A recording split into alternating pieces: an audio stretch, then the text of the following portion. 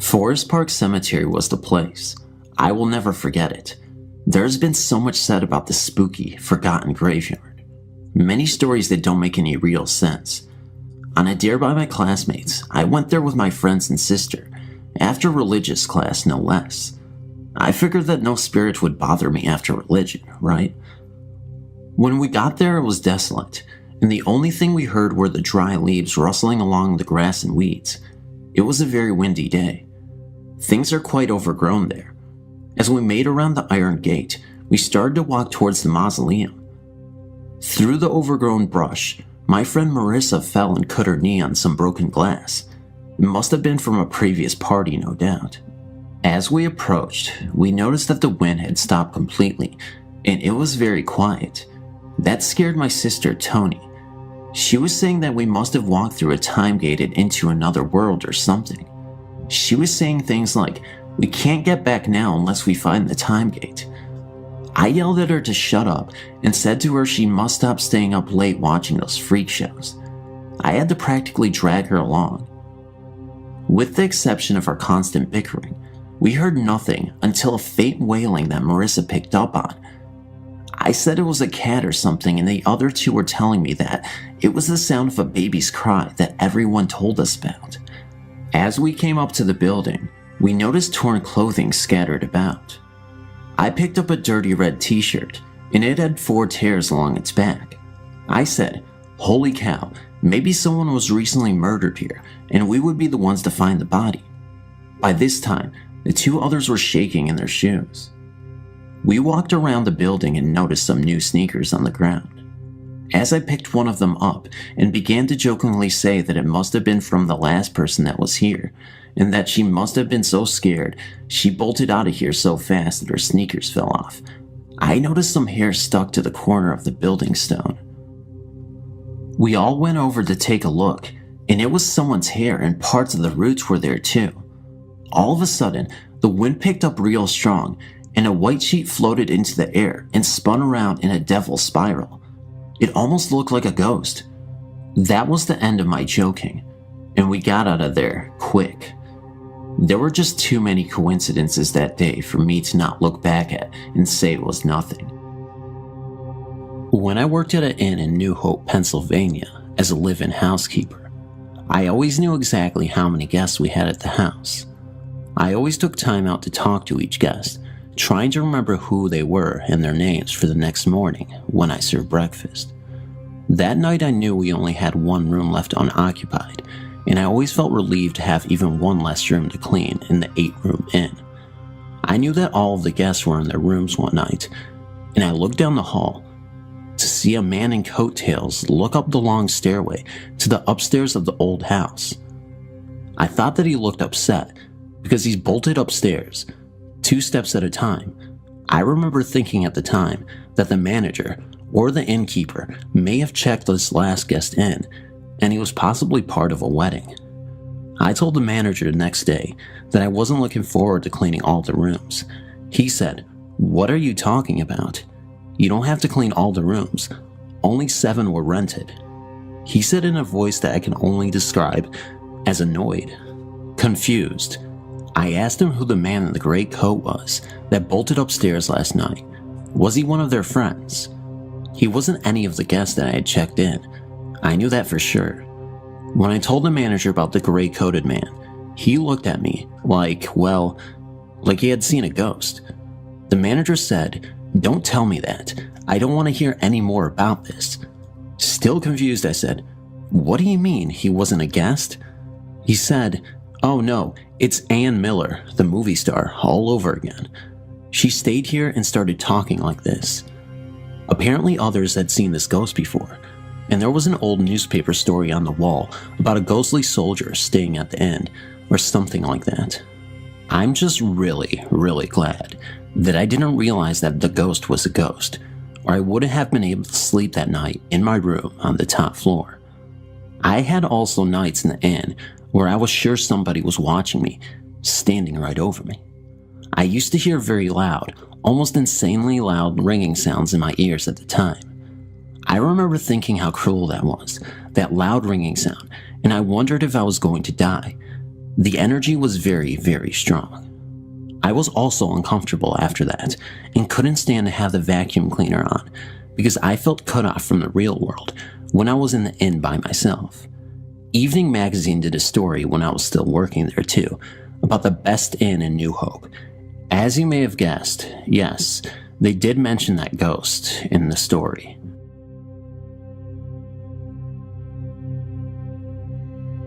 Me and a couple of my other friends were at a slumber party at my friend's house. All of a sudden, my friend starts talking about these people that went into the cemetery and never came out. So I automatically yell out, "Let's go check it out." So we did. We didn't go in the cemetery, but we saw some really freaky things, and I think you deserve to know what we saw. At first, I did not believe her, but then I saw this strange figure sitting on a pole on top of the fence. So I'm like, "You guys see that silver pole?" And they said, "Yeah." Then I said, "Look up." We all saw it. It was a faint sight of a woman, her head facing downward at first. Then she looked up. I screamed. We all did. Then we ran inside the house. After we were calm enough to talk, we started dancing around to the music. When we had come in, we closed the shades. But then something strange started happening. The blinds started to sway back and forth, faster and faster each time. By then, we were so scared we jumped on the couch, but none of us had the guts to get up to turn the television off. But another strange thing started happening. The TV started turning on and off and changing channels slowly. It was about 3 o'clock in the morning. We were tired and freaked out, but me and one of my friends were still up, so we look out the window. We didn't get up, but sure enough, we looked out a crack in the window and saw a ghost looking straight at us. We screamed and woke the other girls up. They saw it too. We went up to wake my friend's parents up to show them, but when they got downstairs, the ghost was gone.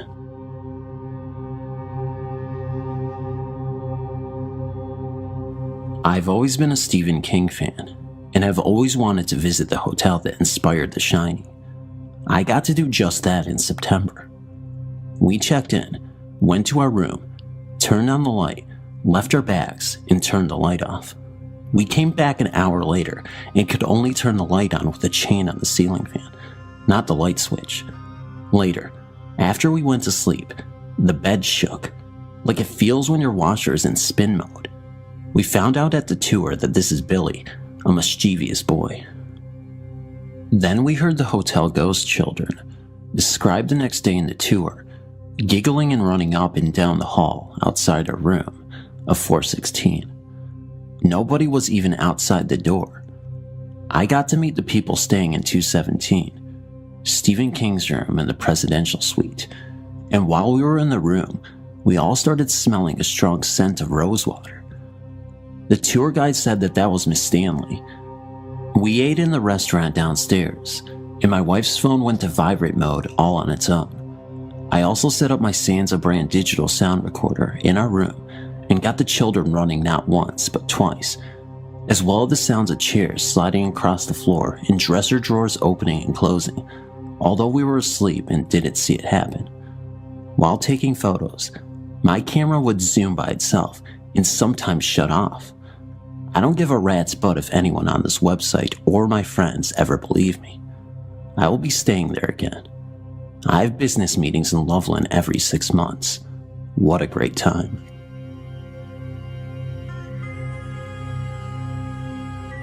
My daughter had just passed away. She was only 31 years old. She had a grand mal seizure, so it was sudden. After the funeral, I took some of the cut flowers and used twine to hold them together. I then hung them from a pipe in the basement to let them dry. A few days later, I was in the basement doing laundry when I got a really uneasy feeling, and it was getting worse. It got so bad that I started to feel that someone was in the room with me, but I was also too scared to turn around and look. I then turned to my right as slow as I could to walk towards the stairs. I never moved my head. Like I said, I was scared to death. I knew someone was there. I started up the stairs very slowly. I was afraid if I moved too fast, it would hurt, grab, touch, or do something to me. When I got to the top and turned the corner, the feeling left. But after about 5 seconds later, there was a horrible crash that came from the basement. I had a wall of shelves holding canning jars, glassware, knickknacks, etc. It sounded as if this whole wall just fell down. The noise was horrible. That was it. I packed a few things and got the hell out of there and went to a friend's house. After 4 days, I went back with my friend. We waited a little while because we were both apprehensive. But then we went into the basement. I expected to see a disaster on the floor, but there wasn't. To my amazement, the only thing on the floor were my daughter's funeral flowers. Fluffy, dried up flowers that couldn't have been heard falling if you stood right next to it. I also know that it would have been impossible for them to just fall because of the way I tied them up there. I've been trying to contact people who know about this stuff, but hit a dead end because they all want money to answer my questions about this. When a close person dies, it's natural that you would feel and hope that if possible, they will send you a sign. In this case, I don't think this event was my daughter's doing. She would not have scared me like that. That presence was one of evil. It felt evil.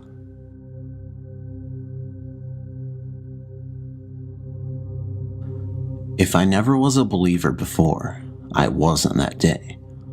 I was 15 years old and was home from Arizona for the summer. I more or less grew up on our family farm. The house there is an older style 2-story farmhouse. I play guitar and like to play in the stairwell because the acoustics sound good there. It was early one afternoon in the month of June, and I was taking some time to play, sitting on the middle landing. It was a warm day out. As I was playing, I had noticed the air leading upstairs had gotten cooler. It was weird.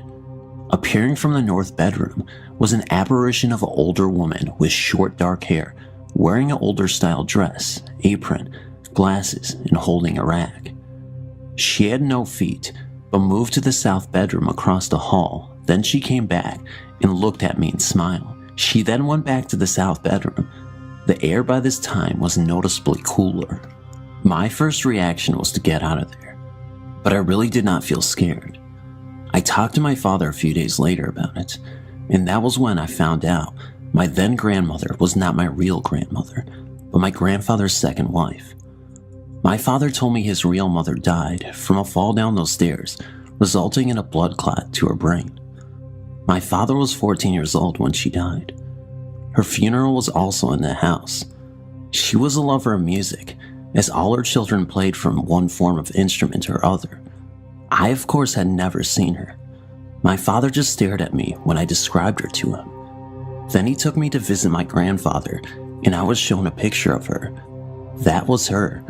For some reason, when I go back to the house, I still feel a presence there. I can remember my first experience with a spirit, and it frightened me to the point where I was almost petrified to get out of bed. Okay, let me back up. I was quite a few years younger, probably 8 or 9, when the usual bedtime routines would begin. My younger brother, age 4 at the time, was making his commonly nightly advance for the light switch on the wall. He'd always switch it on right before bed, because he was afraid of the dark, to a point where he would scream like the uncanny themselves. The light switch was at the top of the stairs, in our room, and to scan down the stairs without the lights on, you were almost never able to see the bottom. I believe there was at least 18 stairs, and at the very bottom, another light switch. Above the switches were the light fixtures themselves, just 2 tiny fixtures lighting a long staircase, which would leak beams of light right into the bedroom and keep it well lit. The night continued like any other. Our parents tucked us into our beds, gave us each a kiss on the forehead, told us they loved us, and we'd sleep content knowing they were there. No more than an hour or 2 passed and the light bulbs went out, one after the other. I thought nothing of it until my brother began to toss and turn in his bed as if he were very ill. He sat up in his bed and buried his head into his hands, looked up, and cried for our parents to fix it. Some time ticked by. It turned out the light bulbs blew, which I also thought nothing of until I realized the next morning that we just put new bulbs in that afternoon. After the small, bothersome fiasco, I finally managed to get back to sleep. Many hours later, I regained consciousness, keeping my eyes closed, hoping to get back to sleep.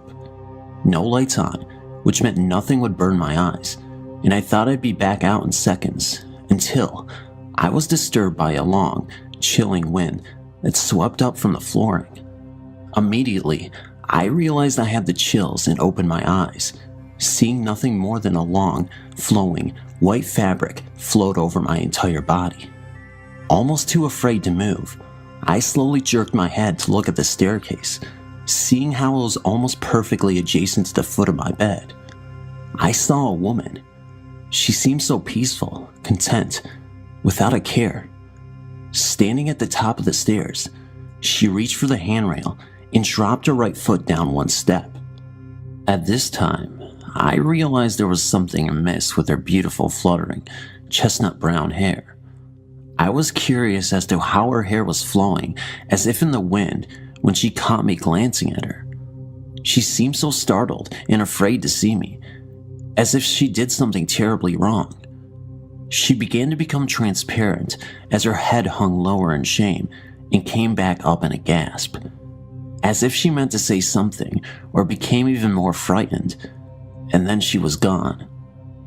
The breeze that filled my room as this event transpired died down, and my alarm clock read 3 a.m.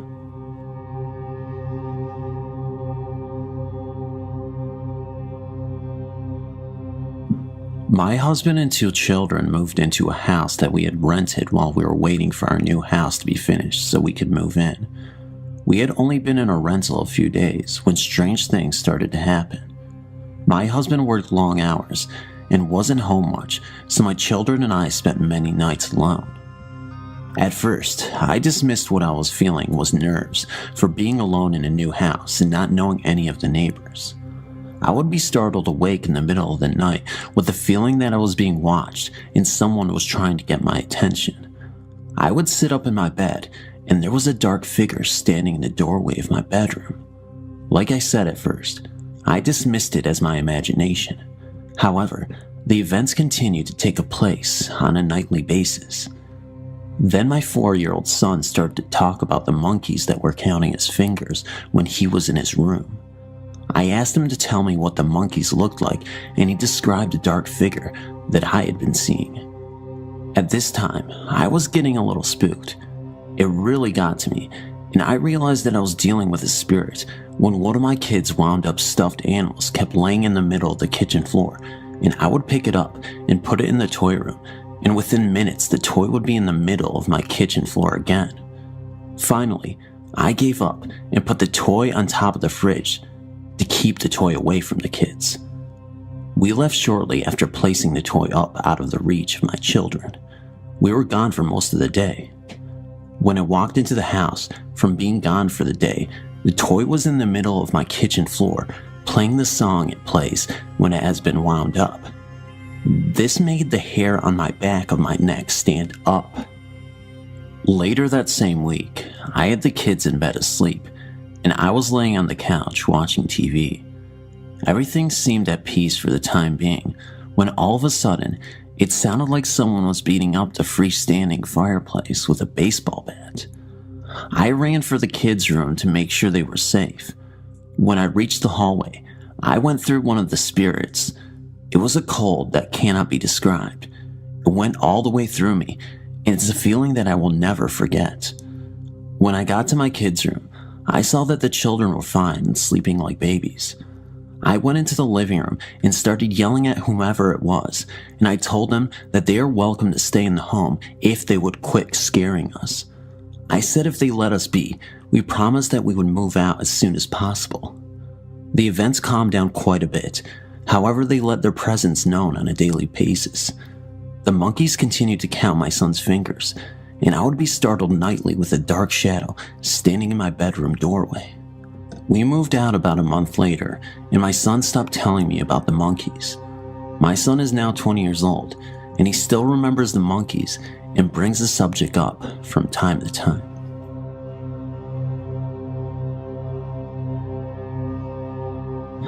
I would like to share with you one of my own true experiences, which happened right here in Dayton, Tennessee, approximately 20 years ago.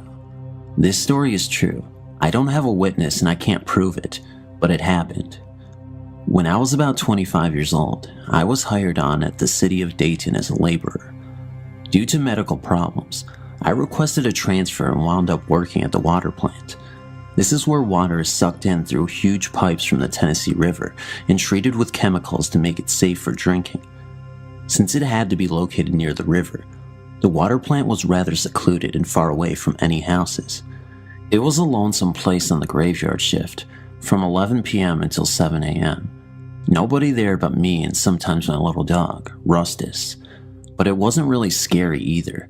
It was spotlessly clean and well lit. There were no cobwebs or dark corners, and best of all, it was easy. The only place in the plant that made me nervous was the basement. That's where the huge pipes from the river entered into the building, and the atmosphere down there was just creepy. Anyway, I've always been sensitive to spirits, somewhat psychic, and I know my way around a deck of tarot cards, and that intuitive voice, that gut feeling, told me that I should stay on the upper floors, at least above ground level. So I did, and everything was cool for a long time, but then, things changed. I went into work that night at 11, same as usual.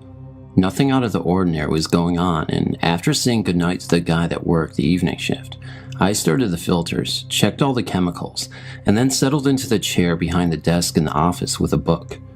It's kind of strange, the little things that we remember. The name of the book was One Flew Over the Cuckoo's Nest by Ken Kesey. Why do I remember that? Oh, well, that's not important. I was really getting into the story. You know how sometimes you can get so absorbed into something like that? You forget about everything except the book, and the next thing you know, a couple of hours have slipped away without a whisper. Well, that's what happened. I looked at the clock and it was 3 a.m., straight up. It's a true witching hour. That's exactly when I heard the noises began. Slam. Something in the hall had fallen onto the tiled floor. Bang. It happened again. But that wasn't possible. I was alone, and there was nothing in the hall that wasn't bolted to the floor. So I took a deep breath, slowly eased out of my chair, and peeked through the doorless opening into the hall. First to the left I looked. Nothing. Just the closet door, which was open slightly. Then to the right, and there, about halfway to the door that led down to the basement, were two of the cabinet doors laying flat out on the floor. The same two cabinet doors that I had carefully closed and latched earlier. I decided that they weren't hurting anything by being there instead of on the cabinet, at least until the sun came up. I reasoned would be okay, and I could just stay in the office in case the phone rang or anything. I turned back to my chair and book and wished that there was a door that I could close and lock, but there was no door. It had been removed years earlier by Charles, an enterprising ex-employee who would never tell where he hid that door after he got fired for trying to disassemble the whole building in 8 hours. When questioned by the supervisor, Charles pulled a knife and began to babble about the Bible, the great beast, and the book of Revelations. But back to it, my chair and book. I sat back down and tried to read more, but it was impossible. You see, I began to feel that I wasn't alone. I knew that there was someone else in the building, in the basement to be precise, and I knew that it was not friendly. So I just sat there behind the desk, looking through the doorway, waiting. I didn't have to wait long. I felt it before I saw it. A terrible air of hatred and evil seemed to settle in like fog in a graveyard. I was scared, really scared. And then I saw it. As I sat in the chair, looking out into the hallway, the shape drifted into view. It came from the direction of the basement, floating slowly about 6 to 12 inches above the floor. It was the shape of a man, solid, but at the same time not solid, and it was totally black, like a human body dipped in tar. I saw the arms, the legs, the head, but no face and no eyes. When it was exactly in the center of the open doorway, it seemed to notice me for the first time. It turned in my direction, and when we were face to face, with no more than 8 feet of open space and one small desk between us, it almost killed me. It very nearly scared me to death. It began to scream and reach for me, but for some reason, it seemed that it could not cross the threshold from the hall. So it reached and reached, and the arms started to get longer, getting closer with every effort, but never quite touching me. The monster leaned inward through the door and screamed its frustration. Now let me explain that it never made a sound that I could actually hear. It had no mouth. When I say screamed, I mean that it sent wave after wave of negative energy towards me and through me.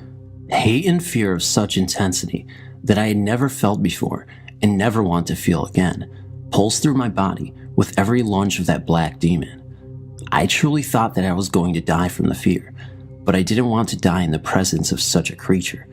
So I sat there for the duration of the attack, at least 30 seconds. I know that 30 seconds is not usually thought to be a very long time, but in my situation, it seemed to be considerably longer. Finally, after my half minute of terror was up, the thing turned its head to its left, as if it heard something. It then looked eyelessly back at me for just a moment, then turned away and floated back towards the basement. It was several seconds before I could breathe again. When I regained my senses, I was in a fetal position in the chair, with my legs in front of me for protection. Only my bugged out eyes were above my knees as I watched for any reappearance of the spirit, but thankfully, it did not return. As soon as I was able to speak again, I was on the telephone, calling everybody, anybody. I didn't care who, just to hear a human voice. I finished my shift that night, and I didn't say anything to the day shift guy when he got there at 7 a.m. I immediately applied for a transfer back to the chain gang and soon received it. I never went back to the water plant. I now know the reason that Charles lost his mind. He thought his religion would protect him, but somehow the evil got through. And I know why the people that work there now, 20 years later, carry handguns at all times. They're scared, but they don't know what is scaring them. And you and I both know that if a monster ever returns, their bullets will not protect them. I still don't know what protected me, but I'm glad that it did. In the 20 years since this happened, I've done a little research and talked to several psychics, and I've learned that other people have seen these black spirits in various places and that they are indeed dangerous. So, if you ever go out ghost hunting, and I still do, watch yourself. These spirits are real, and they are nothing to play with. I've worked security at a major hotel near the airport for 15 years now. And when I first got here, I was told to watch out for a ghost on the 7th floor. I was told he likes to make his presence known at random times. Some of the older employees say it's one of the engineers, maintenance workers, who loved his job so much that he likes to hang around. At first I thought they were trying to scare the noob, because I didn't see, hear, or feel anything for months after I started. I did eventually run across him a couple times, and both times I was working graveyard shift. I started out on a graveyard shift and worked it for a couple of good years.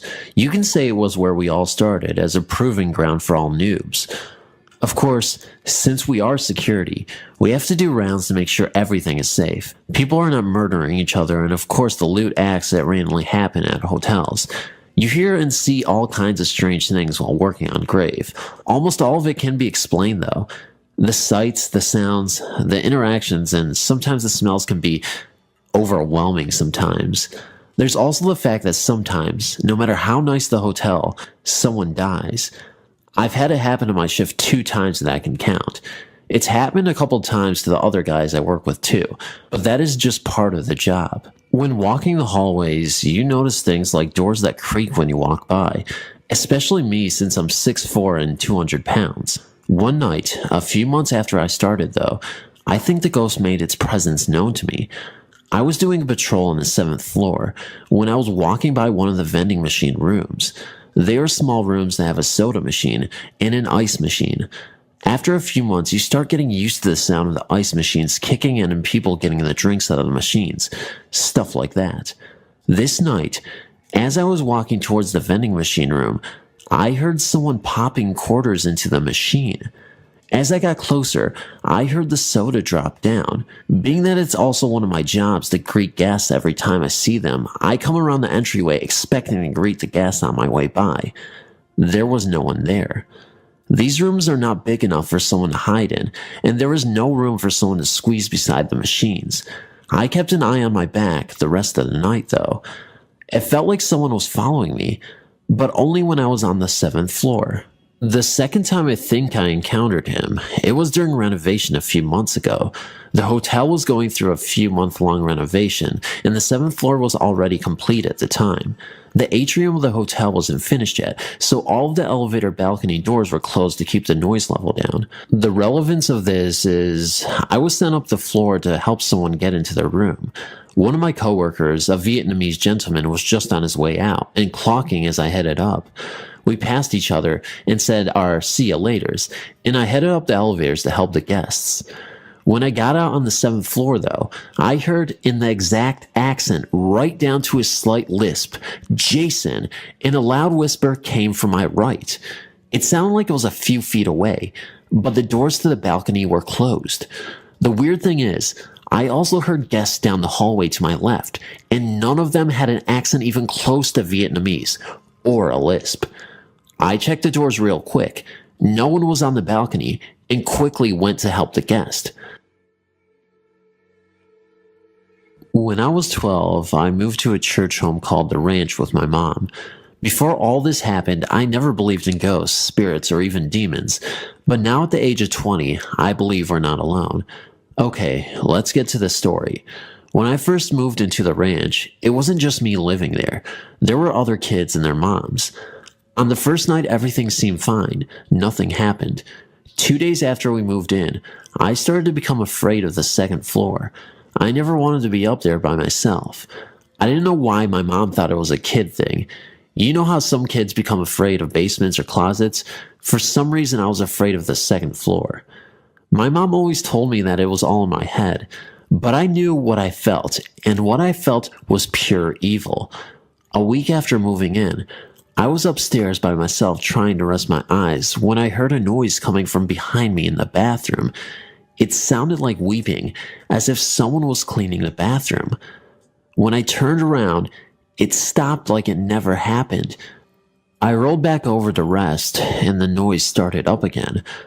I was so scared that I got up and left the room. I never told my mom what happened. I figured she'll think I'm making it up or something. Now, lucky for me, I wasn't the only one who was hearing things.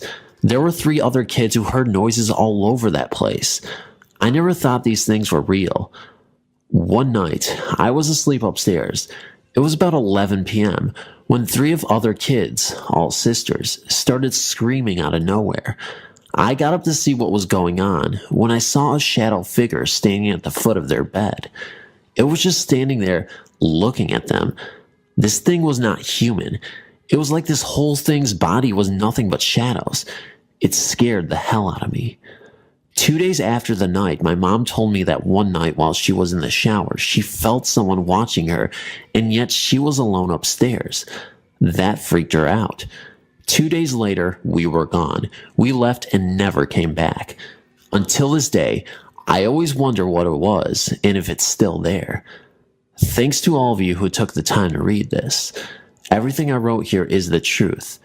I swear to my life.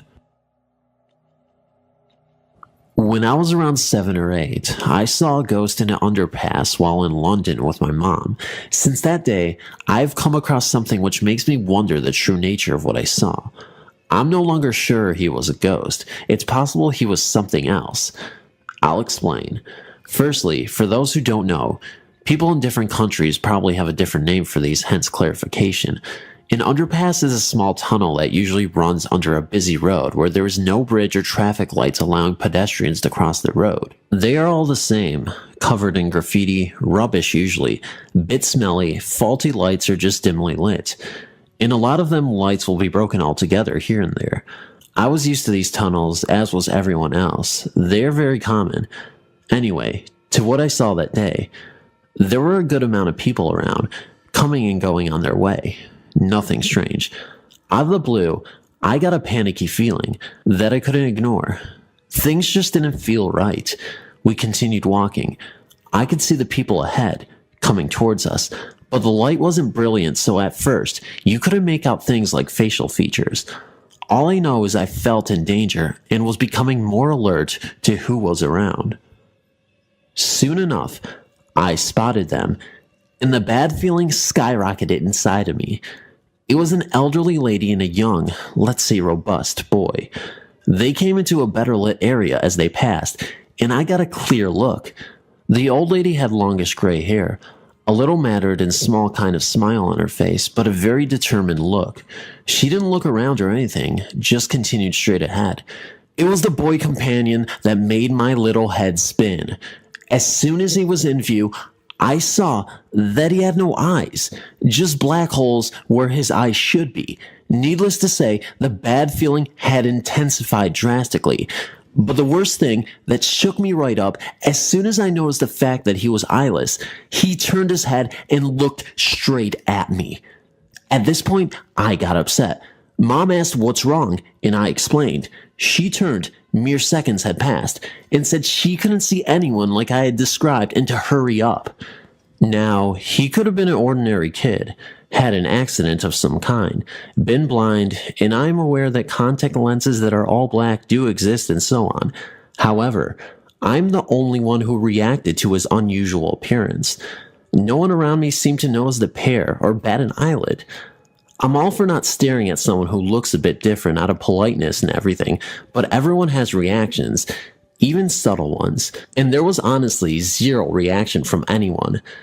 My mom should have seen them when she turned to look, but she didn't. I deliberately never looked back at that point, as I still felt in danger and really freaked out. I know a lot of people will point out my age, the location, overactive imagination, but I'm pretty certain. Hence, up until recently-ish, it's always an experience I share whenever the subject of ghosts arises. However, as stated, I am now in some doubt as to whether this was a ghost encounter. I've since learned about the BEP phenomenon and read many encounters online. Some I'm sure have been faked. BEP stands for black-eyed people. They seem to be average men and women at first glance. Normal human body hair, clothes, you know, all that stuff. But no whites at all, and their behavior can set them apart. You'll have to go and read some accounts for yourself to know what I mean. And there are many sightings. Some think they are aliens, others think demons. They have even been compared to vampires, as in a lot of them stories, BEP or BEC, black-eyed children, will turn up at people's houses asking to be let in and don't seem able to enter without permission. I've no clue what they are. In a lot of cases, they try to touch people and always give off this evil aura. Eyewitnesses often state having a terrible feeling come over them, panic, and sensing evil and danger. And that's exactly what I felt, as I told you earlier in the story.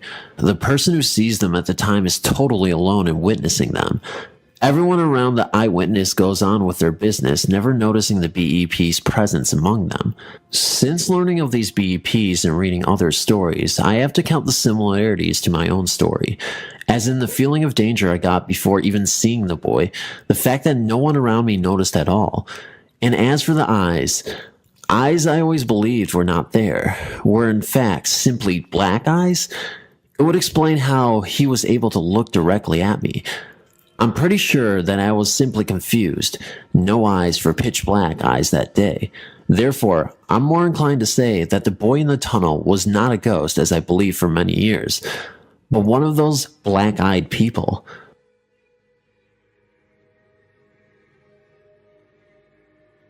Most families have some kind of hero in the family tree. Some great or maybe even recent member they point at with pride and say he or she was the first to, or fought in the war and was decorated. You get the gist. In my family, it was my maternal grandmother. Her familiar claim to fame was having drowned the boogeyman. It was back in 1946 in rural Kentucky.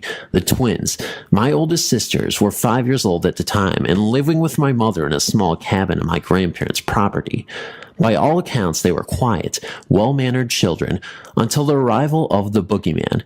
No one knew where the children had even heard of them, but almost nightly their shrieks of fright roused the households, bringing my grandfather on the run with his shotgun. They became afraid of the dark and would beg for my mother to sit with them until they'd fallen asleep. This went on for weeks, despite the fact my mother kept reassuring them that the boogeyman didn't even exist. He was just something made up to ensure children behaved, and since they were always good, they never have nothing to fear anyway. My mother wasn't actually sure that there was nothing to fear. For weeks now, there had been odd occurrences in and about the cabin that she was at loss to explain for. For one thing, several times when the girls cried out, their room smelled of rotten eggs, and sometimes the window that she was sure had been closed was slightly opened. There were times when she found weird drag marks in the dirt outside their window, as if someone with a horrible limp had come that way. Privately, she told her father that she was worried that the boogeyman might be some hobo lurking about. Grandpa said if that was the case, they'd be more likely to steal a few chickens, and surely they wouldn't dare to come back every night, or have any interest in scaring little girls. Still, that same day, he brought old Jack, his hunting dog, to stay with Mom and the girls. According to my mom, Jack made himself right at home, but steadfastly refused to have anything to do with the girls' room, refusing to enter it, and at night would growl at nothing she could see. Days dragged by, the boogeyman taking its toll on my mother and the girls, mostly due to lack of sleep. One simply does not go from terrified screaming and responding to such screams as sounds sleep easily. They grew pale, and dark circles formed under their eyes. One day, Grandma decided to consult with Aunt Sylvia about the situation. No one knows what transpired between them, but it had to be serious for Grandma to pay a call on a known witch.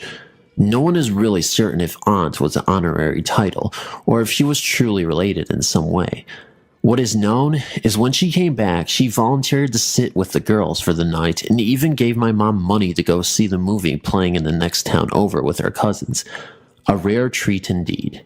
When Grandma came, she ushered my mother off and set about getting the girls ready for bed. Of course they did not want to go, so instead she put them in my mother's room, telling them enough was enough and she'd take care of that old boogeyman, and he would never ever bother them again. Then she gave them instructions that no matter what they heard, they mustn't leave the room. It wasn't long before they heard her talking in their room. Grandma was not a soft-spoken individual. "See this broom, you devil? I'm going to beat you with it. Now you get out of here in the name of Jesus and never come back." After that, there was a horrible racket that went from one room to another. It sounded like furniture was being overturned. Old Jack was barking up a storm, and Grandma yelling. They heard the back door slam, and running to the window saw Grandma running down the path, swinging the broom and shouting Bible verses. After a short while, she returned, telling them they didn't need to worry about the boogeyman anymore, as she had chased him down to the river where she had drowned him. My mother came home to find the twins sleeping peacefully, her home in disarray, her broom broken, every window and doorway salted, and Grandma reading the Bible. Whether the result of a theatrical performance by Grandma or some cleansing ritual, the twins never again complained of the boogeyman bothering them. A couple of years ago, I ran across an old Ouija board dated 1919. I remember how fascinated I was with an experience when I was about 10 with one, so I thought that this board game would be fun to fool around with again. My son, when he was very young, told me about looking out his bedroom window and seeing 3 glowing figures coming from the field toward his window one night. He also stated that they even entered his room and stood at the foot of his bed. He covered his head with the blankets, thinking that they would go away, and when he uncovered his head, they would still be there. Then they vanished. I attributed this to a bad dream at the time. There is this old, beautiful house in my property, built in 1926. The builder also signed and dated his name in the rafters in the attic. Cool, I thought, that he took so much pride in his work, like an artist, to do such a thing. Anyway, we were in this old house, working the Ouija thing and so forth. My son asked me to see if what he saw was real or not. We got an answer and a lot more. The two people who were at the board knew nothing about this. In fact, they did not know the name of the road we live on or anything else much about the neck of the woods. I asked if there were any ghosts who wanted to speak, not at all taking any of this seriously. Yes, replied the board. Who are you? I asked. Anna Mills was the reply. As our guests worked a Ouija board. Why are you here? I asked. And the Platchetid began to move quickly. I died here on the Munger Shaw Road. Our guests didn't even know the name of this road. How? I inquired. Truck, the board answered. How? I asked. Run over, Anna replied. When? 1936. At this point, I was having fun with this game. I did not take this at all seriously. After all, this thing is just a game. So if this is all true, where's your body so that I can bring you some flowers? I jokingly asked. Her answer sent chills down my spine. You are there, she answered. What do you mean? Scattered. Misspelled by an 8-year-old, she said. My ashes are scattered where your trailer house is, she added. She gave us a lot of information that night. She is with 2 uncles who are elusive, but protecting her. She was visiting them here when her death occurred. Things have happened after that as well than before. When I first bought the trailer house where it is now abandoned, for I am now living in the old house. My ex-wife and I heard the distinctive voice of a child crying. That I can say without a doubt. My ex also told me that she saw a small girl one night fleeing out the door one late night. Blew her off. And so did I one night when I woke up to use the bathroom. You know, through the corner of the eye, which I attributed this to being half asleep. We did the Ouija again with 2 other people. Again, the same conversation with this Anna Mills. I cannot find any records of her existence of her anywhere, though. Then again, out here in the sticks, especially back in the 30s, records may have not been so critical. Heck, I know a guy that had 2 people buried in his front yard from back then. That's in the days when they did things like that.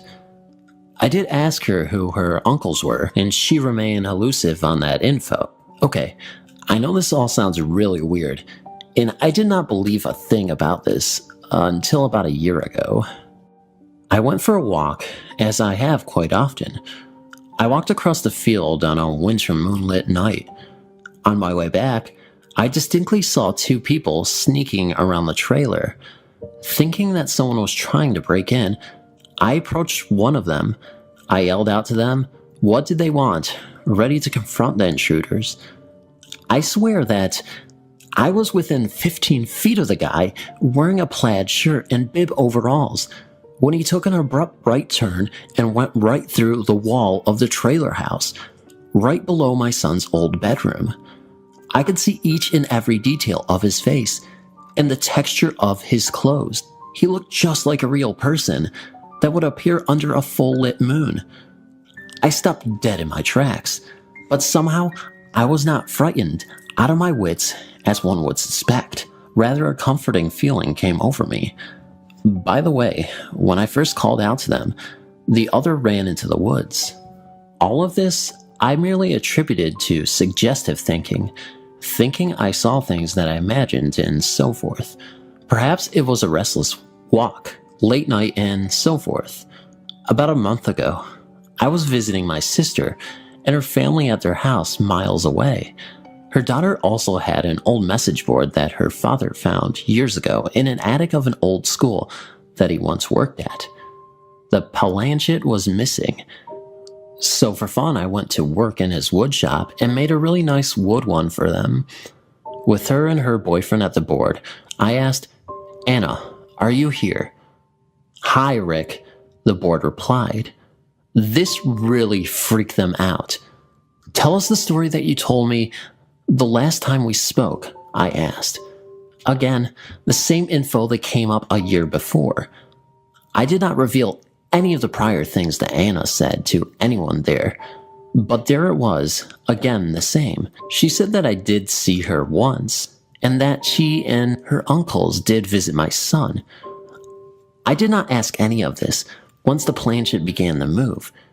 She went on and on and on. I asked her if she liked what I did with the old house. It still looks as it did in the 30s, except for the addition of electricity and plumbing, and she said that she feels at home. I asked her if she enters the house, and she said, no, bad memories. Again, misspelled by an 8-year-old girl. Lately, at night, through the corner of an eye, my son as well as I have seen someone fleeting past the kitchen window. Even our dog sends an alert that somebody is here, when in fact there isn't. The last time I used the board, being a skeptic, I always have someone else use it. She said that she wanted to meet me along the edge of the field at 1 o'clock in the morning. Promise? I asked. I promise, she answered. I never bothered. I'm not sure if I believe in such things, but it is fun to think about. Perhaps it is true. Update. Anna is now haunting the people living in their trailer house now, even though I have never shared the story with them. Denise and her friends have seen her as well. She is still alone and longing for whatever she is looking for. They are not afraid, for they find her sweet and comforting. Just like the child she was in life, they have actually adopted her, and she at times visits my old house. Crying woman. This happened about 11 years ago, when I was around 7 years old. Since I was born, my family moved a lot of times from house to house.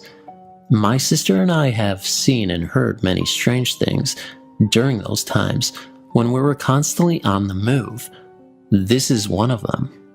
My family and I were living in an old 2-story house that was in a state of disrepair, with the edges of the roof falling off. The house had a creepy attic and basement that my sister and I never dared to enter any one of them. One time at night, my parents were sleeping in their own bedroom, and I was in my own room, wide awake, trying to sleep.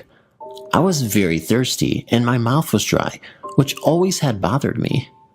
I didn't want to wake up my parents because they had to get up early in the morning to go to work. Then I decided to go by myself to the kitchen and get a glass of milk. The kitchen was just down the hallway, just a few feet away from my room. When I got there, the first thing I did was turn the lights on. Then I tried to turn on a small TV we had in the kitchen, but it was unplugged, and the TV was too high for me to reach the cable to plug it in. Then I started to drink my milk.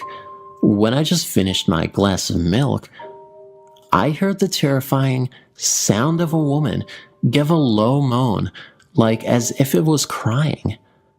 It sounded like it was coming from the hallway, a few feet away from the kitchen. My whole body got numb of fear, but I didn't care how scared I was, and ran to my parents' room and told them that I heard someone crying, but they told me it was probably my sister trying to scare me, even though what I heard was clearly a grown woman. Then they decided to let me sleep with them. A few weeks after that incident, I was alone in the entire house. It was at night, and when I went to the bathroom to take a shower, I heard it again, and like last time, it sounded very close to me, like as if it was in the bathroom with me. I jolted out of there and went to my room and covered myself in my blanket, terrified, and stood like that until my parents came home a few minutes later. After that second time, I never heard it again. Luckily, we moved a few months later. About a year ago, I started to remember this incident and told my parents what I heard. My mother didn't know what to make of it, but my father told me that in that same house, something similar happened to him. He said that when he got up very late at night to go to the bathroom, he saw a woman sitting on the stairs, which was right in front of the bathroom, and the woman was sobbing. She was holding her face crying. My dad thought it was my mom and started to tell her, "What's wrong?" But the woman gave no response. Then my father told her, "Fine, have it your way." Then, when he got out of the bathroom, the woman was gone. When he got to his room, he saw my mother sleeping. The next morning, he asked her why she was crying on the stairs. My mother was confused and told him she was sleeping the whole time. Until this day, sometimes I wonder who or what was the woman. If any of you have any ideas, feel free to comment. This took place when I was touring Kenya, Africa with my parents. We had lodged in a hotel in the savannah. The layout of the hotel was as follows. The main building was at a distance of some 1 kilometer from the lodging cabins. The cabins were amazing. They had a feel as if they belonged to the jungle itself. There was a river flowing behind the cabin, but it was out of bounds as it had crocodiles in it. But we got a good view of the river from the balcony of our cabin. It was great seeing crocs in their own habitat. The night we reached the hotel, we were all pretty exhausted. The room was cozy except for one weird thing. It had a deer's head hanging from one of its walls. The hotel was pretty old, so it must have been placed there before hunting was banned in Africa. There was a show of Mara people, tribals, that night, which wouldn't take place for another month. As we were there for only 3 days, my parents went to the show. I decided to stay back as I was pretty tired and the hotel was about 1 kilometer away.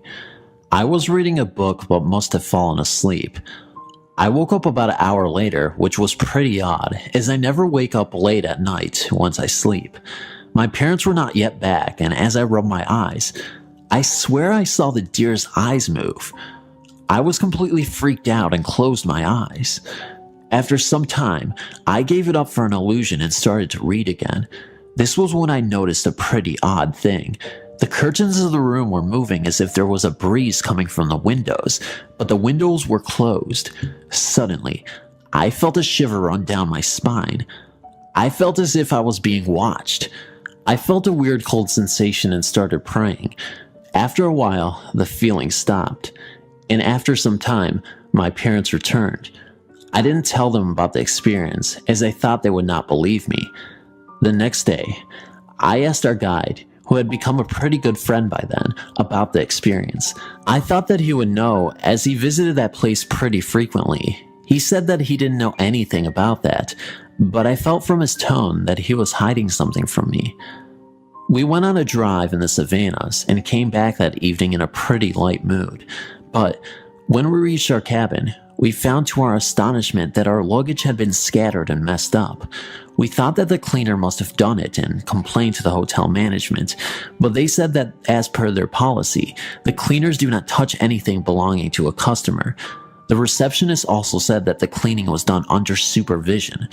We let go the incident as some misunderstanding. Then, the last and most eerie thing occurred.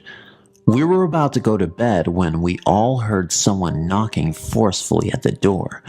When we opened the door, there was no one. This happened 2 to 3 times. Finally fed up, we shouted to the person who was knocking to stop playing around. No answer. The knocking stopped. We gave it up as some prank and retired to bed. But it must have been about 2 to 2:30 in the morning when I heard again the knocking. Sleeping on an extra bed near the door, so I think I was the one who heard it. I was pretty scared to go out alone after my first experience, and we were even advised not to go out alone at night as the area had many wild animals. So, I woke my parents and told them about the knocking. At first, they told me that I was just getting paranoid and that I should go back to sleep, but then, we all heard the knocks on the door. My dad opened the door only to find that there was no one there. but he saw something move in the bushes. He came in and declared that it was some kid. Though I didn't feel convinced, I decided that I would rather believe that it was a kid. Next day, we complained about this to the staff. They also said that it must have been some prankster, but then suddenly, my dad asked what moron would have let out a kid at 2 a.m. in the morning. That set me thinking. I started relating this to my previous experience and felt that this place was haunted. But anyways, we were to depart that day, so I didn't care much. I didn't think about the incident until the day we were about to leave Kenya. On the day of our departure, our guide told me that he wanted to tell me something. He asked me not to tell anyone what he was going to tell me. I agreed. He told me about that hotel. He said that it was rumored that a leopard at the hotel killed a boy of about 9 to 10 years, some 50 or so years ago. He told me that everyone said that the ghost of the boy still haunted the same room where he was staying the night he died. He said that many of his customers had the same complaint as me, but only those customers who stayed in 2 specific rooms had the experience. It was in room number 153 and 154. I had stayed in room number 154. When I was in my late teens, I was living in my family's home in Warren, Michigan, which is a suburb of Detroit. I came home late one night, around midnight, and parked my car in the detached garage in the back of our house. As usual, I rolled down the garage door and locked it. After exiting the garage, I faced the garage's entry-exit door and locked it as well. I'm not a person who is scared of the dark, and I definitely don't frighten easily. As I turned around to walk into my backyard so I could get into the house, I bumped into what I thought was a person. It was big enough and solid enough to be. My first thought was that someone was in my backyard, and I ran into them, possibly trying to break into the garage. Instinctively, I pushed back but no longer felt a solid body. I ran to my back door where I watched the backyard while trying to put the key in the door, which is a pain when you're scared. We had a small yard that was surrounded by a privacy fence, which would make it even more difficult for a person to get in or out of quickly. I never saw a person or heard a noise. What scared me so much was that I could feel the solid body. Have you ever turned around and someone was standing behind you and you walked right into them? That is exactly what I felt. The impact was enough to knock me back a step. It probably wouldn't have shook me up so much if it actually was a person. At least I could explain it. I eventually got into the house and told my parents. This is the same house where I frequently heard my name being called at all hours of the day and night. It wasn't just my name that was called, it was my nickname that only my close family calls me. There are many times that I thought my mom was calling out to me because I was up late watching TV, or she had come home early and needed my help carrying in groceries. Every time I checked, there was either no one home or the whole family was asleep. Years later, I found that both of my parents had experienced their names being called too. My mother's side of the family has always been sensitive. A lot of uncles and aunts and my grandmother would tell stories of their experiences. I haven't experienced paranormal activity as much as other family members, but I do have a few stories. I'll start with my favorite one. One night about 5 years ago, I was 18. I was staying over at a friend's house, Pat. He had his bedroom in the basement of his brother's house. There was a laundry room in his room as well. There was a huge bookcase which he used as a TV stand and as a wall between the laundry room and his area. You cannot see the door leading to the laundry room behind the bookcase, but it didn't reach the ceiling. I was sitting on the couch watching TV around 1 a.m. Pat was asleep on his bed. I heard what sounded like a door opening, and I noticed a light go on in the laundry room, and I saw the light and a shadow on the ceiling that looked like a man's shadow. I don't know why, but I forgot that was a laundry room. I thought, at that moment, it was a bedroom and a relative or friend was staying there, even though I had been in that room before. And I was kind of nervous to have to say hi while Pat was sleeping. Then I heard footsteps, loud footsteps, like as if he was wearing boots, and a small dog barking, and then I heard the dog start walking. I could see the shadow of the man moving on the ceiling, but I never saw a shadow of a dog or anything else. The footsteps kept coming, and then they stopped, and it sounded like the dog was eating. I could still only see one shadow of a person on the ceiling. At that point, when the footsteps stopped and the noise of the dog eating was the only noise besides the TV, I froze. It's like all of a sudden I knew I wasn't supposed to be seeing or hearing this. I sat on the couch just numb, waiting for something to come out at me. Then the footsteps started again, and the shadow began to go back towards the laundry room. Once it got there, it turned off the light. I could even hear the switch, and closed the door. I got up and jumped into Pat's bed, and the first thing I asked is, "Why didn't you tell me something was staying in that room?" And obviously his response was, "What?" I told him what had happened, what I saw, and what I heard. He asked me if I remembered that the room was a laundry room, and that's when I started realizing that, yes, I do remember that, and no, there is no way I just saw what I saw. So the next morning, after making my friend stay awake until I fell asleep, he showed me that the door to the laundry room couldn't even close because of a few wires he had crossing into his room from the laundry room. About 7 years ago, I was struggling with a drug addiction and decided I needed help. I couldn't afford a fancy drug rehabilitation place, so I chose to go the public route. The place is called the Stout Street Foundation in Commerce City, Colorado. They took a large, old hotel and converted it into a drug rehab and prison. It had nonviolent criminals mixed with people looking for help, not in trouble with the law. And I was not in trouble with the law, but in need of help. I've still never been to a building with such a dark energy. I was bunked with about 10 other men on bunk beds in a normal-sized hotel room. One of the men in particular was very chatty with everyone. He was telling all of his tales about getting high on meth and having sex all night in the same hotel and talking about how it was basically a rundown drug hotel in the 1980s. This guy had a very creepy and dark vibe to him, and you could tell he has done some very bad things in his life. This was the very first night of being there. The room was dark, but still very visible due to the window and hallway light. And I couldn't sleep, of course. I had a top bunk bed, and it must have been 85 degrees. Everyone else was sound asleep. I was tossing and turning and very alert. And I remember I was on my side facing the wall and flipped sides towards the room.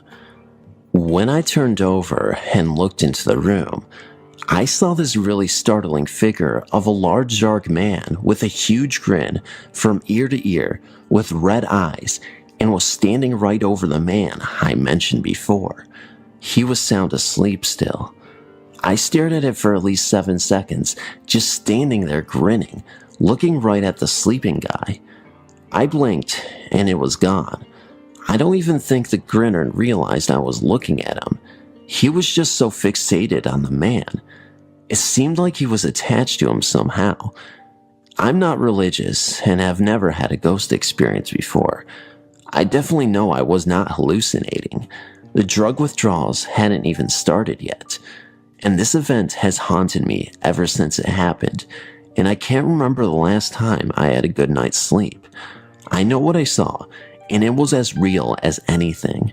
If anyone out there can relate to this, please tell me your experience too. In case you guys were wondering, I've been drug-free for 6 years. I'll get the miscellaneous information out of the way first. My soon-to-be husband and I moved into our current residence approximately 1 year ago.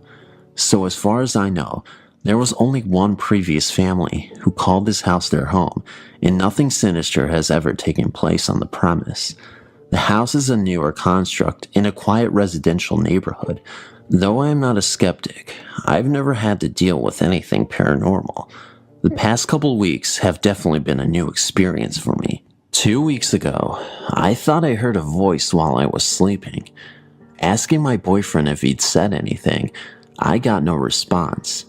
As he was obviously sound asleep, I decided I was dreaming and rolled over towards the closet, which is situated behind my bedroom door, which always remains closed. Though I considered getting up and drinking a glass of water, I stopped moving when I saw a fuzzy white form near the closet door. A sweater that I have hanging there moved as it passed underneath it. Within moments, the shape had disappeared. Confused, but not scared or concerned, I convinced myself I was dreaming and went back to sleep. After that night, I've been consistently waking up between 3 a.m. and 4 a.m. Sometimes it is because of noises. Other times, the room just doesn't feel quite right. 3 nights after seeing the fuzzy shape, I woke up to the sound of something falling or someone stumbling. At least that's how it sounded to me. In the same place as the previous sighting, I saw the shape of a tall man. He was shadowy and seemed oddly formed. Slightly frightened at this time, I turned to press my face against my boyfriend's back. He did not wake up at all, and urged myself back to sleep. 4 nights ago, after continuing the pattern of waking up between 3 and 4 a.m., I was startled awake because the temperature plummeted in my normally hot room. Though it is usually humid enough in the bedroom so that I can't sleep without an industrial fan blowing at full strength, and though it is the middle of summer, the temperature became absolutely frigid. I was shivering and my skin was cold to the touch. Upon opening my eyes, I saw what I assumed was the same man, better formed this time, and wearing a grin that set my heart pounding like crazy. Amusing as it is to me now, I jumped up and tried to punch him. He vanished at once. For a long time after, I shivered and my heart raced. I was much more scared this time because even though I actively tried awakening him by poking and speaking to him, my boyfriend did not wake up. Because this is unusual for him, and because it was now the 3rd time he hadn't awakened to help relieve my fear, the emotion grew until I was ready to cry. I planned to stay awake until the sun rose, but exhaustion eventually wore out over fear and I slept. After that night, I finally talked to a few close friends about the nocturnal happenings.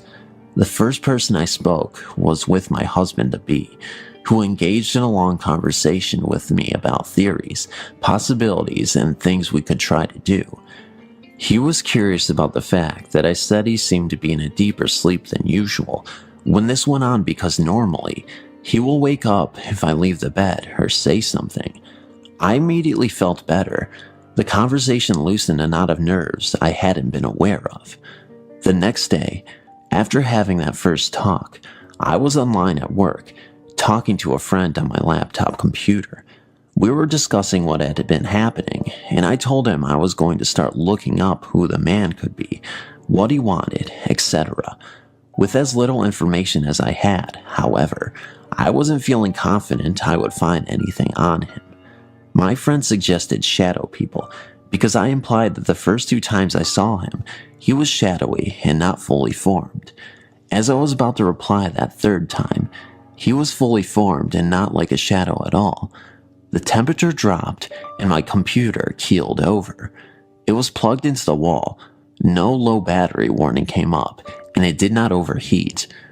I kept it propped on a store-bought stand that prevents overheating, and when I touched the bottom, thinking that was the cause, it was cool to the touch. Now I work alone in a small drive-through store that is perpetually 5 to 20 degrees warmer than the outside air. Unless I walk into the cooler, it just doesn't get cold in there. I felt like a drop of ice water slid down my spine, and I quickly turned my computer back on, stand up perfectly, no problems, and locked back on. What disturbed me the most was when I got back into conversation with my friend. The first thing he said was, "Sorry for disappearing on you.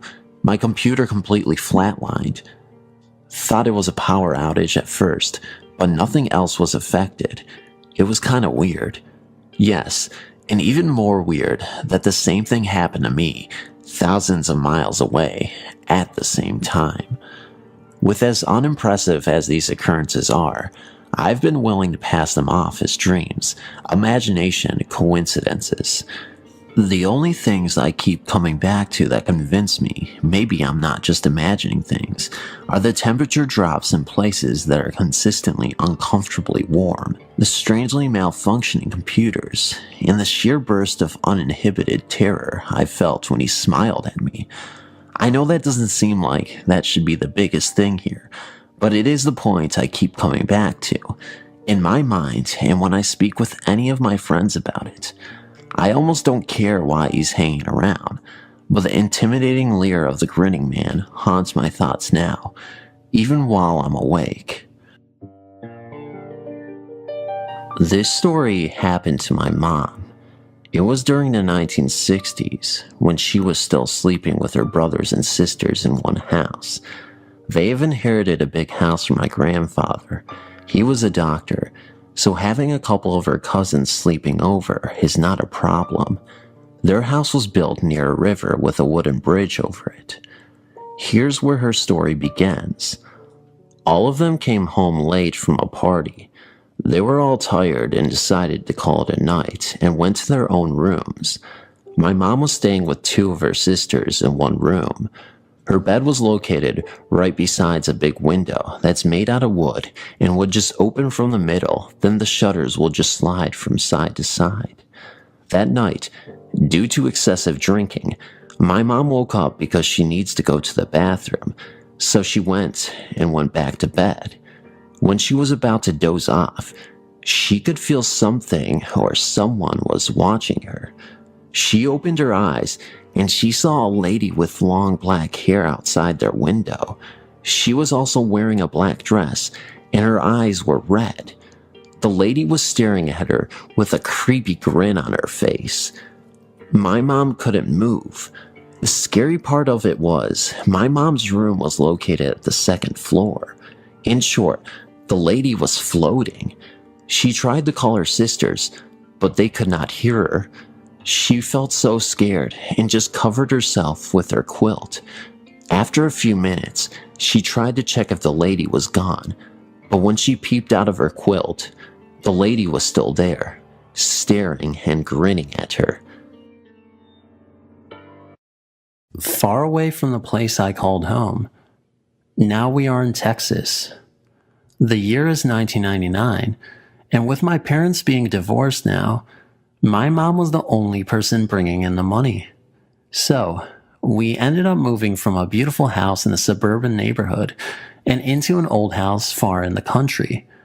This house was old looking, blue. When you walked inside the long, tall hallway, it went straight back to the kitchen.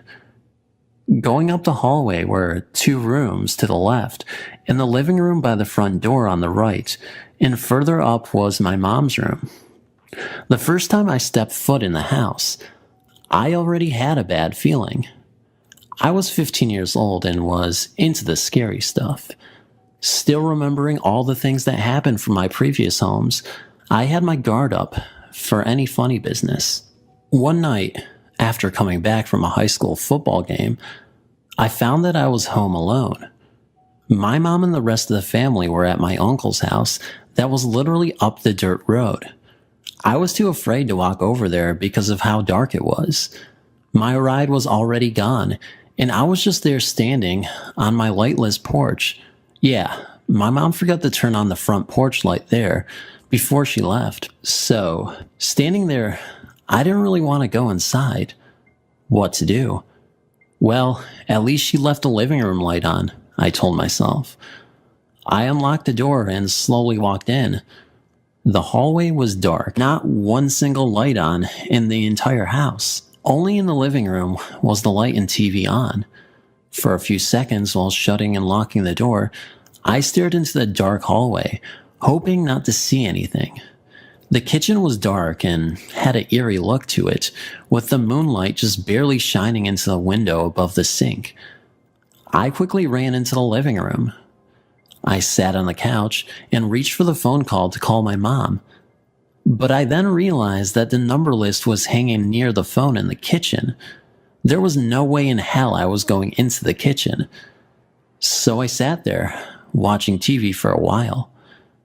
After a few minutes, I heard some music playing. I did not know where this was coming from, but I did know that it was coming from down the hallway near the bedrooms. My heart jumped and then stopped. At least it felt that way. Getting up from the couch, I walked towards the entrance and peeked around the corner. The music was playing louder. All I could see was darkness coming at me from all corners of the house. I decided to walk down the dark hall towards the sounds. I was trying to be the tough guy. The closer I went into the hallway, I could start getting a sense of where it was coming from. It was coming from the bathroom. When I got to the bathroom, I reached in and turned on the light before walking in. The radio was on, and it was on the sink. I thought to myself, maybe it was on the whole time and I just now heard it. I began to turn it off when I looked down and saw the cord unplugged from the wall. And at that instant, I ran out of the bathroom and up the hallway towards the front door. As I passed my mom's room, her door opened slowly, but I was running too fast to really notice. It seemed like an eternity unlocking the locks. I felt like I was going to go into shock. I got the last lock undone when I heard a moan coming from the kitchen. I opened the door, got out, then slammed it behind me. I ran to the road with nowhere to go. I was 15, but still wanted to cry. I was home alone in a haunted house, and my mom was a mile away. I stood there with my hands on my hips, trying to catch my breath. It took me a few minutes to get my thoughts together. I convinced myself that I was overreacting. The radio must have had batteries in it. I walked back up to the porch and sat on the steps. I sat there waiting and waiting and waiting. I was laying down on my back after a few minutes. Then I hear this noise coming from inside the house. It sounded like someone was walking with a pair of flip-flops on. The sound was coming closer and closer to the door. I stood up and backed away from the porch. It got closer, all the while getting louder and faster. Then it stopped. I couldn't do this anymore, I thought to myself. I turned around and headed back towards the road now with a few tears in my eyes. But to my relief, my mom was coming up the driveway. I ran to the car and everyone steps out. "What's the matter?" my mom asked me after seeing my face and how distraught I was. "I hate it here, Mom."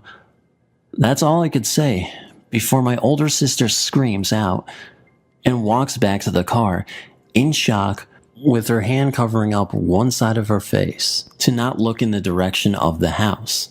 Her eyes were wide open and her crying was held back. "What happened?" my mom then asked her. I will never forget what she told me. She told us she saw. She said that she saw 3 faces looking out of the bedroom window at us.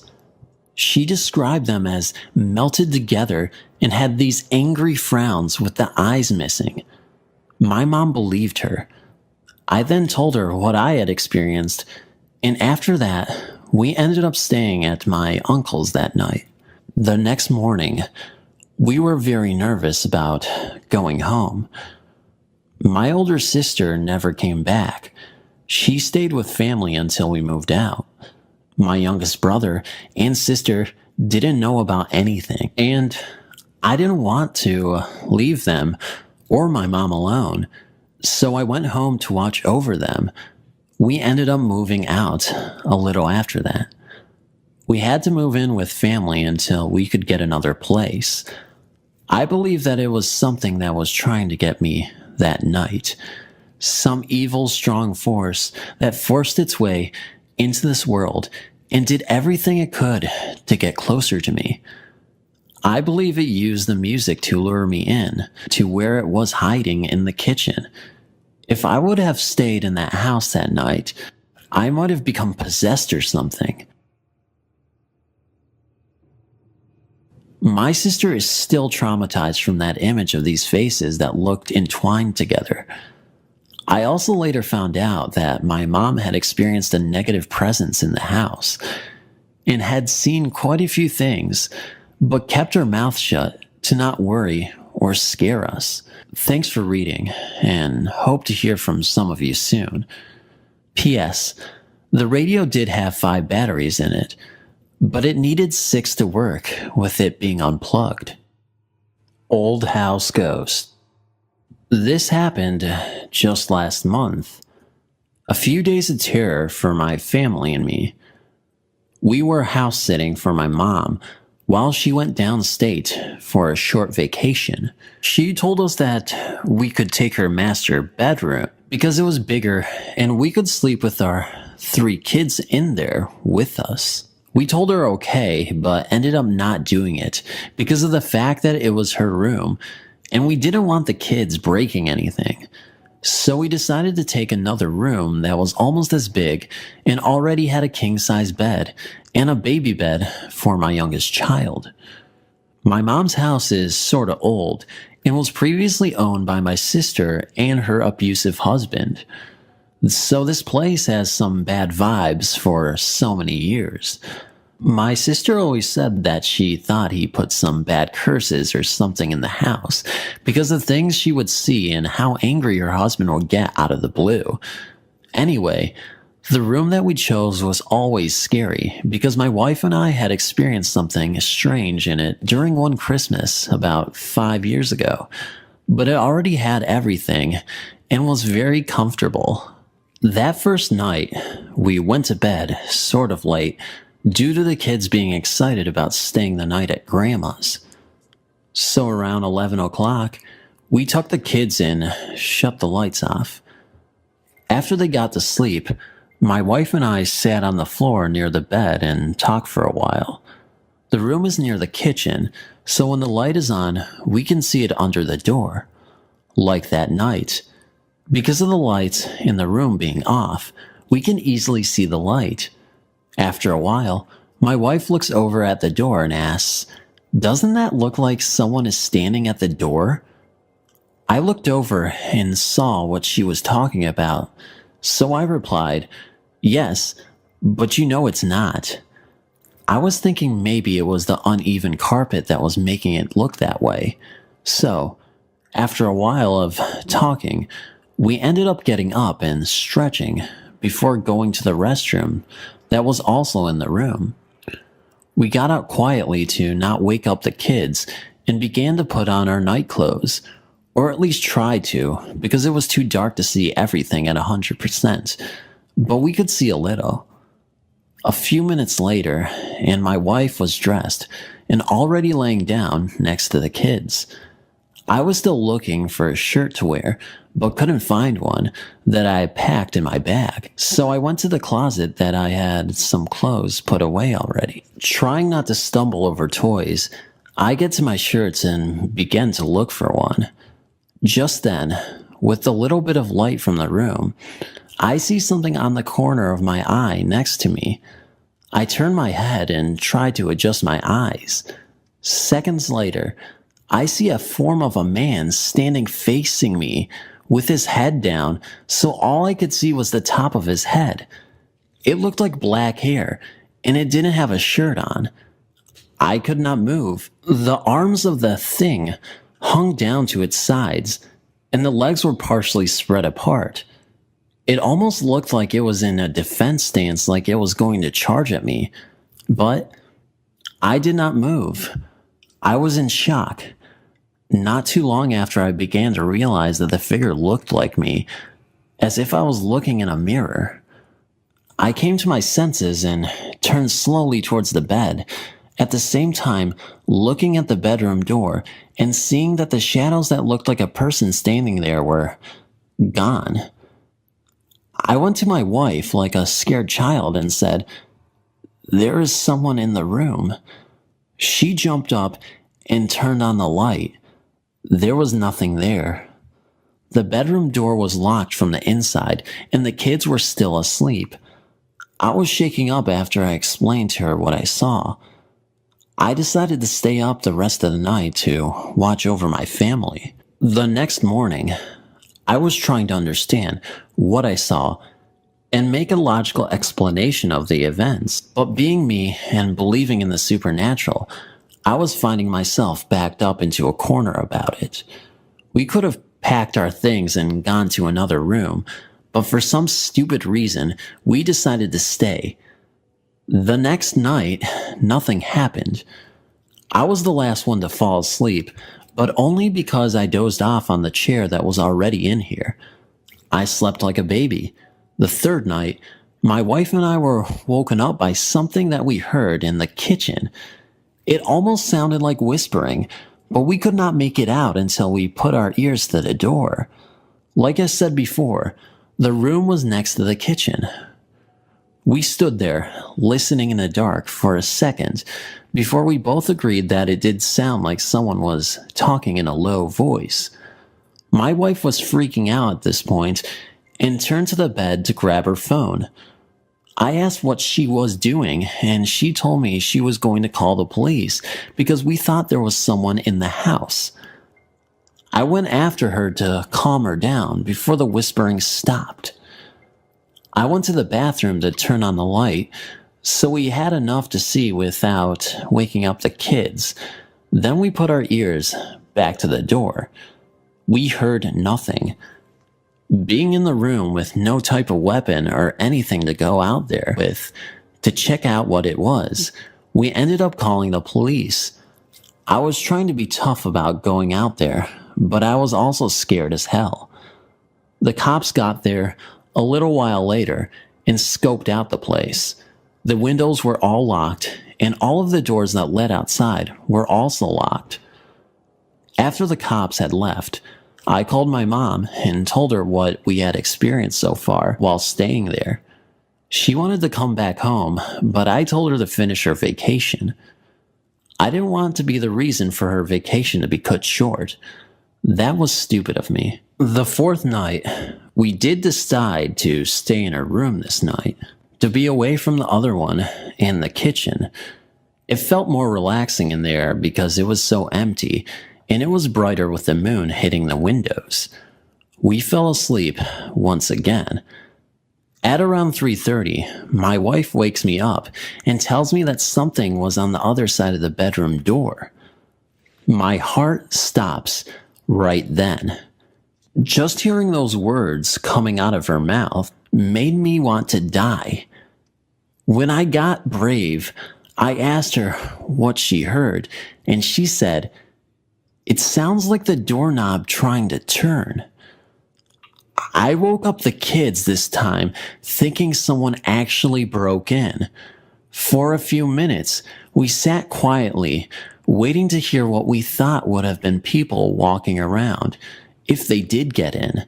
The house is so old, so it has a lot of old boards that squeaked when you stepped on them. Nothing happened. We eventually fell back to sleep. I mean, it could have been her imagination playing tricks on her, right? Of course, that's what I definitely would like to think of it as, but I guess it wasn't at all. The next morning was great, because we knew that we could leave the next morning. We left the house all day and went out to eat. We got home late and decided to try to get the kids to bed by 10:30. We fell asleep with no hassle. It was around 1 in the morning when my oldest daughter shook me awake. She was sitting up in bed. When I looked over at her, I asked her what she was doing, and without being afraid or hesitant, and with a motion of her hand and finger, she pointed in a direction and says, "Do you see her?" I asked what she was talking about. She then says, "Look, she's standing right there." She was pointing by the TV that was at the corner of the room. The moon was the only thing giving us light in the room, so I really could not make out what she was looking at. I first thought she was asleep, and to this day, I just think she was talking in her sleep. But I looked at her and said, "What are you talking about? Get some sleep." I tried to lay her back down, hoping I didn't have to rock her back to sleep. But as I put my hand on her shoulder, she says, "Look, she's walking over here." All the while, pointing with her finger, bringing it closer and closer to the bed. I got the chills when she was doing that. I didn't want to look. Right then, my daughter screams at the top of her lungs in terror. The rest of the family jumps awake. We turn on the light, and my daughter is trying to move closer and closer to us, saying that she went under the bed, saying that over and over. We just got up and got our things together after that. I called my mom and told her that we were just going to leave because of the kids being afraid. I think she knew what was up because we had always had problems with the house. Like I said before, there was a lot of hate in the home from years past with my sister's abusive husband. So with all of the negative energy, I think it just built up to the point of chaos between our world and whatever the other world is that is bringing all of this. We haven't been back to visit since then. It's been a few weeks already, but I know we will try. Thanks for reading. Another creepy thing that just won't escape me. A ghost, perhaps? A few months ago, my wife and kids and I were staying the night at my mother's house, in a room that was added on later after building it. My mom was renting this house from this couple. This room was always kind of freaky. On one night, my wife said she saw this cylinder-shaped object floating in the room towards the door. I thought that was strange, but nothing compared to what she saw next. On the night that we last stayed there, my wife, my 2 little girls, and I were sleeping on a king-sized bed. I was also asleep, so was my oldest daughter. My wife is sitting up in bed, rocking my other little one in her arms. She swears she was still awake, but kind of dozing off, with nothing but the light of the computer modem, not the monitor. Only gave little light in the room, enough to make out the shapes of the objects in the room. Also, everyone else in the house was asleep, so no sound other than the buzzing. The bed was in the corner of the room. She was sleeping near the wall, and I was on the outside of the bed. She said she looked in my area and saw something kind of moving, like the very top of someone's head, more like a child in the crawling position. She told me later that it was moving really slow down the side of the bed. She was so scared. She double-checked to see if it wasn't either of the girls that may have gotten up to play or something. They both aren't scared of the dark. They were both asleep. Slowly, it kept crawling towards the foot of the bed until it got to the corner. When it got there, she told me that it poked its head up just enough to see the black of the eyes. But without hesitating, it ducked back down the turned corner, crawling a little faster towards my wife. She told me that she lied down as fast as she could, thinking it saw her. But again, she swears that she was awake. She shook me and whispered my name over and over until I woke up. He sat up quick and asked what was wrong. She told me, but I didn't want to see anything either. And I admit, I was freaked out too. All of the strange experiences that I have had all my life from a kid to a grown man sort of gotten my nerves all crazy. That is the event that happened that night. My mom no longer lives in that house. The bathroom in that house always scared me. When I would take showers there, my face would get numb all the way down to my arms. Thanks again for reading. About 40 years back, I became interested in tracing my family's ancestors. This is how I discovered the Tilly Bend settlement. Situated in the Appalachian Mountains, it really is a beautiful place. The Toccoa River flows down from the high mountains, winding its way into the Blue Ridge Lake. Tilly Bend settlement is nestled back in these same mountains. One must cross the Toccoa River and travel down a one-lane dirt road that takes you deep into the forest. As you drive along, one begins to notice, windows rolled down, how quiet the deep woods become. This was my first impression of this area 40 years ago. This place has been lost in time because it looks like the same now as then, with the exception of the renovation of Tilly Bend Church. I've been here many times over the last 40 years. I suppose you could say I'm drawn to the mystery of this place. I will only share a small portion of my research. However, you need to understand this. Tilly Bend Church sits right in the middle of this haunting. This church is not part of the haunting. This church is the house of God, and services are held here on a regular basis and demands the respect as being the house of God. In 1756, the Creek Indians lived in this area and got along quite well with this white folk that came to this area from North Carolina. There are census records showing that the white man intermarried with the Creek women. The Cherokee did not get along with the Creeks and forced them out of the area. The intermarried Creeks did not leave, and neither did their customs. In 1820, the Stanleys had formed a settlement over the mountain in a place known then as Stanley Gap. This being told, I can now share with you what I know is fact. Searching for my great-great-grandmother's grave, I ended up in Tilly Road Cemetery.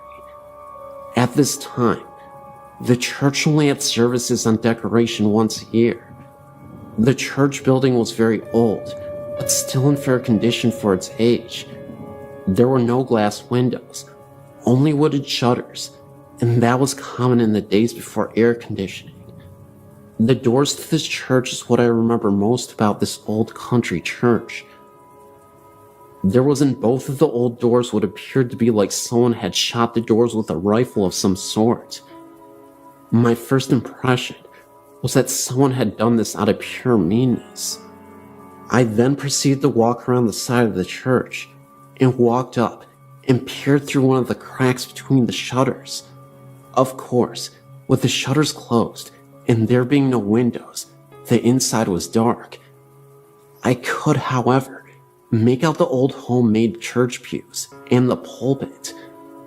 I also noticed the high ceiling with the rafters showing. Yes, I thought this church is old, and the welcome sign out in front of the church stated the church was established in 1858. After I looked the old church over, I then headed up the hill to the cemetery. I noticed there were a lot of field stones marking the graves, which is not unusual for very old graveyards. Right in the center is a very old and large oak tree, the only tree that is in the graveyard. I started looking around at the grave markers for my great-great-grandmother's grave. Well, to my surprise, her grave was also in the center of the graveyard, and her grave was the only one under the oak tree. The name on her marker is Elizabeth, so I'm looking around at this graveyard, thinking it looked as if no one wanted to be buried anywhere near her grave. I then wrote the information for her marker down, and that is when I noticed the head of her grave was facing west, which is very odd, because all the people here bury the dead facing to the east, because the Lord will return in the eastern sky. I finished getting the information, and I caught a glimpse of someone out of the corner of my eye. I did not hear a car come down the dirt road, and there were, No houses close by.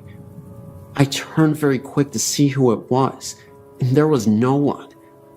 I laughed at myself thinking, yeah, I'm jumping at my own shadow. You see, I don't believe in ghosts, but I did believe in mean people. As I started back down the hill, I noticed another grave. It was called Mary. The birthday was the same as Elizabeth. They both died on October 26th. Elizabeth died 1905. Mary died 1906.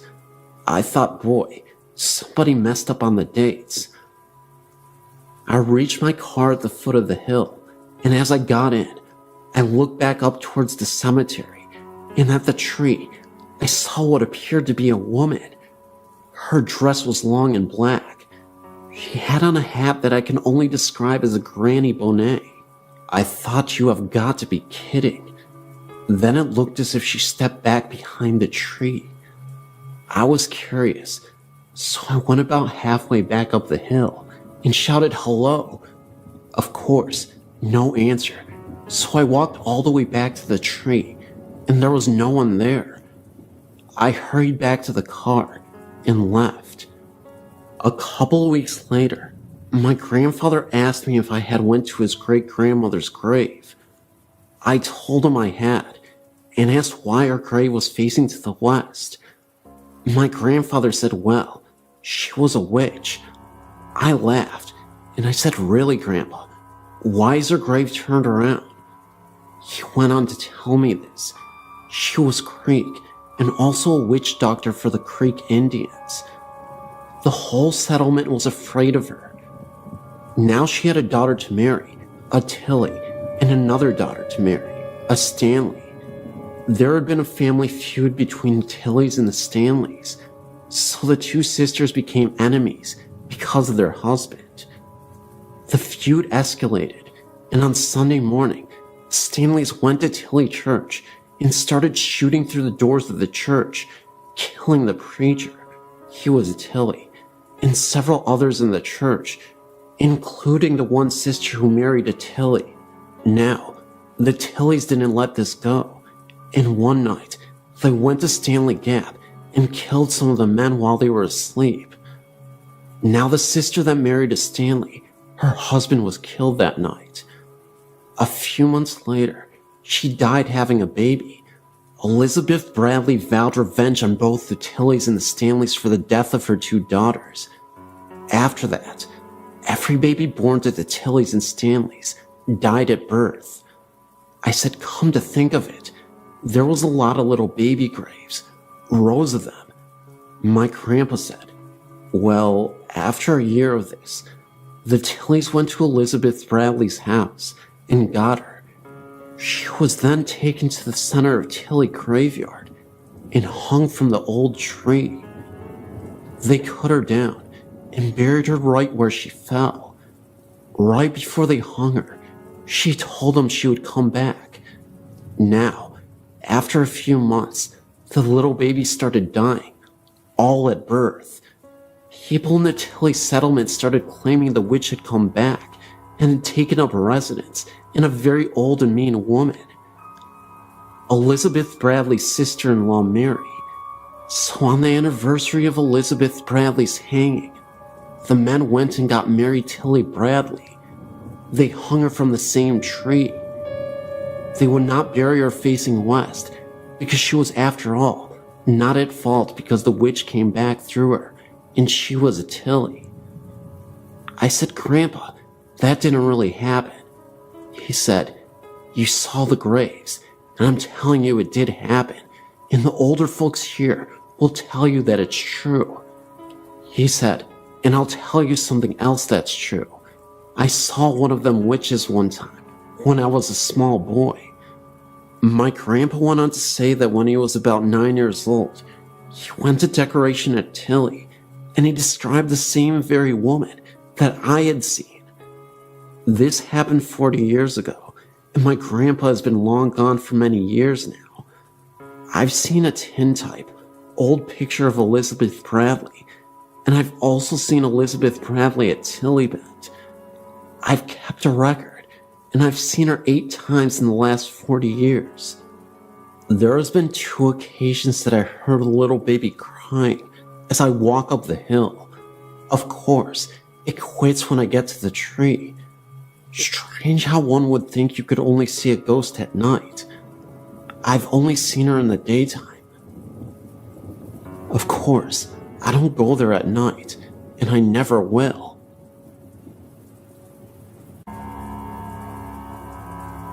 I've always believed in paranormal things.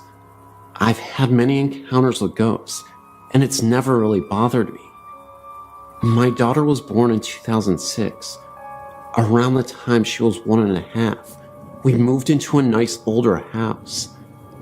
The first night in our new house, we were camping out downstairs because our beds hadn't been unloaded from the truck yet. Around 2 a.m., I was woke up because you could hear the sounds of someone walking around in a room above the kitchen. I just blew it off as an older building and such.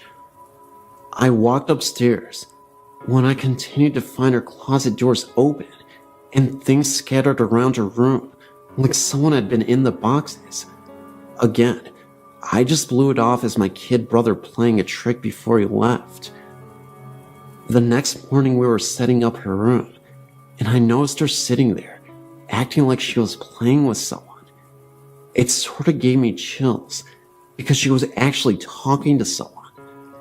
I just ignored it, but later, she started mentioning the man. 3 days into living there is when things started happening. Her room has never been warm. I can turn the heater up to 75 degrees. I've bought a space heater. The landlords have came and checked the windows and insulation. Everything's normal. Her closet doors open at random times by themselves. Now at almost 3, she still talks about the man in her room. She's informed me that the man tells her she can do things, be bad, and do things after she's told no. She still sits around and talks to no one. We lived 14 months, with just little things happening all around 2 a.m. Her bedroom door slams shut, and you hear stomping down the stairs. The laundry room doors open and slam shut. The water in the bathtub turns on by itself. But lately, things have become more aggressive and frequent. I decided to decorate her room.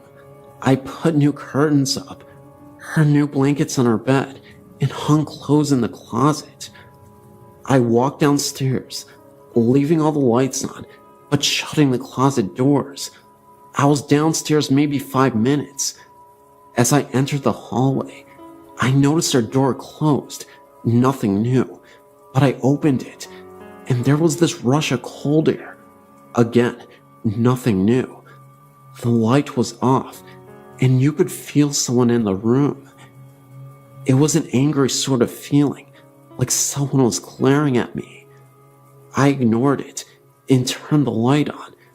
The curtains I'd just hung had been ripped off the rod and lay in the middle of her room. Her new blankets and sheets were off her bed, and her closet doors again wide open. My daughter refuses to sleep in her room now, saying the man scares her, that he yells at her. I've placed crosses and went as far as to have my house blessed, and nothing. In the last 2 months, I've been woken up to someone screaming in my ear. The sound of my front door opening and slamming shut, and my bathroom shower turning on, all in the 2 a.m. hour, and on nights my daughter's at grandma's house.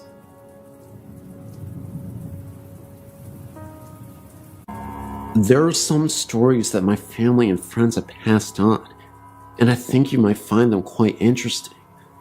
I'm a great fan of your website. I've some stories that I've heard from family. Here's one that my grandpa encountered. His father had recently died in 1993, and the night of his funeral, he was awoke by something. He didn't know what it was. He was just awoken by whatever it was. He looked over, and his father was standing there, saying, "I'm okay. Please do not worry." My grandpa got a drink of water and his father left. He went right through the door. Then, I have one from family friends. This was when friends Steve and Rita had moved into a new house. They had seen several apparitions that they have not really explained, or really just blobs. Then, here comes the scary part. Here are two stories that I've also inquired from the same person. Rita and her husband and two friends were in the family room in the middle of the day, talking, and all four of them saw a shadow jump from the balcony, slide across the family room, and go under the couch. Steps have also creaked, and toilets have flushed for no apparent reason. This was also a new house, with no history of violence on the property. Now for the second story. A couple of nights later, Rita was sleeping, and woke up to feeling like someone was sitting on top of her, trying to choke her. Steve woke up to Rita's screams, and flipped the lights on. She told him there was a man with a plaid shirt in the room, trying to choke her. No one was in the room. She got up out of bed, and went to the dresser, looked in the mirror, and he was behind her. A lumberjack-looking man in a plaid shirt, standing right behind her. This also might sound kinda weird, but my mother Bernadette lived in a new neighborhood when she was little. Outside of the development was a field with a very small house, almost a shed. Whenever my mom took a walk with her grandma, a little girl would come running out of the house and shed and talk with them. She was always dressed old-fashioned with a dress on. She resembled a little girl like Shirley Temple. She said her name was Judy. My mom saw her several times. Her grandma also did too. Years later, when she mentioned Judy to her mother said that nobody had ever lived in that house. It was used for storage, a shed, and said my mother was making it up, and that it was a story. We have never figured out if it was a ghost or not. My great-grandmother remembered her too.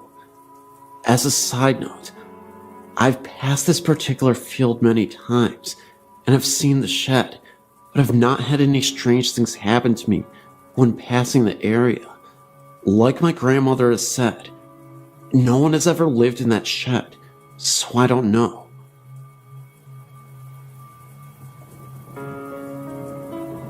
My name is Rodney, and I would like to share a story with you that happened to me and a friend of mine. First, I'll give you some background. It's the early 70s in Enon, Ohio.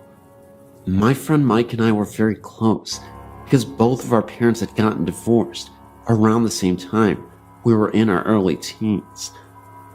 We shared similar interests in magic and trickery in the occult. We used to save our money and either buy magic tricks from magazines or make magic tricks from plans that we would buy for our act. We appeared on a local after-school show for kids a couple of times, and in doing so, we got to meet a local famous person named Dr. Creep. He had a Saturday night show where he would host and show scary movies, and he also did magic. Dr. Creep was really knowledgeable and had a lot of contacts. He told us of a local magic shop in Dayton and gave us directions. We couldn't drive at the time, but I would beg my older sisters to take us there. Discovering that magic store opened us up to a whole vast world of new tricks and illusions. The shop also sold paraphernalia for smoking, and it had a lot of what we now refer to as goth type of clothing and jewelry.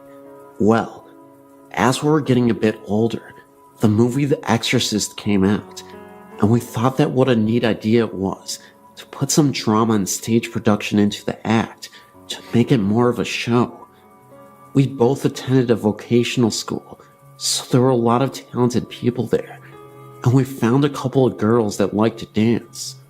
We added dancing demon girls to the beginning of the show using blacklights, dark jumpsuits to conceal the girls under the sheets. The music was Mike's Oldfield's Hearst Ridge, I think that was the title. The stage was very barren when the show started. Only a small table with dimly lit candle and the dancing girls could be seen. The dancing girls' dance ended with them meeting in front of the table, and big flash exploded, and as the lights slowly illuminated, they would reveal a transformation in the whole look of the stage. There was now a 10 by 12 painted dragon silk tapestry hanging beyond the table, and 2 silk banners of Beelzebub artistically lit with airy lighting, and I would be standing where the dancing girls had disappeared in my cape. Most of our tricks and illusions were dark in nature. My friend Mike moved to Houston a year before we graduated high school. He got a job at the Galleria Mall in the fun shop.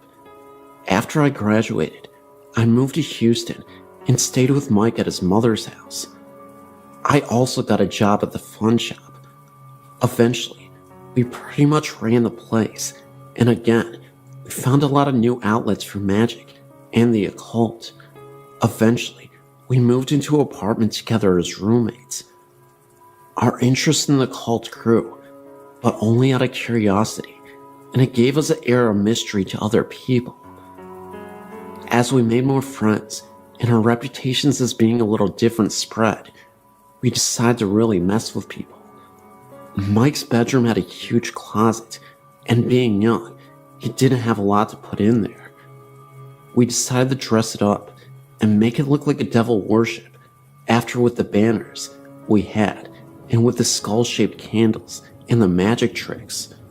Our plans were when our friends would come over, we would show them that, and they would freak out.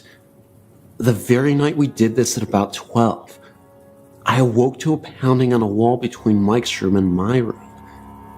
I sat up and yelled, "What are you doing over there?" The pounding continued unrelentingly. I got out of bed and went over to the wall and yelled, "Knock it off, I'm trying to sleep." The knocking got louder and didn't show any signs of stopping, so I went over to Mike's bedroom door and knocked and said, "Mike, stop it." The pounding continued, so I opened the door to see Mike sitting up in his bed, looking at the closet. My eyes went across the room towards the closet, and as my vision passed his dresser, I saw the door slowly closing. I asked Mike what he was doing banging on my wall.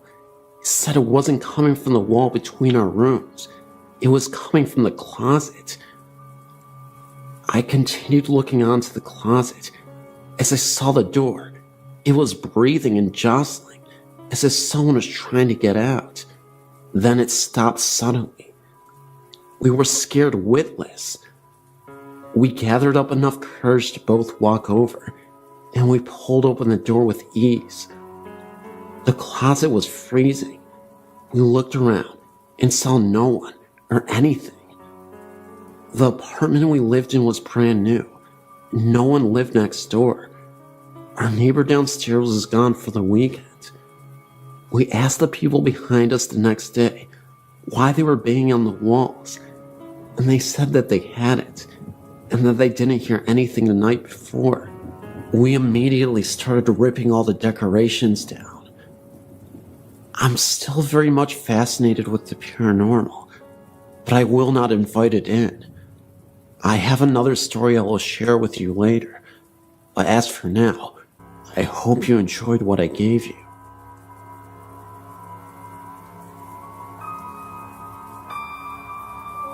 My parents own a lake house in northern Indiana, and we used to have a neighbor named Mr. Campbell. Sadly, Mr. Campbell was quite old and depressed, and one day he left a note and enough food and water to last his dogs at least a week. He said his body could be found in the lake. I couldn't remember if it was ever found though. This story has many parts, all leading to the same conclusion.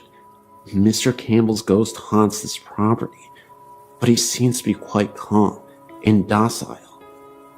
The first instance, well, a rich man, Richard, bought his property, tore the home down, and built a $2.5 million house.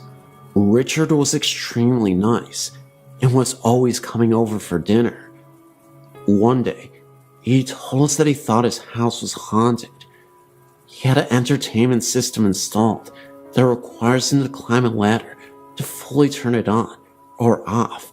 For that reason, he always left it on and left the ladder in the garage. One day he had guests over and was going to put on the Indy 500, but the system was powered down.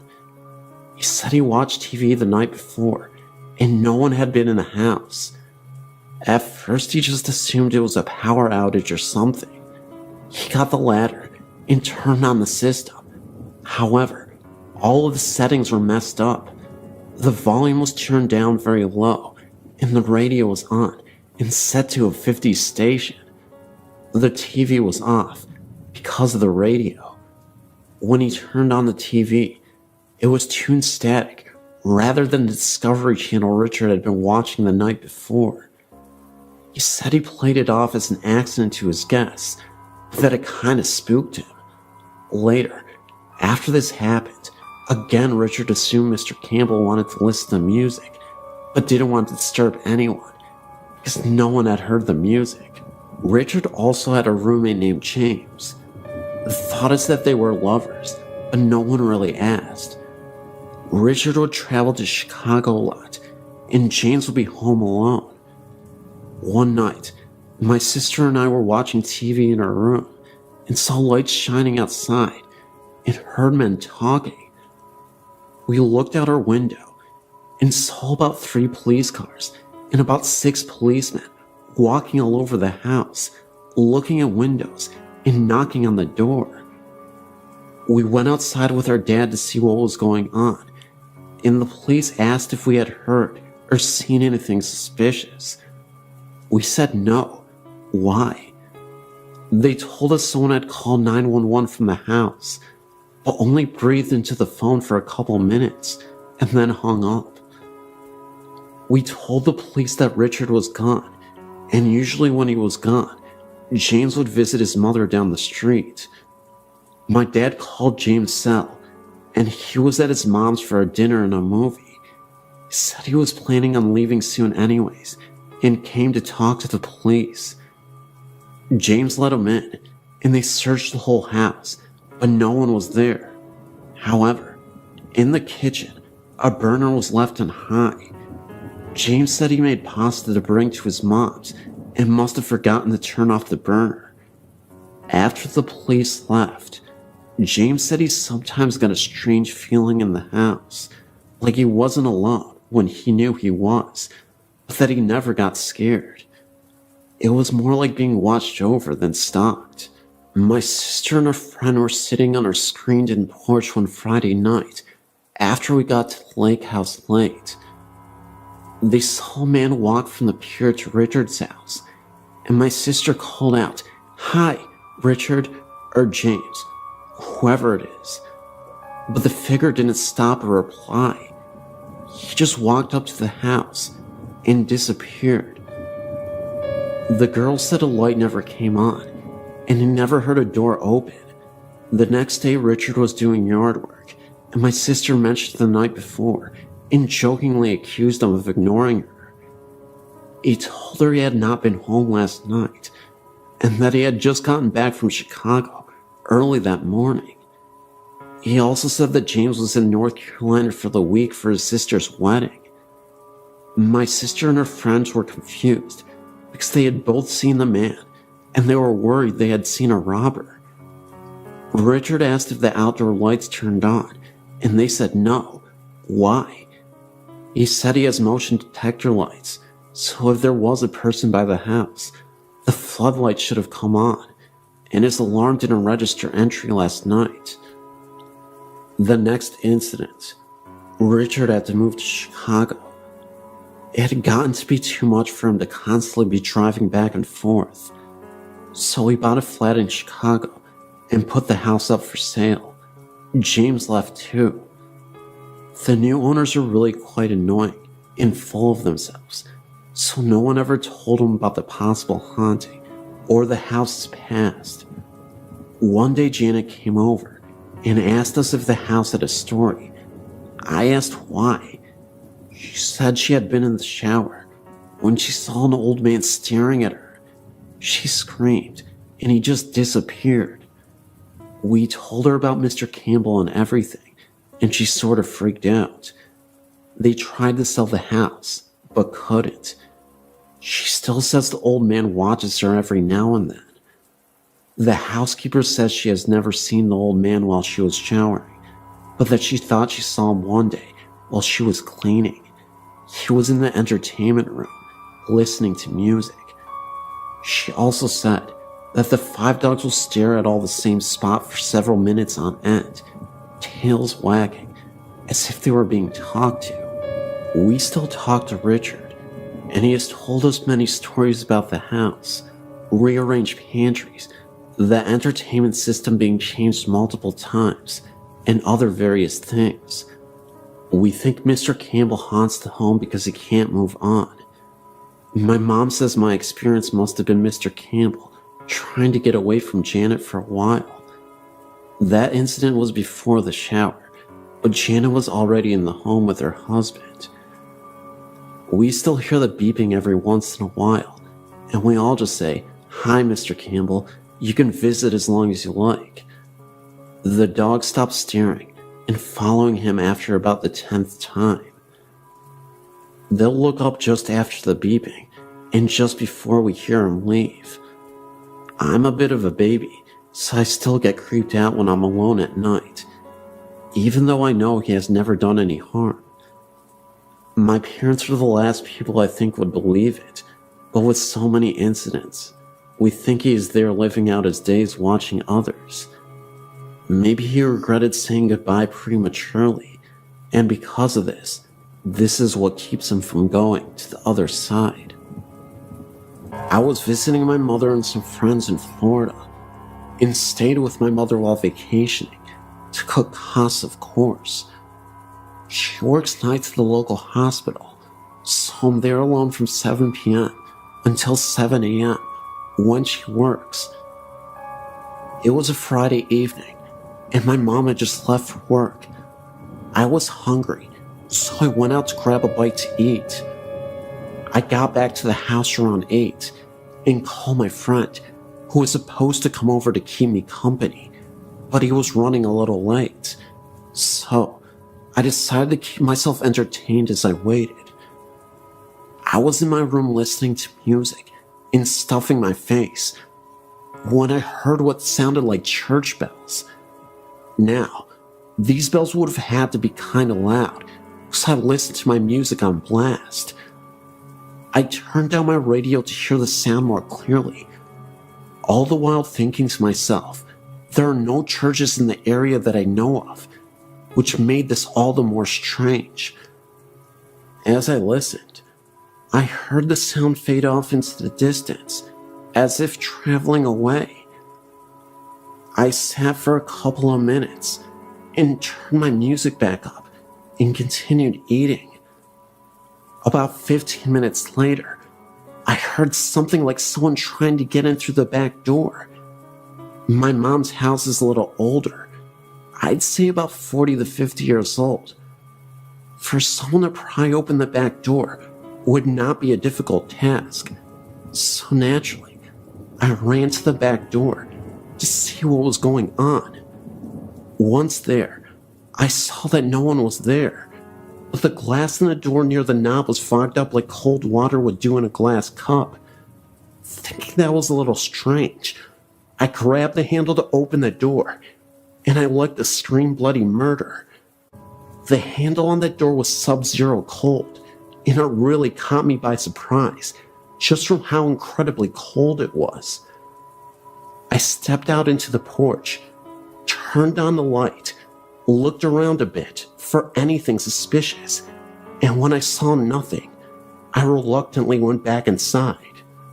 Concerned, I kept my music to a minimum, just in case anything else happened, as it surely did. About an hour later, I got a call from my friend. Now this is strange. He lives about 5 minutes from my house driving, in about 20 minutes walking.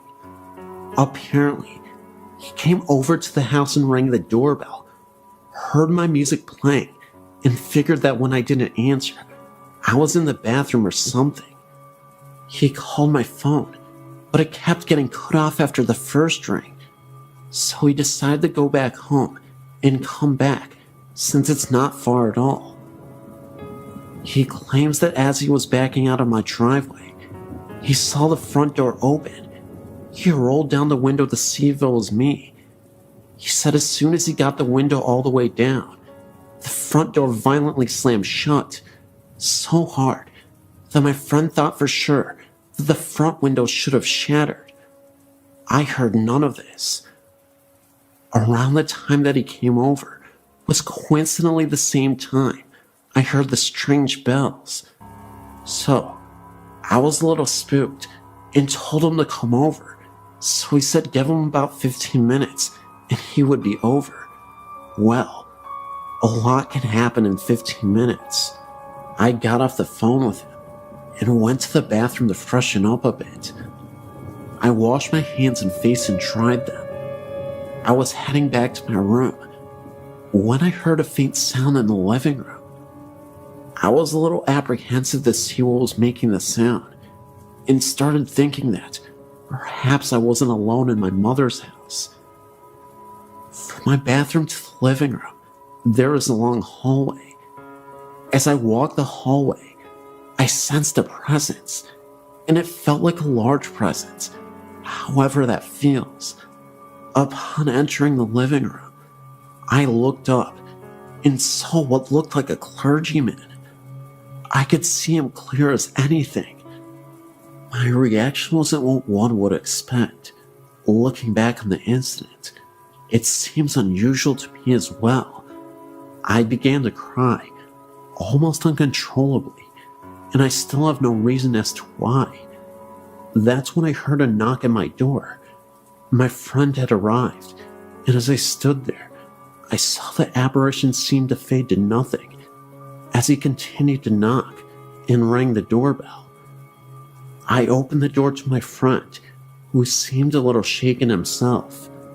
He asked me why I'd been crying, and unsure on what to tell him, I simply said that I saw something sad on TV. He asked if anyone else was in the house because he saw someone leave out the back door. I told him it was my neighbor. I've had many things happen to me. Dreams and visions have been a part of my life for as far back as I can remember, but none of them compare to this incident. Weird, huh?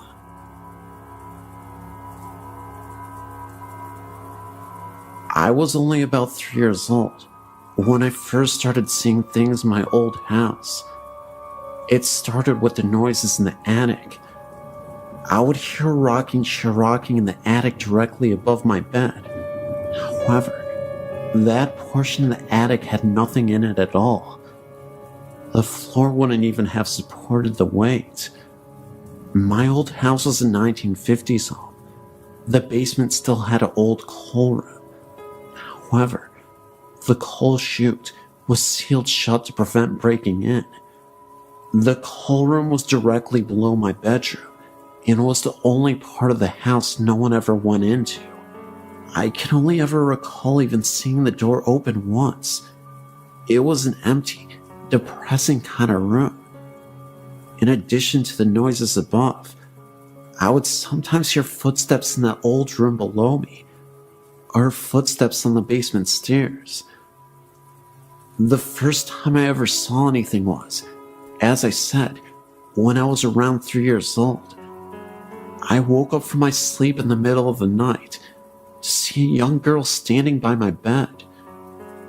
She had brown hair and green eyes and wore a 19th century style green nightgown. She looked to be about 8 years old. She frightened me at first, but I didn't get malicious feelings from her, and gradually I accepted her. She appeared to me often throughout my childhood, and even now I see her occasionally. The other ghost I saw was much scarier. I wasn't the first one to see him, My younger brother was. He was a tall man who held a knife in one hand and wore black. My brother began seeing him when he was about 5 years old. The man would appear in his closet, began to walk towards him, and then my brother in his fear would scream, and the man would disappear when my parents came running. I've never told anyone about my experiences with ghosts, for I was afraid I would be called crazy. But my brother told us all about what he saw. He saw the man a total of 4 times, once in each of our bedrooms, and twice in mine. I saw the man twice, but I didn't begin seeing him until I was much older, around 9 years old. I always got a fairly bad feeling from the man, and Victoria, the name I gave the little girl, would always disappear before he appeared.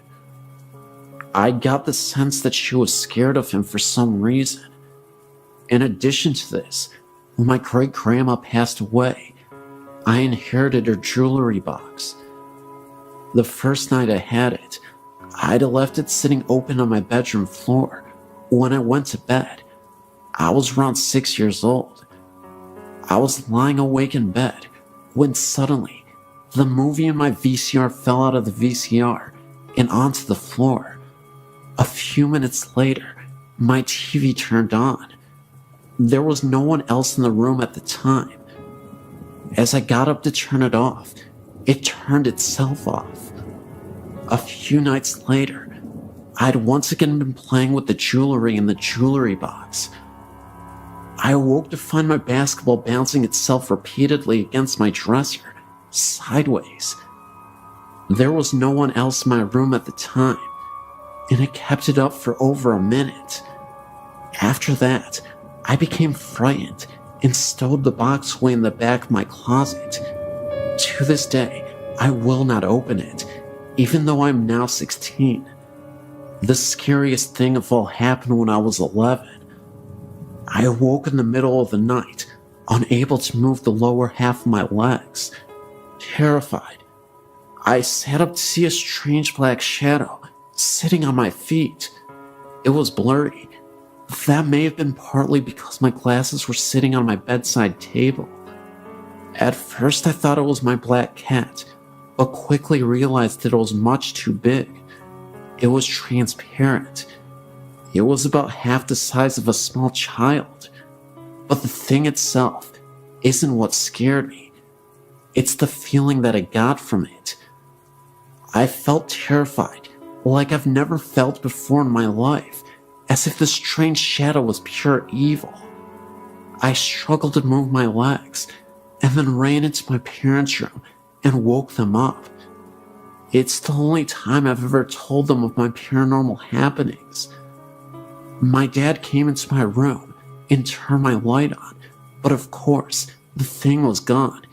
He insisted I was dreaming and tried to get me to go back to sleep, but I slept on their floor for a week straight after that. I've since moved into a new house. My grandma died here, and we moved in afterwards.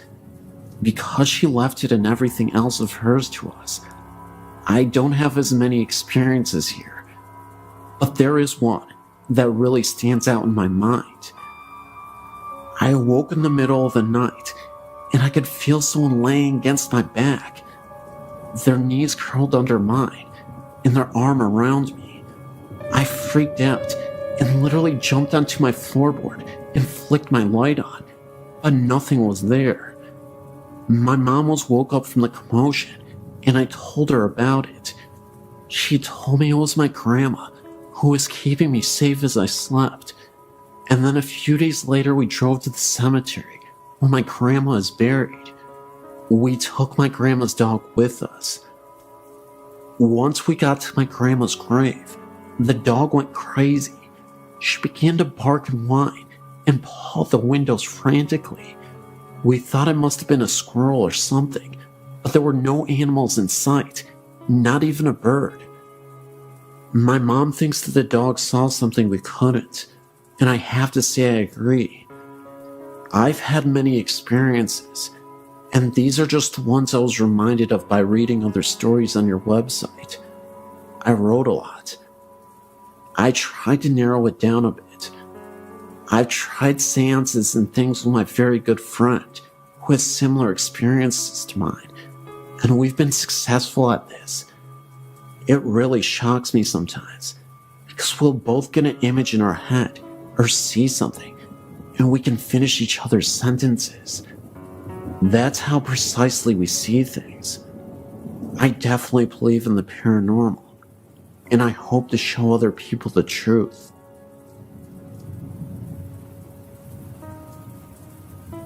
I lived in this area for over 30 years. Robinson Woods is the home of the Chief Chichi Pinque, as it is spelled on the sign, in the site of his burial marker. He was the last chief of the Potawatomi Indians, and he was related to the Robinson family. He died in 1953. There have been numerous ghost hunting expeditions conducted here, with reports of drums and shadowy forms of an Indian in pictures in the woods surrounding the memorial marker. These woods are connected to Catherine Woods, west of East River Road, south of the Kennedy Expressway. There's a trail that leads from behind the Chief's memorial marker, going to a small branch of the Des Plaines River. It is along this river that John Wayne Gacy buried several of his victims. Additionally, there have been numerous bodies found here over the years. In the late 1950s, 2 brothers went missing and were killed, and their bodies were discovered here. The area of these woods, more towards the Catherine Woods side, just south of the expressway, is where the American Airlines flight went down, killing all on board. On the east side of the East River Road, there used to be a horseback riding stable called Happy Day Stables, which was the site of many illicit doings. John Wayne Gacy was known to be friends with one of the stable hands that worked there in the 50s and 60s, and he was a frequent visitor there. This stable hand is the one who was responsible for killing the 2 brothers in the late 1950s, and it's local legend that Gacy participated in the murders. Of course, both Gacy and the other man died without ever revealing the truth of this. These woods have been the site of more phenomenon than can be counted. Generations of kids have gone there to dare each other to face their fears. I've personally experienced the drums in the woods, the face of an Indian behind the marker, felt overwhelming fear, anger and sadness, and evil along the river behind the trail, and horrifying fear around the airplane crash site. That's my story, and many others, and the rumors surrounding this area.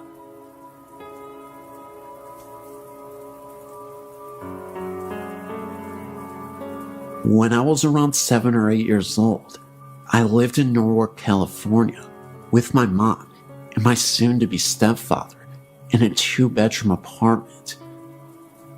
There are 2 things I remember most about living in that apartment. One was the beautiful Princess Canopy bed I slept in, and the other was the floating woman's head I would see coming into my bedroom from the hallway. I have and will never forget that image. It looked like an older woman with long, coarse gray messed up hair with some kind of hat. The first thing I think of when I remember her face was she looked like a witch. Pointy nose, moles on her face. From the moment I started seeing her float in, she just stared directly at me, went around the poles of my bed, and coming right at me. I would always put the covers over my head knowing she was right on top of me, and shut my eyes hard, and pull my fingers in my ears until I felt ready to look again. I've always believed and been interested in paranormal and ghost stories. After my grandmother died, I felt her hand on my shoulder in my then boyfriend's house. I turned around Nobody was there, but for some reason, I knew it was her, and I didn't feel scared. I felt she was letting me know she's okay and with me. Lately, my sister and I have been looking at paranormal sites and researching videos and pictures of ghosts, paranormal stories. Your site is my favorite right now.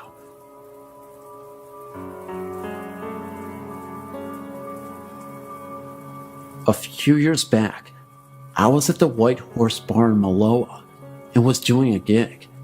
When I was done, I left the back room and walked through the kitchen area, passed by a guy in a white outfit who was preparing food, or so I thought. I put my stuff out of my vehicle, came back in, and was going to get a bite to eat.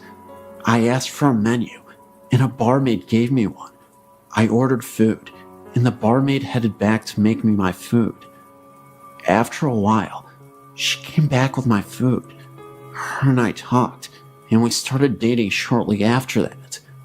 Well, a week or so later, I met the whole crew, 3 girls, and the owner. I asked where the chef was, and the owner told me they're right here. I laughed and said, "What about the guy?" They all gave me a funny look and said there is no guy. I had explained the guy I'd seen a week back that appeared to be a cook, dressed in white clothing that's similar to a chef, and was facing the kitchen stove that I walked by. They all gave me a weird look, and from there, the owner talked about seeing shadows going across the back room area late at night, and no one was there. He told me the owner prior said a ghostly head was said to appear down from above the bar one time in the past. There was a time that I had to change the light bulb, and it had to be replaced. The old one was loose and burned out. I tightened the new one in place and tightened down the fixture, and we were sitting down my girl at the time, and the owner and another of the bar ladies and I joked, the ghost will probably be here to flicker the lights, and the light will burn out. The crazy thing is, a couple seconds after that, the light flickered and went out. The owner got another light bulb, and I took the fixture enclosure off to find the bulb loose, but still good. One of the barmaids researched the property and told us the place a long time ago, back in the past, was a feed store, and that a guy in his teens got crushed to death from fallen feed sacks. I was born in Singapore in 1951 to British and Australian parents. We lived in various cities in Malaysia during the 1950s, 60s, and 70s. In 1957, we arrived in Kuala Lumpur, where we stayed until mid-1975. We moved into a company-owned house at Freeman Road, Kuala Lumpur, Malaysia. The history of the house is as follows.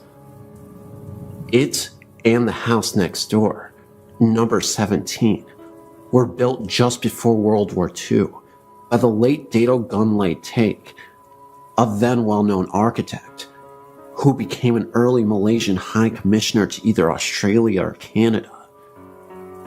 He built them for his daughters. During World War II, the 2 houses, along with a large semi-detached house immediately behind, on what was then known as Gulfview Road, were taken over by the Japanese Army's secret police and known as the Kenta Pai, equivalent of the Nazi Gestapo. The 2 houses behind were used as compilation offices, and the 3 in jail in Freeman became senior military officers' brothels. The women in the brothels were both Asian and European, the latter being drawn from a pool of captured civilians and military nurses. Comfort women was the term used by the Japanese. Male military POWs were used as gardeners and cooks, etc. These staff, if they fell from favor, were executed, and some were obviously buried in the ground surrounding the houses, as some years later, We did find scattered human remains when excavating the gardens for our new orchid beds. On the advice of our doctor, who identified them as human in origin, we quietly reburied the remains. He said that if word got out as to what we had found, we would never get any Malay or Chinese domestic staff to work for us. After the war, the houses were returned to their owners who, knowing what the Japanese had used them for, promptly put them up for sale. They were all bought by large companies at bargain prices, who used them to house senior expatriate staff. Gunlay Take was no different, and in 1947, sold his 2 houses to the company my father worked for. The 2 company houses were 3-bedroom houses of 2 stories, double brick construction. There was also a long narrow room, forming a roof over the carport at the front door. This room was to play a significant role in what we were to experience over the following 10 years. In our house, this room was turned into a large walk-in linen press and storage area. To enter it, one would take 1 step down. When we moved into the house in early 1957, the first thing my mother noticed was that this room was extremely cold, as if it was air-conditioned. In tropical Malaysia, a non-air-conditioned room this cold is not even practical. Our dogs would never go into this room, and when passing the entrance to that room, always hurried past with tails between their legs. Nobody would really stay in that room for very long. It had a very uncomfortable atmosphere. However, sometimes after running around and playing and getting very hot, I would go and sit on the step at the entrance to the room to cool off. I was 5 years old and knew nothing about ghosts at this time. The main bedroom, on the extreme right-hand side of the upstairs part of the house, as one faced out towards the main road, had its own full bathroom, and the other 2, also upstairs, shared a bathroom via separate doors leading from the bedrooms to the bathroom. These latter 2 were adjoining each other. One was on the extreme left-hand side of the house, and the other at the back, with windows looking out over the back lawn. This eventually became my room. All the doors were heavy solid, with solid brass latches. Windows were hinged teak framed and had a bamboo awning type blind that rolled down over the window to give shade from the sun. Downstairs was a separate formal dining room, lounge room, kitchen, toilet, and downstairs storage room, as well as a storage area under the staircase. The lounge room opened up onto a rear veranda area. Remember, the temperature was over 85 degrees Fahrenheit plus all year round. As per usual, European expatriate practices of the times in India, Malaysia, Indonesia, Hong Kong expats had domestic servants to look after the household chores. All expat houses built prior to the early 1960s had separate servants' quarters on the property. This house had a 3-roomed building with shared kitchen and bathroom, and it had a car garage building sited at the rear of the property, about 20 meters from the main house. About 3 months after we moved in, funny things started to happen. The first incident was the appearance of a white cat. Interestingly enough, it always followed the last person who went into my parents' bedroom at night, the bedroom at the right-hand side of the house. This cat made no sound, but appeared from nowhere and scuttled into the room as the door was opened. This bedroom was air-conditioned. A thorough search of the room failed to find the cat, but next night, there it was, entering again. At the time, we had no cats. This cat was seen every night until my parents moved to the middle bedroom, which was nearer to the room that my younger sister and I shared. Their old bedroom was then turned into a guest room. Over the years, visiting guests who stayed overnight with us also saw this cat. One evening, about dusk, my mother, looking through the lounge window, witnessed a woman with long red hair, wearing a sort of white nightgown, standing near the front gate. She thought that this was unusual and walked out the front door to go talk to the woman. As she walked across the lawn, the woman walked away and went behind the hedge, which formed our front fence. When my mother got to the gate, she looked in the direction that the woman had walked and saw nothing. 3 nights later, my father saw the same woman walk into the entrance of the servants' quarters. He followed her, but found no sign of her when he entered the building. She was never actually seen in our house, only on the front and back lawn and in the servants' quarters, but she was regularly seen in the house next door, number 13, and also in one of the houses behind. The occupants of both these latter houses often saw her sitting on the edge of the bed brushing her hair, but there was never a reflection in the mirror. When spoken to, she would turn her head, smile, and slowly fade from view. We also saw an emaciated man in a military uniform. He was seen in our house, both upstairs and downstairs, as well as outside. One evening, my mother saw what appeared to be a body lying under a shroud in the front garden. About 8 years later, I also saw this figure, for lack of a better word, on the back lawn at first light one morning, and again at about 3 a.m. on another morning. From time to time, we would also see an old Chinese woman in the lounge room. She was wearing a white starched linen top with black pajama pants, cut in a traditional Chinese style. This used to be the standard Chinese domestic staff uniform in the immediate pre- and post-World War II era. We referred to them as black and whites. By the 1960s, the next generation of Chinese female domestic staff had abandoned this tradition for more colorful pajama suit type clothing. One would look up from reading a paper or a book and see this old woman standing in front of you smiling. She would then fade quickly from view. She was only seen in the lounge, in broad daylight, but never when there were a lot of people around. One evening when in my mid-teens, I arrived home from visiting a friend.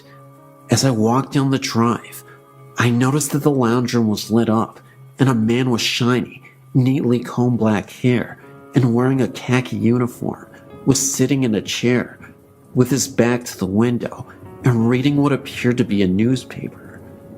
I got the impression that he was Asian and thought he was a friend of my father come to visit. Later, I recollected that the furniture in the room was different to what we had in there. When I entered, I found the whole house, including the lounge, to be in darkness, the rest of the family having gone out and the servants retired for the night. Thinking back, I think this man was probably a Japanese military officer. I only experienced this once, and my parents never did. Occasionally we would also hear a woman's voice calling out in terror. We couldn't figure out what she was saying, because she was saying it in Japanese. It was then that my parents realized that what we had seen and experienced were most likely the spirits of those who suffered there. After finding this out, we began to suspect that the cold room I described earlier in this narrative may have been used as a place for the ill treatment and execution of prisoners. My father learned that after the war, health authorities advised that the original septic tank was too close to the house and a new one had to be installed. While digging the new pit, workers had dug up human remains. We left the house in 1967 to move to a new house nearby. The next occupant, also working for the same company, also experienced funny things, but didn't actually see anything strange. This family's dog on several occasions also dug up human bones from the gardens.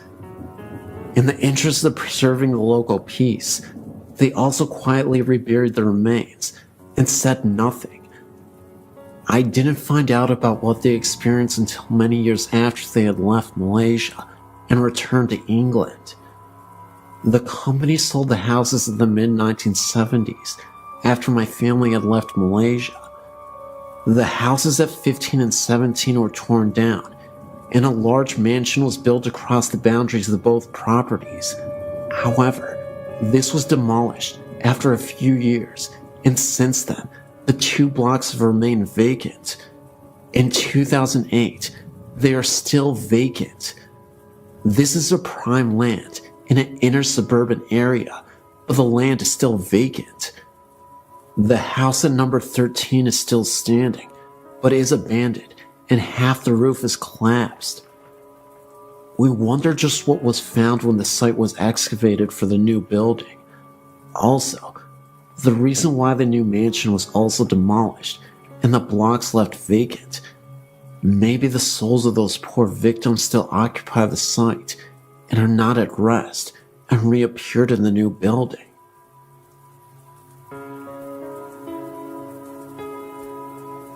I was shocked to see that in Lovejoy, Georgia, there were apparitions.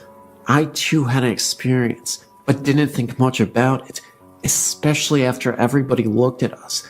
My mother-in-law also saw it, as if we were crazy. We used to live in a new apartment complex. One day, I was sitting on the counter eating lunch, and my mother-in-law was in the living room. As she came towards me to get to the kitchen, we both saw a man going towards the room at the end of the hall. Our first instinct was that one had broken into the apartment. We did get a chill, but at the same time, we didn't seem it was a big deal. We just figured it was the fact that we had gotten scared. I grabbed the phone, and we walked towards the hallway. When we looked, we saw nobody. We thought they had gone into the bathroom or the laundry room. When we saw nobody, we looked in the closet of the room, but again, didn't see anybody. After we came to our senses, we realized that nobody could have entered because we would have heard the door and the alarm would have went off anyway. 2 guys that slept in that room told us afterwards that they would have trouble sleeping for a long time. On occasion, they would hear the water running, but they thought it was the other one. After sharing these experiences, we have come to the conclusion that this was in fact paranormal. We called the leasing office and asked them if anything had happened in that apartment, or if they knew of anything of this nature in that area. They obviously thought we were crazy, and replied that they didn't know anything. Now that I have found this, I feel relieved that now, thanks to this, my family believes us. I'm of course referring to your site. Thank you for letting me share my story.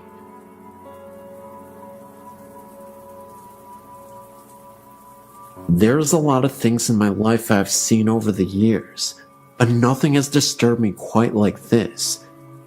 It was the weekend of break for myself and my mom, and we decided to go up to Oklahoma City to see my cousins. Everything was great.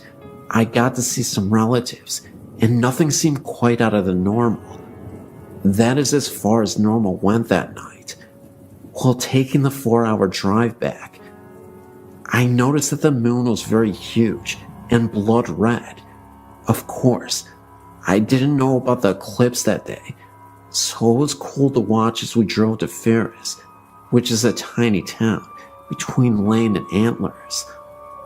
I remember that my mother pulled into the Veterans Bridge in Aloka when a couple miles down the road, I happened to look up, and an elderly couple was standing on the side of the road, staring across as if watching something.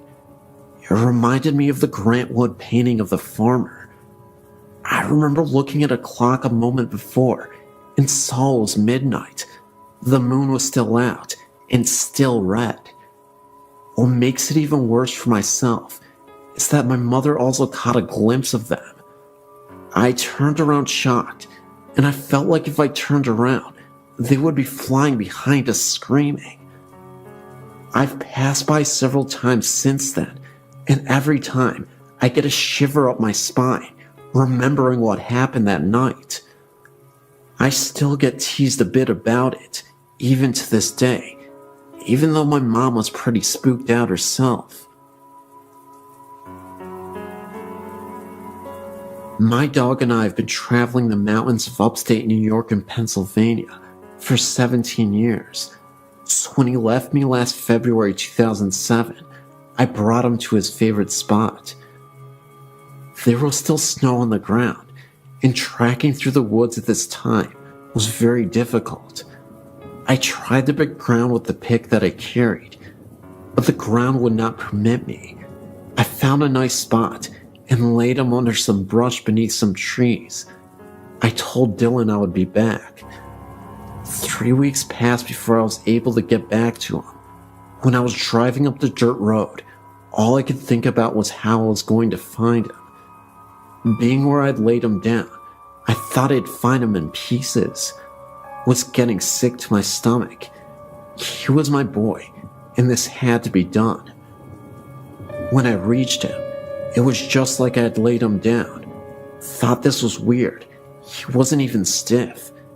It was like he was waiting for me to come back. It was nice being with him, even though he had passed. The rest of the afternoon off and on, I dug his grave, going very deep so the wild animals couldn't dig him up. I took off my coat and wrapped it around him and laid him in the grave. Dusk was setting in, and all of a sudden, I heard children moving all around me, laughing and giggling. I knew this wasn't natural for children to be where we were, for the closest house was at least 10 miles away. I still dismissed this in my mind, as the circle we were using around me kept getting smaller.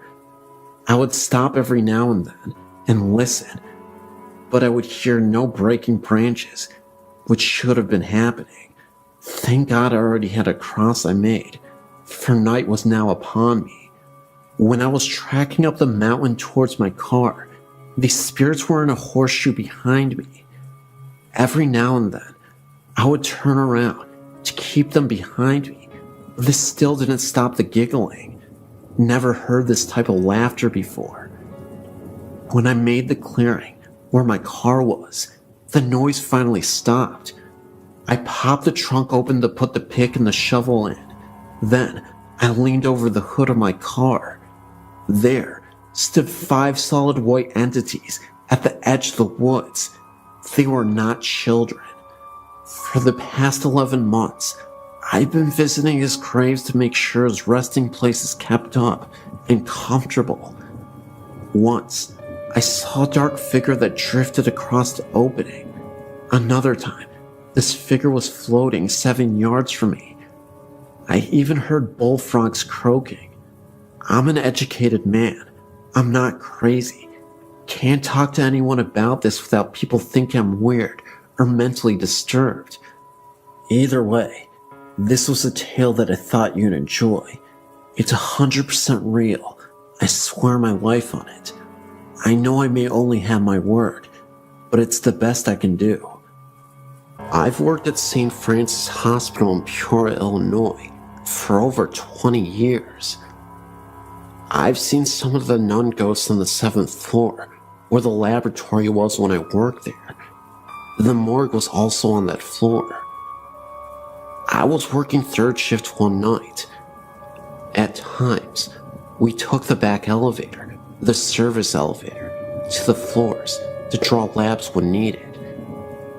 As I was walking down the hall to the elevator, I saw a nun getting onto the elevator. I yelled out to her, "Please hold the elevator, sister." The door started closing. Thinking she did not hear me, I hit the down button as it closed. The door opened, but there was no one on the elevator. There was nowhere else she could have gone, for it was a dead-end hallway. To take the stairs, she would have had to walk past me. This was a strange night, and it took place many years ago. Another moment, it was fairly late, and I was again on my way to the elevator. This time, I made it inside alone, and as the elevator was closing, I saw a man in a white lab coat standing all the way at the end of the hallway. At the time, the hallway was pretty dark, but there was just enough light that you could see down it. I knew for a fact that there was absolutely no one else on the floor at the time. The image of the man in the lab coat, and also the nun, will always be engraved in my mind. This hospital has always had a reputation for having had ghostly visitations from previous employees who used to work there. Some of my coworkers have experienced this as well. When I was describing what I had seen to a current coworker, she was a bit startled from the revelation. That's because one night, she had taken the elevator to the morgue, and when she got down to it, she could have sworn that she saw a figure or dark shadow in a praying position, kneeled over. She said the figure was an outline of a person. No distinct features, almost cloud-like, but could definitely tell it was made to be some sort of person. My theory is that the nun appeared once again to help with the newly deceased transition to the other side. I'd also like to think that the man in the lab coat was a former employee of this hospital. Either way, there's quite a bit of haunted history here, and I'm not sure how to deal with it at times. Since I'm fairly used to creepy happenings, it no longer frightens me like it used to, but there's always a bit of excitement in telling these tales to those who haven't heard them before. I believe there is a portal to the other side that humans have access to, and eventually we'll transport ourselves to this world. As for now, we're just getting a glimpse of the afterlife.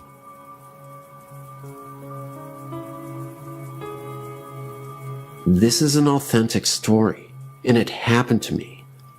I've already posted this on allaboutghosts.com, but I've not heard anything about this place other than my story.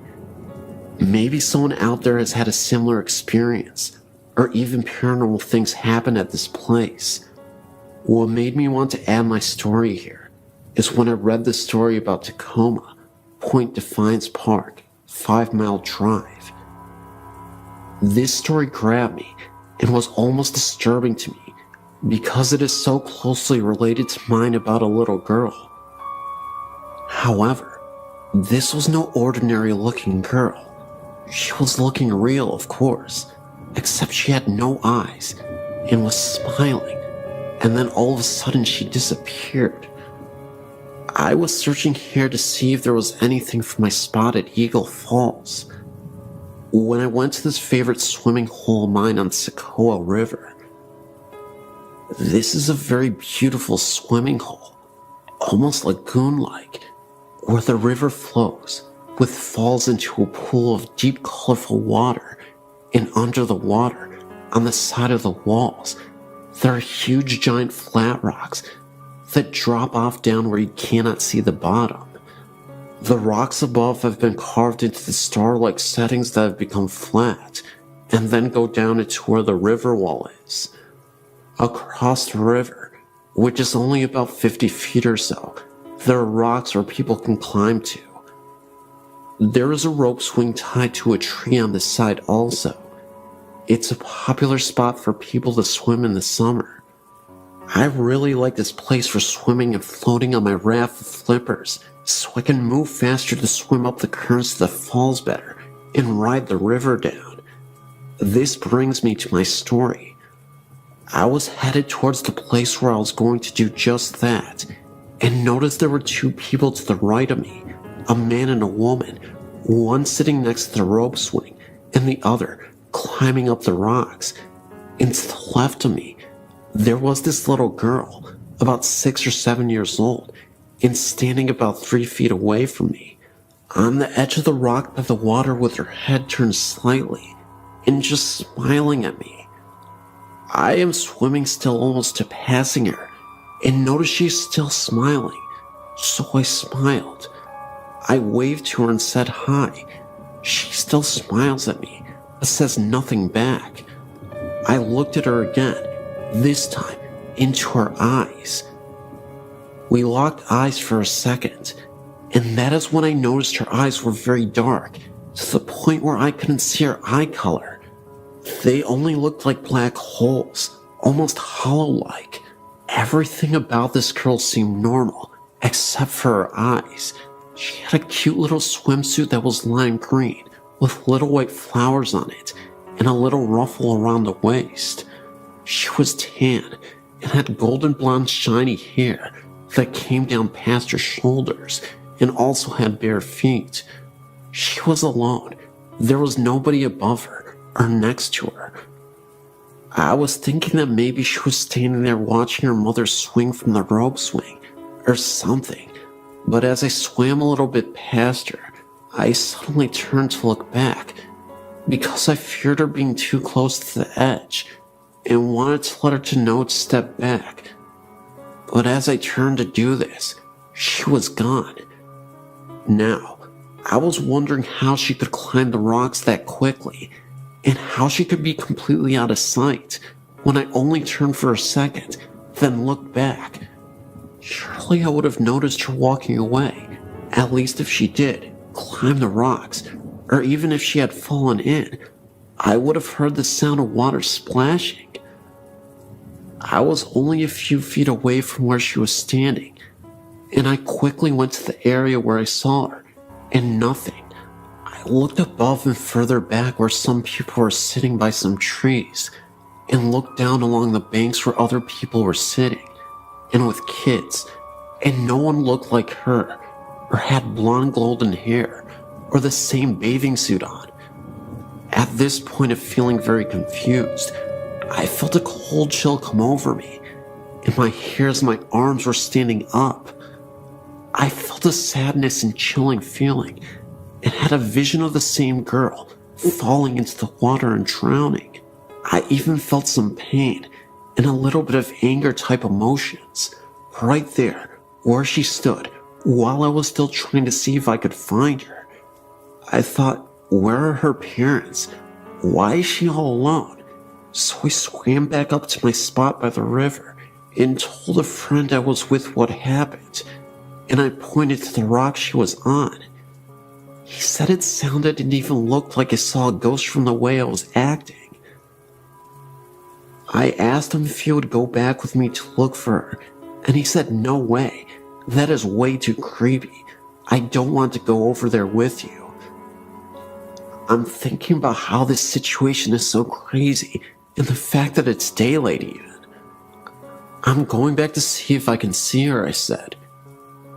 Determined to find her, I swam back to the spot where it happened and looked all over the area where people were sitting, and still, no little girl in a green bathing suit. I started looking in the water to see if I could see anything from down there. Nothing. And the girl across the river that I thought was her mother was not. She was with the guy on the rock still. Then again, I get the chill, and I'm feeling sad, and start becoming afraid of the spot, and even swam away from it again, thinking this doesn't make any sense, then wondering if I'm the only one who saw her. Did the people across the river even see her? This is a wide visible area where you can see everyone around you. Am I losing it? Then I remember those eyes she had were actually hollow. The smile she made, and just kept smiling at me.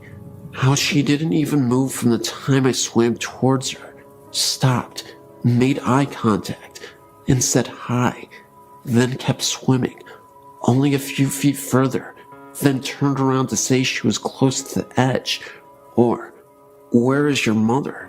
Somebody should be with you. I truly believe what I saw was an entity of some sort, and perhaps this little girl might have fell into the river and drowned, right where she was standing. I've heard some stories from here of people dying at the spot by swinging from the rope swings and jumping from the high cliffs, which happened right across from where she was. I also believe I wouldn't be so disturbed by this if it all seemed normal, but it didn't, and for some reason, she didn't seem to fit in. I wrote to ease my mind, and maybe to just get it out somehow. If anything at all, I will probably never know why she picked me to see her, but I will never forget what she looked like, or how she stared at me and smiled for so long. Maybe she was looking out for some people swimming in the river. Who knows? Well, this is the end of my story.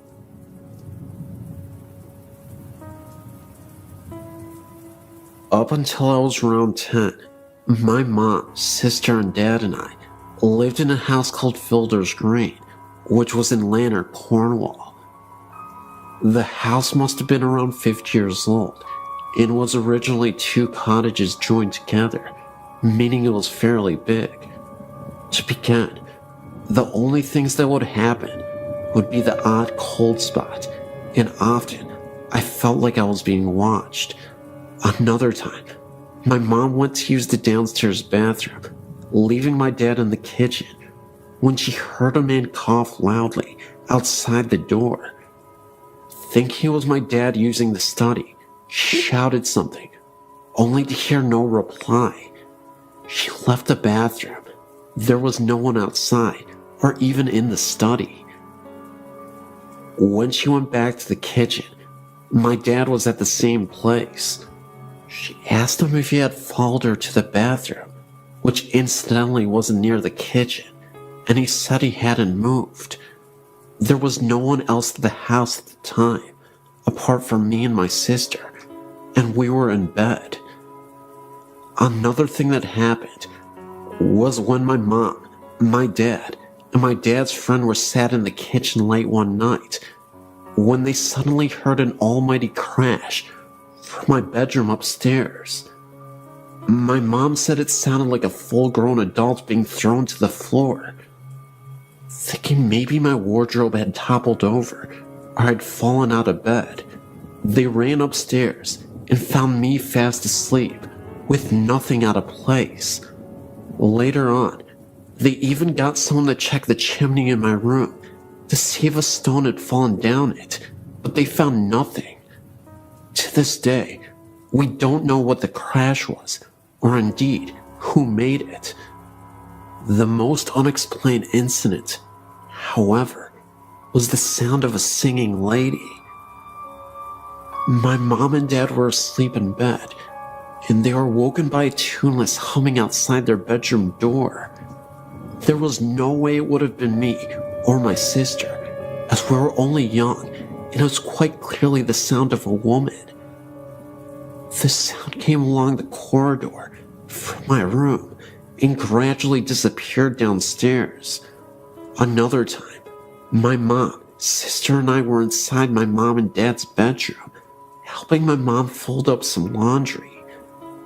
My dad was outside mowing the lawn, and we could see him from the room. After we had finished, we went to open the bedroom door, which was shut. We couldn't get out. The door had no lock on it and wasn't jammed. There was no draft in the room, as it was an airless summer's day. It felt like someone was standing outside, holding onto the handle to prevent us from leaving. My mom, who was obviously stronger than me and my sister, tried the door too, but there was no lock. In the end, we had to shout outside to my dad to come and let us out. He opened the door easily, and there was no sign of it ever being stuck. We left that house when my parents separated, and I found out from someone that knew the current inhabitants that they too were experiencing strange things, such as their child's toys being turned and turned off during that night.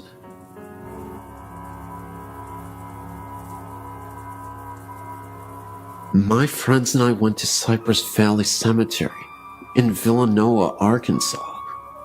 We come to your site and have tried out some of the places and have gotten good responses. We parked our car out front and went into the gates around 3 in the morning. There were 4 of us.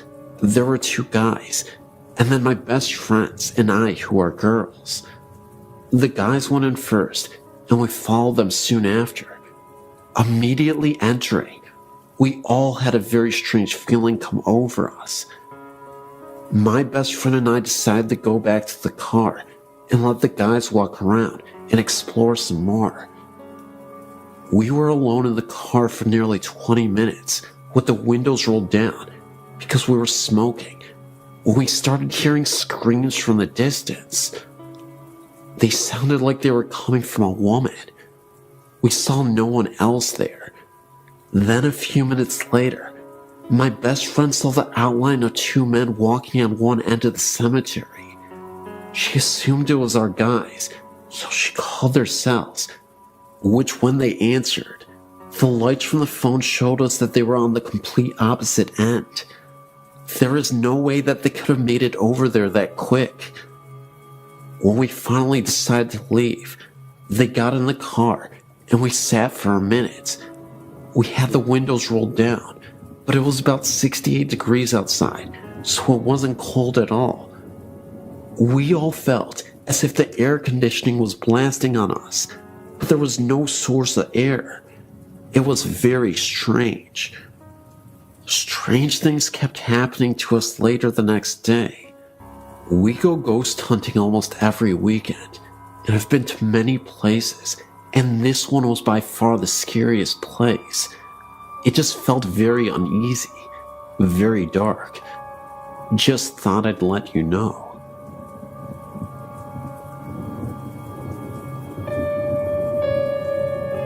Here's one of my stories of paranormal activity.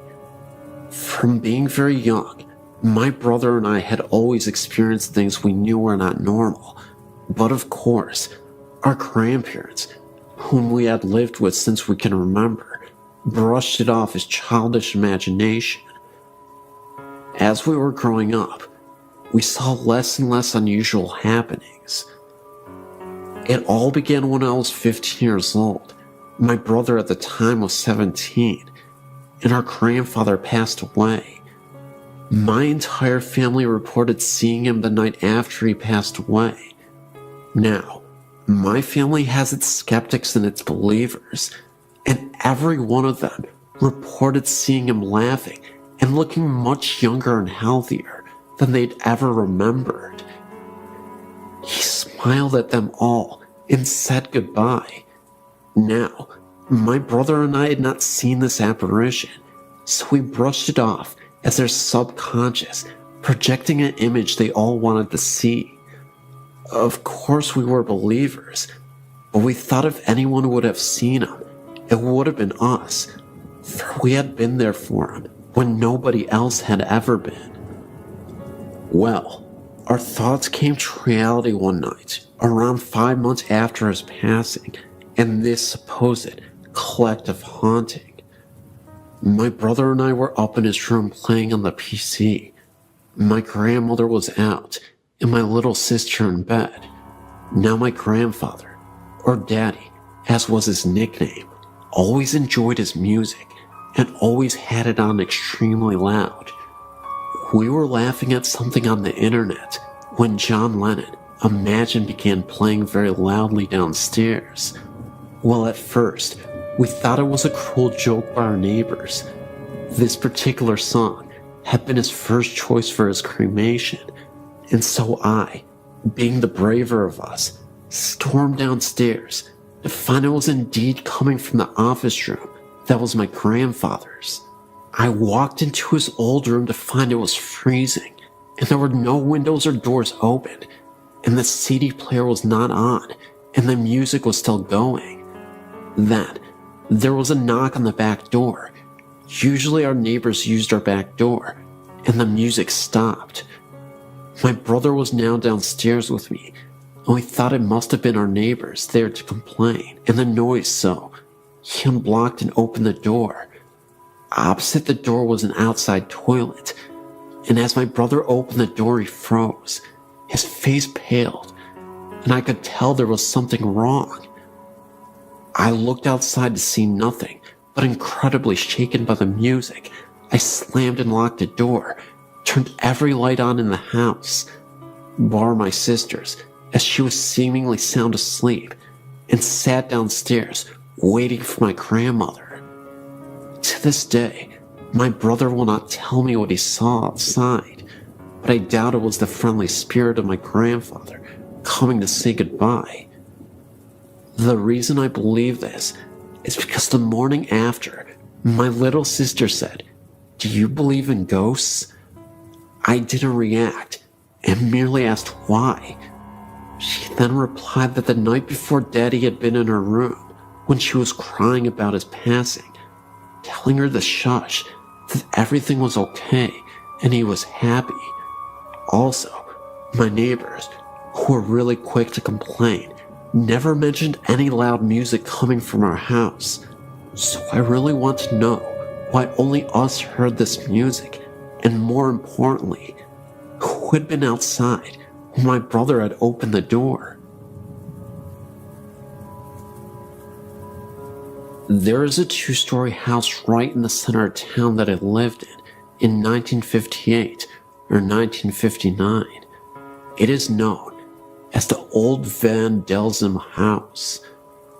Both my cousin and I experienced odd things in that house. There were many times that we would hear footsteps, such as a man wearing boots walking from the upstairs front bedroom towards the back bedroom to the left of the stairs. My cousin also said that she saw an old apparition in the backyard. I went to see the psychic Carol Pete this week and showed her a picture of the house. She said she felt it was a soldier from the Civil War era. Also, she said that many horrible things happened on the property. No one ever died in the house, so it is connected with the land it sits on. We stayed there only about 2 or 3 months and moved to another location in the same town. I also found out that I am a psychic medium, have had many unexplained things happen through the years. This soldier is not threatening. He does not know he is dead. Wish the house was mine so I could try to help him. All this has been burned in my memory for nearly 50 years. Hi, my name is David. I'm a French student, and I wanted to share some eerie things that happened to me and to some of my friends with you readers. My grandfather died last year.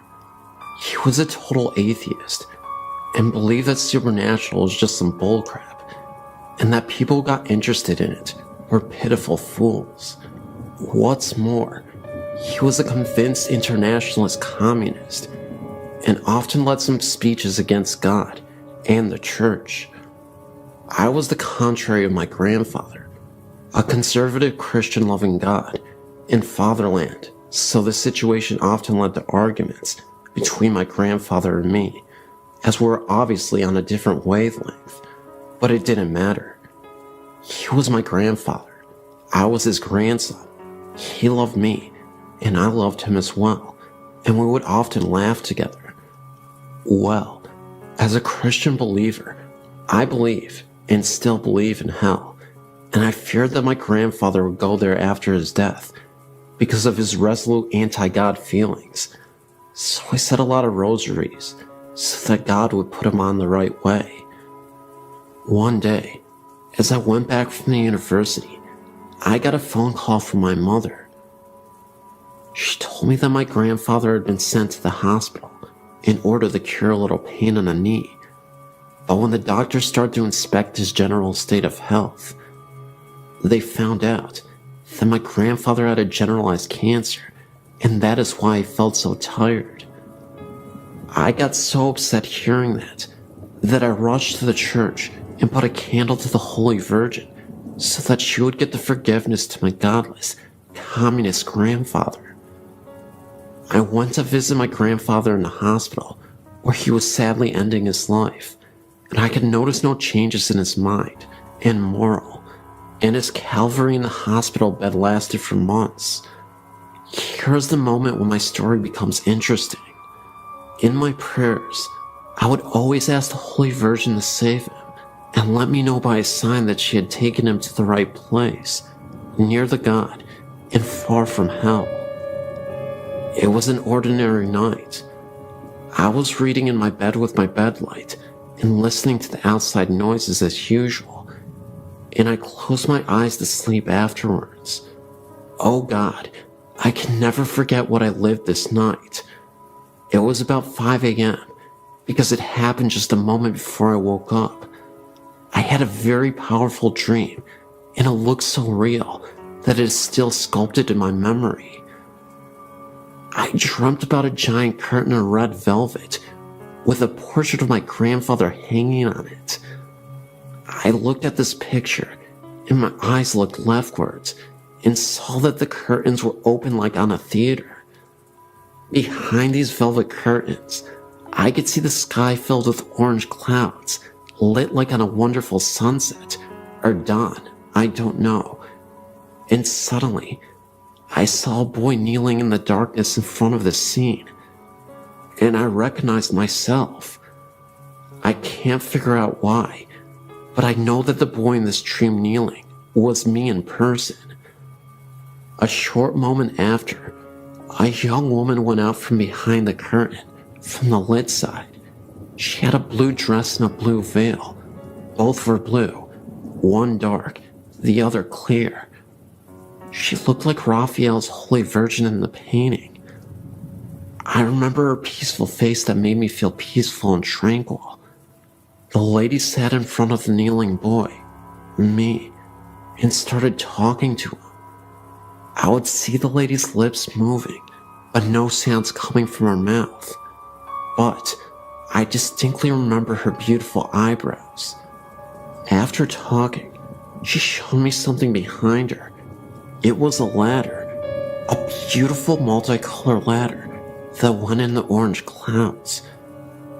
The ladder went through a hole in the clouds, and this hole had incredibly powerful light coming right from it, and it throwed rays of light. It was noisy like a storm, though not frightening at all, not at the contrary. My dream stopped with this vision of delight. I'd forgotten the dream on the following morning and went downstairs for the coffee. My mother was standing in the kitchen, and her eyes were painful. As I held my cup, she told me that my sister called from the hospital and that my grandfather passed away. I was waiting for this event with pain, but I got psychologically ready. Anyway, tears began to go out from my eyes, and I began to cry and go in the garden to think. And as I was walking through the trees in my garden, I suddenly remembered that strange dream of the night, and I was thinking that it was the sign I was waiting for, and that I beseeched the Blessed Virgin to send me. I was so grateful. I went to the church and told the Holy Virgin thank you, but I wasn't expecting such an intervention, but another prayer of mine had been made.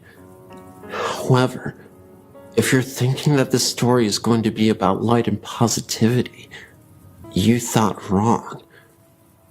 Because one day, a few days before the funeral, I was visited by a spirit with horns. That's right. I was lying in my bed asleep when the door slightly opened a little bit, and I was greeted by this creature, this horned figure. It was definitely a black mass, but it was just standing there as I was trying to regain consciousness in the middle of the night. It stared at me with its red glowing eyes. That's all I remember, the dark outline of this dark mass and the horns protruding out of its head. It was there for about 40 seconds, and I'll never forget the sight, and it just slowly disappeared. I have no idea what connection this is to my grandfather, or even if it means something, but it definitely rattled me to my core. I started to get a lot less sleep, and on days that I would get sleep, I would have these terrible nightmares of the same horned figure. In one of those dreams, the horned figure would be seen off into the distance, with again those glowing red eyes, and there would be candles scattered about, with the only source of light coming from the candles They were all lined up row by row and in a line that eventually led to this horned figure. I remember waking up instantly after that dream and crying profusely. I yelled out to my grandfather. I said, "Please save me from these nightmares. I'm sick of these nightmares." Fast forward a few days after the funeral, and the most spectacular thing happened. Though it was a little unsettling, not even going to lie, and I feel like this was truly confirmation that God was answering my prayers. We have this massive full-body mirror that rests in the living room. This is where I saw my grandfather in the mirror, standing right behind me. It happened so fast, and it disappeared so quickly, that I had to regain my composure and not freak myself out too much, because I knew deep down inside that my grandfather was here to tell me it was okay, and that I shouldn't fear evil. Was it a possibility that I was so distraught over losing my grandfather that I thought I was losing my mind in the process, and I was just imagining everything that I was seeing? I don't know. I can see why people would think that after this story, but what I do know is that I contacted my grandfather and maybe some unruly spirits, maybe deep below the surface, that we can't always reach. And it's truly terrifying, but also comforting to know that my grandfather has my back, even in the afterlife. One early morning, I'd been sitting in my family room, reading the newspaper. It was a very quiet morning, and I was all alone. The sun was coming through a bedroom window off the family room and shining down the hallway. It was one of those extremely bright sunrises, the kind where you can see dust particles floating through the air. I glanced up as I was turning the newspaper page. I then saw in the sun rays the outline of what looked like a man. It had a light black to gray color. It had no details, just the outline of its body. It was about 3 feet off the floor and had no legs from around the knees down. I could see the arms. It had no hands either. I just remember telling myself, "Wow, it's a ghost," and I took it all in. I told myself not to turn my head or blink. The ghost appeared to be looking into the bedroom. It turned its head slightly to the right. At that point, I had to blink. My eyes were drying out. When I did that, it was gone. I then got up and put my hands through the spot where it was. I guess I wanted to see if it would be cooler or something, but it was the same temp. I just stood there in amazement of how cool that was. I also needed to add, it was no one's shadow, and it's hard to describe, but it was not a shadow. I could see the dust particles going through the figure, and the figure was in the middle of the hallway. It was 3-dimensional. It actually looked like a hologram. I really love those rare ghost encounters.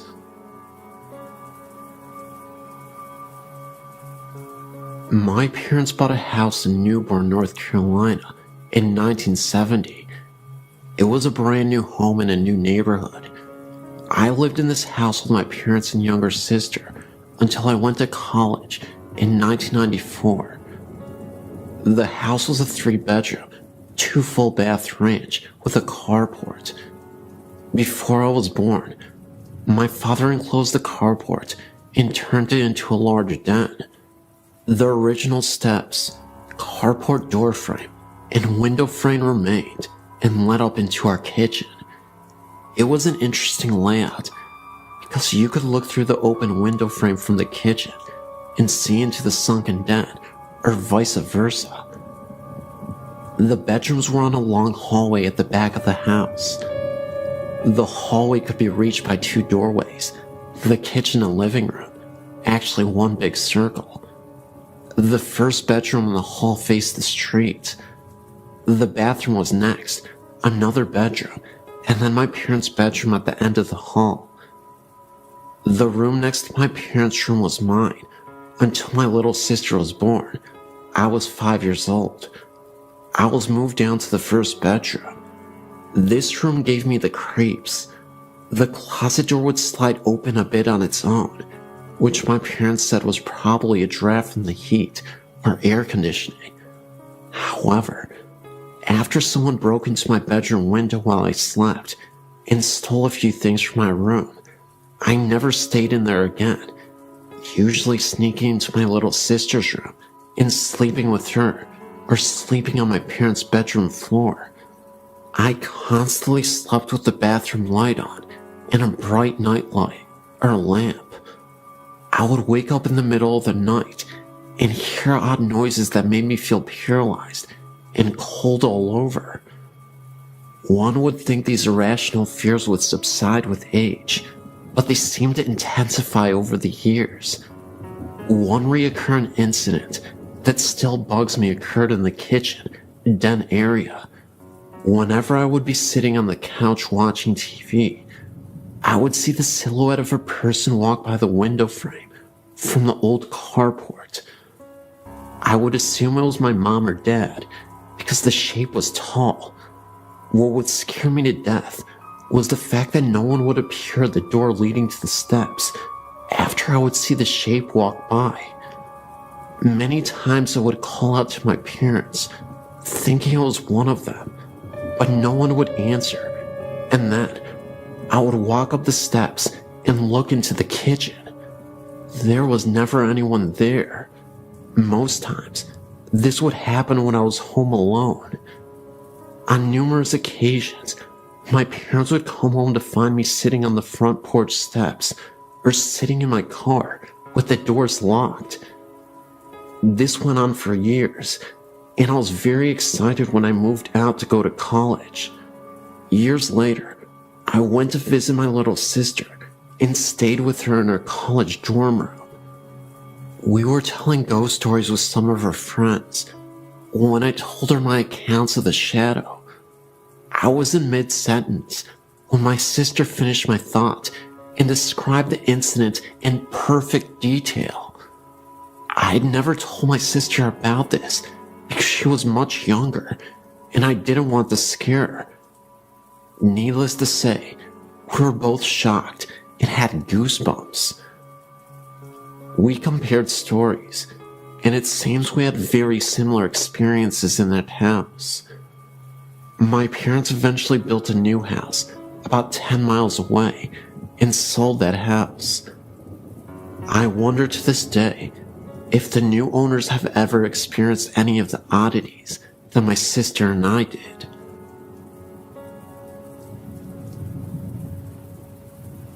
I'm 28 years old now. The paranormal has always interested me, but only recently have I started to research it. I've come to believe now that some things I've experienced as a child were probably more than nightmares. I believe my encounters were that of the paranormal, edited with a touch of child's imagination. Contrary to what you might believe, I think my touch of a child's imagination is what scared me the most. I decided to share with you those experiences that could be considered nightmares for your entertainment, but also those that I truly believe are paranormal. At the age of 5 to 7, I can't recall for sure. One night, I was lying in my bed, asleep. I felt something moving at the bottom of my bed, and the next thing you know, I felt like I was being dragged out of my bed. My covers had tightly wrapped themselves around my legs, so tight that I couldn't move them. I yelled, "My bed is eating me! Help! Mommy, Daddy, help!"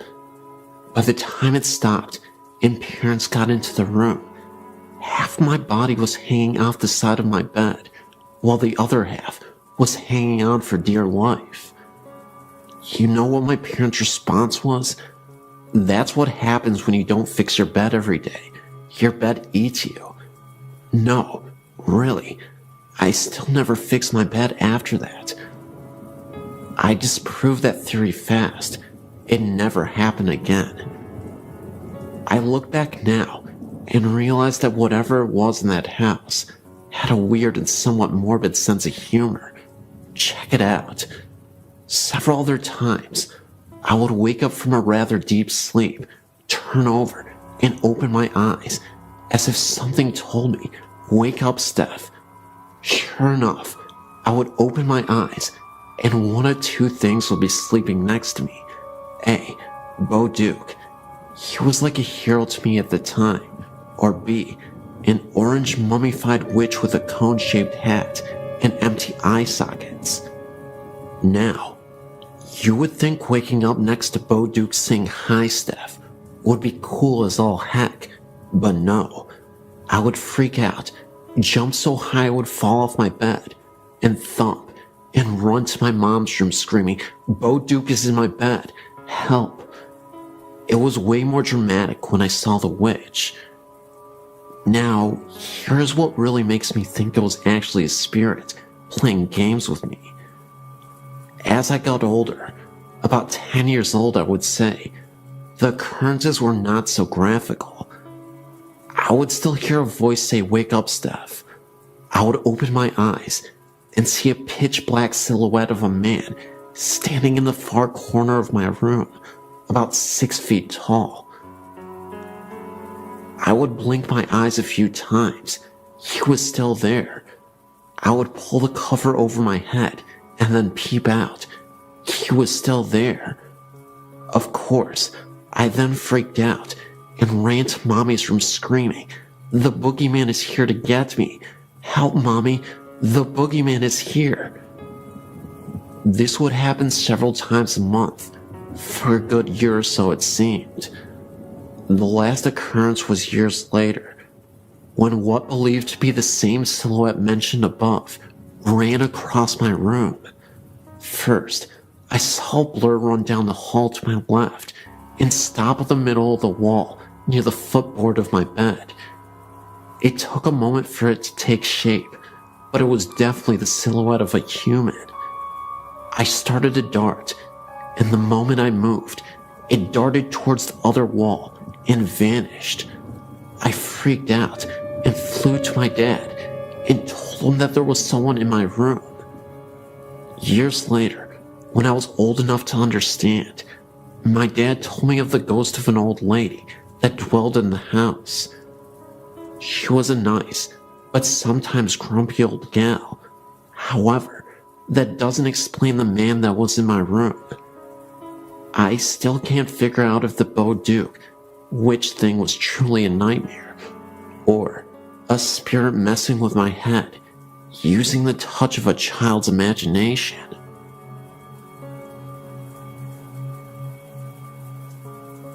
I've been to Gibbs Bridge twice, and we have seen something every time. The first time the signs kept changing. There would be a lot of writing on the signs, or none, every time we came around. I looked back and thought that someone was messing around with us, and I saw a figure standing alongside of the road, ran by the guardrail, and disappeared. Then, I kept seeing something black out of the corner of my eye. My cousin was with me, and she started to scream, and me and her both heard moaning over her screaming. Then, it was me and my sister and her friend. The signs again kept changing, but only a few, not at all like last time. We took pictures and got orbs. Then, we saw a figure again by the sign and disappeared. We went all the way down the street and turned around and saw a big bright light. I told my sister it was probably a car, so flash your lights to let them know that you're coming. She did that, and the light was gone. It kind of looked like a motorcycle light with handlebars. I know the whole story about it. Then, we turned around again and saw it again. It was not the street light at all. because we turned around going back to the bridge about 10 to 15 times and only showed up about 3 times. The weirdest part of that night was we left and my sister's phone was in the center console. Nobody was touching it. Somebody that we know called us and wondered why we called. Nobody did it. It was in the center console the whole time. My sister looked down and saw her phone hanging up, and they said we left a message. It was all 3 of us talking, and it was muffled. Tell me what you think, and go out there sometime again. Thanks for reading my story.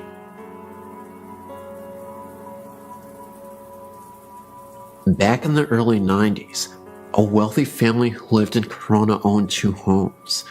One large home they owned was on the south side of Corona, overlooking the 15 freeway. The other home, used later as an office, was the old in-town district on Corona's famous Grand Avenue. As the story goes, before the husband and wife met and got married, the husband lived in the large house on Grand Avenue. The house once been a funeral parlor, and almost nightly, the husband would hear talking and other noise coming from the room next to him. He would check the room, only to find it silent and nothing out of place. After he met his wife, they purchased the large house on the south side and turned the Grand Avenue mansion into an office. One of the children of the family went to my school, and he claimed that their family had experienced all kinds of strange phenomena in the old mansion. One instance, a soda can was completely knocked off of a nightstand right next to a bed that he was sleeping on, and constantly they would hear footsteps upstairs. And the mother once said she was in the bathroom and the door suddenly flew open. All of the windows were closed, eliminating any chance of a drift. Another night, the family drove past the mansion, as they often would, to make sure it was secure. Remember, nobody lived there at this time. It was only used as an office. As they drove past the house, they noticed every single light in the house was turned on. They went in, turned out the lights, and left. They checked with everyone who had a key to the house, and everyone assured them they had not turned on the lights. It is claimed that the atmospheric pressure in the backyard is different from the rest of the area. These stories were all interesting to me, but I still had some skepticism until one year, the family was going to go on vacation to visit relatives in Texas, and they asked my mother and me if we would watch the mansion for them while they were gone. Keep in mind, neither my mother nor I knew anything about the house, including the strange phenomena. So Monday morning, we got to the house and settled in. My mother, a school teacher at the time, was grading some homework assignments, and I, only about 5 at the time, was fast asleep on the couch. My mother got thirsty, so she stacked the homework assignments in a pile, went to the kitchen for some water, came back, only to find the paper strewn all over the table and on the floor. I was still fast asleep, and there were no open windows. Later on that day, she was in the kitchen again, and she heard me crying in the other room. She ran in to see what was wrong, but again, I was fast asleep. I did not appear to be restless, as if crying in my sleep. Later on that week, we both occasionally would hear footsteps walking around upstairs. It is a very old house, as you can see from the attached photo, so naturally, the floors are very creaky. These were definitely solid footsteps. We constantly went upstairs after hearing the steps, only to find the place empty. After the family returned from their vacation, my mother had mentioned to them the phenomena we experienced. They laughed and explained to us that it happens all of the time. They describe the entity as a friendly ghost who likes to play pranks on people, hence the bathroom door flying open. The family eventually moved to Texas and sold the mansion to somebody else. I never returned to ask the new owners if they have experienced anything. Perhaps somebody around this area might want to. My name is Prenta. I lived in Hamtramck, a suburb of Detroit, Michigan, in a 2-story flat on Grayling Street. The apartment itself has a long and bloodied history of violence and death. Not only did I experience multiple ghostly apparitions, such as a man in a long beard that resembled Abraham Lincoln, but demonic possession, as well as poltergeist activity. The demonic possession was incredibly startling. It wasn't something that occurred inexplicably. I had a boyfriend who was connected to negative energies, and an evil spirit named Harold latched onto him. My boyfriend had never been once an aggressive or temperamental person. However, after staying together in that apartment for a lengthy period of time, our relationship began to sour. He would often talk in his sleep, which was something he had never done in the 7 years previous, and we had lived together for a long time. One night, he was sleeping right next to me. For some reason, I remember I had a difficult time trying to rest, so I was tossing and turning in bed. My boyfriend was dead asleep. Not a second later, he starts whispering. He keeps repeating, "Harold's here. Harold wants to play." Although it scared me half to death, what he said after that truly shook me to my core. He uttered some unnerving words, something about how he was going to take care of my suffering soul. At that point, I couldn't take it anymore, and I woke my boyfriend up. He was in a pure state of delirium. I told him he was talking in his sleep, and when I told him what he said, he looked at me as if he were terrified. That's because he said he had a dream about a man named Harold. My boyfriend told me that in his dream, he was in the mafia, and Harold was his mob boss. He wore a pure white suit and looked like a traditional mobster from the 1920s. Well, a couple days later, I was cleaning my apartment when I discovered a secret room that I never noticed before. It was basically a walk-in closet. The room was empty except for a small cabinet with a drawer. I opened the drawer, and in it was an old newspaper from the 1930s. I kid you not. In this newspaper was an obituary about a man named Harold. The obituary didn't say he was part of the mafia, but he was a World War I veteran. I believe that Harold used to live in this apartment. My boyfriend told me that Harold appeared once while he was in the shower, and I was away at work. I often worked a night shift at a hospital, so I'm often away at night. He heard a crash coming from the kitchen that startled him. When he went to investigate, the dishes that were on the countertop somehow fell to the floor. He then returned to the bathroom to brush his teeth, when he saw the face of a young man staring back at him in the mirror for a second, right behind him. It was so quick, but long enough to notice. He then had an idea to photograph the bathroom, a picture directly facing the mirror, and then the bathroom itself while standing from the doorframe. What he saw was incredible. It was an orb, clear as day, appearing right in the mirror. Either way, I was convinced that later on, my boyfriend was possessed by Harold. He became a shell of his former, laid-back and friendly self. He transformed into a vicious, aggressive, and easily agitated person.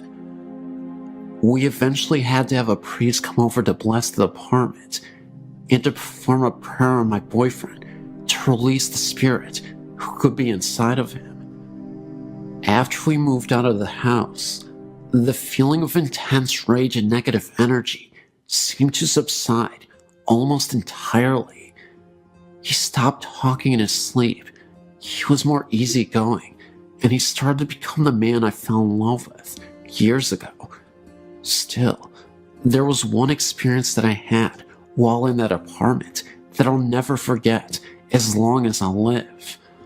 It was the evening, and I was starting to settle down on my first night off from the hospital in days. I walked to my bedroom to change. In the bedroom, there is this huge mirror that I often use.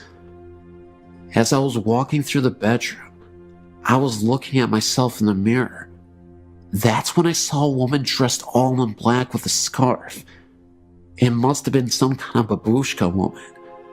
I instantly closed my eyes out of pure fright, and as I opened them back up again, I returned to look back at the mirror, only to see that this woman had disappeared. I only saw myself. All of these events are 100% true. I know sometimes when people tell these types of stories, they are often met with a high degree of skepticism. I should mention, though, that I have high integrity, and I think it is foolish to tell pointless lies just for attention or to have a good story. The possession, herald, the poltergeist activity, and the babushka woman were all signs that something awful wouldn't leave that apartment.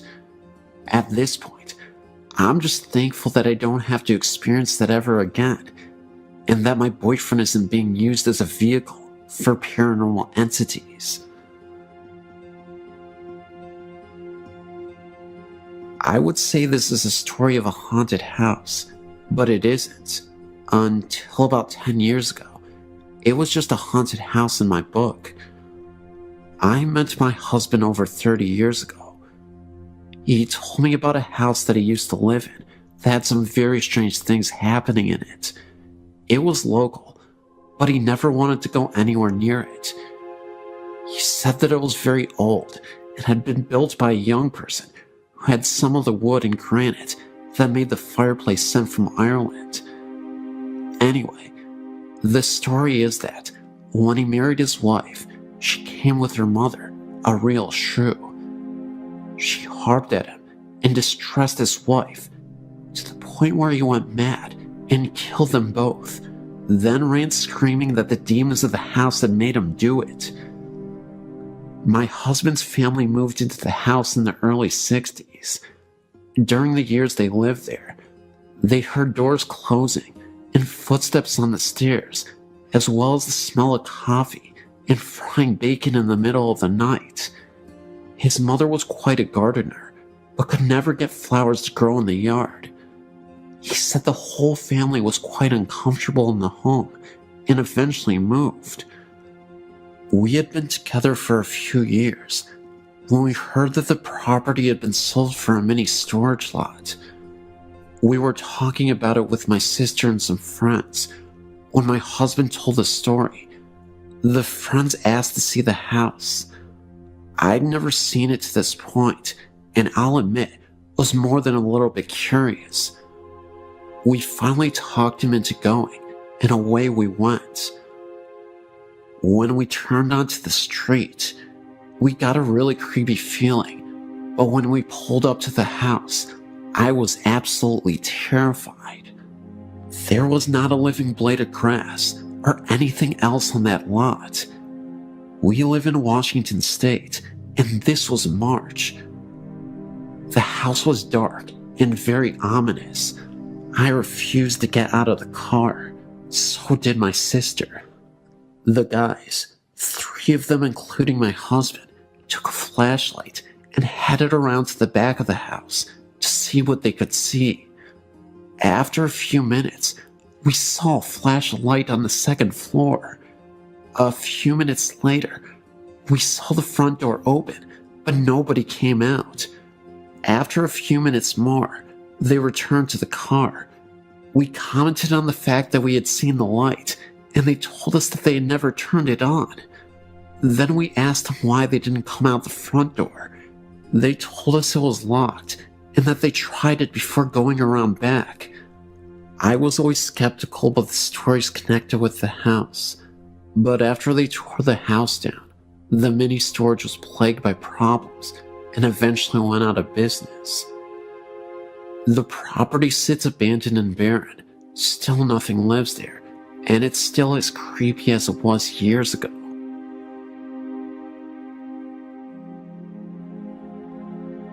I've got a story to add to your website. I've gone back and forth about someone having come check it out. Just not sure I'm ready for it. But here goes my story. My husband and I moved into a new house built on a minor Civil War battlefield. We know there was another house in the vicinity. There was also a tree that was referred to as the hanging tree, not far from our backyard, on which about Union soldiers were hung. Soon after moving in, we noticed odd shadows and white lights that seemed to move across rooms with no apparent source. We tried to account for them by cars passing on the road, but never could pinpoint anything. One evening, we were watching TV when a shape ran past a door to what eventually would be our deck. The door was a good 4 feet off the ground, but the person running past ran level with the door itself. My husband and I ran for the door, flung it open, and my husband jumped down and ran in the same direction. At that time, we were the only house on that end of the street, and being a very small town, it's very quiet at night, and sounds carry for quite a distance. We didn't hear anyone running, nor did we see anyone. We were spooked, but figured it was a kid, and our eyes played tricks on us. Not long after that, my husband jumped off the couch and ran for the door again because he said someone was standing there looking in. Again, level with the door and no deck. There was no one we could see when we went outside. Some months later, I was up around midnight, cleaning the kitchen.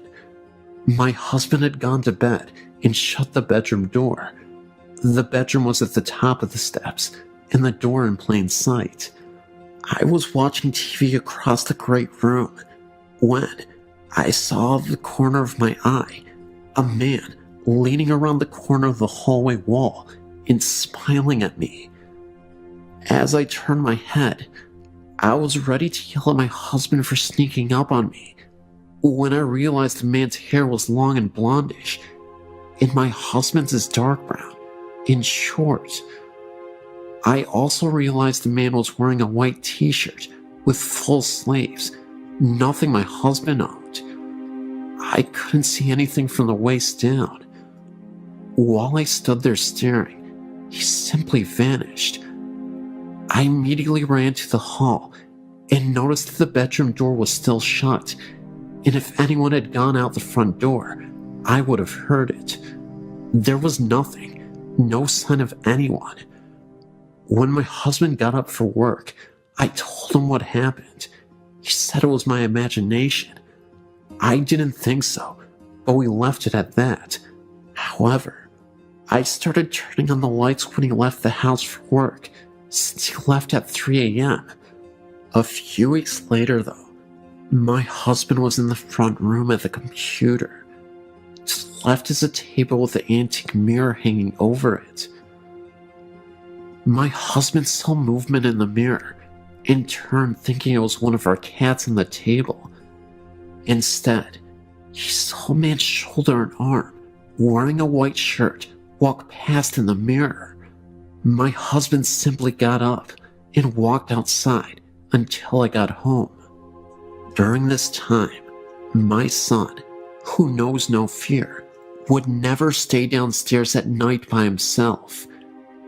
He said he was creeped out, like someone was watching him from outside the door. My daughter, a typical teenager at the time who kept to her room, would often come downstairs to hug me and sit close to me. When I'd ask her if something was wrong, She told me that sometimes she felt someone was sitting on her bed, and that she saw things move out of the corner of her eye. The strange thing is that my husband and I never told the kids what we saw until they were 18 and 19. There was a time when activity seemed to stop after my husband, getting the idea from my friends, stood in the center of the house and asked whoever was there to not show themselves to him. He was left alone after that. However, recently, we've been experiencing marital problems, and my husband moved into another bedroom. I'm now hearing footsteps in my room, and I'm constantly woken up by what feels like someone sitting on my bed. I'll roll over, but there won't be anyone there. One night was unusually bad, and I had to get up earlier than normal the next day for a class. Around 10 p.m., I said out loud that I needed to sleep, and he wasn't letting me. If you wanted to bother someone, to please go harass my husband. Strangely enough, it got quiet, and I fell asleep, only to be woken at 11 p.m. by my husband, who was in the bathroom, frantically looking for someone to stop an area on his leg from hurting. He has psoriasis, but this particular time, he said it felt like someone was poking him with needles. The area was deep red and gave off heat. A very odd coincidence to say the least. We've also had things go missing: a tablecloth, a 15th century style costume, and various little things that turn up in different areas. We have yet to track down the tablecloth or the costume.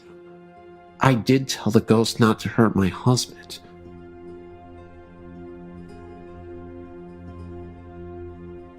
My uncle and aunt now live in a house near the bank in Auburntown. When I was a little girl, my best friend Stephen and his family lived there. They bought the house and were told that the previous owner, an elderly lady, still haunted the house. They put little faith in the story and never let it bother them. I remember playing in Stephen's room and smelling an old lady smell, like medicine and lilac perfume. We never felt threatened by a presence at all. The smell would usually fade away just as quickly as we smelled it. However, one night, after the family had gone to bed, Stephen's mother was awakened by the sound of toys making noise in Stephen's room. Stephen had one problem. He was highly susceptible to nosebleeds. The slightest bump would set off a massive flow of blood. Stephen's mother thought it was strange that he was awake and playing with so many noisy toys at once in the middle of the night. Also, the rocking chair in his room where she would often read him bedtime stories was rocking so hard that it was banging against the wall. She ran down the hall to his room, and when she opened the door, the toys went silent. The rocking chair slowed down. She looked at Stephen in his bed and saw that his nose was bleeding very badly, and it was going down his throat. He might have drowned in his own blood if the very sweet lady's ghost had not raised such a racket that night.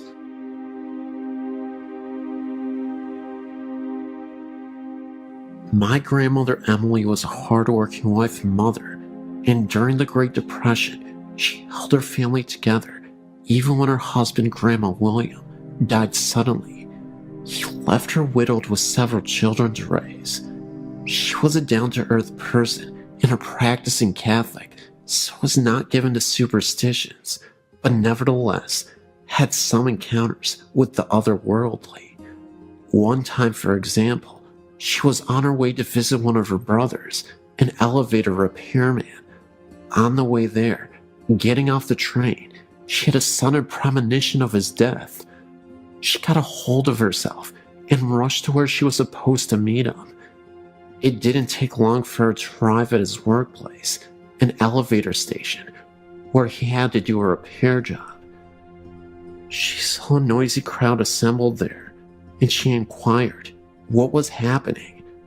She was told that a repairman had been killed in an accident.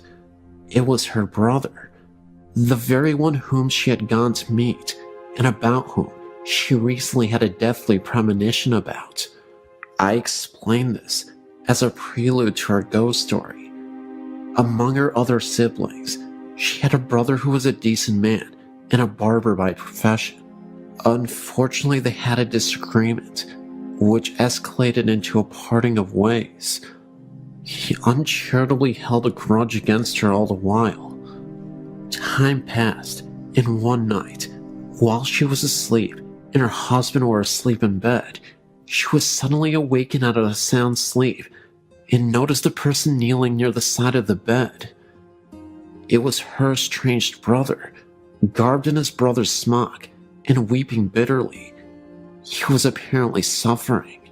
She was startled and confused and didn't know how he got in her house and bedroom in the middle of the night and why he suddenly showed up after choosing to cut himself off because of his silly grudge against her.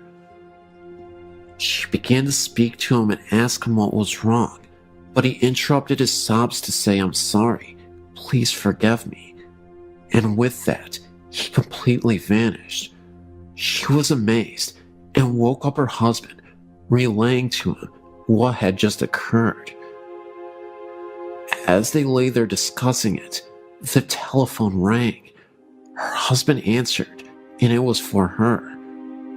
When she got on the phone, she was informed that sadly, there had been a death in the family that very night. It was her estranged brother, the barber. They understood this ethereal visit from beyond the grave to be the soul of the departed brother, and that he was given the grace to appear from his purgatory to his sister in order to make up for his uncharitable bearing of a grudge. A requiem mass was offered for him, and they prayed for his soul. He never appeared again.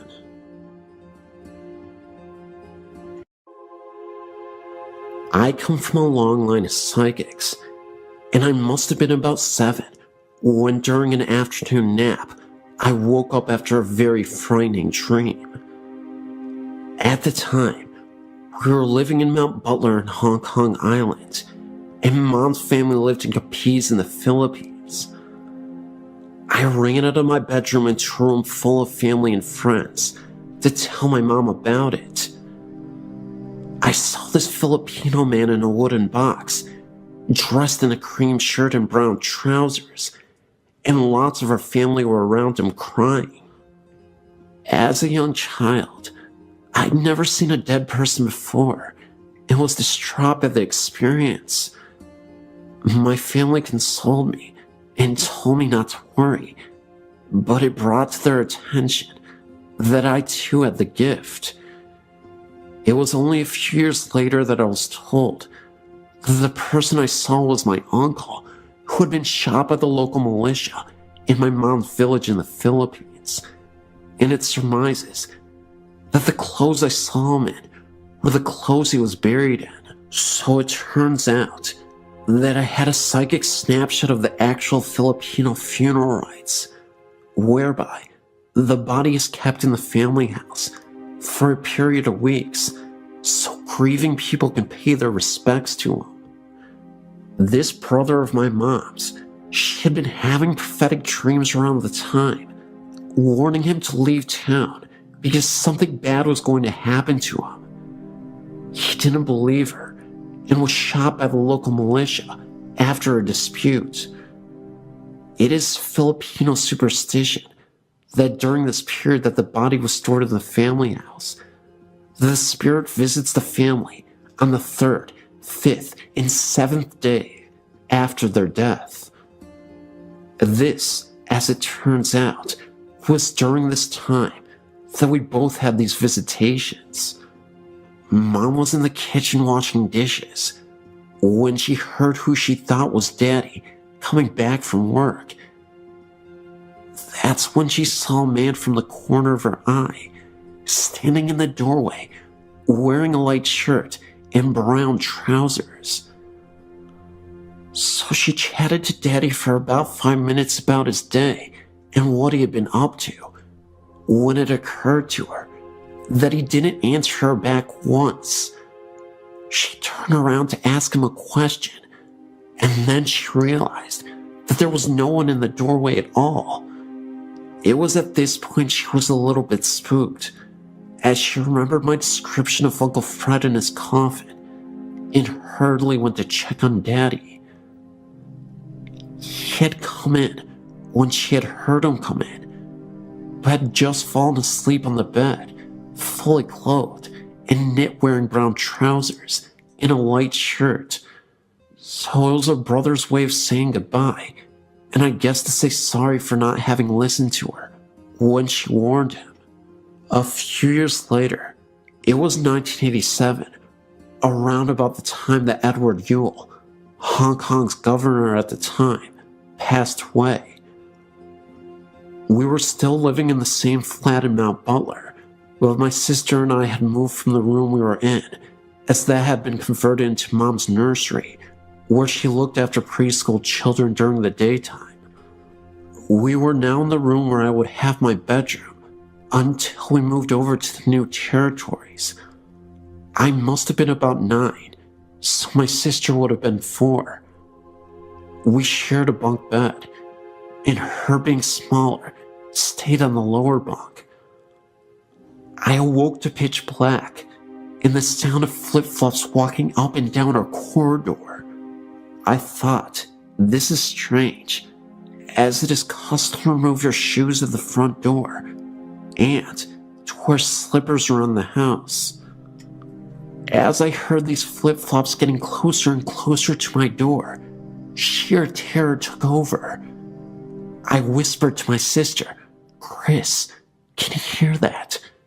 No one answered back, so I was trapped on the top bunk with nowhere to go, with this noise coming closer and closer. I hid my head under my blanket, like most kids do, wishing it to go away. I said this time, more incessantly, "Chris, can you hear that?" And something hissed back at me, "Yes." That did not sound like my sister at all. At this point, I was terrified. I tried to gather all my strength to get out of the bed, but I was too scared. After what felt like a millennia, I eventually gathered enough courage to jump off the top of my bed, ensuring by no means that I touched the lower bunk, and charged into my parents' room across the corridor from our room.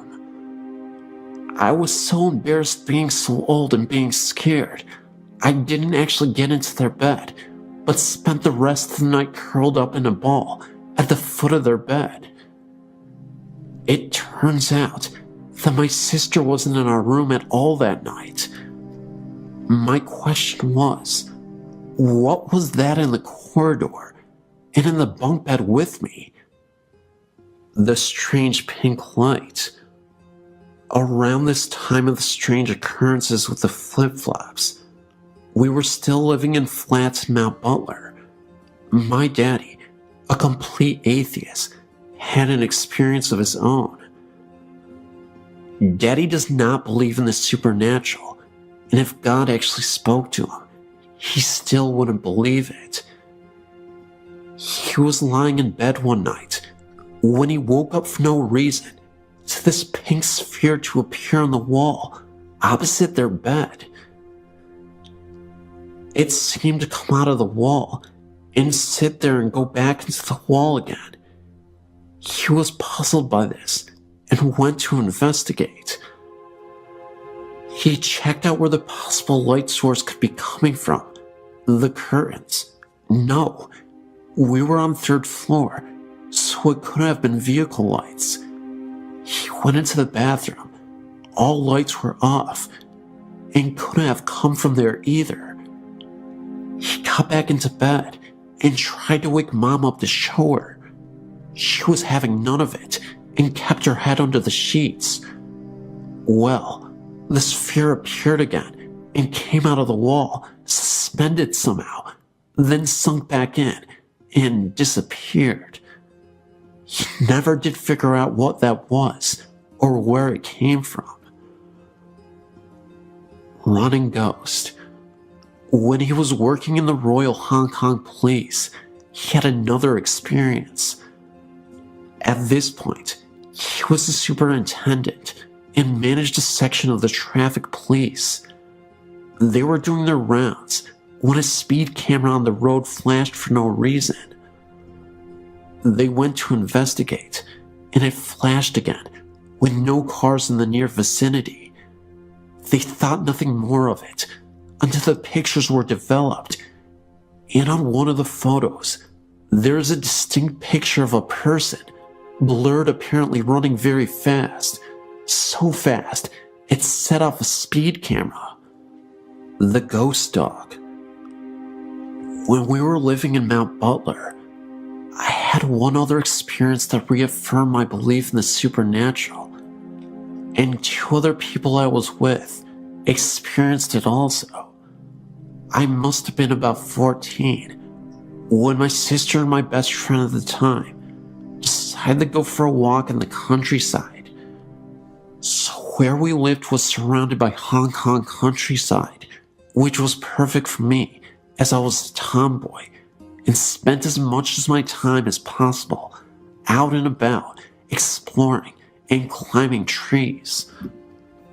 Just before I started university in the UK, I was visiting some friends in Cardiff. I was feeling very odd that night, and as we were heading out into town, a premonition hit me. I turned around to my friend and said, "Something very big is going to happen tonight." He just looked at me like I was stark raving mad, so I dropped it. So when we went out and had a lark and came back, thinking nothing more of it, imagine our surprise when we woke up in the morning and splashed all over the news was coverage on Diana's death. This, of course, being the famous Princess Diana of Wales, who died tragically in a car accident. But I predicted it the day before. At least I feel like I did. Could be a coincidence, but I don't think so. Udelexer Cemetery experience. So, I started uni in Derby in the Midlands, and where I was living was Student Digs on Udelexer New Road. I was heavily into my goth influence back then. Not so much now, but I still love old cemeteries and dramatic clothing.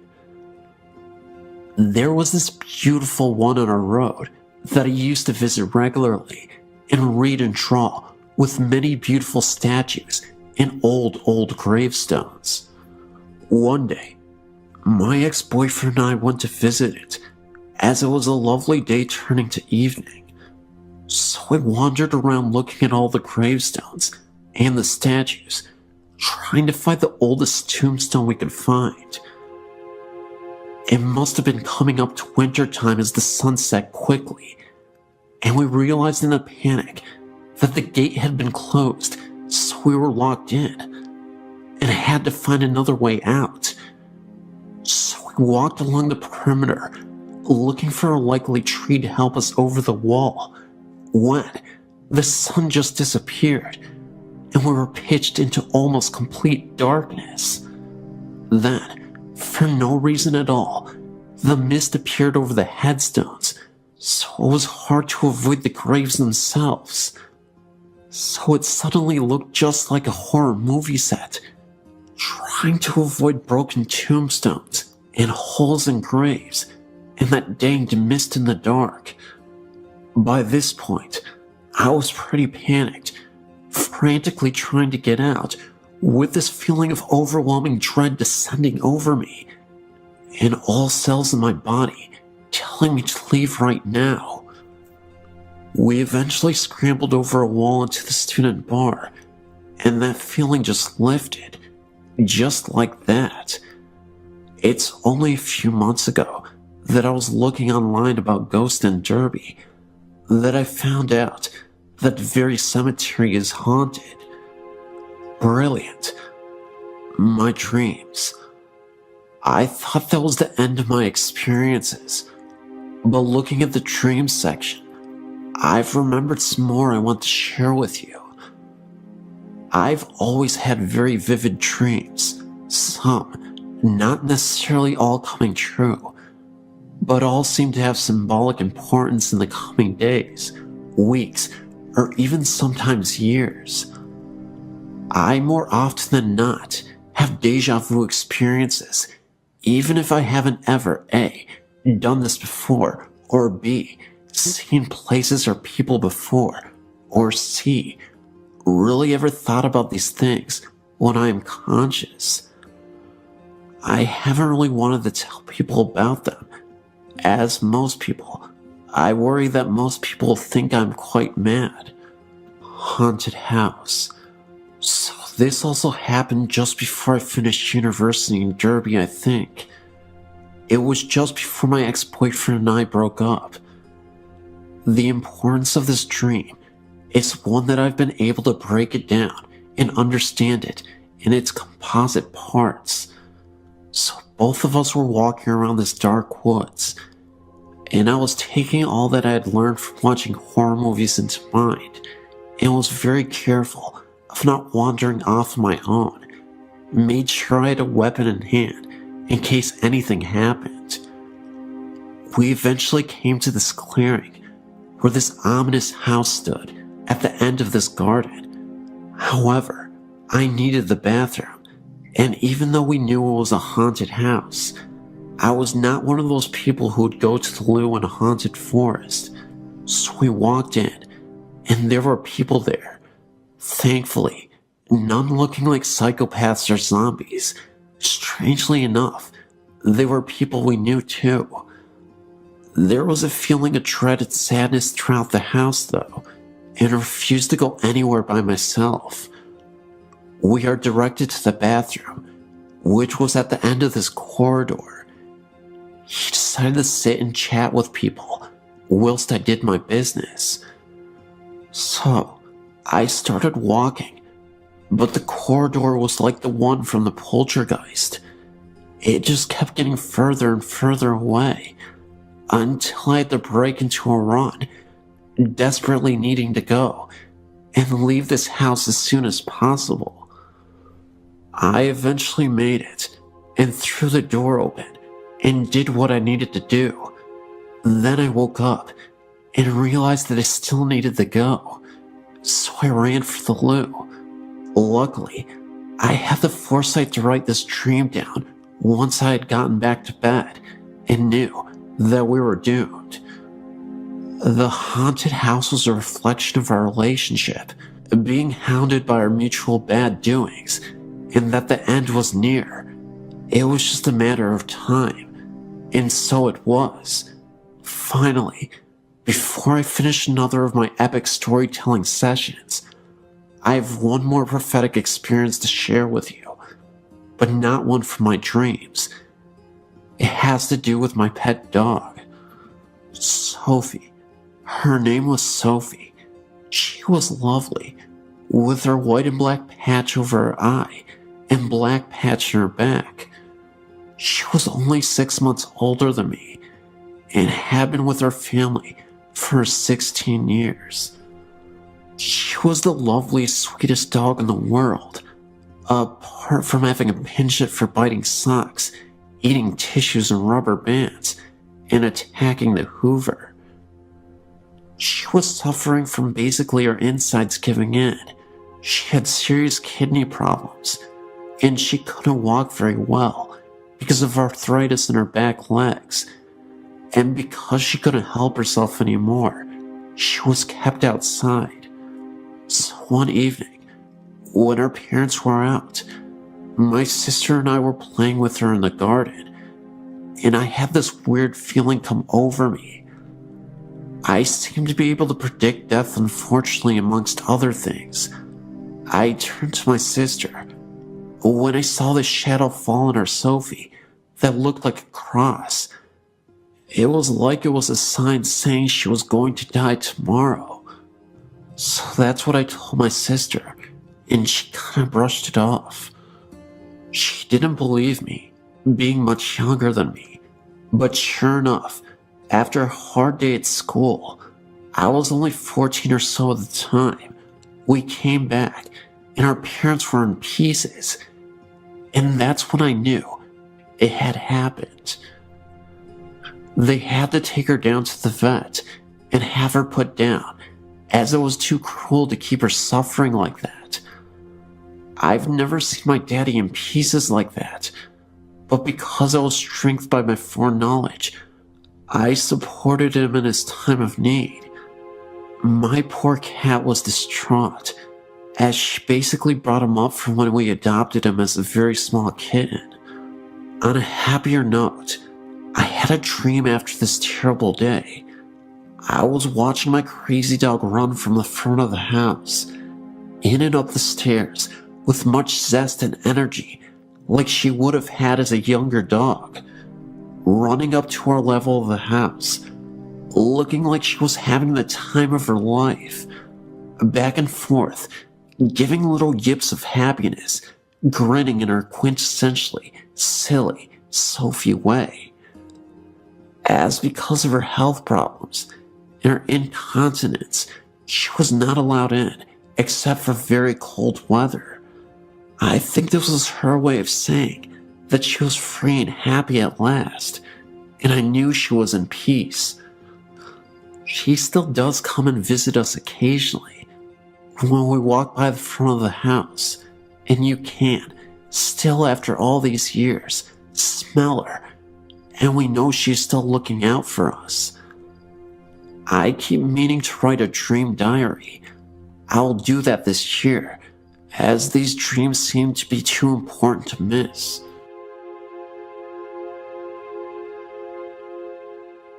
My husband and myself and my brother were all watching our mother's house while she was out of town on vacation.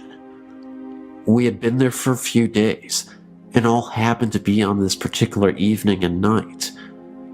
Well, we had finished dinner, and we were all just hanging out in the living room watching TV.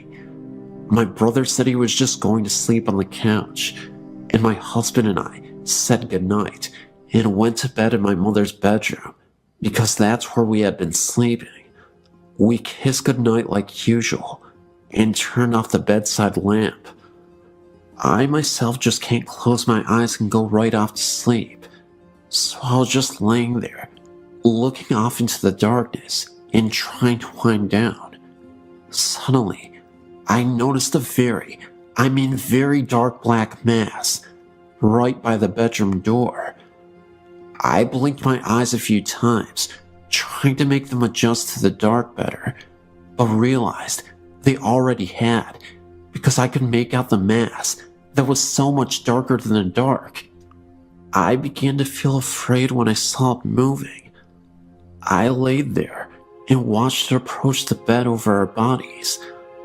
It looked larger than it had by the door. I began to nudge my husband, but I decided to lay there a little bit longer to see if it continued to move or even get larger. I laid there and marveled at its darkness and its extremely dark color as opposed to the regular darkness. It was pitch black and just floated there above us. Unbelievably, I fell asleep. The next day at lunch, my brother said, "Hey, last night I saw the weirdest thing when I was trying to fall asleep. A large black mass was hovering above my head and scared me half to death." I stuck my hand in it, and it was freezing cold. Before I had a chance to speak, my husband said, "Me too. I thought I was seeing things." I spoke up, and I said I saw it as well and was frightened by it. They both said, "Wow, I wonder what it was." I had read somewhere that these could possibly be evil. Needless to say, we didn't spend the night there again.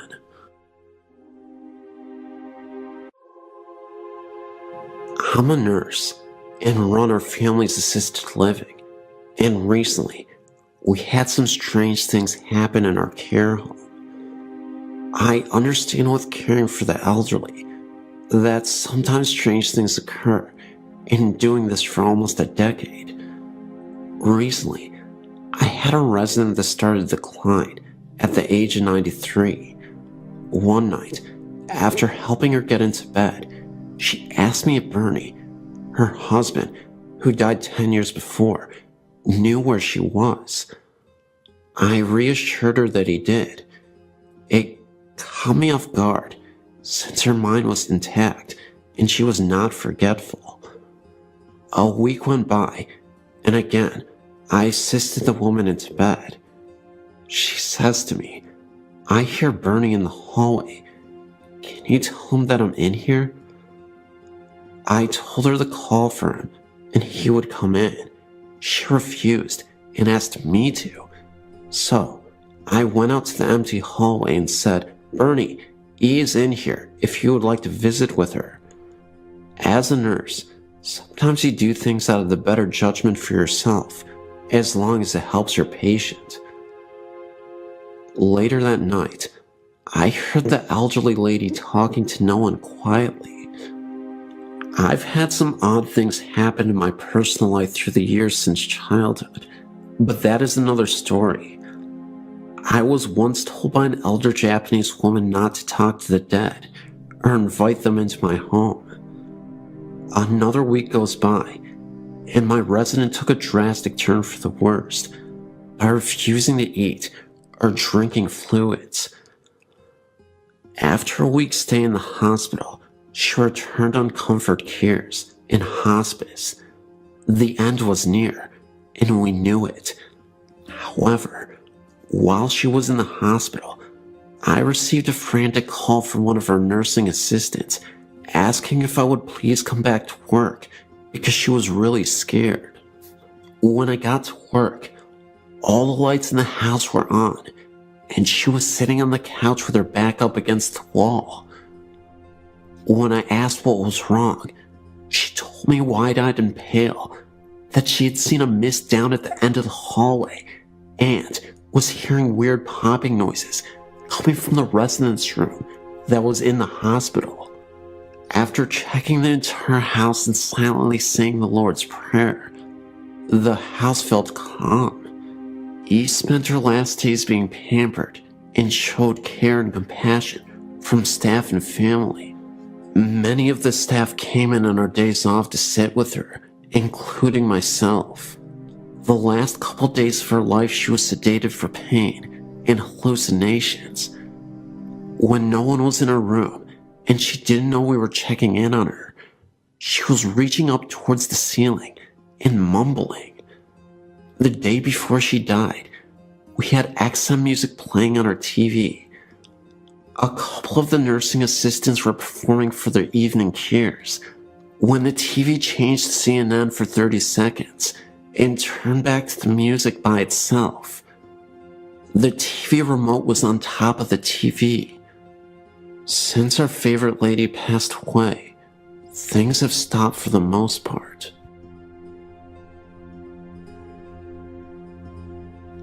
My mother passed away June 5th, 2007. Me and my husband were in New Jersey at the time, waiting to get unloaded. We drove an 18-wheeler for a living. My sister had called me the day before and told me that my mom was in a coma, and the home healthcare people said she only had about 24 hours to live and that I needed to come home. So I called our dispatcher and said we needed to be routed back to the Chattanooga terminal so that I could see my mom before she passed. He said no problem. After you and your husband have put tires on, go pick up that load and head for Chattanooga.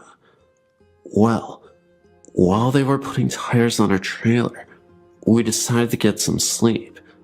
The cell phone rang, and it was my sister. She told me that Mom had come out of it and was sitting up and laughing and talking to everybody, and that she was okay. So I called my dispatcher and said we don't have to go home. We can do one more load out here. So it was late that night when they finally got the tires on the trailer, and we decided to just stay there in the parking lot till morning so we could get some much needed sleep. We get up that morning and pull out. As we're heading down the highway, my cell rings, and it's my sister. She's crying. She tells me that Mom passed away that morning early. So to make it a little shorter, our dispatcher gets us home 36 hours later. Now at this time, we are at my mother's house, and she has already been picked up by the funeral home before we got there. Later that day, my husband's cell phone rings while we are nowhere near it to answer it. So when we do pick it up to see if our dispatcher has called, it shows we have one voicemail and no number. So my husband listens to the voicemail, and it's my mother, the day after she died. The message said, "Connie, this is your mother. Call me." We decided to check if it was a delayed message, but it wasn't. I even took it to the cell phone company, and they said it was June 6th at 1:25 in the afternoon. My mom died June 5th, 2007, at the times between 1 a.m. to 3 a.m. It has really bothered me that we missed the call, even though she was already dead. She might have been trying to say goodbye to us. A few nights ago, a friend and I took a drive up Angeles Crest Highway. It was a clear night and wasn't too cold. As we entered the parking lot, we noticed there were no other cars there. As I made a U-turn in the lot to face the small building, there, we saw a man walking. What got my attention was the fact that my headlights shined bright on the building, yet we only saw the person from the waist down. The rest of his body was a shadow. The man was walking around as if he were looking for something. It appeared he had a flashlight in his hand, the way he was moving, but there was no light coming from it. The closer we got to him, the smaller the image got. When I shined my brights on him, it looked like he went down a small hallway. Even then, we could not see his upper body. We went back the next day to see if we could find anything. One thing we did notice was the hall we saw the figure walk through was now a wall. Not a wall that was just put up, but one that looked like it was part of the structure since it was built. 3 separate spirits are said to walk the halls of the soon-to-be abandoned Middle Tennessee Medical Hospital in Murfreesboro, Tennessee, as a new, more modern hospital is being built right across the city. In the older section of the 3rd floor, one room is said to be haunted by the ghost of a mental patient who jumped out of a window in the 1960s in the psychiatric ward. 30 years later, in that section, administrative offices were constructed, and employees reported hearing running down the hall of someone with bare feet, and a light outside the room where the man was said to have jumped turns on and off periodically on some nights. The switch that turns that light on can be found only inside the room, which was not even in use at the time. When the lights were checked by maintenance, they seemed fine. Later, some orderlies enjoying lunch on that same floor reported seeing an IV stem being rolled up the same hallway. They left their food there and didn't return. In what was the pediatric area, the ghost of a red-haired girl in her early teens in a white hospital gown has been spotted at one point by a nurse who also had long dark red hair when the room was used for pharmaceutical storage. She claimed to see the spectral image of the girl staring at her through the glass observation window of the room. The nurse was also a redhead. Finally, The third spirit has been chronicled by the hospital's own sad history and has been spotted in a newer section. A young nurse who had just started was leaving for the night to go out with friends. As she hurried down the stairwell, she dropped her purse over the guardrail, a lunge too far, and fell down the center of the stairwell, landing on her head. She died 3 days later due to massive brain trauma. Ironically, one of the hospital's employees who had the task of cleaning up the bloodstains was the son of the woman who had seen the red-haired girl's ghost as her family worked in the hospital. It is sad that sometimes you can see the girl repeat her fatal fall.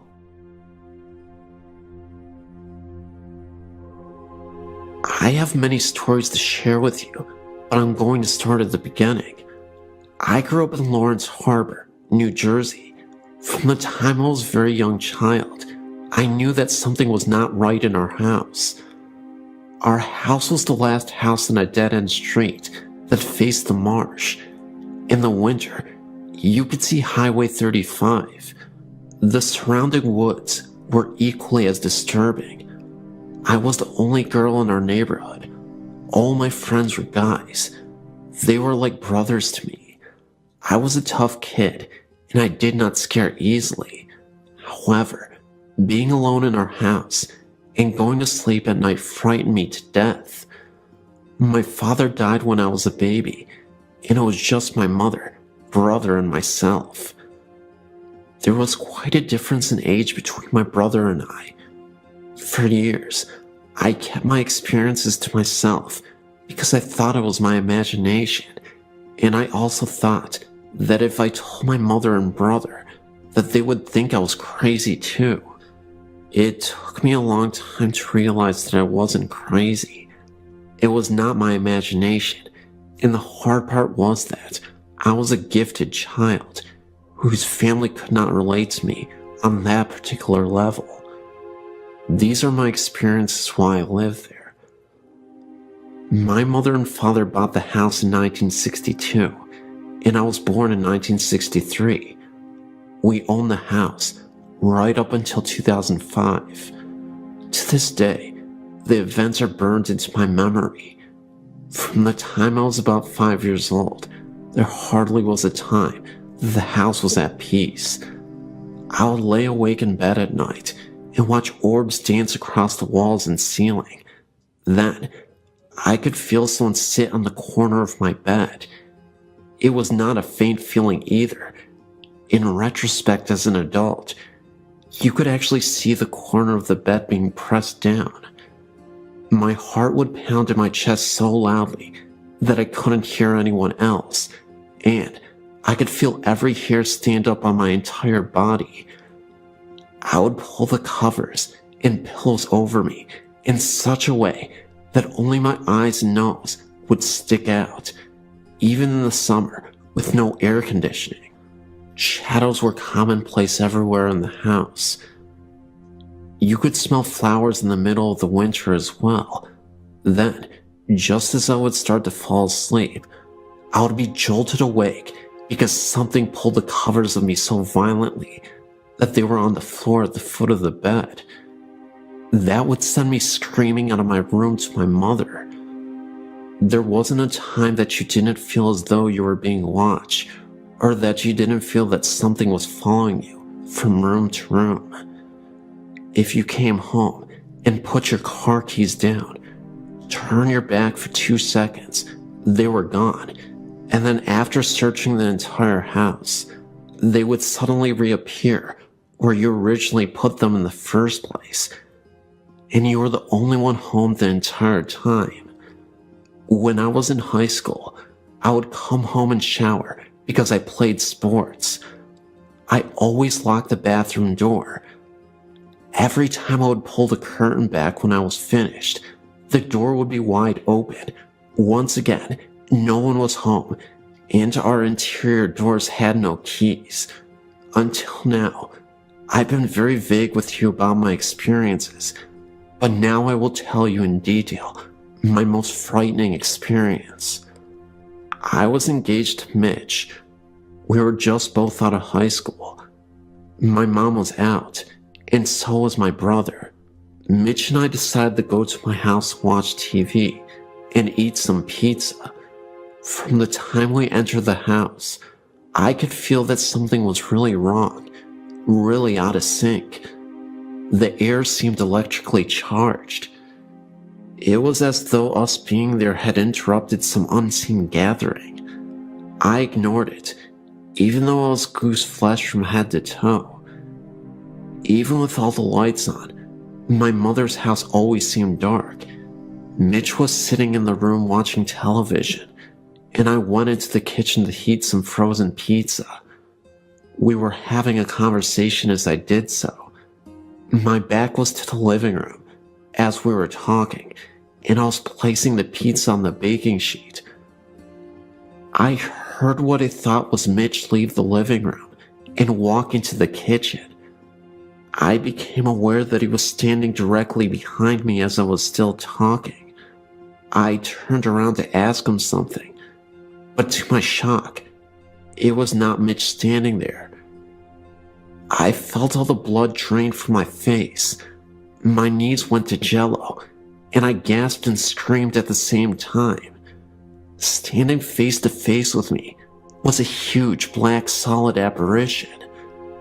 I could make out a head and shoulders, but the rest became more see-through as it went towards the knees and feet area. It felt like slow motion. I think that when I turned around and screamed, I scared it as much as it scared me. As I stood there screaming, the black figure literally whooshed through the kitchen wall. Mitch ran into the kitchen. I was shaking and white as a ghost. It took me a while to collect myself. I shut the oven off, and we left and went to the local pizza place, where I told them what happened. We didn't spend much time at my mother's house after that. This is just one story out of countless stories that I would be glad to share with you. I'm now 46 years old. My entire life has been one foot in this world and the other in the spirit world. Years ago, I'd contacted Sylvia Brown, who told me that my mother's house had many spirits in it, but two stood out. There's the ghost of a baby and its mother. She also said that I was a medium and a psychic, and she was right. This is what I now do. I'm no longer afraid. It gives me pleasure to be able to connect with grieving spirits, with their departed loved ones. I consider this wonderful gift that I will not trade for anything. Thank you for listening.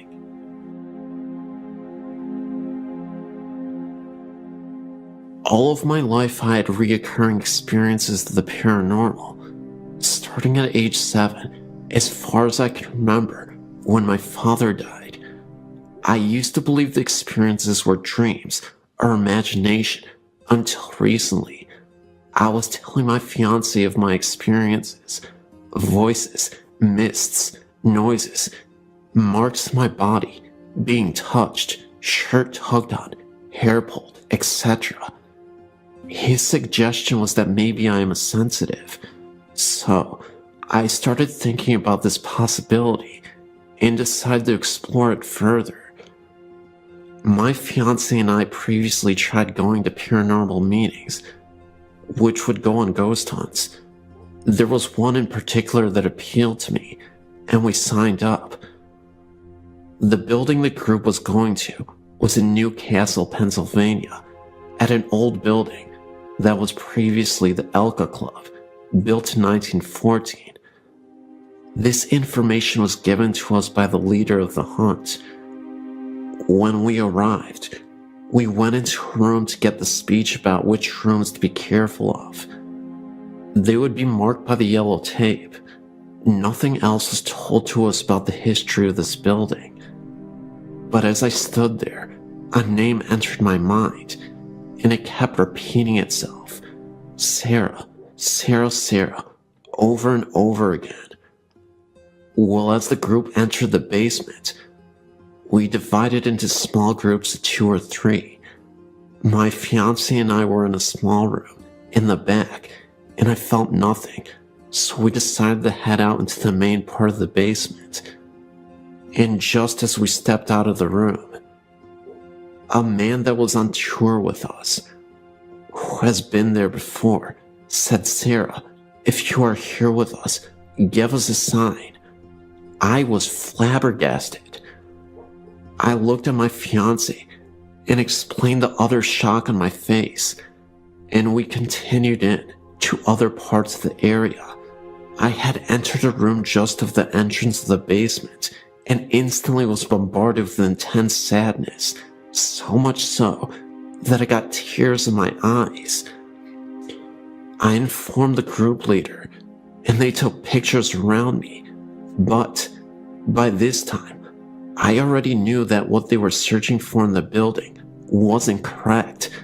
I knew that what I was feeling was the past, and the child Sarah intended on proving just that to me. She, in what I would call it, attached herself to me. She started flashing images in my mind about what the building was before the Elks had been built there. It was her home. It was a beautiful Victorian with a large porch, parlors, a library, you name it, she showed me. She told me that she was sad because of the remodeling that was about to happen in the building. She got her point across by telling me certain rooms did not belong. I also picked up a persistent man in a room on the first floor. I was flashed an image of a podium and people sitting and listening intently to this man. In the ballroom, I was given images of people dancing, only black shadows of such. And at last, the third floor, I approached the end of the main hall and was shoved by something not seen. I took a moment and continued on into a grand circular room with benches attached to the circular walls, and had the feeling of being watched. And I kept saying, "This feels like judge and jury." It was like you were being persecuted, watched, and the spirits were getting angry. So I wanted to step out of the room for a moment, and I took a step forward towards the door and received a sharp blow to my middle back on the left-hand side. I went out of the room and was telling the group about the incident and decided to give it another try. And as I entered, I again got another blow to the right side of my back.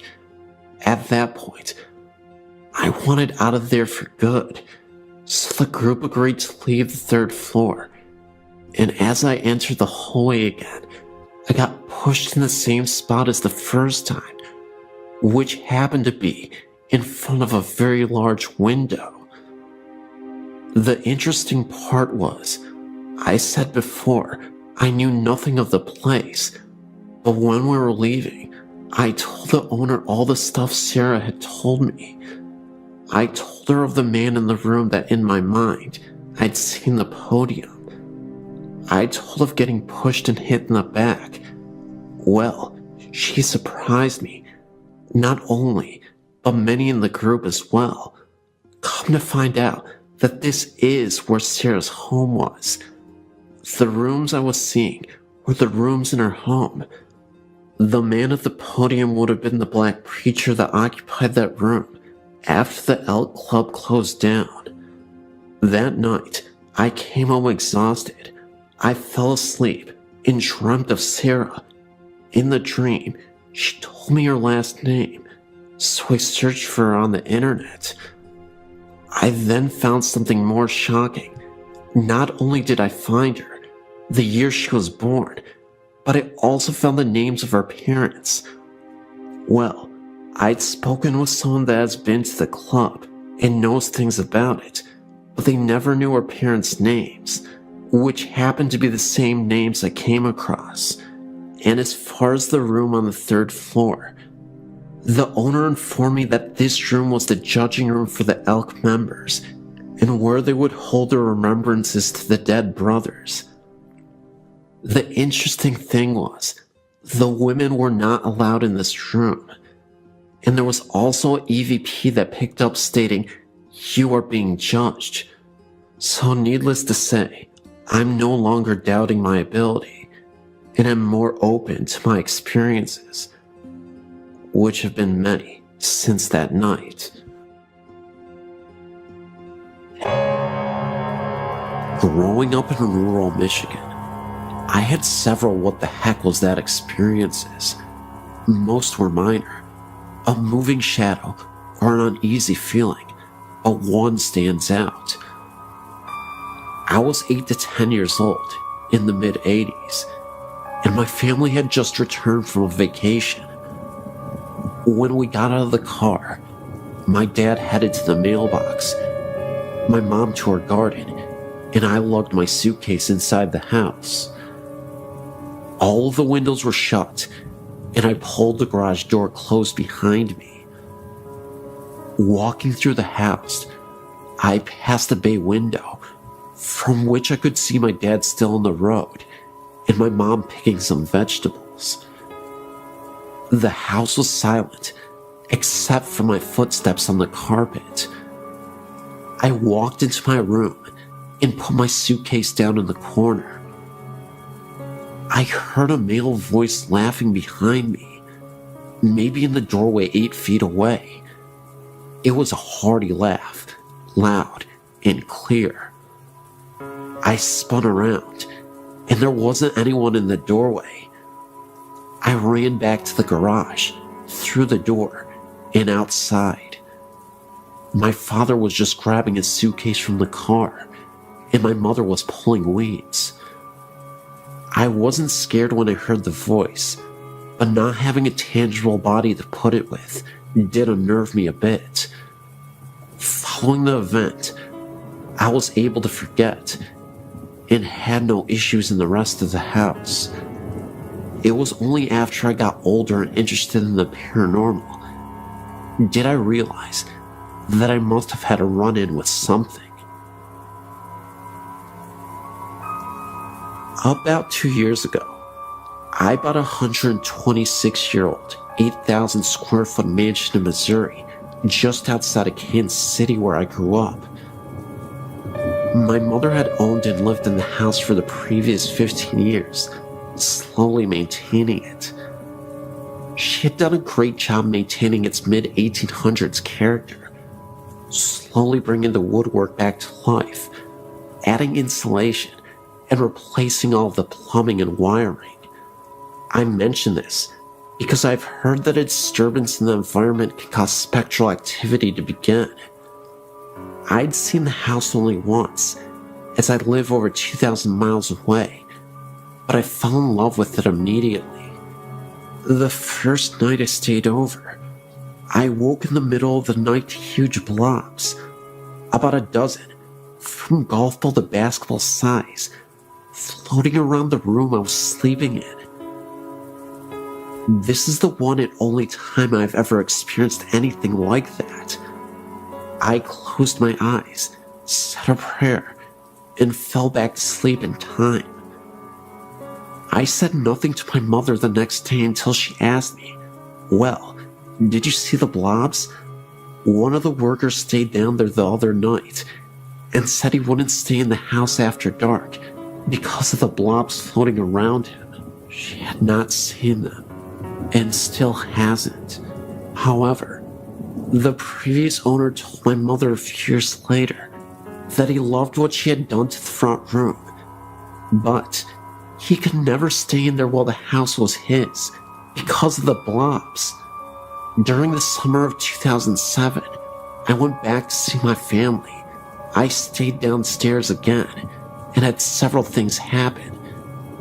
It is important to note that I've never felt in danger, only uncomfortable. My mom and her boyfriend went upstairs to go to bed. I stayed downstairs in the first floor master suite. For the next 45 minutes, the heavy footsteps above my head were attributed to the two of them settling in for the night. finally, I decided I would go up and find out what was going on. The entire upstairs was dark and still. They were both long in bed. I returned to my bedroom to hear the continued walking above me. So, I went out on the living room to sleep on the couch. The walking continued above me, although there is only one attic above that living room. I could also hear a distant, quiet talk between a man and a woman, but I couldn't make out what they were saying, and it seemed to always be somewhere else from where I was. The next morning, I decided maybe I would have a chat with myself out loud, and if anyone else heard it, then maybe it would be for the better. I sat on the end of the bed. It was now daylight, so I felt comfortable to be in the bedroom again, and said that I was the new owner, and the son of the woman they probably knew very well by now. I really liked the house, and hoped to continue my mother's good work, but for now, I lived elsewhere. I also mentioned something that I don't suggest, but in this situation, I felt comfortable in doing so. I told them that they seemed to have been there a long time, and so long as they agreed to stay out of the bathroom while I was in there, we could get along just fine together. The following night was as quiet as it could be. I think their interest in me was satisfied. This past summer, 2008, was my third visit back. Absolutely nothing happened. I was ready, and nothing. Hey, that's fine with me. But one side note, my mother sat down to look at an album she had kept for all these years she had been doing the refurbishing. She was showing me the huge change in the house, from walls being ripped out and then rebuilt, and so on. In well over half of the pictures, there were huge light anomalies. There were smears, blobs, and strange twists of the image.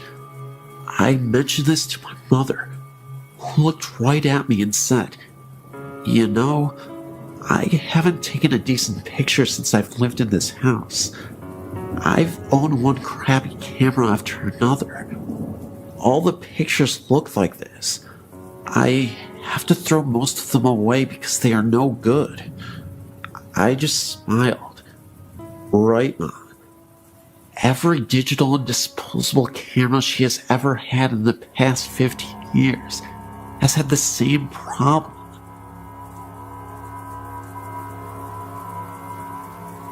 I grew up with a mom who is wicked, and she's very psychic.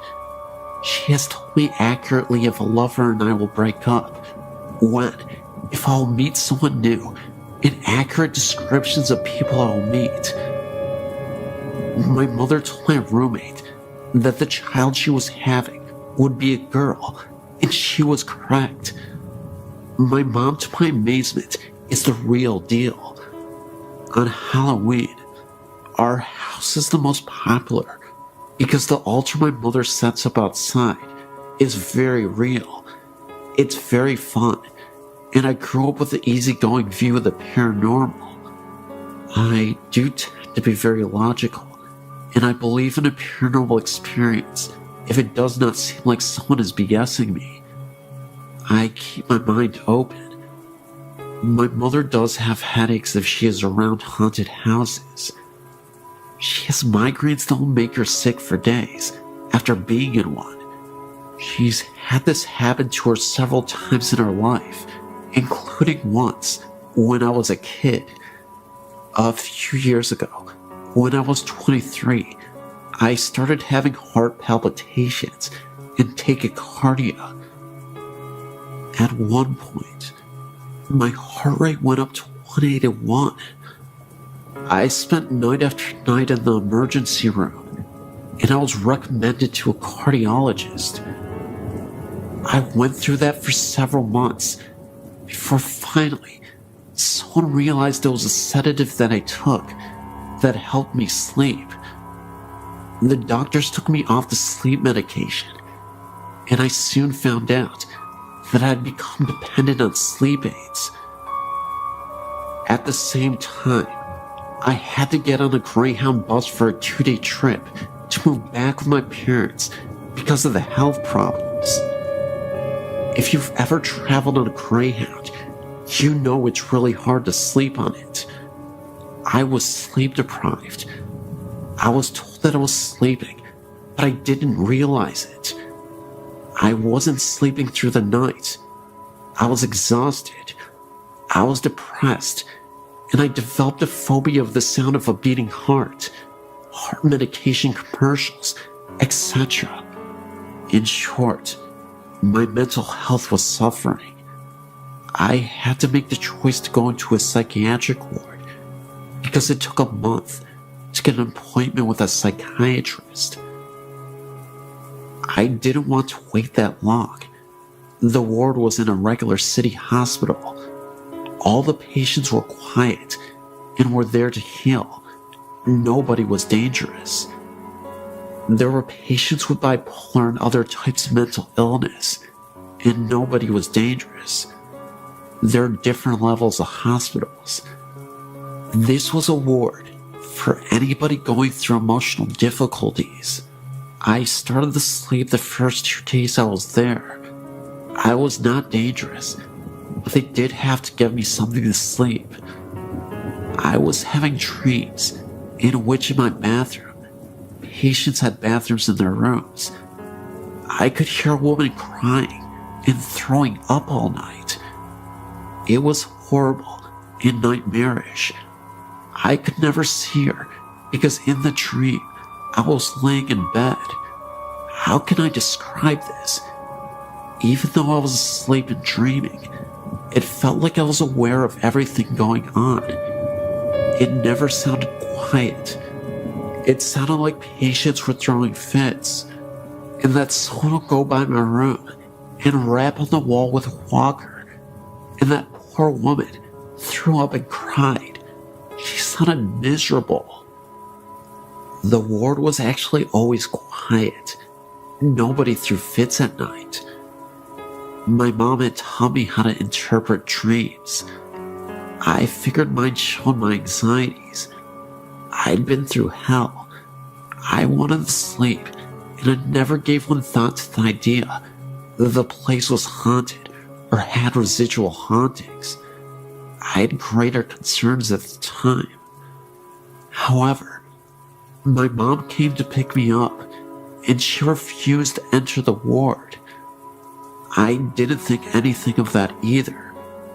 We were driving home, and she asked me how I had slept, and if I did at all. I told her about the nightmares, and how I was completely loud, and I was still very exhausted. My mother was shocked, and it showed on her face. She said, "Sarah, those were not just dreams. This psychiatric ward used to be a cancer ward." I was getting a migraine because there are patients who have not moved on. Wow, that shocked me. I never heard doctors mention that it had been a cancer ward. The idea was never put into my head. Like I said, I wanted to sleep again and to feel happy. I was concerned for my health. I believe my mom. She's usually incredibly accurate about these kinds of things. I honestly have gotten tired of finding out if me and a potential lover are not going to work out. She's that accurate. However, I could not tell you if that ward was the former cancer ward. I simply don't know because none of the doctors ever mentioned it. I was sleep deprived and going through hell at the time. My emotional state could have been reflected in my dreams. However, if I've learned anything about the paranormal, is that it can be a very small world. The hospital in question is in Iowa. It is a regular city hospital with an emergency room, surgery room, etc. It is not a psychiatric hospital only. If a former nurse ever writes you, or even a former patient, I'm here to tell you that there may have been something to their experience. The ward in question is still open. This was a few years ago that I was there. This is just a quirky experience that I wanted to share.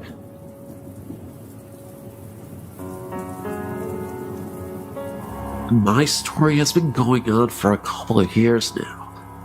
When I was 9, we moved into our house. It's a nice little place, backed by a large ditch. Behind the ditch is a large forest that I used to play in. The house itself is unremarkable. It's 3 bedrooms. The master bedroom is the first room you come to when you open the front door, straight in.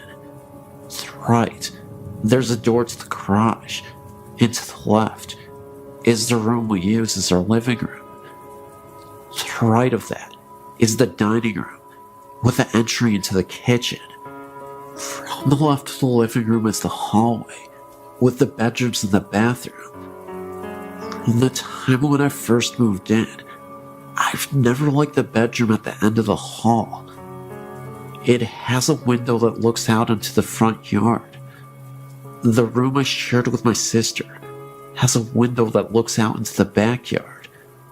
I'm not sure what it is about the room, but it's a creepy feeling. I was around 11 when my older sister moved out. By that time, it had been a while since I'd gotten any creepy feelings in the second bedroom. I was pleased with the idea of having my own room. I moved my bed in there, got everything set up, and prepared for the grown-up life that I wanted. The first couple days were okay. I had strange nightmares about something coming in from the ditch, something I couldn't explain. Finally, after about a month after I'd been sleeping in the room, I woke up suddenly from one of those dreams. I laid there for a while, not really sure of what woke me up. Then, I realized that the music box my grandma had given me a year ago, it was on. The music box was shaped like a carousel horse, and had a switch on the bottom of it that turned the music on. I sat up and took it down from the shelf above my head and turned the switch off. I figured that maybe my cat went up on the shelf and brushed against it. I laid back down to go to sleep. It was lying there that I first saw him. I don't know what made me look up into the doorway of my bedroom. At the time, I slept with the door open, but I did, and standing there was a man, clear as day. For a moment, I was sure that someone must have broken into the house. With the light coming off the nightlight near the door, I saw that his mouth was moving quickly, and no sound was coming out. It was almost like he was screaming at me. He took a step forward and vanished. I slept in the living room that night. I finally got the nerve to sleep in my room again, after about a week of sleeping on the sofa. And that night, I had the same creepy nightmares, and woke up to find a child's shape sitting on the end of my bed, staring at me. It vanished when I turned the light on. I ended up spending the next year sleeping on the floor in my sister's room, because my mom wouldn't let me move my stuff in with her. I also couldn't change my room without getting the feeling of being watched. I would glance at the mirror, it's the type that sits on the dresser, and see a face staring at me, one that wasn't my own. My older sister finally moved back home, and I ended up back in the other bedroom with my sister. I thought that would make it go away, but I would sometimes see the man standing in the doorway late at night. He'd stand there staring at me, mouth moving, forming words I didn't understand. 3 years ago, some major changes happened. My oldest sister broke up with her husband, lost her house, and had to move in with my mom and dad, along with her 2 kids. My oldest sister had her boyfriend living in the house with her. The living arrangements were this. My 2 oldest sisters slept in one room, along with my youngest nephew, belonging to the first sister I talked about.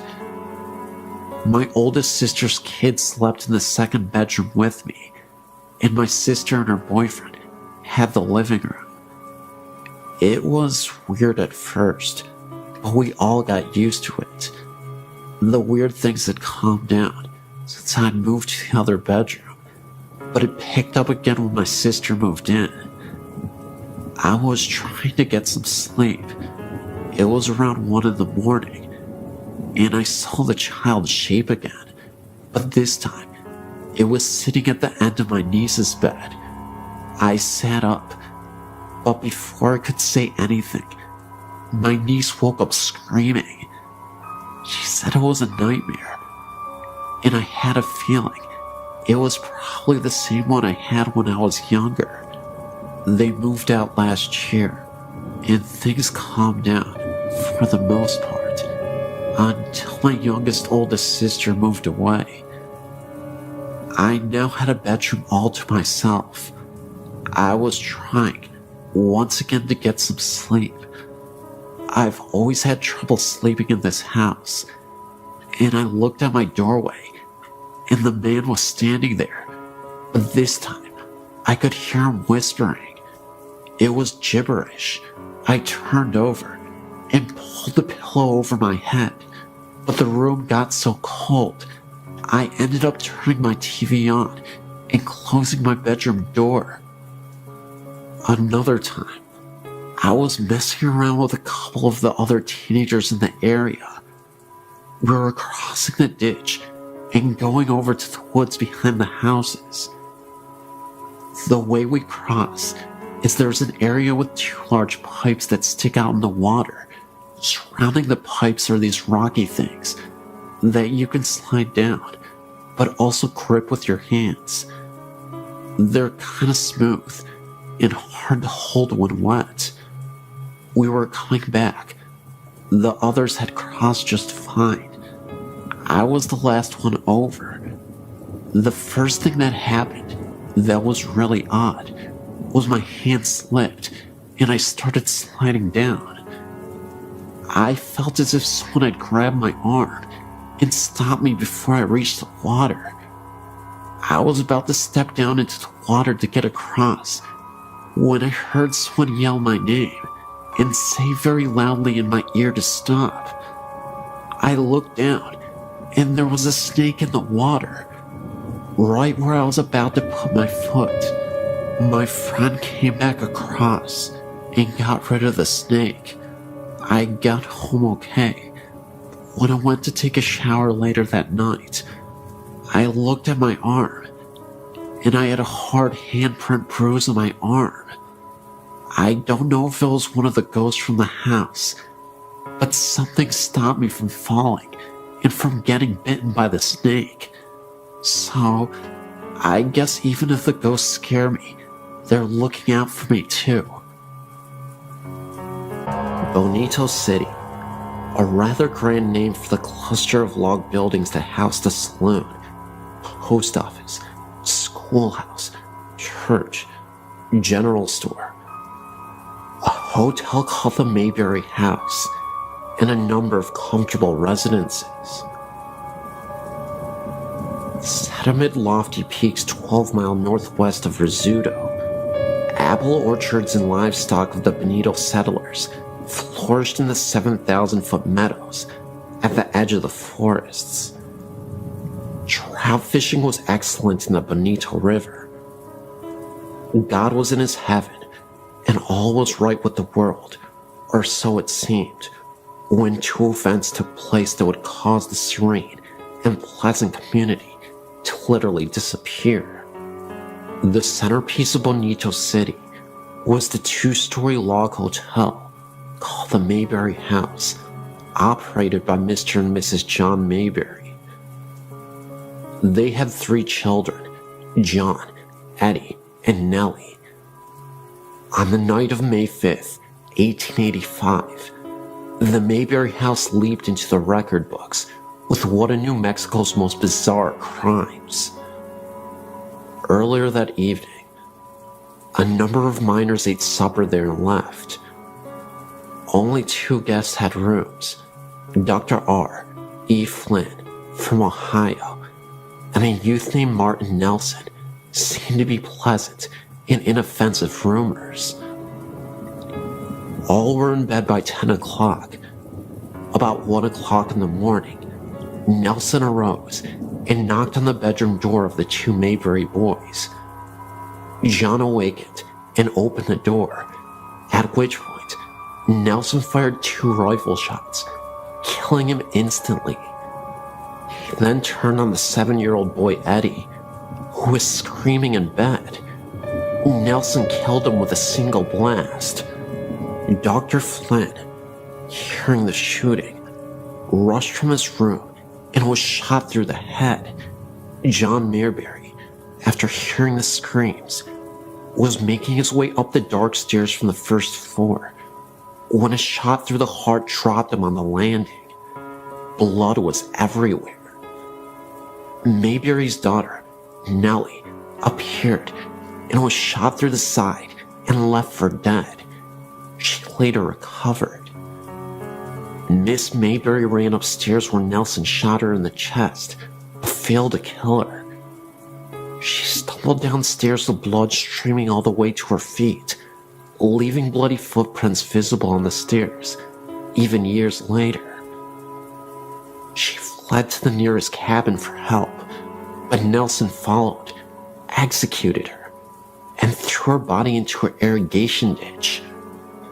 Nelson, the saloon keeper, no relation to Martin Nelson, appeared on the scene, grappled with the youth, who was no match for the murderer. Mark Nelson shot him to death and left his body bleeding in the sandy street.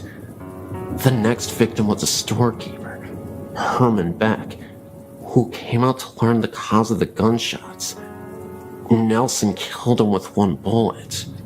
Bonito's terrified citizens locked themselves in their homes until morning, while Nelson roamed at large, finally climbing up a nearby mountain. Next morning, as Charlie Berry, Rudolph Schultz, and Don Campbell were standing in the street discussing the murders, they sighted Nelson returning down the mountain. He saw the man, brought up his rifle to fire, but was an instant too late. Berry failed him with a bullet through the heart. Nelson's last shot went harmlessly into the air as he fell. Total fatalities were 8 killed, including the murderer, and 1 wounded. It was years before the people of Bonito City recovered from the shock, and for 15 years, nobody set foot in the log hotel. Folks said it was haunted, told stories of shrieks and groans in the dead of night, of seeing lights flicker from room to room, or hearing muffled shots. Those who peeped through the dusty windows could see the bloody footprints left by Miss Mayberry's feet. The murderer was buried at Bonito, with his head pointed down. Folklore say that this custom was to prevent the buried persons from walking as a ghost. The victims were also buried in Bonito, side by side of each other, and a reasonable distance away from the murderer Martin Nelson. Gradually, Bonito City died. The final blow came when the railroad arrived in the desert below and took a businesslike approach to acquiring water rights in the Bonito Valley, and later on, buying out the land in which the remaining residents of Bonito City lived. In 1930, Bonito Dam was built by the Southern Pacific Railroad. the remains of the victims were moved to Angus Cemetery. A large stone marks their resting place, and as for Bonito City, it is presently resting under 75 feet of water that is now known as Bonito Lake. Since then, Bonito City has become an old memory and a murder mystery of the past. Some people have claimed that during a well-moonlit night, they can see the top of the church steeple shining below the serene resting water of the night. Is it really the church steeple being seen 75 feet below the water's surface?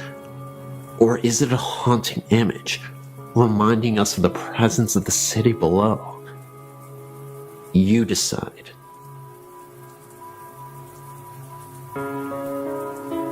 In early November 2006, I went over to visit my grandparents' house and my grandpa wasn't feeling well. He eventually went to visit the hospital. I thought he would just get out in a day or so, because he survived a heart attack before. For the first few days I wasn't worried at all, but after a week in the hospital, I was getting a little worried. About 2 weeks later, he passed away. I was absolutely devastated. Before his funeral, his brother and sister came down to visit. While they were sleeping in my grandparents' house, this is 2 days after he had died, my uncle was leaving. He looked back to see if things were all right, and saw a rather tall figure, wearing a hat, walking in our room. At first he thought it was my grandpa's brother Robert, but he was fast asleep in a different story of the house. He went looking in the room, and the ghostly figure was gone. We all think the figure was our grandpa. He was about 6'1", and always wore a hat. Every time my grandma went to go get food, or to pick up my little cousins, we would get a feeling someone was watching me, but in a good way. In early December, I was decorating the Christmas tree, and I saw a face peek out at the top of the stairs at me. It looked exactly like my grandpa a few years before he died.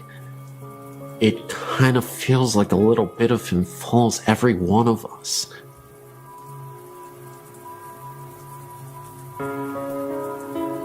All of these accounts have happened in Lake Havasu, Arizona, each in a different house. My mother and I were driving around town, looking for a house to rent, when we found a large house on Bayou Drive.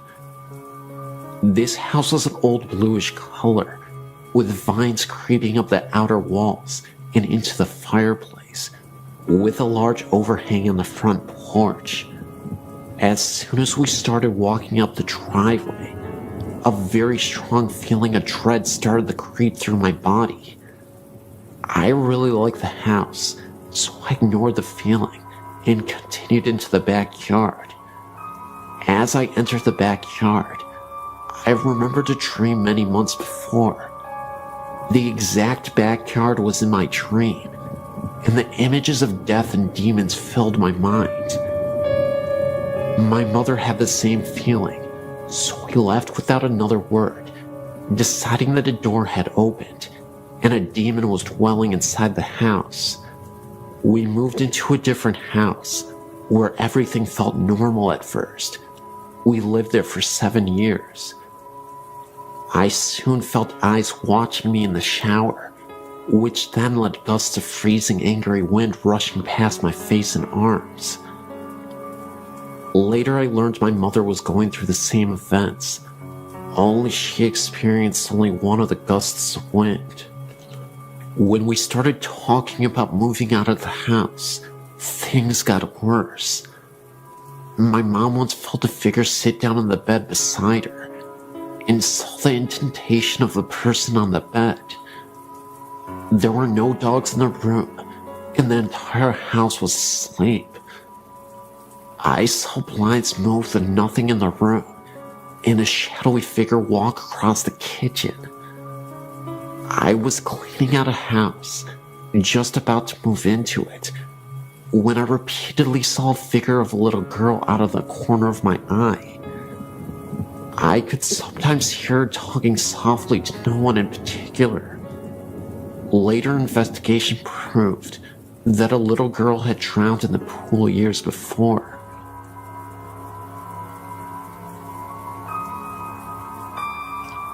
I've had a lot of things happen to me in my life, from seeing eyes in the corner of my room to being slapped by something I couldn't see. So I'm very open to anything and everything that someone would think was weird or crazy. My mom, however, is not.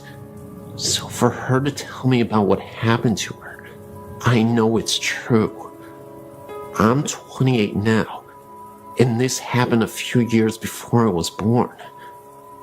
My mom was an FHA teacher for 15 years, so she went to FHA meetings a lot.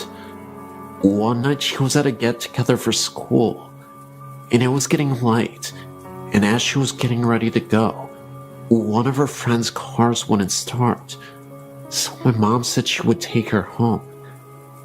As they were driving, her friend and her were talking, not even thinking about how far out in the middle of nowhere they were. Finally, they got to her house, and my mom dropped her off and started home. It was a very calm night, and very dark, almost eerily calm. As she was driving down the road, she started to feel uneasy, so she tried to blow it off, until she turned down back road to the highway. I can't think of the name of the road right now, but I do know there was quite a few fatal accidents on that road because of how windy it is.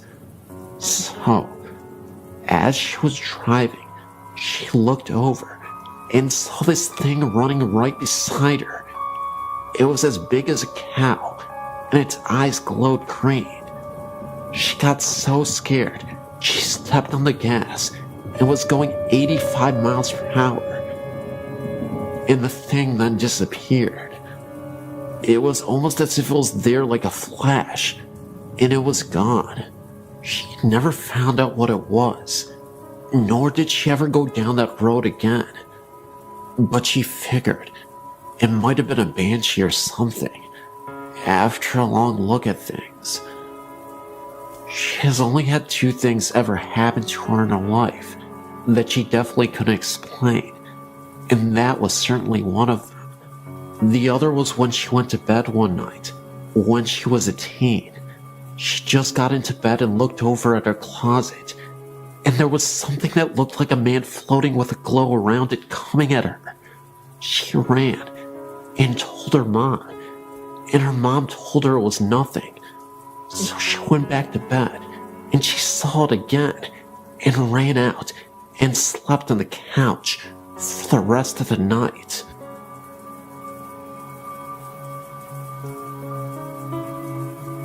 I'm a clairvoyant, and I'm used to not being alone. The last house I lived in had a number of distinctive entities, and will only share a couple of my experiences with you now. There was a young girl, probably around 4 or 5, who was very prevalent around the time my son was 3. One night, I had a contact dream. Usually my dreams are surreal and nonsense, but when I contact someone, they're usually set in whatever house I'm in, and are more out-of-body experiences. I walked to the end of my hall, and looked through the dining room into the kitchen, and there was a small girl with waist-length dark brown, not black, wavy hair. She had a flowered white nightgown on, and she was pushing buttons on the microwave. When I asked her why she was here, she quickly, and I mean quickly, like Japanese horror across the room in a blink quickly, came up to me. I crouched down, but I couldn't see her face, and somehow I knew she had been badly injured. Think gunshot wounds to eyes and cheek, so I didn't want to see her face. I explained to her that she needed to move on and go into the light where her family was waiting, and then I walked back to my room with her following behind me. I woke up, then went back to sleep, and a while later my son woke me up, halfways anyway, enough to answer him and kinda remember. And he asked me to tell the girl that she was not his sister and to leave him alone. I told him to lay down in my bed and explained to her she was about 3 feet away, that I'm not her mother, and that she needed to move on, that it wasn't her house anymore. I thought that part was a dream when I woke up, until I realized my son was asleep beside me. The other very noticeable energy in my house was that of a woman who was very straight-laced and controlling. She would often sit on a window seat in my bedroom at night. My husband, who is a very skeptical man, would sit up in his sleep staring with closed eyes towards her and ask over and over, "Who is that? Who the heck is that?" Until I would tell him it's okay. Then he would lay back down. Well, this house was in Oklahoma, and every time there was a tornado weather outside, she would panic and really become agitated and very distracting to those who could sense her. So I'd have to calm her down and watch the storm. When my alarm clock didn't go off, she would bang loudly on the window in time for you to get to work. The only nice thing she would do. But when we were moving out, she really flipped, stirring up whatever else was there. So in the middle of the night, I would hear floor shakings and bangs from completely empty rooms. Tape would be peeled off boxes and placed across the room. Things would be removed from boxes overnight and put in different rooms, like books stacked in the middle of the kitchen after they were packed, and sounds of the TV coming on after it had been unplugged and wrapped in protective sheeting. All in all, it was not a very fun move, especially when I was alone the last 4 weeks of packing, and she kept opening the valve on my air mattress at 2 a.m. My new house is nice, but I keep hearing a little boy talk to me from a corner of my bedroom. Oh well, I guess.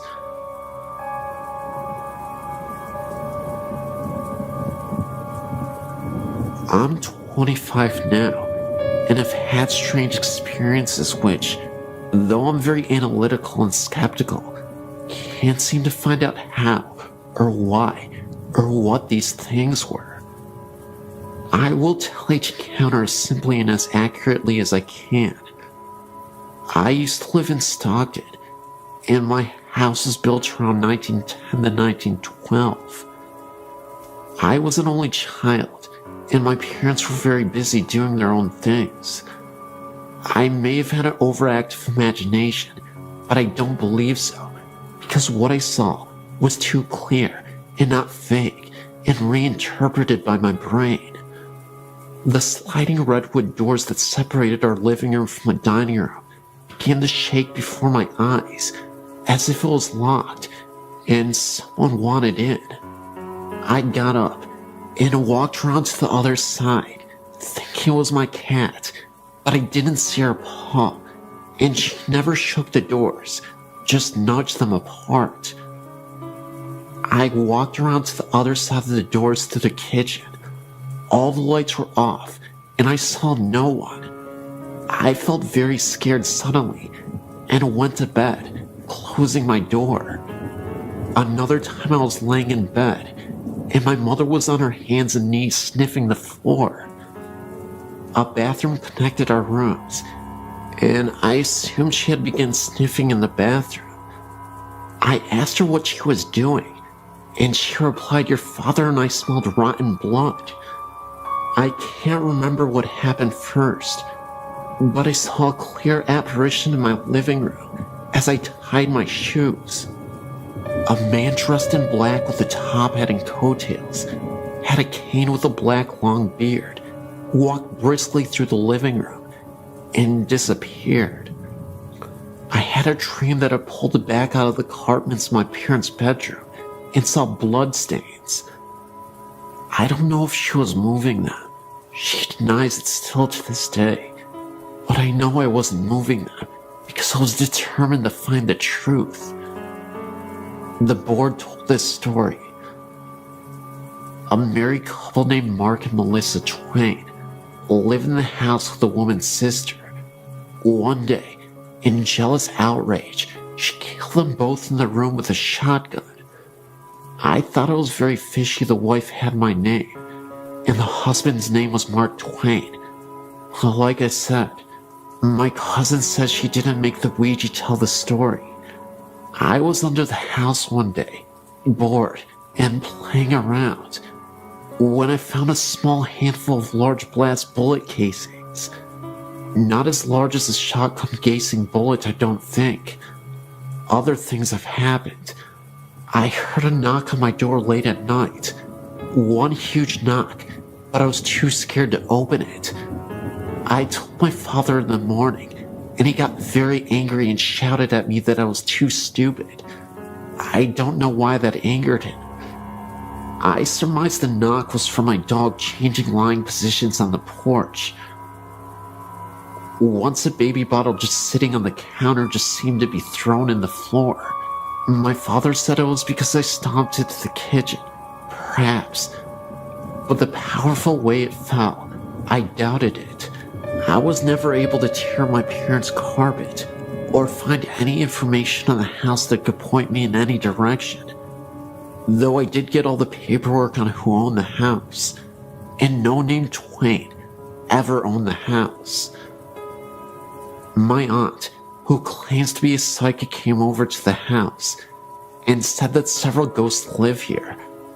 That was something I didn't hear myself. Another family member told me that. The house, which was always a bit odd, had a stained glass window on the front, not very large. It was of a cross. Later in life, I was in high school, living with a friend. I was trying to go to sleep and heard someone say my name very clearly right next to my ear. I got up and asked my friend what he wanted. He was in my grandmother's room, which they shared. I didn't call you, he said. The voice didn't sound like his voice. It had a lisp, as was very girlish sounding. We went to the house in the Delta, abandoned and run down, as well as vandalized.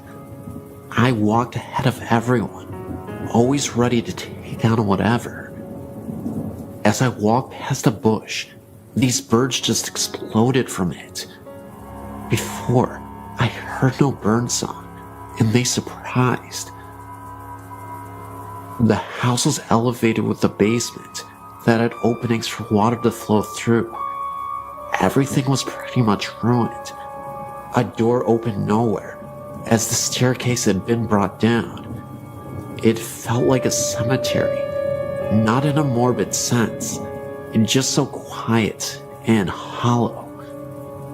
We went to the basement, where trash was everywhere. On the door, which had been removed then, placed back up, was a crude black painting of a devil or satyr. Being mischievous, I took a wooden bed frame topper. It was painted brown with a carved flower on each side, and it was painted red as well.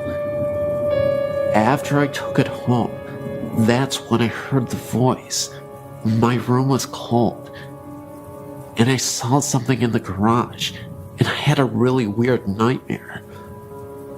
The kitchen was being renovated, so we had to wash and get dishes in the garage. I went out to get a cup and felt very nervous in there. As I was walking to leave, I heard a loud boom in the wall to my right. I looked, not too long, but long enough, and this will be a very hard to explain situation and sound crazy, But this energy waved and glistened in the shape of something human, turned its head and looked at me. I ran out, scared for my life. I'd never been so scared. I took the bed knob back, and nothing happened like that again. The site has long since been destroyed. I'm not sure what any of this means, but I do know one thing for sure. I experienced it.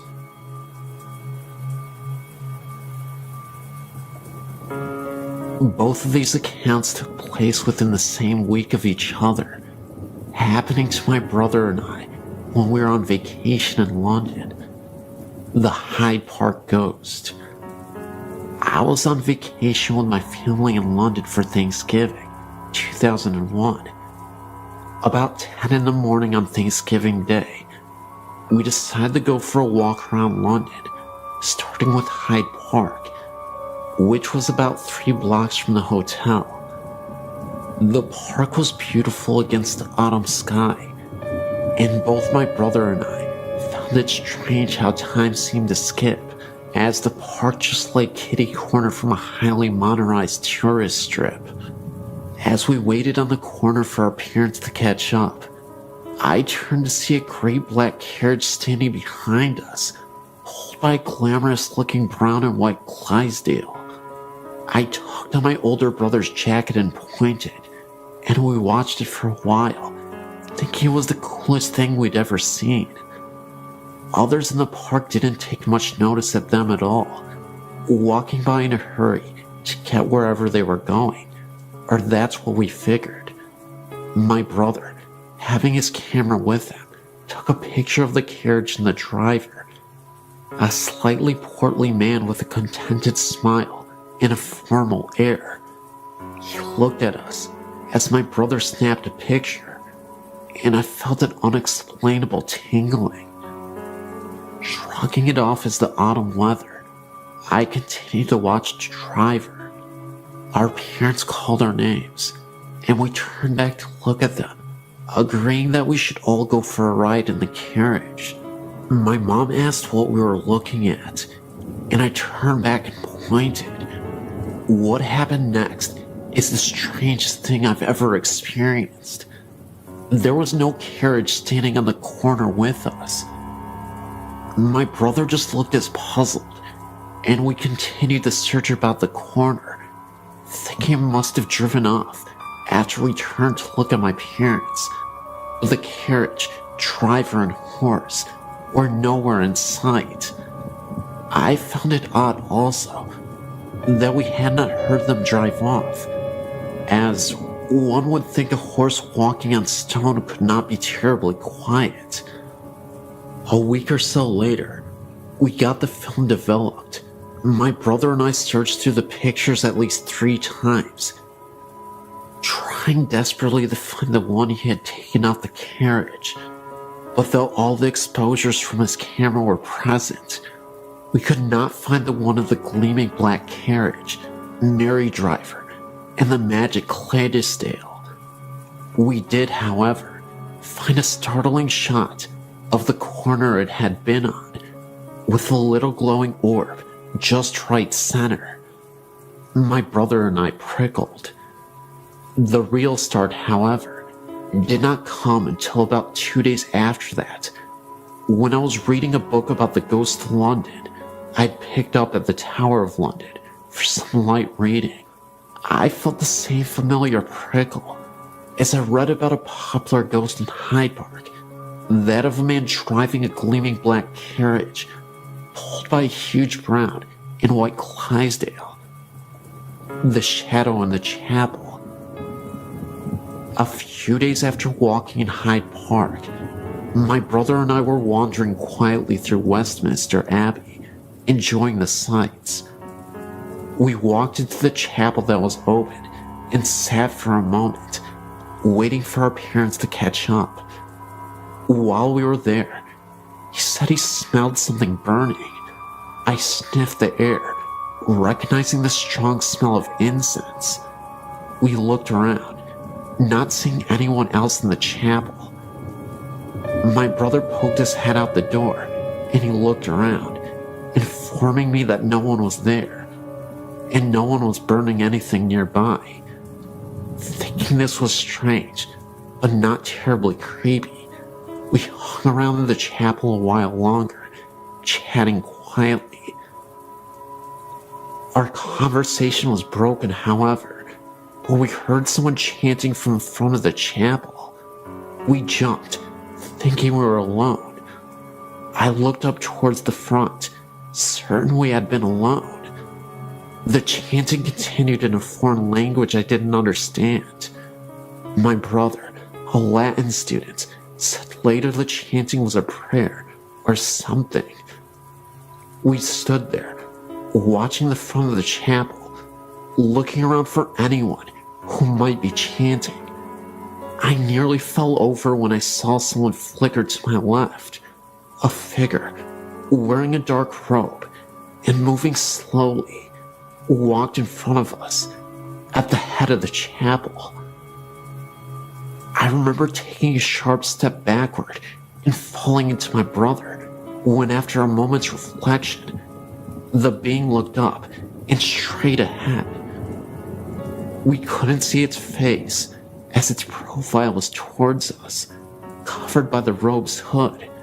That didn't matter, however, as in an instant, the being was gone. There was no more chanting, no smell of incense, nothing but me being supported by my paled and terrified-looking brother. We didn't know what to think, neither of us thinking too much of ghosts before, but neither of us could really explain it. One minute, someone standing right in front of us, and the next minute, it was gone. Completely and utterly gone. Not a trace of it.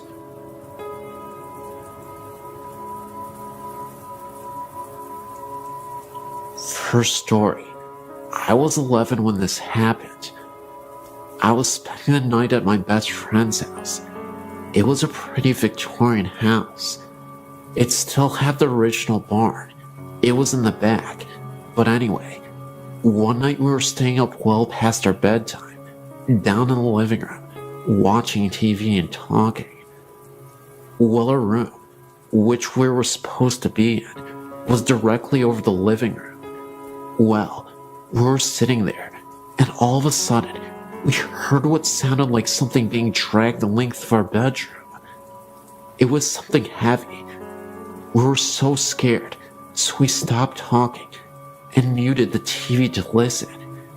It sounded almost like a dead body. All you could hear was thump, thump, slide, thump. It was freaky. We checked on everyone, and everyone was asleep. And my second story. This is my fiance's story. He's in Germany right now. He would probably be mad at me for telling this, but I have to, because it scared me.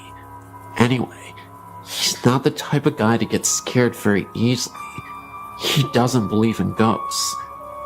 We live in a town called Tacoma. It's south of Seattle. Anyway, a poor town of Tacoma is Lakewood. In this town is an old insane asylum that was torn down about, guessing, 30 years ago, and then rebuilt across the street. Go figure. It's called Western State. My fiance and a couple of his friends went to the hospital for the fun of it. The ruins are still there. They were down in the basement, which also happens to be the boiler room. They were walking down there and came around a corner and saw a bunch of bugs and such. They figured a bum was staying down there. As they turned to leave, Dave is a pretty small guy, so he got pushed to the back. As he was about to leave himself out of the window, he felt someone tap him on his shoulder and heard someone whisper something to him. He figured it was the bum, so he turned around, but there was nothing there. He freaked out because it was a split second that he'd heard something and felt the tap. So he started screaming for his friends to come and get him. His friends had to pull him out of the window because he was freaking out the whole time. A third story. I was sleeping one time in my bedroom, and it was like 3 o'clock in the morning, and I suddenly woke up because I had the feeling that someone was in the room with me. I had my own room at the time, and it was pitch black in my room, but I looked in the corner where my door was, and I could just barely make out the outline of a man. He was just standing there and watching me. I couldn't breathe or think. I just stayed there for about 2 minutes, trying to figure out what to do. I finally got the balls to reach over and yank on the lamp. When I did, nothing was there. Fourth story. Me and my sister were at my grandma's visiting, and recently, my uncle had passed away in the house. He had gone missing for about 2 weeks. My grandma didn't think anything of it, because he did that sometimes. She went in his room looking for something, and there he was, lying on his bed, half decomposed. She said it took forever to get the smell out. On my grandma's TV was a plastic vase with a flake flower in it. The TV was off, and my grandma was at work, so me and my 2 sisters was sitting around and talking. I believe we were talking about my uncle, when all of a sudden, the vase went flying off the TV. When I say flew, I mean flew. It flew like 5 feet. We all stopped and decided to go to bed. Fifth story. I was spending the night at my best friend's house. I was like 15 or something. My godmother had just told us to go to bed. We were just getting ready for bed when I hear my godmother yelling at me to get my butt in bed. I came out of my best friend's room and said we were. She then proceeded to tell me that she had seen me in the reflection in the window walk by from the stairs to the kitchen, but the room we were in was right next to where she was. Freaky. The sixth and final story. I was babysitting my nephew one night. I was sitting on, listening to music and relaxing, when I heard my sister laugh. Thinking that was weird, because I hadn't heard them come home, I got up to check. There was no one there. I know my sister's laugh. About 30 minutes later, I heard my sister cough. Again, I got up to check. Nothing. I don't know much about this house.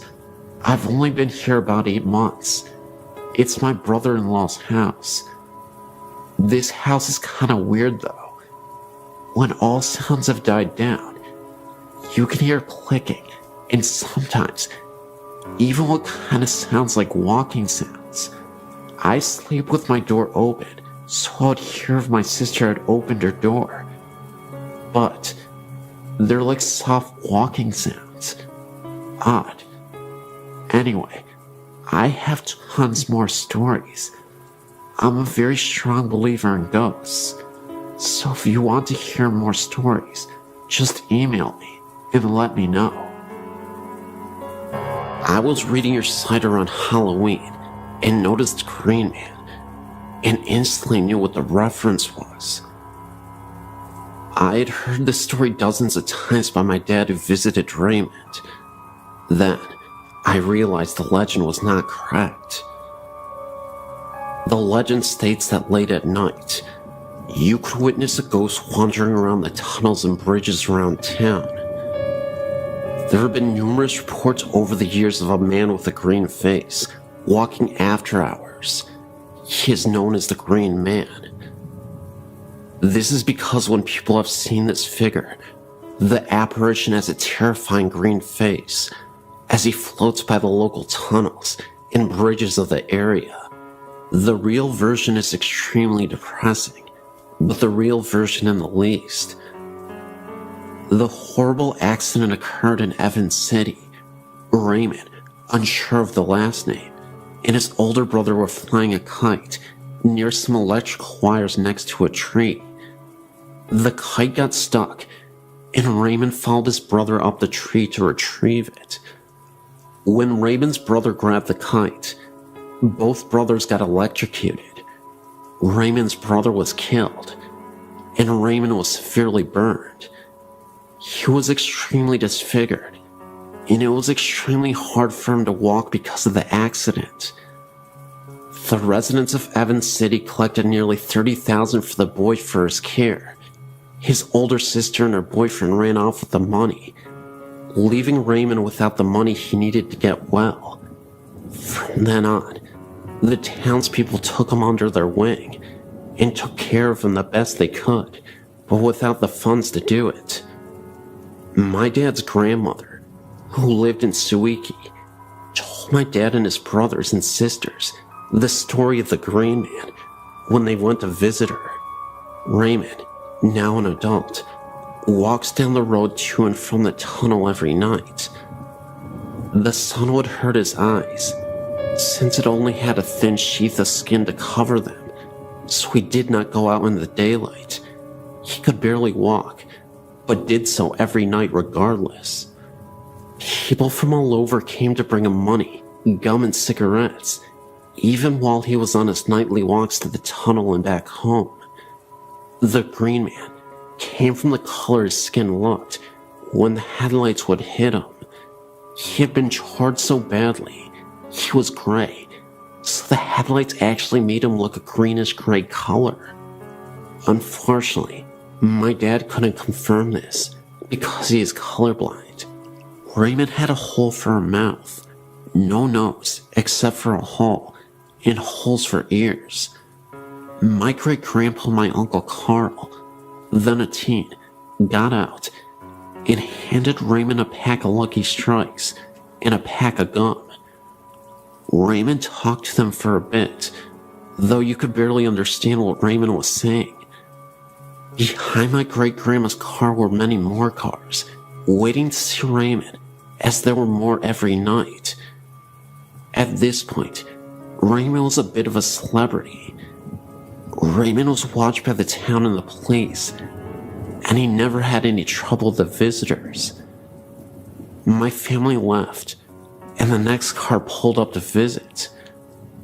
My dad recalls hearing of Raymond's passing some years later. Must have been about 1985.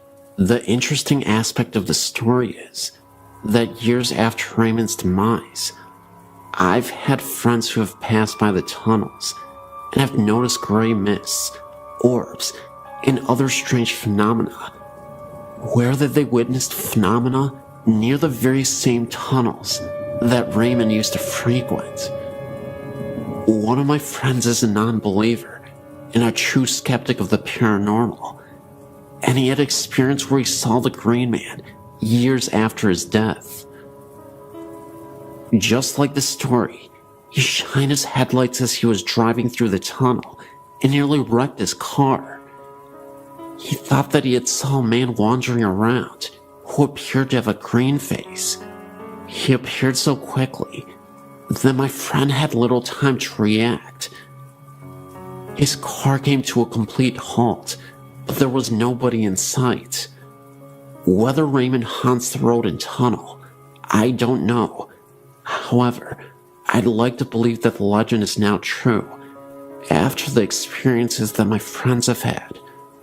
A little ironic, but fascinating, nevertheless. These experiences all occurred at my grandmother's house, which is called Gwynmick Manor. Although the house isn't very big, it's around 200 years old. All my dad's family have lived there, and my grandmother now lives there alone.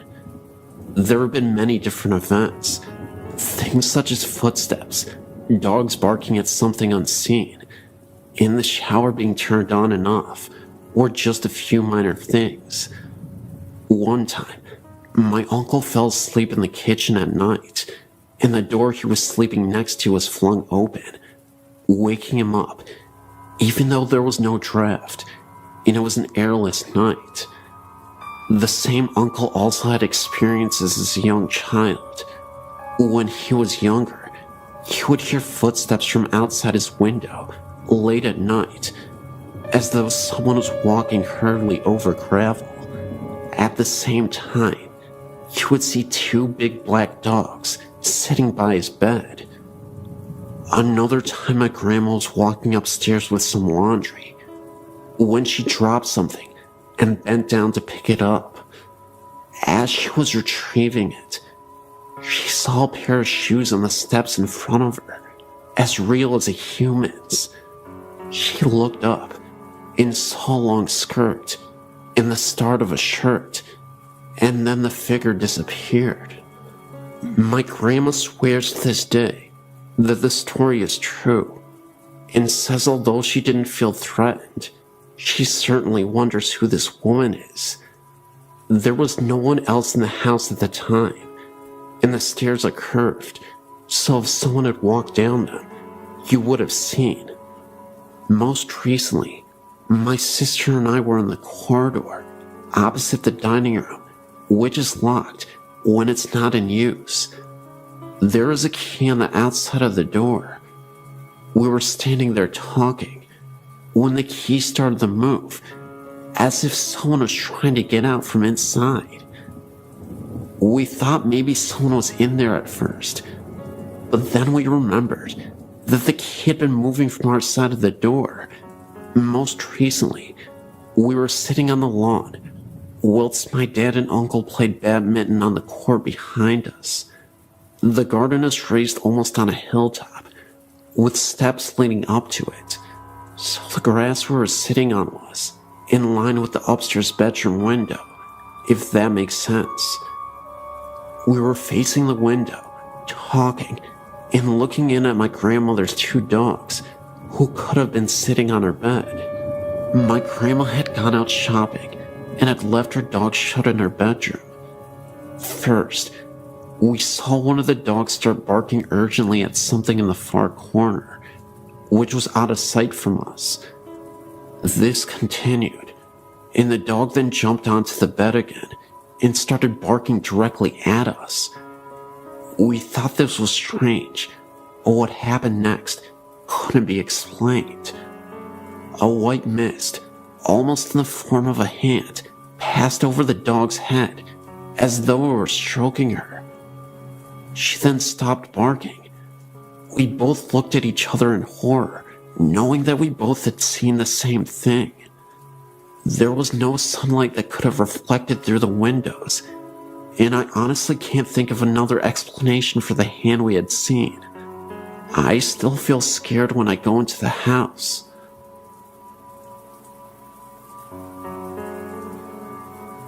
January 1999. I'd been working for an American company in Evesham in the UK. The company was based in a small industrial estate called Briar Close End East. On the edge of this estate is a small pub called the Oddfellow Arms. We all used to go to this pub now and then for a quick pint of a lunchtime. I personally used to have a pint, perhaps once or twice a week there. Anyway, as you go in on a fairly regular basis, you tend to get to know some of the locals. There was one couple in particular that the story is about. They were an old couple. He was an ex-counselor and had to use a frame to walk with. He was always with his wife. She used to drive him everywhere. Obviously, he couldn't get anywhere without her assistance. It was just after the Christmas break, first week back at work in January. I decided to go for a sandwich and a drink at the pub. Funny thing was, I noticed that this chap was on his own, sat in the corner. He tipped his glass to me as usual, to acknowledge me. I thought no more about it. Later that day, I spoke to my warehouse manager. He frequented the pub on a more frequent basis and knew all the regulars by name. So, I mentioned to him how odd it was that the old guy was on his own. Astonished, he replied that's impossible. The old guy had died over Christmas. I have never forgotten this, and some people, including my wife, have told me I must be mistaken, but I know what I saw, and I know when I saw him. For all those people who know the Oddfellows Arms Evesham, perhaps some of you may remember this chap and his wife that frequented the pub, or maybe someone else had seen him too. I'm recently going to a neighboring school by this house, and have visited it frequently. I never get a safe feeling while in there, and recently, we found a mutilated animal, not like it was feasted on, but just torn apart, and left in front of the house, maybe for some sort of omen, or a warning. The body was ripped to shreds, and its skin on the hands were ripped off, just showing its appendages. Later, we found the skull of the animal adjacent to it, and we noticed the jaw was removed, but the skull itself was in a very clean fashion. No blood, or guts, or any kind of fluids, not even dirt marks. The skull almost looked like it had been washed. That not being the strangest thing, I have a friend of mine who is a female, who is as well as extremely interested in the paranormal, and she has recently gone to the house, and the first encounter dealt with her and her best friend going into the house and just walking around. The problem was that they did not even get to enter into the house. Right before stepping on the yard, the house is surrounded by large bushes. They heard a sound coming from one. Other times that I've been with her, we swore we heard footsteps beside us in the bushes, as if being watched. Her best friend saw a shadow and became very frightened and began to flee. My friend was not as scared and refused, and her being the determined person that she is, continued to go forth. The sound was continuing this whole time. Her friend left sprinting, and so just to be a good friend, she decided to go catch up. She was not running so fast, and in her light jog, she turned around and noticed a woman with bright blonde hair, this being the only thing sticking out, chasing after them, and even got off the yard and continued in the pursuit. When seeing this, my friend began to run even faster and eventually ran to the church where they parked their car. She called me while this was happening, I guess to help us believe, and also she knew I was very interested, and I could hear the fear in her voice. When she returned, she told us the story, and one of the girls who was a local asked about what she had saw, and when she said the thing chasing them had long blonde hair, the local freaked and admitted that the woman who was murdered did in fact have long blonde hair. This scared and excited all of us because my friend who was chased had no idea how the woman looked or anything of that sort. Not being enough for us, we decided to go back with another group of kids who swear they know much about demons. We weren't allowed to go on because the demon group refused to get on because they swore they could just feel the evil. Well, they went back, and we ended up going another day with other friends. We just heard small sounds and footsteps. Other friends' stories deal with the chair in the living room that has two missing legs would be dragged across the living room. But one day, my friend, being the brave girl that she is, went into the house by herself one night, and she was walking around and really did not notice anything.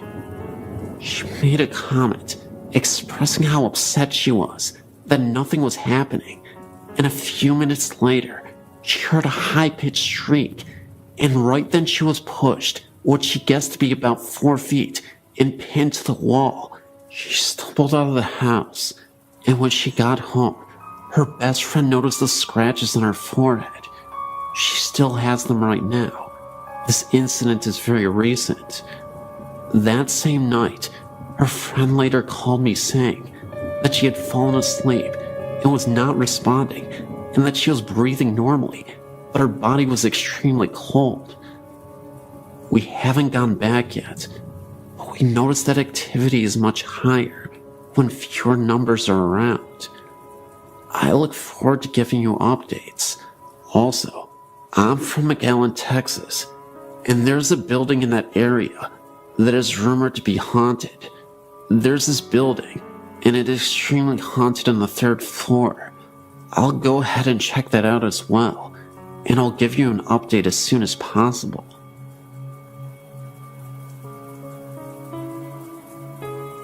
My name is Andrew Pierce, and I'm a local ghost hunter here in Warwick, Rhode Island. Having experience in paranormal investigation helps every time I tell my story, because living with ghosts and experiencing ghosts are two different things for me. I moved into my home 15 years ago, at the age of 6. The first night in my new house, I slept in what is now my mother's room, and before waking that night, I had nightmares of bloody murder, massacres, and deadly beatings. At the time I was just scared, but now, after researching, I've come to the conclusion that this was a ghostly encounter. Between the ages of 7 and 10, I suffered 4 experiences in my dreams where strange people would walk around in my house. The only problem is that they weren't living, and in each of these dreams, they were foreshadowings of what are now actual hauntings. The area with the most activity is my basement, which has been finished and where several phenomena have occurred. The first came when I was 12. I was headed upstairs from my computer room when I saw a figure out of the corner of my eye. When I turned around, it was a little girl huddled in the corner and looking at me. She was dressed in 18th century garb and looked like she had just left church or some sort of social gathering. She has never been seen again, but she has been felt throughout the house, and even experienced once by someone who had never been in my house before. This occurred when a friend of mine was sleeping downstairs, waiting for us to get back from a run to CVS. She was asleep on the couch when a ghostly arm or hand touched her arm, and then proceeded to knock over a couple of items on the table. When she had informed me of this, I knew it was the girl. Another haunting would be in my mother's room, where, if you are alone upstairs and my dog is not around, a growling sound comes from her room. It is entirely inexplicable, but I have a feeling an angry ghost lives in there, but cannot gather enough energy to support anything other than making sounds and haunting dreams. Shortly after my neighbor died, he built the house for his children and loved my family very much. Most of the hauntings disappeared, and a sense of comfortability ran through the house. Everything was at normal temperature, and there was no more dreaded sense of being followed or even watched. This has comforted me greatly, but it only lasted for a short time. Since that time, several newer and less aggressive ghosts have entered the house, and they are seemingly very friendly with my dog. Where he used to bark at them, he is now okay with them and can even be seen playing with them. This was witnessed when I saw him playing with his ball alone, but then noticed that the ball was rolling to him on its own. He would bring it back, and it would only roll once more. Also, this same ghost apparently hates breakfast because it disturbed us one time by knocking over a bunch of papers on the counter and spinning the trash can lid violently. No explainable cause was determined, as it was the middle of winter and no windows were open, and we don't have a fan in our kitchen area. Another ghost prefers to walk around the foyer and up and down the stairs, but never seems to go past the hallways. That's really all that happens, but I wanted to report these, since they are the only real, vivid ghost experiences I could ever recall. Thank you.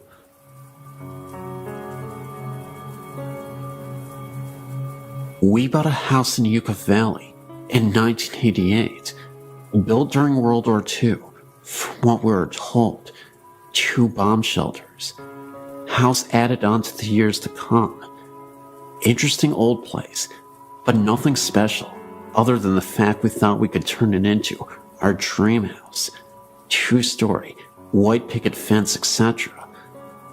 A couple weeks after moving in, my husband and I were in the kitchen, talking, when I thought I saw something.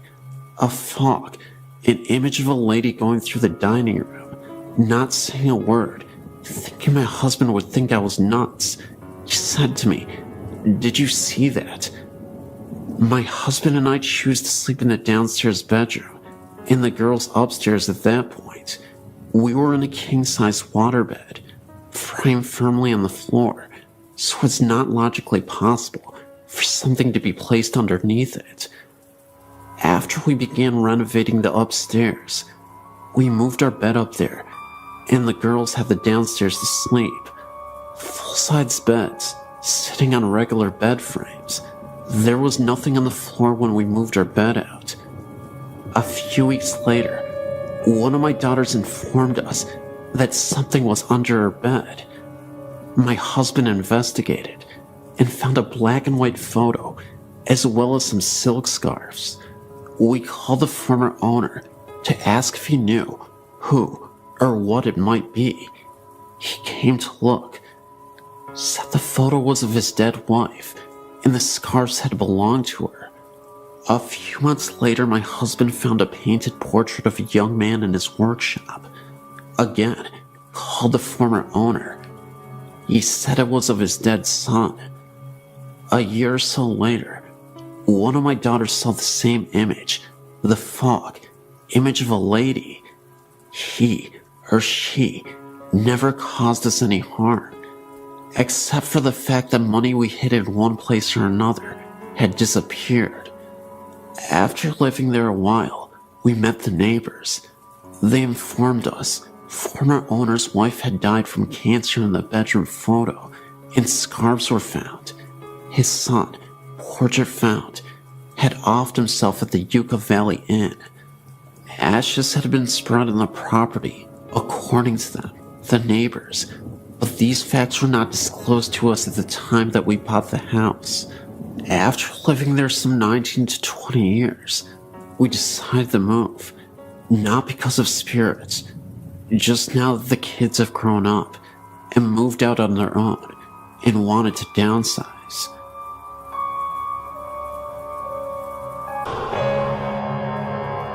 I used to live at the House of 1,000 Stairs in Redlands, California.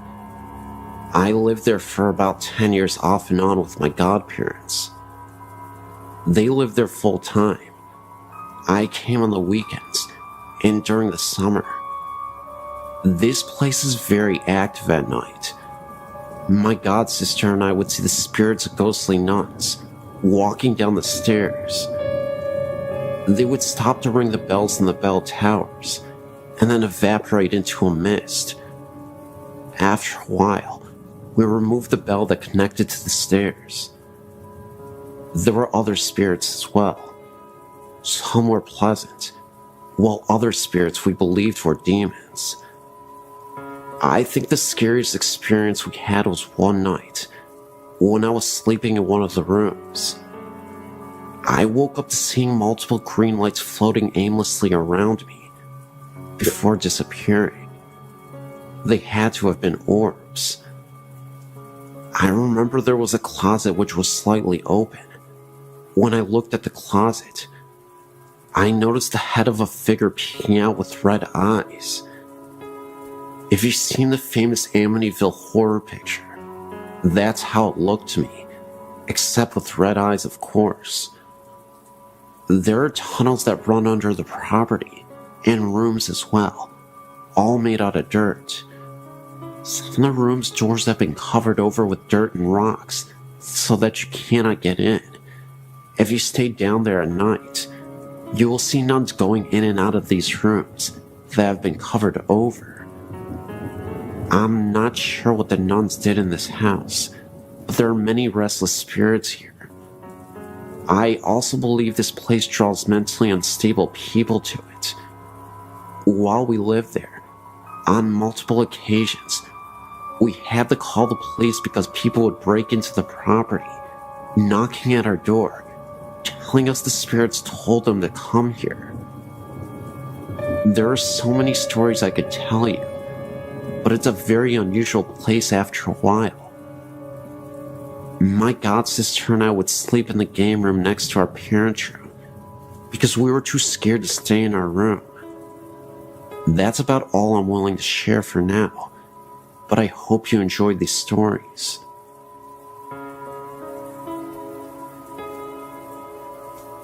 I know that most high schools claim to be haunted, but my old alma mater has everything from restless Indian spirits, students that died on campus, as well as the spirits of some priest that passed away at the campus. Its name is Bishop Olney High School. It's located immediately next to the San Fernando Mission Cemetery, and is directly across the street from Eden Memorial Park, a cemetery for Jewish believers. To make this easier, I will list the different stories I've heard and my own limited encounters. 1. Our school's built on what used to be an old orange grove. It was also used as a burial ground for Native Americans who built the mission. Several different faculty members have heard the sounds of an old woman crying right inside our alumni hall, and one claiming to have seen her pacing back and forth. I myself went there late with 3 friends one night in an attempt to see if we could prove anything for ourselves. We heard the same crying noises and saw a brief glimpse of a black silhouette through the all-glassed walls of the building. Other faculty members have claimed to see an Indian chief in full ceremonial garb near the school's chapel and the hallways behind it. 3. Members of the water polo, swimming team, and marching band have heard a young boy crying from the old archives located underneath the buildings on the west side of campus. The water polo and swimming teams used to use the old showers that were built for the priests when the school was a seminary, and the band used to store its equipment in spare rooms down there. One story of an eyewitness who saw the spirit is one of the creepiest our school has. A few of the girls on the swim team went down to the showers after practice and found all the shower heads on and a little boy standing in the middle of the room. The boy didn't respond to any attempts at conversation. The girls left to get a coach to try and get the boy to talk. When they got back, all of the shower heads were off, and the boy was nowhere to be found. This part of the school is directly next to the graveyard. Only a chain-link fence separates the two properties. Our pool is technically rented space from the graveyard. In the new school archives, located on the second floor of the building over the old archives, there have been reported sightings of a priest in his uniform, reading or filing books. This same hallway, nicknamed the Forbidden Hallway by students, because it has all the permanent records in school's computers' mainframes and is off limits to any student without permission, was once the dorm rooms for the young priests in training when the site still served at the cemetery.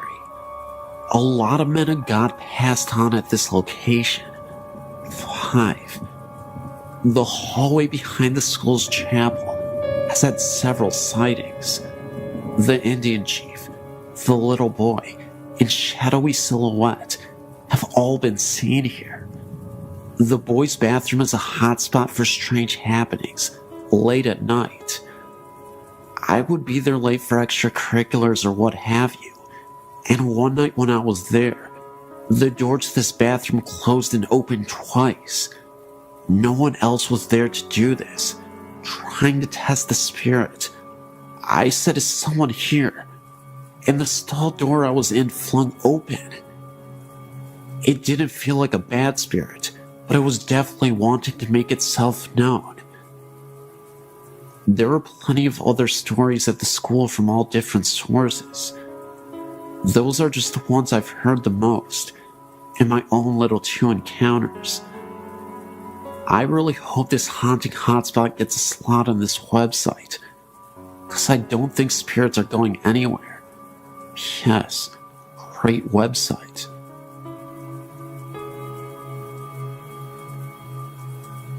When I was a little girl, about 4 or 5 years old, I remember this clearly as if it happened yesterday. I did something bad to be sent to my room as a punishment. I was laying in bed, not sleeping, mind you, just laying there, looking up at the ceiling. As you may have guessed, I was bored out of my skull.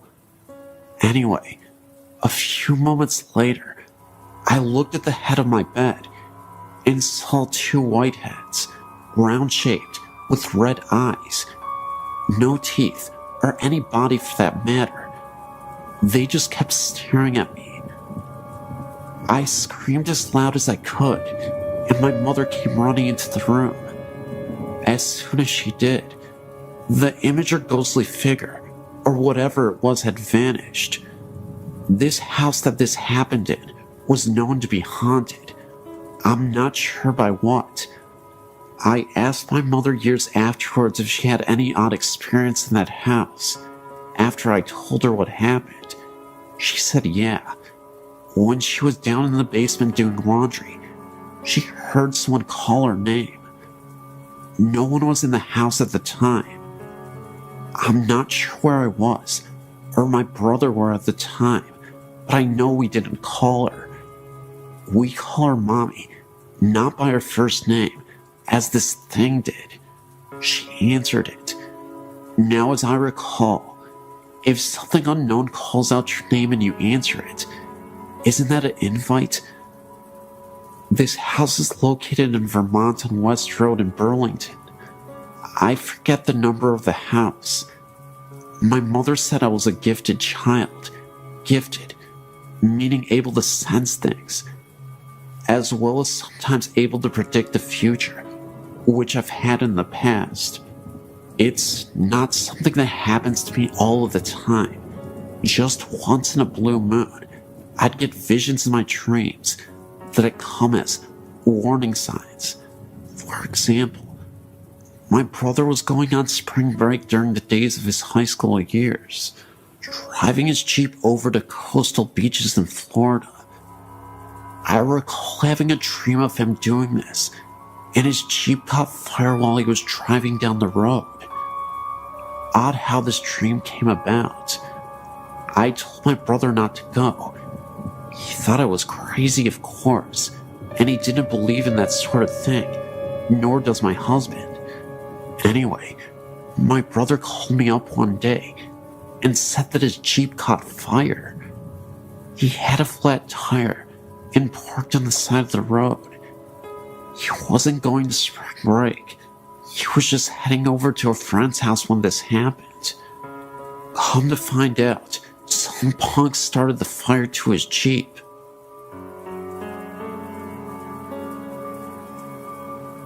In 1977, my friend and I were driving on Old Pleasanton Road during the night. We were heading south when we came upon a woman wearing a black wedding dress. All she was doing was standing there, not moving an inch. We decided to pull over to see if she needed assistance, but didn't go too close, in case it could have been an ambush. No response from the woman. We didn't see that she had a vehicle anywhere around.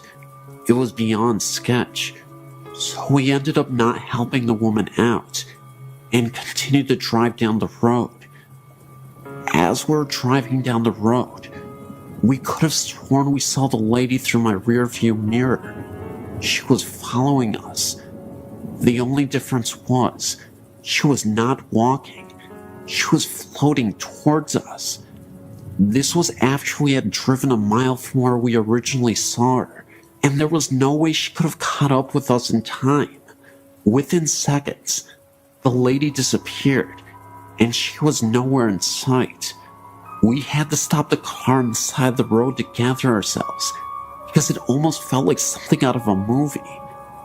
When I got home, I told my grandma what happened to us, and she was stunned just like I was.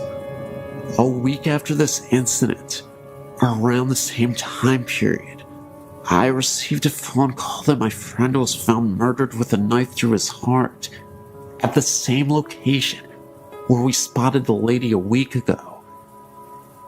My grandma told me that it could have been death coming for him. I still tremble at the thought of reliving all that happened that dark night in 1977.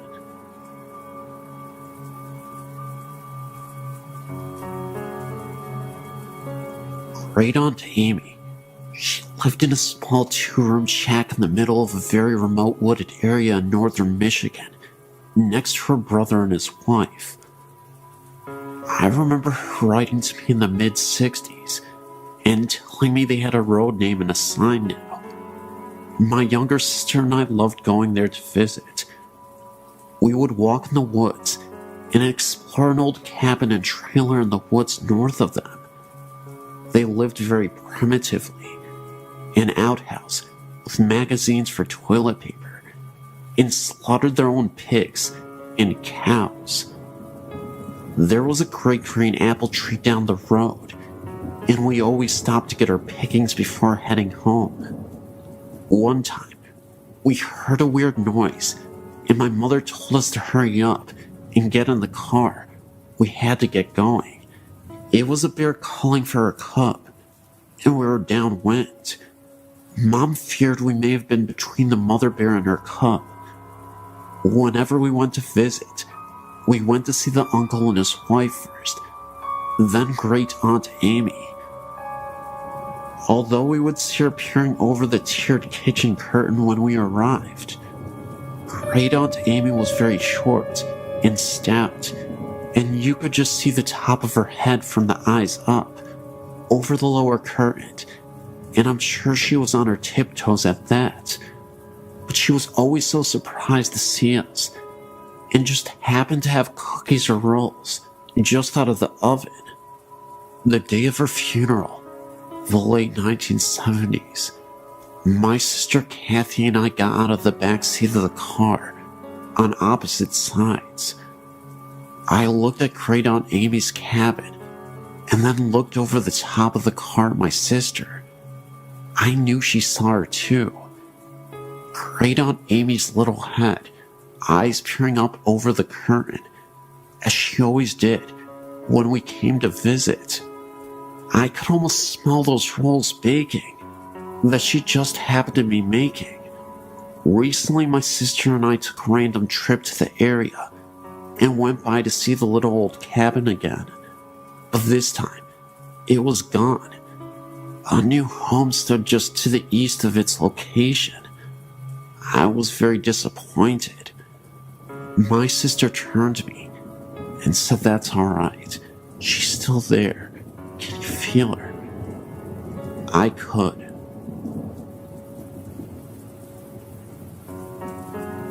My father remarried 3 years ago, and when we moved into his wife's house, I began experiencing paranormal things. I've experienced things ever since I was a child. My mom and siblings were always sensitive to the paranormal.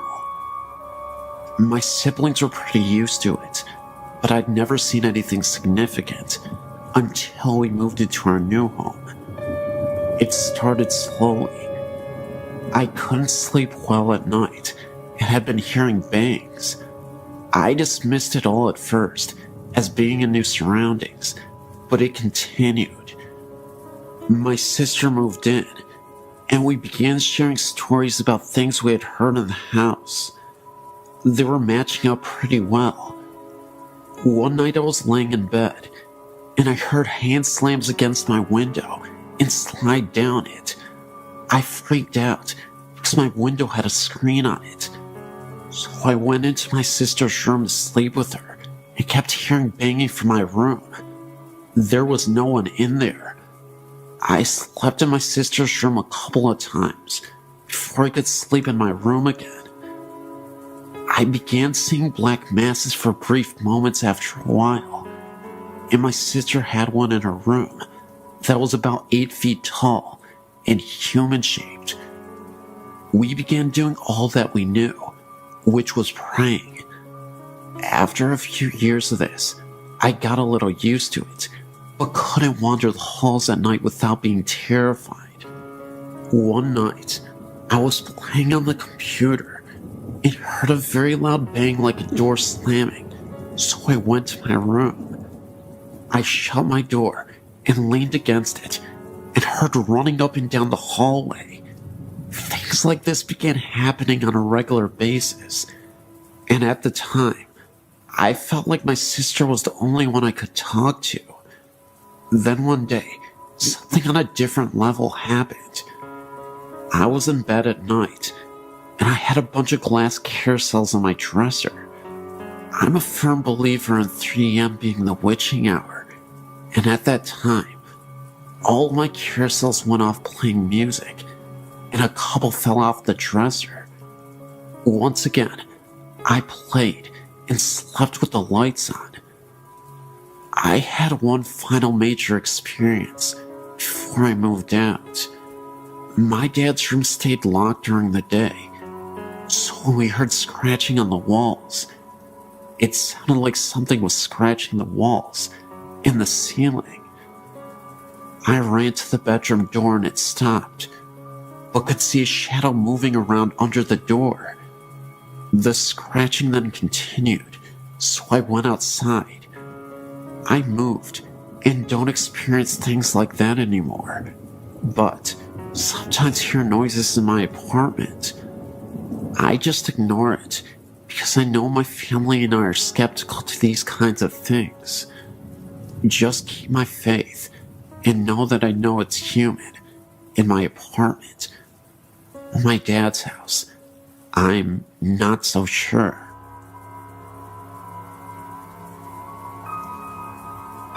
This happened to my mother's uncle in the 50s. Her aunt and uncle were coming back to San Antonio, Texas, on Highway 87 when their car broke down during the night. Uncle Steve went walking during the midnight hour to get help before he told my aunt to lock all the doors. She did just that. About 3 a.m., 3 men in a car stopped to help her. They told her that they would help her, but she told them that her husband had gone to get help, and he might be coming back. So, the men told her that they will leave, and they were going to leave her some food in a brown paper bag, which they left on the hood of her car.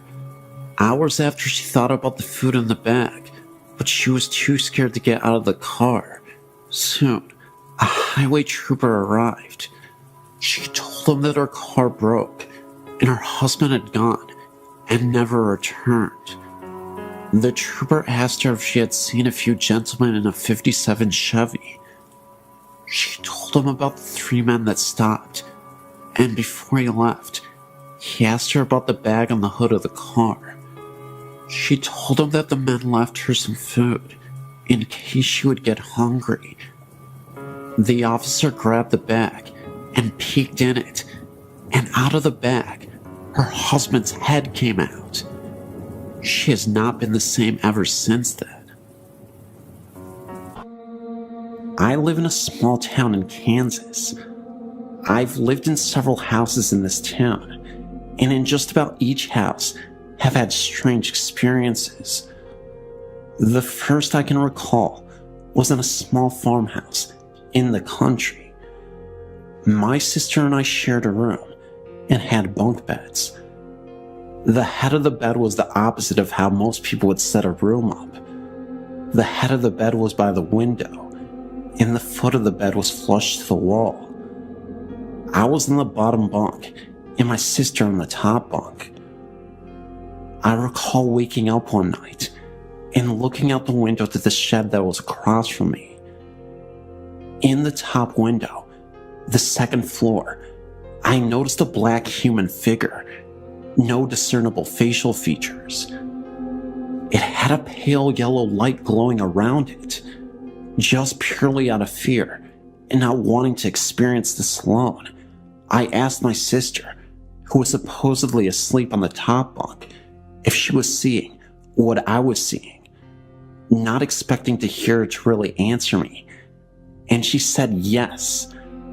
We still joke about our psychic connection. When I was in high school and living in a small town as I do, my friends and I would drive around the countryside, mostly because we heard that there was some scary haunted place outside of town, and we always liked to investigate. But one night, I was sitting in the front seat of my friend's car and noticed that there was a small boy running in the road ahead of us. It was rather late at night, at least sometime after midnight, a very strange hour for young boys to be running out in the country. I noticed that he had on a red and green striped shirt and brown pants. What was really creepy though was the way he just kept looking back at us, almost begging to be hit. I could only see this boy at the middle point of the curve in the road. Just as we were rounding the last corner, he would disappear. It would only last several seconds. I questioned whether or not I was losing my mind, or if I really saw it, because no one else did. Another story I have was when I bought the house I live in now, still the same town. I'd fallen asleep on the floor in my living room. My dog was sleeping next to me. I'm not even sure what exactly woke me up, but when I looked towards my bedroom, I could see a small girl in a white nightgown. She had blonde hair, and next to her was a white cat. I could see through them. They had a mist around them. And again, just as it registered what I was seeing, they vanished. A few months later, I was in my room, standing on the edge of my bed, which is right next to the bedroom door. I was reaching for the light fixture to change the light bulb, with my arms extended. I noticed a man, dark short hair, and in his 30s. He had dark rimmed glasses, and he walked past me through the living room, into my room. As soon as he got past my arm, so he would be standing right in front of me, he disappeared. I've also noticed small dark figures, a possible dog, like roaming around me when I was walking in my house at night. I always try to jump over them, thinking that it was my dog, but she was in another room when this happened. In 1978, my parents purchased a relatively new house in Niceville, Florida. The land the house had been built on had previously been a swamp that was drained to make way for the housing subdivision. Nothing bad had ever happened in the house, yet, after living in the house for a short time, we all began to notice odd things. It started the night I broke up with my fiance. My parents had got out for the evening, and I was in my bedroom crying. Suddenly, I realized I was not alone. I looked up, and I saw a woman dressed in the turn-of-the-century clothing. She had a look of extreme empathy on her face. I did a double take. Never take your eyes off of them, I've learned. And my visitor was gone. My brother brought her engagement ring into my room so that I could take it to work the next day and have it sized. When I woke up from my nap, I got the ring off the dresser and noticed that it wasn't quite right. I got on my loupe and discovered that the ring had been squashed. I took the ring to my parents and showed it to them. Dad examined the ring. As a scientist, he was a little more observant than I was. He pointed out that the ring appeared to have been squashed from the right, beside the head that held the diamond, as if it had been sitting on the rear shank of the ring, and an incredible force put on it that literally broke the head from the shank, without leaving a single scratch or gouge mark. That kind of spooked me, since I'd been sleeping with the ring on the nightstand next to my head, and it had been fine prior to being placed by my bed. However, events would soon unfold that made us all realize that the house was indeed haunted by the lady, but she was a friendly ghost, provided you were nice to her family. After having moved to the house, my mom was in a terrible car accident, which almost killed her. She was in the hospital for over 6 weeks, and even after she got out, she was in and out of the hospital repeatedly. By this time, I was married and out of the house, but my middle sister's kids would stay over while my sister worked nights. My niece slept in my old room, which seemed to soon become the epicenter for activity, perhaps because of the pre-adolescent age. It started with her being awakened by the feeling that someone was sitting on the bed. She turned on the light and saw depression in the bed, as if someone were sitting there. As she watched, the depression slowly lifted out, as if the person sitting there had stood up. She was too frightened to sleep in the room after that, so her brother slept there for her. He was awakened every night by the sound of a dresser drawer being pulled out and rattled. At first he thought it was Granny, but then he turned the light on and there was no one there. The final straw for my sister's kids came when they were sleeping over one night. Mom had just been released from the hospital, yet again, and was sitting up in the den. Dad had gone to bed. Suddenly, Dad was awakened by the sound of the smoke alarms going off. He ran into the den and found Mom passed out. She had been in incredible pain since her accident and had begun stashing pills for a grand escape. That night, she had gotten so depressed that she ended up taking all the pills that she had been hoarding. There was no evidence of smoke in the house, not even Mom's usual cigarette smoke. By this time, the smoke alarms had stopped blaring their alarms, but Dad stood there, surveying the scene and thinking about how much pain Mom was in and how horrible her life had been since the accident, and even going as far as to whether it was even right for him to decide that Mom was not entitled to escape the horror her life had become. Then the smoke alarms went off again. Dad figured somebody was trying to tell him something, and he called 911.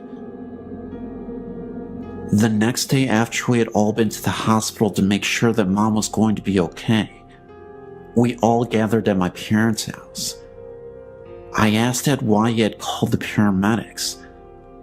I felt like the doctors who had saved my mom's life after the accident had not taken into consideration the lack of quality of life she would have, and I felt like Mom was entitled to a reprieve from the constant torment she was in. Dad looked at me kind of funny and explained about the smoke detectors. Then he said that when he had gotten home later that night, he had torn each of the smoke detectors apart, and there was nothing wrong with any of them, nor was there any reason they should have gone off in the first place. Once Dad told us this, We all sat there with odd looks on our faces and started talking about the lady. By this time, I'd seen her twice. My older sister had seen her once, and my skeptical scientist dad even admitted to having seen her. We began comparing notes and found us finishing each other's stories and descriptions. We had all seen the same lady dressed in the same clothing, and none of us had mentioned it to the others for fear of being ridiculed. As time went by, the lady continued to watch over her family. After my dad's death in 1998, my then husband and I were in the den of the house after we had cleaned out the possessions and cleaned the house up. I'd left a book on the counter, and X went back to get it.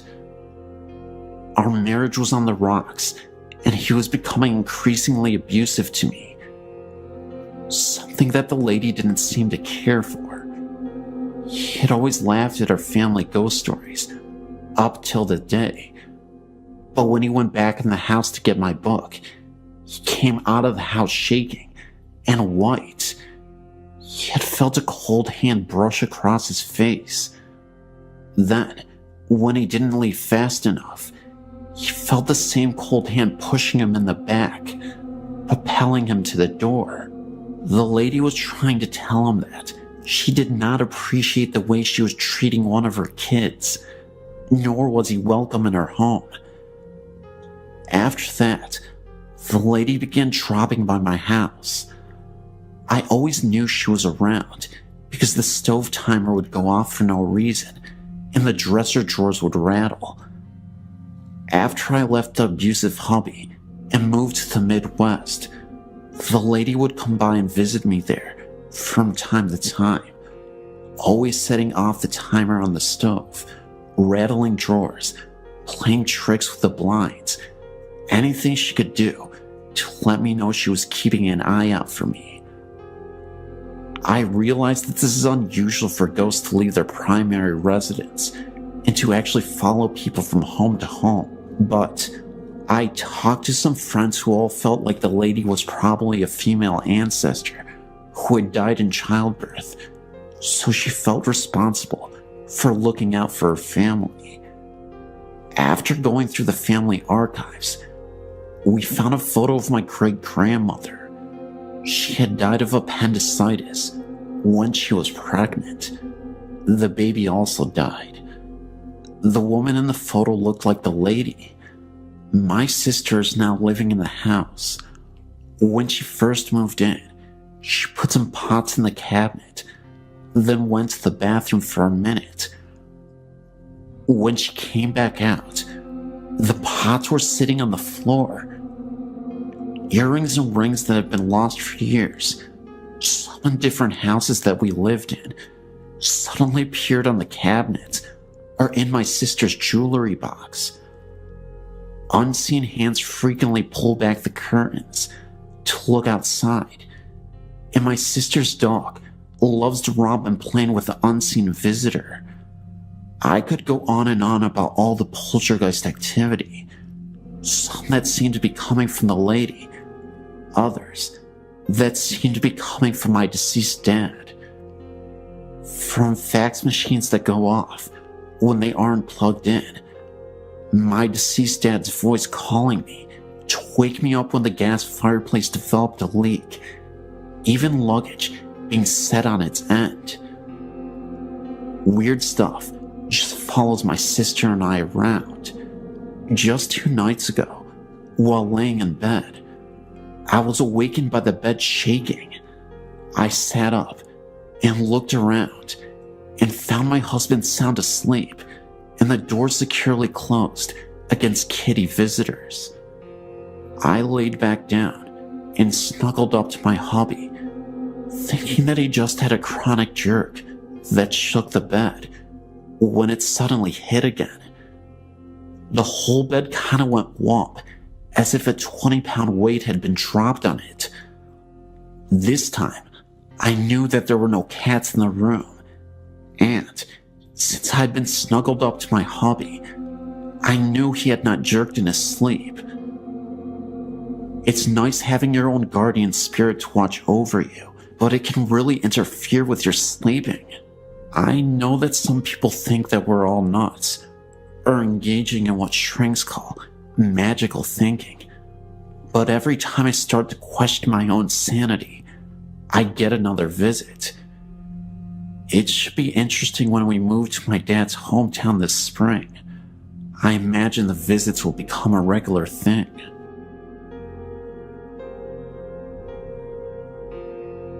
Growing up in rural northern Wisconsin, there were few opportunities for earning cash, aside from service positions and agricultural work. Coming from a farm family myself, as a youth, I would hire myself out to farmers to help with the work on their respective farms, mostly crops and dairy cattle.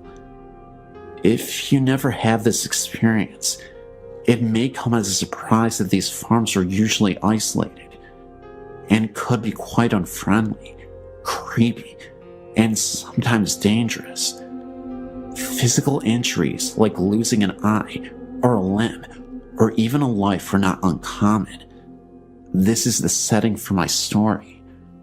One January, I was a hired boy at a dairy farm owned by an elderly couple with whom I was acquainted with through a parish church.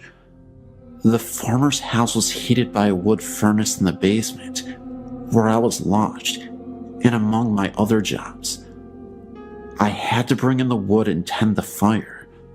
One day, while carrying wood down the steps, I felt pushed, which caused me to slip and fall down the stairs, landing on the concrete floor, which knocked me out temporarily.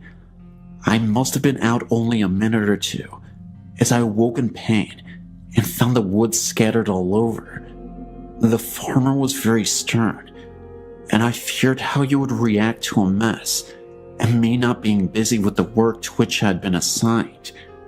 When he did see me, he asked where I'd been and what I had been doing, and so I explained it to him.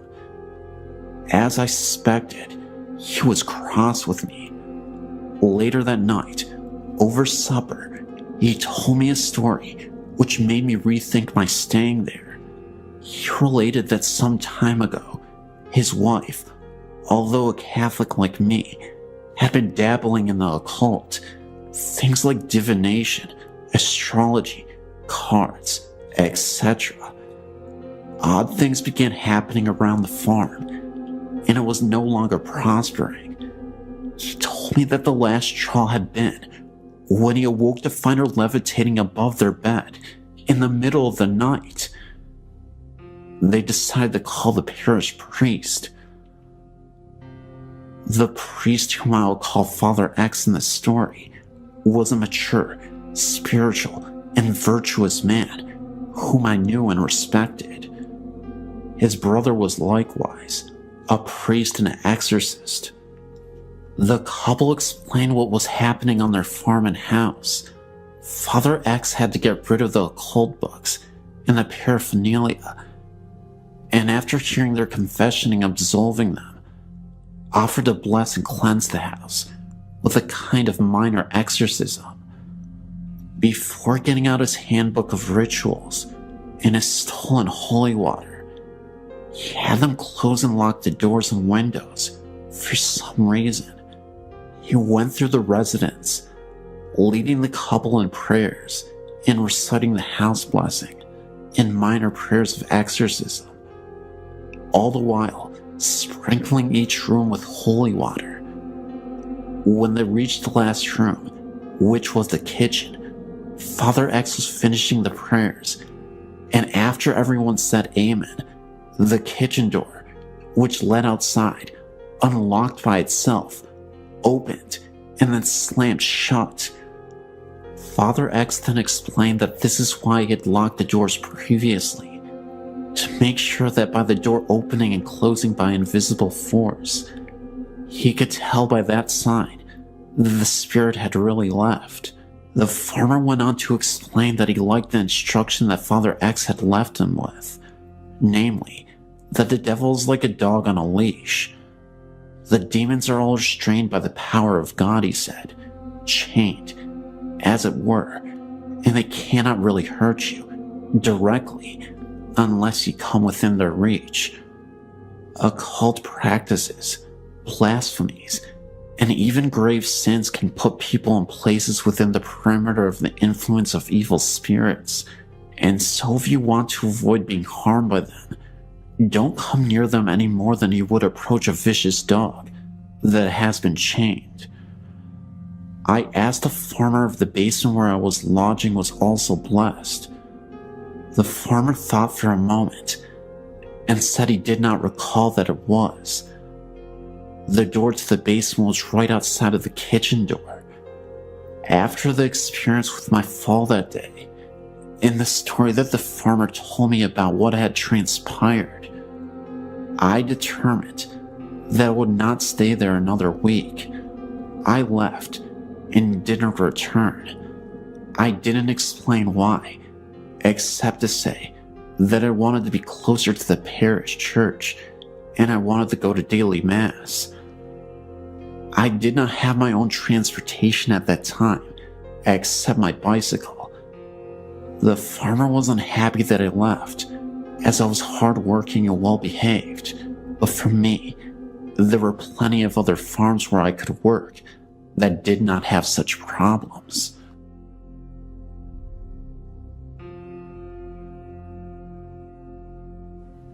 Throughout my life, I'd seen and experienced a few things that I can only describe as supernatural. Everything I'm about to tell you about actually happened, and I will describe each experience as I remember them. The first thing I can remember happened whenever I was only a young boy, growing up outside a village in Northern Ireland called Besbrook. It was during the winter because we had a heavy snowfall the previous night, and I was outside playing with my two brothers. After a while, I went inside to warm up because my hands were frozen. My mother told me to take off my boots so that I wouldn't tramp snow all over the house. I sat down at the table with a bowl of soup in front of me, and it was then that I noticed something out of the corner of my eye in the hall leading from the kitchen to the living room. I turned to see what it was, and what I saw absolutely terrified me. I saw the figure of a woman walking down the hall towards the kitchen. I just got up and ran out the door without putting on my boots and jacket into the snow, and refused to come back inside, even though my mother insisted that there was no woman in the house. Over the next number of years, nothing happened except what sounded like somebody walking around the house, even when the rest of the household was in bed or away. Everyone heard the noises, but chose to ignore them. Then one Saturday morning while I was still in bed, I was shook and awake and told to get up and come down to breakfast. Whenever I opened my eyes, there was no one in the room, so I assumed that they had already gone downstairs. While I was getting dressed, a voice was calling from downstairs for me to hurry up. When I did get down to the kitchen, there was no one around. Everyone else was still in bed. A few days after, my youngest brother claims to have saw a young boy standing in my parents' bedroom who just stood there looking at him. Shortly after this, someone unknown attacked my brother in his bed, leaving him with a black eye. The next few years were quiet, except for the noises. Nothing else that I know of has happened in that house, except for the noises. But I did tell you that I lived outside a village. The best way to get to the village is through a wooded area, and this place is a very strange place. I could distinctly remembering a moment when I had to walk through these woods to get to the village, and all of a sudden, in the middle of the night, I saw a circle of people in white robes just standing in a circle and holding hands. I was so scared about what was happening that I ran the other direction and no longer wanted to run through those woods ever again. I actually had a friend of mine who was walking through the woods, and he swears to this day that he saw a woman just flying from the distance from one side to the other. Looked like a witch, but she was floating, had really dark black hair, and it just looked like she faded out. These are the only things I've seen in my life, and with that last story, my friend has seen, but I've heard other stories by people I know. The shop at the bottom of the road is said to be haunted by the ghosts of the 7 British people killed there in the 80s whenever the original patrol station was blown up. I mentioned earlier, I'm from Northern Ireland. There is a high viaduct in the area, which is used as a railway line. 18 people died constructing it, 1 for each arch, and numerous others have offed themselves off of it. The stories are that at times, you can see these people, and they all look sad. There's also the blood on one wall in a friend's house, and no matter how many times it is painted over, the blood still comes through. All this is true, and has happened within a square mile of where I live.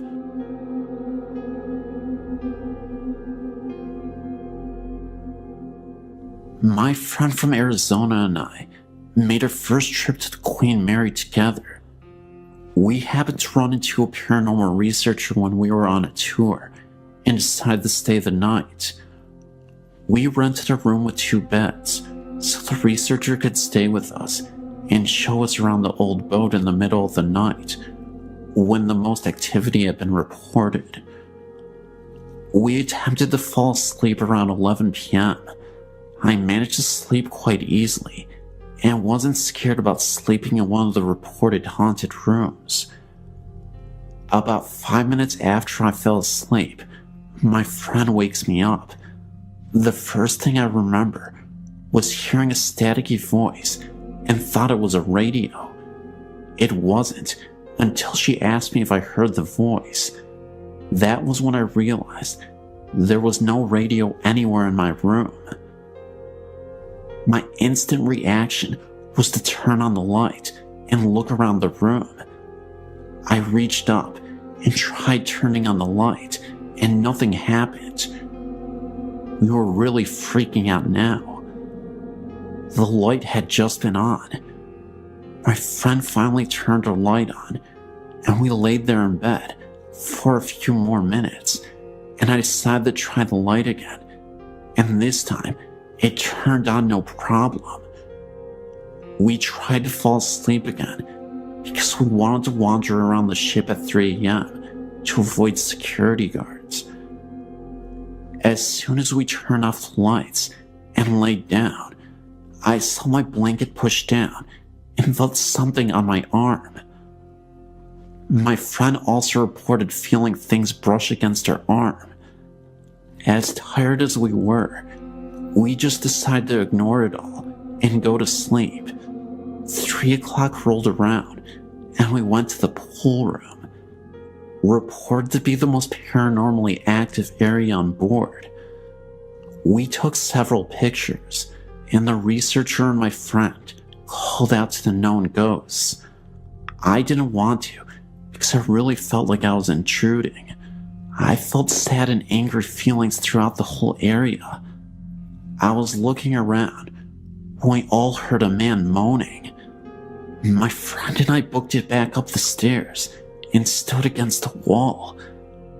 After a few minutes, we joined the researcher again, and he continued to call out to a little girl named Jackie. I wasn't paying attention at the time, but I heard my friend gasp, and I looked over, and she asked me if I heard that. I missed it. The researcher heard it too. It was the voice of the little girl. She was singing for them. I will never forget my experiences at the Queen Mary, and actually plan on going back soon. I came aboard not believing and left a member of a paranormal research group. My girlfriend Liz and I haven't been together for very long, but we share a passion for ghosts and hauntings. On our second date, we went to a couple sites in our county that are supposed to be haunted. The scariest one has to be the Jericho-covered bridge, located in either Fallston or Jarrettsville, depending on who you ask. As Liz and I drove up to the bridge, a heavy fog rolled in, almost like the ones you see in the old movies, set in places like London. This was weird, because Liz and I have been driving around the county for the last 2 hours, and we had only encountered fog in this one place. Maryland was in a neutral state during the Civil War, but racism ran deep here. The Jericho-covered bridge is a grim reminder of that. It is a well-known local legend that runaway slaves were hung from the rafters of the bridge and sometimes left there for days.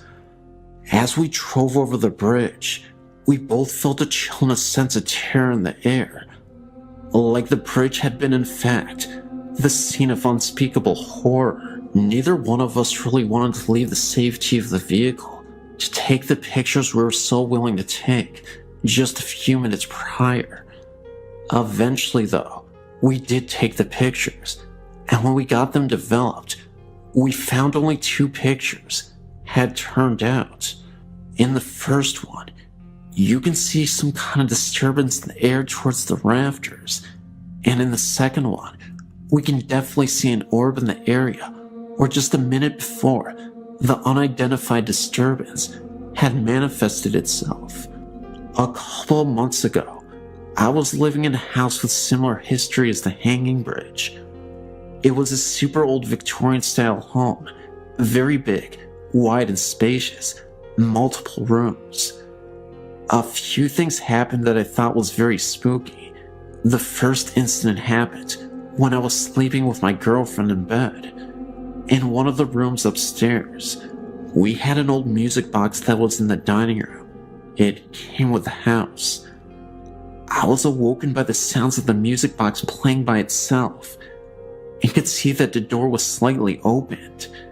Needing answers, I hopped out of bed to investigate, not understanding how the music box could play by itself. Needless to say, I made a gigantic mistake. As I opened the door and faced the stairs, I saw a dark shadow move directly up the stairs and then disappear. I froze for a second, almost chickened out, but decided to go downstairs anyway. To my surprise, there was nothing there, and all was silent. The music box had stopped playing. Another time, I was standing in the kitchen with one of my friends, and we were the only 2 people in the house at this time. We decided to use a spirit box and play with the Ouija board to conduct a session. I was fairly convinced that there was a spirit that needed guidance and was lost. We asked the spirit box multiple questions, but at first, no response was given to us. After nearly an hour, being frustrated, we nearly gave up. That was until we asked the spirit to give us a sign that they were still there. My back started to hurt, like some kind of pressure was being applied to it. I said to the ghost, "Is that you on my back?" Now get this. The spirit box sounded like it said death on the bridge. This immediately startled us, knowing that down the road was the Hanging Bridge. We tried asking it follow-up questions after that. The spirit didn't say anything, and just like that, the pressure on my back disappeared. I was starting to think that the ghost was trying to tell us that they were one of the ghosts that tragically passed on the bridge. The last incident happened in the kitchen. The kitchen door was slightly opened, and all of a sudden, I heard what sounded like a girl's whisper in my ear. As I looked towards the door, I saw a lady, I think, walk past the door. At first I thought it was my friend Laura, who always used to wear jeans. So I popped my head around the corner to try and scare her, but there was no one there. I wasn't scared because it was in the middle of the day. I actually found the experience quite exciting, but also unexplainable. To this day, I've always thought these incidents were all related to the hanging bridge. The Job Corps in Albuquerque, New Mexico. I was a student there in 1973. Since then, there has been a lot of renovation on the buildings, but when I was attending the Job Corps, it was pretty much the same as it was when it was an orphanage. One night, actually at 2 a.m. in the morning, when I came back to the dorms after babysitting, I had to walk across the campus to get to my room at the far end of the campus. While walking down to my room, all was very quiet in the dorms. Out of nowhere, I hear what sounded like children laughter in the distance. It was very faint, but I could definitely hear something. Yet, through the faintness of the sound, you could still hear shouts of glee and anger, as little children would do on a playground, if that makes sense. This happened behind the little chapel that was there, but the sounds came right there from behind the old chapel, and while I looked and squinted, I didn't see anybody there. I thought to myself at the time, why would parents allow their children to play so late outside? It was cold, and it was dark. Meanwhile, my hair was standing on end, and I tested the wind to see if the noise was carried from another place. Noises can carry long distances. There was no wind at all. At the time, I didn't know that the Job Corps used to be an orphanage until the next morning, when I was talking to my friend about hearing those children. This service worker told me that she used to work there as a service worker for the orphanage. She told me the voices I heard were probably the little children that died of broken hearts while she had worked there. Her face went pale as she told me that the children she thought were treated cruelly.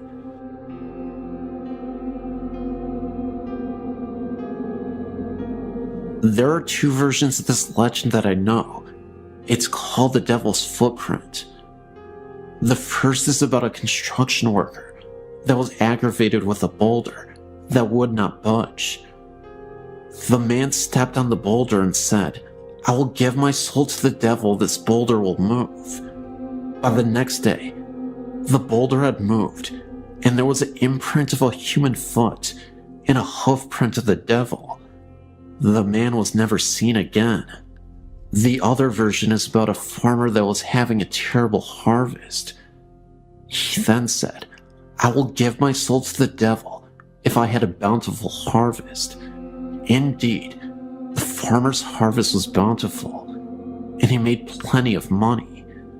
The farmer was quite pleased with himself until the day the devil came to collect.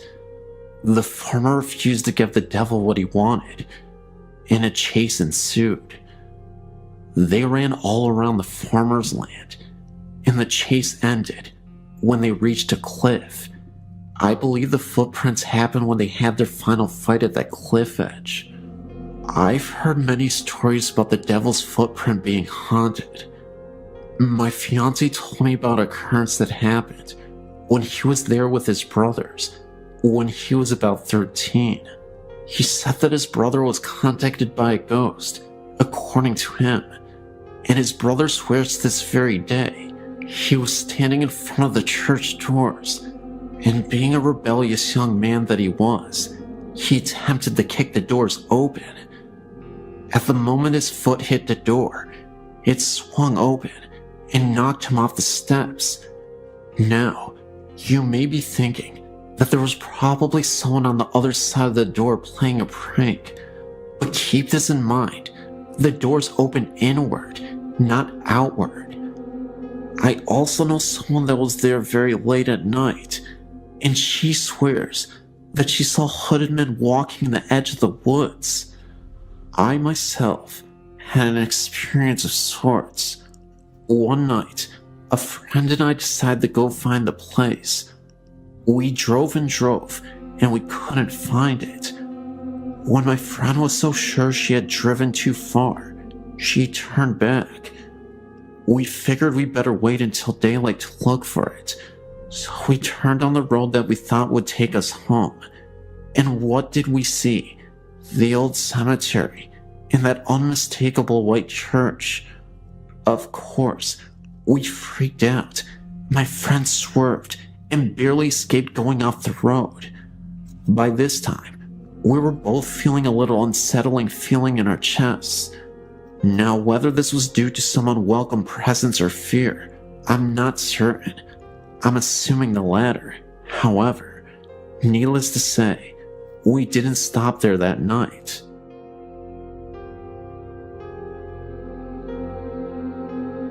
My name is Bobby, and I was checking out your website, and I decided I should send in my own story.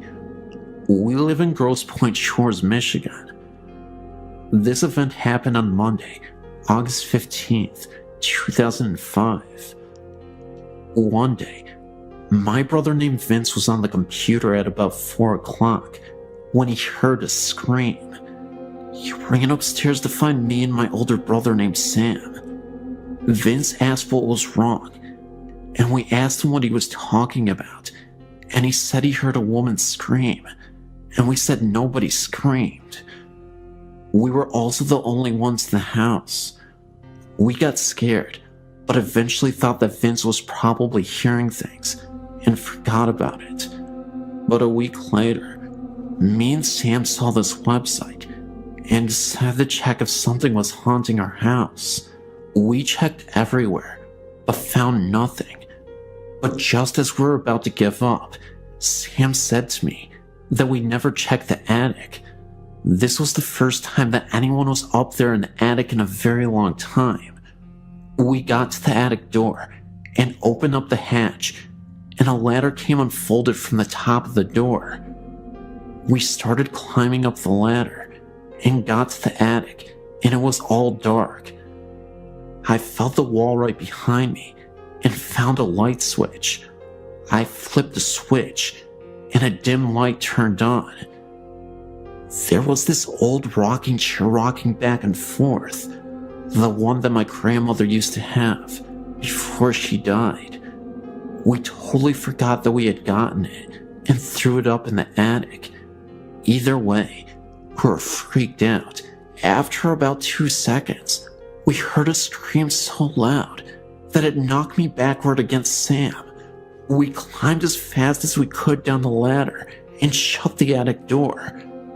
We were so scared that we didn't tell anyone except Vince about what happened.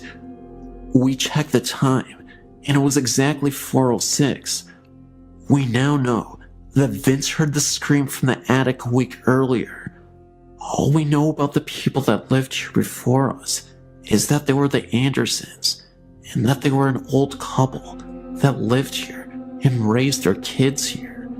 I don't think it was my grandma's spirit, because she was always a gentle soul and wouldn't scare us like that. Anyway, after all the kids moved out and Miss Anderson died, a short while after that, he sold his house to us about 4 years ago. I believe Miss Anderson was the one who screamed. I guess she was mad that we stole her house from her.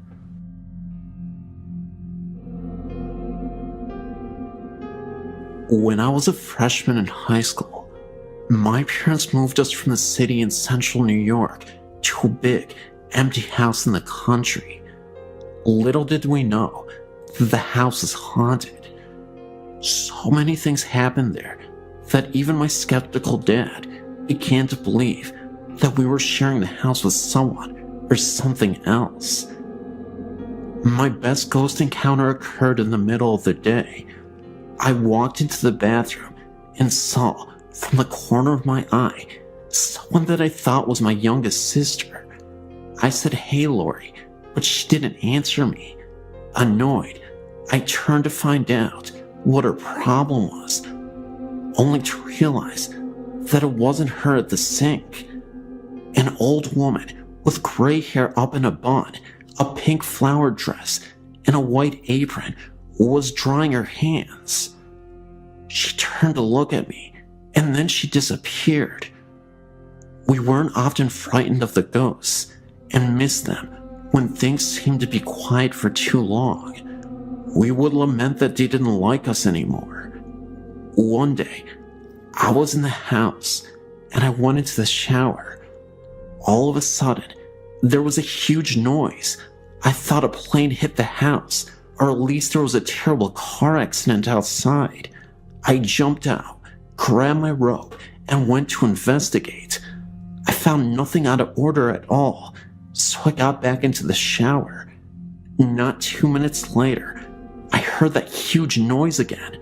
I jumped out, shaking this time, and checked everywhere, but again, there was nothing to find. I decided to skip my shower. I had a ghostly nightmare about this house before even moving in. My family moved into the house, and from day one, things were creepy. People before had moved out in a hurry, and their family broke apart almost instantly in 4 months. They all spread to 4 different places. When we moved in, we all got terribly sick within the first month. My mom had a life-threatening experience. My sister ran away. All the pets in the house died mysteriously with no known cause of death. My parents divorced. All of this happened in only 4 months. I walked into the house after school one day, and I heard my name being called. I knew no one was home because none of the cars were in the driveway. The voice calling my name sounded exactly like my mother, and I looked all around for her, even though I knew that she was presently in the hospital. Within the next few days, and a few more creepy paranormal events, all 4 of us left in just as much of a hurry as the one before us, leaving most of our personal belongings. We all split, each of us in a different car, to different places away from each other and away from the house. I will never go back to see it, nor would I wish the haunting of the house on anyone else.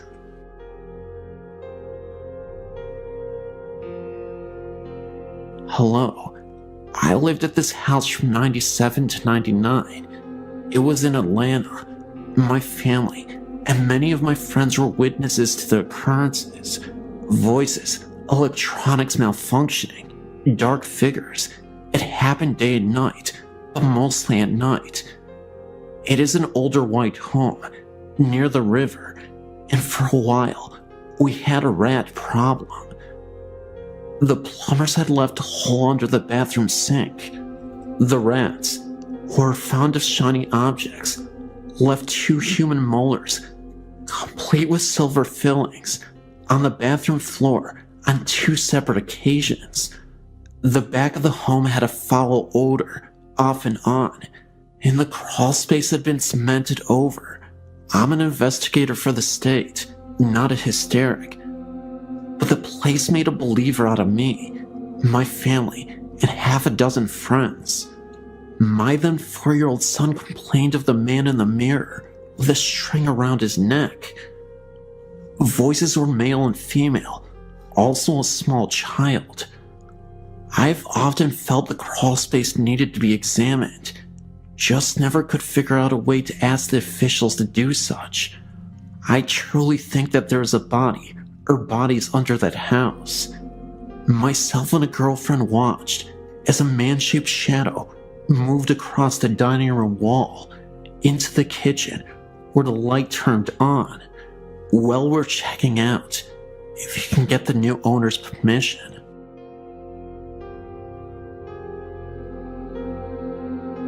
So when I was about 17, my family had just moved back to Canada from living in the USA. It was a bit sudden, and being a family of 6, it was a little bit of a scramble to find a place to house all of us before the snow hit.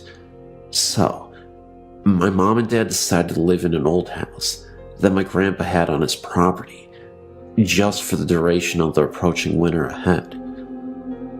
The house was my great uncle's, and my grandpa skidded from my brother's property to his place.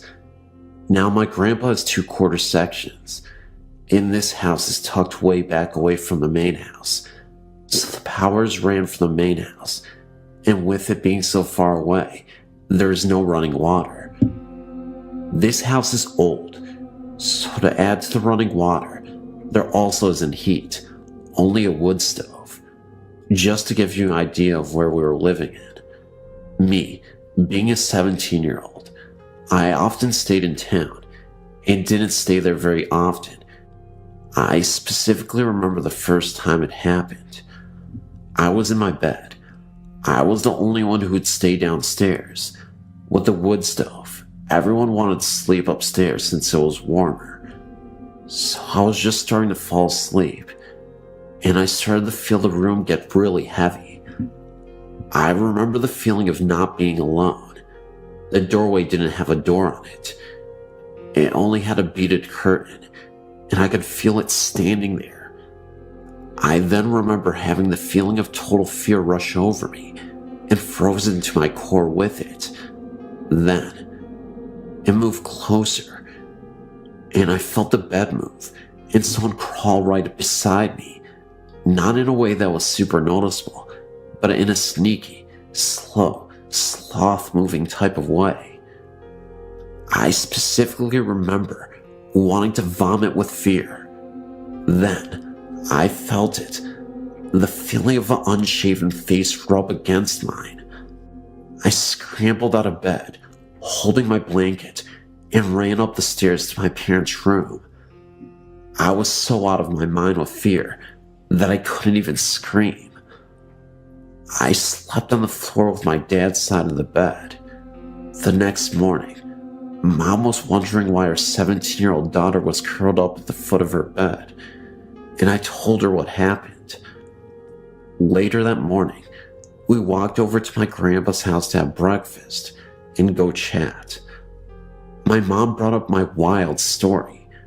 My grandpa and grandma silently listened, as my mom was laughing at the last bit of the story. My grandparents got really serious and turned to each other. Apparently, this has been an issue in the old house, and they didn't want to tell us, hoping we didn't acknowledge it, then it wouldn't bother us. I can honestly say it didn't feel angry or upset. It just wanted to cuddle. I didn't stay there much after that. I moved in with a cousin in town. Ghost stories are the most popular types of stories to talk about in the curious world that we live in. Some of us are skeptics, while others truly believe that the supernatural world is real. I truly believe that entities are real, and this is a true story involving my cousin. He didn't see a ghost, but he felt our presence, and is now fully convinced that we are visited by spirits, even though this event happened years ago, and at the time, he was truly skeptical. My cousin is a doctor, and he lives in the USA. A few years ago, he went out of the United States to Vietnam on business. He ended up visiting Hanoi, Vietnam, which is Vietnam's capital city, and stayed in a hotel with his wife at the time. Immediately after entering the hotel, they were both surprised to see a woman sprinting out of her hotel room and screaming bloody murder. It was such a shock to us at the time, it immediately gave them bad vibes about the property. Nobody knew what happened to her And for a while, she refused to speak to any of the staff about why she felt so horrified or what happened. She looked sickly and pale, as if she had just seen something grisly. She was breathing heavily and hyperventilating. My cousin, out of curiosity, came up to the front desk and asked what happened. The staff said they weren't sure exactly what had happened, but my cousin mentioned that he was a doctor, and if they needed assistance, he would be happy to help. After a few minutes had passed, she collected herself. My cousin approached her and had a little chat. She swears that she wasn't just having a wild episode of hallucinations, and insisted what she witnessed was real. It was early morning, and the sun was barely starting to shine through the windows. The room was still dim, and the light was off. The woman had just woken up from her sleep. Again, still dark, but light enough to see the room. The hotel room she was staying in was massive, and she was in the kitchen making tea. From the kitchen, you can see into the living room. That's when she saw a man standing right next to the bed. It was the ghost of former president Nguyen Dim Dim. He was president of South Vietnam in the early 1960s, who passed away in a very terrible way. She also said that the night before, she saw a former Vietnam soldier staring at her from the window during the evening. My cousin, being a practical person, kinda dismissed it and advised her to just go home, take some medicine, and relax the rest of the night. Even after she had just calmed down a little, it was obvious she was still visibly shaken by this whole ordeal. My cousin and wife didn't take the room, but there was another couple that checked into the same room. When my cousin woke, he went down to the hotel lobby and noticed just outside the main entrance was an ambulance and a stretcher pulling two bodies into it. He asked the front desk attendant what happened. They said that the couple that checked in mysteriously passed away in their sleep, and nobody knew the cause. They suspected it was a heart attack. At this point, my cousin was starting to act a little apprehensive about staying the rest of the week there, but he continued to sleep at this hotel. His mind never let him believe that it was related to the last incident with the previous lady or tied to the paranormal. Until a couple nights later, all was silent. My cousin was a few doors down from the cursed room at the hotel. This is where it gets freaky. It was late at night, and my cousin was reading a Vietnamese book when the power started to go off and on. He looked out into the hallway to see if there was anything going on, and all seemed okay. He thought that maybe there was a problem with the electricity, so he called the front desk from his room. What he heard over the phone started to finally freak him out. He said that when he picked up the phone, all he could hear was heavy breathing, and someone hung up. Concerned, my cousin rushed to the desk. A woman was standing right there. He asked her why she didn't say anything over the phone after he had called. The woman said that he didn't make a call. My cousin insisted that he did, that he heard heavy breathing, and that someone else was on the other line, but the woman refused to accept his story. He also said that the lights flickered, and the woman began to grow pale. She urged him to bless his room, because there is something evil and it's disturbing the room. My cousin refused, saying that it was just a coincidence. Finally, a few minutes later, his wife screams. My cousin rushes to the room and asks her what happened. She tells him that she was walking out of her room when she heard voices talking as if the chatter were coming from inside the hotel room where the couple had passed away. The doctor then demanded the staff open the room, but to their surprise, nobody was there. The staff even claimed that when they went into the room, the bathroom door was open and a dark shadow moved out of the bathroom and then disappeared. My cousin still dismissed everything. He said that things were just chaotic because of the first lady that stayed in the room, and everyone was on edge because of the death of the couple in the same room. He admitted it still creeped him out, but chalked it up to merely a very scary coincidence. However, if it were a coincidence, then how can anyone explain what happened in that room? It seemed to be the only room having issues, aside from the one my cousin was staying in, where he heard the voice over the phone. Either way, this was a pretty insane experience, and I don't know how I would have reacted if I was the one who was there instead of my cousin.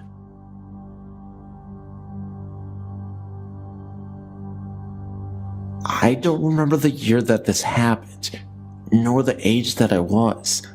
I still remember it though, as if it were yesterday. So, my aunt just got a new computer. She was never a technology ace or anything, so she had no idea how to get it started. When all else fails, call my mother. My mom was a whiz at computers, so my aunt asked her to come over and hook up the darn thing. My mother, being the lovely lady that she is, agreed to do it within the week. It was actually that weekend that she decided to do it. So, Mom decides she wants to go over my aunt's house, kinda late for some reason. I was very young and couldn't stay by myself, so she took me along, since calling a babysitter at the last minute would be very rude. We finally got there. I look up at the house, admiring its large size. I did think it looked pretty scary though. We struggled getting inside because my mom couldn't see the keys. As soon as we did get inside, I was frightened. All of the lights were off and nobody was there. Or so I thought. My mom wanted to get started with her work since it was maybe 9 o'clock already. She told me to stay upstairs and watch TV while she was in the basement, hooking up the computer. After a while of whining and staying upstairs all alone in the large house, I totally agreed. My mother stayed with me for about 5 minutes, showing me how to work the TV. I begged and pleaded for her not to go, but it was her duty as a sister to fix the computer. She finally went downstairs, and I was left alone in the huge living room. I decided to turn on the cartoons, thinking it would cheer me up a little. I finally started to calm down, and even laughed at the silliness of the cartoons. Then, all of a sudden, I heard the loud noises in the kitchen. Apparently, my mom didn't hear it, and to me, she was God, so anything she said went. After she said nothing, I proceeded to ignore the noise. But then it happened again. I ignored it. It happened again. I ignored it again. It happened once more. By that time, I was so annoyed at the noise because it was disturbing my cartoons. I was so mad, I forgot my rule about my mom, and I jumped up from the couch, turned around, and almost yelled, "Shut up!" When I saw this mist in the kitchen, it seemed like it was in the shape of an elderly woman with a long white dress and long white hair. I was so shocked, I couldn't scream. So I ran as fast as my little legs could carry me, downstairs into the basement and into my precious mother's arms. I didn't tell her what happened, as I was still in shock, awe, and amazement at the creature that had stood before me. I only explained about the noises. She said she was hearing little noises, not loud noises, around where she was. I stayed down there with her because she said I could, especially when she saw my little white face. As I was sitting on the couch, playing with numerous toys that were scattered about, I heard a soft bark. Then I heard a whimper, and then another soft bark. I knew it was coming from the room that held the water tank and such. I thought about the dog, Oreo. It must have been him. But then I remembered he died about a couple months before. My aunt and uncle at the time owned no animals, not even a bird, and it was way too late for someone to let their dog out. Besides, I don't think I would have hurt a dog, as I don't believe anyone in the community even owned one. What frightened me the most was that poor little Oreo, a dog that had been banished to live outside for no reason and was never fed, died on the ground right above where I had heard the noise. I told my mom about this. She said that she heard nothing.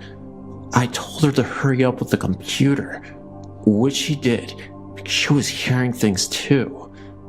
We both ran up the steps and out the door. After we looked, we ran to the car and got in. I was scared because the car was not starting up. Then all of a sudden, it did. I was so happy to be out of there. My cousin had heard noises such as the one I had heard in the kitchen, except they were outside of the room. Also, my other cousin claims that he heard a noise in the oven, like something was in it. He opened the oven, and nothing was there, but he swears to this day he did hear something. Now, I mentioned in the title of this story that this was a traveling ghost. I say this because most, if not all, of that family's houses have had some sort of scariness to them. My cousin's current residence is just as haunted. Doors will open and close by themselves. One time, we were watching a movie. It was over, and I wanted to turn the lights on. When I turned them on, I heard a strange buzzing sound in the laundry room. It sounded like when the dryer is done drying clothes, only it was a steady, non-pausing sound. I walked over to the doors and started to put my ear up to make sure the sound was coming from that room. As I did so, all of the lights went off and the DVD player suddenly turned on, much louder than we had it on. But the thing was, the DVD player had been turned off the whole time. When everything came on, I jumped 5 feet into the air onto my poor cousin, where I proceeded to scratch her neck, holding on for dear life. I don't remember ever watching a movie down there ever again. Later, we asked his mom if she was doing laundry. She asked why, and we told her about the sound. She said she didn't even think about doing a load of laundry. To this day, I'm still scared to stay over my cousin's house.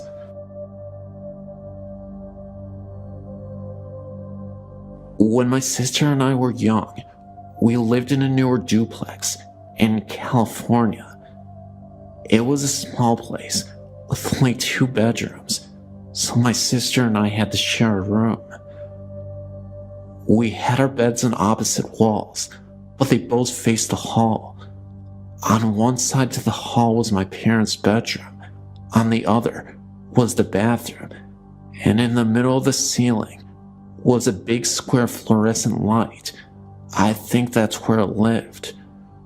I can't exactly remember when it started. All I remember is waking up in the middle of the night and seeing what I remember as the electricity man. It seemed to come out of the light, which my parents left on to help us sleep. It looked like a person, but seemed to be made from the light. This happened several times over the next few years we lived in the duplex. I never told anyone about what happened until about 15 years later. My sister and I had come to visit my parents. We're all sitting in the living room talking about our childhood when my sister had asked if I'd remembered anything strange about the duplex. I asked what she meant by strange. She asked if I had ever seen anyone in the wall. I then told her about my experience with the electric man. Turns out, she saw the same thing.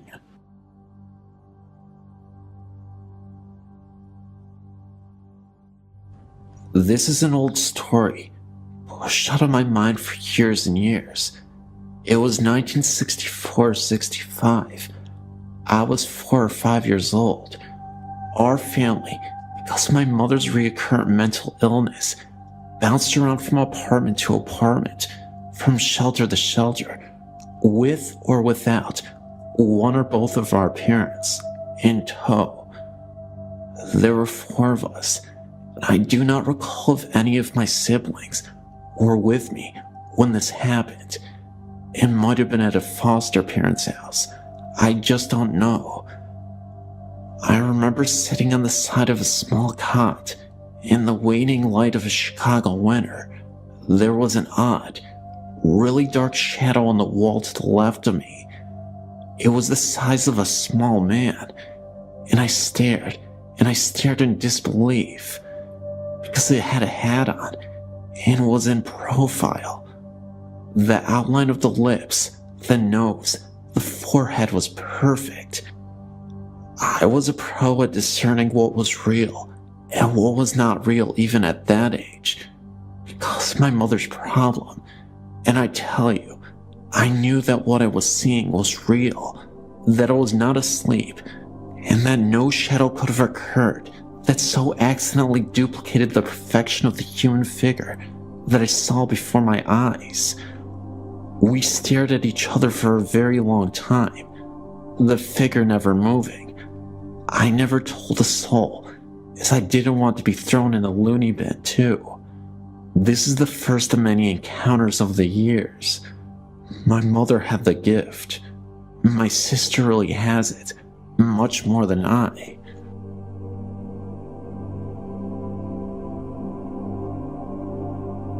About 18 years ago, I was in the Jacksonville cemetery with my husband and 3-year-old son. We were reading headstones. I believe it was in June or July. The sun was out, and there was not a cloud in the sky. As we were walking through the headstones, we saw a woman walk through the trees. Both my husband and I saw her. We thought there was something odd about her, but couldn't figure out what exactly though. We were walking towards her, and she was probably about 80 yards away. She was walking away from us and stepped behind a tree. Then, we didn't see her again.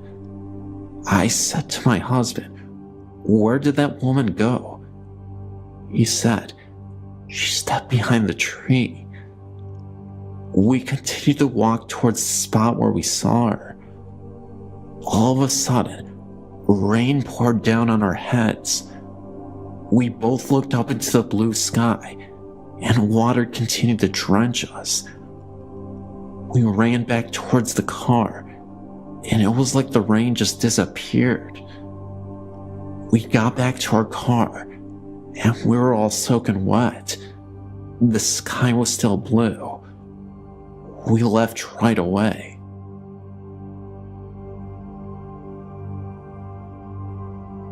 Hello, my name is Wanda. I've experienced a few things in my lifetime, This one recently, not scary or anything, but just strange. I lost a pet 2 years ago when he was still a puppy. Bernie got hit by a car and died all alone in the road while at my mother's care. I came home from work and we buried him. My brother and I loved him so much, I painted a stone on his grave that I'd done 1 year. Well, like I said, that was 2 years ago, and twice recently, I've experienced the oddest sensations. Both times I was laying in my bed trying to fall asleep, when I felt something like little feet walking up my leg and settling in down around my knee area, like a cat curling up or a small dog. It felt so real, but I tried to explain it away, thinking maybe my circulation was doing something weird to my leg. Then a couple weeks later, it happened again. It walked up my leg and curled up on my knee area. This time, I had no delusions. I was sure it was Bernie, who came back to lay down and be with me. Since then, I shared my experience with a girlfriend, and she claims that when she spent the night here on my couch, she felt the same thing. We even got a ghost picture.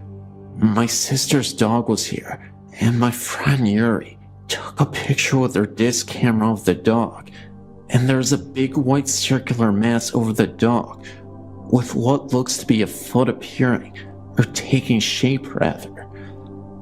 I've no doubt it's Bernie, and he's been playing with that dog even as spirit. Sign me up as a believer. Yours truly. My name is Tracy. I'm not sure that I have a problem with the haunting, but would just like to share my story. It starts back to when I was a child. My mother and I always had this psychic connection. For instance, I never had to tell my mom what I wanted for lunch. She would just think of a few choices, and I would then walk in seconds later and give her the answer to the question that she never asked. Now this happened just a few times. I would have washed it off to coincidence, but this happened all the time. Now, as an adult, I get to do this with my children. It's pretty neat. I always have this psychic capability, not asking for it or concentrating on it. It just happens. Well, now with a little background on me, I'll get to the good stuff. When I was about 5 years old, my parents purchased their first house from an older woman whose husband had passed away, and she was moving to Florida. Hence the reason she asked us to keep her cats. From the moment I stepped into the house, I felt watched. This feeling only increased with time, so bad that I used to get dressed under the covers. I remember it happening in my bedroom more than any other room. I didn't feel that way in the bathroom after I took a bath or something. It just seemed to be in my bedroom. Then, the nightmares started. I would wake up extremely distraught, usually having the same few nightmares over and over again. I was terrified of under my bed, so I used to jump from my bed out of my doorway and run to my parents' room on the other end of the house. I would then go to sleep on the floor by their bed.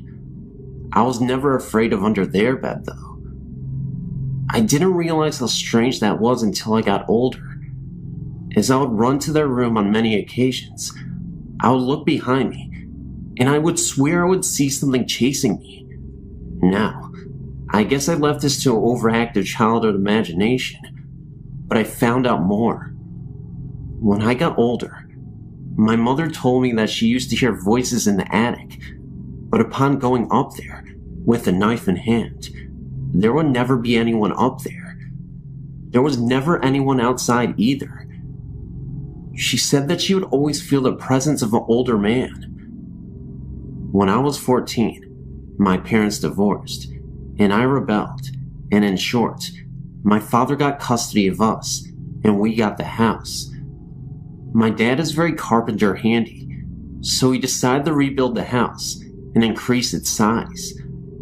Not too long after the remodeling of the house, me and my brother were sitting on my dad's bed, with the door shut, and all of a sudden, the door handle started to jiggle, so my brother jumped up and grabbed the handle as it was jiggling, and threw the door open, and nothing. There was no one else in the house, but my brother immediately ran down the hallway to the front door, and looked outside to make sure. It's impossible that someone was there. The only original things left in the house are the original foundation and the chimney. I figured after the remodeling was done, whatever was here left. Until recently, about 2 years ago, me, my fiance, my 2 children and my brother all took the house over. One night, me and my fiance were in bed, sleeping for about 30 minutes or so, and I woke up and saw a dark shadow leaning over his chest. I yelled stop, and then went right back to sleep. The next morning, I didn't even think of it, so my fiance called me from work. He asked me why I yelled stop, and I told him that I didn't know why, that I even forgot about it. Then I told him that I did see a shadow that resembled a short, bald, heavy-set man leaning over his chest. He then told me that he woke up gasping for air, and that the dark shadow was pushing on his chest and pulling him off the bed. Then when I yelled stop, it vanished. My fiancé is not a weak man at all. He's very strong, so I knew something was going on. I felt a presence in the room for a few weeks after that, but I went into each of the rooms before bedtime and told him that he was not allowed in there. Then one night, me and my brother were on the couch talking, and I told him the story, and he was in disbelief, of course. We then both dozed off, and I got woken up to a pale-faced brother who said that he got punched in the chest and he was having a hard time breathing. I then did the same thing as before and had nothing happen since. That's the end of my story.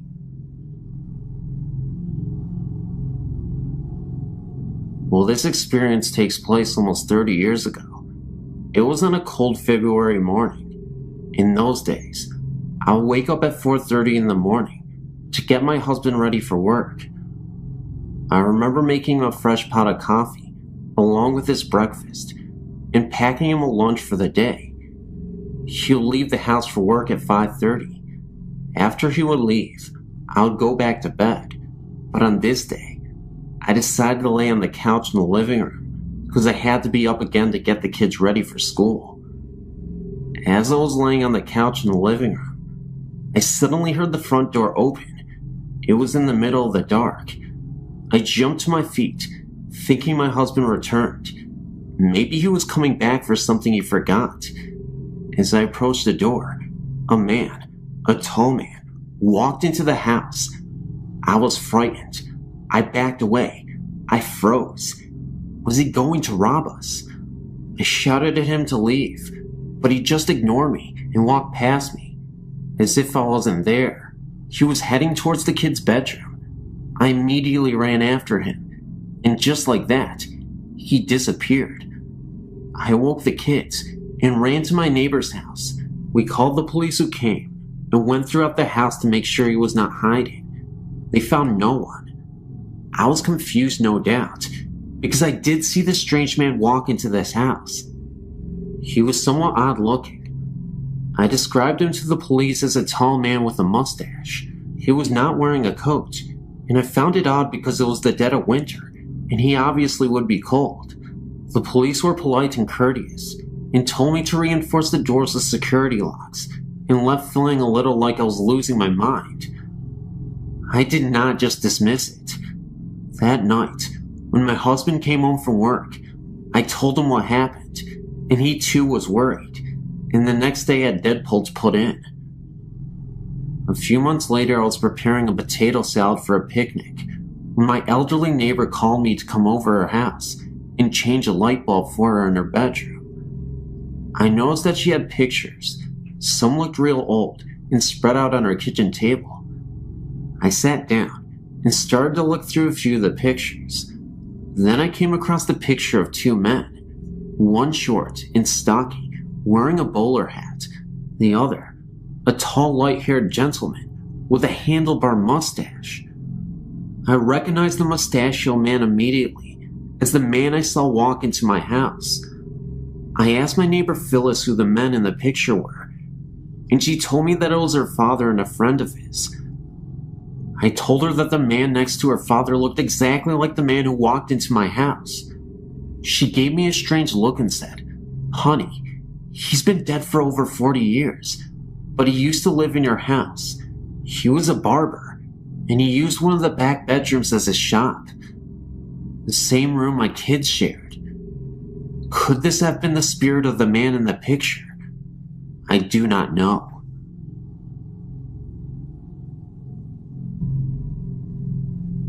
For as long as I can remember, I've been able to see and feel the paranormal. I didn't know what it was at first, and was truly terrified by the feelings I would get when someone came near me. I'm at the point where I'm no longer afraid, but I do have my moments when something sneaks up on me. Almost every home I lived in has been haunted, and I'm not sure now if they were the homes themselves, or if I'm being followed. I feel comfort in my newest home, and I'm always sure that there's nothing there, which I'm grateful for, because my son senses them too, and I'm not sure if he can still see them, but he used to be able to. He knows his uncle and grandfather, and they both died before he was born. He knew things about them that no one else told him, and as a baby, he would stare past me and start laughing at air.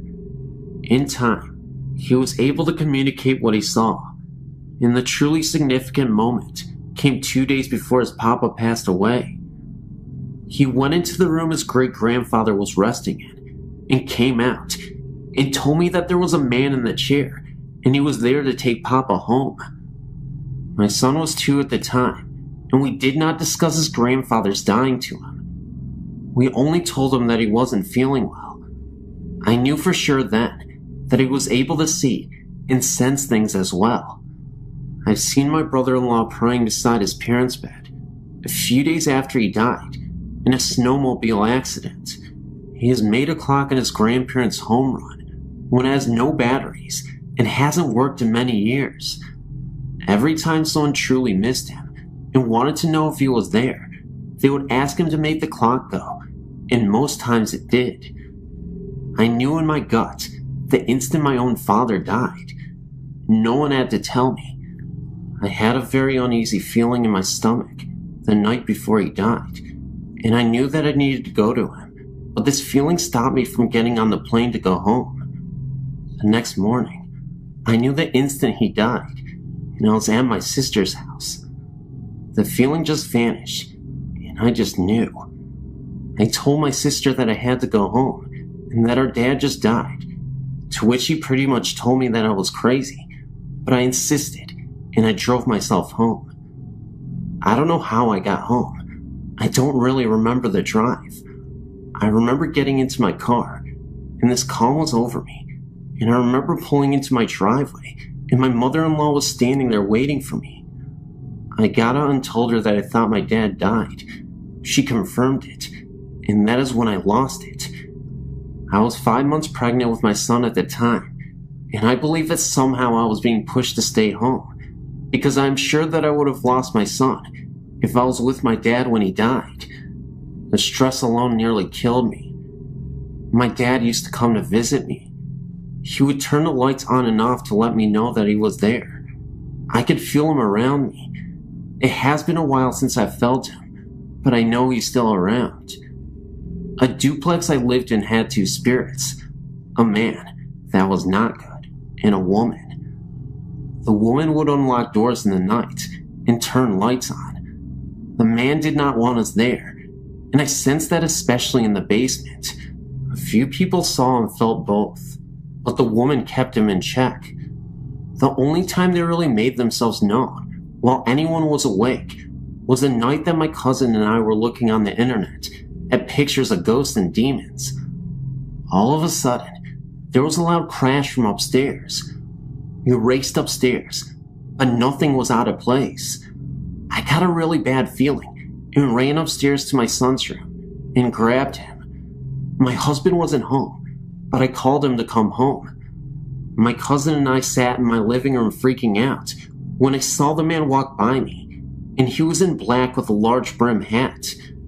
My cousin saw him too, and he had never previously had an encounter. It was as if he was telling us to stay off those websites because they were not good or something. All I could even remember was the absolute terror in my heart.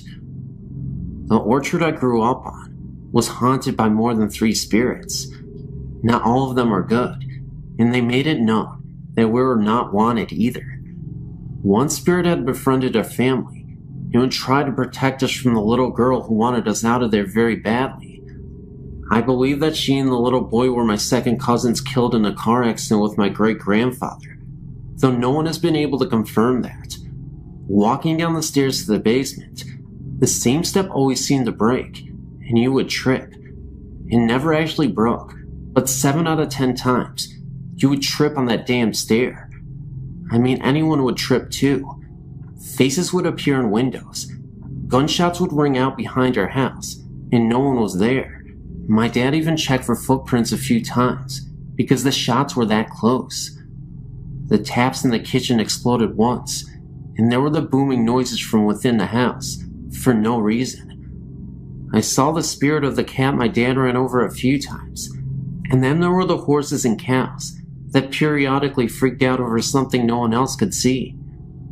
There was also the drifting odor of the orchard of a dead animal, though it was never in one spot, and there were no dead animals. I used to feel like there was something under the stairs to the basement. It was an old house with old wooden stairs, the kind that had no back, and under the stairs was dirt. I always had a bad feeling about that, and would fly down the stairs as fast as I could, and run them up 2 or 3 at a time. My dad had renovated the house, and my brother and I were fortunate to have bedrooms in the basement. I got locked into my room one night, and we ended up having to take the hinges off to get me out. No lock on the door. When we were moving, I was sitting on the floor in my room packing, when all of a sudden, the mirror on my dresser came crashing down, shards of glass missing me by centimeters. My friend's family rented the house from my dad for a short period of time, and one night, my friend had fallen asleep in the area of the basement by the stairs. The hissing cat woke her up, and she looked to see something clawing out of the dirt. She didn't stick around to find out what it was. A few days later, her brother came bolting into the room she was sleeping in, my old bedroom, and grabbed her arm and demanded to know if she was practicing witchcraft or something. She didn't, because he had 2 perfect bite marks on his wrist, and when they looked at her arm, she had the exact same marks as if they had been bitten by fangs or something. Of course, they left shortly after, but not because of the things they experienced. I didn't find out about any of this until after they moved. An older woman bought the orchard, and when my sister went back to visit a year or so ago, she happened to mention strange things that were happening around the orchard, and asked my sister if she knew anything about it. My sister quickly filled her in about the yellow and green orbs seen floating around the house, strange occurrences, and all the noises. The difference of what she had seen and felt was that she saw a cowboy, and we were told there was an Indian on the orchard protecting our family. Apparently, the land that my great-grandparents had settled on was once a battlefield, and our family had been told the Indian warrior died there in battle. The house we moved into after we moved off the orchard had its own spirit or two as well. My parents didn't believe me until a few years after I moved out, and my mom had been home alone, and the front door unlocked, opened, closed, locked, and she heard footsteps move around the house and up the stairs, and then they stopped. She also heard the kitchen cupboards open and close, and kept calling out to my dad. They lived alone by this time, but no answer. This continued like this for about half an hour. My mom got scared, and refused to leave her bedroom until my dad actually came home an hour after that. She blamed him, but it couldn't have been him. He was at work. This was a frequent occurrence, but previously my parents blamed my brother or myself or the other until my brother and I moved out. There was also the time my friend and I thought we would play a trick on my brother and pretend that the house had been broken into. We trashed the house nicely, placing objects around as if they had been thrown or scattered in a rush. We were standing in the kitchen laughing about this whole thing when all of a sudden a hand reached up the window. You would have to be almost 7.5 feet tall to do this. We screamed and ran up the stairs to get the cordless phone. The doorbell started ringing and knocking on all of the windows started. We called the police, thinking that someone was actually trying to break into the house. The police heard the noises and told us to stay upstairs until they got there. My brother and a bunch of his friends walked in at this point, and we started to accuse them when there was another noise outside, and my brother went out to investigate. I saw him chase someone down the street in a plaid coat, and then the person just vanished. My friend and I were hysterical by this time, and the police had just arrived. They brought canine dogs, and the only scent they picked up was my brother's, and that is because he had chased someone out of the yard. The dogs didn't pick up anything else, and there were no footprints anywhere, except the police and ours. My dad came home, and my brother and his friends swore it wasn't them. When the morning came, we all went out to check under the kitchen window for evidence it was my brother, and there was just no way that anyone could have just reached up that way the hand reached up. There was also the time that I came home, and the upstairs extension picked up while I was on the phone. I thought my friend had someone over, where it was a party line. Small towns used to have this, where 2 different residences shared the same phone line. She thought I was trying to scare her, because we could both hear breathing. I snuck to the stairs and saw the shadow of a man. I freaked out, grabbed a knife, and ran out the door. I called my sister down the street to come, and there was no way anyone could have gotten out, but no one was there when it was checked out. There was also the glowing eyes in the bushes up the street. I used to see those frequently at night, and once in a while was brave enough to go and check it out, to see if there was a dog in the bushes, peering out. There never was, and the hairs on my neck would stand straight up on end.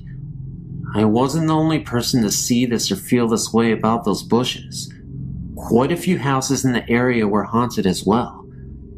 I would hear a man's voice in the house where I babysat, and so did the girl I babysat. It was detached and floating in the air. You would feel tugs on your shirt when your neck was turned, and lights in the basement would flick on and off. A friend of mine who was completely skeptical lived in the house previously and had confided in me that she thought something weird was going on in the house. She slept upstairs, and every day she would look in the cubbyhole in the wall, and there was a sleeping bag unrolled and an imprint of a body on it, and every day she would roll it up and put it away, only to find it there in the morning again, or by the time she got home from school. She showed me this one day, which made me uneasy, talking about the babysitting job there when new people moved in. There is so much more, but honestly, I'm getting tired and drained out. If you want to hear more, let me know. My story is not very complicated. My husband, my son who is now 8, and of course me, moved into our current house a little more than 2 years ago. Once when my husband and son were spending a weekend at my brother-in-law's, I told my husband I was afraid of being alone in the house, even though I am reclusive by nature. He said to ask my guardian spirits for help. So, not really expecting anything, I said aloud before I went to bed that I would appreciate my guardian spirits for a sign they were present. Later that night, I was awakened by the sound of the doorknob on the bedroom door being turned. I looked over and actually saw it turning. I was terrified. Nothing came in, and there was no way I was going looking for the doorknob turner. At best, it was an intruder. When my husband came home, I told him all about it, and he told me that I asked for a sign, after all. About a year after we moved in, our then 2-year-old nephew came to live with us. He was very delayed and could only speak at about a 1-year-old level. We made a playroom for the kids in the basement. Josh, our nephew, refused to play down there alone. I didn't blame him. We had to totally run out of clean clothes before I'd go down there to do laundry. It was creepy, not dark at all, but there was always a feeling of being watched or someone standing close behind you. We also heard footsteps down there and water being turned on. That fall, Josh threw one of his little boots down the stairs, and my husband ordered him into the basement to pick it up. Josh reached the bottom of the stairs, turned to look into the basement, screamed ghost in mortal terror, and ran back up the stairs and shot into my husband's arms. By this time, we had named the presence Alex. Josh said Alex had made a very bad face at him. He refused to go down in the basement at all after that. We also had an incident where a broom was totally missing from our house for almost 2 weeks. I searched every inch of the house, including the basement. It wasn't in our house. We thought someone had borrowed it. No one had. Finally, I yelled down into the basement, "Alex, if you have the broom, we need it back." After a couple of minutes, and another good search of the upstairs, I went down to the basement and found the broom laying against the wall, right by the stairs. I thought I was doing pretty well with the whole having a ghost experience. Sure, I was secretly scared to death, but I kept reminding myself that there are spirits all around us, and Alex seemed to be rather mild and harmless. He even listened to my husband when Mike ordered him to stop scaring the kids, and later to stop coming upstairs. And surely, Alex had as much right to be there as I have. However, I changed my mind after taking a nap in the extra room downstairs. I was awakened with a jolt by the distinct feeling of a hand slapping me in the face. That was it for me. While we were in the car, away from the house, I told my husband Alex had to go, and since he seemed to have some authority, he had to tell Alex to leave. Mike said he'd probably have to talk to a medicine man. Luckily, however, perhaps after overhearing a similar conversation at the house, Alex left on his own. No more noises from the basement, missing household objects, or eerie feelings. In fact, after a while, my husband and I even moved our bedroom downstairs, and we never had a weird experience down there. Josh was more than willing to come downstairs, although he still does talk about Alex occasionally. We did have to move back upstairs, but that only involved a mundane little mouse running around down there.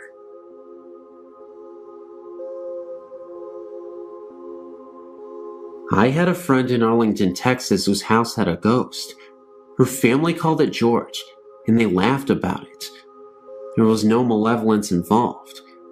Their house was relatively new, and not particularly outstanding. It was a classic 50s ranch house. Anyway, my friend's room was always chilly. The temperature was about 65 degrees. Her family had ducked people check out the ducts to her room on several occasions. Despite the blazing North Texas summers, where the central heat turned on in the winter, her room maintained this temperature. I had heard all the stories, and didn't really know what to think. I spent the night, and that made a believer out of me. First, during dinner, things fell off of shelves in the adjacent den. Her parents laughed and yelled, "Stop it, George." Later, when I went into the kitchen for some water, the reflected view in the kitchen window started spinning. I was somewhat entranced, and then realized that the center of the spiraling image was the figure of a man. The figure was getting closer and larger. I ran into the den before I saw any more. As we went to sleep in the sleeper couch in the den, Several books in the shelves opposite the couch slowly pulled out from their position on the shelf and almost fell to the floor. George is one of my fondest memories. My friend and I had other strange encounters after that, including many that didn't involve George. I think that some people are more receptive to energies and have more of these events than other people.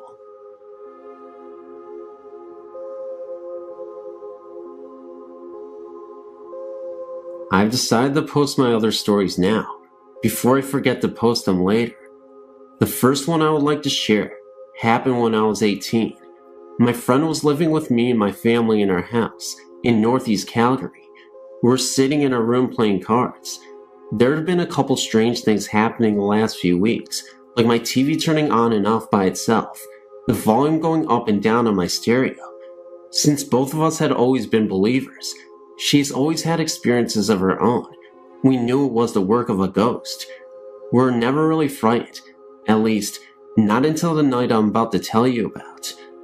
Anyway, like I said, we were playing a game with a deck of cards.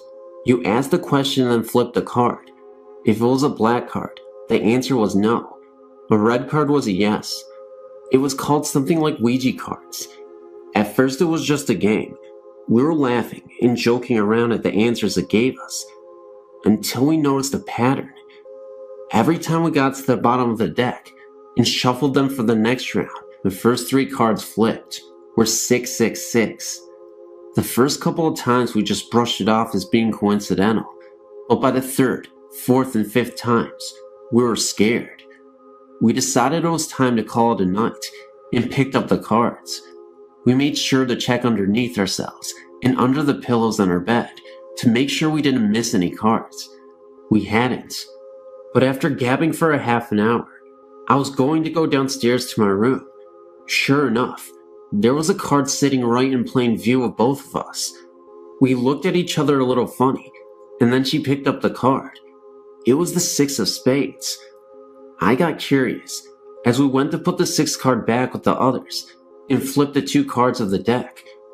Both of them were 6s.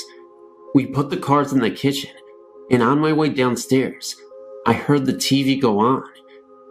I turned to go back upstairs to tell my friend when it turned off again.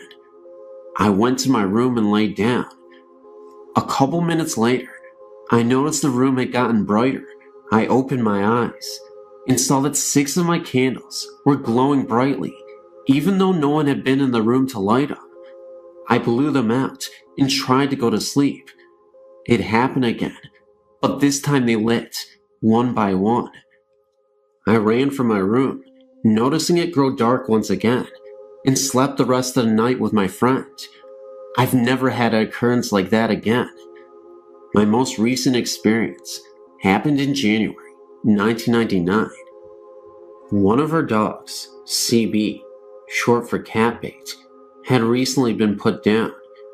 He had been a big part of the family for 15 years. One night, our other dog, Tia, came downstairs to my room. This was extremely odd, since the only time she ever came down was if I had food, or if she was with my mom. But she never came down in the dead of night. I was fast asleep when I was awoken by the sound of her barking at the end of my bed. I told her to go away and to shut up, but she persisted.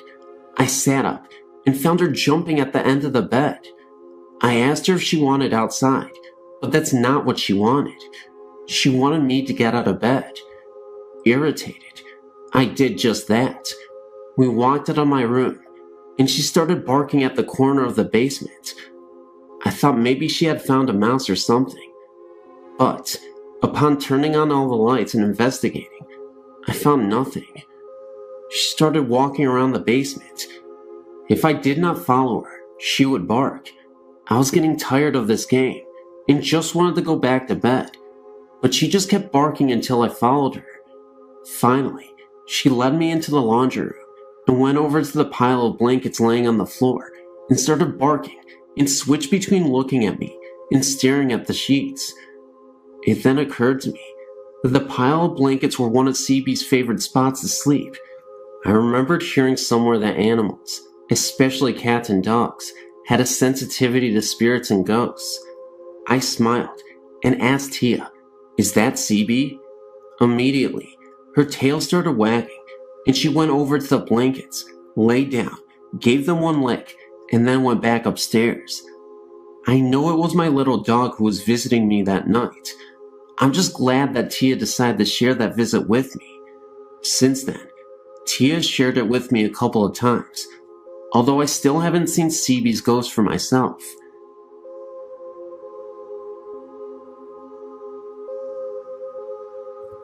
This story has several parts.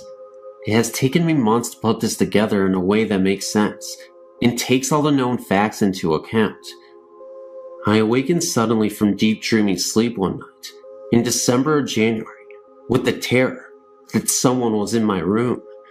I've heard that in most people, there is a reflex that literally prevents them from moving when they are in a deep state of sleep, and the frozen, unable to move state described by many upon first being awakened is simply that reflex still working, not fully in sync with sudden consciousness.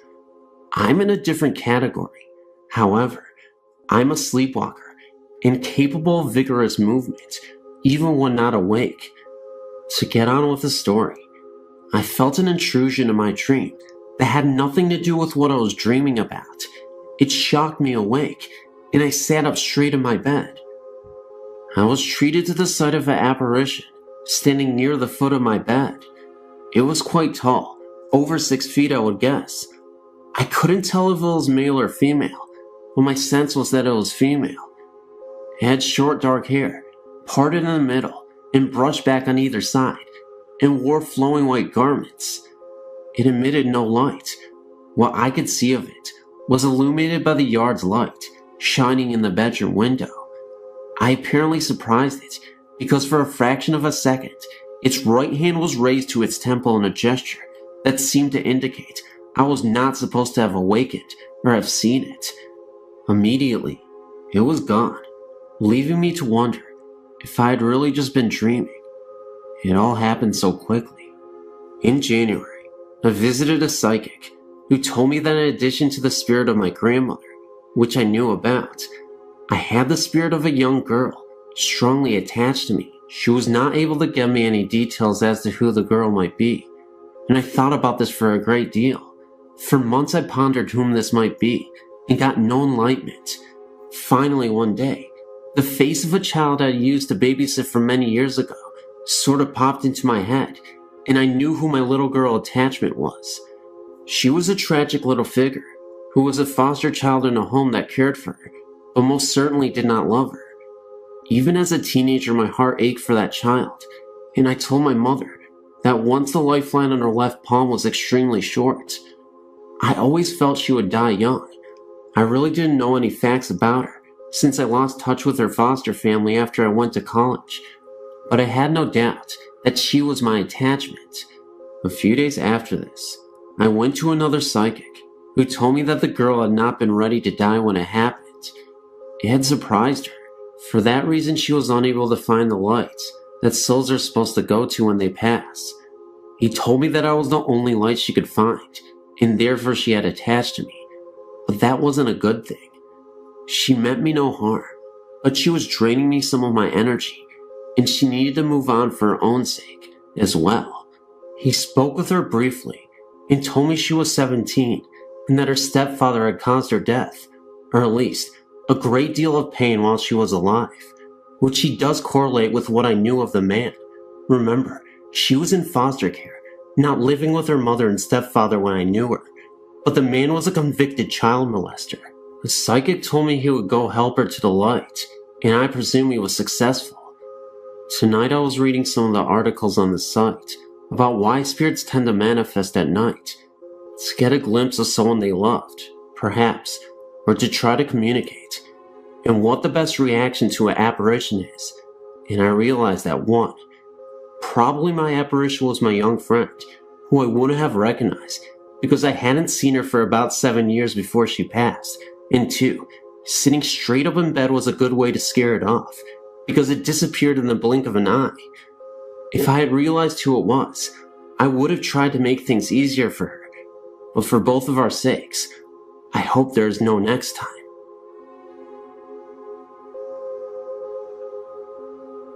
In 1975, my wife's parents and her sister Mary moved to the eastern shore of Maryland into a 100-year-old farmhouse. What made them believe there was a ghost was little things disappearing and reappearing in different places, doors locking by themselves, being touched by someone who wasn't there. Things really didn't start getting weird until her other sister Cher and her son David moved in with them. Cher had a little bit of VSP. She could tell when things were going to happen. She would have dreams and funny feelings that would mostly come true. They would hear noises in the attic, footsteps, and things rolling around. Cher would hear someone calling her name at night. She had the bedroom with the attic door in it. Once, my wife felt someone sit on her bed, and Cher felt someone run their fingers through her hair. They were all outside taking photos of each other one time, and no one was in the house. But when the photos were developed, someone was looking out the pantry window. They believed the ghost was not harmful. In fact, it was very helpful. Things that they were looking for would appear.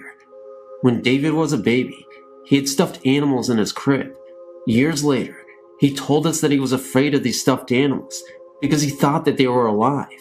Another thing that happened was when both my wife and her sister Mary got married. Both of their wedding photos that were taken in the house never turned out. They believed the ghost was sad to leave them there. In the big foyer, there was a room that had been painted black from other occupants, and whenever they would pass the room that was by a staircase, they felt as if someone was watching them go up the stairs. All three sisters felt this presence. I'm now a 48-year-old professional, settled in Canada, and doing very well. In northern England, as a youth, I had many experiences, mainly revolving around the house, which my family bought when I was 12 years old. We were told by the neighbors that 3 families had moved out in the 18 months before we moved in, but the only explanation was that they had marriage problems. Within a year, we heard noises, such as a person banging on the door, or definite and very clear footsteps, which would walk up the stairs if you were upstairs, or down the stairs if you were down. When it first happened, I thought it was my brother, 1 year younger than myself, banging on the door, disturbing my math homework. But when he went down to complain, my parents insisted that I had not been out of the front room for an hour. The very next incident was I was awakened in the middle of the night by a tremendous racket from the bathroom, and I got up and put my trousers on to see what it was. As I left my room, my mother stood at her door, and we each asked the other if we had heard the sound. We agreed that it came from the bathroom and went to look. All that was there was an empty washing up liquid bottle, made of plastic, squashed and lying on the floor. Another night, my mother and I heard a crash, as if metal ladders had fallen outside downstairs living room, but again, there was no source for the sound when we checked. Over the years from age 12 to 18, I became familiar with these sounds and joked with school friends that we had a ghost called Jack. Some friends were in the house when the footsteps came down the stairs. I heard them, but I said nothing. No one else did. When it happened a second time, I heard it, and so did a young man named Mike, who had never heard of this story. He searched everywhere and would not accept my reassurance that no one was there. When I left to go to university, I told the next door neighbor, a middle-aged woman, that I was glad to leave. She told me that these sounds were the reason why the 3 families left in such a haste. The neighbors agreed not to tell us because they did not want to put ideas into our minds. A woman who lived there previously was found dead in the bath with her wrist slit. It was thought to be suicide, but I had a vague and reoccurring mental image of a man coming down the curved stairway. A friend later suggested that, perhaps, this man was the old woman's son. Perhaps he killed her and made it look like suicide. Who knows? One piece of advice: never try a Ouija board to communicate with the dead. Leave well enough alone. If experiences happen to you naturally, they are completely harmless, and in some cases, can be helpful. They might happen for a total of a few seconds in your whole life, but do not try to make them happen because you might frighten yourself. This is my best advice. There are other stories, all true, but they have to wait. This happened while I was holidaying in Florida, at a motel we had stayed at several times. The first time we stayed here, we were in room 12. While in room 12, we would always hear arguments from next door, and the occupants would always check out, usually within 1 or 2 days, never staying longer. My husband loves America, especially Florida. As it happens, I was to have an operation in Florida, and this was a good time to visit. We checked in at the same hotel. My husband wanted the room in which we had stayed in before, room 12. Unfortunately, it was taken, so we had to take the room next door. This motel does not have a room 13, so the room is numbered 14. I did feel uneasy about staying in that room. Let's just say a nagging feeling, an intuition which I always trust. By the way, I come from a long line of witches.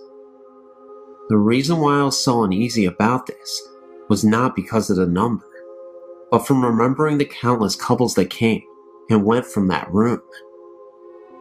My husband insisted we stay there, since it was next to room 12, and the happy memories of the last holiday we had there.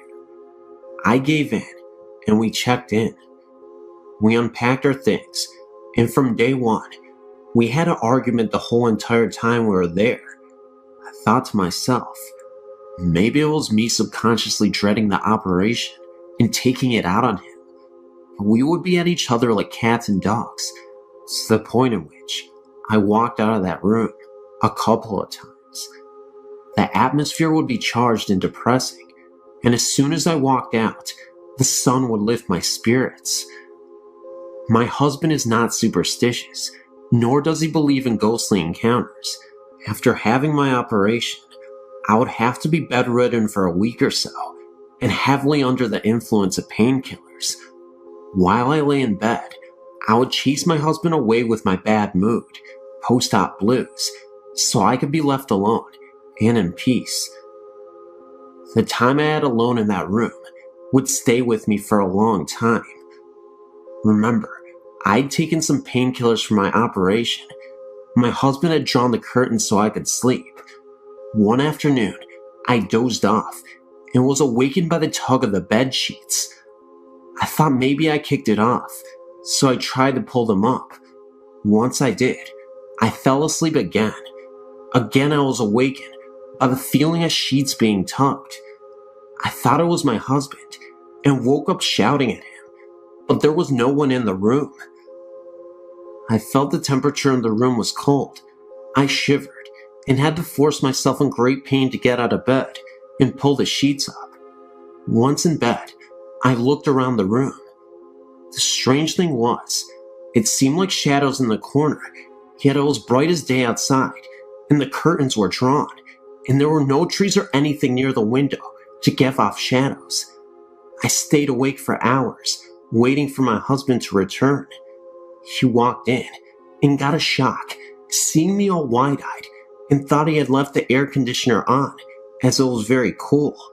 He walked over and noticed it was off, and blamed that the damn thing was broken. For the whole week while I recuperated in that room by myself during the day, my bed sheets would come off. I would wake up in cold sweats, looking around the room. There was no one there. I felt something brushing my skin, and always felt the shadows in the corner. I put it down to painkillers. They were very mild, and my usually happy self became withdrawn and depressed. I noticed that my husband would come back smiling and was trying to cheer me up, but as we stayed longer in that room, it seemed to have an effect on us. He became mean, and sometimes he would jeer at me. I had enough by this time and wanted to leave. The last night we had stayed there, I had not taken any painkillers, as I wanted to believe I was not hallucinating or seeing things, and believe me, I've seen many things and experienced stranger. I was not sleeping well, and looked over to my husband, who slept soundly. The funny thing was, he seemed to be illuminated by something. I tried to touch him, but my hand could not move. I stretched out to him. We slept in separate beds while I was recuperating. He was only an arm's length away, and yet I couldn't move. I was sweating now, with a feeling of dread. My whole body felt like lead, and I could only move my head. I tried so hard to move, yet I couldn't. I could really feel that there was someone or something that was in the room with me, but I couldn't even see them. Someone was there near my bed, but not fully visible yet. I started to say something and tried to call out to my husband. He was dead asleep and did not move. As I turned my head to the foot of my bed, my sheets were being tugged off. I really screamed, but nothing came out. I was forcing myself to say something, but nothing came. At the foot of my bed appeared a tall black outline. The figure seemed to be wearing a hooded cloak, but I had a profile view. It had its outstretched arm on my bed. I'm 6 feet tall, and my feet are slightly stuck out over the bed. I tried to move my feet to kick out, but my limbs were like dead weights. A black-garbed figure turned to me and began to walk towards me. At this moment, I was desperately repeating the Lord's Prayer. I'm not religious, but it came to mind. Over and over, and as it began to walk to me, I remember the eyes started to glow red. At this stage, I was turning my head to and from the figure to my husband, as well as stretching my arm out, trying to touch him to wake him up. I remember him sleeping soundly like a baby. As the figure approached, and I was sweating buckets, and repeatedly said the Lord's Prayer, I yelled out, "Stop," and that I worshipped only God, and that I belonged to Him. That's when the figure was no longer there. I blinked a couple of times, thinking it was a nightmare, but I noticed that my arm was still outstretched towards my husband, and he was still in the same position, sleeping soundly. I started crying and busted open a stitch. My husband woke up and said that I just had a very bad nightmare. I said I'm glad that we were leaving that very morning. We still go back to the motel, as my husband loves it, yet I insisted we do not stay in that room. Thanks for reading.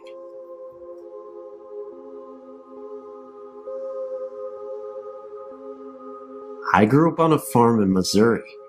The house we lived in was built around the turn of the century. It was a big 2-story house with a wraparound porch. I shared a bedroom with my brother on the bottom floor. In the summer of 1975, something happened that had a long-term effect on me. It was a clear moonlit night, and you could easily hear crickets and bullfrogs singing in the night. I was sleeping very soundly when something woke me. I had the impression that someone was pushing down several times on the foot of the bed. I looked up and was startled to see the shadow of a short, plump figure watching me. Horrified, I immediately went for the light, but there was nothing there. The figure I'd seen had no face, but seemed to have a soft glow. It was definitely trying to get my attention. I never went to sleep the rest of the night, leaving the light on and reading. The next night, about the same time, I was awake and witnessed a small ball of light zipping around the room.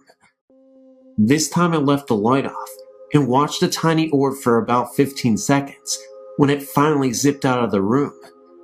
I talked to certain family members later and found out that apparition that I had seen was probably my great-grandmother. She had died in the same corner that my bed was sitting. In her later years, she began to lose her mind, and instead of putting her in a nursing home, the family decided to take care of her at her home. They hired a male nurse to help her, and at night, the night I saw her, my uncle said she was probably looking for him. The incident disturbed me deeply, and it was years before I could finally sleep well at night. I'm now married and live in another old house, but this one seems to have no past to disturb me. Thank God.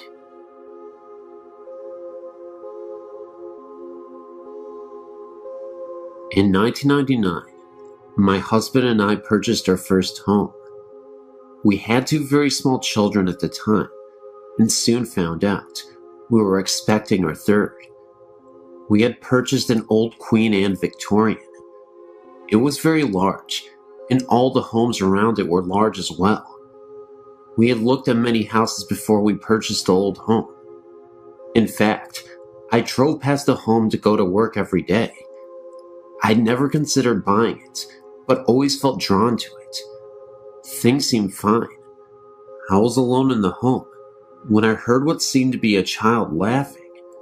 I thought maybe our family had come home early, but no one was there.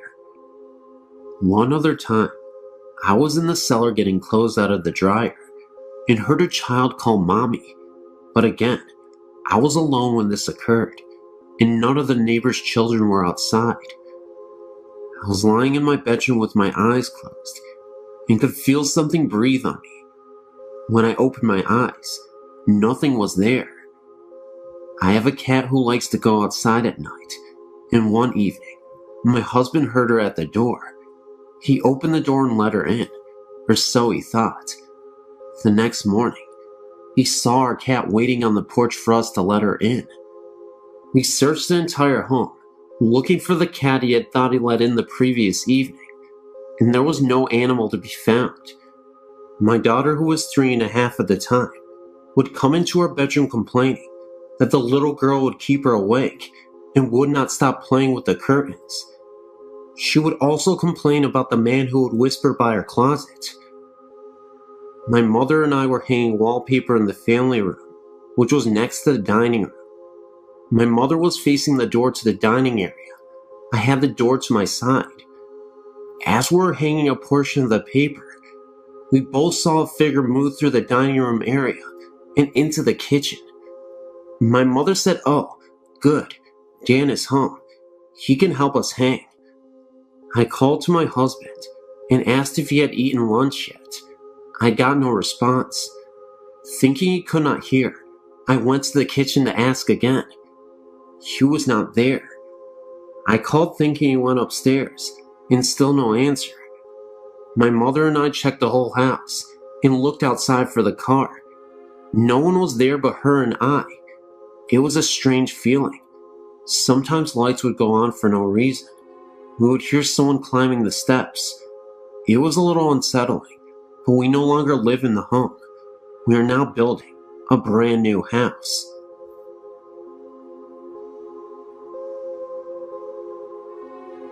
The story that follows is a true account of an 11-year experience that I will never forget. When I was 6 years old, my family moved into an old Victorian home in Pontiac, Michigan.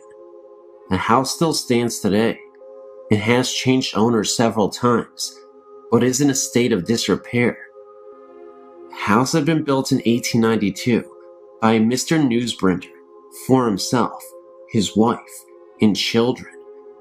My parents had purchased the home from Clara, the last living daughter, in hire. I remember moving in that day because even as a young child, I felt a sense of uneasiness. That feeling was soon to be validated. At first, it was more of just an uneasy feeling throughout the whole house. Soon I discovered, though, that the feeling intensified while in my room. It was a large, 4-bedroom home, and us 3 girls all had the luxury of having a bedroom all to ourselves. Mine was in the back of the house, next to my parents' room, and across the upstairs foyer from my other 2 sisters. When alone in my room, I began to feel as though I was being watched. It is a universal, primitive feeling. I'll be sitting at my desk doing my homework, or just laying across my bed listening to my stereo, and I would feel it. I felt that a presence was emanating from one corner of my room, up at the ceiling. I had not seen or heard anything up until this point, but that was soon to change. As I was alone in my room again, one day after school, I heard a voice call my name. It was a male voice, and I thought it was my father. I went into the foyer to answer his call, but since he was not home from work yet, it could not have been him. I went back into my room and soon heard the voice again. I say that I heard it, but it occurred to me several years after the fact that I only heard it in my mind. A sort of telepathic communication, I think. It wasn't long before this voice became an everyday intrusion into my life. It would call my name repeatedly. It would assure me that it was okay, and for me not to be afraid. It also told me to come closer to the corner from where it was coming.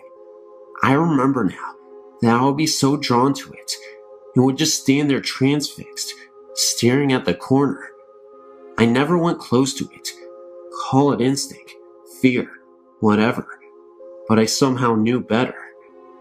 As I was staring at the corner one day, a huge void opened up in the corner. It was the blackest black I'd ever seen. I saw nothing in the gaping hole, but it seemed to go on forever, and I would grow lightheaded and lost blocks of time staring into it. Now, I had told my younger sister all about this, but she never saw or felt anything until we actually moved out of the house, but I'll get to that later. I was afraid to tell my parents, and had been warned by the voice that this was our secret, no need for me to tell. The voice began to torment me. Even at night, as I lay in my bed sleeping, I could feel it there in the dark, beckoning. It invaded my dreams, becoming ever more insistent that I succumb to its wish, that I come into the void. It was angry at me, growling insults and obscenities, but I never would give in. Towards the end of the stay in our house, I began arguing back, telling it that I was stronger than it and would not be overpowered. Strangely enough, over all those years, I'd come to accept its presence as a normal part of life for me. No one ever saw or felt it but me. I'd even confided in my best friend Shirley, who would frequently come for sleepovers. I think she slept with one eye in the corner. The day we moved out, I experienced the most intense terror I will ever feel for the rest of my life. I was then 17. I was in my room, packing up the last few items. I felt the familiar goosebumps and tingling of my skin as the hair on my back of my neck and arms stood up. The voice was at a fervid pitch now, threatening and cursing me. I turned around to face my enemy, stared into the blackness, and was mesmerized to see the most evil eyes I had ever seen come out of the darkness. I could see the whites of his eyes, and the center was like black coal. The whole began to turn, and I heard a deafening roaring sound, not unlike that of a huge waterfall, in close proximity. I dropped what I was doing, ran down the steps, and got into the family car. I left the rest of my things in that room, and never looked back. I never heard or saw anything like that again. After we had moved out, my younger sister began having nightmares about something dark and heavy chasing her in our old house. No coincidence, I think. I still get the chills when I think about this. I assure you, this was real.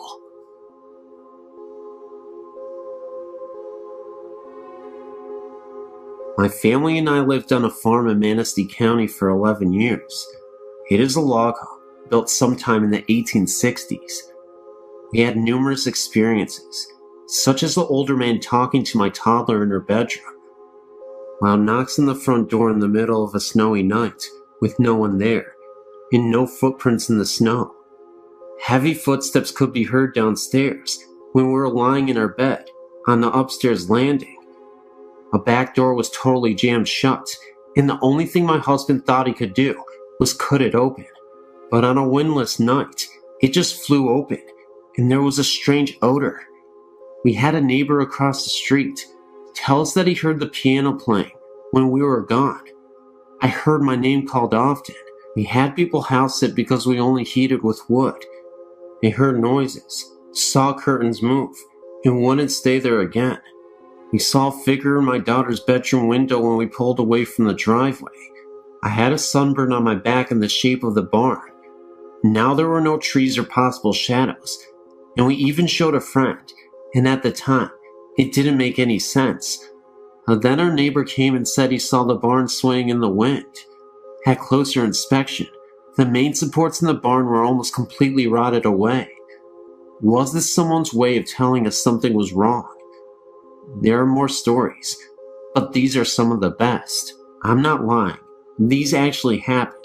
And if you don't believe me, well, I guess you're on your own then. But these did happen. Thank you for reading. I moved into the neighborhood that I live in at the age of 12. I'm 20 now. Ever since I moved in here, I was told of the woods and the strange things that went on in it. Sounds of drums, voices, screams, etc. Needless to say, the woods is creepy, so creepy that I refuse to go there at night. Let me explain. The woods consist of two sections, the front and the back. It's the back part that scares the bejesus out of me. In '98, a girl was killed in the front part of the woods, where she was raped and left for dead in the cold next to the old tractor. A tractor that had been rotting there for at least 30 years. Well, since the girl was killed, there have been some violent storms that have taken their toll on the trees surrounding the area of the death. My friend and I would go to the spot every now and again, until that night. I had a girlfriend at the time that lived on the road across the woods, so to get to her house, you could take the short way, which was through the woods, past the spot where the girl was killed. I'd walk my girl home, and I was returning through the woods, when I felt a sudden cold draft. Now mind you, this is the end of summer, so there was no logical explanation to see my breath during this time of year. I then turned to look over at the tractor, and I felt an overwhelming sense of depression and sorrow that made me feel sick to my stomach. I started to walk towards the tractor, and I could have sworn I heard the crying of a girl's voice say, "Run away." At this point, I started to pick my feet up and walk a little faster, when I noticed a little girl standing from a distance behind the tractor. She didn't look to be more than 6 years old, and looked about as solid and real as anybody I'd ever seen. I froze in sheer terror, knowing that there would be no way that a 6-year-old girl would wander off into the woods unsupervised and by herself, especially knowing the history of these woods. As I got closer to the girl, she ran further away and behind some trees, where she ultimately disappeared.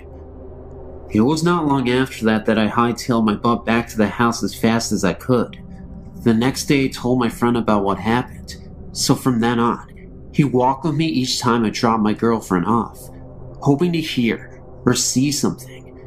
It never happened to me again, but months later, I was talking to a friend who still hung out in the woods, and he told me he was sitting on one of the fallen trees, and he heard a girl crying.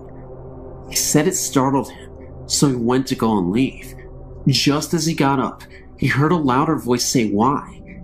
He said he felt depressed, and ran the rest of the way out of the woods. The woods has had a lot of strange things happen to it, like fires that start and go out by themselves, houses adjacent to the woods that have their backyards vandalized, and the sounds of someone knocking on the back doors. Interestingly enough, I found out that there was a forgotten cemetery somewhere back in the woods that had been neglected for years. I don't know what kind of paranormal energies take place in these woods, but I don't want to discover more of it.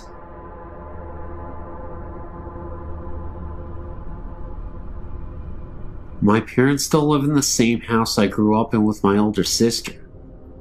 My experiences with ghosts began at about age 8. One night, I'd just gotten into bed and was waiting for my dad to come tuck me in. The lights were still on, and the whole family were upstairs. I wasn't alone or anything. I was wearing a nightgown. Suddenly, I felt 2 hands run quickly underneath my nightgown, up my legs, and over my body. I screamed bloody murder, and my parents came running in. I don't remember if they believed me, but I never slept in that room again. I traded rooms with my sister. Once she had begun sleeping in that room, she would tell us in the morning that someone would sit on the bed and say her name while they rubbed her head. But she never opened her eyes during these encounters. A few years later, I was getting my dad and I some ice cream in the kitchen. There was a new big bag of candy on the counter in front of me. Suddenly, it flew across the counter. I ran and told everyone. They believed me when they saw the candy on the other counter. Another time stayed homesick from school. I was lying in bed watching TV, and I kept hearing what sounded like marbles being dropped in the attic right above my bedroom. I was so scared, I called my mom, and she sent her friend over to stay with me. To this day, the TV in our kitchen turns on and off by itself. My aunt reported hearing music being played in her family room when everyone else was outside.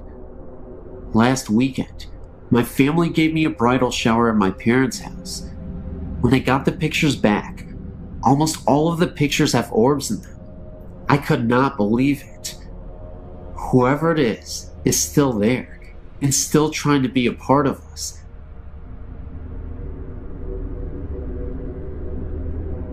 It was my first time going to the Gettysburg War site.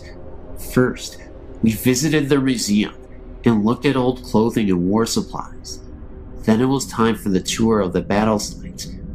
It started off regularly, the guide showing us all the memorials and explaining this and that.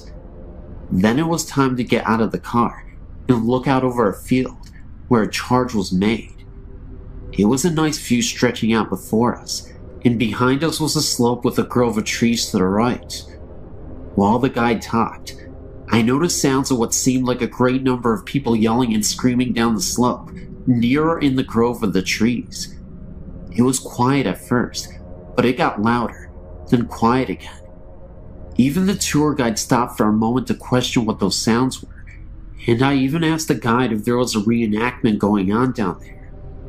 He just looked at me confused and said no. Perplexed, I asked if he had ever heard those sounds before while giving tours, and told us that this was the first time he had heard such distinct sounds that sounded like battle cries. There was even a moment where I was standing there, and I could have sworn I saw an extremely faded apparition run across the field for a second, then completely dissolve. Somehow I was the only one who saw this apparition.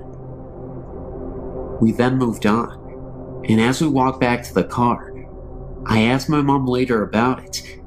She thinks it was where the Confederate soldiers mustered up their courage by screaming war cries before they went to battle. I've been trying to find stories similar to mine ever since, but I've found none.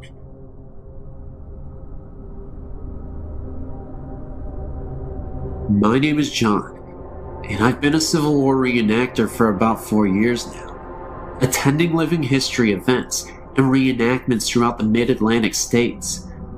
I'd like to tell you about an experience that my reenacting group had at Antietam National Battlefield, Maryland.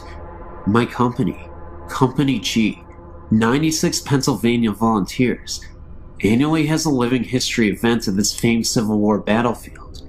It was here that in September of 1862, one day's casualties amounted to 23,000, more killed, wounded, or missing in one day than the casualties in America's previous wars combined. At one point during the battle, one American was injured with every second ticked by. I'd like to note that this was the ground upon which we were camping on.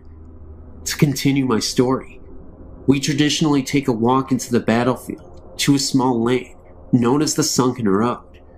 Here, Confederates hunkered down on a road that had been worn down by years of wagon travel, holding off wave after wave of heroic Union soldiers advancing upon them. Eventually, the Union forces swarmed over the Confederates' right flank and fired into the rebels from down the road, driving them off. This is where we annually took a midnight tour, hoping to catch a glimpse of energy left from 1862. Please note that even though the park closes around 10 p.m., the rangers often allow us reenactors to walk around. This is because if we found anyone defacing a monument or even shifting a pebble, that person will be praying for a ranger to come by and save him. So this night, about a dozen of us strolled down the sunken road and eventually came upon a monument located in about the center of the lane's length. We sat down along the banks of the road to relax and take in the atmosphere. About 20 minutes passed with silence and a few pictures taken here and there of us around the monument. Soon, 4 of us, myself included, chose to walk the remaining distance of the road to an observation tower, climb it, take a few snapshots, then head back. So we decided to walk down to the tower, ascend a few flights of stairs, and took a look around. Meanwhile, back at the monument, our captain decided that everyone had better get back to camp, so he sent 2 men to go retrieve us from the tower. No sooner had those 2 begun to walk down the road, when the remaining few men heard shoes and heel plates, horseshoe-like plates we wear on our leather shoes, on the gravel and earth down the road. First 2 pair, then 4 pair, then 6, and so on. Equipment could be heard rustling around on the body: knapsacks, canteens, cartridge boxes. If anyone knows what it sounds like to have men marching on a dirty road with full gear on, it's us. The sounds continually crescendoed until one man sat up, looked down the road, and stirred the other men to listen. Just as they began to sit up and peer into the darkness down the road, the sounds faded away just as quickly as they came in. Another man jumped up, went down the road and looked over the fences and banks, only to find weeds and small shrubs. He figured that if this was some sort of ghost regiment, it may have followed those 2 men who had begun to walk down the road to the tower to fetch us. I also had another story I experienced firsthand during a sleepless night in an old gun mill. We also used to have an annual event at Jacobsburg State Park, Pennsylvania. On the land is the Henry Homestead, including a mansion and a house whose basement was the gun mill. The house now is a museum to the Henrys, and the mill below it is open to see the machinery and processes of old-time gun making. The history of the homestead dates back to the Flintlocks. Our event took place very near the homestead, and since it was going to be extremely chilly that night, the caretakers were kind enough to allow us to sleep in the house that night. Little did I know about the death that occurred in the house long ago. A young girl had contracted a contagious disease, one of those terrible, yet common diseases of the old days. She had died, and since it was thought that her illness could be contracted even though she was dead, the viewing of her body was not a traditional one. Her body was placed on a large windowsill inside the house, of a window outlet that protruded onto the front porch. This way, the viewers could stay out on the front porch and peer in through the windows to see her on the windowsill. Of course, nowadays, ghost stories fill the house. So now it was time to go to bed. You could say, more like hit the hardwood floor. Of course, the lucky guy I am, I got a spot directly to the large window and the windowsill. I laid there half the night, listening to each hour tick away on the clock in the next room. Eventually, I had enough, so I moved to a spot further away from the sill. I laid there for some time, and then heard something. The noise was coming from, it sounded like the downstairs. The best description I can give is that it sounded like an older lady mourning, or crying, possibly over the recent death of her daughter. It was not the house settling or creaking, as it continued for what seemed like years. Okay, well, maybe a few minutes. My house also creaks a lot, and it sounded like nothing I had ever heard before. Scared out of my wits, I frantically tapped on the leg of my first sergeant, laying just a few feet away from me. He awoke, and I told him to listen.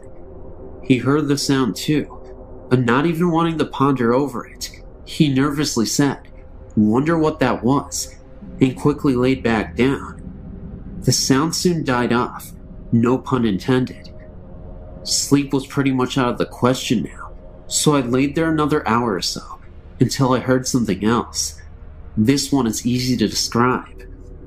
Imagine being outside, and 2 other people are far away from you having a conversation. You can make out murmurs, in tones and voice, but not individual words, almost like being underwater and someone is talking above surface. That's what I heard. Only it seemed to be between a lady and a child, probably a young boy. Again, the sounds came from below the floor in the basement. These didn't last as long, possibly because God answered my prayers for them to stop. That night, I heard every single hour chime by, and every minute crawl past, every second tick by on the clock. Needless to say, the next morning, I wasn't a happy camper. Hope you enjoyed my stories, and yes, they're true. I told them just as I know them. Have a good one. I was in an infantry company in Germany back in 1989 to 1991. We used what is called a Bradley fighting vehicle. It weighs about 51,000 pounds and looks like a tank. We were doing live fire exercises at night, and we finished about 2 a.m. I was driving a Bradley in a convoy of about 10 other Bradleys, returning to the motor pool. The drivers used a large night vision scopes to see by. It's like watching green TV, and the Bradley commanders use that one that attaches to their helmets. While driving, a commander is to stand on his seat so that half of his body is outside of the vehicle, so that he'll have a better view of the surroundings. At about 3 a.m., I saw a man standing by the dirt road we were traveling on. I figured he was one of the German range patrolmen, and that he was just waiting for us to pass. Right after the Bradley in front of me passed, this man walked right out into the dust of that Bradley. I hit the brakes to avoid hitting him. At the exact moment, my commander said watch out, but it was already too late. I knew I must have hit him. I didn't even see him come out on either side. My commander then asked me if I'd seen a man walk out in front of us too. I said yes, and then he said that he had too. But when he turned around to check for a body, there wasn't one anywhere on the road. This dirt road was about 50 feet across, and when we returned to the motor pool, we took a flashlight and checked the whole front end and found nothing. No blood, no piece of clothing. There was nothing.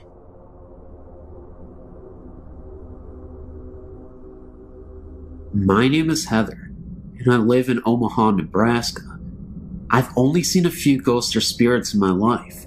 Sometimes I do get the chills though, like someone or something is nearby. The first spirit I saw was when I was younger, about 13 years. My mother told me to go into our basement to get some candles, which wasn't unusual.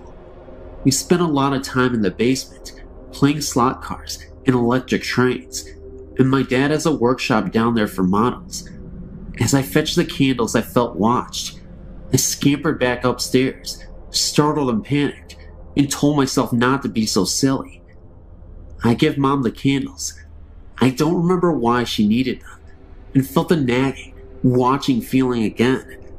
I opened the basement door, and a round, green-white light was bobbing slowly up the steps, I think about 3 to 4 feet off of the ground. I grabbed my jacket and ran outside to my grandma's house down the hill.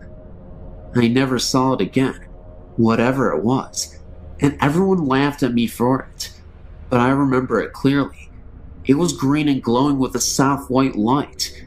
Mom laughed and said it must have been a glow-in-the-dark Halloween candy bucket from the size and color, but she couldn't explain how it was floating. My house is quite old, about 80 years, and nothing like this has ever happened again. We're the third family living there, and nothing violent ever goes on. I still get the odd feeling, but it's never been strong enough to make me panic again. The second spirit I saw really floored me. I was 14 and was riding my bike around town since it was a nice summer day, and I ended up on 2nd and 22 in Q, about 3 miles from my house. There's nothing there but cheap houses, and it's not a bad neighborhood, but it's not the richest in the world. But it's not a cheap, run-down area.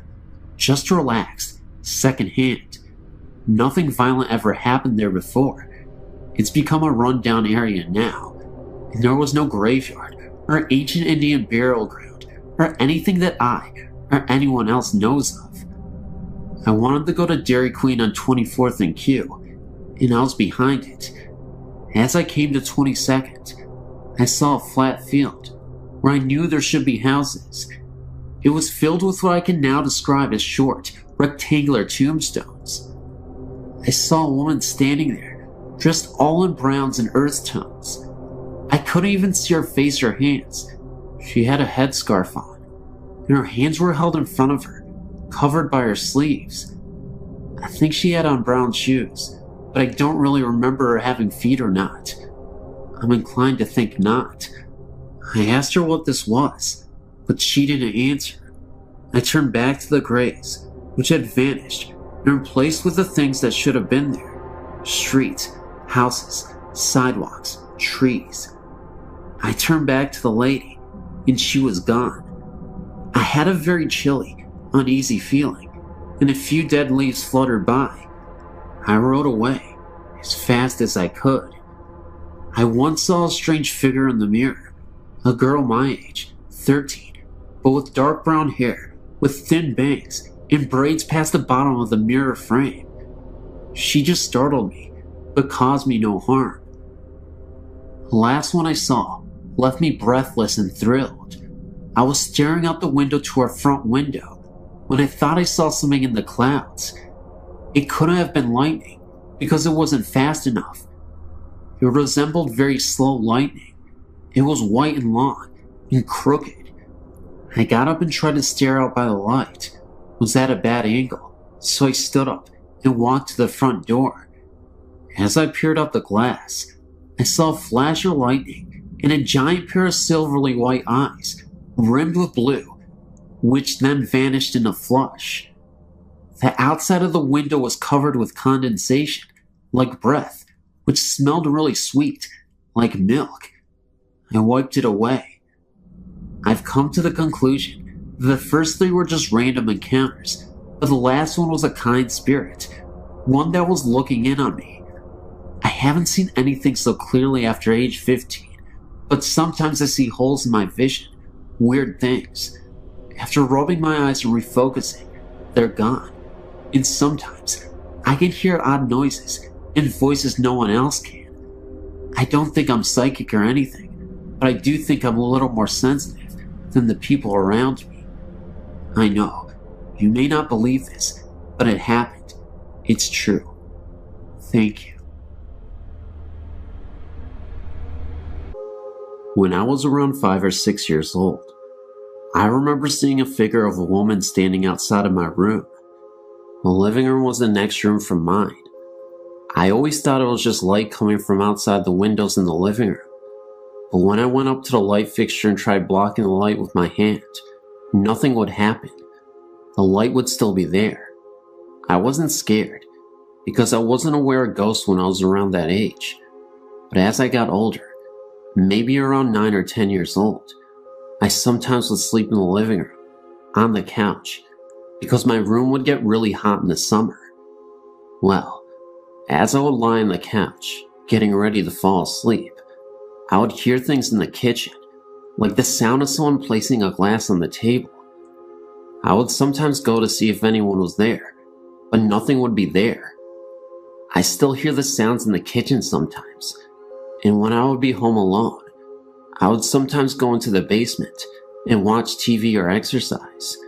As I would work out or watch TV, I would sometimes hear footsteps above me, seeing how the TV was right below my room. But what happened to me 2 months ago terrified me. I'm 17 years old now, and it was raining harshly in the middle of April, and I was working on an art project in the dining room, which was the room after the living room. I was home alone at that time. My mother was picking up my sister from work, and my father was working. As I was working on my art project on the table, the lights went out, and as soon as they went out, in front of me, I saw a woman sitting across from me. I couldn't see her clearly, but she seemed to be smiling.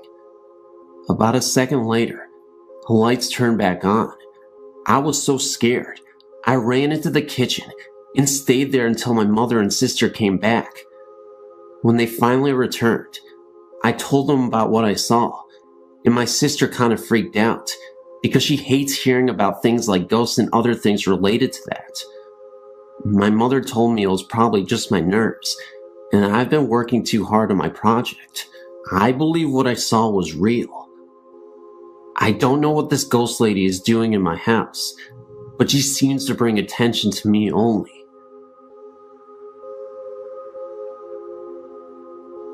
This is just one account from over 40 experiences I've recorded in my ghost journal. It was a very unusual day in Chicago, only 4 days to the new year, and in the middle of winter. It was 63 degrees, yet the skies were dark, but there were tons of fluffy clouds. My friend Christine and I decided to enjoy this rare day and go walking around the park. We watched as the clouds seemed to spread across the sky and realized the storm was near. Somehow, the conversation switched to cemeteries. She told me of an old German cemetery that was near the park that she had gone to. They have a section of infant graves from the late 1800s to early 1900s. She knows the babies died in groups around the same times. After hearing this, I wanted to go see for myself. She told me where to go, and as I drove into the cemetery, I pointed to a corner and asked her if that was where they were. She said yes. I'd never been there before. I don't know how I knew. We parked on the road, got out, and looked around. Some of the graves were old and worn, the names and dates hardly visible. The baby section was so sad to see, and we figured there must have been a plague of some sort in the area. It was beginning to get dark, even though it was about 4 p.m. in the afternoon. The cemetery closed at 5, so we wanted to hurry and see everything before they closed and before the storm came. We were walking through the cemetery when it felt like the temperature had dropped 20 degrees in a few minutes. I stopped in my tracks and noticed a familiar smell. The scent became stronger, and I realized it was roses. I asked my friend if she smelled anything. She said yes. I asked her what she smelled, and she said roses. I was bending down to smell the flowers on a grave, which were not roses. I wanted to figure out where the smell suddenly came from. Suddenly, my friend told me to look up, and in the distance was a flower girl. And you guessed it, she was holding onto roses. Both me and my friend were in disbelief. We couldn't even fathom what we were seeing, but yet here was this flower girl holding onto a rose, which had a strong perfume smell. Her attire was in a Victorian-style dress. She looked absolutely beautiful, but it was also really scary because it was in the middle of a cemetery and we were really spooked. Even though it felt like forever, she momentarily appeared and then she was gone, just like that. It must have been about 15 seconds, if that, but we both saw her, and we're not making this up. We're totally sane individuals who actually go out and try to see these things on purpose. I know that sounds crazy to some of you, but we get such thrills about ghost hunting.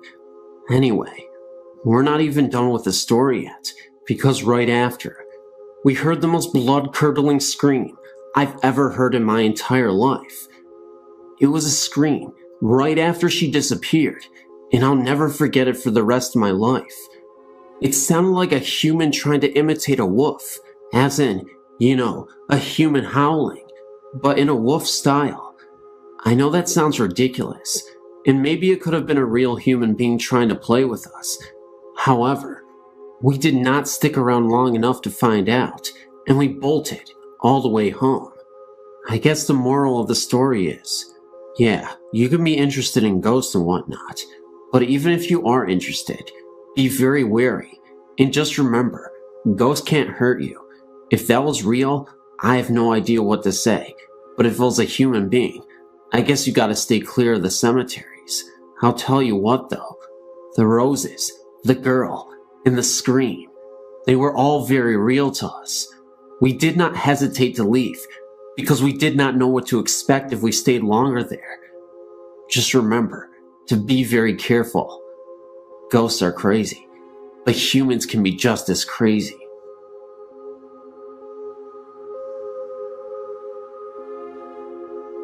This happened to my fiance about 37 years ago in Karn City, Texas. He was about 5 years old and was attending a church function with his grandparents at the St. Paul Lutheran Church there. He was running around with two of his slightly younger cousins, having a good time. This function was taking place outdoors. Now, there were actually two church buildings there. A new church had been built, and the older wooden structure was still standing close by and being used exclusively for storage. The church had been collecting clothing and had put it in the older building. Anyway, my fiancé and his cousins had been told to stay out of the churches, but being little kids and the adults having their attention taken up with visiting, the boys decided to explore the old church.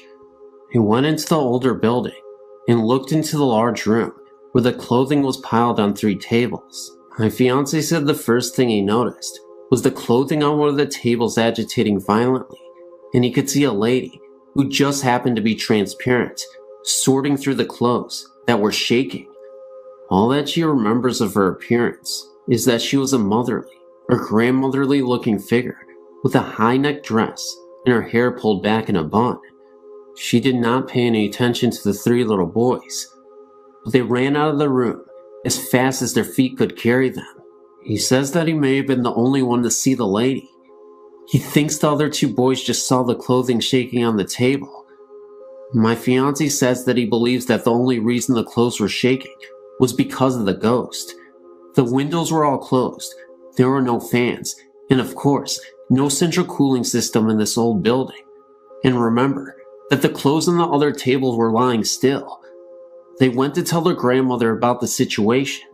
Naturally, they got chewed out for being where they weren't supposed to be, and were told that no one was in that building, but they remember it well.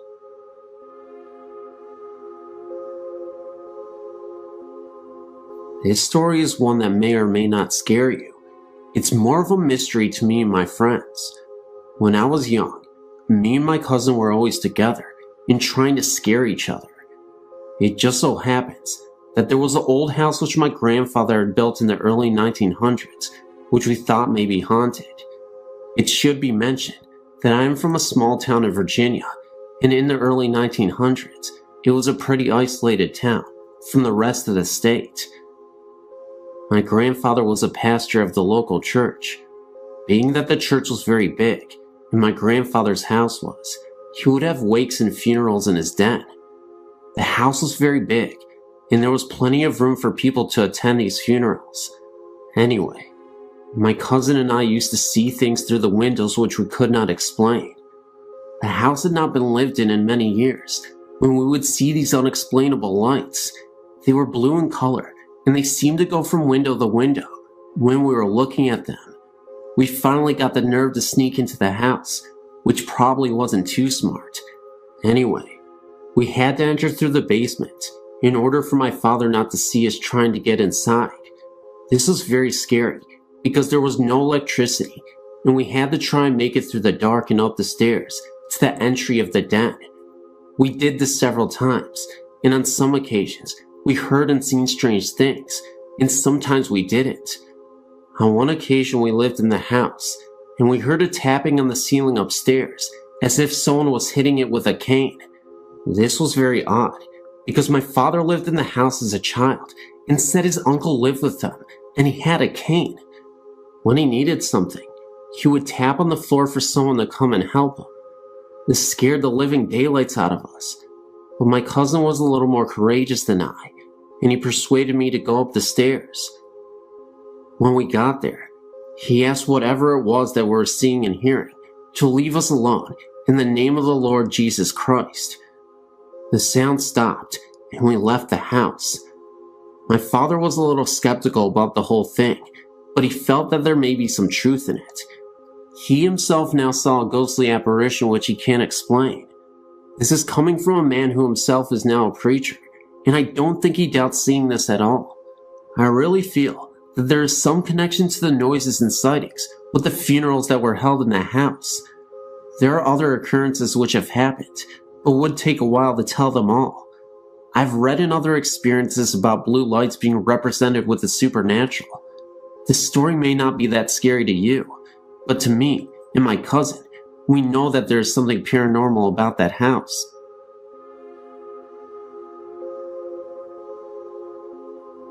Myself and a friend recently moved into a house in Belmont, Massachusetts, right outside of Boston. The place is about 100 years old and retains much of the original woodwork, ceramic doorknobs, etc. I even found an old ceramic liquor and med bottle in there. It's a third-floor apartment with an old aluminum speaking tube to the second floor, which leads us to believe this may have been servants' quarters at one time. We never get anything but good vibes from the place, but a few things have happened which make me wonder, and I write asking your opinion. Firstly, the former tenant was an elderly alcoholic who, according to the landlord, used to heat only one room in the house, the dining room, with a space heater. She kept the whole place closed up, according to Miss Richardson, who also tells us the former tenants didn't die, but moved to a nursing home. We aren't sure if we believe her. Well, that room seems to have a door problem. Often when I return from work, all 3 doors to the room will be slammed shut, even the one which is tied open with a string. These are doors which don't close easily, being old and paint covered and wrapped a bit. While we hang out, sometimes doors slam. It happens in fits and starts. One week it happened every day, but it hasn't happened for a while. Granted, there is a breeze in that room, but the manner in which it happens strikes one as odd sometimes. Also, we have both seen a white figure in a long dress, and perhaps a veil, always in the hallway into our place, or in the doorway of the dining room. It is a peripheral vision thing, which leaves one looked at directly. I've seen it standing in the door several times, and I saw it seemingly walk down the hall once. It kind of bounced up and down like a person would were they walking. Mike tells me he usually sees it moving past the door, either coming into or exiting the apartment, and he has used the words wedding dress to describe its clothing. I didn't get that detailed a look, but I've definitely seen the shape. Visitors have seen a similar shape, but hesitate to call it a ghost. Lastly, and this is not so much an experience as a creepy coincidence, when first repainting the place, we decided to do the kitchen in blue and white. I proposed that we paint only the panels on the kitchen doors blue. We haven't done this yet, which both of us thought was a good idea. Later, when exploring the basement for the first time, I found an ancient door of the same style as our other doors, removed from the hinges, and brought downstairs years before. It seems to be the one door from our apartment, which has been taken off the hinges, the kitchen door, and the panels painted years ago, in cracked blue paint.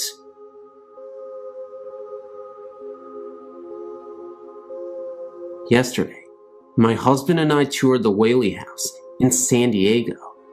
I think I may have been present to a supernatural occurrence of sorts, but I wanted to ask you about it. Initially, I started out on the first floor, not part of the tour, and I felt a markedly weird sensation in front of the dining area that I can only describe as having a sinking feeling that bordered on nausea.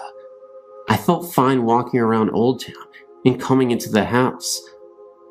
I hung out in the dining room area for like 10 minutes, thinking what I was feeling was so unusual, and it dissipated. I felt fine again, so I looked around the rest of the house and felt okay, until I came to the first upstairs bedroom, directly right of the stairs. I again felt that same feeling, and I stood there, just looking about the room, and that is when I think I saw something in one of the mirrors, the mirror closest to the hall.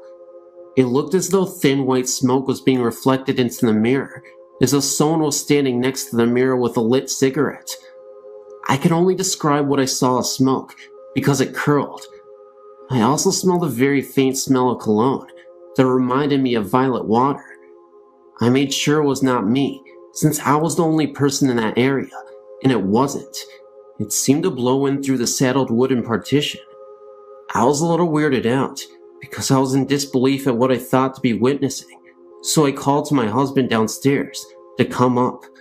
I didn't want to cause a stir, because I was unsure what this was. I even saw the presence of a shadow behind my back, in the corner of my eye. I walked back to the area in front of the room, and looked back into the mirror to make sure that it wasn't a reflection of something outside, like a passing vehicle, but I no longer saw the smoke. I really didn't want to tell anyone about the incident, because I would have winded up scaring everybody, including myself. I've been thinking about it ever since, and been trying to find a logical explanation for it.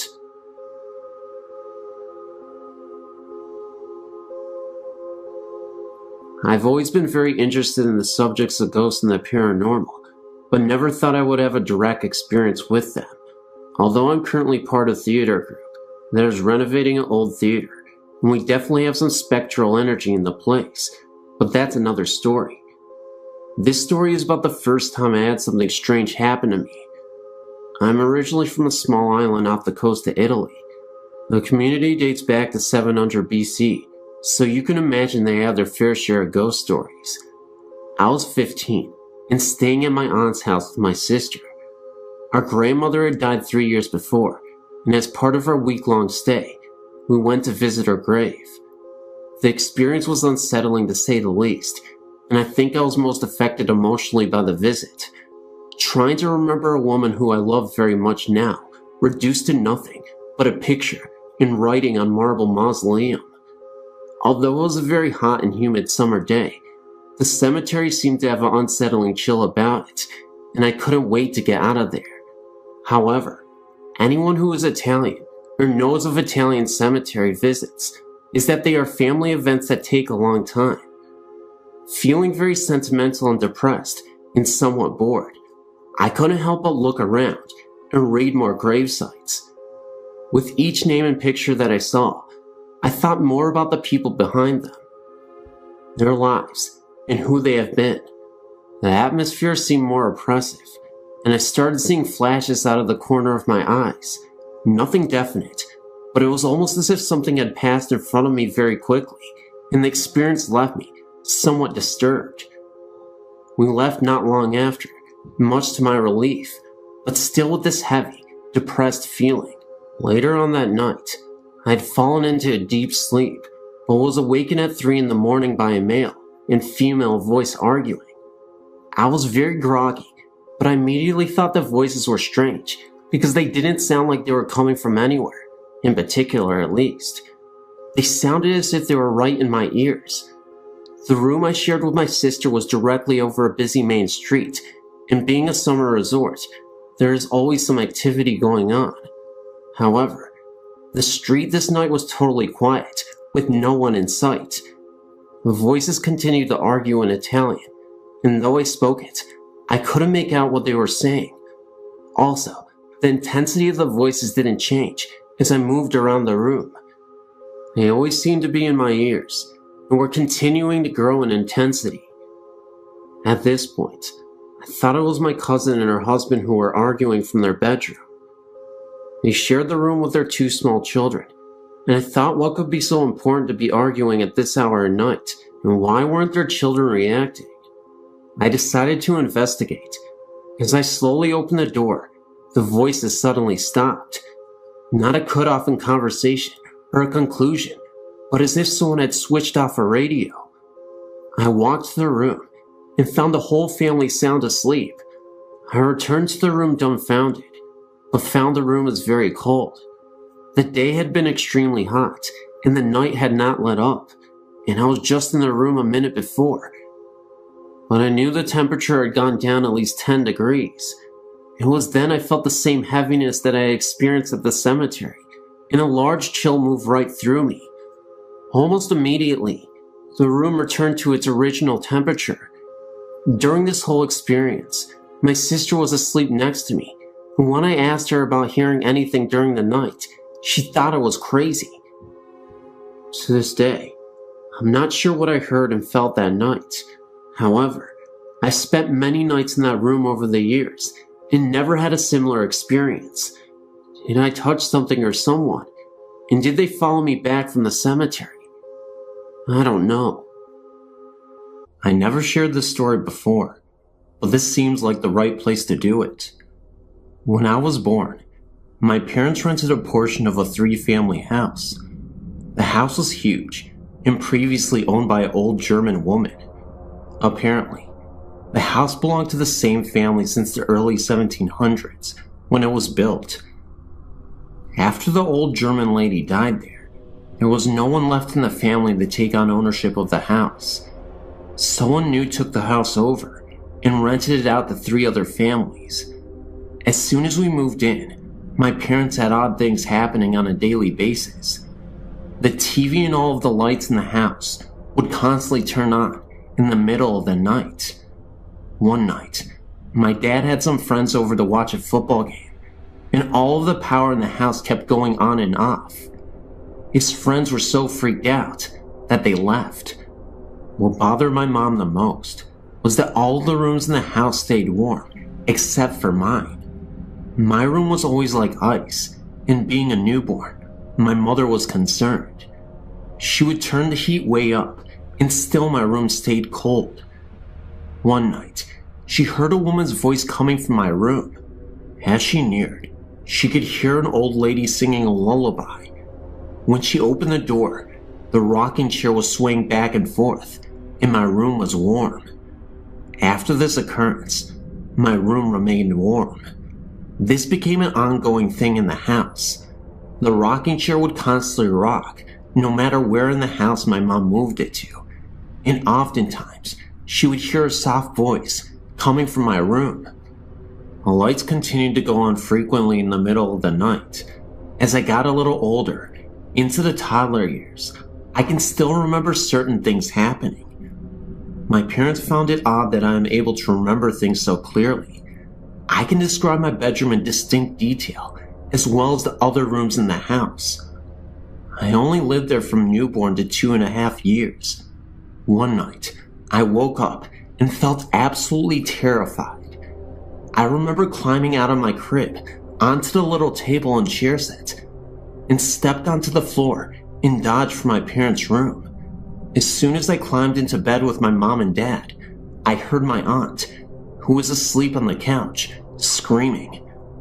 My mom woke up and ran into the living room to see what all the fuss was about. My aunt kept crying, I saw her, over there by the lamp."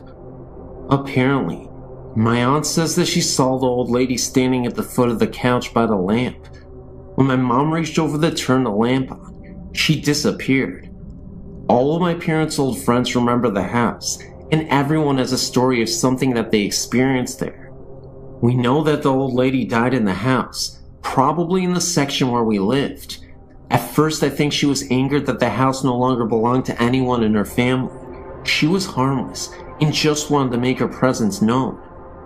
We only lasted there for 2.5 years.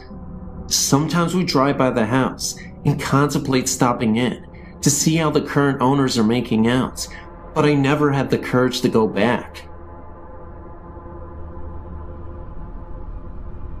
Here's some spooky experiences that I remember from my childhood. The first one didn't happen to me. It's something that my mother told me about. Her mother died in 1959. A few years later, she remembers waking up in the middle of the night and hearing her mother calling her name. This always gave me the chills, especially if I thought about it at night. When I was maybe 6 or 7, something happened that scared the living daylights out of me. I can still picture it in my mind. A short time after I went to bed, I was lying there awake, and I looked up at my bedroom door, which was closed. There was a window across the room from the door. The curtains were open, and the moonlight was shining through the window, making a square of light on the door. In the middle of the square of light, I saw the shadow of a hand slowly moving back and forth. I was so scared that all I could do was just stare at it. I was trying to scream, but no sound would come out. Finally, I managed to get my voice to work, and I yelled as loud as I could, "Mom!" My mother came running in, and I told her what I saw. I don't remember if she saw the shadow too. Probably not. She didn't see anything outside, and she shut the curtains. Now, there were no trees right outside my window that were close enough that they would make a shadow, Not to mention that this did not look like a tree branch. It was definitely the distinct shape of a human hand. Looking back on this as an adult, I realized that this was most likely not anything supernatural at all, but someone actually trying to break into our house, which, quite frankly, is more scarier than a mere ghost. When I started screaming, the person heard me and ran away. Shortly after the previous incident, I asked my parents if I could move into the room across from that one. Gee, I wonder why. My new room had a little trap door in the closet, leading to an attic of sorts. My parents never used it for storage, as it was too hard to go up there through the trap door, and it most likely wasn't even high enough to walk upright in. When I was about 10 or 11, my best friend and I were playing in my room, and we noticed that the trapdoor was open about an inch or so. We slid it closed. Every once in a while, I'd look up there and find that it was open again.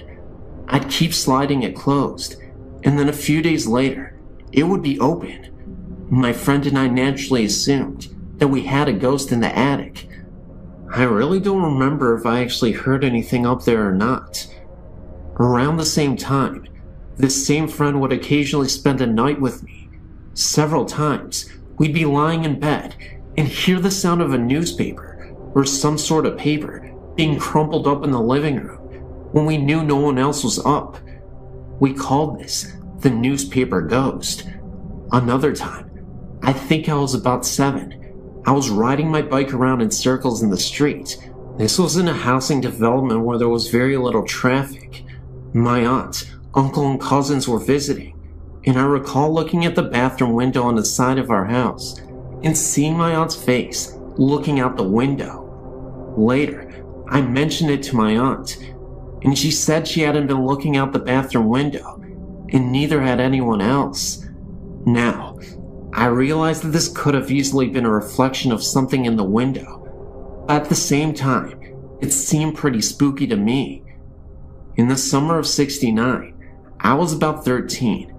We had some relatives staying at our house for about a week. One evening, after everyone had gone to bed, I was still awake. As a child, it always took me a long time to get to sleep. I was always too wound up, I guess. Anyway, all of a sudden, there was this loud crash that came from my closet, like something metal or aluminum falling on the untiled floor. The thing that came to mind was a metal vacuum cleaner hose. There was no vacuum cleaner or any other large metal object in my closet that could have fallen and made such a noise, and even if there was, what would have made it fall off the shelf? I was too scared to get up and look in my closet or go and ask anyone if they'd heard it. Now, this was a small 3-bedroom house in Levittown, Pennsylvania. If anyone is familiar with the houses, if a loud noise occurs in any part of the house, it would be impossible not to hear it all over the house.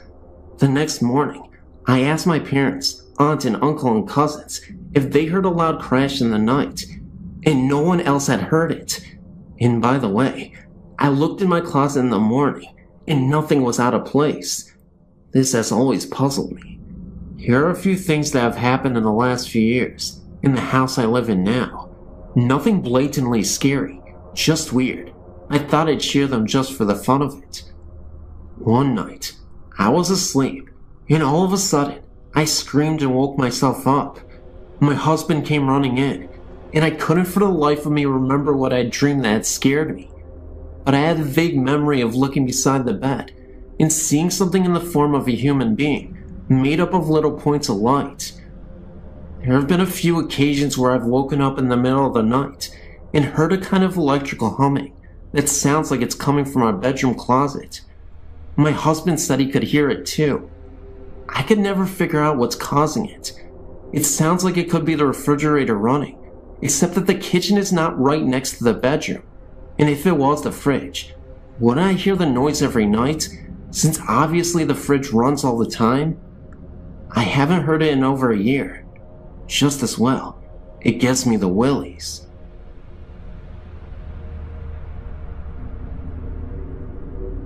I want to say that I can sympathize with your situation, Although other than apparitions, my experience varies greatly from yours.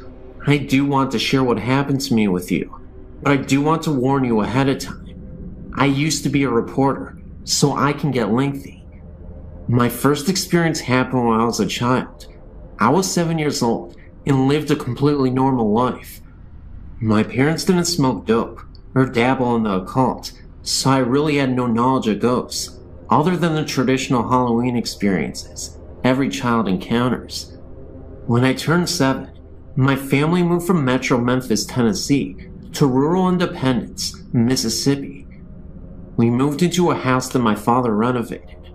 Rather than trying to draw a diagram that may get scrambled in transmit, I'll try to describe the layout of the rooms involved. The way the home was originally laid out, you walked in the front door into the living room. To the left was the kitchen, open without walls to the living room. To the right was a bedroom door. Straight ahead was a hallway leading to other bedrooms, laundry room, and bathroom. After my father was finished, the front door was added onto a new wing of the house. The living room was enclosed into a bedroom. The bedroom now directly led out into the hall, which now led to the kitchen also, and had a new doorway to the bedroom that previously opened up to the living room. Is that confusing enough? We moved into the house, and I immediately was terrified of my sister's bedroom, the one that had previously opened up into the old living room. I just felt that something was there, and it was watching me. I felt like it wanted to possess me or something stronger than a mere presence. Also, I never found out why, but hers was the only room with security bars on the window. No other family member noticed anything strange in the house. I ended up in the new bedroom, and sometimes at night, I'd hear noises. Being so small, I don't remember exactly what they were, but frequently, I'd see an incandescent, glowing form in the shape of a human walking across my room. What made me know that it had to be a previous occupant of the home was that it would walk from the bedroom I was so scared of, through my room, into the kitchen, the way the house used to be laid out. Once when my grandmother came to visit, my parents forced me to sleep in my sister's bedroom. I was so terrified, but I finally went to sleep. When I woke up, I saw what appeared to be an ectoplasm swirling above my head. I spent most of my childhood years terrified of sleeping. Being a middle child of an older sister and a younger brother, I'd hide my prized possessions, jewelry, money, whatever I thought I didn't want them to get a hold of. Almost every time I hide something, it would disappear and reappear later in a different location. Thinking my siblings had discovered my hiding place, I'd find a new one, each time to have them disappear and reappear once again. The really strange part came later. We sold the house when I was 13 to another girl's family I went to school with. After she'd moved in, I'd asked her one day if she noticed anything weird in the house, and she said no, but her sister refused to go into the bedroom that scared me. Sister's explanation was that someone was watching her, and she was a middle child also. I guess there must have been some connection to middle children. I said something years later about the house being haunted in front of my aunt. She said she'd always had a feeling that something was wrong with the house. I'd appreciate your input as to what you think my experience meant. I had a person tell me one time I was a demon that wanted me, but I'm not even sure. While I lived there, although I was the only family member that had strange experiences inside the house, I wasn't the only one who had strange experiences in the area. In the fall, between the hours of 10 p.m. and 12 a.m., my mother would see balls of light floating in the field and wooded areas across the road from my house. She would always ask me to come look, but I had enough terror inside the house, and as far as I was concerned, the woods were my only safe haven while at home. So I never looked and never witnessed the lights myself, but both my sister and my mom did. When I was 19, I started dating this guy who was friends with a neighbor from that house I'd lived in. Basically, he lived catty corner from me, with their house backing up to the woods mine faced. My new boyfriend asked me if I ever saw anything strange in the woods. I said no.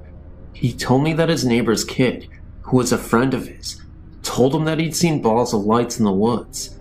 I then told my boyfriend about my mother and sister's experiences. So apparently, it wasn't just restricted to my family.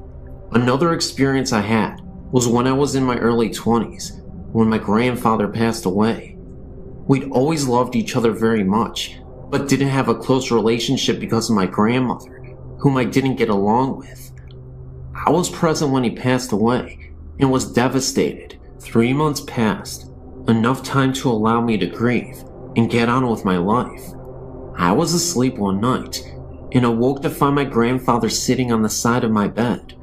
He told me not to be scared, that he had a message for me. He told me I needed to get my life straight, or I was headed for trouble. I remember he held my hand and told me that he was going to tell me what heaven is like, but I'm not allowed to remember what he told me. I remember him being present for a while longer, but can't remember a word he said. Now that I'm an adult and have some time and distance between me and this experience I had as a child, I'd like to try to discover what these experiences meant, or why I was chosen to have this one. Do you have any suggestions? Also, even now, I can drive by a place or house and tell that it's haunted. Does that mean that I'm psychic or paranormally gifted? Usually I just get kinda jumpy and frightened, but one night, I was out repossessing vehicles, something I did part-time for a while, and my partner pulled up to this house. I was so terrified of that house that I told him he better turn around immediately, or I was getting out of the vehicle and running. Please help me to understand what is going on with me. I'm finally getting to a point I accept it and want to understand it, rather than how I've been so terrified in the past that I didn't even want to talk about it.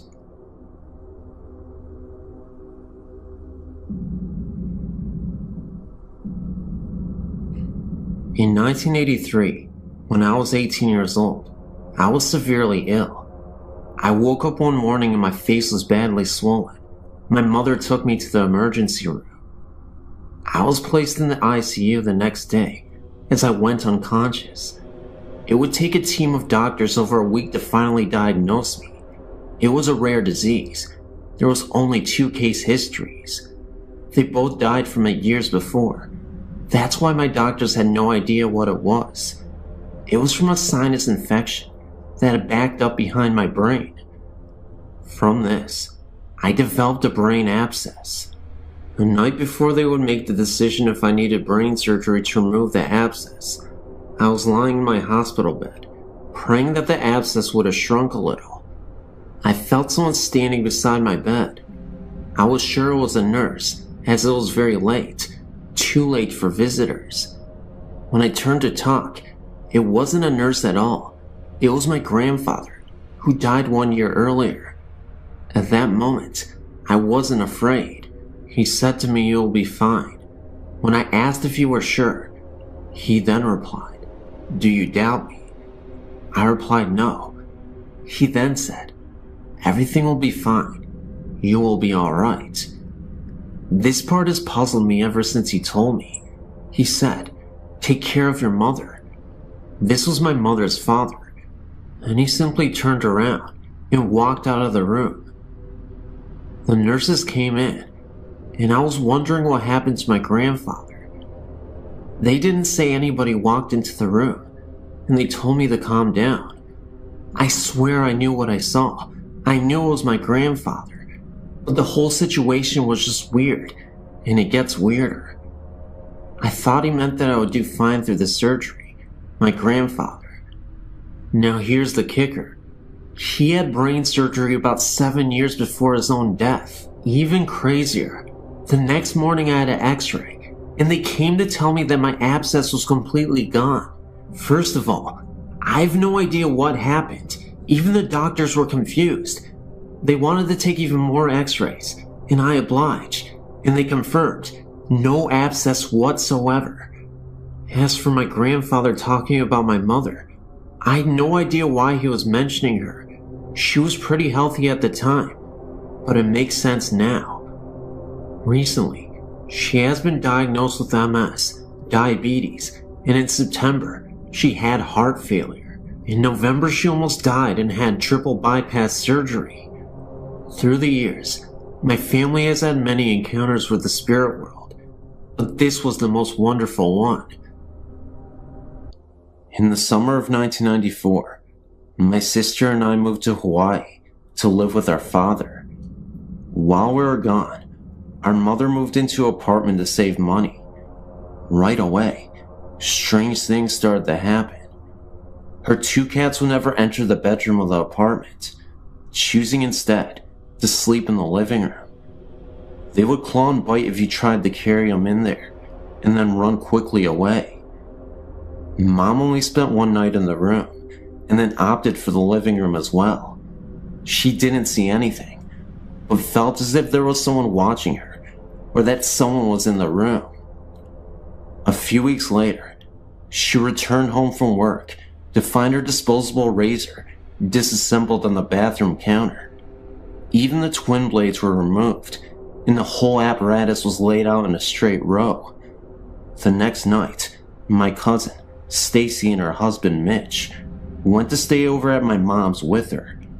They were in from out of town, not going over to ease her fears. She wasn't scared yet. The two of them argued with Mom over sleeping arrangements, and she assured them that they never slept in the bedroom anyway. That night, my mother woke to hear Stacy and Mitch screaming in terror.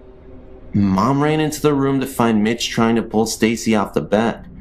She was screaming to get her off the bed, so Mom started pulling too. Once they got her to the floor, Stacy said that it felt like someone was sitting on top of her, and she couldn't breathe. And while it was going on, she said she could see a teenage boy in the corner, laughing uncontrollably.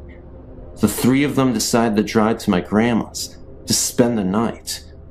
Fast forward to Christmas break, when my sister and I came home to visit. Our first afternoon at the apartment, we heard a loud crash from the bathroom. All people and animals in the house were accounted for in the living room, so we went to check it out. Everything from the cabinet under the sink was out on the bathroom floor. It wasn't all tipped over, however. It was lined up in a straight row. After that, Mom told my sister and I about all the strange things that had occurred. My sister and I were thrilled, thought it was really cool. Mom said that we were more than welcome to sleep in the bedroom if we wanted to, so we did. Early the next morning, I woke up and thought I saw someone standing in the walk-in closet. The sun was just starting to come up, and I thought for sure it was my sister playing a trick on me. When I looked over in bed, she wasn't there. Instead, there was a guy, maybe teens or early 20s, with shaggy black hair and no face, in bed with me. He reached out for me, and I literally wet my pants, running into the living room. I woke my mom and sister, who had moved during the night, said she had the creeps, and attempted to tell them what happened. Mom told us to get our stuff, and we left. Later that afternoon, I recited the story to Stacy, and she said the guy I described was the one she saw laughing at her. Mom went to the leasing office a week later and asked to be moved to another apartment. All the leasing agent had to say was that no one had lived in that apartment longer than 4 months.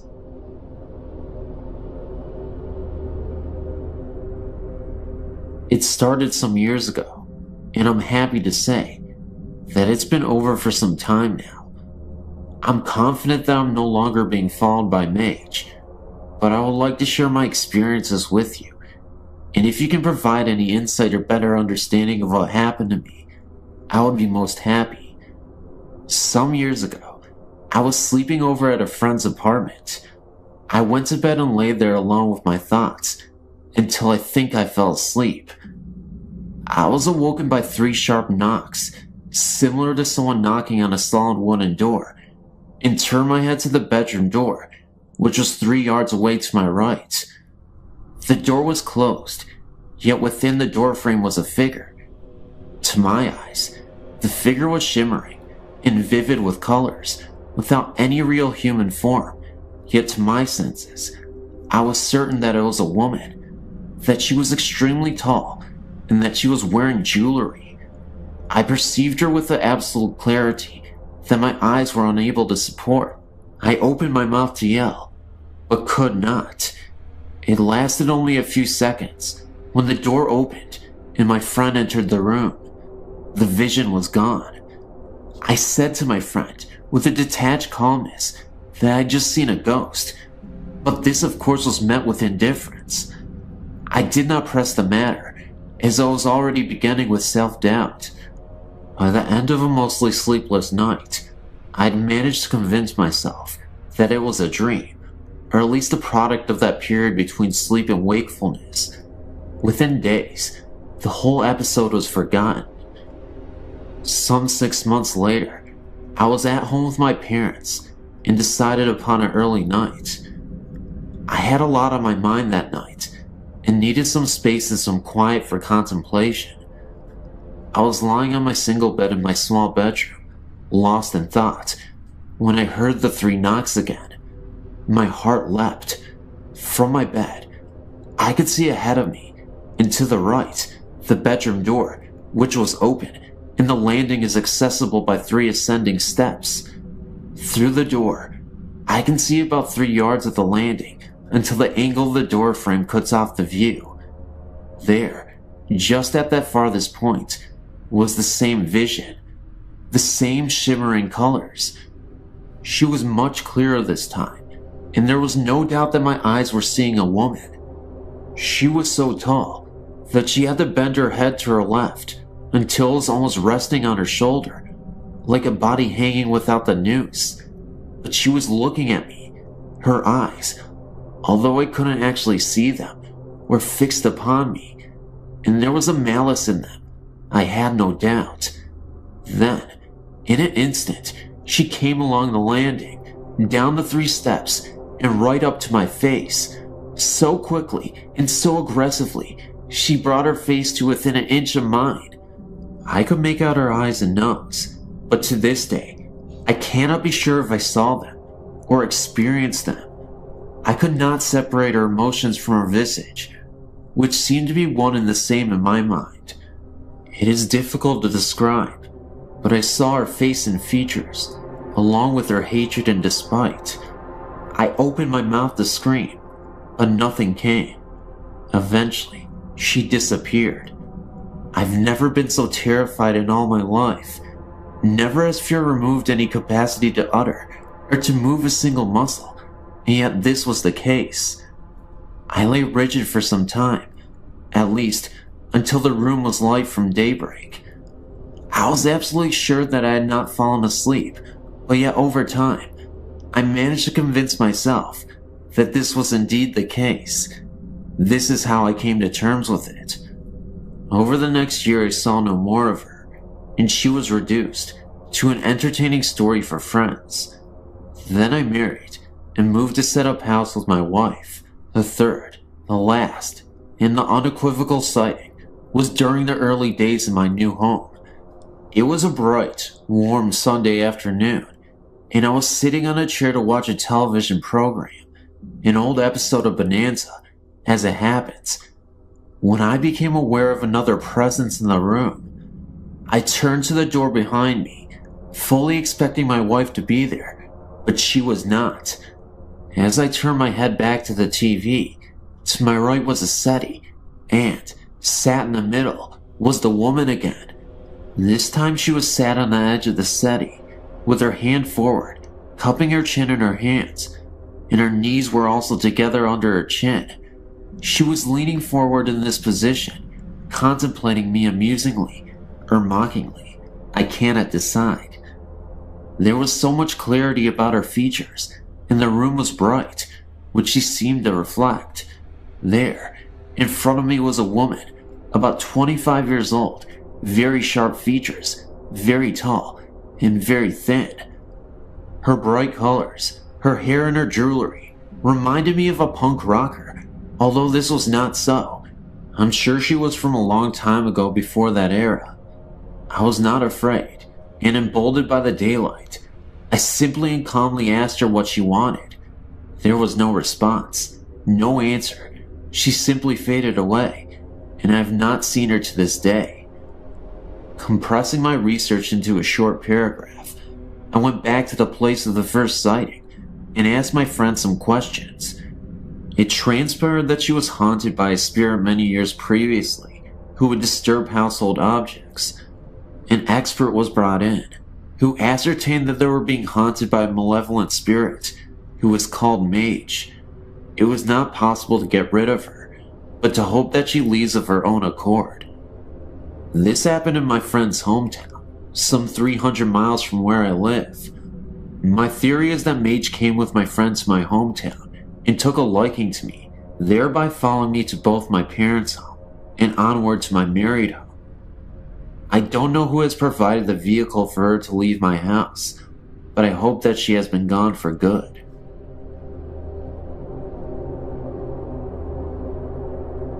When I was in my early 20s, a friend and I decided to rent a house together. We found a lovely old house near the Mississippi River, and I was immediately drawn to it. After we moved in, we both began to notice banging on the walls and lights blowing out constantly. The lights we attributed to bad wiring, and the banging, I truly believed, was my friend, and she truly believed it was me. The layout of the house was one we had never seen before.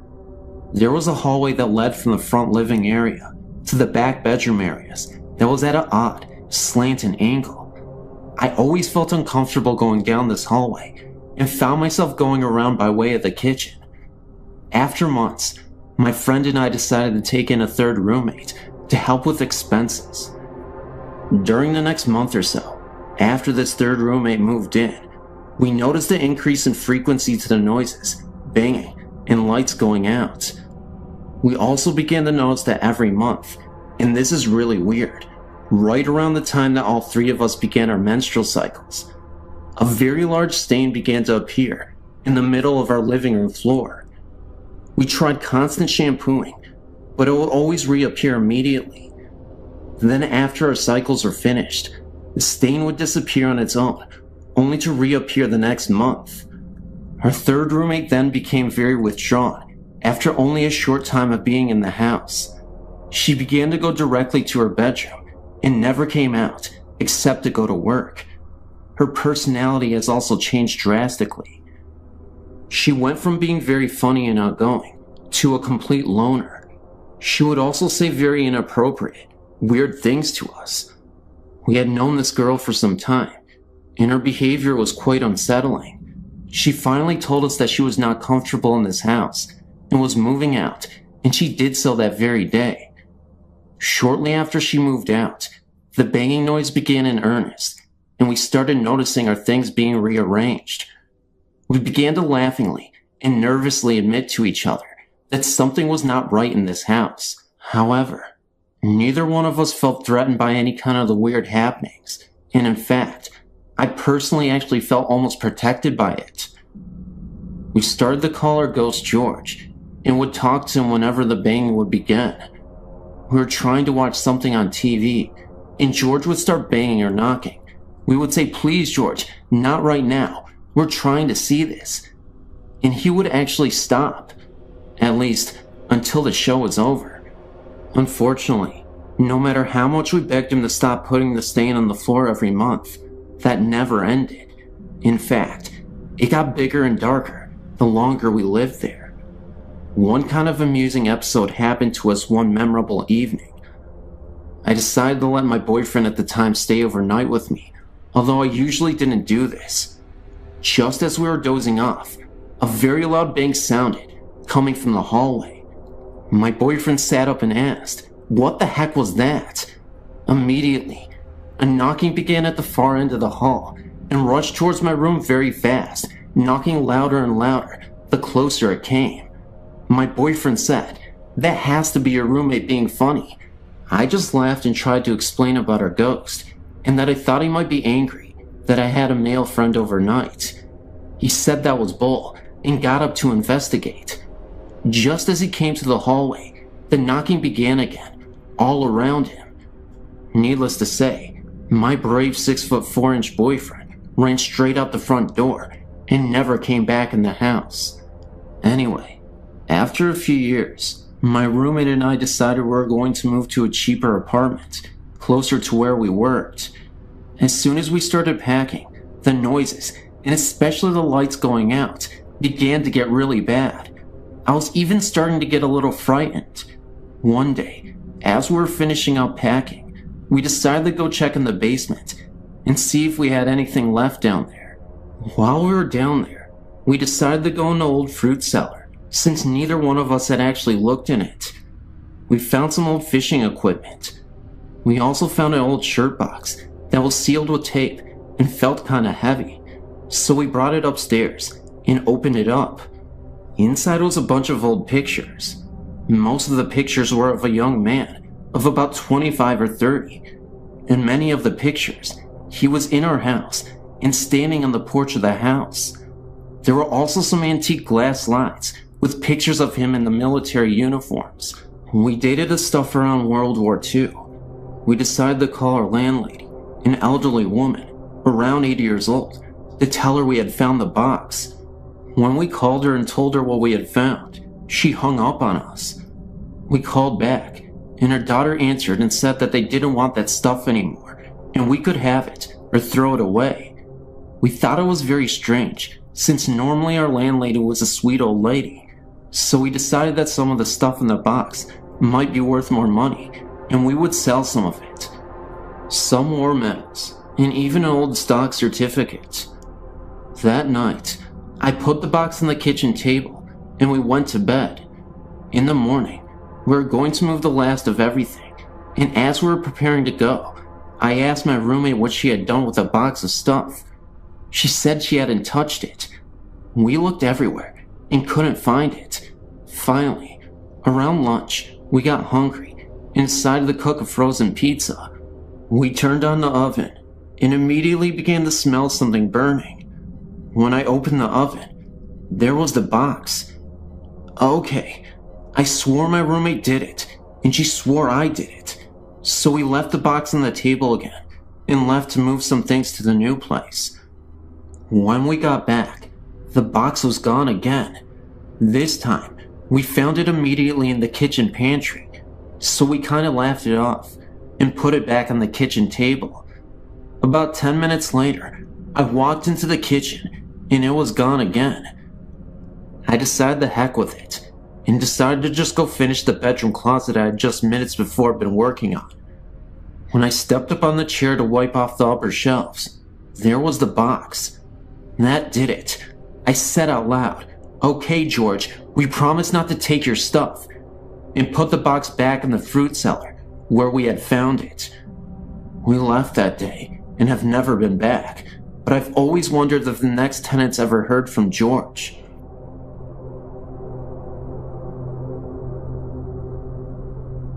I've worked for a domestic violence shelter for approximately 7 years. While I personally have never seen anything, there are always odd sounds and unusual occurrences. Let me start at the beginning. The house is 2-story with an attic and a basement and over 100 years old. I really don't know much else about its history. The local domestic violence center purchased the building, which had been uninhabited for a number of years, did some renovations, and began operating an anonymous shelter for battered women and their children. Over the years, there have been numerous sightings of a young couple. A woman in a long flowing dress can be seen periodically walking up the long staircase. A man in dark, old-fashioned clothing has been seen in the living room and at the top of the stairs outside the attic door. It is usual for all who went into the attic or the basement to feel uneasy and not alone. Recently, the sightings seem to have increased. A church group came over to the holidays to sing Christmas carols to the residents, and a young boy pointed to the ceiling and said, "Look, there's an angel." The only thing seen by the others in the room was a hazy, grayish fog that wasn't in any particular shape. A few months later, one of the employees' daughter was in the living room, alone, working on a school project, and looked up to see a gray, transparent figure looming in the doorway. She screamed, and her mother raced in to see the figure moving slowly upstairs. It was as if the ghost was checking in and didn't mean to frighten the young girl. Perhaps the most interesting aspect of this haunting is that the couple together, fitting the same descriptions of the man and the woman seen in places of the house, have been seen in one bedroom upstairs. To my knowledge, at least 3 residents in the last year have been awakened at night to see the woman sitting on the edge of the bed with a man standing behind her. The couple has been described as comforting and reassuring to those who have seen them in this manner. And these apparitions have seemed to know when these residents were about to face a particular trying experience. One woman was going to court the next day for an order of protection. One lady was facing a decision about the custody of her new little baby. And one woman was about to embark on the dangerous underground trying to change her identity in order to hide from the husband who tried to kill her. All 3 of these women felt as though the ghosts were trying to tell them that everything was going to be alright, and, as it turns out, the dire situations facing each of these women worked out in their favor. I personally find their presence reassuring as well.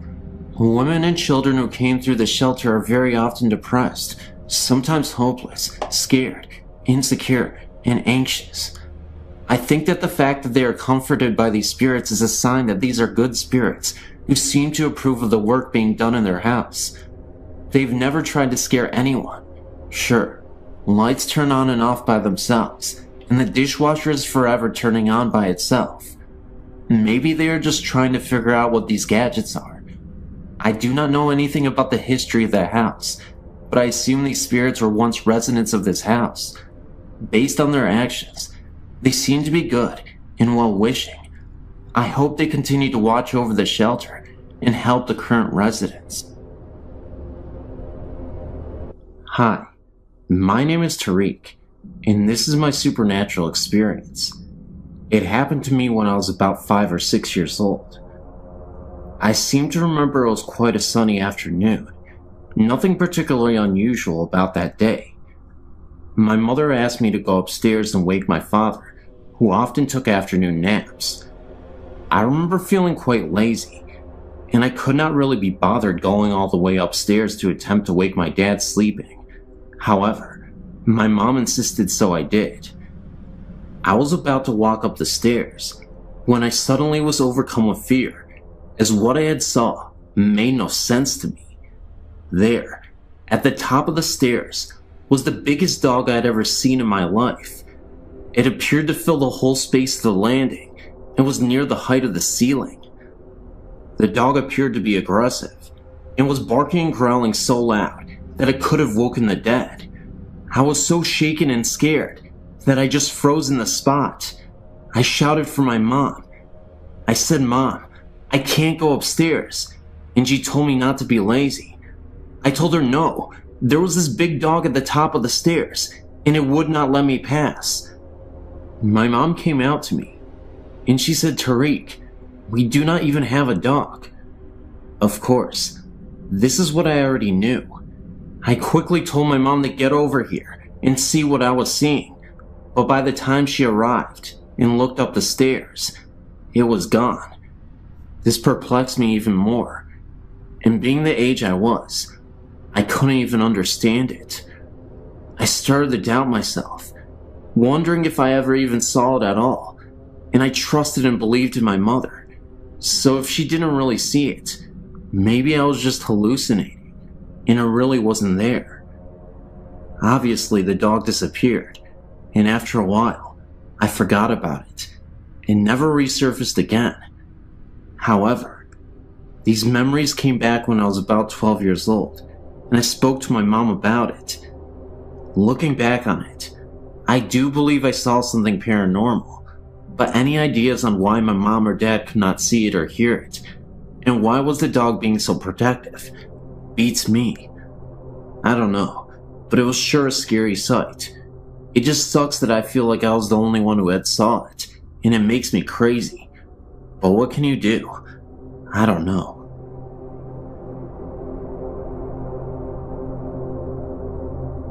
I recently had an experience that I can't explain, and decided to tell my story here.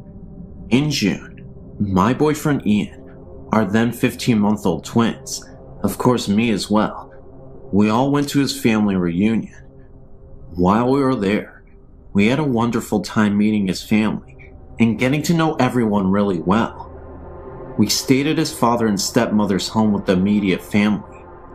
One night, while everyone was asleep, one of the girls started crying, most likely from being in a new place or losing her pacifier. I woke up and, still groggy, I sat up in the bed. I looked over to the crib. Next to the crib, there was a little old woman standing there looking into the crib. When I saw her, she didn't scare me, and I thought nothing of it. She looked at me, put her finger up to her mouth, kind of bent down, and whispered, "Shh." So I laid back down and fell back to sleep. Brianna slept through the rest of the night. The next morning, I got up and remembered what I saw.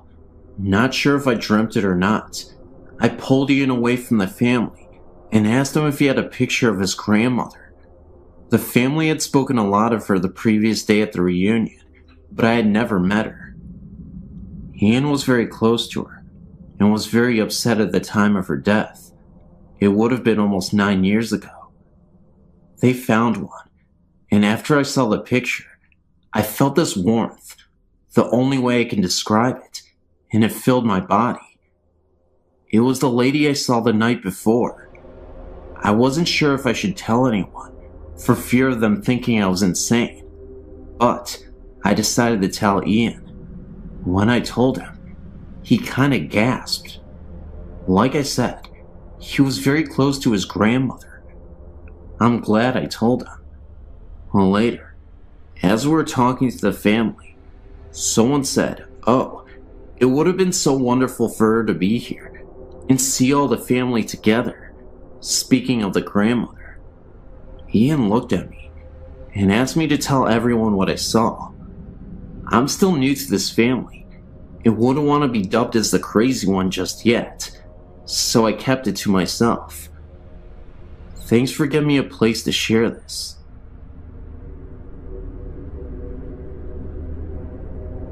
In 1983, we moved into a home that had suddenly been vacated by the owners. The man had suffered a heart attack at the front door and died.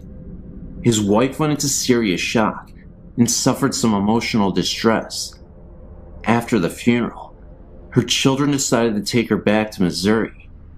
I had personally known the couple in 1971, as I had lived in a house on the connecting street. Our backyards were contiguous. Mr. Williams had been the water superintendent for the city for many years. He was an upstanding citizen, a loving family man, and a friend to many people. Shortly after moving in, he got the feeling that Mr. Williams had never really left his home. At night, after everyone had turned in, footsteps could be heard throughout the home. It sounded like heavy footsteps stomping up and down the hall, outside the bedrooms. I would get up and check to see if the children were awake, and would find them sleeping soundly in their beds. Once in a while, doors would open up wide, as if someone was entering a room, and then the door would slam shut. One night, my wife at the time awoke to see the form of a man standing at the end of our bed. He woke up on her side and leaned over a little. She laid there terrifying, knowing that I was very hard to wake up, and that if this were a burglar, I would not suddenly spring into action against the intruder. She maintained her position and just peered through her eyelids. Suddenly, the figure just faded away. These occurrences persisted for about a month. One morning, at around 2:30 a.m., we were suddenly awakened by the bedroom door slamming open with a violent force. We were very tired of Mr. Williams' nightly tirades, and I was running on my last nerve. I got up and decided to try to talk with this confused soul. I addressed him as Mr. Williams and told him that he had suffered a heart attack and had died. I told him that his wife had gone to Missouri to live with his children. I told him that we were paying rent to his children to live in this house, and we worked hard for our money. I started to get angry with him and told him that if he wanted to rant and rave and stomp about the house, he needed to do it when we weren't there, as he was disturbing our sleep. If he continued, we would be forced to move, and his children would have to find other renters. I suggested he go to Missouri, because that is where he would find his wife. After that, we never heard from Mr. Williams again.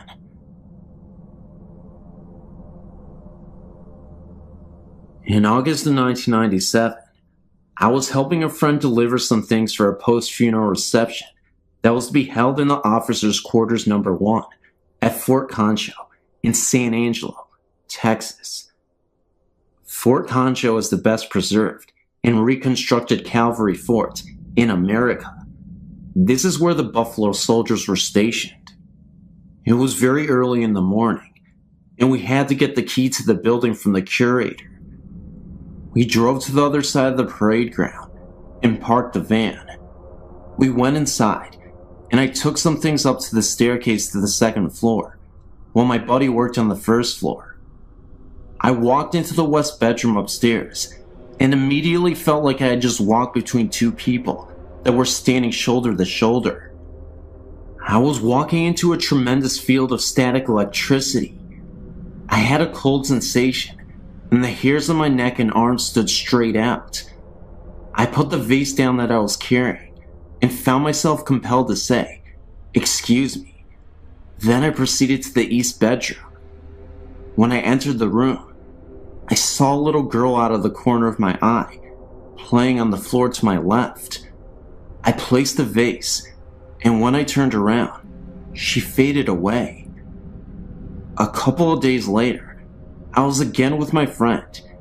We stopped by the house of the lady who was responsible for financing the restoration of officers' quarter number 1. My friend mentioned that I had felt a presence and saw a little girl. I told her that I had seen her in the east bedroom, and she told me that a little girl had died in that very room. Maybe it was her parents that I felt in the west bedroom, or just someone else watching over her. A few months later, I had the opportunity to stop by the officers' quarters number 1 when it was open to the public. I was walking around, and a staff member volunteer came up and asked me what I thought of the building. I told her I thought it was haunted, and repeated the story of the little girl. The lady took me into the dining room and pointed to a portrait on the wall. It was the same little girl I had seen upstairs.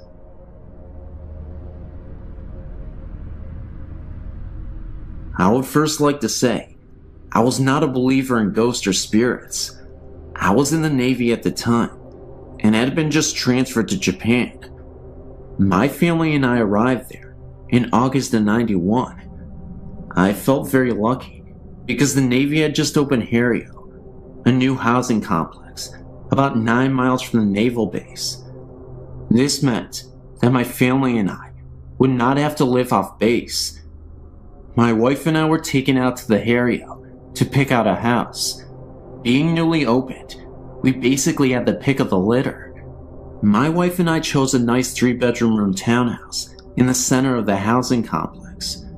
We moved in within 3 days and began to settle down. Nothing much happened for the first month or two. Then one night, my daughter, who was 3 at the time, started waking up at night crying. She would point at the wall and tell me to make the snake lady go away. This happened about once a week. Of course, I thought she was just having bad dreams. We would let her sleep in her bed when this happened.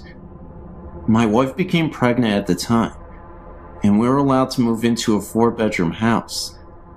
I was hoping this move would solve the snake lady problem. As we moved into the new house, I assured her the snake lady was gone forever. Boy, was I wrong. It was about 2 weeks before our encounters with the snake lady started again.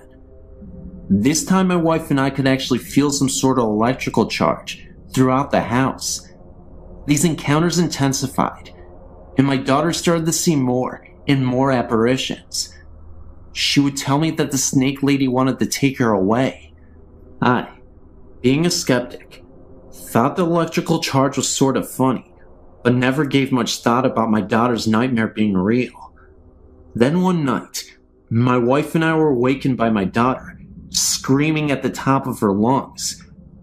We rushed into her room to find her pressed against the far wall, her feet approximately 1 foot off the ground.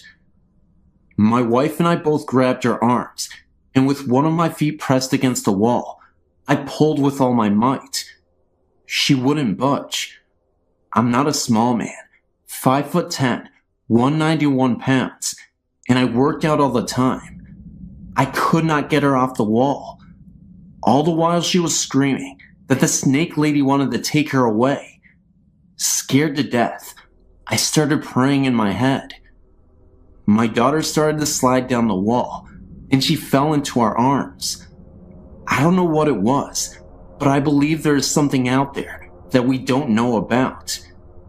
The next day I blessed every room in the house with olive oil. This seemed to do the trick, because my daughter never had another experience. My wife is Japanese, and she did some investigating of the area's history. Harryo was once an internment camp for the sick and dying Japanese soldiers of World War II. There is a shrine just outside the back gate for the soldiers that died there. And that's what we found out. Thanks for reading.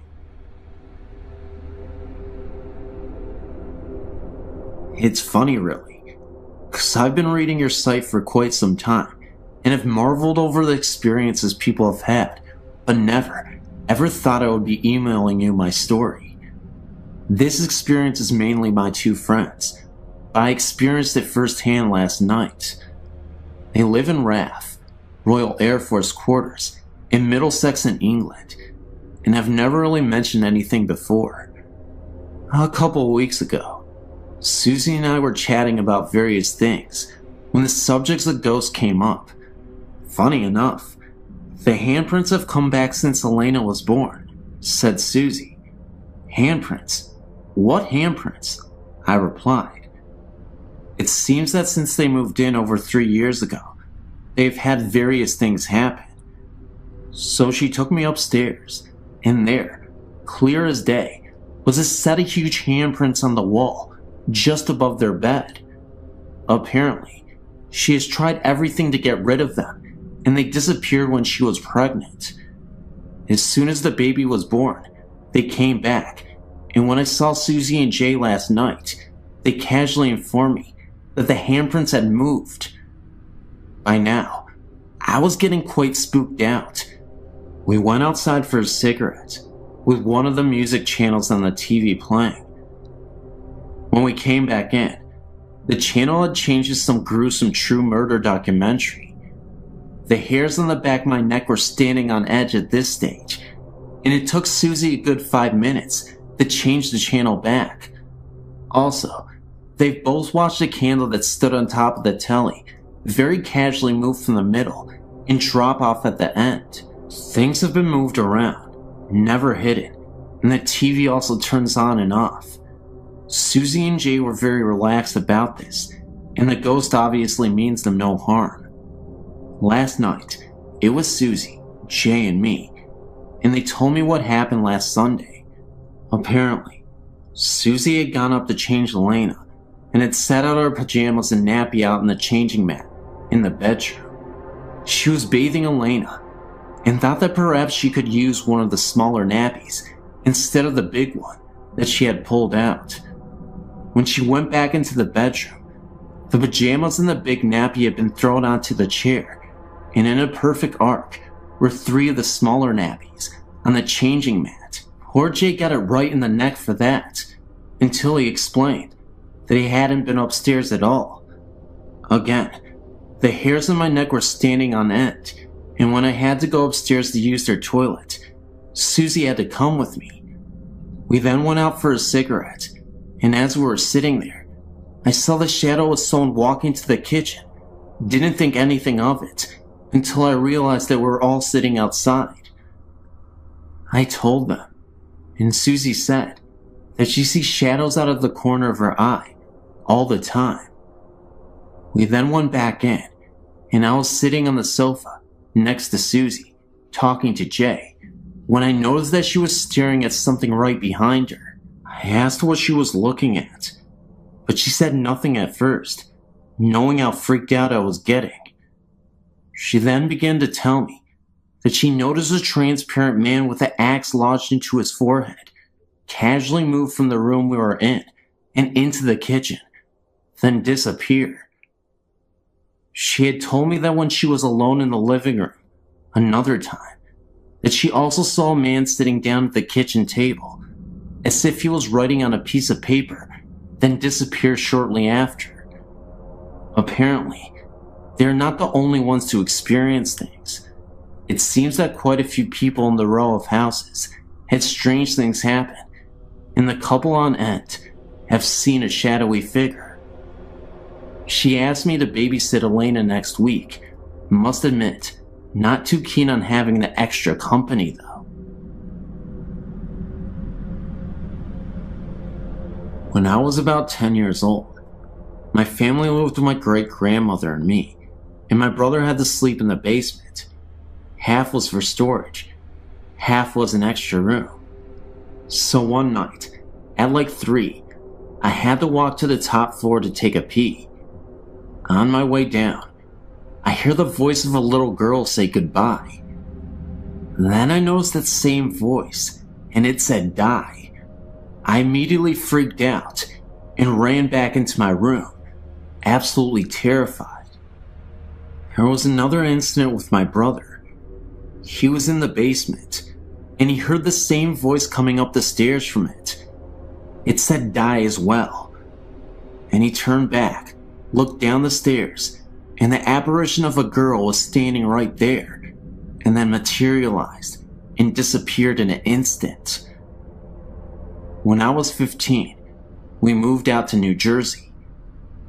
When I was 16, I heard horribly violent screaming. It sounded like a woman, and it sounded like it was coming from behind me. 3 days later, my brother, he was 19. He heard the same screaming coming from our bedroom closet.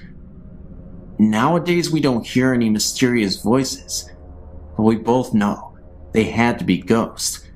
And not only that, they had to be evil. And I don't want to experience that ever again. I'm sure my brother doesn't want to either. Thanks for listening. I first became aware of a presence in our home when I was a child of 4 years. When I was 4, my brother was born, and my parents moved him into the bedroom next to theirs. I was moved into my very own room, upstairs. My older sister occupied the room next to mine. It did not take me long to realize that there was something odd about this new room I was in. I would wake up in the night, chilled, with the overwhelming feeling that someone was watching me. Sometimes, I caught fleeting glimpses of what looked like a shadow on one particular wall. When I mentioned the shadow to Mom, she attributed it to light play from the moon and other rational explanations. I tried very hard to believe her explanations and to make the shadow sightings go away, but I simply couldn't take the vision of a man in an overcoat, wearing a fedora.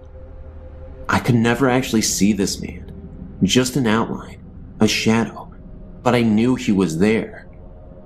I can't even say I felt threatened by this figure. I just felt watched and not alone. I suppose I should describe our family home. It is a large, Cape Cod-style home, built in the 1940s, just after the war. The family that built the home were obviously influenced by World War II, as was the world, I would think, and they built a secret room, which I would imagine was designed to hide the family if war ever broke out on home soil. This room was only accessible via a trapdoor in the kitchen floor, and it led to the secret room in the basement. My dad sealed this room off before I was born, although I know exactly where the trapdoor is. There is also a secret passageway that leads between the closets of the 2 upstairs rooms. His passageway has been sealed before my parents bought the home. This house was the second built on the foundation. The first was a farmhouse, dating back to the late 1800s, which burnt when my mother was a child in the 1930s. The family that originally built the Cape Cod didn't live there long, and it became a rest home for the affluent elderly in the community for many years. My parents bought the home in 1954, and I was born 11 years later. There were other strange occurrences in the house in my younger years, such as doors opening and closing by themselves, and doors locking when there were no locks, and the piano playing by itself. But I'll fast forward to 1974, when my older sister got married.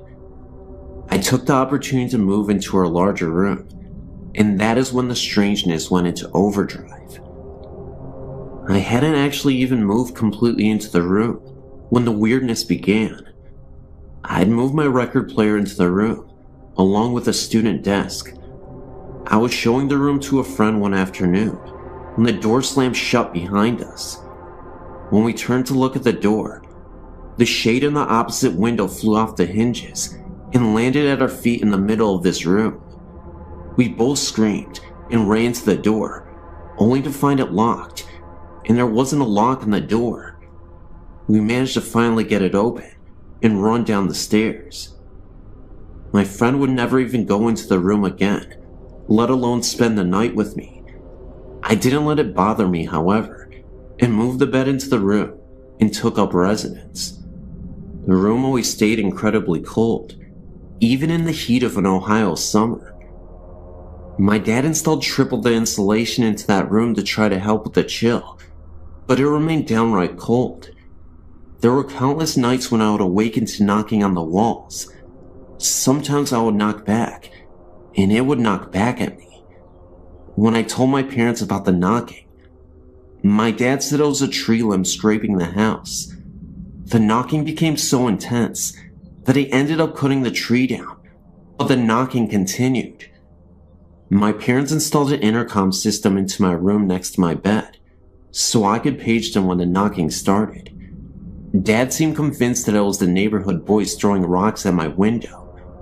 It didn't sound like that though, and the knocking was coming from an inside wall, not an outside one. One afternoon, I was lying on the bed reading, and I got the overwhelming feeling that I was being watched.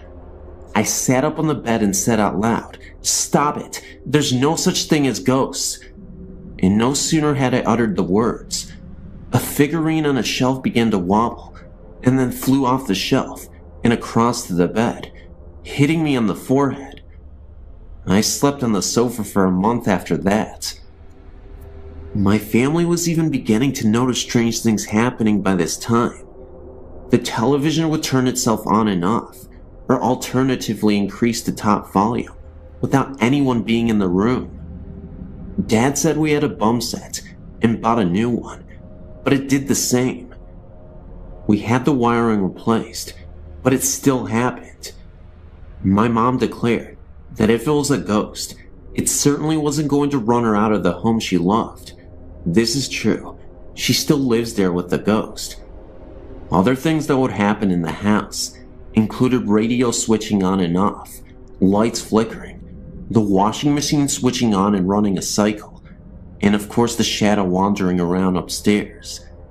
It was all beginning to frighten me quite a bit, especially the knocking noises. If the knocking started, I would buzz Mom in the intercom, and she would race upstairs, but as soon as she reached the top step, the knocking would stop. I began to think perhaps I was going a bit crazy. I went away to college, and something strange happened in my old bedroom about a week after I had left. I still had the same clothes hanging in the closet, and there were a few posters still hanging on the wall, but otherwise, it was empty. My mom heard a funny noise upstairs one afternoon and went up to investigate. She checked the first bedroom and saw nothing amiss, and went down the hall to my room. She opened the door and discovered that the mirror tile on one wall had exploded all over the place. There were shards of glass sticking in the opposite wall, and had scraped across the ceiling like claw marks. My posters hung in shreds. She noticed my closet door hanging open, and shreds of glass sticking in the clothes, still hanging inside. She shut the door and waited for Dad to get home from work. He decided that it must have been a freak lightning hit, although the day was sunny and cloudless, and rang the insurers to come out and investigate. The investigator noted that the point of impact seemed to be the upper corner of the wall, where the mirrored tile met the adjoining wall. Oddly, he also noticed that the broken wood in the corner was pointing outward, as if the lightning had been inside the room and went out, instead of the lightning hitting outside and coming in. The insurance company still paid for the damages, although they could never find the point on the outside of the house where the lightning had come in.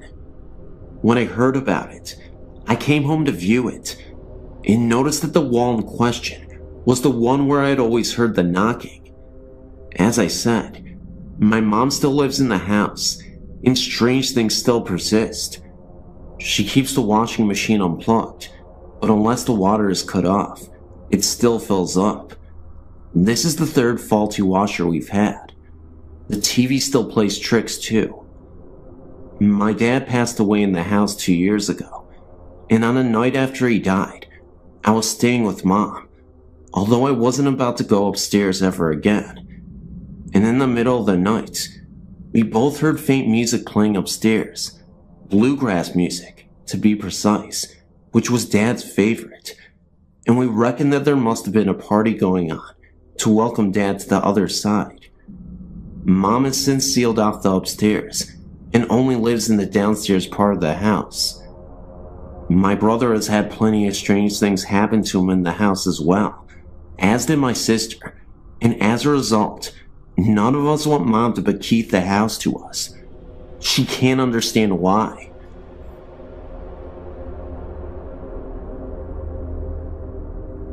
Every single night in my home, when I was 4 years old, my parents would come in and put me in bed. Mostly my mother, because my father wasn't home much. I never liked to sleep in the dark, and there were no outlets in my room for a lamp, or none that wanted to work at the time. As I laid in bed, almost every night, I'd look out into the hall, and I would be able to see the hall light on. Almost every single night as I lay in bed, a boy would walk past my door several times and then stop. It was a white glowing type thing that I remember perfectly well. It scared me a bit, but I never got an evil aura off of him. A thing about the boy is that he had died a long time ago, before we had moved in. It scared me all the time to recall it though, even though he isn't bad. I've only slept with the door open once. Since then, my parents got the outlets working. I was sleeping in a different room, but it was across the room the boy had died in. I looked outwards from my slumber, my glasses still on my face, because I always fall asleep watching TV. I saw the boy, and he went into my brother's room. That night, my brother got really sick. I don't know what happened, but the boy had died of a sickness. Another thing that happened. Me and my friends were sitting out on my back porch, and my one friend had brought a Ouija board with her. My other friend suggested that we play. Of course, I didn't want to, because I've had past experiences that turned out bad with those things, with other friends. We sat at the table and put each of our hands on it. Before we started though, we read something that had said you must finish a question. We thought we would. Beside the porch is a pool. This will fit into what happened as I go. We didn't believe that the board would actually work though, and so we tried. Even with the past experiences, I didn't think it would. So this is what we did. We tapped our fingers while the thing was moving, so that no one could move it themselves. We did get in contact with a spirit, and we, of course, ended up not finishing a question. Then, we noticed from the pool a mist that started to emerge. I kid you not, it was a ghostly apparition floating above the pool. It lasted for about 10 seconds, and then it faded away. I then decided to finish the question. My friend immediately stopped me and asked me what I was doing. "You're conjuring up evil," she said to me. It was clear that she didn't want to do this anymore, so we stopped, and we never returned to that Ouija board again. In fact, we went out to the fireplace and we burned the Ouija board so that we would never have any bad omens attached to us. Yet another incident occurred. About a year ago, I met up with some different kind of people. Wiccans to mostly say, and I still am Wiccan now. I took it in, because God actually hadn't helped me one slight bit with my life, so I started to believe in gods. I learned some good spells, and some bad. The ones I used most were the exorcism spells for haunted houses around here. My house I knew had quite a lot of ghosts in it, and I decided to get rid of one particular one that would scare the entire family as we slept. At night, if you were to turn the light off in the living room, the room would turn a deep dark blood red, and the windows to the place would disappear. When you looked to one corner of the place, you could see a black figure walking out of it. This is the ghost I decided to rid the house of. It never spoke during anything. It would only appear, and nothing more. My sister and her friends hadn't believed me when I told them of what was going on in the room, and they tested it for themselves. As we did it, they saw exactly what I was saying, and screamed for me to turn the light on. I actually sleep in that room still. The ghost is still there, but it doesn't bother us anymore. When I had tried the exorcism, the ghost had gotten angry and thrown the lamp at me. If not for me dodging it and then grabbing it before it hit the wall, I would have been in trouble. It glared at me and disappeared. You're probably thinking, this is absolute bull, but I can assure you, it was not. And I tell you this, not because I really want you to believe in some fantasy story, but because this actually happened. I couldn't even believe with my own eyes what was occurring. When I returned to the room that night, and from then on, the ghost never came back, or it didn't bother us anyway. There are other ghosts in my house, ones that are in the cellar, but I've only heard them, not actually seen them. Anyway, this last event occurred outside of my house. Anyway, one night I was out with my friends, against my parents' will. We had left when they were asleep.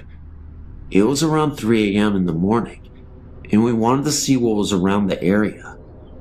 We went up to the graveyard near, and sat down by some of the older graves, deeper into the graveyard. As we were sitting there, I looked up to see a dark and black figure standing by one of the trees. He wasn't looking at me or my friends, but something else. I had been leaning up against a grave. I didn't have much respect for the dead at the time until after this. I turned around and looked up to see a white figure standing there, looking at the black figure. They then turned their eyes towards me. I tugged on my friend's arm, but she didn't reply. She was asleep, along with the 2 other people that were there with us. I backed up off the grave as the white one glared at me. When I got completely away, they had turned their eyes back to each other and had vanished.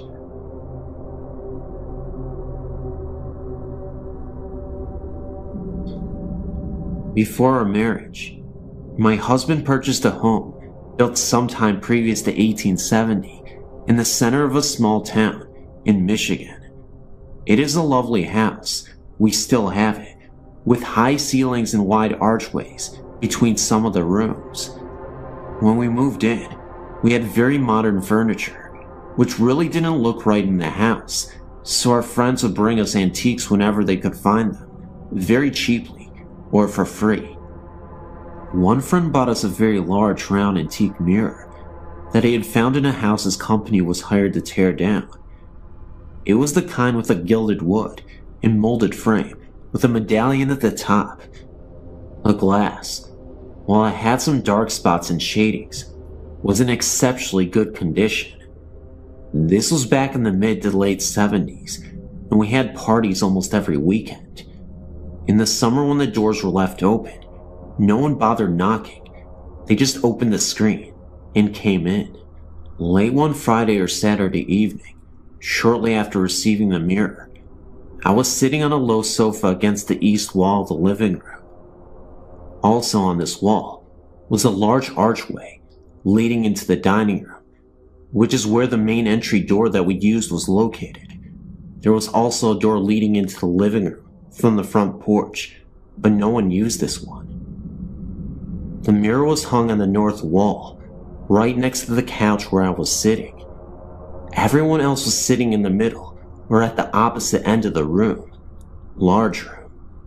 I was looking to my right and noticed in the mirror that a young man was walking through the archway into the living room and stopped right at the threshold. At first glance, I did not recognize him, so I turned on the couch to look at him directly, and there was no one there. I looked over at the mirror again, and there he was. He was not a big guy, about 5'8" or 5'9", thin build, dark hair, short for the times, and wearing what looked like one of those blue-gray work shirts. I looked towards the archway again. No one was there. I shot off the couch and into the dining room to see if anyone was playing a trick on me. There was no one in any part of the house other than the living room. It made me very uneasy, and I could never sit in that area again. In fact, I moved that couch a week later, and even though the mirror still hangs there all these years later, I tried to avoid looking at it. A couple of years after this happened, I joined the local historical society. I met a wonderful tiny old lady in her 90s. She told me that she had been in my home many times during her youth, and I found out from her that during Prohibition, the people who owned a house would have parties with bootleg liquor. There was an argument late one evening, and a young man was killed by a blast from the barrels of a shotgun at close range in the area of the front entrance to the dining room. I'm not sure if it was him or not, but for 3 or 4 years after that, every night at 3:10 a.m., I would hear slow but steady footsteps on the creaky wood floors walk from the archway through the living room and up to the bedroom door. They always stopped right there, thank God, and I tried to make sure they would come no further by hanging a crucifix on a hook inside of the bedroom door. After a few years, it either stopped or we grew so accustomed to it that we didn't notice it anymore. So, do you think my spirit came with the mirror, or that the mirror just enabled me to see him? I don't know. I guess we'll find out sooner or later. Early March last year, my husband and I had the most terrifying night of our lives. Avid campers, we had never been scared sleeping out in the middle of nowhere in our tent. We went to a campground called Weldon Springs in Illinois, about 45 miles from our home. We stayed at the backpacking area, which at that time of year is isolated except for a few deer and birds. I felt fear the minute we walked into our spot. We had camped in that spot several times before, with no weird occurrences. I felt like we were being watched. I tried to pass it off as dead trees and grass, and a lack of other people around. By evening, sitting around the fire, I was scared. Our friend came along to stay with us, had a sleeping bag with him, ready to camp. Oddly, he decided not to stay. When we got settled in our tent, hell broke loose. We laid there a minute, and I heard an odd stomping noise in the trail leading to our site. It got louder, like it was getting closer. I asked my husband after we discussed it ourselves, and he said he felt an evil presence there. Even though we were absolutely terrified, I told him to take a peek outside the tent. just so we could ease our minds about the situation and prevent our imagination from running wild. This was a terrible mistake. He told me when he looked out that he saw the ghost of a hunter with red eyes staring right at him, and then he floated off into the woods and then disappeared. It didn't last very long, but he could still tell that the man was wearing hunting gear from a different era. It definitely didn't look like the attire you would see today, according to him. He told me that the clothes that he wore looked a lot like the people in the Wild West would wear in the 19th century. My husband even said that it looked as if he didn't want to be seen, like he had the look of pure shock on his face. In a way, I wish I had seen it myself, but I know I wouldn't have been able to handle that. We know that there was something strange out there that night, and we'll never forget it.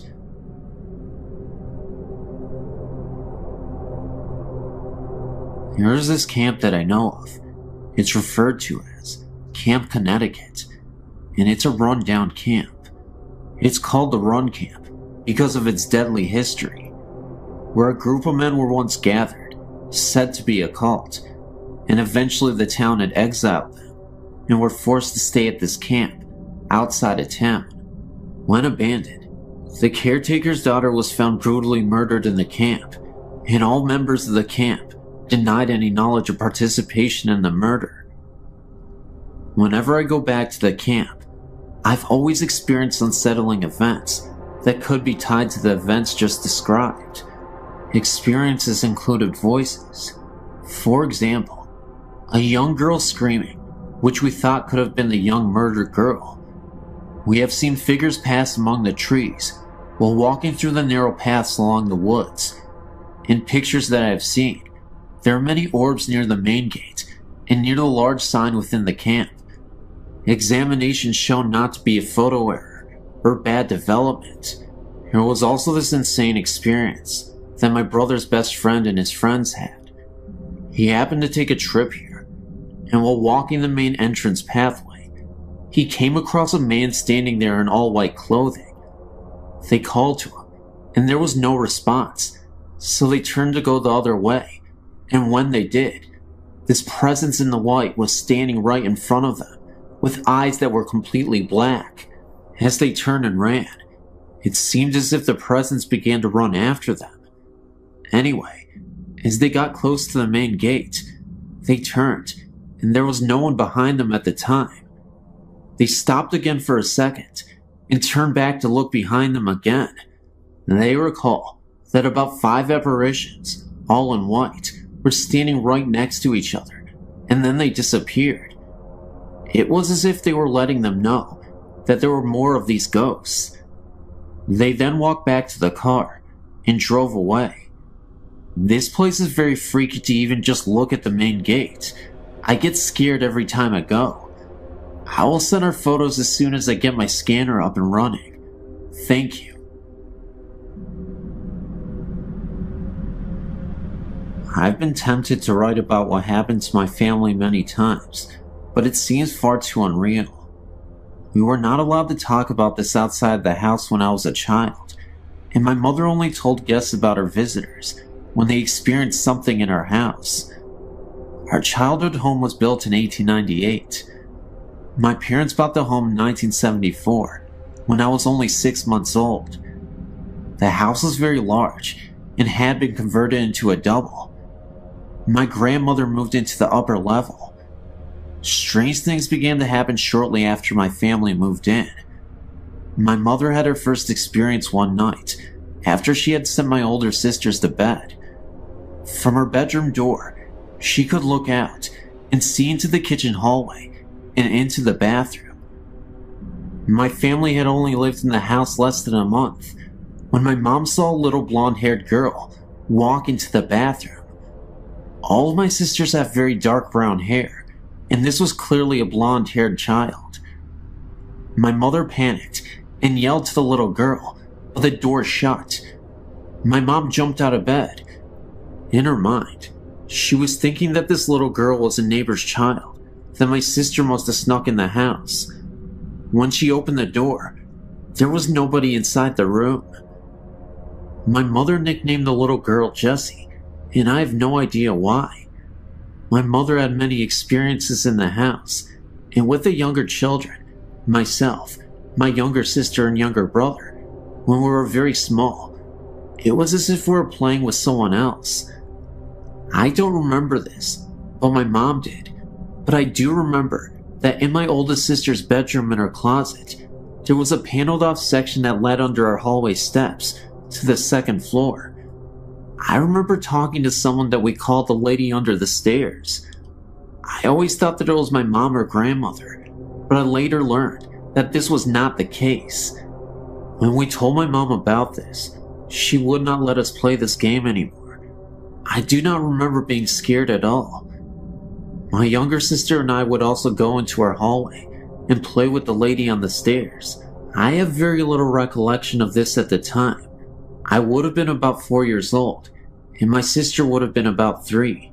When we described the woman to my mother, she forbade us from being in the hallway alone. I never took the ghost stories to heart and was very carefree as a child. I always felt safe. However, I did finally have a bizarre experience that I could not explain or rationalize away. My grandmother had a stroke when I was 15, and my mother gave my older sister's bedroom to my grandmother since it was on the first level and was safer for her. She had no control over what she was saying and was rapidly deteriorating. My parents didn't lay any ground rules down for us kids that summer, as things were in havoc, and my brother and I had stayed up all night, watching Nick at Night in the living room. I could see into my grandmother's room, and we also kept an eye out for her, should she use the bathroom or want something to drink. I was just starting to doze off when I thought I saw someone in my grandmother's room. It was a blonde-haired girl who might have been 10 to 12. I have no idea the age. I thought I was seeing things, or that I was just really wiped out, and my mom's stories were starting to get to me. I walked out into our kitchen, and my oldest sister was eating a sandwich, and I told her what I saw. She laughed at me and told me I must have been dreaming. I thought maybe she was right, because I just never believed what my mom had been saying about the girl she had claimed to have seen on several occasions. Now here's where I realized I wasn't a complete nutcase.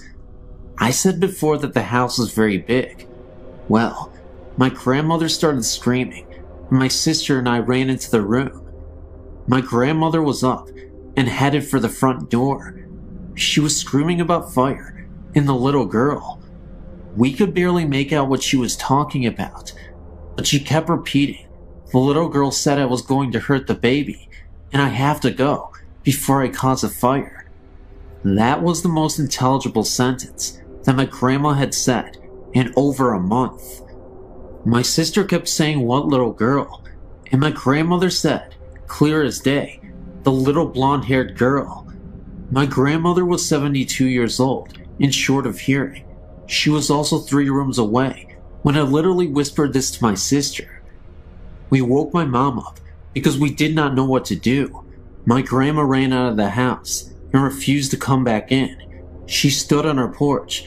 My parents took her to the hospital, and she was placed in a nursing home because even the mention of our house sent her into hysterics. The baby she was talking about is my younger brother, who is the baby in the family. My mom decided to turn the house into a one-family home again and had us kids, there were 6 of us, do the work. We did not mind, as we wanted the help, and it was a good way for us not to think about my grandmother all the time.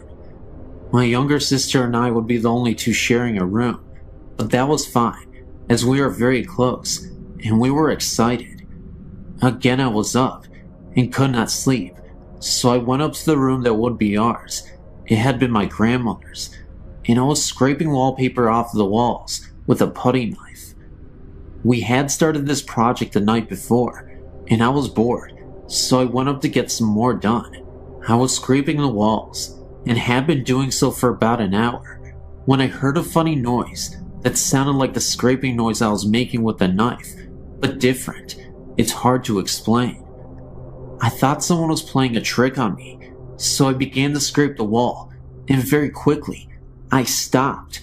However, the sound that I heard continued, and it was the sound of scraping, but it was coming from across the room. I do not know if whatever was in the room was mocking me or playing a game, but the scraping kept going on. Whoever or whatever did not care that I heard them. I screamed.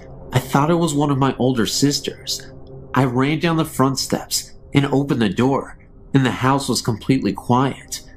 Everyone was sound asleep, snoring. I woke up everyone in the house.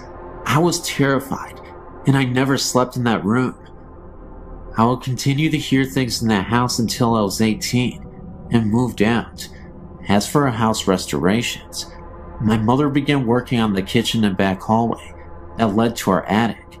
While doing so, she found where the house had burn marks and was scorched. My mother mentioned this to one of our neighbors, a woman who had lived on our street from the day she was born in the early 1920s. Our house had been burnt very badly and had been rebuilt. At that time, it had been converted to a double. A little girl and her parents lost their lives in the fire. My other sisters had things happen to them too. One of my older sisters was looking out the living room windows. Something grabbed her shoulder and called her name. One more thing, please don't think I'm nuts, but I've not had this happen in any house or apartment I've lived in since. And one thing I did notice is that whatever was in the house is not frightening to me in my youth, but only became frightening when each of us hit a certain age. I have no idea why. This was also something I thought that was so weird. The little girl was never visible upstairs, and the woman was only spotted downstairs once. A neighbor who was alive when the house caught on fire remembered that the little girl's name was Jessica. My mom had been calling her that for years, and had never known what the little girl's real name was, but I just called her that because it seemed right.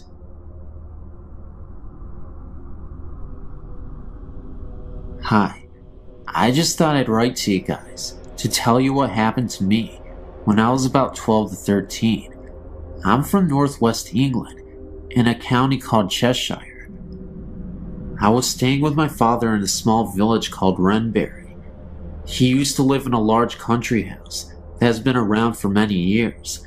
I think, but I'm not certain, that the house is in Victorian. I was staying for the weekend. The house does look spooky, but I never felt any kind of presence there until Sunday afternoon when my father popped out to the local store. He was only gone for about 15 minutes. It was about 9:30 p.m. and I decided that I needed the toilet. There was a downstairs toilet, but that was full of boxes and tools, so I had to go upstairs. I walked upstairs and went to the toilet. After flushing the loo, as the noise from the loo had gone and I was washing my hands, I heard the sound of a baby crying and screaming. Sound was coming from a nearby bedroom. This scared me a lot because I knew there was nobody in the house, and it was not coming from the outside because the house is stuck in the middle of nowhere, just miles of farm fields around. I walked out of the toilet and headed towards the direction of the crying. As I opened the bedroom door, the sound flew past me, but no one was there. It was almost like the sound traveled through me. I was rooted to the spot with complete terror. I then turned to face the sound, which was now sounding like it was coming from one of the other bedrooms across the hall. I don't know why, but I headed to the other room. The crying baby was really loud, and I was sure that someone was hurting a baby. Looking back, maybe that's why I went to see. As I opened the door, I saw something I will never forget. There was a baby lying on the floor, but it didn't look right. Half of its body was stuck in the floor. I could see one of its legs pointing out, and a half of a face. It was wearing old-looking clothes. The sound of the baby was almost deafening, and it looked like someone was hurting it, but no one was there. This was all too much for me, and I ran downstairs and outside into the dark, and just waited for my father to return. I never told my dad anything. This is the first time I've ever told anyone. I thought I was going crazy because I've never believed in ghosts before. My father no longer lives there now, but I did go back once when he was visiting an old friend that now lives there. But I never went up their stairs on my own again. Well, I just thought that maybe you would find that interesting. Nail me back if you wish. Hope you don't think I'm lying, because it was all very real to me. I'm 20 years old now, and I have access to the internet. I spend my time looking for other people who've had similar things happen to them. Thank you for reading.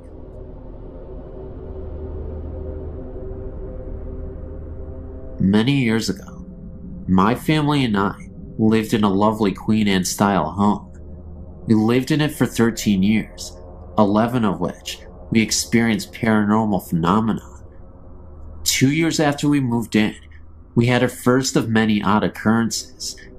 My daughter was in the kitchen and I was upstairs when I heard her call out that the upstairs toilet must have overflowed because water was running down the outside of the staircase. I ran to the top of the stairs in bare feet, only to feel water on the surface of the carpeting. I looked over the top of the railing to assure her that the toilet hadn't overflowed, and that was when I felt the wetness on my feet. But there were no water pipes in that part of the house. When I got down the stairs, I found the water running in rivulets down the wooden molding.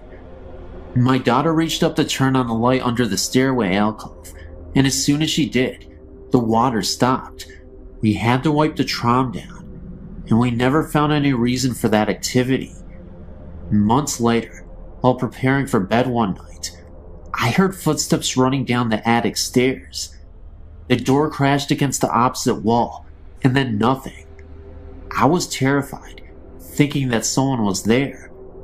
They would have to pass my room to get downstairs, but nothing happened. When we finally went to look, the door was against the wall.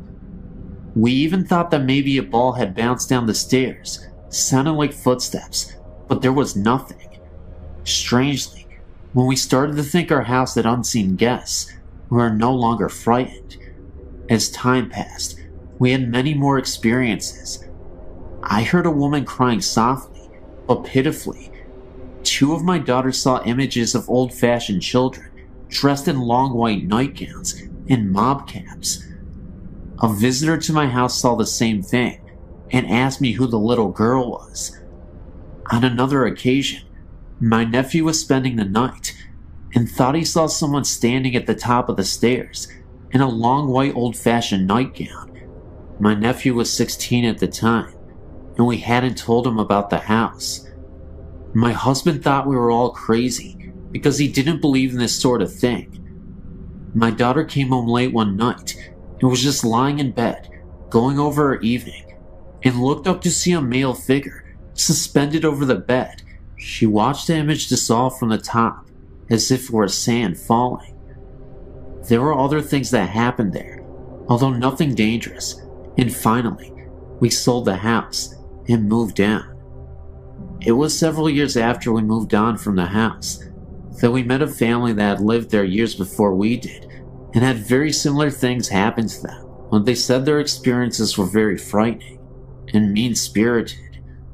I sometimes think our guests moved with us, because from time to time, we still get very strange sensations in our present Victorian home.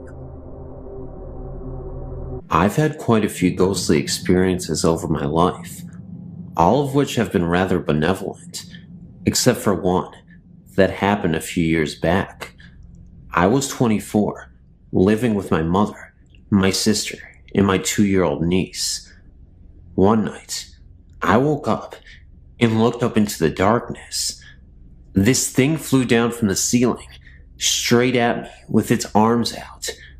I can still see it. It looked like a cross between a gargoyle and an alien. It looked so evil. It sounds silly, but I was so terrified that I ran out of my room screaming into the living room to be with my mother. I was shaking uncontrollably, and I sat with her for quite a while before I could convince myself that it was just a dream, and I went back to bed with no further problems. Well, a few months down the road, my sister was at home with her friend, Kelly, who seems to have some sort of connection with the paranormal, like her mother, and she sent her down the hall to get a towel for my niece. The linen closet is down the hall in my mother's room. Kelly came back a couple minutes later, white as a sheet. Now, my sister and Kelly are always talking about stuff like this, but this is what really freaked me out. She said that there was something in my mother's room, and it was a threatening presence. She then went on to describe it. About 3 foot tall, gray, kind of a cross between a gargoyle and something. I'd never mentioned anything to my sister, and the only thing I had told my mother is that something scared me. I'd never described what I saw to anyone. In another related incident, prior to my sighting, my mother was trying to sleep one night in her room, and as she was about to fall asleep, something breathed near her, kind of like a sharp exhale, right into her ear. She woke up the next morning with scratches in the middle of her back, and the freaky thing is, she slept alone, and there were only 3, long, about 6 inches thin, scratches on her back. Needless to say, I'm very happy to be out of the house.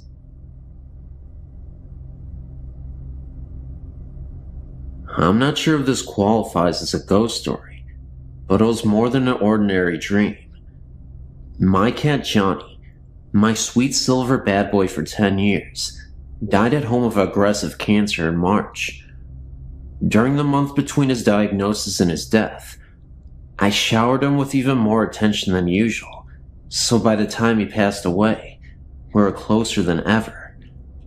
On several occasions, including at his grave just before burying him, I invited him to come back and let me know he was okay. A few nights after his death, I was aroused by a dream by the sound of Johnny's meow, coming from the direction of his special spot at the foot of my bed. Coincidentally, his grave is about 30 feet further in the same direction. I waited with a mixture of hope and anxiety to feel him walking up my body to my face, but it didn't happen. Instead, I became aware of something tickling my left ear and tried to reach over to pet him, only to find that I was paralyzed. That's when I panicked, remembering all the scary ghost stories involving a period of paralysis. That was the moment where I woke up, and I suddenly saw something in the corner of the room. It was a dark, small figure, but I couldn't really make it out.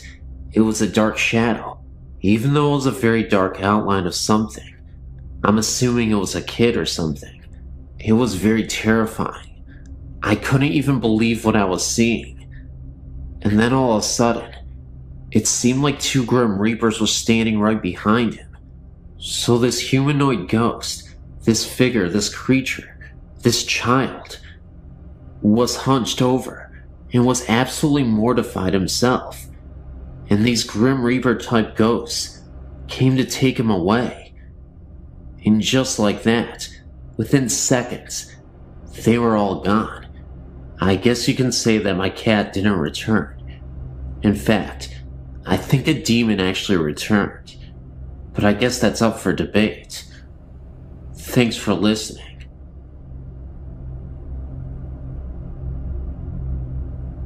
After you read this experience, you might think I'm crazy or something, but believe me, it was the most terrifying night in my life, and it has taken me a lot of time to get over it.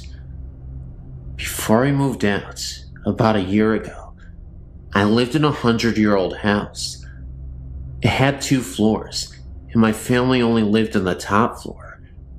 We barely ever went into the basement, because the floors were all rock, and there were no lights down there. One day, when I was about 15, I had a friend sleep over, and we thought it would be cool if we slept in the basement and told ghost stories. We gathered up our sleeping bags and our candles and went down to the basement.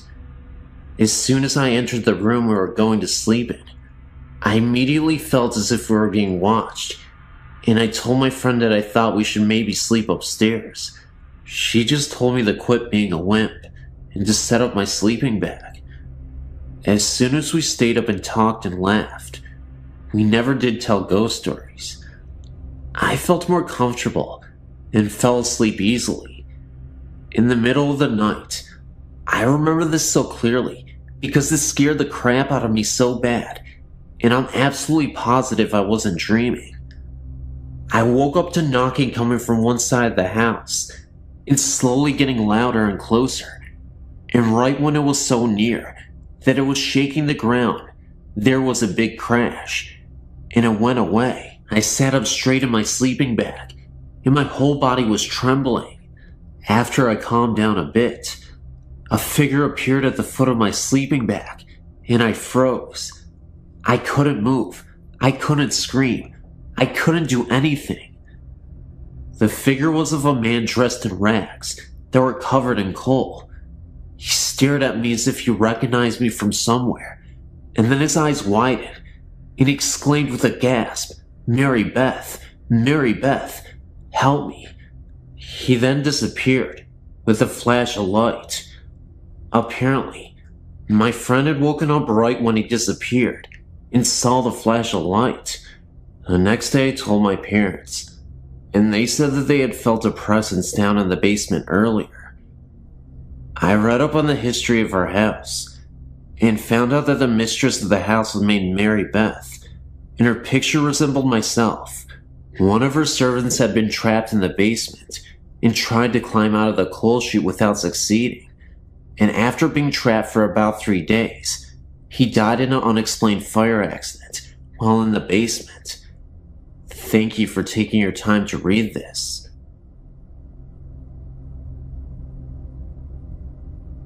Hello, I have another ghost experience for you. In March of 1994, my husband, my oldest daughter, and I, we visited Venice. We booked a room at the ancient Palazzo. We were assigned a room on the second floor, overlooking a canal. The view was accessed by opening the heavy wooden shutters, which opened into the room. These had a metal rod, which fit into a U-shaped hook on the other window. Opening out were double windows, also heavy, with numerous panes of glass. This room had double beds, with a narrow walkway between them. About 3 times during our 2 days there, we would hear footsteps start from approximately the middle of the room, march smartly over to the windows, at which point the wooden shutters would fly open.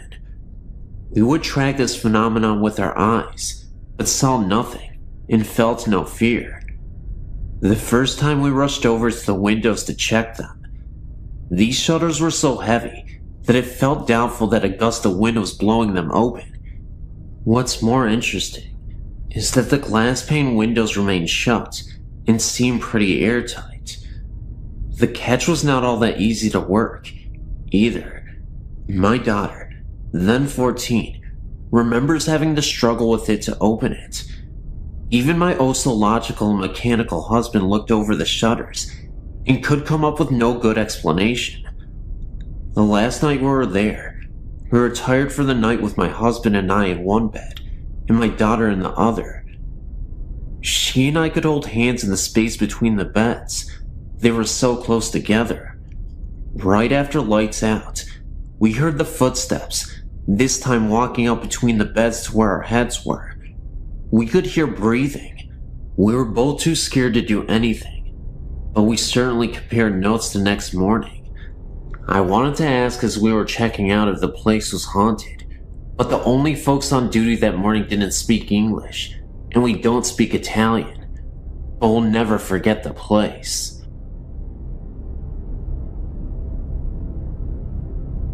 About 10 years ago, when I still lived in Pennsylvania, a group of friends and I took a joyride out to the Quaker cemetery, just for a good night's scare. It was a chilly, full moonlit November night, and there were 6 of us there, 5 guys, and me, the only girl. It was the perfect setting for a ghost. Now, I don't know how many of your readers have ever been to this cemetery, but to describe the first time I saw the place, I screamed and just about curdled my boyfriend's blood. The crematorium scared me the most. I don't know, something about the way it looks and what it was used for. Anyway, back to that night. 2 of the guys were acting like morons and jumping all over the place and around the markers inside the cemetery. I was angry at their pure disrespect for this old place, and so I tried telling them to stop. But of course, as excited as they were getting, they wouldn't listen. Me and this other guy were too chicken to go along with them, especially because of the way they were acting. They were bound to disturb peace in the cemetery, so we stayed by the car. We kept hearing a fake bird call coming from the trees along the opposite side of the road, and then I started smelling the lilacs. The lilac scent somehow wasn't disturbing, even though it was November and none were blooming, and also, there weren't any fresh flowers placed on any of the very old graves. The fake bird call almost scared the life out of us, because it just sounded so unnatural, and with each chirp, sounded closer and closer. We decided that we really needed to get out of there, so we both sat inside the car, waiting for the others. I got myself in such a worked up state that when I found a quarter on the ground, I swore, "In blood we trust," was written on it, rather than the usual "In God we trust." My friend just laughed at me.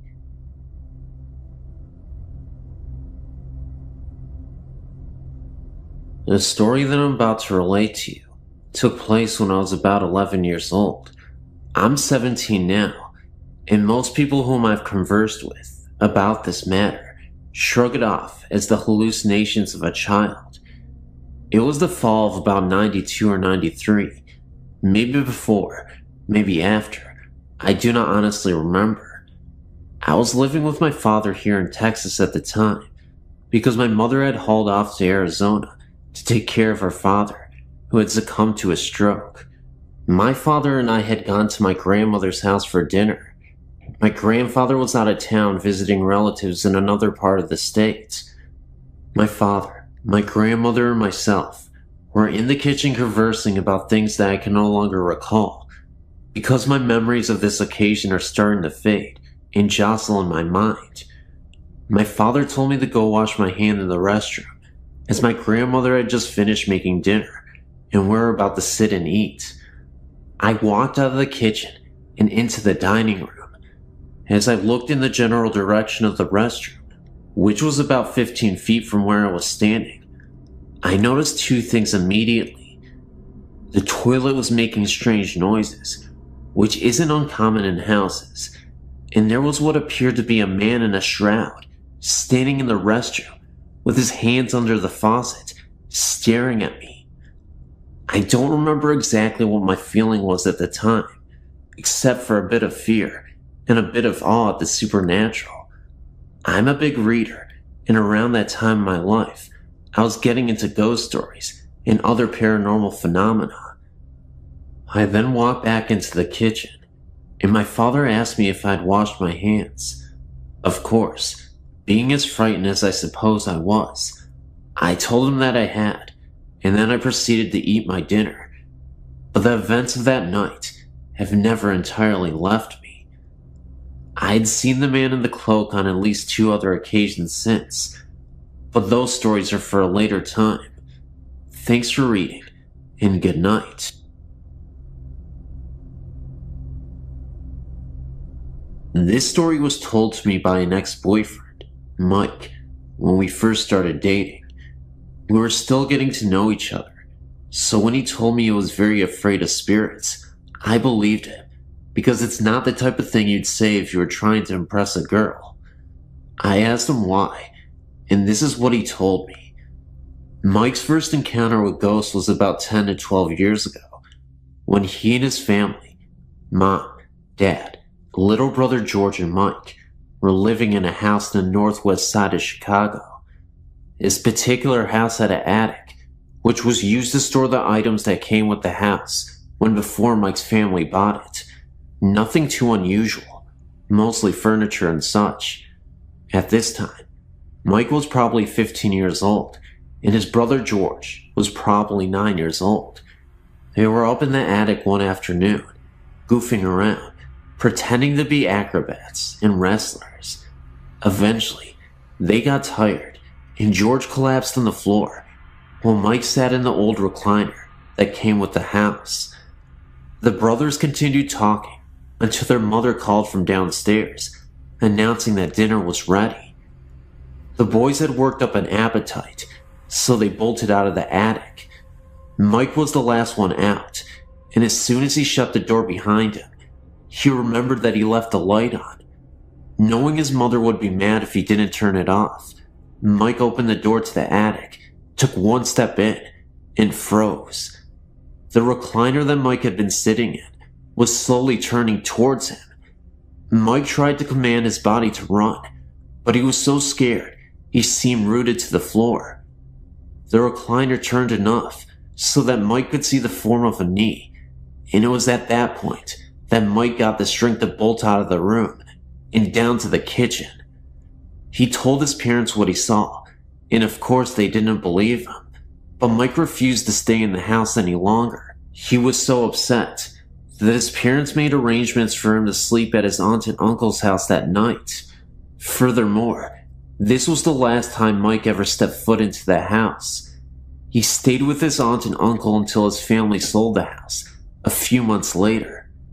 Of course, his parents objected to his imposing on his relatives' hospitality, but they were too afraid to force him to come back, fearing he would have some sort of breakdown.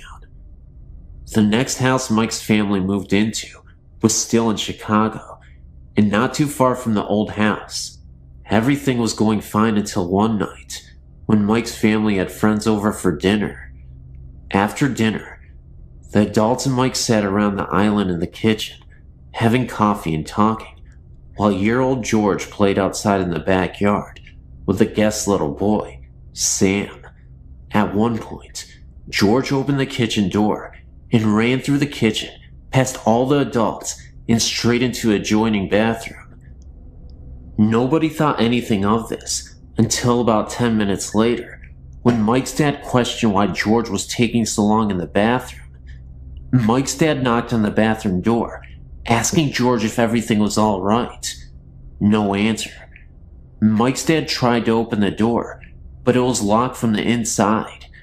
Everyone started getting concerned until the kitchen door opened again, and in came George and Sam. Mike's father asked George how he snuck back out of the bathroom without anyone seeing him. You see, there is no other way out of the bathroom. If George came out, or even opened the door, he would have been seen. In order to get back outside, he would have had to go through the kitchen again. George swore up and down that he had not been to the bathroom at all. He was outside playing with Sam the whole entire time. Mike's father asked him again to explain about the locked bathroom door, but when they checked it again, it was not locked. There were other strange incidents that happened in the house, mostly to Mike, more than anyone else in the family. The last incident Mike told me about was something that happened to him a few months before we met, when he was about 22 years old. One night, as Mike was laying in bed, he woke up with an uneasy feeling. He was lying on his side facing the wall, and he felt as if someone was staring at him. It was the middle of the night, and pitch black in the room. Mike turned over and opened his eyes and saw a black figure standing next to his bed, staring down at him. Mike shut his eyes and screamed for his mother repeatedly. When she came storming in the room, Mike told her what had happened. It seemed as if such occurrence happened sporadically. Strangely enough, when Mike was getting to the point of forgetting them. Seems as if the spooks recognize this and remind them of their presence every now and again. I was kind of skeptical when Mike told me the story, mainly because I was just getting to know him. I couldn't tell if he was a habitual liar or something. But the way he acted and the way he told me the stories was enough to make me wonder if he was a spook magnet. We only dated a couple of months, and maybe that was for the best. I might be younger than some of you, but I've had a lot of experiences. I'm 18 years old. About a week after my 10th birthday, my uncle had taken his own life inside my grandparents' house, the one I'm currently living in now. After his death, I would refuse to go down into the basement where it happened. I would always hear unsettling noises, to the point in which I would feel so uncomfortable being in that home. The odd part is, it would only happen when everyone was in bed and I was home alone. As creepy as it was, I still had somewhat of a morbid curiosity to go down there. Though, of course, I could never bring myself to do it. There would be times I would hear very faint snarling and growling sounds. Other times, I would hear weeping. It was very disturbing. Then about 6 months after my uncle's death, my 17-year-old cousin had died in a car wreck. One night, I was so upset over the deaths that I had stumbled down there without thinking about where I had went. I was so overcome with grief of emotions that I was bawling my eyes out.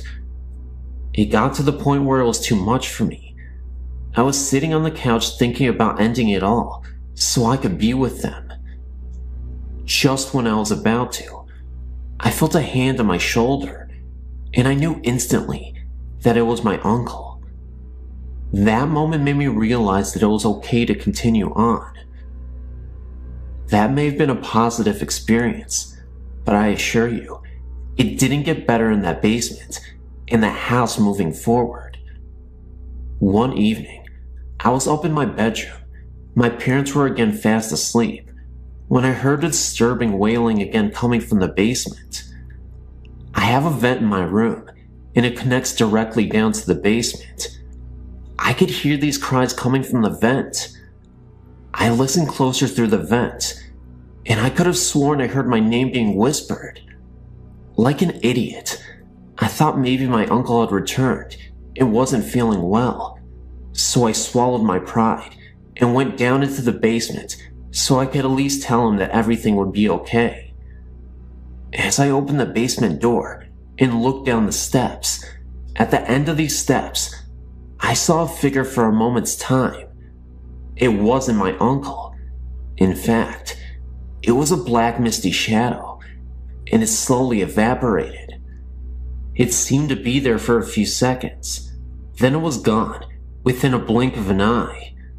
I then turned around, heard a distinct growl, then ran back up the rest of the steps and back into my room.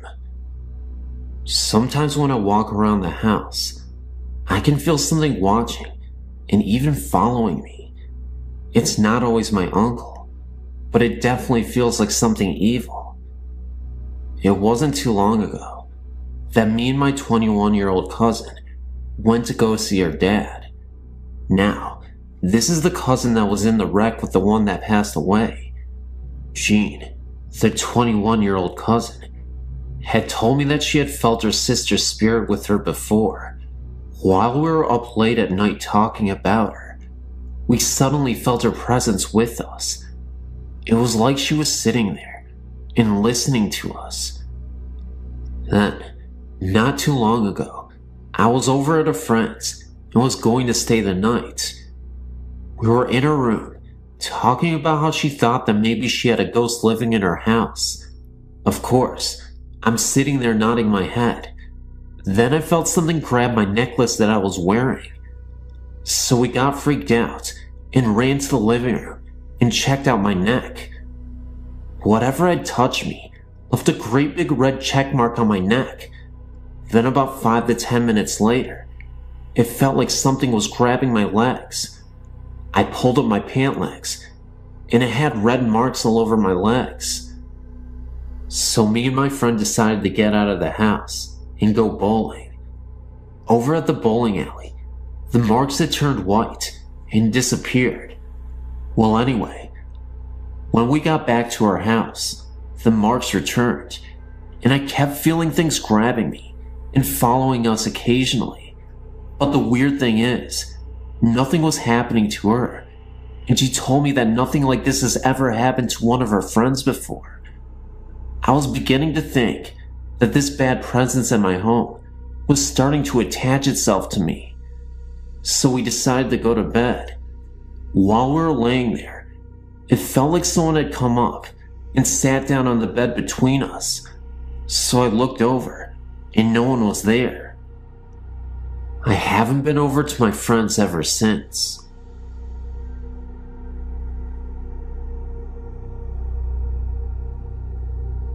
A friend sent me this and suggested that I tell my stories, so here's one of them that I hope you enjoy.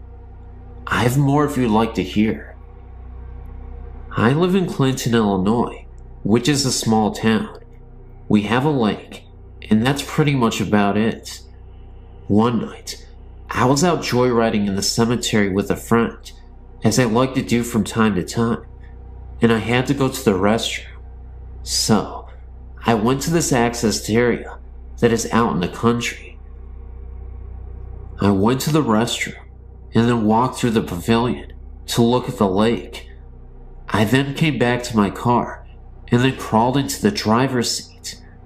I looked up and there was this little boy ducking behind a garbage can. He had red eyes that glowed like a demon's and teeth that were jagged and white. A black figure that looked like a medium-sized dog was beside him, and it was black. All that you could see was its red eyes. They both stared at us in the car, and I felt fear overwhelm me. I quickly started the car and left. The next day I told my mom about it. She grew up in the area, and she said that they often had Satan worshippers out there, and that rumors were that a little boy was drowned and used as a sacrifice many years ago. My aunt, she says that the little boy was evil and therefore was put to death in that spot. I've tried to research this, but there are no records of any murder of a child taking place in this area. But I will never go there again, night or day. This is just one of the countless stories that I have. I have some photos too. I don't know if you can use this, but if you can, feel free to. You may also edit if needed.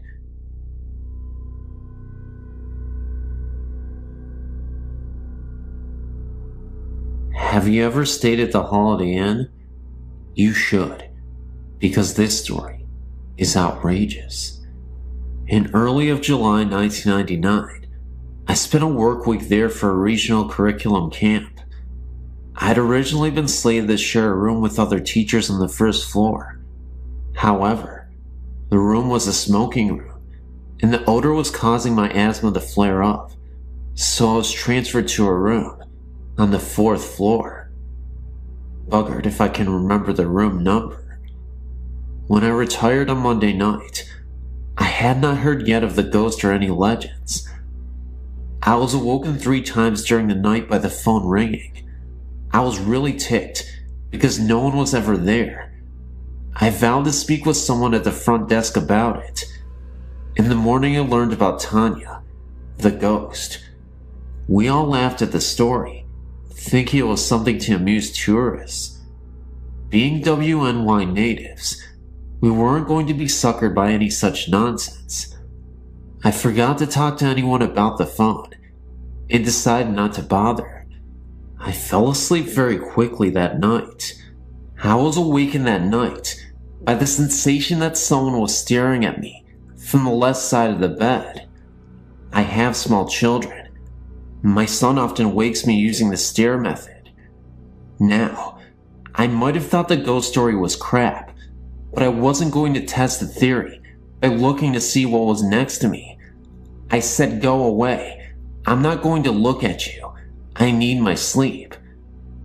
The sensation immediately left me, and I slept the rest of the night quite peacefully. I awoke and went to my morning sessions without anything remarkable happening. However, I had to return to my room mid-morning to fetch some papers I needed for the next session. The curtains were open on the doors leading out to my balcony, which was not unusual. Housekeeping always opened the doors after cleaning. What was unusual was the number of small, sticky handprints all over the outside of the doors. These were no higher than my waist. I shook my head at the poor cleaning job. I was sure that the previous guests must have children with them, and that the maid had failed to clean the prints off the glass. I wondered how hard it was to open the doors and give the glass a good cleaning, and then I hustled off to make my session. As the day progressed, I heard more tales of Tanya, like how she throws the poolside chairs into the pool during the night, etc. We giggled amongst ourselves, like good campers should when hearing ghost stories. None of us was going to admit we believed any of it, especially when our principals were listening. So, I was half joking while I was in my room, getting ready for bed, and said out loud, "Listen, Tanya, I don't know how old you are, but I think you'll enjoy the books in the Falls room. If you can read, you'll really like them. Even if you can't, lots of them are full of beautiful pictures that I bet you'll like to look at. Go there instead of bugging me." I slept like a log, without any interruptions that night. When I went to breakfast the next morning, I told a colleague about my chat with Tanya. I mentioned that it must have worked because I had slept so well. I stopped talking when I saw my colleague's jaw drop and her face go white. I asked her what the matter was, and she took me over to the professor who was leading the sessions in the Falls room. My colleague said to the professor, "Tell us what you found in the room this morning." I listened in stunned silence as the professor described what a mess the room was. Books were thrown all over the place. The display table was in shambles, and her boxes of supplies had been unpacked and poorly repacked. In her own words, she said it looks like a kid went through everything and tried to put things back together, but couldn't manage. The professor had questioned the hotel staff about who had access to the room, and all swore that no one had been in the room after we had left, and that the door had been locked until the staff let the professor in the morning. I apologized when she finished and explained that it had probably caused the mess by inviting Tanya to go there. We all laughed uneasily at that. Some other teachers on the fourth floor admitted the strange things, like the ringing phone, no caller, and the sensation of being watched. Suddenly, we weren't so sure if the story was something just to amuse the tourists. Were the phone calls, stirring sensations, sticky fingerprints, and trash conference room related? There could be logical explanations, like incorrectly routed calls, poor cleaning, and staff mischief. Maybe Tanya was drawn to all of us warm, female, motherly-like type teachers. No male teachers that I know of on that floor, and yes, all of us are moms too. One thing is for sure, I'm far less skeptical of the paranormal than I was before, and I will admit, even to my principal, that something odd happened in that hotel. If you really want to check out the paranormal, then you have to go to the Grand Island Holiday Inn. You can pretend you came here to see Niagara Falls.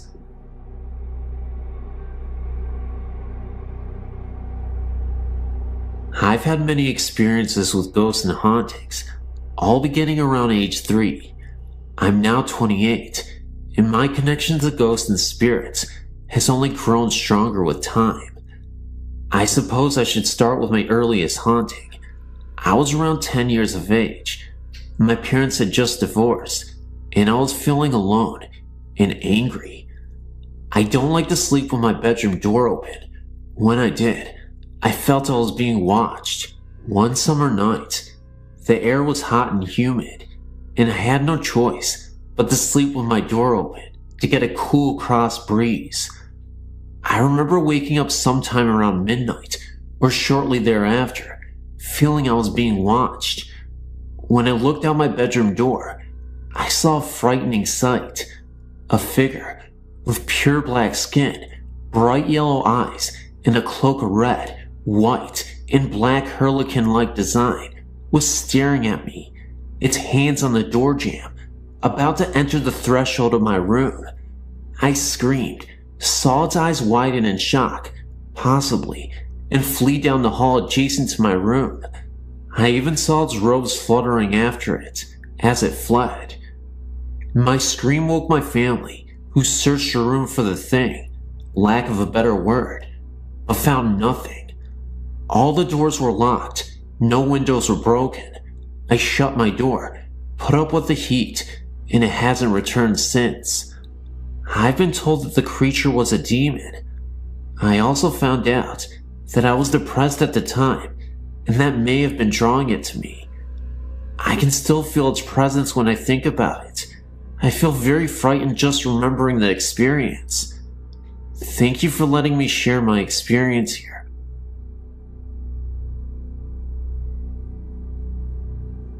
I wanted to share my own personal experience with you regarding my beloved Nana. She passed away in 1984. I took her death very hard and would go to visit her grave often. After my now ex-husband and I married in 1998, I became pregnant within the year. Since I knew that my ex and I would not stay together for the long term, and since our marriage was so troubled, I found myself up at Nana's grave many times, sometimes just to talk to her and ask her to guide me and to watch over myself and the baby. The first time I went to see her grave, I hadn't been there for nearly 2 years at the time. I was pretty certain of what row her stone was in, but not completely sure. I asked her out loud to help me find her, and so help me God if I'm lying. I ended up parking directly in front of her row. I thanked her and walked over to her grave, placing a single rose on it, and crying. I was about 6 months pregnant with my daughter at the time, and I was very certain that her love for us would get us through the rough months ahead. Shortly after our daughter was born, my ex-husband and I were having major problems, major fights. It was obvious to the both of us that we would eventually split up permanently. We separated when my daughter was 3 months old, and I moved into an apartment with my infant. Shortly after, I could feel my Nana's presence. I never saw anything. I always asked her not to appear to me, as she knew I would be afraid. But her presence was unmistakable, especially in my daughter's nursery. It never frightened me. Conversely, I felt very comforted and protected. As a new mother, I took many photos of my infant those first few months.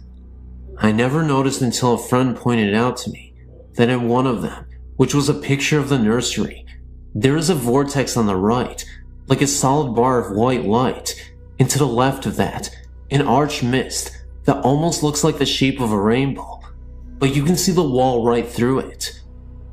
Also, the picture of the room came out as if I had taken it from on the floor, or close to the floor, and pointed the camera up. I would have never taken a picture from that angle, and I know I didn't. I cried when I realized that the vortex and the light are my Nana watching over her great-great-granddaughter and me. I don't think it's a coincidence, either, that the photo is focused on the rocking chair and the mist is right across it. I should also mention that shortly after my Nana passed away in the 80s, and my brother and I still lived at the home with my parents, that one night, I was up reading in bed and walked out into the kitchen. My brother was sitting at the kitchen table, shaken and white as a sheet, almost crying. A second later, my mother walked out of her bedroom, and she was crying. They both professed, at exactly the same moment, that they had seen Nana appear to them and tell them not to worry, and that she was all right. I might add that their bedrooms were on opposite sides of the house. My mother also had a separate incident where she saw my Nana at the end of her bed. She wasn't at all afraid, just comforted. I still visit my Nana just to say hello, and it comforts me to know that someday I'll meet her again. Until then, I guess I'll just be comforted by her presence and know that her ghost is still looming around. And no matter what, I'm always a fan of Nana. How can you not like Nana? She's amazing. I miss you, Nana, but I'll see you again. This incident occurred about 20 years ago in Mishikawa, Indiana, when I was only 9. Our house was built in 1904, so I had the huge solid oak doors and trim. The living room was very long, with ceilings which are 12 feet high. I hope you got the idea of the architecture of this house. The basement was a full one, divided into 2 rooms, and this is where most of the presents seemed to be. I'll get to that later. Back to the house though. The master bedroom was downstairs, with its entrance being oak sliding doors. All of the fixtures were of the early 1900s also, so the living lights were hanging chandeliers, one at each end of the living room. The upstairs had 3 bedrooms, with a landing at the top with a banister guarding the stairs. The stairs were enclosed and curved, and this will be important in a minute. The house upstairs wasn't insulated well, so in the winter, it was cold, and in the summer, hot. As a consequence, my 2 brothers and I slept on the pull-out couch downstairs. One night, my younger brother and I went upstairs to get ready for bed, and as we were going down the stairs, I looked back up due to the feeling something was there, and I saw an apparition coming towards us. I screamed and told my brother to look up. He did, and saw the same, so we flew down the rest of the stairs and yelled at our parents to go look for the man. They did, and of course, nothing was there. Now, let me describe the ghost. He was not opaque, he was complete in his form, and he was dressed in Catholic priest clothes. I noticed this because we're not Catholic, but my friend next door was, and I visited her church just down the road. I thought this was very peculiar, but what I thought was even more peculiar was the fact he was holding a gun, and he pointed it directly at us, or so what I thought was a gun. Of course, my parents told us we were young, and had very vivid imaginations, and it was nothing. Years later, however, my mother confessed that she knew the house was haunted, and also because when she was the only one home, she would hear something walking up the stairs and on the stairs. We always had German shepherds, and our dog would growl at the ceiling and would never go in the basement. Now, onto the basement. I knew there was a presence here in the back room where the water heater was, because it was much colder, and felt wrong. It felt evil and bad, and didn't want anyone there, because it felt you, and you just had to leave immediately. I want to say that the upstairs didn't have this feeling to it, even though this is where we saw the man. I'm not sure of the history of this house, and soon after this incident, we moved to Florida on my dad's company transfer. I just want to give my opinion on this. After researching different types of hauntings, I feel that this was a replay of some kind, and I was a witness to it. I do feel that there might have been more than one presence, because the evil in the basement was different than the other, and the one in the basement didn't want anyone there. He did other things to give us this feeling. Mostly, the noises were harmless and no bother to us, but it was the basement that we avoided for whatever reason. I would love to hear what you all think of this, and the type of haunting you feel it is.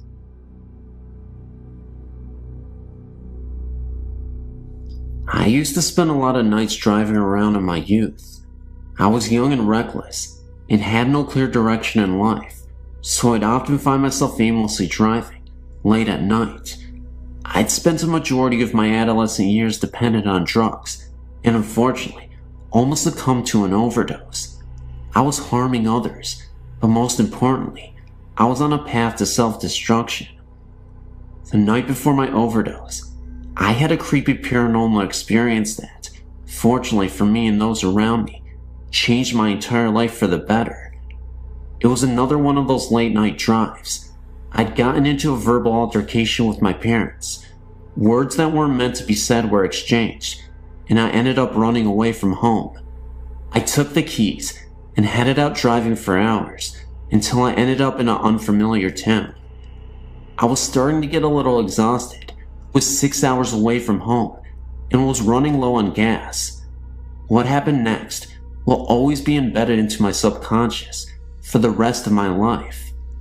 I pulled up to a gas station in the middle of nowhere. Now, like I said, this area was completely isolated from the rest of the world. It had a last house on the left kind of feel. Until I ended up at the gas station. I'd driven past miles and miles of just cornfields and farmland. Woods all around, nobody in sight. I ended up walking to the gas station and bought myself a pack of cigarettes from the station attendant. He noticed I looked a little confused and asked if I was lost. I said yeah, I was. This was before GPS and cell phones, and I didn't have a map with me. He told me there was a bridge in the distance that was visible from the gas station less than a mile or so away, but said if I crossed it, I could pass another town nearby and find a highway that could take me back home. I thanked him, pumped my gas, and went driving towards the bridge. As I started to make my way through this road, and on my way through the bridge, rain started to pour down, and I could barely see through my windshield.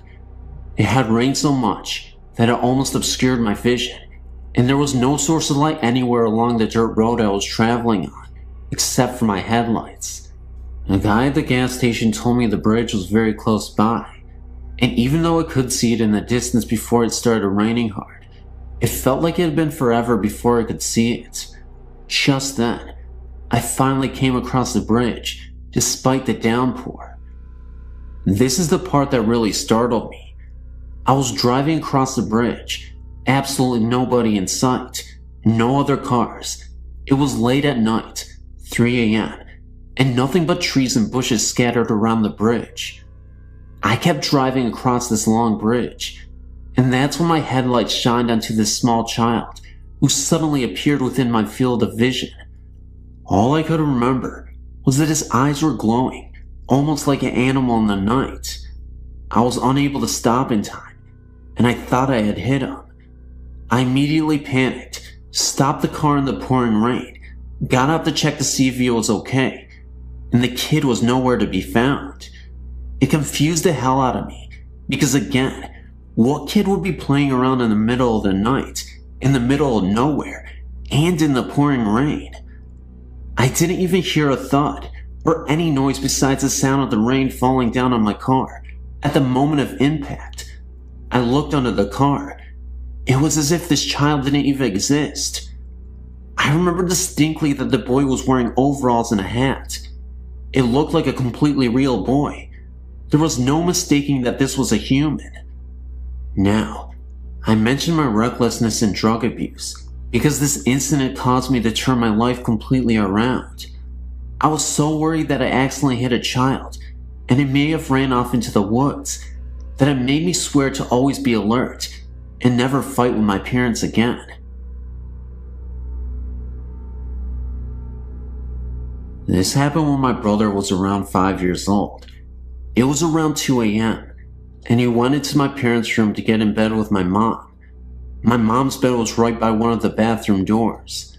The door on the other end of the bathroom led to where the back door was, and the stairs to the basement. He got in bed and was facing the bathroom. He got scared and woke up my mom and asked who the little girl in the bathroom was. He said he had never seen her before. He told my mom that she was just standing there, staring at him. My mom said the way he was talking, like there was really someone there, it really scared her. She said she just rolled over and shut her eyes. She was too scared to even look. I don't think a 5-year-old imagines things like that. While we were in the same house, my mom's cousin was hunting in the mountains and accidentally fell on his gun and killed himself. The family thinks he came back to say bye because it was such a sudden death. A few days after he died, when we were all in bed, a light in the hallway bathroom would click on and off. It was an older house, so the switch made a really loud click when he turned it on and off. My mom would be sitting on the couch late at night, with her back facing the hallway. You can sometimes feel when someone is behind you, and she said she heard me breathing hard and walking up the hallway.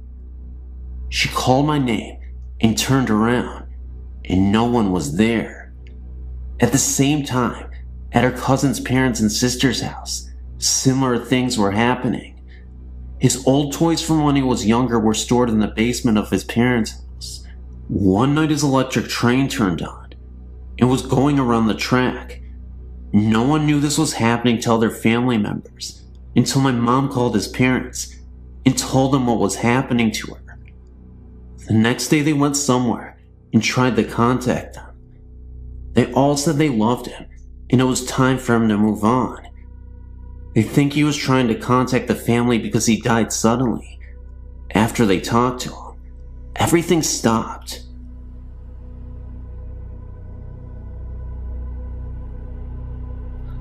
The following happened back in July 1995. Me and a friend traveled around the UK by train. It was about 4 p.m. Then we checked in at a bed and breakfast in Manchester. All double room was occupied, so we got the 2 single rooms, which was located next to each other. We were quite tired after a long day trip by train, so we rest for a moment. Later we went out to eat something, had a beer in the hotel bar, and then headed up to the rooms for sleeping. The time was about 11 p.m. I closed the Vatican blind, turned off the light, and almost immediately fell asleep. The room was pitch dark. Then, after about 2 hours, I woke up and found the room bathed in light. The light almost blinded me. I had a strong emotion to walk towards the window, just like I was enforced to do so, and then I went up. I heard voices and music, like old folklore or something. The voices was only like a murmur, so I actually couldn't hear what it says. It was like being in a full-up restaurant or a pub or something. I was not actually scared, but it was an uneasy and confusing experience. Then, I reached the window and opened the Venetian blind. Everything turned to normal again, quiet and pitch dark. I went back to bed again, and to my surprise, I fell asleep after only about 10 minutes. The morning after, we met up and headed down the stairs for breakfast. Afraid of being regarded as a fool or jackass, I told him it was only a dream. Then, I almost dropped my coffee pot when he told me that the exact same thing happened to him. He has always been quite skeptical to the paranormal things, but I think this experience has changed his mind a bit. I would be very glad if you could give me your opinion. I have apprehension about what really happened that night. I know I was fully awakened, and it can't be my imagination, because the same thing happened to him. As I said in a previous mail, I'm not so good with English, so I hope you understand me. You may publish my story if you want, but you better circumscribe it before.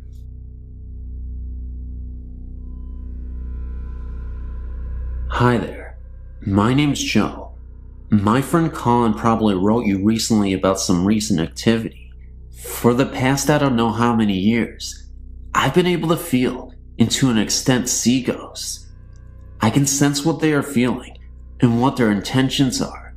However, for about 3 years, my friend Colin started having sleeping problems. I already knew his house was haunted, but what was haunting it was the spirit of what I think is a 5-year-old child. For Christmas the year before, a friend of ours that lived in Thailand sent us all gifts. However, Colin was the one that received a house that she would leave tokens and gifts in to help ward off evil spirits.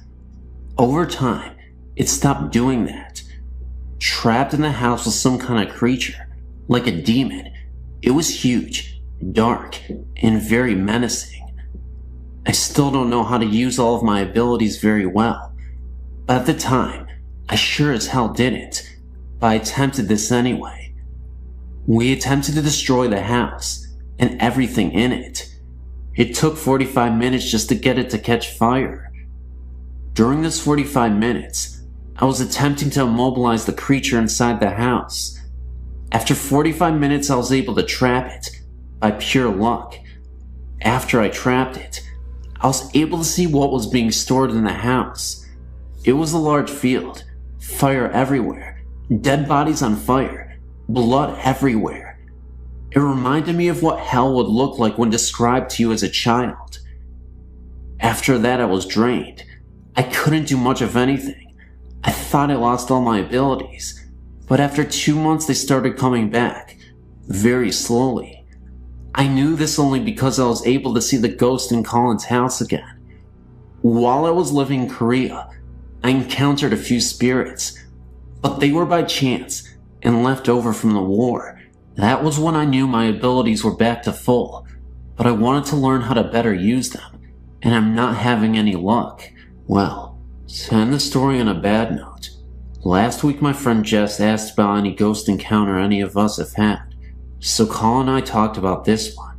So Jess got curious and wanted to see where it happened. Reluctantly, we took him there.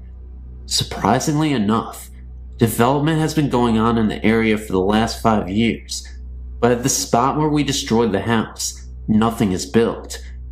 We went to the spot, and I was able to feel it out from residue from when we first destroyed it, but after a few minutes, it wasn't just that. The feeling I was getting became stronger until it made me sick. I almost passed out, and I doubled over dry heaving. It turns out it was still trapped there until that night. Somehow, it got loose. I don't know how or why, but now I have to get rid of it for good, and I don't know how.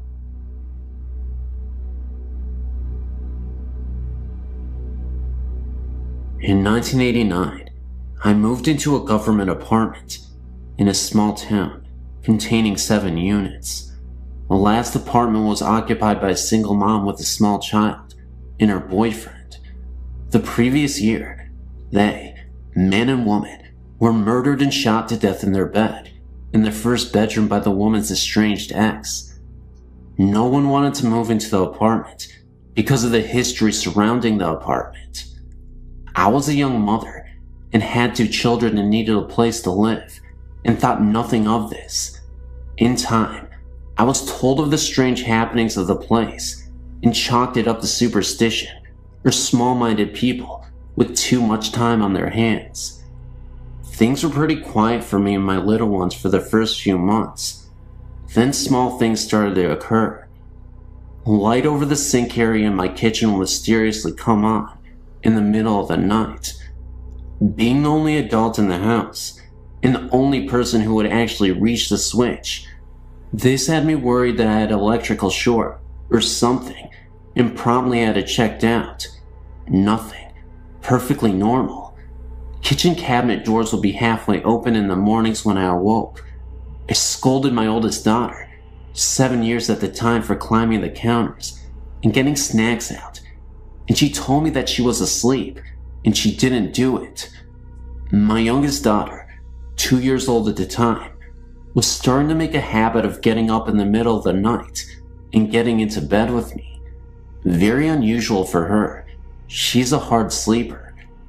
At one point, I was having trouble sleeping, so much so, to the point I went to a doctor and got sleeping medication, all to no avail. I always woke up at 3 a.m. and had a difficult time getting back to sleep. Nothing worked until I rearranged my bedroom furniture and moved my bed from one end of the room to the other. Once, while my oldest daughter was visiting her grandmother overnight, myself and my youngest daughter decided to take a bubble bath together in the late evening. While we were in the tub, I heard jingle bells rattling around in the cup on a shelf not 5 feet from me. All of my windows were closed, and no one else was in the house. Couldn't explain it at the time. After 3 years, I chose to move in with a man to a better neighborhood. My landlord chose that time to tell me the complete history of my apartment. He showed me the newspaper articles on what happened, and after reading all of them, I understood all. The ex climbed through the bathroom window and shot them both dead at 3 a.m. and took the child, which was sleeping between the two. Her bed was in the exact position as I had my bed when I couldn't sleep. The mom was a stay-at-home mom and was always in the kitchen fixing stuff for her little child, making homemade cookies, snacks, and such. She always left the kitchen sink light on for her boyfriend when he came in late at night. My daughter always getting into my bed late at night was quickly understood by me. The other bedroom was never used by the child. She always slept with her mother and the boyfriend. No other tenants have reported any activity in this unit. Of course, they didn't have a smaller female children either. Time will tell if this ghost will ever find peace or her final rest. Before moving out, the last night there, I made my peace with her and told her I understood why she did the things she did. I understand she wasn't trying to scare me or my little girls, and I wished her peace. One afternoon of 1995 or 96, I was dusting our bedroom, the master bedroom, in our apartment. Right beside our bedroom was a small hallway leading up to the bathroom into the other bedroom. I remember being in a very good mood. I'd been doing a few changes in the decoration of the bedroom and was now dusting. I was happy with the results, and as I was dusting, I was talking about the changes with my husband, or what I thought was my husband, standing in the hallway. All smiling and happy, I started to tell him, or what I thought was him, "Hey Frankie, look at what I've just done. Isn't that nice?" I advanced in the hallway to bring him in the bedroom, and as I neared him, he disappeared. I nearly jumped. Now, as I was dusting, I happened to turn my head towards the hallway, which was on my right, and there stood a man who very much looked like my husband and who was dressed in modern clothes, a short and a t-shirt. When I saw him, I was sure he was my husband. That is when I started talking to him, and as I was cheerily and happily explaining the changes to him, he had this most beautiful smile of encouragement. He seemed to be happy for me. What a surprise when I realized that I had been speaking to someone or something else than my husband, and when I saw it, it disappeared. It is when this being disappeared that I realized that my husband was lying on the couch and watching TV. He was very surprised when I told him what happened.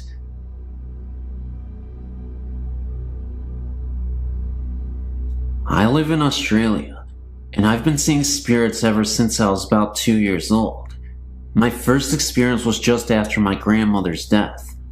I was visiting her grave for the first time, and then all of a sudden, I started hearing voices.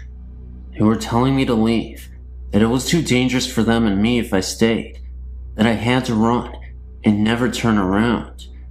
It is weird that I remember it, although my memory is not as clear as my mother's, but I remember most of the details. I know that this is pretty hard to believe, but I give you my word it is true. Although I think about it now and realize that I wasn't scared, at the time I knew that I had to leave, so I told my mom and dad, and we left. My dad didn't believe me, but my mom did. Since then, I've had many experiences with spirits, all of which have been good, except for one. This happened when I was 15. I'd been roped into a swimming carnival, and I can't swim too good, so I was practicing in my pool. The pool is down the very back, and you can't see the house from the pool, as it is behind a shed. I've often seen spirits down the back, but it has never worried me. It was getting late, and I've been swimming for a while, so stopped for a break. Whilst I was standing in the middle of the pool, I seen a baby sitting on the fence that surrounds the pool. I tried to look away, but I was in a trance. I finally stopped looking at it, but it was good, as I was suddenly dragged under the water. I struggled for about 2 minutes before it would let go. When it finally did, I ran inside. I told my mom, and she never believed me, but I've never been down there on my own ever since. My name is Evan, and my friend's name is Scott. We're making a trip to North Carolina for a concert in August of 1996. After the concert, we drove for a long while, finally making it to South Carolina, and were in need of a place to camp, as it was getting pretty late. We found the Kings Mountain State Park entrance, but being almost 2 a.m., the gates was locked. We both got out of the VW camper to see if we could get the gate open. The road was completely deserted, and being at the entrance, we were not even close to any campsites. With the headlights of the camper as our only source of light, a woman appeared out of nowhere. She had dark hair, thin white dress, and was barefoot. She asked us if we were with the wedding party, and we replied that we were not. As quickly as she appeared, she was gone. Scott and I thought it was kind of weird.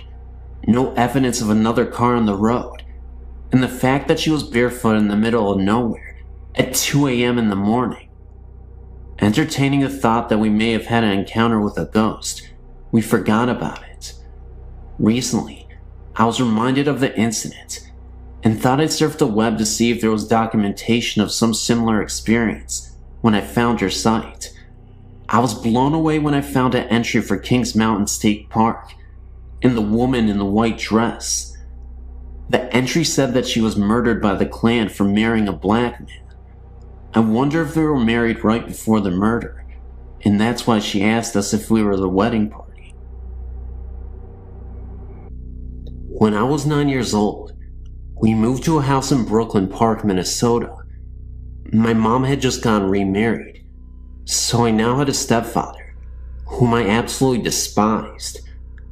About a year or so later, my dad started renovations on the house. We added almost half a house on. There was a 3-season porch, a mudroom, a bathroom, and 2 basement bedrooms. My sister moved out of her bedroom to the new one in the basement. A few days later, I was in my bed.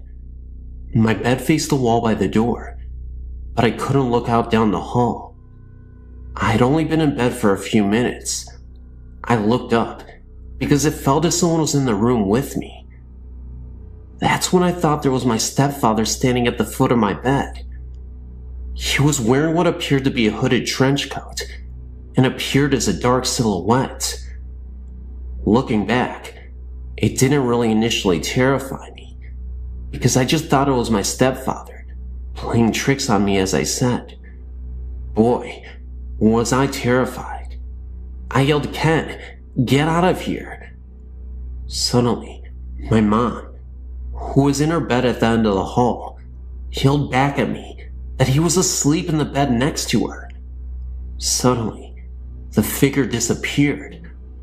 I ran as fast as possible into our bedroom. There was my stepdad, sound asleep and snoring right next to her. I told her what I saw, and she just told me to go back to bed. The next morning, at the breakfast table, I started telling everyone. My oldest brother described the man in the hood. He also said he'd seen the man in his bedroom at the foot of his bed. His bedroom was in the basement, located right under my parents' room. He also thought it was our stepdad, until it vanished. He just thought he was hallucinating or something, and didn't tell anyone. Honestly, now, I really wish it was my dad. Hi, I'm a 21-year-old student in Chicago, Illinois. I'd like to tell you my story, and if possible, ask for your professional opinion about a few things. I've experienced spiritual and ghostly activity for about 11 years now. I used to be frightened by these experiences, but now I'm quite intrigued. However, one incident stands out in my mind and still bothers me to this day. This is the story that I would like to tell you about. About 5 years ago, I lived in an apartment on the second floor. It was an unusually warm summer's night, so I decided to sleep on the couch, with the sliding door open to let in the breeze. I woke at about 2:30 a.m. to a horrid stench and a strange coolness. Confused, I looked around the living room. I looked then, and directly in front of myself, and I was lying on my right side, with my right arm tucked under my head as a pillow, and I saw a figure. I was frozen with fright as my eyes began to adjust to the darkness, and I saw the figure's face. At this point, I was thinking that someone broke into the apartment. However, this was no person. This ghost had a human-shaped face, but it was a grayish-white color. Its eyes were darkened, and what I remember the most was the huge prominent cheekbones. Furthermore, this thing only had a torso and a head, nothing else. Suddenly, with great quickness, its head descended, positioned its face directly in front of mine, stared at me for a moment, and as quickly as it descended, it pulled its head back to the original position. I began crying at this moment, and that's when I felt a sort of punch on my chest. It then seemed to kind of run off into the kitchen, and then I heard the door slam. I jumped from off the couch, turned the lights on, and checked the door out. The door was locked from the inside, so there was no possible way that someone had broken into the apartment and left through the kitchen door. To say the least, I was badly shaken. I took a moment to collect myself. When I realized my chest hurt, I went to the bathroom and pulled down my pajama top slightly, which revealed a large red mark, as if someone had punched me. This mark eventually developed into slight bruising as the morning came. Needless to say, I didn't sleep that night. Since this event, several other experiences have occurred, none as frightening as this, thank goodness. However, a cluster of events did occur directly after this experience. For what reason? I'm not sure. I did go to the library and search for possible causes for such an occurrence. The closest I got to a logical answer was something called a night terror, which I'm sure you are familiar with. But I've excluded this as a possible explanation, for many reasons. The only thing I can think of is that I had seen a ghostly entity. As to why there was a stench or a cold chill associated with the experience, I can only guess.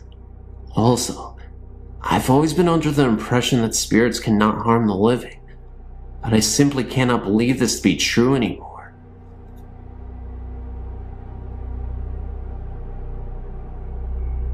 And this is an experience that I had when I was younger. It's a little short. It remains my creepiest ghost story I've ever had. I had to have been 8 or 9 years old when it happened. And yes, it sounds a little corny, but it was truly an unforgettable and authentic experience. It happened to be dark and dreary on this night. It had been raining really hard, and I had no choice but to walk through the rain. The rain just kept pouring down, and all I could think about was how miserable I was from the rain, and just wanted to get to my friend's house faster. I think it was around 10 p.m., and I was walking through the neighborhood park to my friend's house on the other side, when all of a sudden, I saw my dead grandmother appear from out of nowhere. Oddly enough, it was a year to the day of her death from cancer. She just looked as she did before she got sick though. She looked wonderful. Of course, I wasn't sure if it was really her, so I walked up to her and called out her name. The wind became harsher and the rain fell harder, and as she reached out to me, I could see she was in pain. It was at that very moment that her face changed, and she became scared and looked as though she needed my help, and it was then that she disappeared. I had to have been 3 to 5 feet away. Needless to say, I ran as fast as I could to my friend's house and didn't say another word that very night.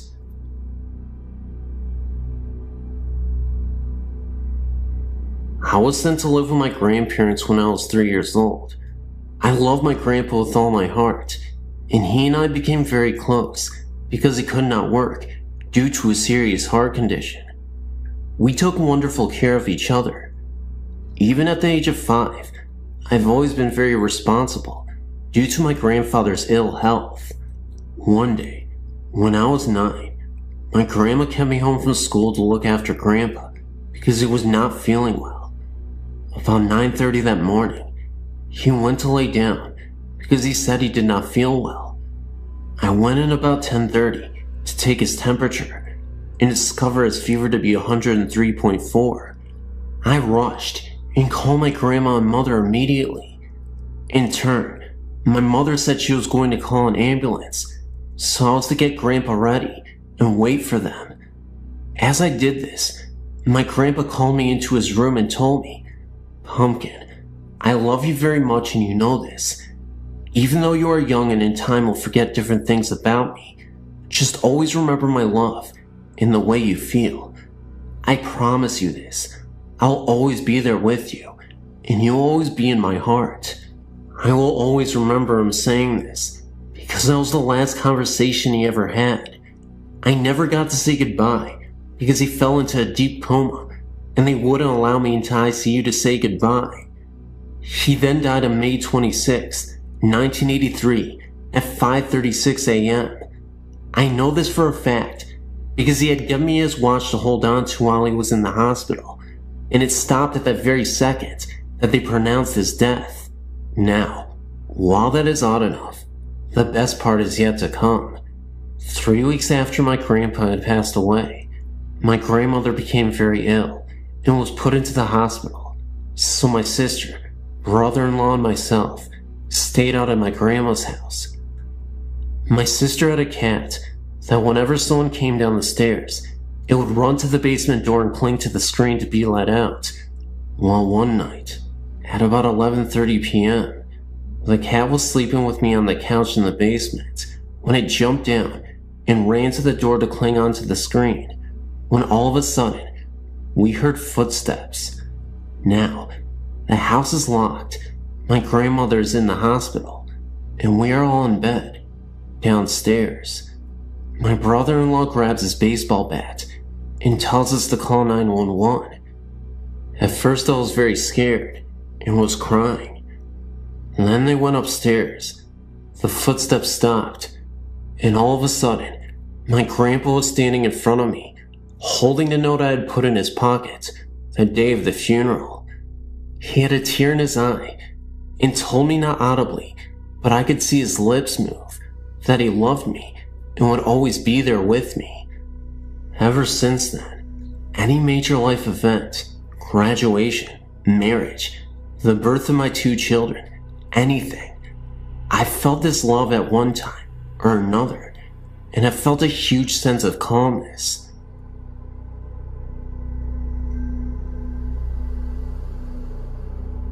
I guess this would be a second account of a previously encountered ghost story. I had the same thing happen to me as in the story below on Denton Road, Ypsilanti, Denton Road Bridge. The story goes that a group of kids were playing chicken near Denton Road Bridge, and one of them proved to be Chicken. His car swerved off the road when they reached the bridge, and they crashed into the river below. Many people claim to see a light come out of the river and chase their vehicle to the end of the road if they stop at the center of the bridge at night. I'm a racer and have a very fast, very built up 1969 Dodge. Once stopped on this bridge simply because we were lost, and a pair of headlights came up the embankment and behind me, and started coming up on me very fast. I thought some drunken redneck was out four-wheeling and was going to rear-end me.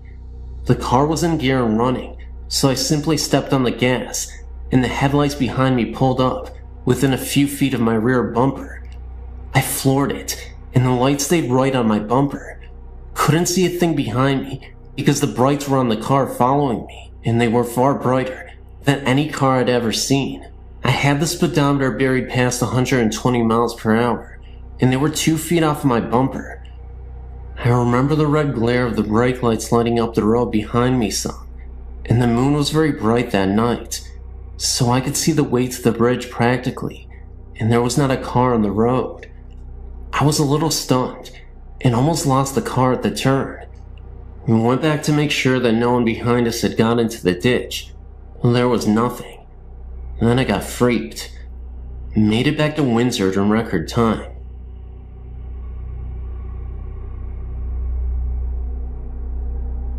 I don't know how to start this, other than saying several years ago, when my children were small, we moved out into the country on the Washington side and lived in a home that I feel has some strange paranormal or ghostly things going on in it.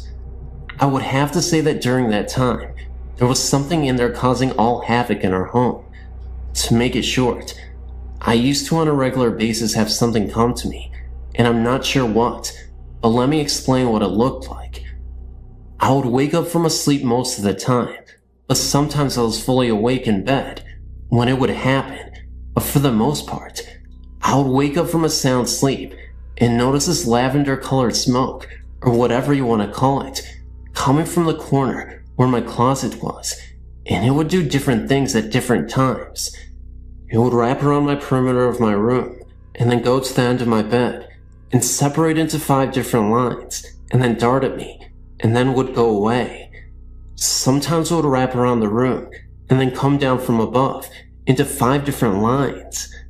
The first few times that this happened to me, I was very frightened, and would wake my husband up, and of course by the time I could wake him up, there was nothing there. He slept very hard. This went on for a whole 7 years that we lived in this home. During that time, my husband also became very mean and violent. Also, in the room adjoining where my closet and my son's closet connect, my son was having these horrific nightmares that we could not wake him up from. We would sit there for sometimes 20 to 30 minutes, trying to wake him up, and he would be begging for his mother or his father, and crying out, asking them to go away and leave him alone.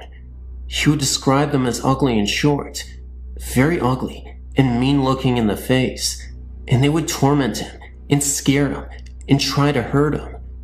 This was heart-wrenching for me to see him go through this and not be able to wake him up.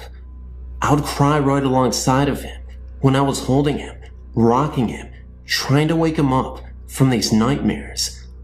All of my children used to tell me that in the house, they would see a ball of light sometimes that would move quickly through the home. I saw that occasionally as well. Our television was something quite interesting as well. It would turn off by itself while we're watching it, and then it would turn back on with the remote, and then it would turn back off again. We could play this game for a few minutes, and then it would stop. This only happened a couple of times through the TV. I do feel that there was something evil in that home, because many things went on in that home.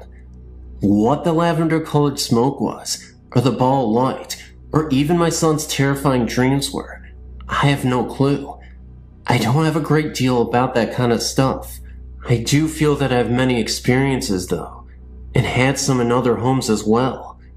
Who knows, maybe they follow me, but the home in Washington was not a good ghost, if that is what it was.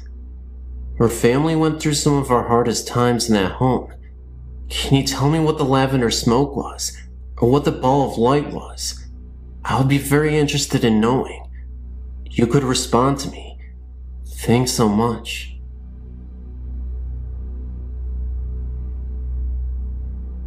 I'm from the Southern California area, so here's how it goes.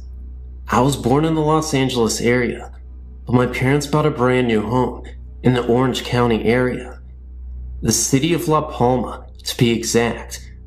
The house was located on some ranch of some sort, because our backyard faced a very large open but fenced field, with some cattle roaming around in it. Mind you, these are tract homes, as we know it today, and at the time, it seemed like we were living in the boondocks.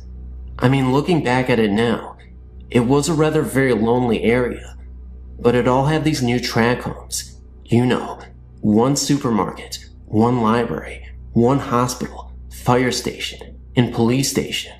You get the idea.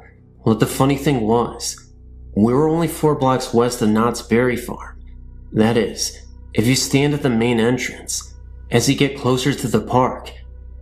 Anyway, the house was well built, new carpet, plumbing, the whole works with upgrades. But on some occasions, I was very scared downstairs in the family room.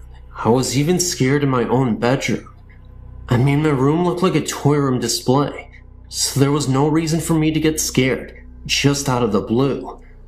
I mean, I was playing in my room, and it seemed as if evil walked in the room. I got this incredible feeling of hate towards me, as if I shouldn't have been there.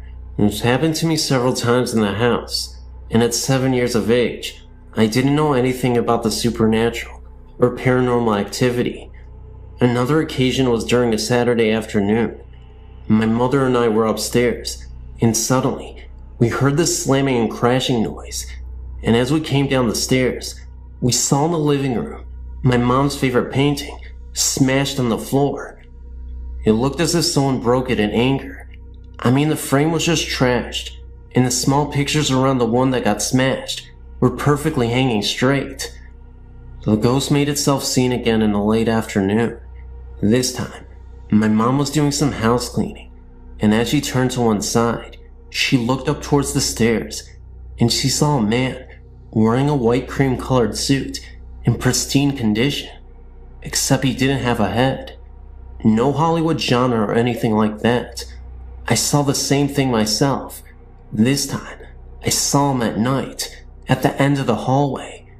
This was very real, and very scary. Another time, as I would sleep at night, the beds were occasionally kicked very hard. Also in the master bedroom, the sliding glass mirror doors were slamming back and forth, and the dresser drawers were also slamming in and out as well. All these things would happen separately from each other on different occasions. The main boulevard is La Palma Avenue, and the street of the house is Comstock Circle. We lived there from 1970 to 1975, my parents and I. And that is the most scary and terrifying ghost story I have. Thanks for listening. I had recently sent a story about my grandfather visiting me about a week after his death. Well, that was one of the more comforting things that has happened to me. The next story I'm about to submit actually happened as a dream, but to this day, I feel a very strong connection with it. It all happened about 6 years ago. A 10-year-old girl mysteriously vanished from a sleepover at her friend's house. I never met this girl, and although we only shared the same first name, I had several odd dreams about her after her disappearance. One day, about 1 week after the child turned up missing, I woke up early one morning to go to work. It wasn't like any day though. I woke up feeling very sad and upset. I didn't have any idea why I was feeling like this, but something just wasn't right. So, I continued to get ready for work. When I got there, I still had this bizarre feeling that something big was about to unfold. About an hour into my long workday, I forgot about the feeling and went on with my day. A woman I work with came into work about an hour later and then asked me, "Did you hear they found the missing girl?" All of a sudden this feeling came back. I said yes. They found her in a dumpster wearing her blue nightgown. She replied, "Then did you hear?" I then started to cry uncontrollably and said, "No, she, the young girl, came to me in my dreams and showed me where she was and told me that I no longer had to play with her because it was time to move on and now she could rest in peace. The woman just looked at me in disbelief and really didn't know what to say, and neither did I. I then realized this poor young soul felt compelled to have someone to be with her. Why she chose me, I will never know. Again, we did share the same first name, but other than that, I cannot explain what happened. Most people I tell this story to have a tendency of just looking at me with an odd expression on their face, but I too believe that it was all just more than a dream. I've never seen any ghosts or had any sort of experiences with the supernatural, but my friend, Amber, has. She was friends with this guy named Seth, whose mother was my high school coach. She was telling me about this house Seth's parents bought in Monticello, Florida, about 45 minutes away from where we live. It was a real old house with lots of land around it. This house was a weekend house for Seth's family. One day, Amber was invited to spend the weekend with them. She told me that on the way up there, they tried to warn her not to get scared because there were ghosts there. She thought they were pulling her leg and was laughing and playing along. When they got there, Amber was impressed with the 2-story wooden house. It was built in some old style from the 1800s, apparently. She walked upstairs to her room for the weekend and was given a tour of the house. Upon entering one room, she smelled something sour and bitter. It was right beneath the attic. She couldn't describe it to me, but let me know it wasn't pleasant. Then, she was led to the attic, supposedly the most haunted room. There were old rusted chains and shackles attached to the walls. A long time ago, a slave owner owned this home. The slaves would be punished by whipping and being shackled in the attic, with no food and water for several days. Amber said she had no eerie feeling, and didn't see anything out of ordinary. Later on that night, Seth and Amber were staying up late and playing games. They dared each other to go up to the attic, knowing the stories behind the deaths of slaves in the attics. When they went up the stairs and turned on the lights, they smelled that sour and metallic smell and saw dark stains on the floor that wasn't there previously. Amber said she had never been so scared in her entire life. She thought her heart was going to stop beating because it was beating so fast and hard. She and Seth went downstairs, wasting no time at all. Amber couldn't sleep at night because she was certain she could hear the groans and cracking. The next day, Amber came straight home and refused to come back to the house again. I talked later on with Seth's mother, my high school coach, and she said it was true. She gave more stories about how she'd find things moving or missing, how she smelled cigar smoke when no one smoked. She told me how she would come home at night and all the lights would be on in the house. She told me she had not seen any ghosts or even felt threatened. She actually thought of them as her friends because they would turn on the lights for her at night when she came home. I wouldn't be able to stand it. Weird, huh? It makes me leery of my own house, even though my parents originally built it.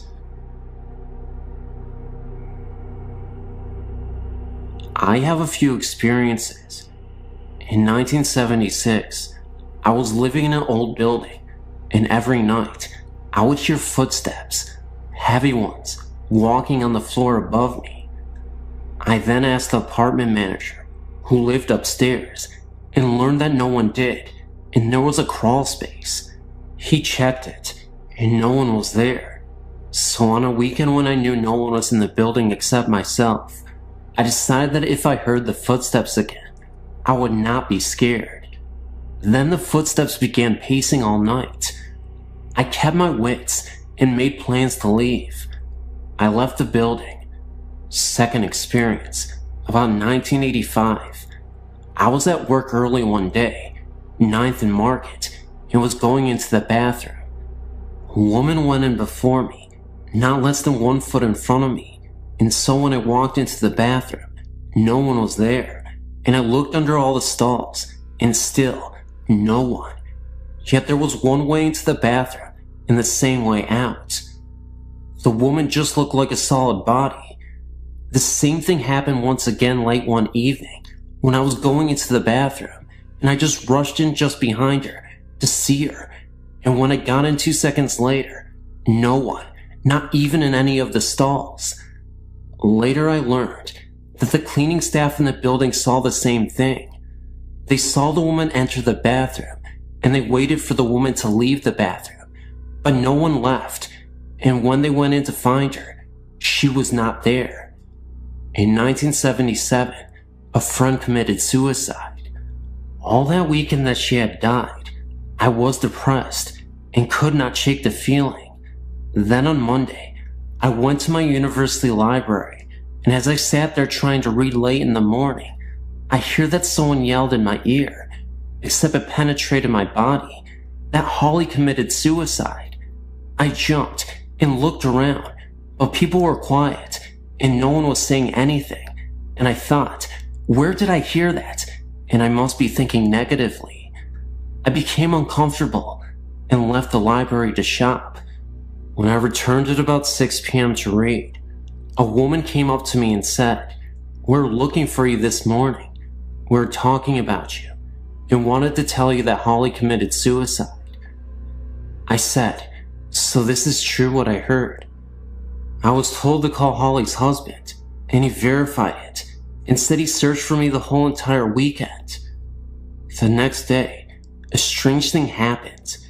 In my grief, I meandered my way to work in a different direction, passing a funeral home where I noticed a coffin in a hearse, and my heart and love went out to it.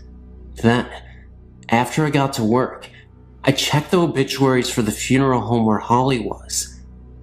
It was the same place I passed that very morning, and so I invited a friend to come with me to pay my last respects to Holly at noon. I met my friend at the funeral home, and we were told that Holly had been sent out that morning for cremation. She had been the only one sent out, and she was in that coffin in the morning in that hearse that I passed on my way to work earlier.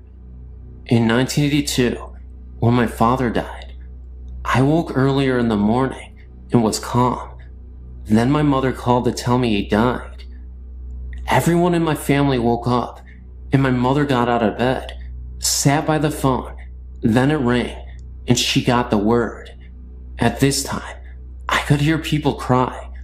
Only the sound came from their body and not their mouth. My brother was in a deep grief and not crying out loud, but I could hear his spirit cry, and he just had a sad look. In 1992, my mother was very ill and in a rehab center. I did not like staying in her house because I thought it was haunted. On this particular morning, it was 5 a.m., and I was typing and printing a letter on the computer.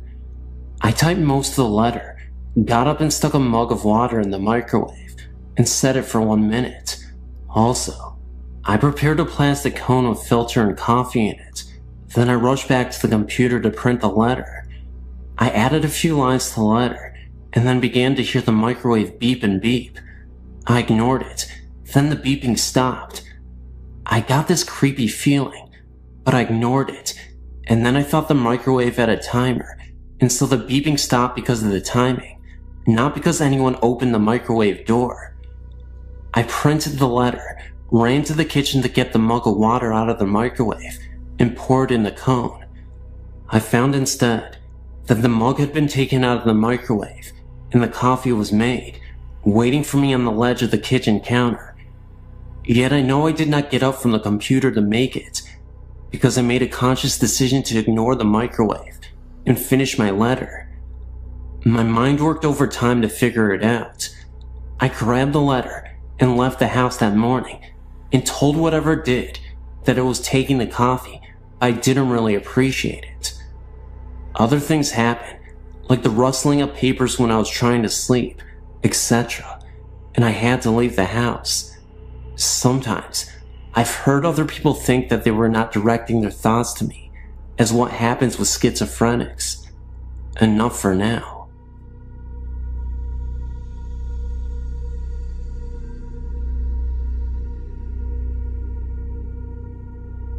This isn't my story, or even the story of the person who told me, but I thought I'd share it anyway. This was told to me by the music teacher at my high school.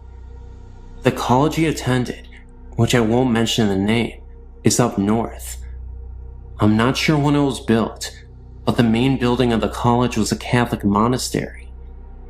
There have always been stories around the college that a monk went crazy and killed himself in the monastery. People in the college have reported strange happenings and sightings of what appeared to be a monk. The story that I know comes from a janitor who works at the college. On the weekends, one of the custodian's jobs is to break down the classrooms. This means that they have to stack up all the desks and chairs up against one wall. The janitor had just finished doing this and walked out the door and locked it from the outside. There is only one door into the classroom, and it is the one he had just locked. The windows in the room can only be opened from the inside, and the janitor was the only one in the room. As he turned to walk away from the door, he hears loud crashing and banging coming from inside the room. He immediately unlocks the door and steps inside. What he finds is that all the desks and chairs have been thrown all around the room. Drawers from the teacher's desk were ripped out and papers strewn across the room. There is no way any possible human could have been in that room and done that damage in a matter of seconds, then run out without the janitor noticing.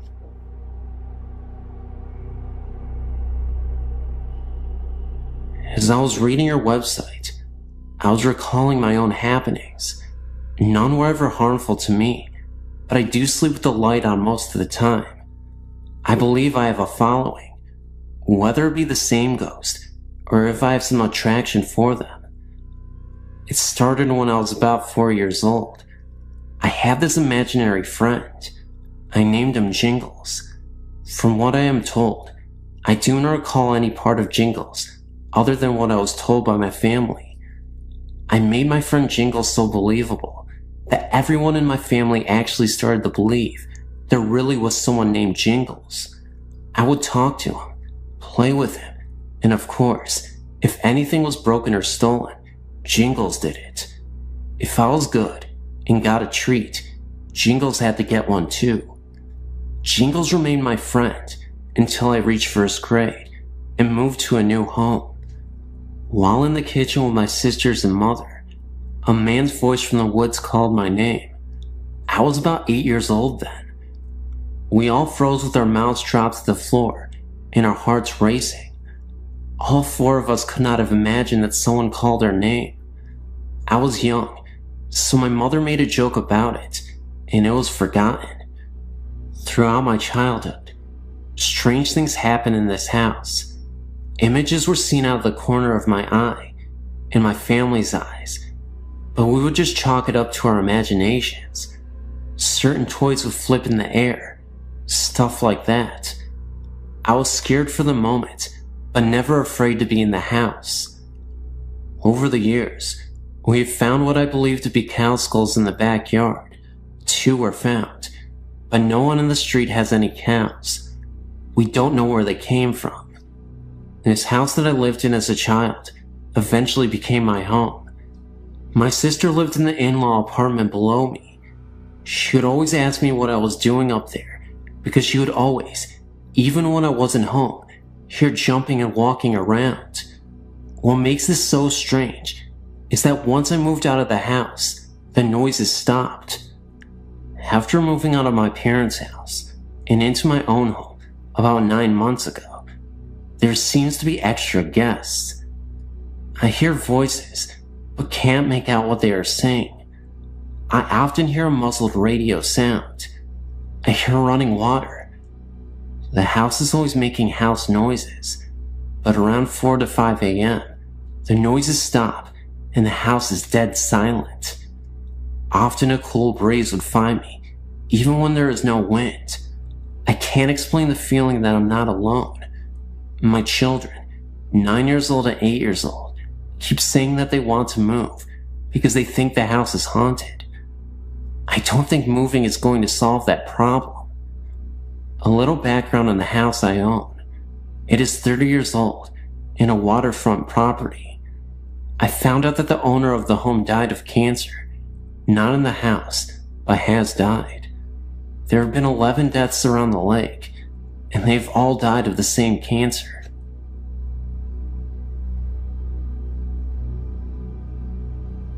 When I was 9, my grandfather died in the dining room of his house. It was not unexpected. He had been very ill and was bedridden.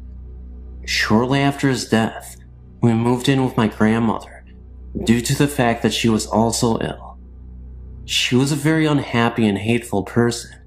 She blamed all life's injustices on my late grandfather and hated him for dying.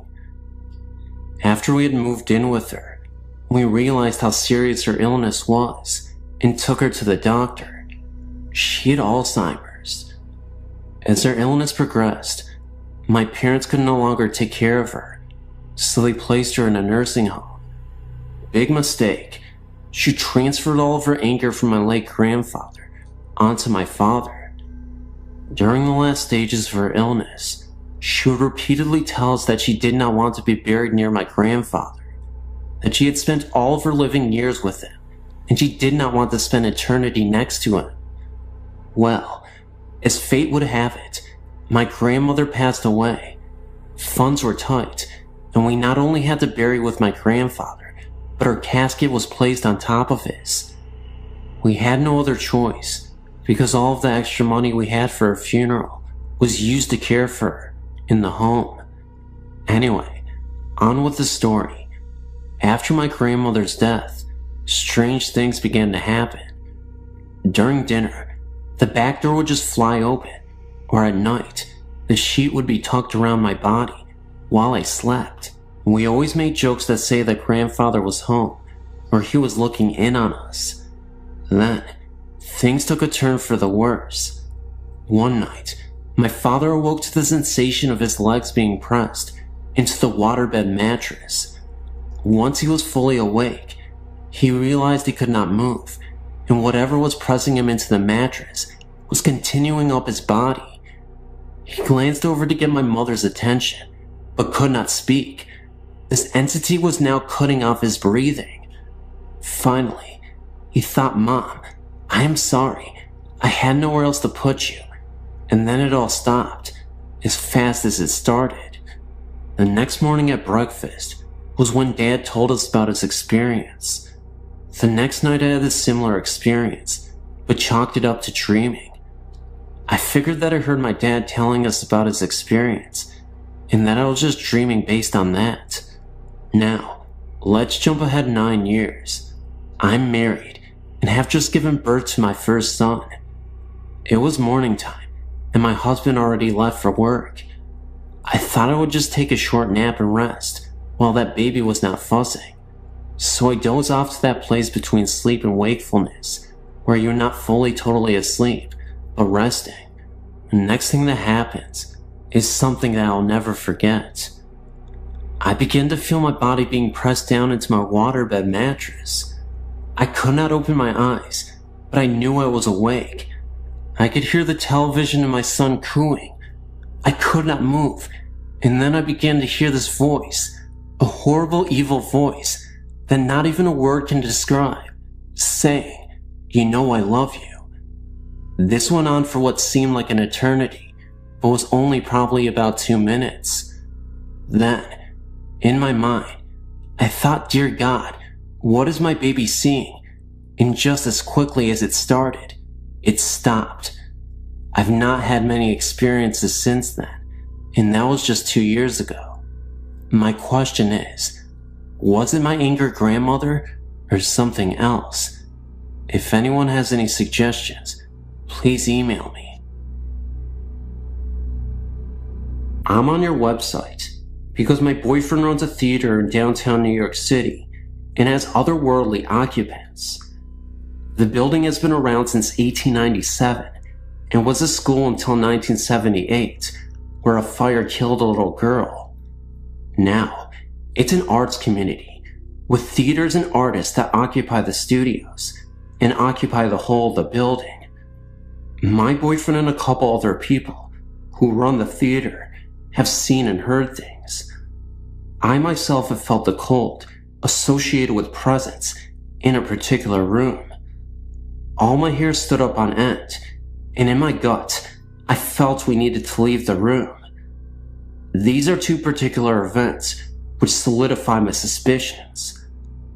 I got a call from my boyfriend one night to tell me he was coming home early.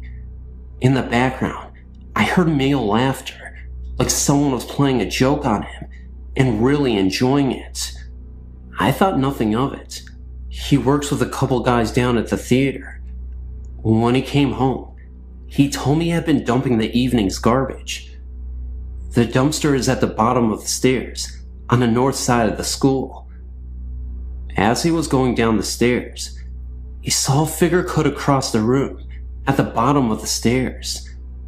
He called out, thinking it was the building's handyman. No answer. He reached the bottom of the stairs and deposited the garbage bag and headed back up the stairs to get the other bag of garbage. At that moment is when he heard what sounded like someone dragging the bag he had just deposited. He stopped, turned and called out. The noise stopped. He dismissed it and brought the other bag down. He headed back up, and the same thing happened. This time he did not go back down, but instead called to tell me he was on his way uptown. Later that night, in bed, he told me what had happened. I asked him who was with him when he called me, and he said he was alone. All my hair stood on end. Who was that laughing then? I asked. He said he was alone when he called. I think he thought it was my imagination or a bad connection, but now I know what I heard.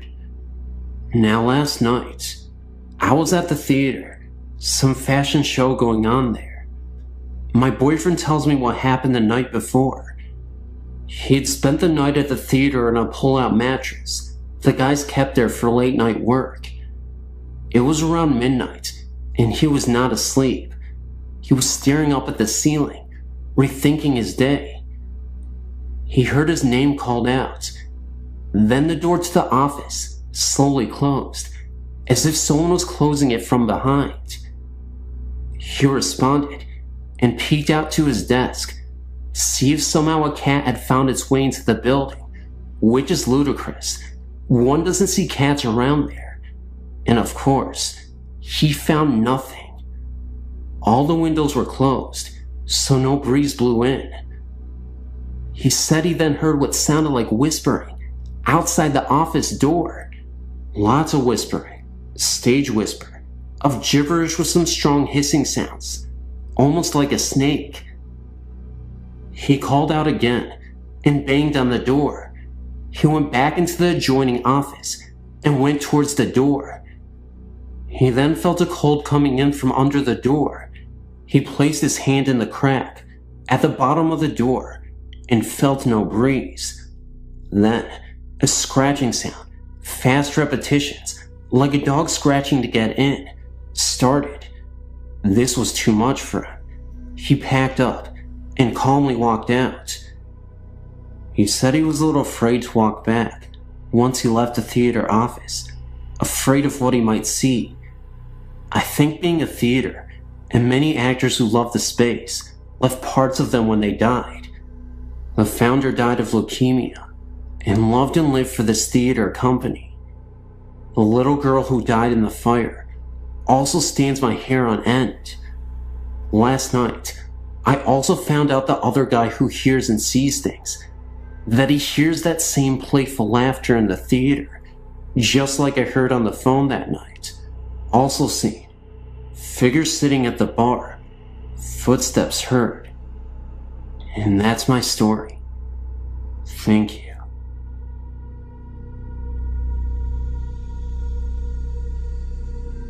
Hello, I'm writing about a few experiences I had at my home. The home is called Edgefield Manor. First, I want you to know that this may sound like the classic haunting in a big old mansion. Well, believe me, what lives in this house is no Casper. I moved in the fall of '86. The estate is huge, gardens and rooms upon rooms. It was originally going to be condemned. Well, anyway, here's a couple of my experiences. One day, I was in one of the parlors. I got up to turn the light on, and as soon as I did that and turned around, I saw a whitish figure glide across the other hallway. Another thing there is poltergeist activity. Explain this to me. The home has a ballroom. I went inside like usual. The grand piano was in the same place as it has been when I moved in. I walked out for 5 minutes and then came back inside. The grand piano was moved across the floor, pushed to the other side of the room. No indication of any noise. It was just moved. There are many others, and I have pictures. If you want more stories or pictures, just email me. I know this is kind of short, but it's always terrifying.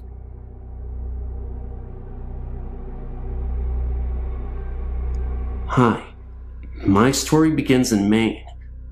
Our family owns a cottage in Castine. We go there every year. We're going next week, actually. The house belonged to my great-grandfather. The house dates back to the Revolutionary War times. People have died on the front lawn. The house is a 3-floor tower. This is a story about a crazy lady who used to live in that house. She used to scream out of the tower at people. Well, I think I saw her in the tower one night. When my great-grandfather lived in the house, he claimed that he saw it a few times when he would read on his rocking chair in the living room. He said it would walk in front of him. 3 other people in my family saw the same thing. I never heard the story about the crazy lady until I brought up my experience to my parents after we got back from vacation. The funny thing was, this ghost, it was wearing a maiden's outfit. When my dad told my grandfather, he said that I experienced it exactly as he saw it. I've never heard the story until I saw it. I am no liar.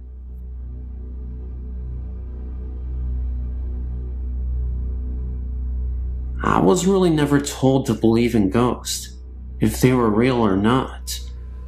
This started when I moved to Missouri with my family in 1995. The first home we rented when we arrived, something was very uneasy about it. I not only felt it, but my eldest son did also. One evening, when the 3 sons were in bed and my husband was working late, I was up watching TV late. When I decided to go to bed, I left a low light on in my bedroom. As I was walking down the hallway, past my son's room, there was a blur. I thought it was because my eyes were tired, and there was a mirror on the back wall of the hallway. But as I continued walking, my left eye got real blurry, and I felt a cold chill go through me. There's a basement to this house. I had my washer and dryer down there. I also had my kid's Sega game there. I felt very uneasy every time I went down there. My eldest son heard something pounding on the Sega controllers. He said at one time, he saw some kind of figure down there. The figure was bent over, blurry blackish gray, and it had no real face or features. He said it stood there, and it was shaking its head. He would be downstairs playing, and hear someone coming down the stairs, and no one would be there. My son was very uncomfortable when he first walked in. He said he felt sick to his stomach. When he saw the figure, he felt sick also. We have since moved, same town. We have moved into another house that has been lived in by many people, but not for long periods of time. Someone told me that the reason nobody stays in this house very long is because it is haunted. Again, me and my eldest son have been the ones noticing everything that has been happening here. I hear feet scooting across the floor at night, but no one is there. My son has seen a bright light flashing in the corner of his room. It is in the upper corner of his room, where no lights shine on the wall. I've also seen this myself. He has also seen 3 lights, spinning lights, beside his bed. There was also a time that he felt his bed shake. My son has cancer, and he had been going through a time that he could not sleep. It was right around the time that he felt his bed shake. We do not have an uneasy feeling about these experiences. They are quite comforting. I had an uncle. He was killed on a head-on accident when he was riding a motorcycle, and he was hit by a drunk driver. This was around maybe 20 years ago. I think of him very often. I was just wondering if it was him that was there with my eldest son and me during this time that he, my son, is going through this cancer. We aren't scared of his cancer, even though it's rare. My uncle was a very spiritual man. I feel that this is his way of letting us know that my son is going to be alright. We will get through this year, and his cancer will be done. I have 2 other sons, and they've not experienced anything. Neither has my husband. I told him, and felt foolish. I felt he thought I was crazy.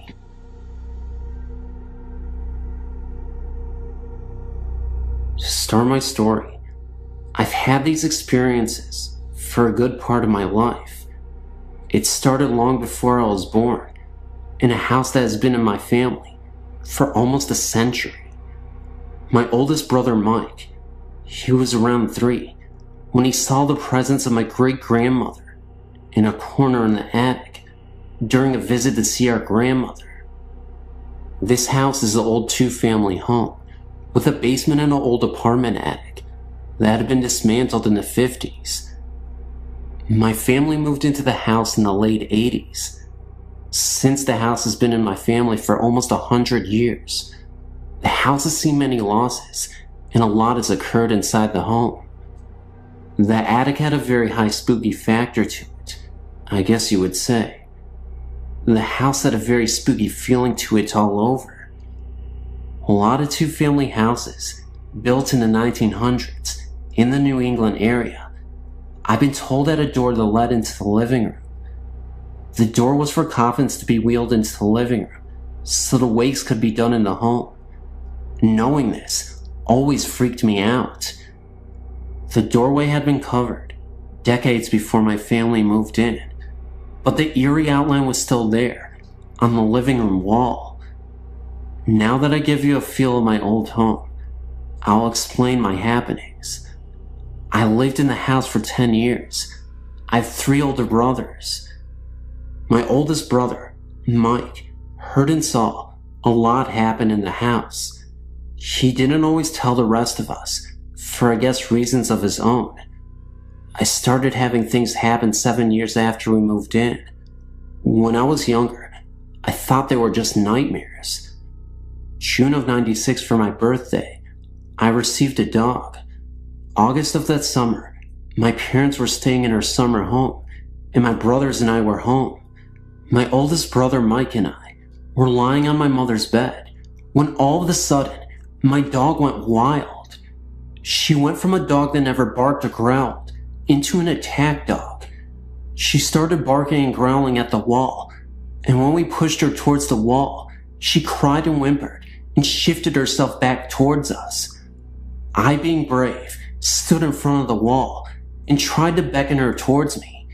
She just barked and kept at her growling. My brother Mike and I were convinced we weren't the only 2 watching TV and left the room. My brother and I kept what happened to ourselves, and later that night, my brother Joe came home and slept in my mother's room. I slept in the living room, and my brother Tom was watching TV in the room with me. At 4 a.m., Joe and I heard my mother's sliding bedroom door open and shut 3 or 4 times. The dog started going nuts again, and Tom jumped up and ran to see what was going on. Joe sat straight up in bed, terrified by what he had seen. That night, the 3 of us slept in the living room. Mike and Joe and I have heard voices of 2 men talking to one another. I've heard the doors open and shut, and when I went to see who it was, no one was there. Mike, he once saw what he thought was Joe.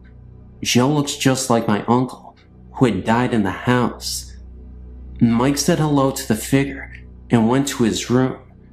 When he came out of the room to talk to what he thought was Joe, the figure was gone. And when he finally saw Joe again, Joe told him that he was just getting home from work and hadn't been home since that morning. Mike had slept on a bottom bunk of a bunk bed he had in his room. Joe used to sleep on top, while long since then, slept on the couch in the living room. Mike swears he could hear someone shifting on the top bunk, even when none of us were sleeping on top. Mike would hear 2 men conversating on the top bunk, but he could never understand what they were saying.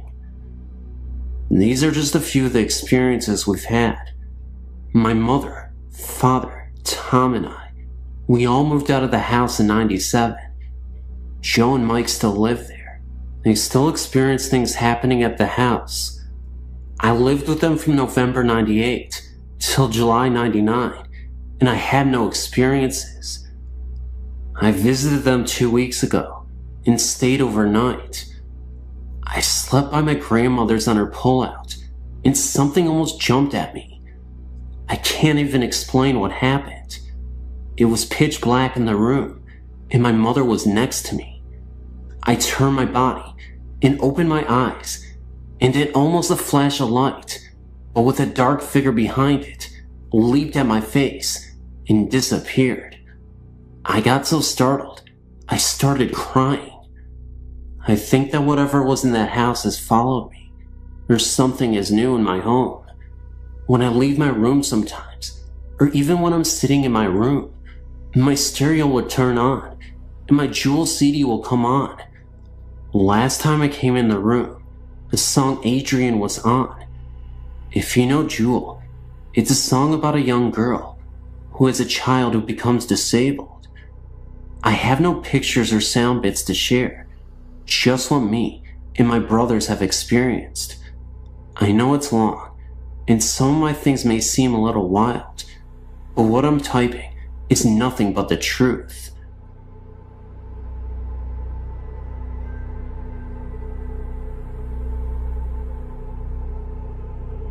I don't really know where to begin with my story. I told very few people about it, for the fear they might think I'm crazy. I'm glad to have found a place where I can talk about it freely. I'm 26 now, and have not experienced anything like this since I was a small child, but it changed my life forever. When I was around the age of 3, I was still sleeping with my mom and dad. There were several things that happened around this time. I'll start with the worst first. One morning, I'd just woken up, and I turned over like I always did. But this morning, I saw the most horrifying sight that no 3-year-old should have seen. Laying next to me was this terrifying demon. I know it was a demon because of its eyes. It had a human form of a woman and was nude. It was about 10 feet tall, had thin bony fingers, and the darkest eyes. It was like you could almost see through them. You could just feel the pure evil.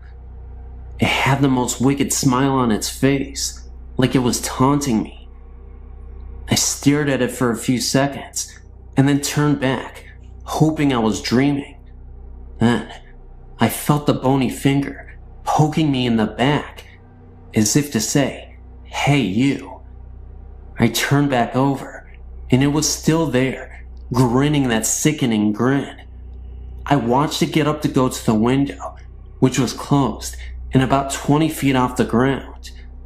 It turned and gave me one last grin and went out the window. It was also around this time that I awoke one night to see 3 demons. They seemed to be like children. They were standing in the doorway, laughing the kind of laughter like I've never heard before. This was the same room where I'd seen the other one.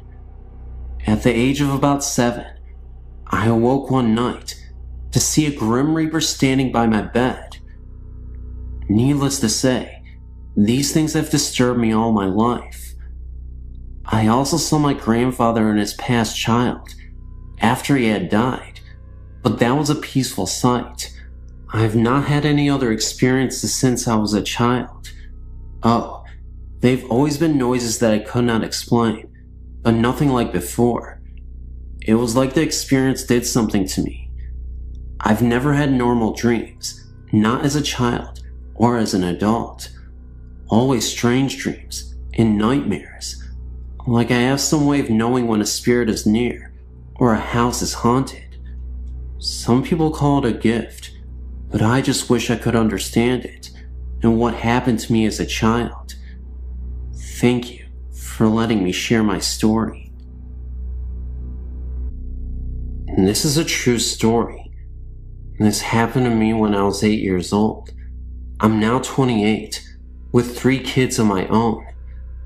It happened in my hometown of Soak Village, Illinois, which is known to be a place that Indians pass through using South Trail to get to other destinations. At least, that's what the official story is. There are others, like myself, who believe more. We believe that Indians actually settled there, if only for brief periods of time.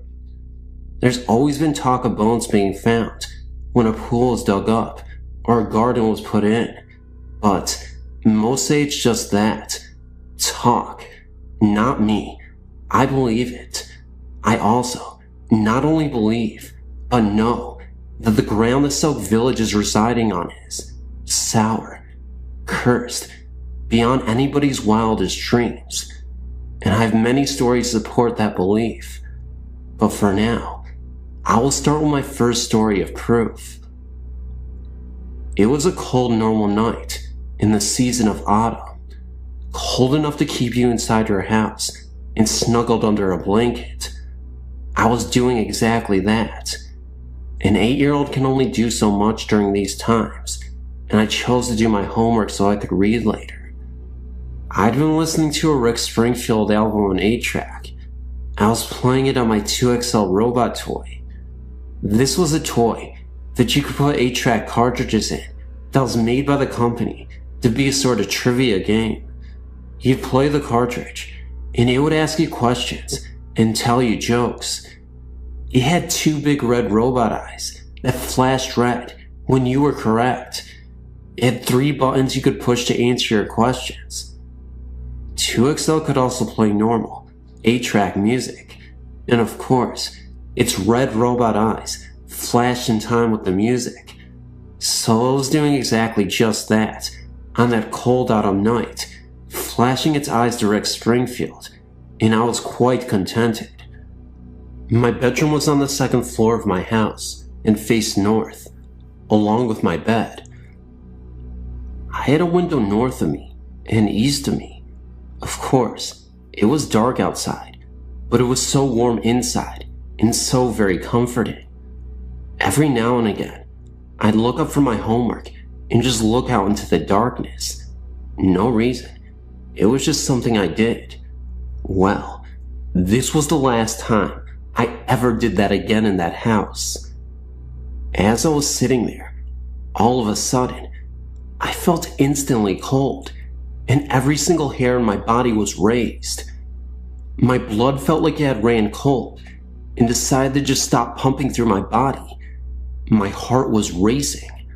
I was perfectly terrified, and I didn't even know why. Yet, my 2XL was suddenly stuck, and it kept playing the same verse from Rick over and over. Hole in my heart. And its eyes weren't flashing anymore. No, They were just burning, bright red, blood red. Then I felt this magnetic pull, like something was pulling me to my right. I turned my right head and looked out the east window and saw something that haunted me for the rest of my life.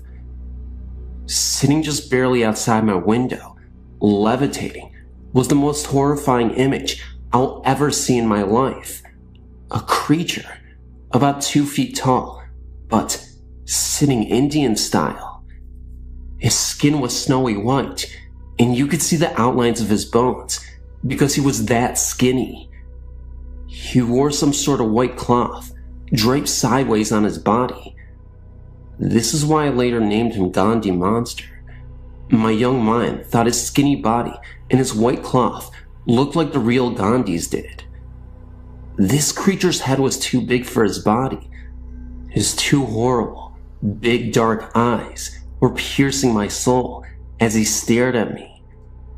He opened his mouth and grinned a grin at me that haunted my dreams for years. His mouth was full of long, snarly, razor-sharp looking teeth, dripping with blood. I don't know how a mouth could fit so many nasty teeth into it, but it did. I watched as the blood dripped from his teeth and slid down his chin and onto his white cloth diaper shorts. He raised his hands and reached for me.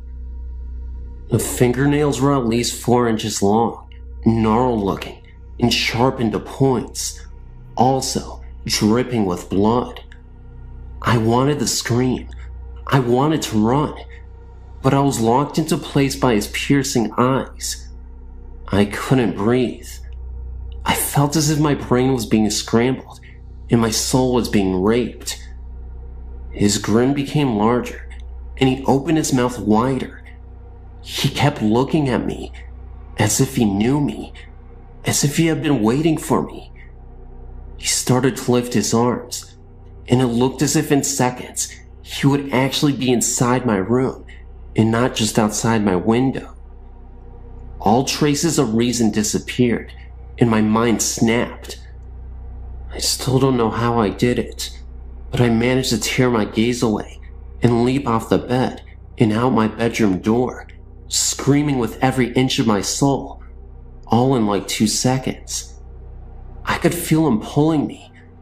I could feel that horrible stare penetrating my back as I screamed down the hallway to my mother. Of course, when her and my father and younger brother came back, it was gone.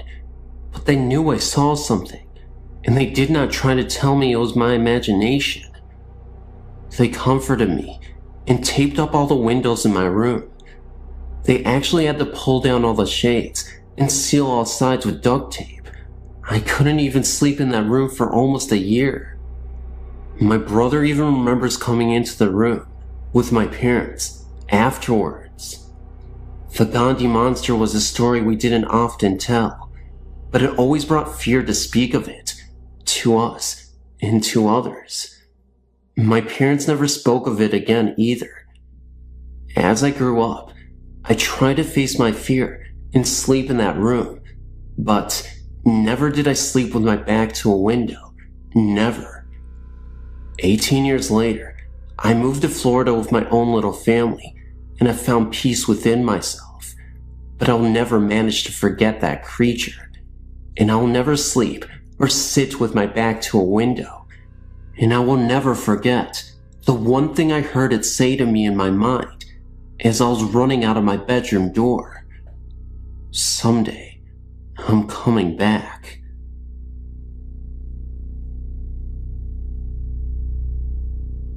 Hey, I'm in my mid-teens, and I've experienced ghostly encounters. The one that really freaked me out was when me and my family moved to Scotland. For a few months, we lived in chalets. Me and my older sister shared one on our own. A few weeks after we moved in, we began to feel uncomfortable and felt as if we were being watched there, and there was also a threatening atmosphere. We told our parents, and they said it was just because we were next to the graveyard. A few weeks later, I was lying in my bed with the door open when a tall, dark figure stood, leaning over me. I didn't think at that particular moment, but it wasn't until my sister asked me if I felt somebody was in my room the previous night. We started to talk, and she too felt as if somebody tall was leaning over her. I then started to sleep in my sister's room, and the figure didn't return, so I moved back into my own room. But then again, the figure returned this time. It was kneeling beside me. The next morning I told my sister, and again, she felt the presence of a tall man. Our dad told us that the large house next to us was where the Vikers used to stay until the house was sold. One night, my mom came in, and she was holding 2 necklaces with crosses on it. Me and my sister aren't religious, so her mom thought it had something to do with that. So we went to bed, holding the crosses. That night, it was very uncomfortable in both rooms. After that, we haven't felt the presence of the tall man. The figure that visited did so on a few occasions. Each time, it felt as though it was getting closer and more angry. When the crosses were given to us that night, the figure seemed very angry. Its face was literally pressed into mine, and it felt as if he was gritting his teeth at me. My sister also had this very uncomfortable, menacing figure who was pressed into her face. All you could do was hide under the guilt, closing your eyes really tight, and hope you'd fall asleep quick. Since that last visit, nothing has returned, and we've since moved then, and nothing. We don't even use the crosses anymore. Other things that we didn't think of as being connected at the time now do seem connected, such as the chalet that Mom and Dad were in, although the same, was different in feeling. Because Mom and Dad's chalets always had a comfy feeling, yet ours didn't. Whether it was because there was just me and my sister alone in there, and it was our imaginations or not, we don't know. Although in Mom's and Dad's chalet, there was only one more person over there. From the moment we stepped into the chalet, it was always cold, even with the heaters on.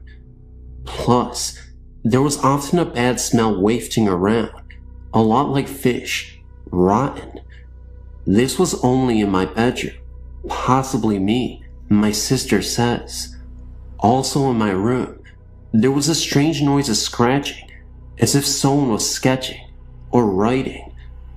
This noise accompanied the presence of another figure, smaller in stature and of the female sex. My sister also felt the smaller presence, but not the noise.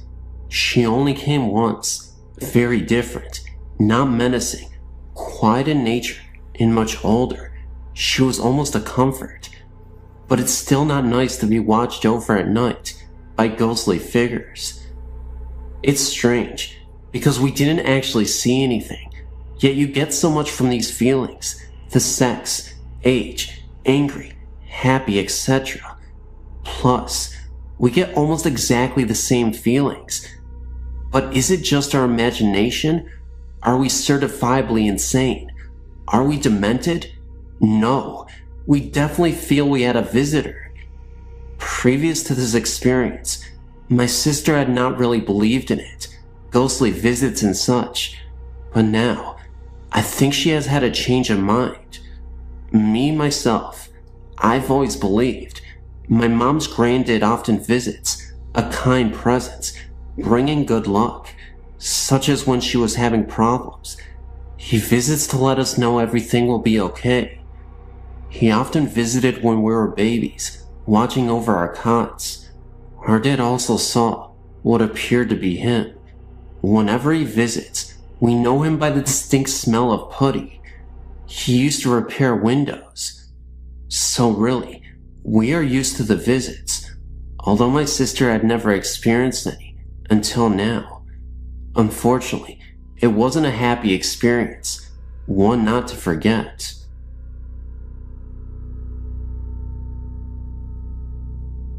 happened to surf onto your website, and I just wanted to let you know that I saw Resurrection Mary in Justice, Illinois, back in October of '92. After getting off of work at 3 a.m. from a chemical plant, Whitco Corporation, near 51st and Central in Chicago, I was driving by that particular cemetery at about 3:30 a.m. on my way home from work. Driving by, but initially not thinking much of the sight, as there was a nightclub with women of ill repute nearby. I saw a woman in a light blue or white palm dress standing by the trunk of what looked like a black park limousine at the front SW Cemetery driveway off Archer Avenue to the cemetery. I slowed down quite a bit to get a better look at the odd sight, but then drove off.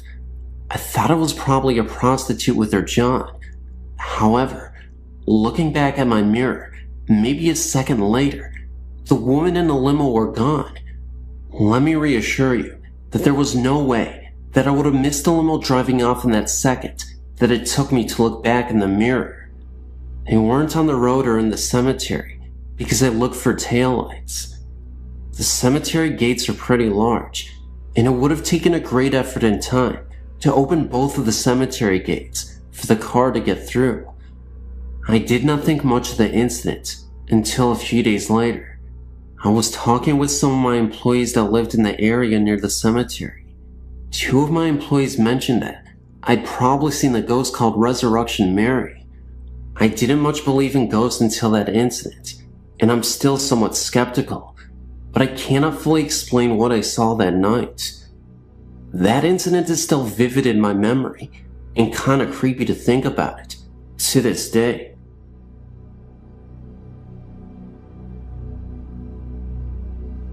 Ever since I can remember, I've always had an interest in ghost stories. That is why I'm writing you this letter. No, I don't have a ghost in my house. A friend of mine told me about this place at least 10 months ago. I was so amazed at this story, I asked if he would take me to this place. No one really ever goes there. I guess cause it's so creepy and dark looking at night, but during the day, it is okay. Nothing strange happens. Well, first, before I tell you more about this place, let me tell you the story of why it is so unusual.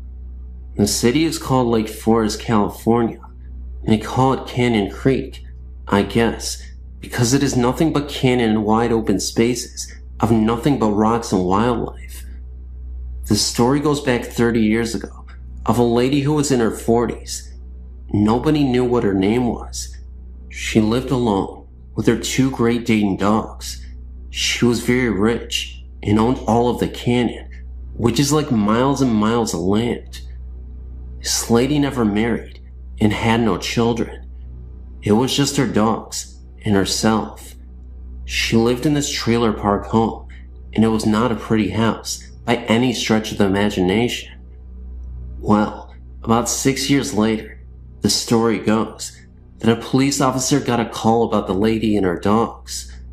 The officer went to the lady's home and knocked at the door, and no one answered. The officer ended up breaking down the door, and what he found next was horrifying. It is said that the officer found the lady dead.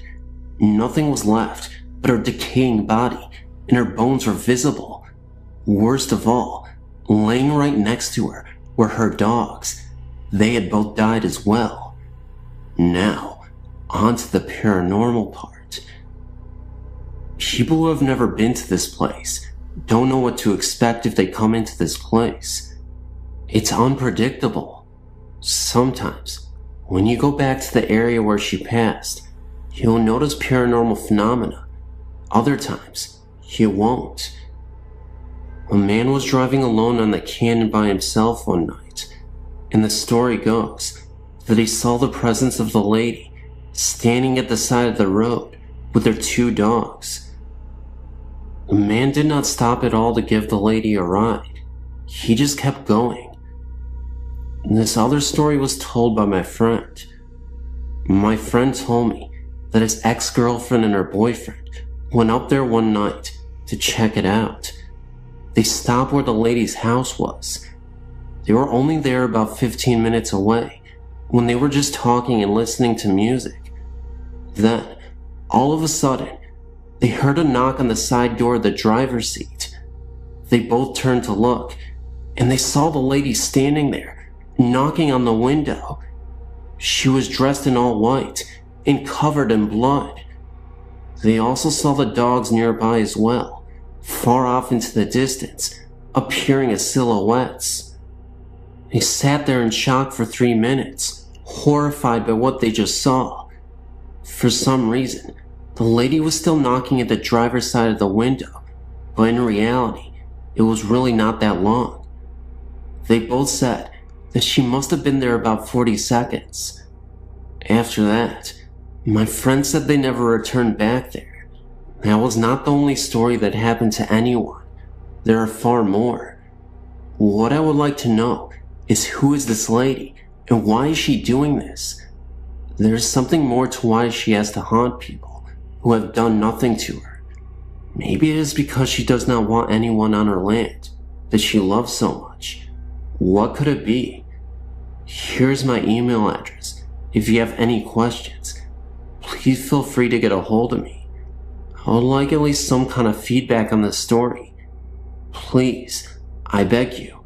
I'm so confused and I'm scared. Please let me know what is going on. I find this intriguing. When I was a young teenager, around 13 or 14, my cousin Judy and her family had rented a home on the Tennessee and Georgia line. This was a huge house with plenty of bedrooms for Judy and her 4 siblings. It had a wraparound porch and 3 fireplaces. It was a gorgeous old home, probably built in the early 1920s, if not earlier. And there were huge oak and maple trees complete with tire swings in the front yard. Judy, who was 2 years older than me, instantly hated that house. She said that it scared her. Her mother passed it off as that adolescent dislike of anything and everything. After about a month in that house, Judy had changed. She was always sleepy and cranky, always jumpy, and looking over her shoulder as if she were scared. When I asked her what was wrong, she insisted that it was the house.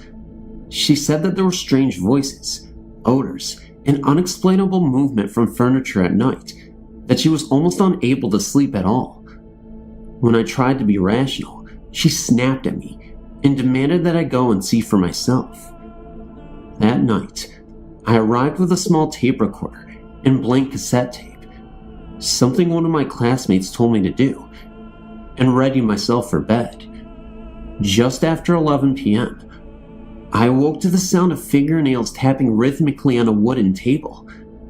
Figuring it was just Judy trying to save face, I rolled over and went back to sleep. A short time later, the radio alarm clock sounded, blaring some static-filled rock tune. I turned it off, thinking again that it was just Judy pulling another prank. Later still, I awoke freezing cold. All of the blankets were piled at the foot of the bed. Judy was sitting with her back to the headboard and her knees curled up under her chin and her arms wrapped around them. She was staring glazed eyes at the dresser mirror where there was this faint, fog-like mist reflecting in it. Again, thinking it was all Judy's doing, I gathered up the covers and went back to bed. Finally, very late in the night, I was again awakened to the sound of someone calling my name. It was very distinct and not something Judy could pull off, especially considering she lay next to me sound asleep. I shook her awake, and she heard it too. We sat there listening for what felt like hours. Then it just stopped, and there was an uneasy stillness in the room. The bedroom door slammed shut, and the dresser drawers opened and slammed closed of their own accord. A guttural growling sound filled the entire room, getting louder and louder until it was echoing throughout the house. When it finally subsided, we could hear beating and knocking on the bedroom door. It took us a few moments to realize that it was Judy's mom trying to get into us. When her mom finally got in, Judy and I were in tears. Somehow the door had locked itself, and it was one of those old locks that require a skeleton key to lock or unlock. Her mom wanted to know what we had been doing to cause such a ruckus. When we began to tell her about all of the odd events, she shushed us and emphatically stated that there are no such things going on in this house. No sooner she had gotten the words out of her mouth, the rocking chair in the living room just outside of Judy's bedroom began rocking. I mean, rocking so violently that it was pounding the floor. After that, the kitchen and living room lights began to flicker on and off. Judy and her family moved from the house the very next day. The day after Judy and her family moved, one of her brothers found the tape recorder and began listening to the tape. There were at least 3 different voices heard, and no one could decipher what languages the voices were speaking in. Judy threw that tape in a brush fire after listening to it, and said that those sounds were the sounds she had been hearing since day 1. On a side note, that tape recorder never worked again. When my dad took it to a repair shop, they could not find a thing wrong with it. It simply would not work. I'd forgotten about that night in that house until this past weekend. My spouse and I were driving around looking for a place to hunt when we stopped at a 4-way stop. A chill came over me and my feet began to burn as if I was suddenly standing on hot coals. I felt lightheaded, nauseous, and weak when he said, "Man, look at that house. It's like staring at us." Gives me the heebie-jeebies. When I looked to my left, there it was, like a nightmarish blast from a long-forgotten past. I called Judy when we got home and told her about seeing that old house. Judy, now almost 35, was extremely upset about the mention of that house. She made it very clear that she did not want to discuss that house or anything that went on beyond its doors, and she made me swear to never bring it up to her ever again.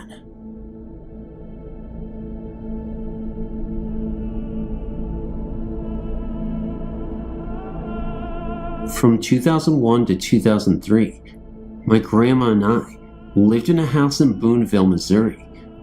The house was my uncle's, but it used to be a duplex, so my grandma had one side, he had the other, and I had the upstairs that went from his side up. First, I have to say that the house always felt weird. It used to be a vet's office, and between the 2 halves of the house, there's a little hallway about 3.5 feet long with a door on her side, a door on his side, and a door to the basement. The doors in the house stuck at some times of the year. It wouldn't stay shut the other part of the year. This was the part of the year that they wouldn't stay shut. They just swung all the way open. I went downstairs to go talk to my grandma, and when I went into the hall, both doors slammed shut. The basement door, which always latched very well and stayed latched, started to swing open and stopped at about 1 inch. I know it was about 1 inch because my hand was on the door. There was a really cold draft coming from the crack in the door, and our basement wasn't that cold around that time of year. I screamed and started banging and pushing on all 3 doors. It was pitch black in there. There wasn't a light. And finally, the basement door shut quickly, and both doors just swung open. I went in and told my grandma, and she said she heard the door shut and thought it was weird, but didn't hear me screaming. Another time, we had been gone all day, and so had my uncle. We didn't have a big ladder, and no one around there had seen anyone on our roof. I went upstairs and walked into the bathroom, which was right across from a window. I paused for a couple seconds, then turned around. The window, frame and all, were lying on the floor. There were a couple marks on the wall where the corners hit as if it was falling down, and there were linters of wood all over the floor. We checked, and there weren't any pry marks, and no marks outside, and no handprints on the window like someone had pushed it. My uncle still thinks I somehow pried it off the wall. That is the window he kept telling me to keep shut. I tried, but it was one of those windows that opens from the top and leans in. Every time I shut it and locked it, it would come open. He slammed it shut, and the next time it was open was when the window fell off the wall, as we put it. There are other things that happened in that home. Almost all of it happened upstairs. The locked doors would pop unlocked, open, shut, then relock themselves. If I put too many things on top of the filing cabinet in the corner of my bedroom, it would shake violently until some stuff fell off. When anyone went up or down the stairs, something grabbed your ankles about halfway and even tripped you. I had a particularly nasty fall down the stairs one time. The closet doors in the hallway would open and close slowly sometimes. The stairs came up in the middle of the hallway, and there was a walkway all the way around. The side that no one ever walked on had really cold spots. A couple of things that happened that were not upstairs one time. I had my door open and was just laying there thinking, and I saw something come from my upstairs living room and walk down the stairs, ever so slowly.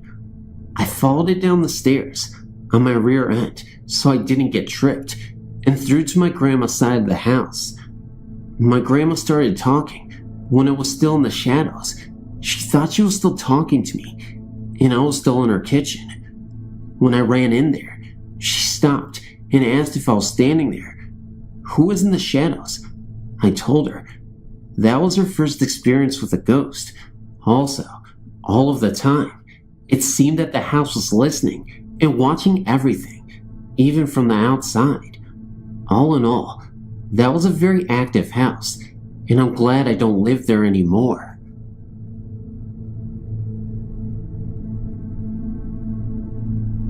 We moved into our house in August of 2001. We first realized we had a ghost when I was sitting on the toilet, and the toilet paper in front of me suddenly and very quickly began to unroll into a perfect pile on the floor. This happened once to my husband also. Soon it began. Here are some of the things we have experienced with our ghost. We have a woman who died in her son's room. Her name is Della.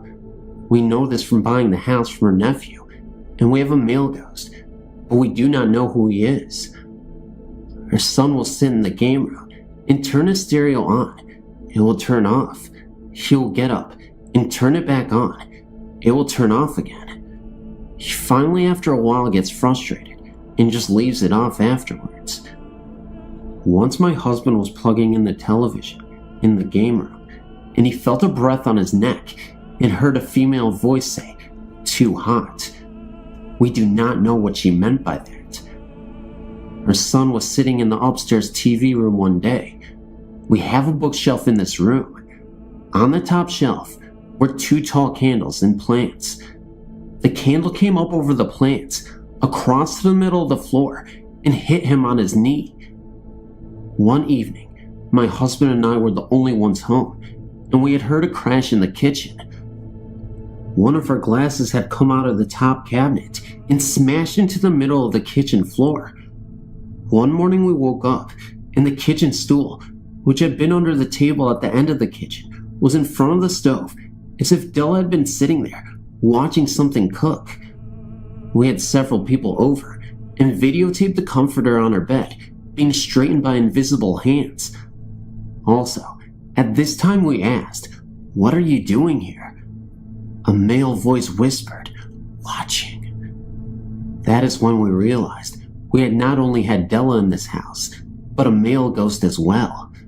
We have had on numerous occasions the smell of baking bread, and no one was baking bread. According to her nephew, she died in her son's bedroom in the month of June.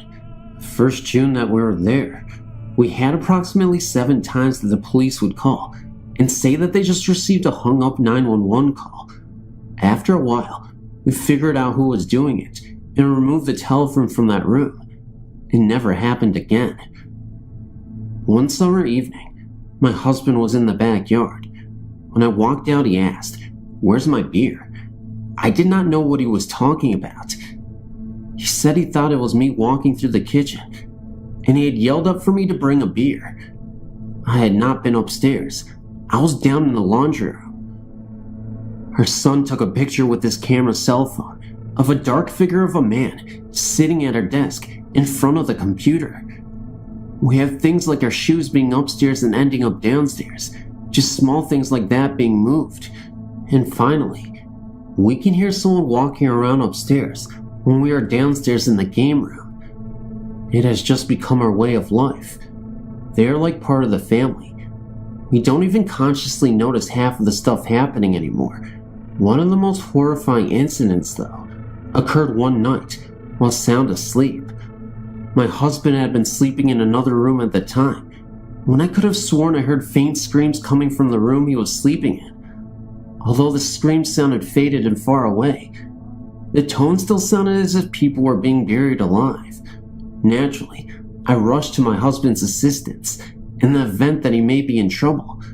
Fortunately, he was completely fine, but before I could turn back completely and head back into the hallway and into my room, I saw a shadow figure zip past me from the corner of my eye.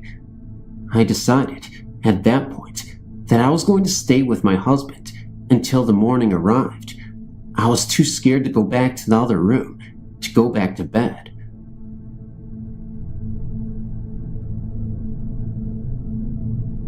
Hey, my name is Kelly, and I know that this experience is a bit short, but it's also a life-changing story that I'll always remember for the rest of my life. I used to frequently visit this young girl who I became a babysitter for. Her parents' house was a typical American dream type home, nestled inside a friendly subdivision of similar looking homes with white picket fences, perfectly manicured lawns, etc.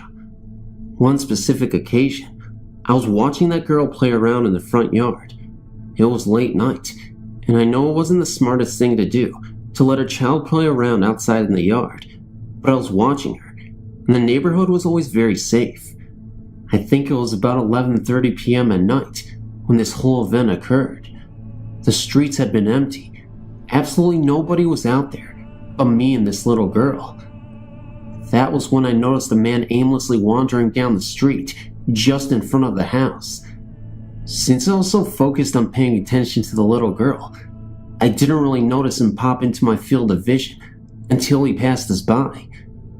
This was an older middle-aged man with tattered clothing, looking completely out of place in a neighborhood that wouldn't even have these types of people wandering on the streets. He looked delirious and was walking slowly. He didn't seem to turn to us or even recognize that we were on the lawn. He just kept walking. Immediately, I grabbed the girl and ran back into the house and locked the door. I decided to look through the drapes when I noticed the man had disappeared on the street. It didn't make much sense to me because the man was walking so slowly and I'd just seen him the second before. I asked the little girl if she'd seen the man I'd seen, and before I could even finish my sentence, I heard a soft knock at my door, my heart pounding. I was too scared to even look through the hole to see if it was that man, but I did anyway. Oddly enough, there was nobody there. I ended up telling the family of the girl, and of course called the cops.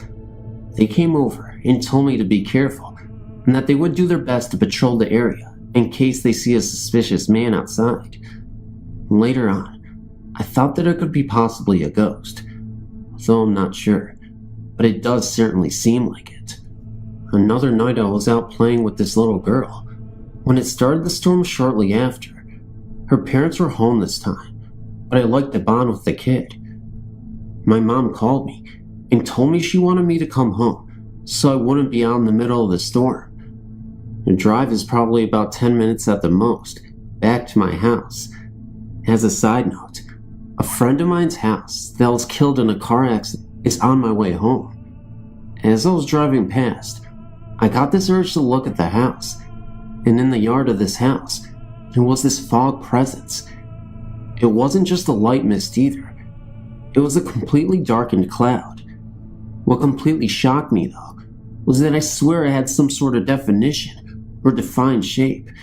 It had the build of a person, but as I said, was still a dark cloud. I saw it for about 5 seconds, then it disappeared.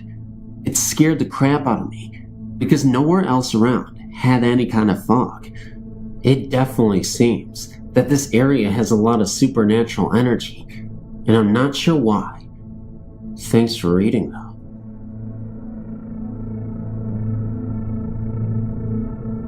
I wanted to share a story that proves that love continues, even after death. My son and his wife, who live in another state, were expecting their first baby in the first part of December. My 80-year-old mother couldn't wait for the baby to be born. She was so excited. Every time I talked to her, everything would be about the baby. In mid-October, Mom suddenly fell ill and was hospitalized. My son and his wife came down and spent a lot of time with Mom in the hospital, making plans for the baby, etc. On November 5th, Mom died. My beautiful granddaughter was born December 1st and was named after her great granny. It was very bittersweet, as we loved the baby more than anything and so glad she was healthy, but it was very sad knowing how much Mom wanted to see her. Well, death did not keep Mom from seeing her first great-grandchild. While in the hospital, my daughter-in-law was alone in the room with the baby, kind of dozing in and out. Suddenly, she felt something nudge the end of her bed. She looked up and saw Mom at the foot of her bed, smiling at her. About this time, the baby started to fuss.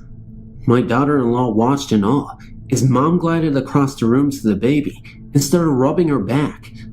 The baby immediately quieted down, and Mom slowly faded away.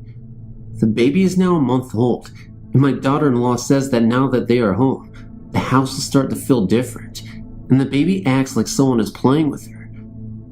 I think we know who her guardian angel is. As a side note, yes, the story is 1000% authentic. I know maybe people might not believe it, but obviously it happened, and I have the proof to back it up, at least in my heart. It's not the scientific proof that everybody wants, but it did happen. I believe in ghosts. I'm certain of it. I had an experience at this location, similar to the gentleman who shared his story, so I'd like to share mine as well. One evening, out of the blue, my friend told me about this haunted track just outside that small Saskatchewan town, located in Canada. We decided to take the several-hour trip just for fun, just to see it. My friend, who knew about it, had already been there several times, and told us exciting but scary stories about it. 2 carloads of us made that trip that wintry night. We drove our vehicles down the track, past some no trespassing barricades, and parked. We got out to look. So to speak, we saw the light. This bright light, similar to a single headlight, slowly moving towards us. We then noticed it would split in 2, move fast, slow down, merge back into one, and repeat at fast rates. Freaked out, we ran back into the cars to leave, to notice the one larger car got stuck in the snow. We tried to get out. The longer and harder we tried, the brighter the light got. We couldn't move the vehicle away from the light because of the snow, but the guys figured we could move it forward, towards the light, unfortunately. Myself and another girl slowly walked towards the light to see if there was a clearing so we could turn around. When we did this, the light seemed to fade away. We walked quite a ways down, then decided to go back to the cars. We turned our backs to the light, which was at this time quite a ways away. You just have to look back, and after a few steps, we did. The light instantly grew in intensity and jumped what was like 50 to 70 feet towards us and was right behind us. We ran to the cars. It followed just as fast. Something, it wasn't the snow, kept making me trip over and over again, hurting my foot even more each time. I was on the verge of tears. Eventually, somehow, we got back into the cars, managed to get turned around, and started heading back. Then the car in front of us got stuck. The light moved up the road with us. By this time, maintained a bit of a distance. We got this car unstuck with less trouble than the first, and proceeded a few meters more when we came back to the barricade. I don't know how we got past it at first. It seemed impossible to get back. Big pieces of metal in the middle of the path, ditch with trees on the side. Maybe just enough to get a car through, if there was light. One of the girls got on top of the pile with a flashlight to show where the edge of that was. I got in the ditch to show where the edge of it was, turned on the headlights, and the most absurd thing happened. The spotlight went crazy, fast, unpredictable movements, sudden duplications, merges, etc. Then little red lights surrounded it as it turned into one huge glowing white light. Then the huge light went out, gone, instantly. The red lights remained, and they flew towards us at high speeds. I tried to get myself out of the ditch and run to the car, but my foot felt as if it was being pulled back by someone. I yelled at the top of my lungs for help, but everyone else was spooked by the red lights, and they were running. More resistance was felt to my ankle, and I looked back at it and noticed the red little lights now, about a meter from me. I yelled at them to leave me alone and for my friends to help. All of a sudden, I was released from its stranglehold. I then proceeded to leap from the ditch and ran as fast as I could. I got up and ran as fast as I could to jump in the car. We left and got away from those tracks. I know I yelled. The scary thing was, I asked my friends why they didn't help me get out of the ditch. They said they didn't hear me yell at all for anything. I know I did. Did the ghost take away my voice then and there? Discussing this event afterwards with the group, we concluded I had the scariest experience of the 8 or so of us who took the trip. Why? They aren't sure, but I think I know. I was the one who didn't believe any of it would happen. The ghost had to prove me wrong. They did. Trust me. Believe. They are out there, and you don't want them to have to prove it to you. Every time I tell this story to anyone, even typing it, my body stiffens up like I did that night. I feel a cold sweat, and every shadow scares me. It scared me to tears that night.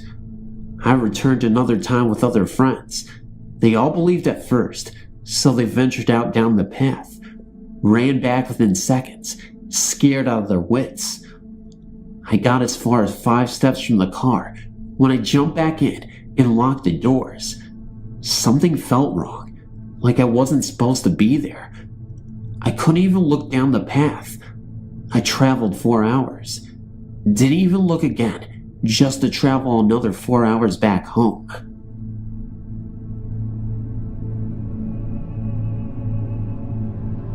Over 35 years ago, in our farm neighborhood, there was a farm where an old woman lived alone. It was said around the neighborhood that the old lady was a witch. I don't know if she actually was a witch, but she was pretty scary looking. She wore long dresses and always had a scarf tied over her head.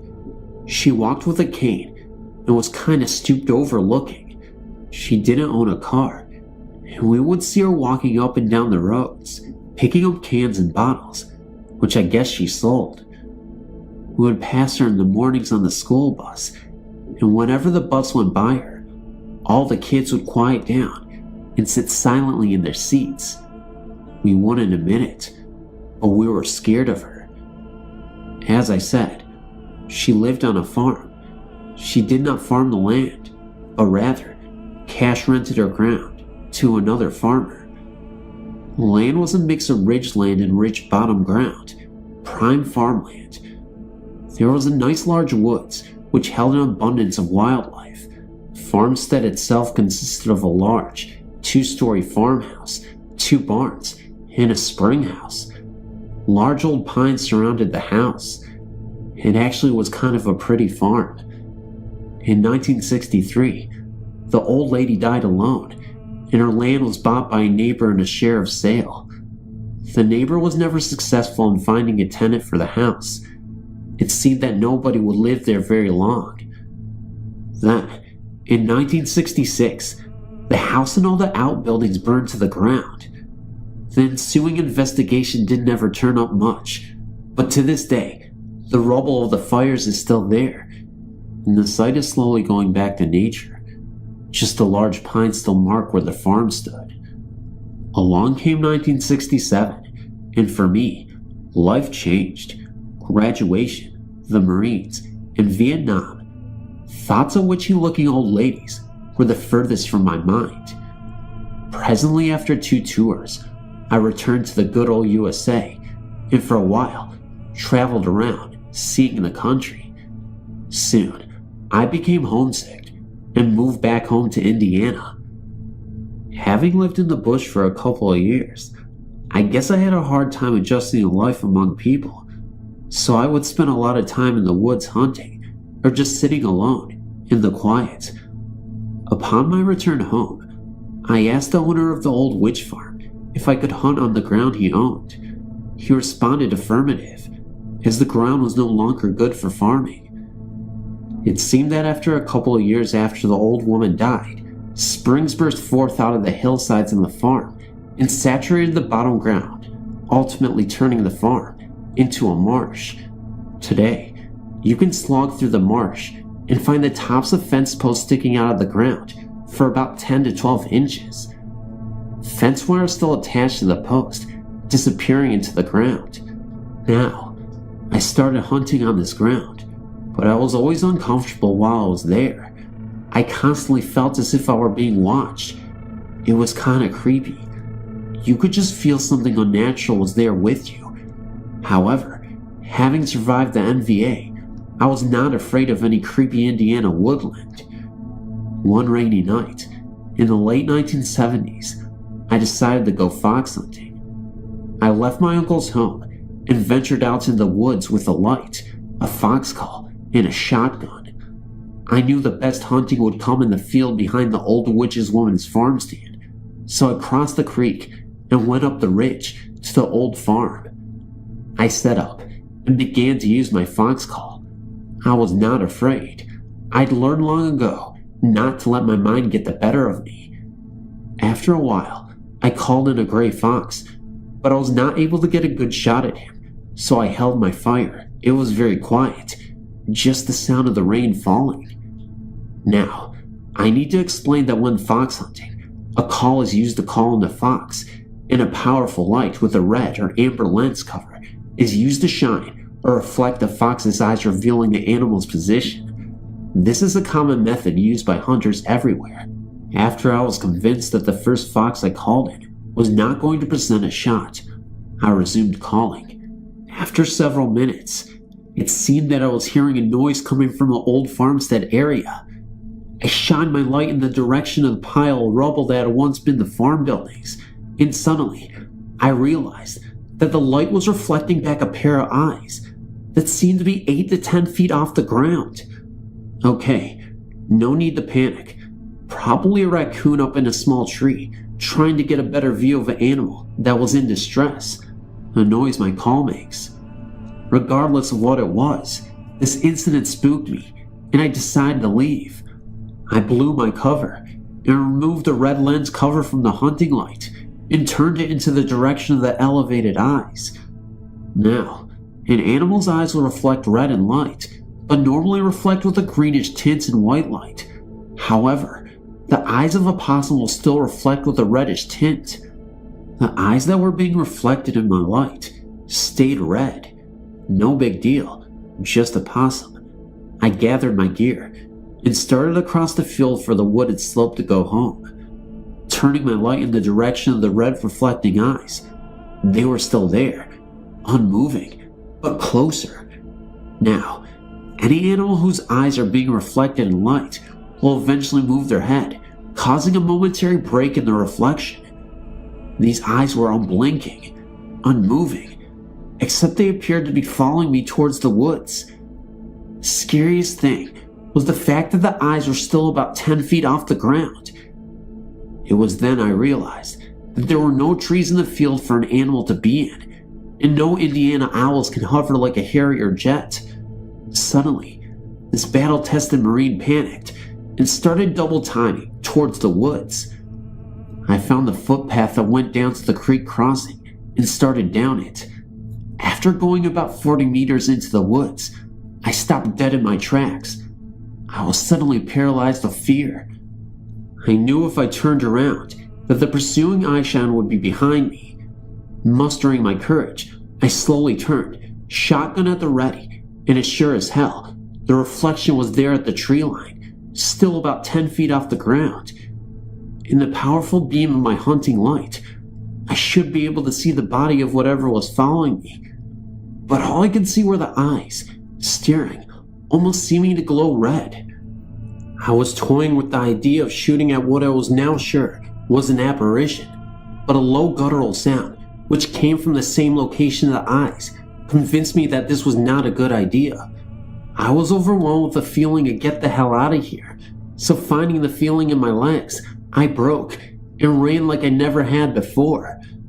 I did not even use the stepping stones at the creek crossing. I just splashed through the water. I continued my pace through the scrub timber until I finally found safety in my uncle's farmyard. At this time, I heard a cry coming from the timber that I cannot duplicate or describe accurately, but it had a mocking quality to it. What did I see in those woods that night? I don't know. It wasn't anything indigenous to the Indiana woods. It was something that scared the hell out of me more than an NVA B-40 rocket ever did. I know that I'll never go into the woods again at night. This incident happened over 20 years ago, but I can't shake the image from my mind.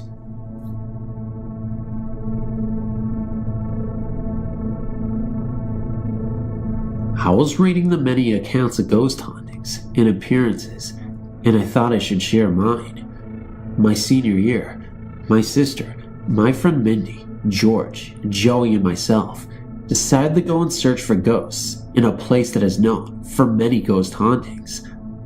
I'm from San Antonio, and some of you may be familiar with the Tracks school bus crash that killed several children and bus driver in the surrounding Espada Park.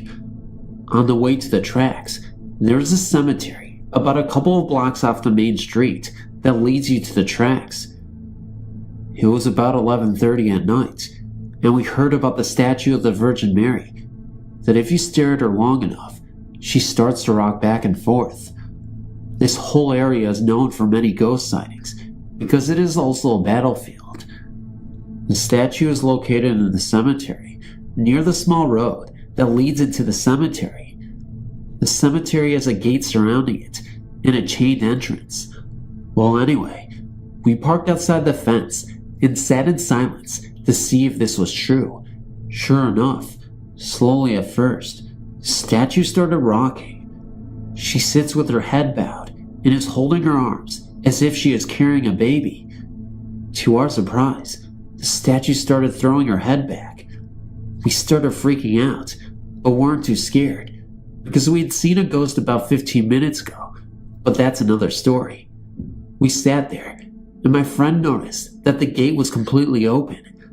I don't know how we would have missed an observation like that, since we have to pass the entrance to get to the park outside the gate to see the statue. We all decided to go in and get a better look. We were being stupid and just weren't scared enough, I guess. Slowly, George began driving, and as we kept getting closer to the statue, the harder she would rock. When we got to where we were aligned with the statue, about 10 feet, the most horrifying thing happened. The statue lifted her head and stared at us, but with no eyes and no face. It was completely black, and what made everything worse was that as soon as she looked at us, the car shut off entirely. We were in hysterics, screaming as if we were being murdered. Even George and Joey, two 18-year-old men, were screaming like girls. The car was a year old and had no problems with it. George continuously tried restarting the car, and it just would not turn on. The rest of us are looking away from the statue, and I was praying to God to start the car. Finally, what felt like an eternity, it started, and we hauled ass out of the cemetery and took a right out of the entrance, which leads us further away from the main road. towards the tracks. We were in shock and decided to skip going to the tracks and go home and pray. When we got home, I noticed the TV was on and the news was blaring. It was announced that an earthquake had just hit the San Antonio area. I guess that explains what happened at the cemetery. Even though I swear it was paranormal, I'm not even entirely sure what happened that night exactly, but I know it terrified me. But how do you explain the black eyes? How do you explain everything else? Maybe it was a paranormal earthquake, if that even makes sense. You know how I was talking about the ghost from earlier that I said I wouldn't mention? Well, I guess I should mention it now. A few minutes before we were heading up to the cemetery to see the statue, we saw this old guy out in the fields, just digging. As we drove by, with our headlights on, we flashed towards the guy. He looked up at us and looked absolutely frightened. Either that or angry. It was hard to tell. But as he was looking up, his eyes were black. Not only that, but his eyes were so black that they were reflecting off of the car. I'm not even sure if that makes sense, but that's what we saw. We ended up driving past that area, and that's when we went into the cemetery. Now, you may dispute this and may be skeptical about what happened, but I'm telling you, honest to God, it really did happen. I know a lot of people say that, but I swear on my life that it did. Every time I pass by that cemetery, I can't help but think of what happened that night. I don't know if I'm ready to see that thing again, once it decides to appear. But I'll tell you what, whenever someone tells me a ghost story, I'll listen and believe.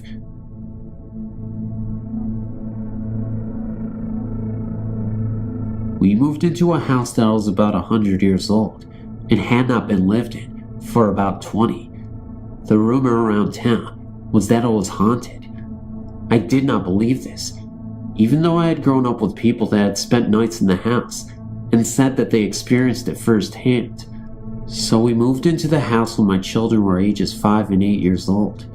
The first night in the house, I was very nervous. I could not go to sleep. When I did almost fall asleep, I heard a man's voice in my head. I know this sounds very strange, but it was like someone else's thought was in my head, and it said a man's name. I can't remember the name, only that it started with a B. We finally settled in. The girls complained of doors locking them in rooms. We had gone out of town for the weekend. My youngest daughter got a virus. When we got home, she went to bed. About 5:30 a.m., I heard what I thought was one of my children calling out for me. When I checked in on them, they were sound asleep, not even stirring. I went from my youngest daughter's room into the hall to go to my room, and I saw what I thought were car lights reflecting in my window on the stair landing. But as I watched, the lights were bobbing up and down, independent of each other. They went down the steps, turned at the landing, and continued down the steps until they disappeared through a door. Another time, at about 5:30 a.m. again, I was awakened by someone touching my leg. I thought it was one of my children, but nobody was there. I also experienced the man's voice in my head one more time. Near Halloween of the same year, I was in the car with my children when my 5-year-old complained that she always felt that someone was watching her when she was in bed. This scared me. It was time to get out. We bought a brand new house and moved out. When we had moved into the old house, I had 2 cats. They were so scared in the old house that they didn't come out from under the couch for a week. I thought this was a reaction from moving. When we moved into the new house, they were at home right away. I feel that they sensed something. After we moved out, my mother-in-law confided that she had an experience in the house while getting my children off to school. It was a foggy morning and not yet light out. She heard someone come in the house. She walked into the dining room and could see someone in what was called the parlor. She thought it was my mother, who liked to get up early and walk every morning for exercise. When she spoke my mother's name, The presence went up the steps. She thought my mother had gone up to check on the children. When she never came down, my mother-in-law went up looking for her, and no one was there. She became concerned and called my mother to make sure she was all right. My mother confirmed her calling. She said she wondered why she called so early for no apparent reason. My husband also experienced hearing what he thought was the children calling out for him, and they were asleep. For about 6 months after this, I had nightmares about the house. I hope I never experience this again. Some people think that we are crazy, but I believe that you believe that it is real. In 1972, my parents purchased a house and we moved in. I was 5 at that time. During the 5 years that we lived there, so many strange and terrible things happened. Right after moving in, we had a sense that we were not alone. Late at night, my sister and I would see a man standing over us while in our beds. I got accustomed to sleeping under the bed for years. We would lock our door, and he would unlock it. We would put things away, and he would take them back out. He was always taking things and placing them in the exact same spot a week later. We asked neighbors about the house shortly after moving in, when we arrived home from shopping, and it sounded like there was a party going on inside. When the door was opened, there was nothing, just silence. That was when we started asking questions about the property. One neighbor, who lived next door for over 50 years, told us a heart-wrenching story. It seems that a family of 4 had lived in the house in the late 1960s to the early 1970s. Man, wife, and 2 sons. In 1969, one of the boys was crossing the street and was hit and killed by a speeding car. The other child was also killed in the same spot, same time, same way, 1 year to the date.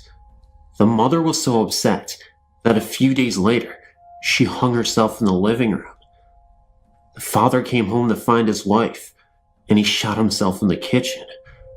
This was 2 years before we purchased the house, and had been on the market since the tragedies.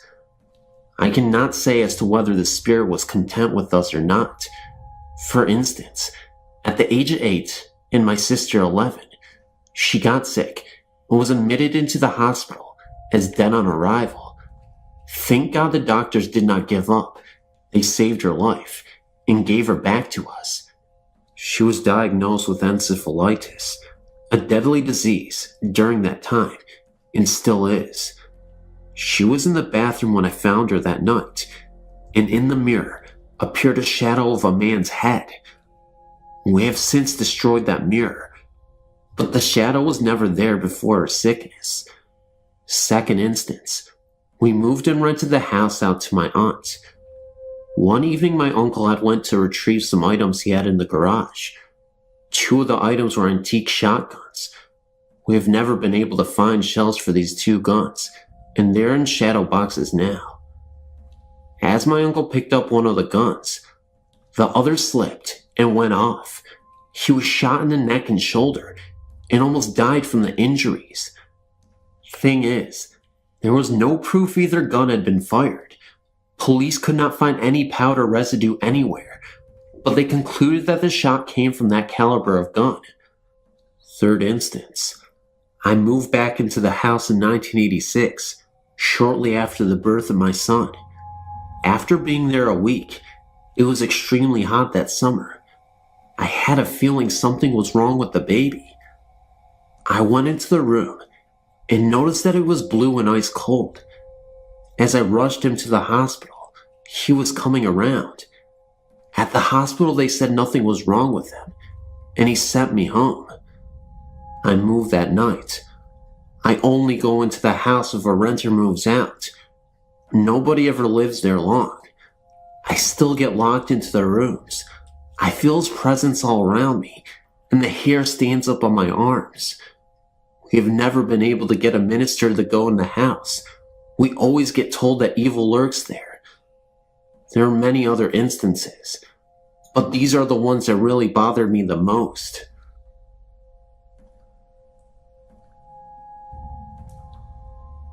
I'm 60 years old at the present time, but when I was in my early 20s, I married a very loving, handsome man, and we moved into our first home, which was a big red brick house in a small town.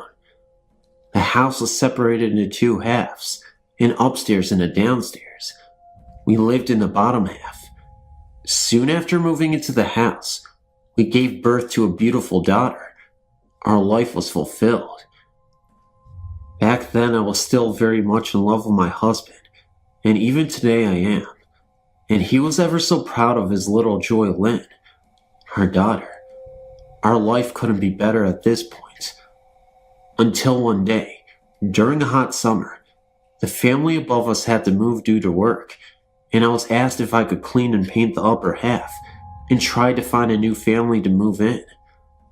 I cleaned a little one day and then decided to start again early morning when the sun wasn't beating through the windows. And so I did. I started at 5 a.m. and decided to take a break and do one of my own chores that needed tending to. I left the door open that led to the upper half of the home and began to wash some clothes. When I went out in the yard to hang them, I thought nothing about my very curious 5-year-old daughter being alone in the house. I was only right outside the door. I went back in the house to make lunch for her before I began to clean again and called for her and got no answer. I began searching for her and she was nowhere to be found. After searching the streets, I called my husband home and then contacted the authorities. They found her daughter. She had explored through the door that was to the upper half of the house and climbed up into the attic. And when they had found her, she was dead. I was in shock. I was only outside for a short time, and she had no marks on her body to show cause, and the medical people couldn't even explain what the cause of death was. This was the hardest thing I even had to endure. One night, while lying in bed, trying to reenact the day out in my head and figure out what could have happened, my husband made a strange noise and yelled, "Did you see her?" I sat up and asked what he was seeing, and he swore my daughter had entered the room. I assured him no one was there, and that his mind was playing tricks on him because he missed her so much. That was one of my many long tearful nights, and it happened several times a week, until exactly 8 months to the day that our daughter died. When I was leaving to go to the mill, I found my husband's lifeless body lying on the basement stairs that led to the outside, and in his hands, tightly clutched, was the doll my daughter lost the day before she died. The doctors say it was a heart attack, but at the young age of 30, I think he had too much strain on his heart over the loss of his daughter. I began to blame the house, and it took my only happiness from me. I moved out shortly after, but rumors have it that the families that lived there soon after swore to see a man and a little girl walking the house in search of each other. This is my true but sad story, and someday we will be together again. As for the house, it still stands, and every so often I drive to see if I can get a glimpse of my family it took from me.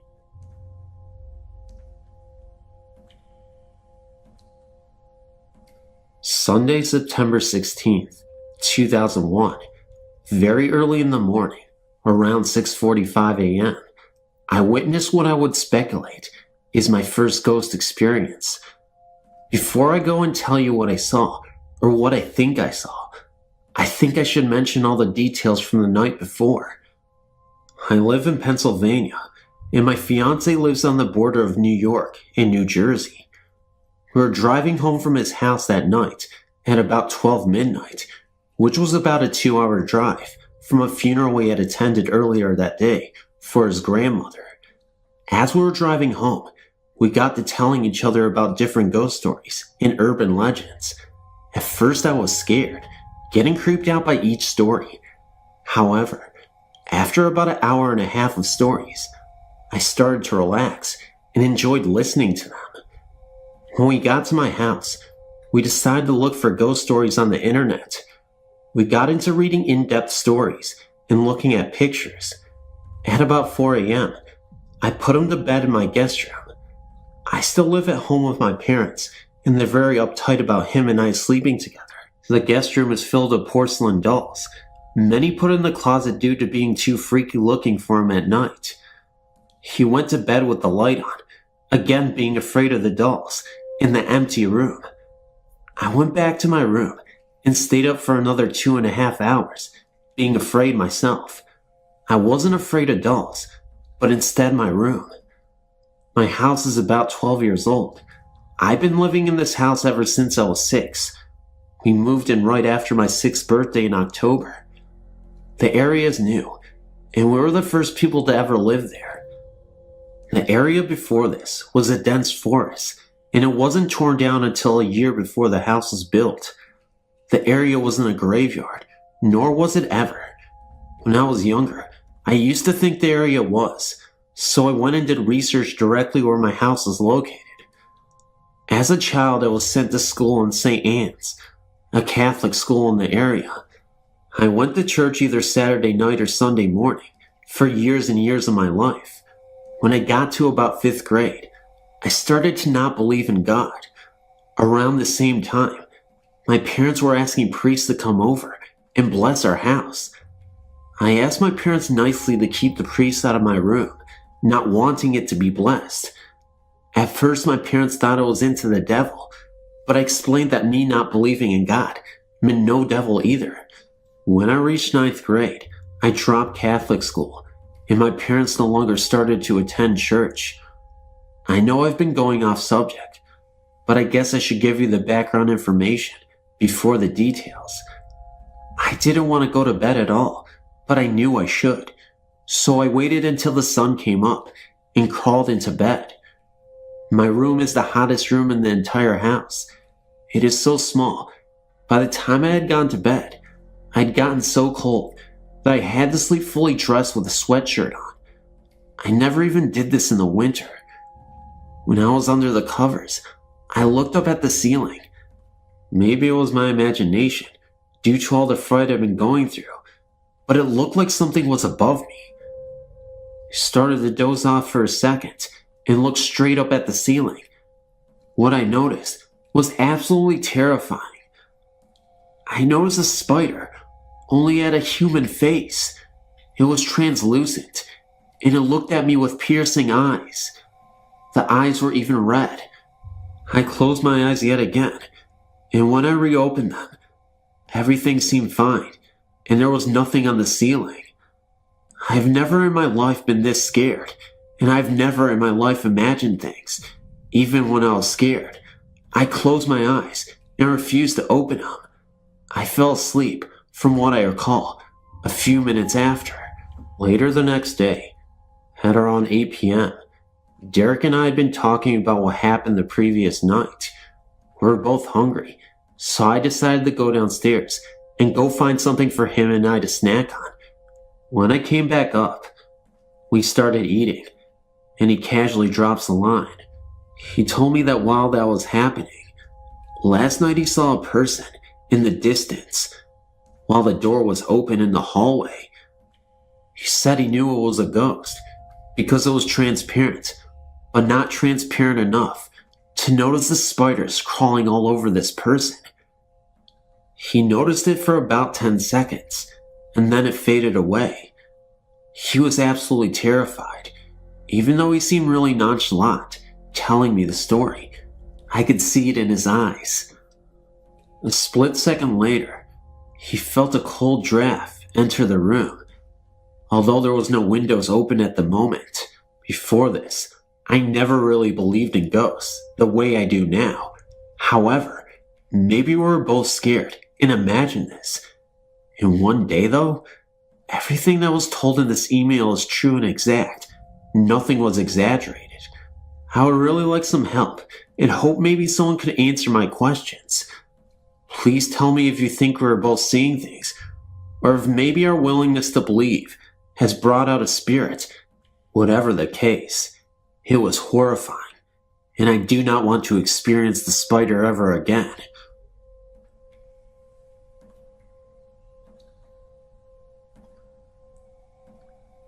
I'm an agnostic, or truth seeker.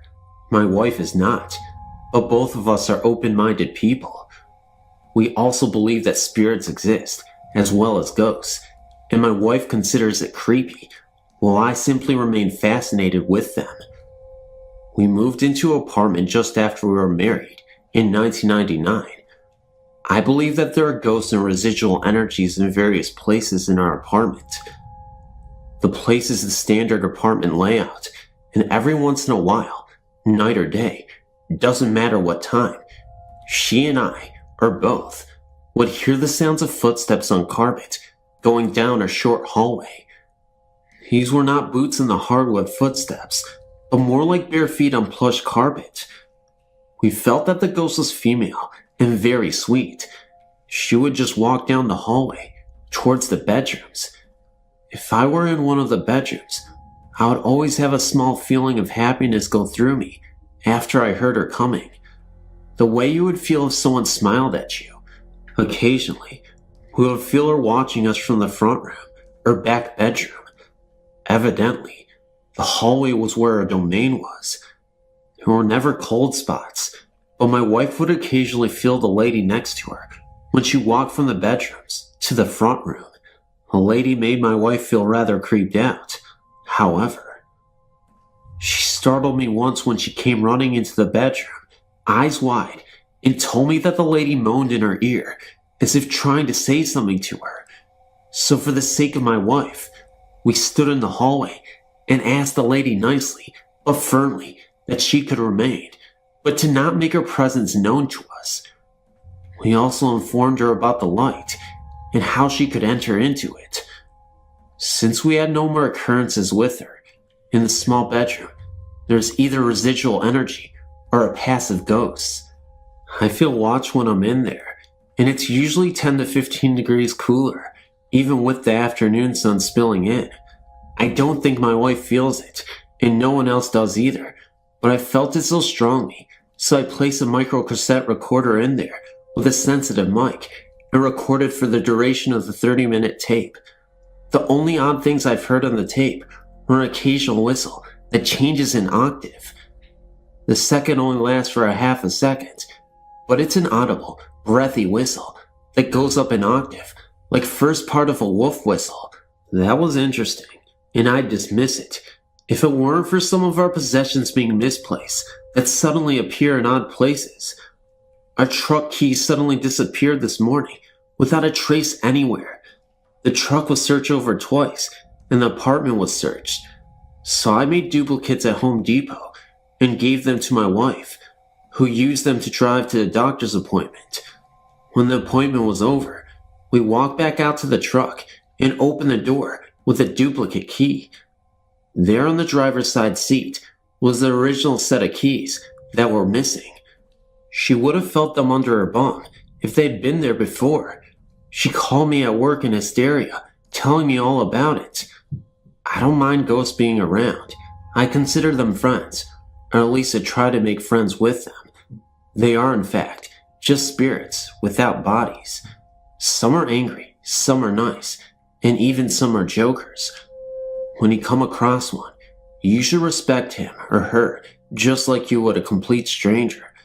Make friends with it, or ask it to leave if you wish. But don't disrespect ghosts because of childhood, Halloween stories. They are intelligent humans who are a bit confused about where they are. If you happen to have one around you, simply ask it to walk into the light where friends and loved ones await them.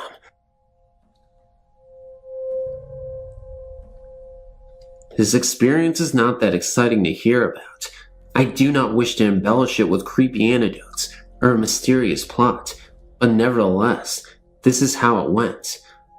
I attended Hagengrove Military Academy in Chatham, Virginia, a town that in itself is stuck in time. It is the home of racists, bigots, and sadists who have inherited land from their ancestors. It is not a place in which I would suggest visiting. Having said that, I used to make a trip with some of my classmates in a beer store, 57's, which was an hour-long walk through pasture and woods from the campus.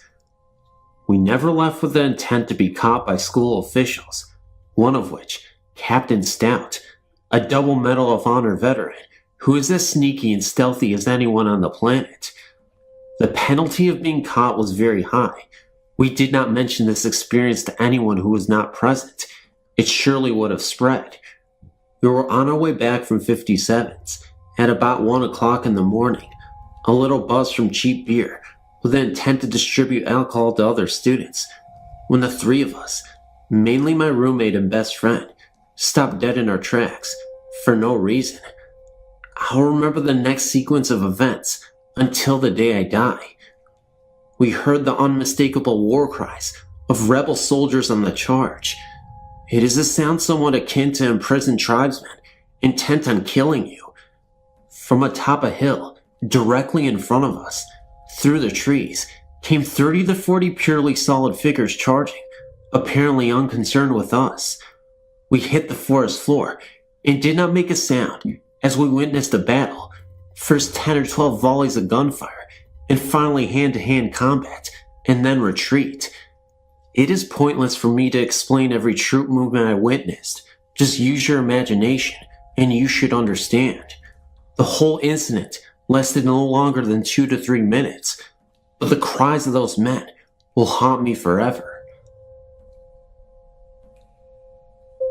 I live in the town of Anaconda, Montana, and I used to work at the Copper Bowl. We all used to joke around about Wilbur, the previous owner, who haunted the place. At first it was just little things that would happen. Casino machines would all of a sudden have credits on them when no one was there, which could be a mechanical malfunction. Things would move from one place to another, but nothing was as horrifying as what happened one Saturday morning. It was earlier in the morning, and it was just the cook and I. He was telling me about the reflection of a woman he had seen a few nights before in one of the windows, but when the spot where she was supposed to be was investigated, no one was there. These kind of scarier stories were becoming more and more commonplace, and we knew that Wilbur wasn't alone. That morning, we had gone over to the bowling alley, which is next door. It was always dark in there until the owners came, and always cold. In the dark, you could hear someone walking across the boards, which makes a very distinct sound. Now, what I mean by walking across the boards is that someone is walking in the gutters or on the lanes themselves. You could hear the footsteps coming towards us, but there was no one there. You could also hear the jingling of keys. A little while later, we were alone in the restaurant, and you could hear things next door getting louder. Not just footsteps this time, but other noises that we just couldn't explain. The cook had to go over to the bowling alley to get ice and was gone for what seemed like a very long time, so I went over to find him. As I walked through the door, there was a really intense feeling, one that I've only had a few times in my life, and it was the feeling of get the heck out of there, but I had to find my coworker. When I called his name the first time, I got no answer, so I walked up towards the bar. As I walked up the stairs, I heard what sounded like a gurgling noise that comes from deep inside the back of the throat, and I got the chills. I called his name again, and this time he answered me, but it sounded very faint. Again I called his name, and it seemed to be as loud as it should be, considering he was only 4 feet from me. A little while later, we went over there again to have our cigarettes, and I saw a black figure at the other end of the alley walk across. My coworker saw the panic in my face and turned around. He then turned to me and told me we had to get the hell out of there. I found out that Wilbur had died when he drowned on a fishing trip. Needless to say, I quit not long after that.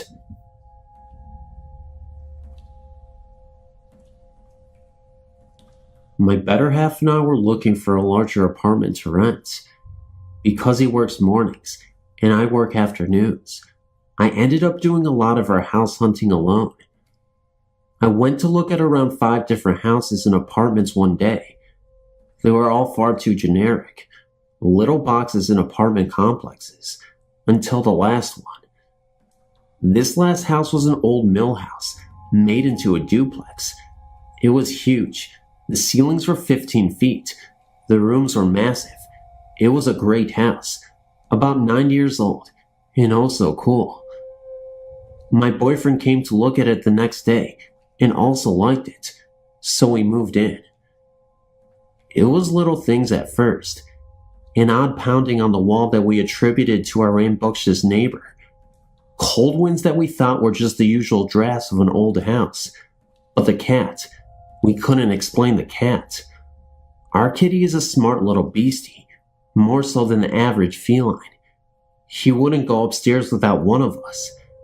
If he was asleep on the bed and you left the room, he would go streaking past you down the stairs. He would sit and stare at something in the corner. He would leap up from a nap and chase his tail, like someone had pulled it. We didn't even really think about it. We figured the cat was weirded out by the move. Then more concrete, odd things began to happen. I would see little figures out of the corner of my eye, quick shadows that were gone before I could turn my head. Or I would hear laughter, but it would vanish just as quickly. Sometimes I would hear crying as I walked up the stairs, but these things were always short and soft enough that I would think it was a trick of my mind.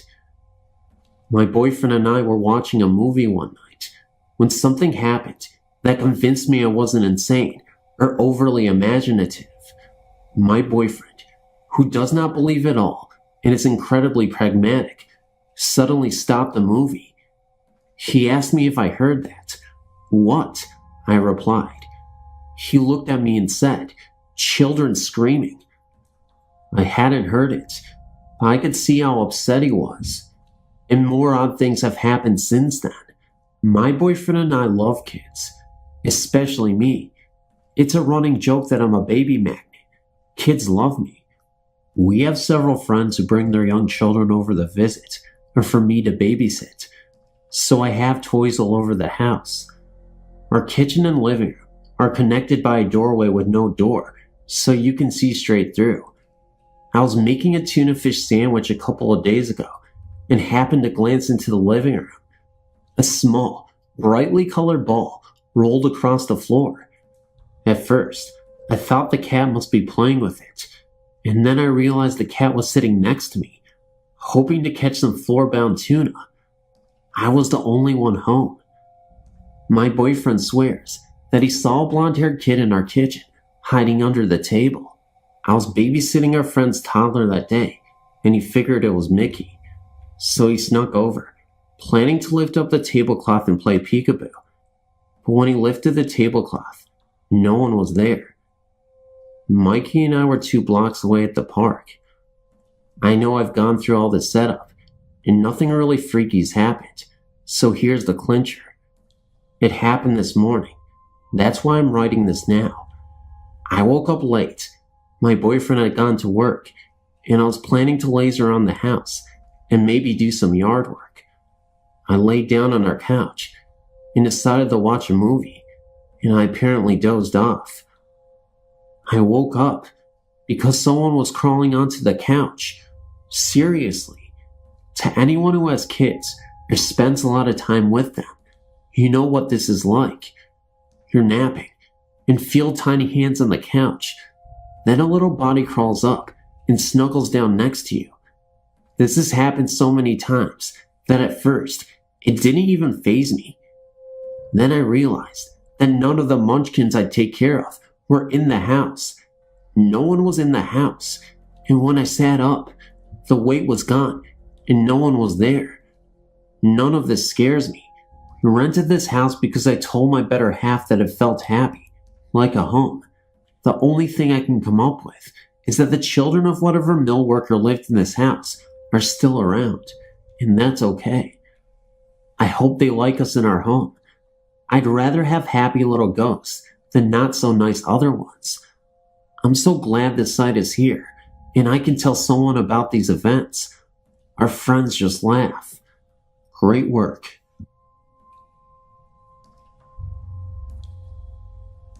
I've had a few ghostly occurrences happen to me, but 2 really stand out.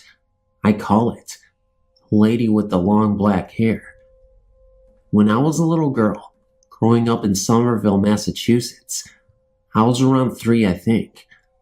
I would wake up every night because of a bad dream. I would then make my way to my parents' room to sleep for the remainder of the night. I would have to pass through the kitchen to get there.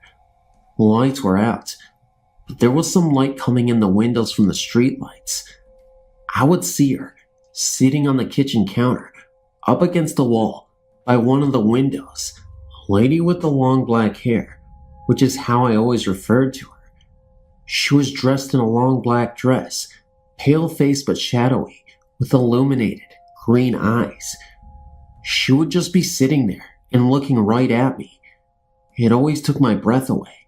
I was so afraid of her. I would inch my way towards my mother's room with my back against the wall, never taking my eyes off her. Her eyes followed my progress across the room. I always thought, she's going to jump off the counter and get me, but that never happened. Years later, my mom told me she had strange things happen to her in that house too, but that's another story. In another story, my Nana came to visit me. Years later, living as an adult in Hampton, Virginia. One night, I was awakened by something. When I opened my eyes and looked around, I was startled to see my Nana sitting in bed with me. Nana had died 6 months earlier. It was kind of scary because she was gray and just slightly transparent. Also, she had a shocked look on her face, almost like she was the scared one. Then in my head, I heard her voice saying, "Shh, go back to sleep," which I did. The next day, I remembered it all quite clearly, and thinking on it, I feel like she had been surprised that I had woken up and was looking right at her. I don't think she bargained on that when she come to visit me.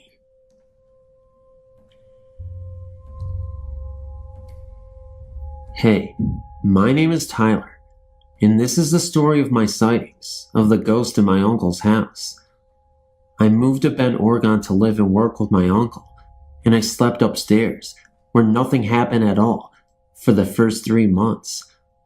Then my dad and 2 brothers moved in also, so I had to move downstairs. Well, downstairs had like its own living room, a bathroom in the bedroom with its door next to the stairs. Well, we used to hear 2 sets of footsteps upstairs walking around when there was no one up there. Sometimes we would think it was my brother and his friends, but when my little brother went up to check the door, it was locked and they were still out. One night, my brother fell asleep on the couch, and when he woke up, he heard a very loud scream, like a woman being killed downstairs. When the scream happened, our cat ran up the stairs, hit the hardwood floors, and ran right into the room, under the bed. Also, right up the stairs, our fridge faced the window with the oven right in front of the fridge door. There was a magnet calendar on the freezer door, and one night, while watching television, me and my brother and my dad were scared when we heard a loud bang in the kitchen, and then the calendar was thrown hard down the stairs and hit the door downstairs. Thing about it is that there is no way that the calendar could have went downstairs at the angle it was. The thing that made me really believe in ghosts, though, was this one night. After my dad went to bed, I watched some TV, and it was summertime out, so it was hot, and I decided to sleep on the floor. When I was about to fall into sleep, I heard a light chuckle behind me, which I thought was my dad. But when I looked behind me, there was absolutely no one. I tried to go to sleep again, and the same thing happened, and I got a little angry. Well, again, I was about to fall asleep when I had the feeling that someone was looking at me. When I opened my eyes, there was a gray male figure about 6 feet long and a dark figure about 5'10" standing right next to me, and when I looked at them both, they both looked back at me. I got so scared that I closed my eyes and prayed that they would leave, and when I opened my eyes again, they were both walking. Again I closed my eyes, and when I opened them again, they turned the corner and went up the stairs. I picked up my pillow and ran into my dad's room. He woke up right when I got into his room, and when he asked what happened, I told him in a very shaken voice that I saw a ghost.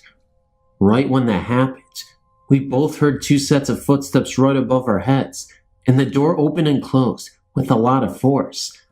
After that night, I believed in ghosts, and there's nothing in the future that will ever change my mind.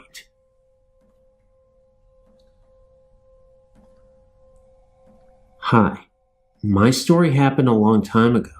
I was 17, and it was the evening of the 1989 earthquake here in Northern California. I was staying at a family friend's house for the night. I had known them for several years, and they'd always told ghost stories while we would camp. The husband's brother had just died when he was 5 years old. He got hit by a car. He said he thinks that his brother was still around. They still lived on the same property that he grew up on. Anyway, to get to the story, that evening, we all went to bed. They had a small house and had me sleep in the kids' room, and the kids slept in the living room. Everyone was turned in for the night. All of a sudden, the lights started flickering. The dad yelled for the kids to stop messing around. It wasn't them. We all ended up getting out of bed. The lights continued to flicker and then turn off completely. We turned the light switches on, and nothing. We looked outside, and other people's homes were still lit up, so it wasn't a power outage. I just figured with the earthquake and all who knows, I wasn't scared at the time. We all went back to bed and giggled a little and made a few jokes about the ghost. I laid back down, and before long, the lights started up again, and then the drawers in the bathroom started opening and closing, slamming hard. At this point, I was scared. I ran into the master bedroom and told them I wasn't sleeping by myself. I thought I would sleep on the floor at the foot of the bed. We were all a little scared. All of a sudden, the most horrible, inhuman sound came. Like I said, it was a small house. It sounded like the home had surround sound. It came from every corner of the house. This loud, guttural scream or moan. It was a long moment, and then it all stopped. I sat there and cried. I didn't sleep a wink that night. I couldn't wait to get out of there. I told them in the morning that I would never be back to their home. I felt that whatever it was, didn't like an outsider in the house. I look back at that night and wonder about it. I lost contact with the family. It has been close to 20 years now. At the time, it made me a firm believer in the paranormal. Now as I get older and am more skeptical, I can't help but wonder if it's some kind of joke. I don't see how. At the time, I don't even think there was such thing as a surround sound. And that is the only way that sound could have come from the house. It was as if the house itself was screaming. That is the only paranormal experience that I have ever had. Just thought I would share it. Thanks.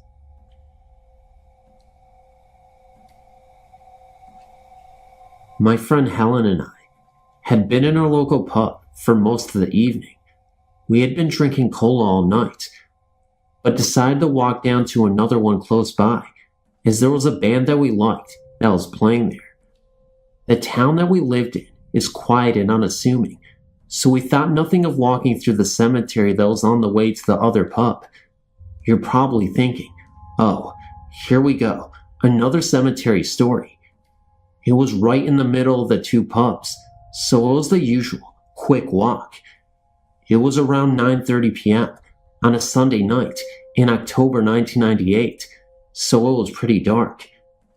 We chatted and walked down the path and into the cemetery, not giving it a second thought. All of a sudden, Helen grabbed my arm and froze on the spot. "What the heck is that?" she gasped. Thinking she was trying to scare me, I just laughed and looked over to where she was pointing. I could feel her shaking as she held on to me. To help you picture the scene, the path runs directly through the middle of the cemetery, with graves on both sides, the church to the left, and a row of cottages just the other side of the graves, and a little hedge to the right. To my horror, there was something very large, tall and black, making its way along the small road, which runs along the side of the cottages. We're only about 15 yards away, but there was absolute silence. No footsteps, breathing, or noise of any kind. The thing was sort of gliding along at a steady pace, as we couldn't see the bottom of it because of the graves in a small hedge. We couldn't see any legs or anything, but the way it moved looked like it was on a bike. We both stood, rooted to the spot, and watched it for around 30 seconds. It moved around the row of cottages and down a small alley that runs along the side of the library. The odd thing was that it was huge, much taller than the downstairs windows of the cottages, and it was a sort of square shape. It's very hard to describe, but it was definitely not a person. It made absolutely no noise and moved very softly and smoothly. We were terrified. When it had gone, we just looked at each other and ran back to the pub. We told a couple of our friends, but they just laughed at us and said that we were seeing things. But we knew what we'd seen, and it really frightened us. We're not the kind of girls that scare easily and are very level-headed. On occasions, we still mention it. We even went along there in daylight to try and find a plausible explanation, even trying to work out how tall it must have been, but we never came up with anything. I have seen many paranormal entities during my life. Here's my first quite shocking meeting with a ghost. I was 7 years old then. I was in my grandparents' house with my mother. The house is about 80 years old. I was relaxing downstairs when the phone suddenly rang from upstairs. My mother proceeded to go upstairs to answer the phone, and I followed her. After climbing about halfway up the old staircase, I felt that somebody or something was behind me. I quickly turned my head, and that's when I saw a middle-aged lady climbing the stairs, holding out her hands as if to grab me. She was wearing a bathrobe, and her hair looked mangled. I freaked out and ran upstairs as quickly as I was able to. She surely was a ghost, because she wasn't a family member or a friend. I'd never seen her before, and my mother didn't even notice her. She disappeared as fast as I'd seen her. Unfortunately, that wasn't the only ghost experience I had in that house. I was about 10 years old when the second meeting happened. It happened in the same old staircase in my grandparents' house. It was late night, and I was going upstairs to get some sleep. That's when I quickly discovered that my route was blocked. At the end of the corridor where you turn right to get to the staircase was a man, a very unusual man standing there. He was wearing a gas mask, so I wasn't able to see his face. He didn't speak, nor did he move at all. He just stood still, and I was too afraid to go past him. So I then got my grandmother and went back to the corridor with her. The gas man was nowhere to be found. Understandably, I was too afraid to sleep, so my grandmother stayed the night with me. I'm pretty sure that my grandparents' house is haunted, and my friend has witnessed that too, as the next experience tells. I was 11 years old, and my friend was 12 when this happened. We were playing in the basement of my grandparents' house. It's no surprise that the basement is also quite unsettling, just as much as the rest of the house is. We were in the big room just under the staircase that leads to the middle floor. We were having fun, until both of us felt a strange feeling that made it obvious that we were not alone in the basement. We felt that there were other beings present, entities that couldn't be seen with the naked eye. We're also sure it wasn't our grandparents, because both of my grandparents were upstairs. That feeling also told us to leave the basement. It felt like we were surrounded by invisible people, and that we really needed to leave the basement immediately. After a few minutes, in a panic, we fled back up fast. Even at this stage of my life, it is still frightening for me to walk that staircase or be in the basement. I often feel the same feeling in these places that I felt 10 years ago. My friend also feels the same energy as well. Luckily, I haven't seen any ghosts since then. Regardless, one thing is certain. There's a lot of paranormal activity going on in that house, and I'm the person the spirits need to target, for whatever reason or another.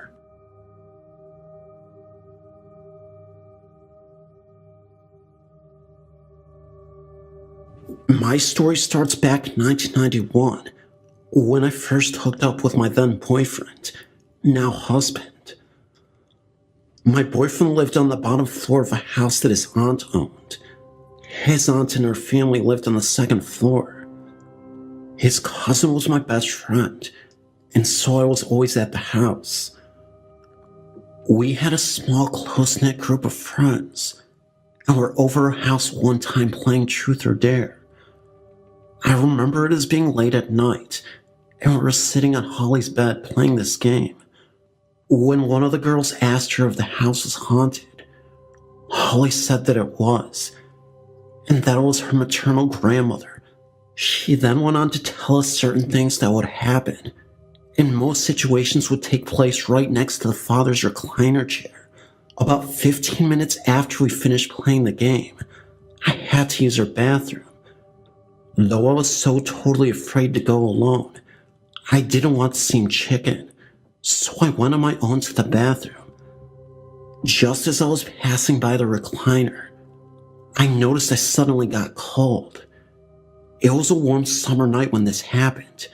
Okay, I chalked it up to being my imagination, seeing as we had just been talking about it. Then, years later, I had this woman I was working for, and we got along really well. So, one day she had invited me to her house. Well, as we were at her house, we were talking about ghost stories and the like. She excitedly pulled out her digital camera and led me upstairs to their master bedroom. We stood just outside the bedroom doorway, and she told me to take the camera and just scan around the room, starting in one corner and going to the next. Just see if you see anything, she said. I took the camera, still not knowing if I was truly a believer, and scanned the room. Suddenly, I moved back to the corner I just scanned over. She said, "You see something, don't you?" I did. I saw a greenish male figure standing in the corner, looking out the window. I was scared to death. But even when I scanned the corner again, the figure was there. We returned to the first floor of the house when she started to tell me all about it. They had bought the house just about a year prior. The first week they lived in the house, their children, very young children, would awake in the middle of the night, screaming and crying.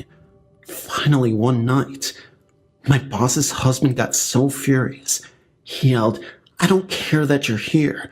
I don't care if you just stay. Just leave my children alone." The children never woke up crying again. Then about a week later was when my boss had noticed the image through her camera.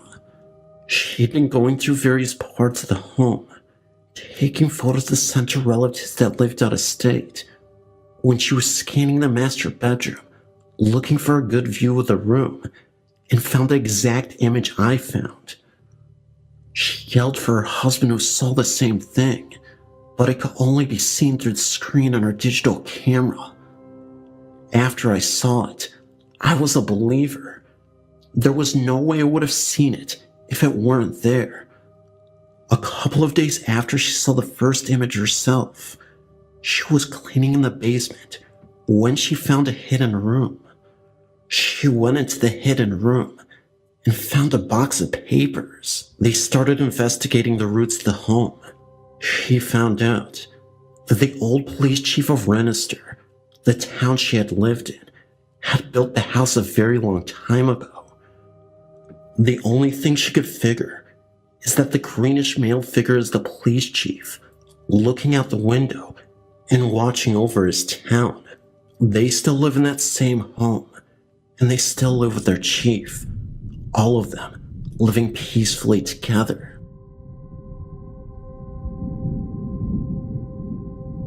Since I was little, I've been sensitive to ghosts. Sometimes I had dreams that would later turn out to be true. Also could tell which song was on next on the radio, knew who the phone call was next, etc. My experiences tend to happen at times when I'm either feeling low or just open towards the other side. My stories. As a little girl, I didn't like being in my room after it got dark, or darker when it was summertime. I remember feeling watched, and something wasn't right. A lot of times, I was so afraid of the door leading to the back of our house and the stables. I felt like something was looking at me and wanted to hurt me. This went on from when I was around 8 and stopped when I was 12. At times, they would show up only once. Once I was in bed and was close to falling asleep. Suddenly, I heard a voice calling my name. I woke up completely and looked into the corner of my room, and there was an old woman there. I couldn't see her clearly because she was kind of blurry, but she had a friendly feeling about her. She then disappeared, and I never saw her again. When I was 17, my dog died, and I was devastated. A few weeks later, I heard him coming up to my room from the kitchen and saw him enter my room. He then jumped up on my bed, walked around 3 times before sighing, and got down. I could feel him on my bed and against my leg. When I tried to touch him, he disappeared. My parents' farm, where most of the events happened, is old. It burnt down once there, and there seems to be quite a lot of ghostly activity.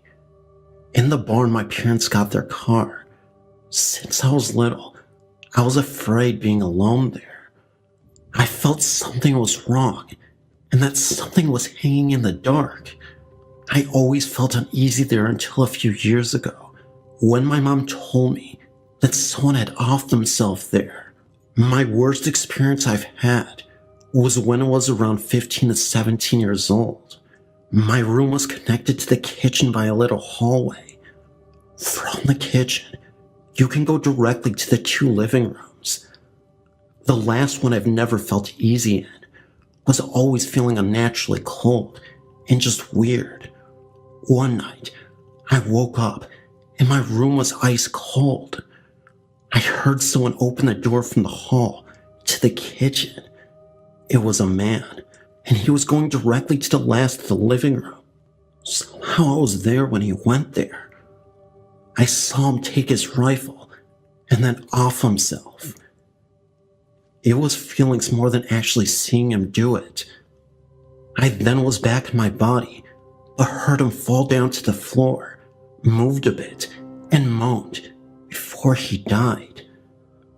The second that happened, the coldness disappeared, and I could breathe again. I told my friend at the time about it, but I was too afraid to ask my parents. One day, I sort of jokingly asked if anyone had offed themselves in that room. My dad turned around and looked at me with a strange look. Yes, your godmother's father offed himself there. They hadn't told me, because my godmother didn't like me to know. I found his grave, and it happened the exact day he had offed himself. I've had nice experiences though. A friend of my parents and their friend had offed herself. My friend was really devastated about it and couldn't get over it. One day we were in the kitchen, when I saw a sort of fog that turned into a ghostly hand. It may have looked ridiculous, but I'm telling you, I know with my own eyes what I saw. It was right on my friend's shoulder, almost as if to soothe her. After it disappeared, I immediately alerted my friend, and she said that her shoulder felt really cold. My friend then told me that she felt a lot of peace. To the both of us, it really meant a lot. The latest year, the happenings happened without any real pattern. Last year, when I was at my parents' and sleeping in my old rooms, I didn't get any sleep for the last 4 days I was there. There was a presence in the room, and it was not a pleasant one. It just radiated hatred, and it was pointed at me for some reason. The next time I got home, it wasn't in there, but then I had to sleep in my mom's bedroom. I was woken up by someone slamming their hands into the bed very hard. I looked at the end of the bed, and I saw a shadow standing there, then disappeared. Since then, I haven't felt it. For some reason, I knew it was male, but I didn't know why it felt so badly about me. When I'm home at my parents' now, there's a young girl there, something I can't feel what it is, and a man. None of these are evil, but just looking out for me. I've seen the girl from the corner of my eyes, and seen her reflected in the mirror. I think they are protecting me, and just looking out for me. At times I can enter a house and know that there's more than just what the eyes see. I felt the presence of family or just passerbyers. I do believe that at my parents' house, there's some kind of field of energy where these spirits can enter. Some stay, but others don't. I got one in my room where I live now. Just a little prankster, really. Turns on my computer, or opens all the cupboards. I did have an old man, though, who loved to watch me shower. I told him that it was rude, and I didn't like it. Since then, he hadn't been there. At the same time, there's a girl running every night on the upper floor. My brother is sensitive too, but apparently never experienced the same as I have at my parents' house. Seems I'm the only one they get attracted to. Also felt being pushed, but that happened at my parents' house as well. I don't mind having this ability, but I know I have to learn to control it. It can get to be too much at times.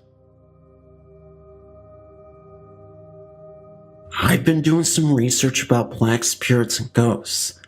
I had an experience in January 2000 when I lived in an old house in Portland, Maine.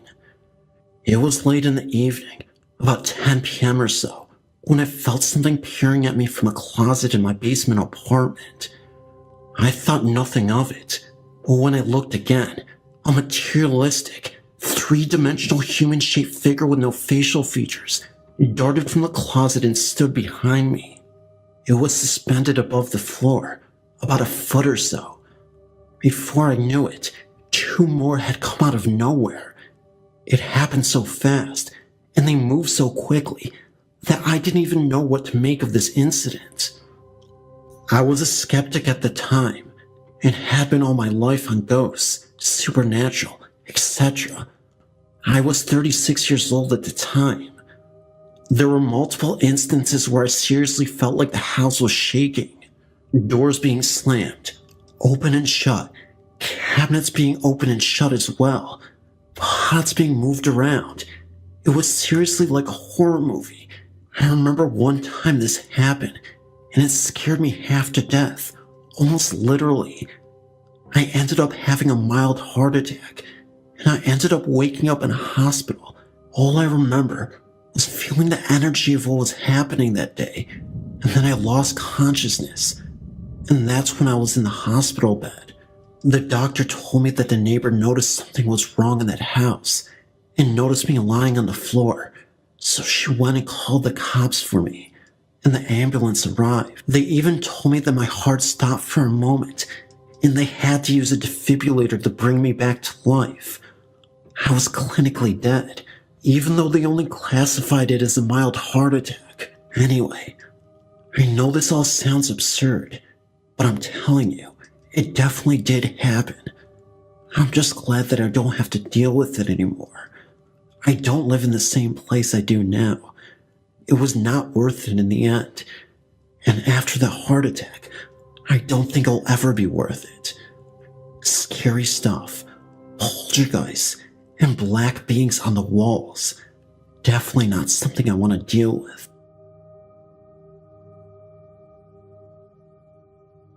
One night, me and two guy friends were driving into Howard City, Michigan.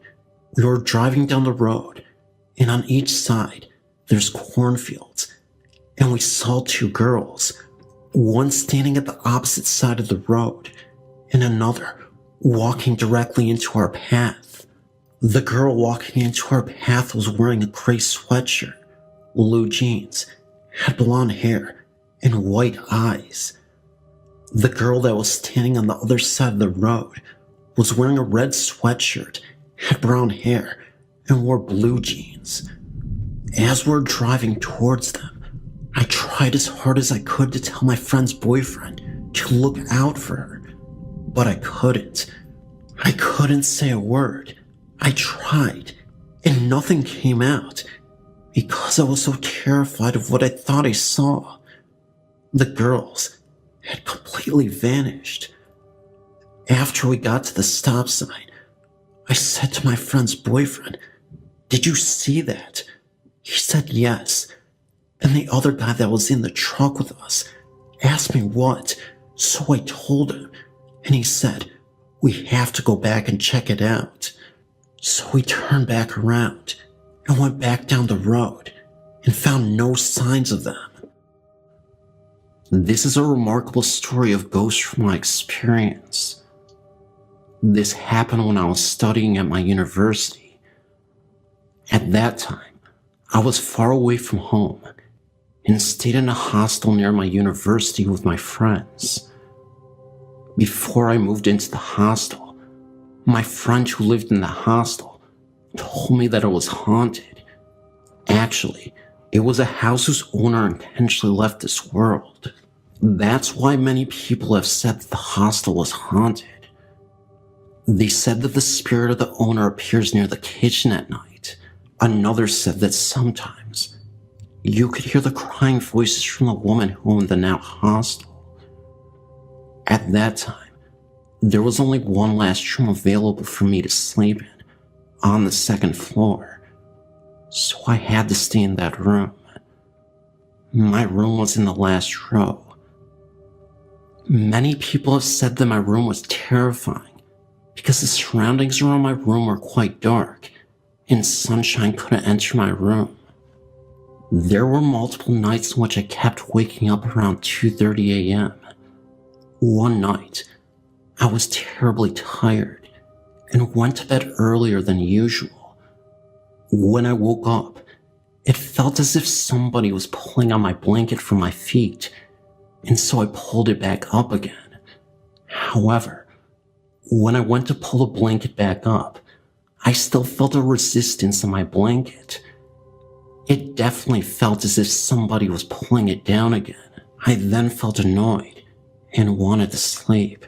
So I just said, "Stop it. Don't disturb me. I really want to sleep." Surprisingly, it actually stopped, and I was able to sleep the rest of the night. In fact, nobody ever pulled my blanket again. In the morning when I woke up, I remember what happened last night and I started shaking. After that experience, it was pretty obvious why I always felt on edge whenever I slept in that room. Ghosts are pretty freaky. I was sleeping over my best friend Jasmine's house, and the night before, her mother promised us BLTs for breakfast. So that night, after setting me up in an air mattress for the room, we had gone to bed. That night was peaceful, but I'll forever remember that horrific morning. I woke up, and looked up to where a person was just standing in front of the closed door from afar and simply staring at me. She was young, around my age at the time, with features almost identical to my friend.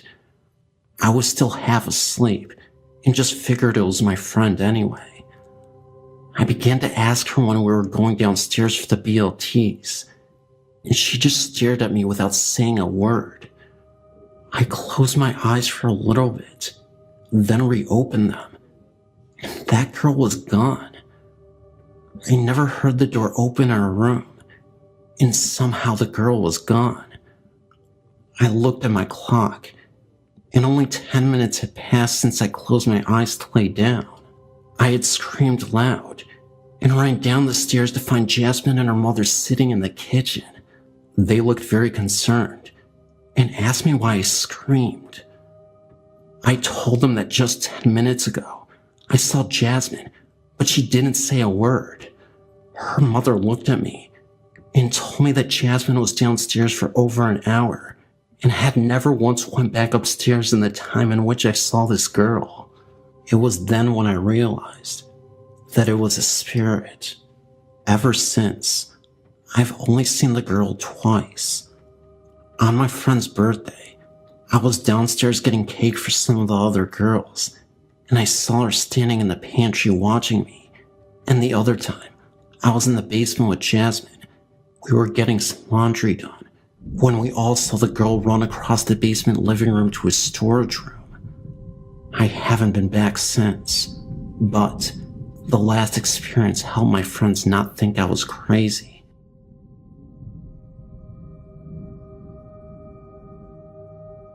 I've been enjoying your site, and I wanted to share some of my experiences. Well, I went to Mercyhurst College in Erie, Pennsylvania in 1995 to 96, and I left in the fall when my father died. Anyway, I lived in Egan Hall, which is connected to Old Main and the chapel, and I saw the nun and her antics almost daily. In the fall of 96, I saw a reflection in the bathroom windows at night. She often opened and closed the windows and doors, turned faucets and radios on, and flushed the toilets for hours on end. I was absolutely frightened at first. My roommate, a very down-to-earth, logical girl, told me a friend of hers who lived on the boys' floor saw the sister every morning, around 4 a.m. when he got up for crew practice. He would end up seeing her, but she was only there supposedly to look out for us.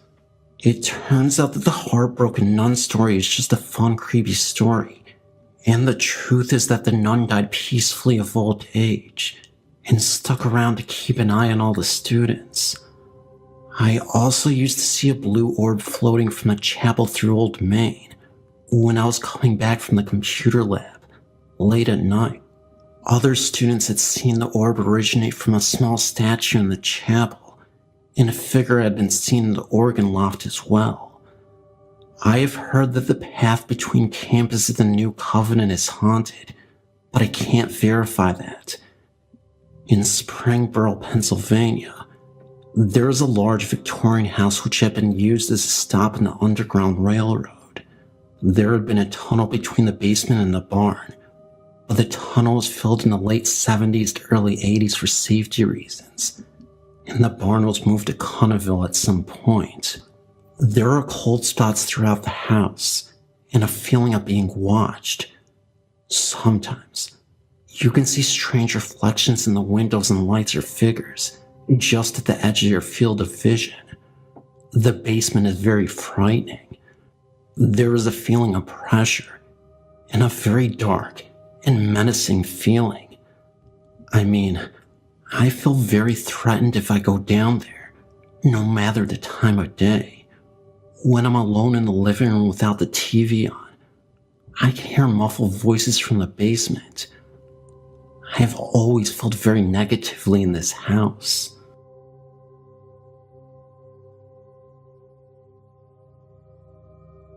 Now, about 4 years ago, I lived at Country Hills apartment in Las Vegas, Nevada. My family and I had some weird encounters there. Well, first, it started with this. My sister and I went to my grandparents while my parents stayed home. We were all the way in Cali from Las Vegas, Nevada for a weekend. My dad woke up at night, the night we left, claiming he heard a little girl singing in mine and my sister's room. He goes in there and sees my sister's rocking chair moving. Our second encounter was when my mom was going to take me to school one morning. And right when we open the door, the DVD player goes on. The radio on the DVD player.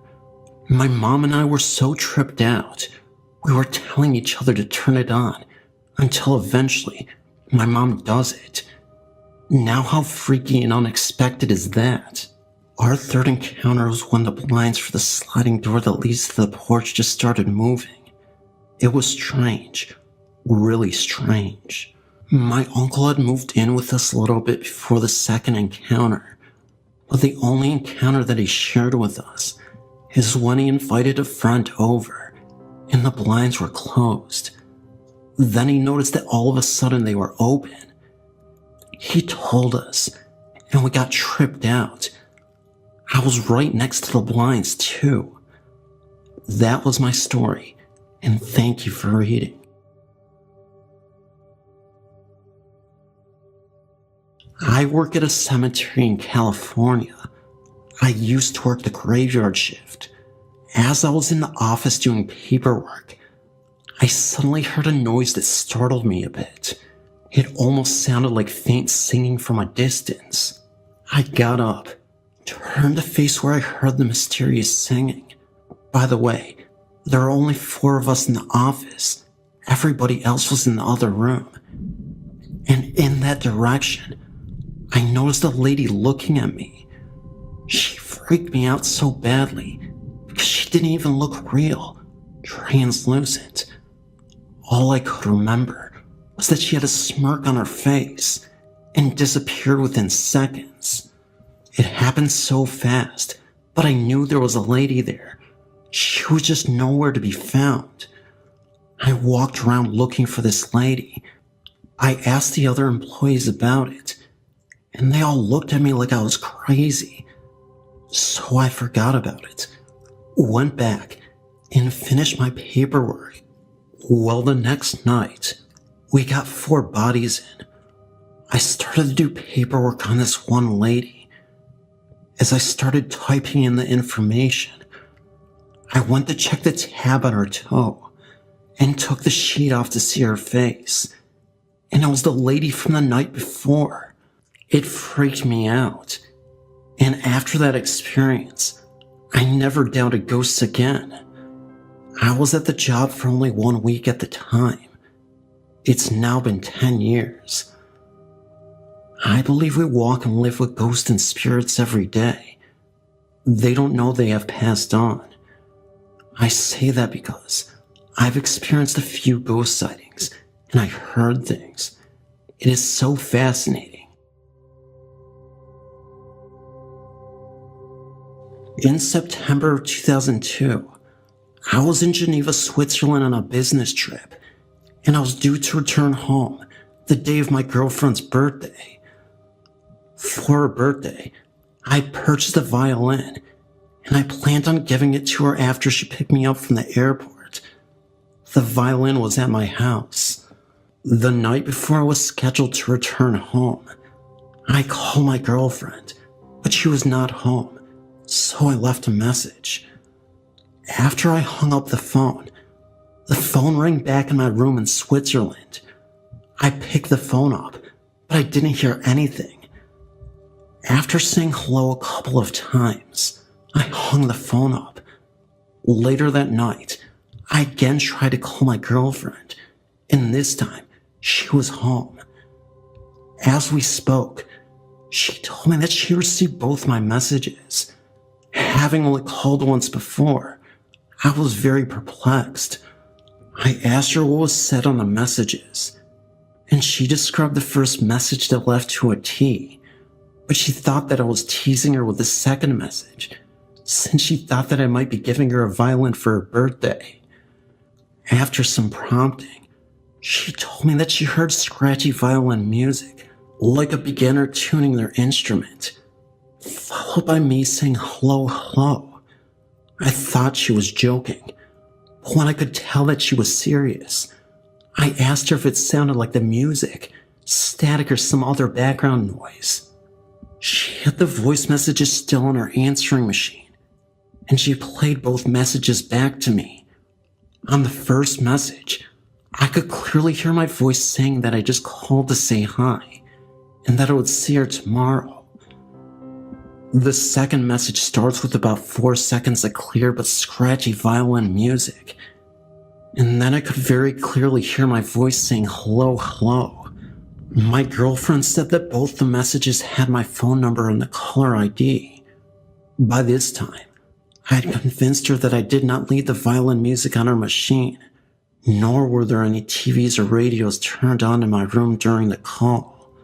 All I could think of was that I may have been hearing some future event when my girlfriend would be tuning her violin, and that I would not be around to hear it. So I changed my plane reservations to take a different flight home. Nothing happened to the plane that I would have been on, but I cannot help to think that the violin music was meant to be some type of warning. Maybe I would have had a car accident if I took the other flight, or I would have been hit crossing the road. Regardless, an omen like that is hard to ignore. I've kept the message recording as a reminder of this very strange experience. May 2006, it happened again. After over 3.5 years, we received another ghostly phone call. Last night, we were sitting at home when my wife's, my girlfriend in 2002, cell phone rang. She answered it, and at first did not hear anything. Then, the sound of the same scratchy violin music became slowly more pronounced. She said hello several times, but had no response except the music. She handed the cell phone to me, and I also heard the violin. Then, the sound just stopped. I did not hear her phone hang up. It just stopped. I closed the cell phone lid and then checked the call log. There was no record of a call, incoming or outgoing, to the cell phone at that time. I'm scheduled for another flight to Atlanta on Thursday. I sure wish I could get out of it.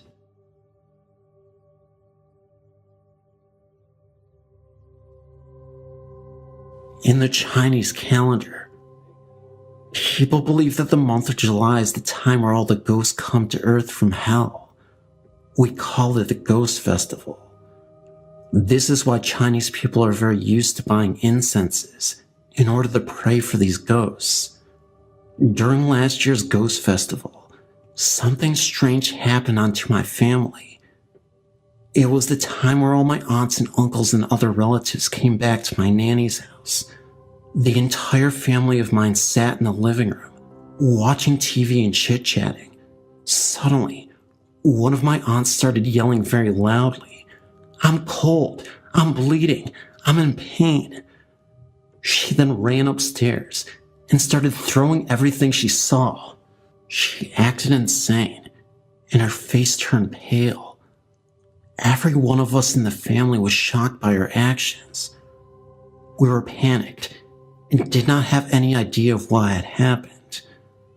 My nanny was the only person who remained calm.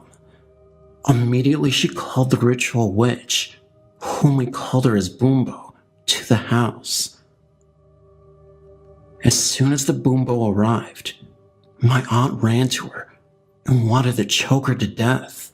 She yelled, "I'm dead, and now it's your turn." Two of my cousins immediately captured her and pulled her away from the Boombo. The witch then murmured as if to cast spells on my aunt. About half an hour later, my aunt was awake. She said she felt exhausted and asked everyone what had just happened now. At the moment we told her the truth, my aunt was frightened and couldn't believe that. The witch told us that she was possessed by a ghost who was killed in an accident years ago.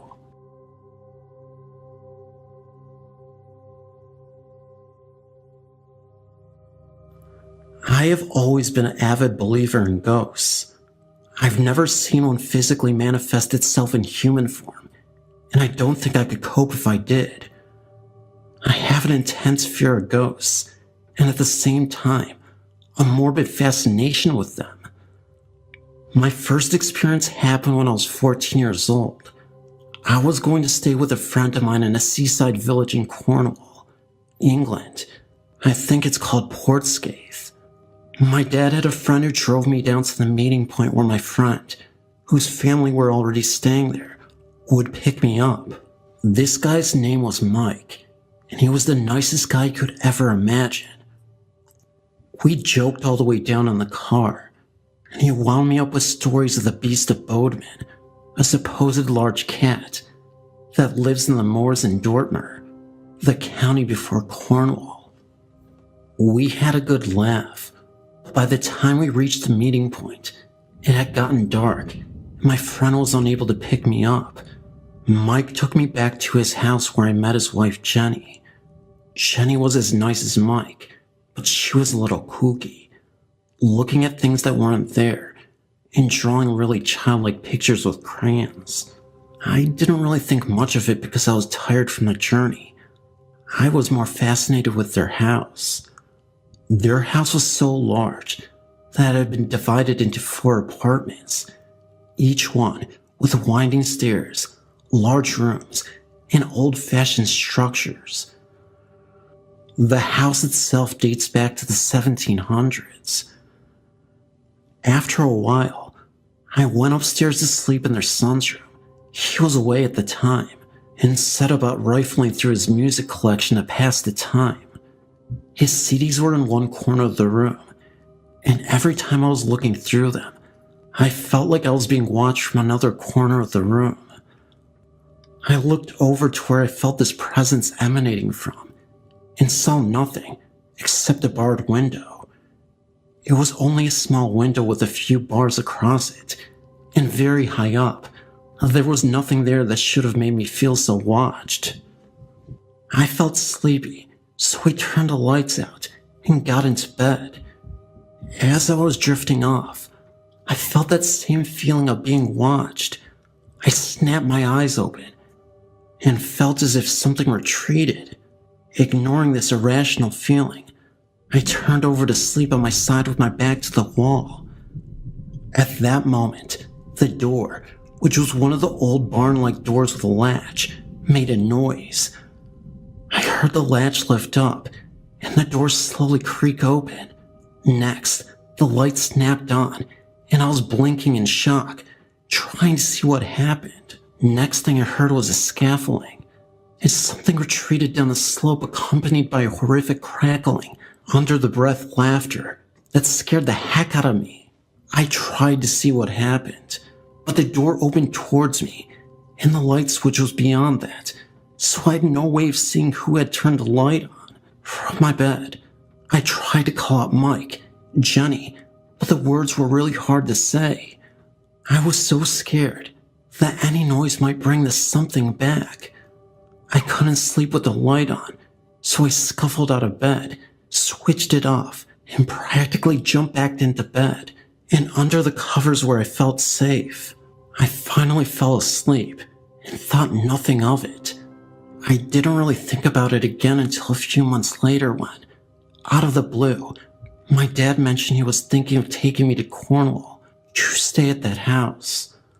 I told him my story, and he told me that the house was haunted and that Jenny was one of those people who could see ghosts and communicate with them. He told me that the ghost that did that was probably Harry, a mischievous ghost. He also said that the house was full of them. A lot of children could be heard playing on the steps, and a Chinese washerwoman was always communicating with Jenny while she cleaned the kitchen.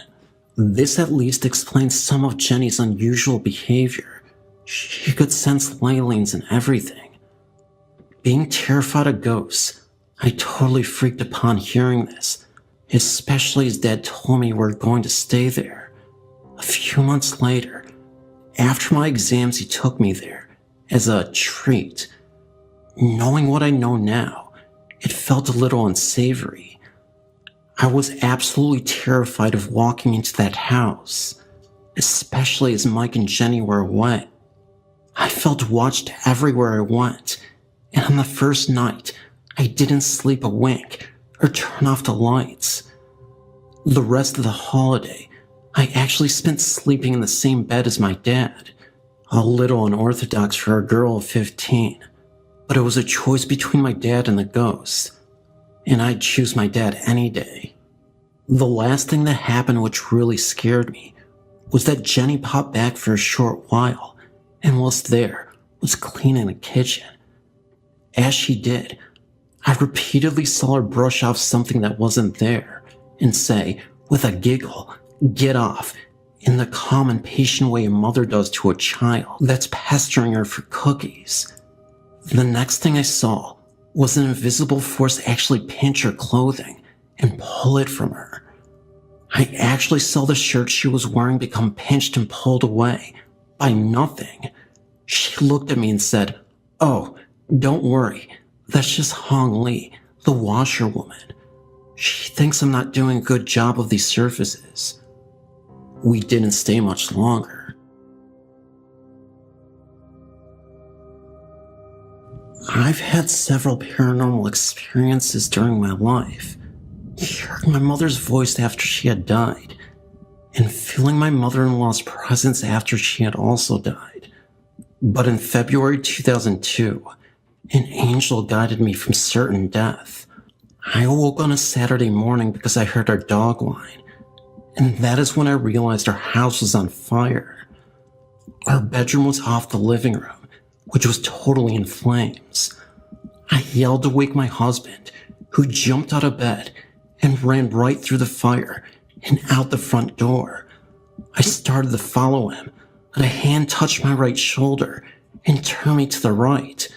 At the same time, I heard a voice in my right ear saying, "The window." I ran around the bed, opened the window and screen, and rolled out to the ground. It was a one-story house.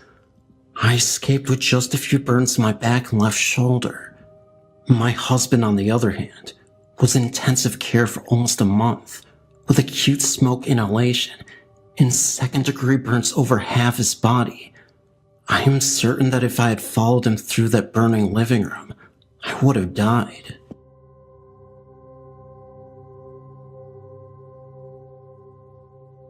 When I was in grade 3 of primary school, about 10 years old, I lived with my grandparents.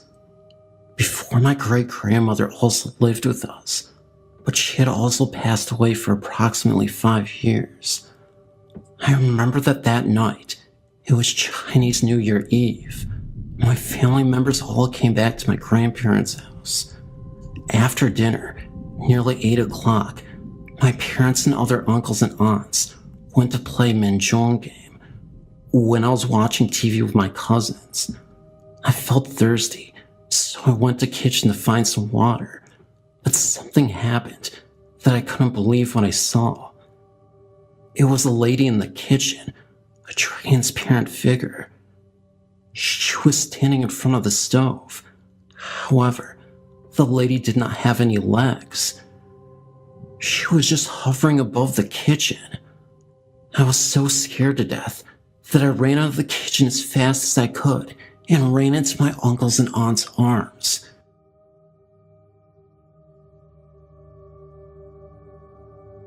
"3 years ago, I was taking university classes at St. Peter's College in Saskatchewan, about an hour-and-a-half drive east of Saskatoon. The college was originally built as a monastery for monks who came up from Minnesota to found a colony around 1900. Since then, it had been expanded from a boys-only school to a fully integrated co-ed college. There are several ghosts on the property. One is supposedly the ghost of the first bishop of the area, who apparently died before the building's construction was completed. He can be seen occasionally walking the grounds. The other is a ghost of a small boy who had left this earth intentionally, or died from an accident by falling out an upper story window.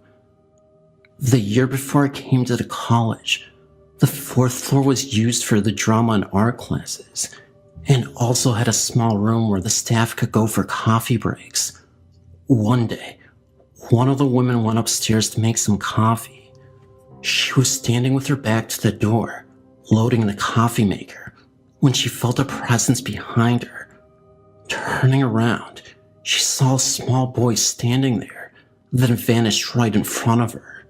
The first year that I attended school, I took part in amateur night one Friday. I was invited back to the girls' residence by some friends for tea. The place had originally been a housing for a small group of nuns that had lived at the colony and was only a few feet from the main buildings. It was after midnight when I finally said goodnight and headed out. I had taken no more than 3 steps when I had the most unshakable feeling that something didn't want me on the grounds. There was this sensation that I was being chased that I just couldn't stand, and I ran to my car. The feeling didn't stop until I crossed the railroad tracks, which I found out later was the marker of the boundaries of the college grounds. I told some friends about this, and we all agreed that we should stay some time after midnight and try to see some ghosts. Well, we tried, but that is as far as it went. None of us had the nerve to stay past midnight. Strange feelings and weird noises always promoted us to leave just before the midnight hour. I've been privileged enough to have the luxury of traveling on many cruises over the years. Being born into wealth, it's something that you get accustomed to. With that being said, all these experiences are not without their ghost stories.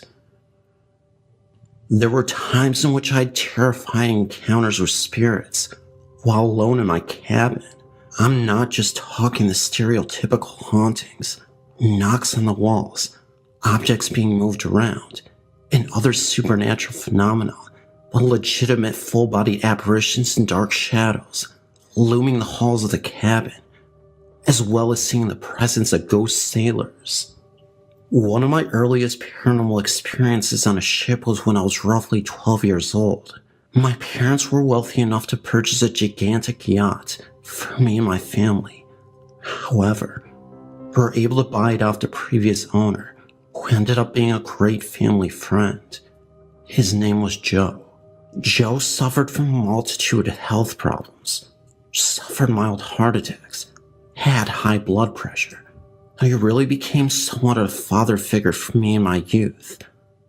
Every time he'd see me, he'd run up to me and give me a giant bear hug and yell, "My little Sadie." He was such a great guy. However, being a 58-year-old male with all these medical health issues, I kind of felt like our days with him would be numbered. He suffered one last heart attack, and it would be the last of his life. That's because, unfortunately, this heart attack was the one which would take his life.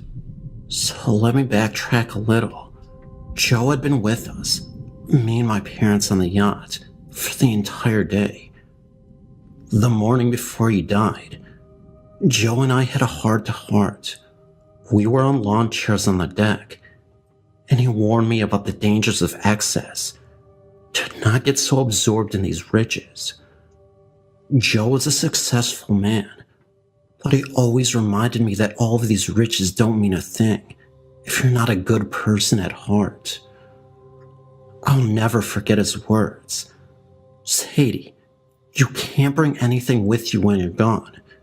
These are the moments we live for. It's not about this yacht or the things you own in life. It's about the bonds we share with the people we love."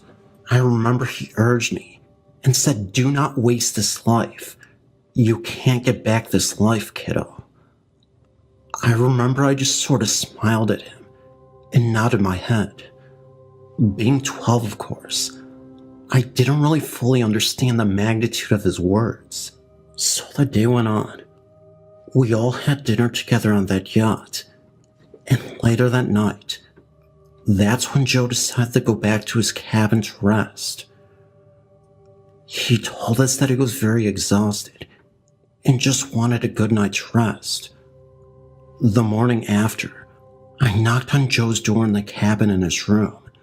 We had 3 separate rooms, and he wouldn't answer. I called for my parents. They opened the door, and that's when they found him dead. I was devastated and cried for days. About a month or so after his death, my parents were again on our yacht. All of our moments on our yacht were a little more somber after the death of our great friend Joe. Anyway, it was starting to get dark when my parents told me to get back into the cabin to go back to sleep. I yelled back that I wanted a few more minutes, and they eventually relented. Our yacht is pretty long, so there's a lot of space to get around. The next few events are unexplainable and lead me to believe that our ship was in fact haunted. So, I'm standing right in the spot that me and Joe used to, with our lawn chairs, and just taking in the scenery of the blue waters and breathing in the fresh air delicately touching my face. As I began to think of Joe, my eyes began to water. For some reason, I had an urge to look right behind me. Right behind me was where I could see the control room for where you could drive the yacht. As I stared into the window of the control room, I recognized the face for a few seconds. I knew it wasn't my imagination, but I wasn't able to figure out whose face it was. I got kinda spooked and ran into the cabin. My parents were both still there, so I had to rule them out. I didn't even mention what I saw to my parents, because I'm sure they would have dismissed me. Anyway, it's getting super late at night, and my parents are sleeping soundly. I had trouble sleeping because of what I saw, as well as the fact that I was profoundly missing Joe. I remember I went to the bathroom to splash water on my face and try to calm myself down a bit. However, once again, something insane happened. As I looked into the mirror, I saw the face of a man right behind my shoulder. Again, the face wasn't obvious, so I couldn't make it out, but it was enough to recognize that there was someone in the mirror. It's hard to explain, but it almost looked like a poorly rendered image from a video or something. Either way, I hopped back into bed terrified. It wasn't until days later, when I really thought about it, that I realized it could have been Joe's face in the control room and mirror. Knowing this possibility, it allowed me to become less frightened and more comforted. If it were Joe, I don't think his intentions were to scare me. I think he just wanted to let me know that he was okay, that he was watching over me. Years later, when I was 19, I was on the road and I got into a terrible car wreck. I crashed into a tree. Luckily for me, I was able to escape unscathed, and my parents drove me home. My parents were furious because I told them I had been texting and driving. Later that night, I had a dream. In the dream, Joe appeared in it. He looked very disappointed in me and literally said to me, "You have learned nothing. A phone is an object. Whatever you think is important can wait." All I could say to Joe was that I'm sorry I upset him, and he said, "Worry about yourself." The dream ended. I remember waking up in a cold sweat and crying. That's all I have for now. I'm 35 now, and to reiterate, the events in this story are 100% real and factual. I noticed that many stories on the site are lacking a bit of variety, and just wanted to share something different than the typical stories I read. I don't have that same yacht anymore, and I've since become a mother with a family of my own.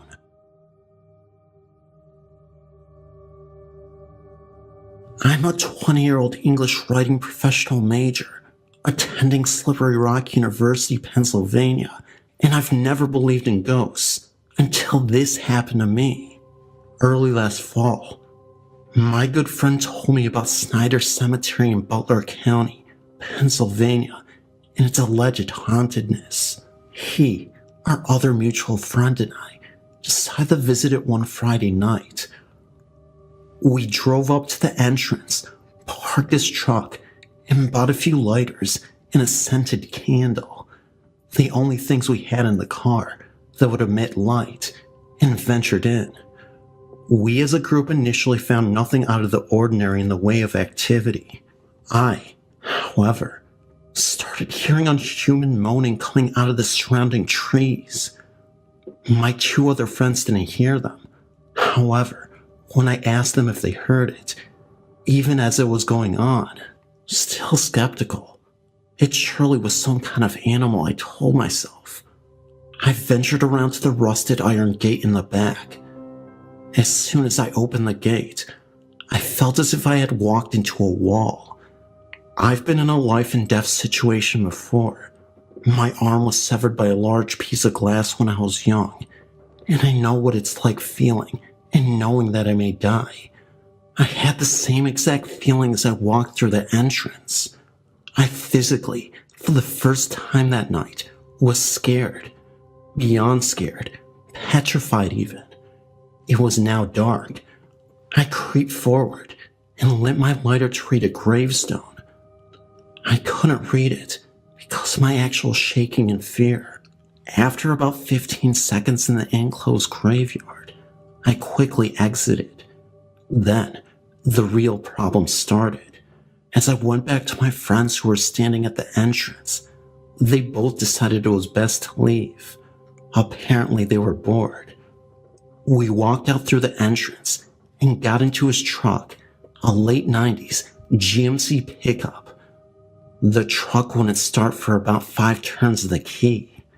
Eventually, it did start. Then the truck's headlights started flickering extremely rapidly, but randomly, from high to low beam, as if being controlled by a person. We started barreling down the gravel road, in fear of whatever it was doing this.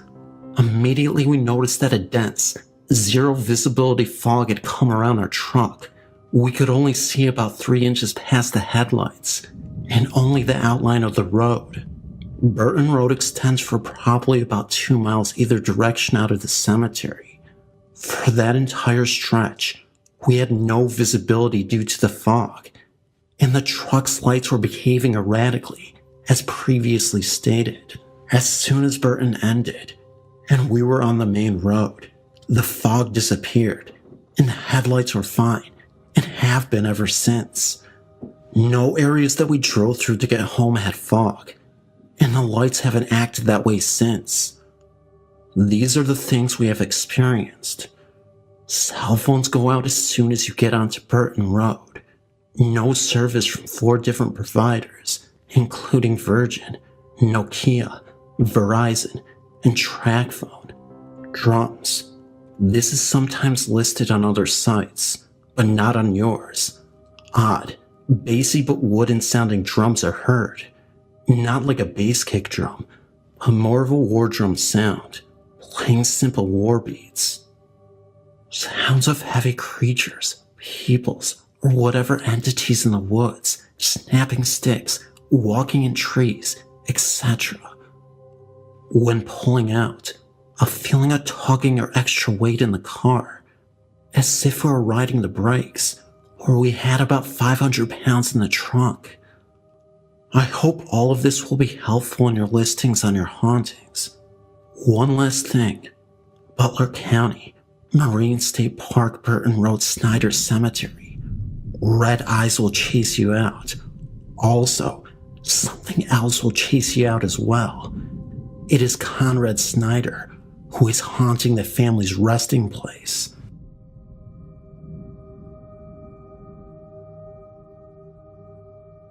I've been reading the stories on the site for a while, and I would like to share one of the many experiences I've had.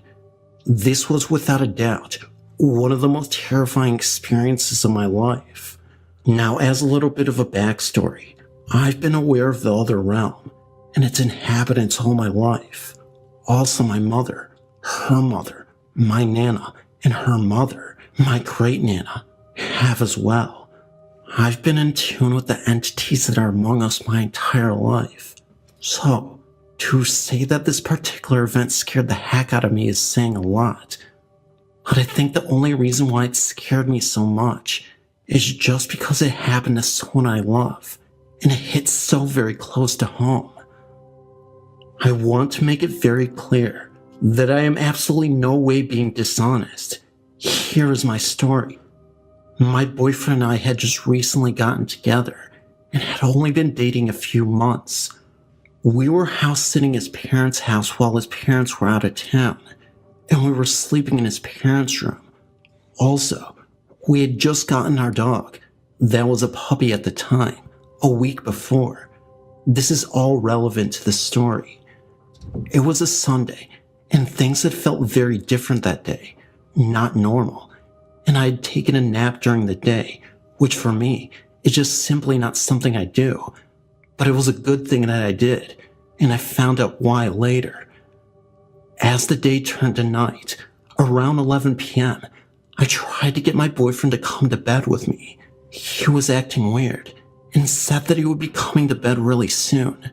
Now, like I said, it was around 11, and anyway, I went to bed, and I ended up jolting awake at 10 minutes till 5 in the morning.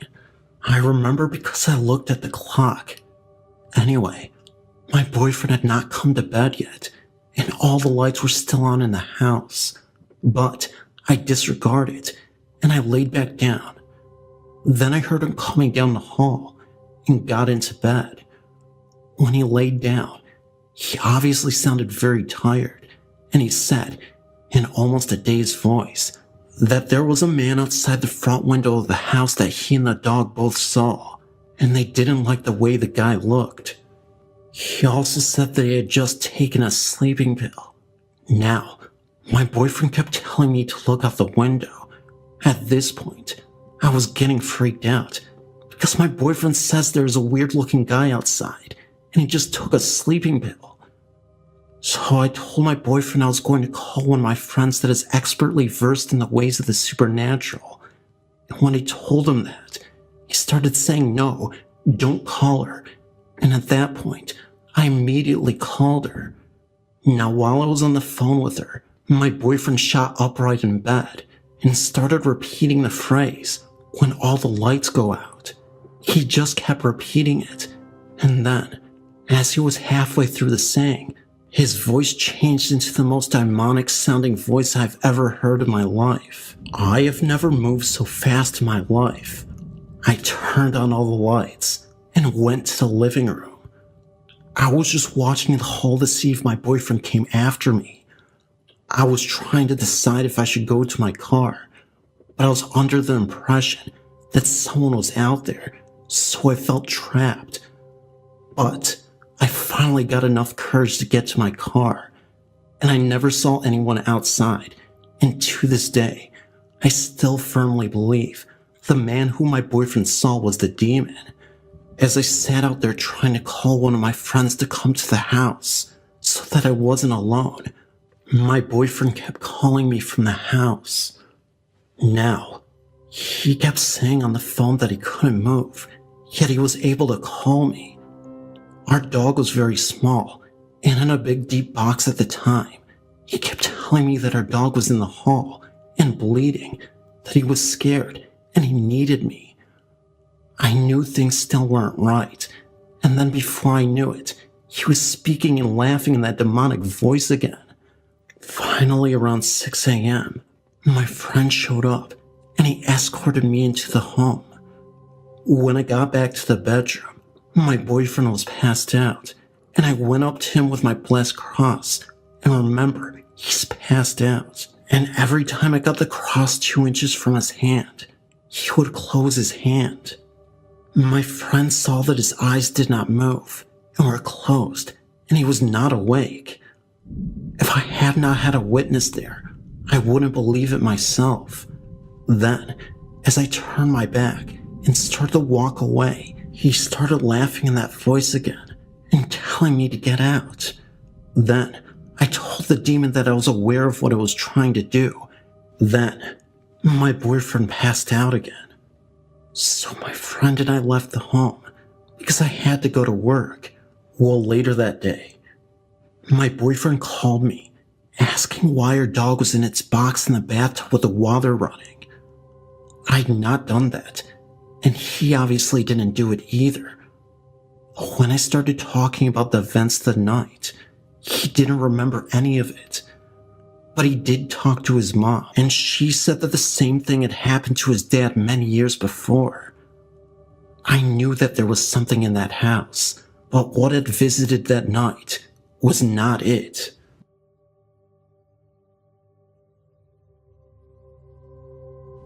I grew up on a farm and I had stepbrothers and sisters.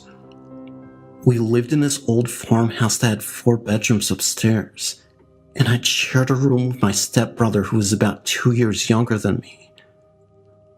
It was 1986, and I was 17 when this happened. Our room was a small one, but we had 2 beds in there, and the way I had my bed was that the end of my bed was towards the bedroom door, and then my head was about 2 feet from the wall because I had a couple rifles, a .22 and my .32 Winchester Special. The night this happened, I was sleeping on my belly with my arms under my pillow, and something woke me up. It wasn't a noise or light. Maybe it was a dream, but I woke up and kind of pushed myself up a little bit with my arms to look at the door. When I looked, there was this figure, a dark shadow, or better yet, like a silhouette, and for some reason, almost telepathically I learned that it's just one of my sisters. Their room was straight across from mine on the other side, just bringing in one of the cats to sleep with me, because the cat was keeping them up. We had a lot of barn cats that weren't allowed in the house. So I turned back around the way I was before I woke up, and laid my head back down, and I expected the cat to be put on my bed. And the feeling that I got was very comfortable feeling, like everything is okay. A few seconds later, I felt the weight of the cat snuggled up to my side, like it was half on my bed and head, and paws on my kidney area of me. I woke up a couple more times feeling this kitty cat still next to me. I was going to reach around and pet it, but I didn't want to wake her up. After a good night of sleep, I woke up and I couldn't believe that the cat was still in my bed and partially on my side, and I did not find a cat on bed with me. I found my .22 rifle laying across my back. I was totally confused by this. I wanted to confirm that it was not me who put my rifle across my back, so I put it back to where I had it before I went to sleep. And to be able to get at it, I would have to have gotten on my knees and reached way over to the corner, and with one arm grabbing it, and I couldn't lift it up at that angle. Of course, nobody had believed in me, so I just never tell the story, except for now. For my next story, I'm going to say something first as it relates to my story. I have what is now known by some as sleep paralysis. I'm sure a lot of you know what this is. When you wake up and you are mutually awake, but you cannot move. This is a very terrifying experience. I have heard many theories on this, and the one that makes the most sense to me is by Sylvia Brown. She says that while you sleep, your soul leaves its vehicle, your body, and goes wandering around to various places. As a result, your body wakes up, but you can't do anything about it because your soul isn't back from its journey to whatever. On with the second story. After we had sold the farm, My family moved into this town called Ashland, Wisconsin. I decided that if I wanted to make it in life, I had to go to college. So I stayed in this house my parents bought, which was very old. Not sure what year it was built, but it was one of the first ones built when the town started. My room was a very small room, about the size of a large bathroom, but it worked. The year was 1993, and I stayed there throughout my college years till I graduated. One night, again I was sleeping on my belly, and I was in a very deep sleep. Something woke me up, not a noise or light. Everything was as dark as it could get. It woke me up enough where I sat up and I was staring towards my door. I couldn't see my door. It was so dark. I was wide awake and I kept looking at it, almost as if I was in a trance of some sort. All of a sudden, I got this telepathic-like communication that told me that everything is okay. You don't have to worry. This feeling is the most bizarre feeling, as if someone's mind is with my mind, talking to each other. So then I was told to lay down, and don't be scared. Then I got this extremely comforting feeling, so I laid back down, except this time I laid down on my left side. Then I felt someone or something's hand around my neck, and it started to squeeze, and then it cocked my head over to the side of my bed, by my neck. Meanwhile, I tried my hardest to yell or scream to wake someone up, but all that could come out of my mouth was a little gargling sound that no one could hear, except for myself. This was extremely terrifying. Then I had the feeling of high voltage electricity that make this humming sound and buzzing sound, and feeling this throughout my entire body. I then woke up in the morning in that exact same position that it left me in. So, those are somewhat short versions of my two stories. I have many more like them. Thank you for taking the time to listen.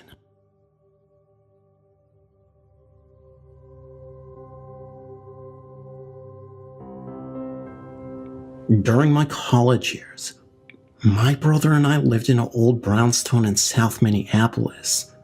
The apartment itself was large and sub-level with 2 bedrooms. From the moment we moved in, we knew there was something wrong. On numerous occasions, I saw someone in my hallway moving across the rooms out of the corner of my eye. I always felt that it was my eyes playing tricks on me initially. Then stranger things began to occur. We began to have our television turn itself on at night. The stereo would do the same. I would be sleeping at night, and it would just start blaring. My bedroom was the worst. It was uncomfortable. I became afraid to sleep in there. I could not describe the feeling.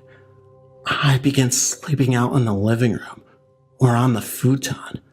Finally, I told myself to stop with the silliness and resign myself to sleep back in the bedroom again. I did so uncomfortably for a few nights, only to be awakened one night by a man's disembodied head hovering above me and smiling. I still very clearly remember it. I screamed as loud as I could and took off out of that room and never slept in it again. We moved out after 6 months of living there. There is a large home in Martin that I lived in for 20 years. It used to be a carriage stop. The first day I was moving in, there was a woman in a black high-collared dress peering out at me, and my mother. The curtain was being held back, and she was fiddling with the brooch and the collar of her dress. Once inside the house, it appeared to be a bundle of gray dusty rags floating in the air close to the ceiling. It swooped down under a doorway and went out through the window. It has been seen many times in the road in front of the house. A man in a black coat with a high collar holding a lantern and swinging it back and forth as if to lead the way for persons passing through. Sleeping on the couch one afternoon, a little girl in a blue dress was standing in front of me. I couldn't see her face, but she seemed so real. Lying in bed at night, and sometimes in the morning, footsteps could be heard walking up the stairs. You can't move. You feel a weight that holds you still. All you can see is the boots of a large man. He looks into every bedroom and then goes back downstairs. You can then move. In the parlor, you could hear a party going on, and while that is going on, you hear a baby crying. When my mom and I were sitting in the dining room, we both saw objects being thrown across the laundry room. You feel cold and get goosebumps throughout the house.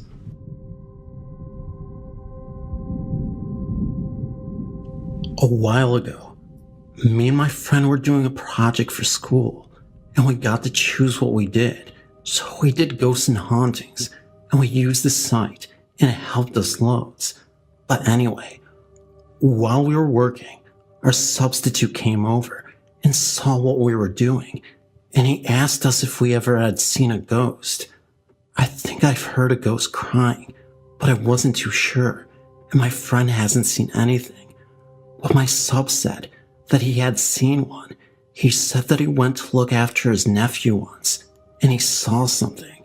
He said that he went around to his brother's house, and while his brother and his wife were getting ready, his nephew came downstairs and told his dad that he had seen the man with the big hat and the funny glasses right upstairs. My teacher asked his brother what he was on about, and his brother said that he had seen the ghost again. My teacher didn't believe him, but his brother said he'd seen it upstairs. Then when his brother and his bro's wife had gone, his nephew, who was only 5, wanted to play football in the garden. So as they were going through the kitchen, his nephew said that the man with the big hat and funny glasses was behind my teacher. He freaked out and was scared to death. He said he just wanted to get out of the house, but made himself turn around. He said that he saw a gaslight form that had a pilot's hat on, an old one, not a helmet like nowadays, and that the thing was wearing big goggles. He later found out that his brother's house was built in an old airfield. The story freaked us out.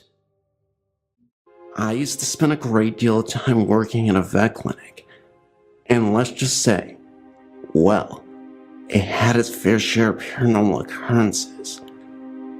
Seems pretty obvious, right? Ghostly activity would be abundant in a place where animals are put to sleep, and their souls potentially left to wander the old halls of this facility. However, there's a lot more variety contained in this particular clinic that isn't limited to just animal encounters. Sightings of previous human spirits have been known to linger years after departing Earth. A dark history is also associated with this place, a sinister energy that I can't really put my finger on. When the place is thriving during the working hours and is populated by staff, animals being housed in the kennels, and clients, the atmosphere is very loving.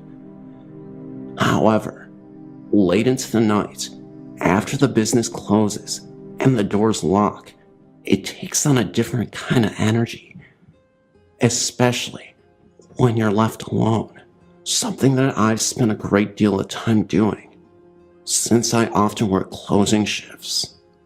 The clinic was founded way back in the early 1950s, and had seen its fair share of staff, ranging from kennel workers, veterinary technicians, to veterinarians. The biggest rumor I've heard since being employed here is the story of Dr. Fleming. When the business originally opened in the 1950s, he was one of the first vets to be working there, and he was more than a little unsavory.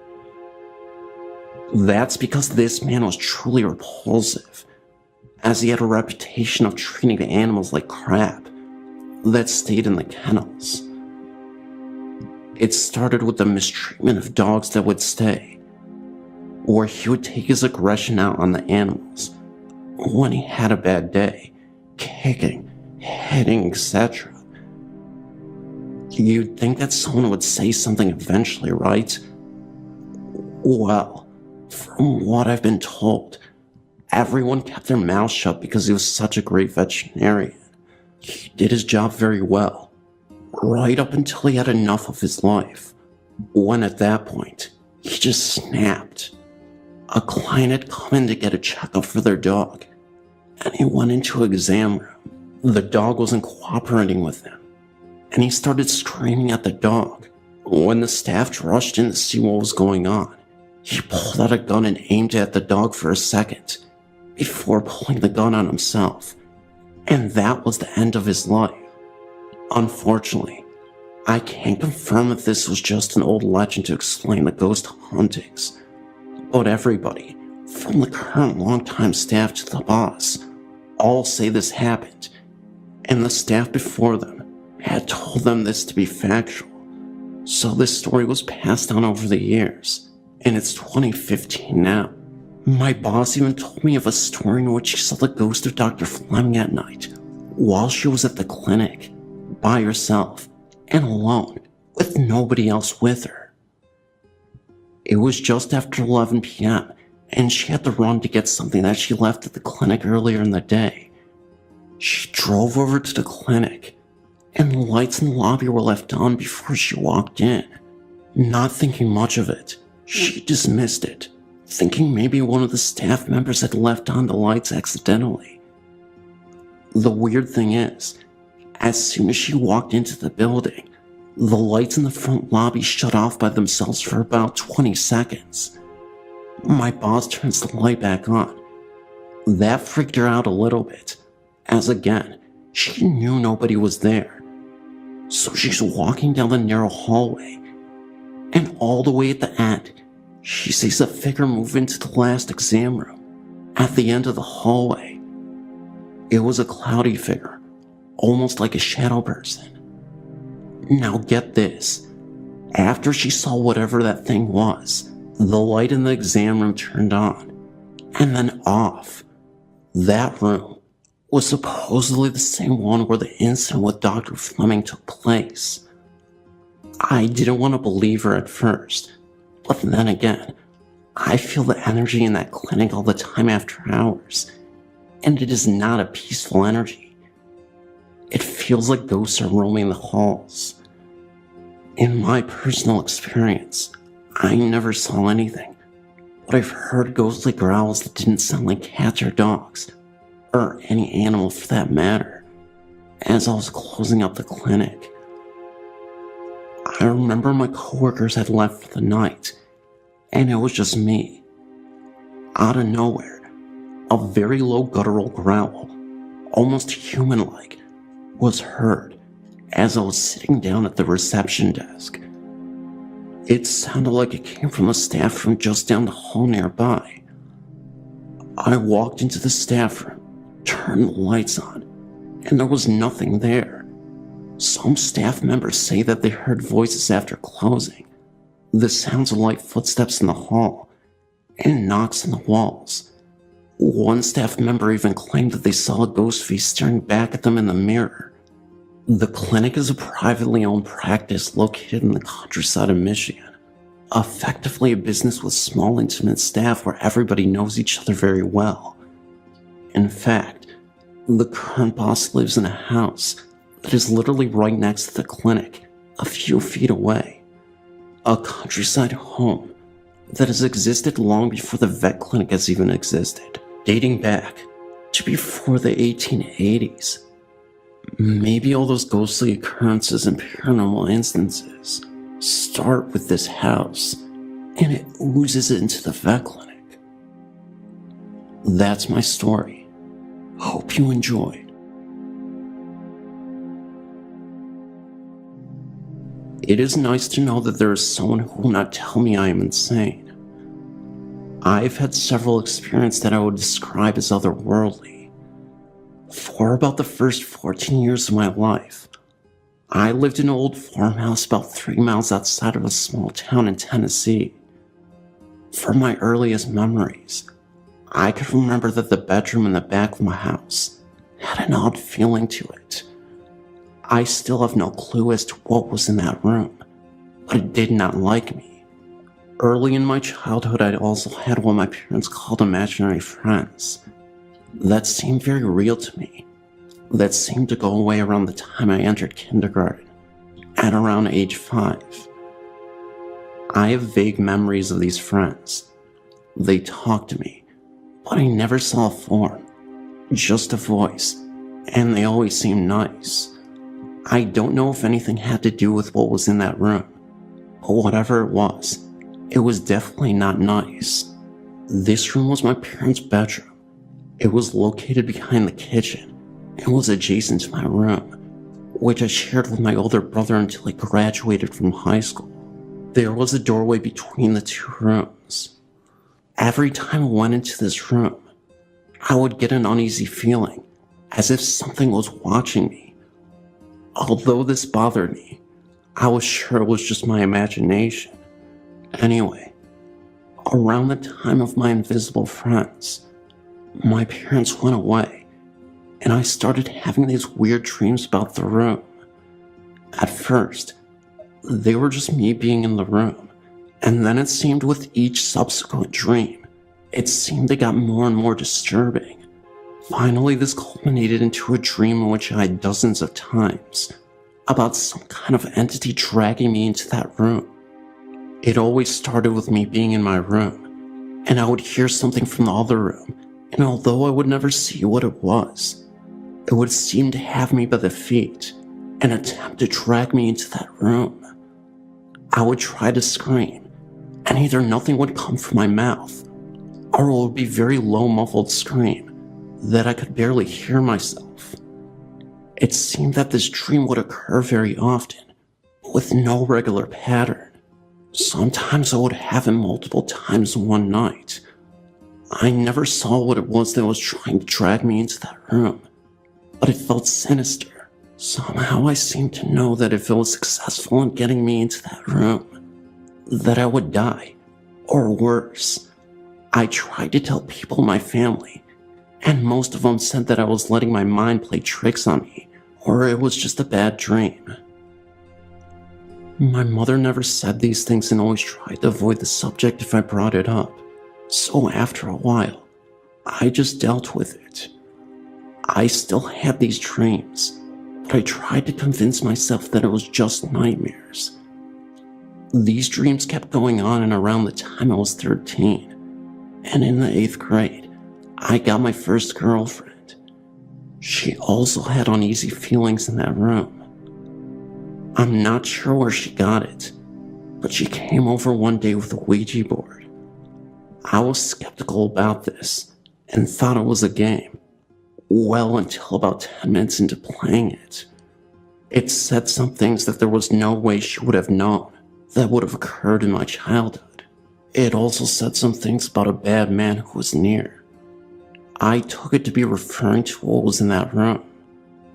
After this, I was sure that they were real. I was getting into that cocky, brave, invincible teenager mode that kids always seem to have. I decided I wanted to know more. This house was situated on a lot in front of and next to 2 large grain fields. About 100 yards or so to the left of our house, there was another house that had been partially burned and was then converted into a shed for a tractor. I'd never really explored this shed before becoming a shed. This was a house that some of my relatives lived in. This was about all I knew about it. One day, my girlfriend and I were walking from our house, which was about 2 miles away, and it started to rain. Well, although not far from my house, it started to rain pretty hard, so we decided to wait for it to slack up some before we walked the football field length from there to my house. We went in, and almost immediately I got a similar uneasy feeling that I knew pretty well by now. She asked me what was wrong, and all I could say that something about this place isn't right. She went into her backpack and came out with the Ouija board. I thought, oh well, it's daylight, and oh well, it couldn't really hurt us. We started, and after a few minutes of unintelligible letters, it stopped, and the air seemed to get colder. I didn't know at the time that there was none of the signs of spirits being around. Anyway, she said, "Is anyone there?" And it almost immediately slid to yes, and stopped. Then we asked some random questions, and got the unexpected answers. The rain had slacked up, and we decided to go on to my house. A few days later, we decided that something was definitely odd about that old half-burned house. We ventured back. This time we went into the mid-afternoon, and it was a hot summer day. I think this was in mid-June, and it was really hot outside. We went in and announced ourselves, making mention that we talked a few days before.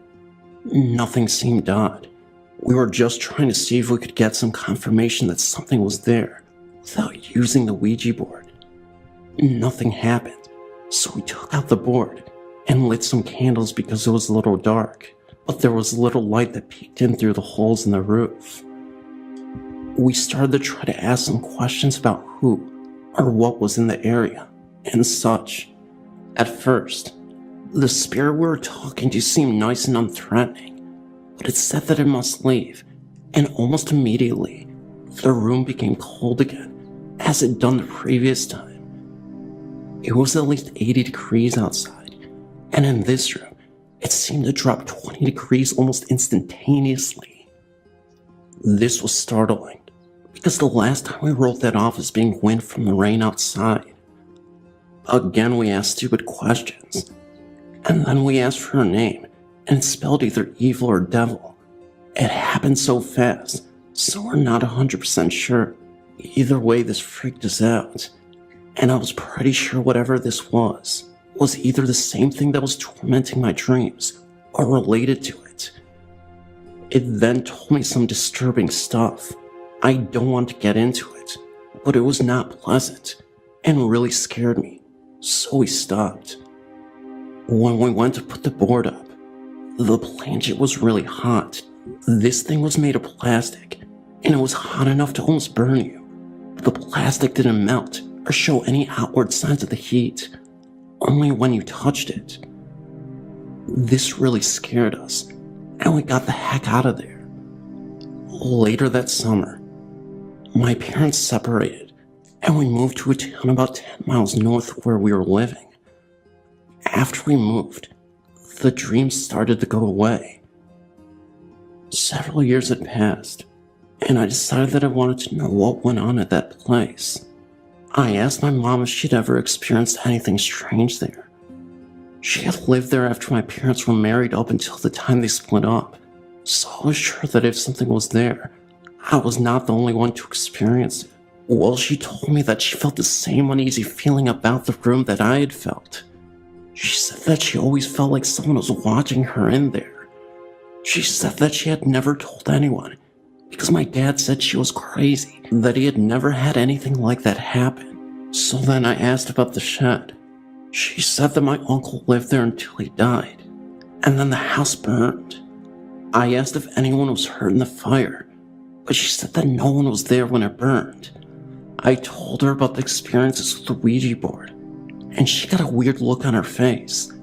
And then she told me about some of the stuff that happened before I was born. She didn't give me specifics about names, but she said I had some relatives whose house burned down, and their children died in the fire. Their bodies were laid out in the house before the funeral. She also said that it was suspected that the fire that killed the 3 children was set for insurance money. I don't know if it was their spirits or something else, but after we moved, the dream stopped, and everything seemed to be normal. I say normal, but I still have paranormal experiences where I will see people not there, or other odd things.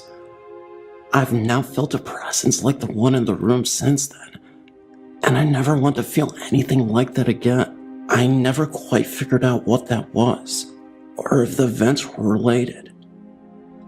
These dreams traumatized me as a child, and although I don't feel that I need answers to it, I just felt I needed to share the account of what happened with others, hoping that it would help. In closing, I wouldn't recommend anyone ghost hunting as I did.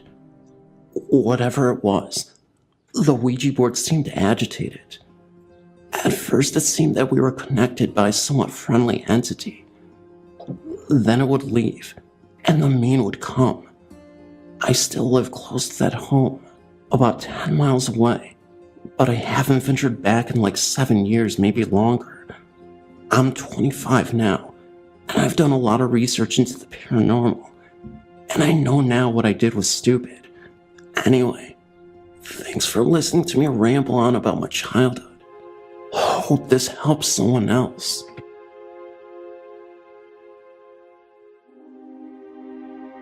I now own the hospital, and it is utterly amazing.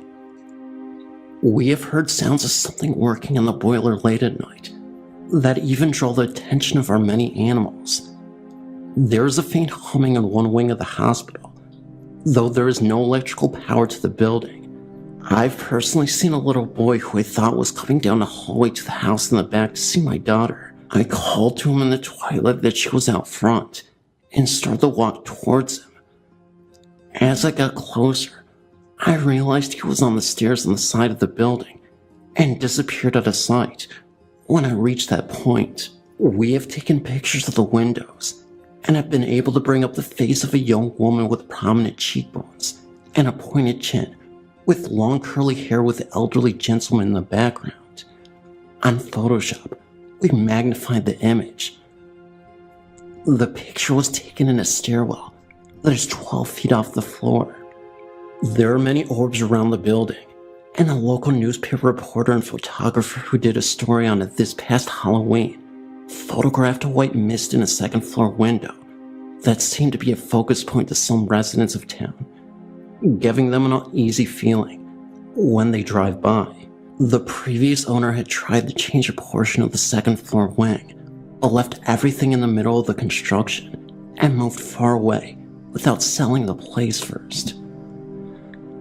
He has never mentioned anything to us, but it is obvious something made him uncomfortable because he just wanted out. We feel nothing but peacefulness when we are in the building and are hoping to gain landmark status to protect the building. Many people died here during the 1947 tornado, since it was the only point of refuge for the town. We consider it hallowed ground and are supported by the many people who have an attachment to the building for various reasons. We are amazed by the amount of people who travel from different states who are born here, who just want to visit it. It is a compelling piece that we hope to preserve.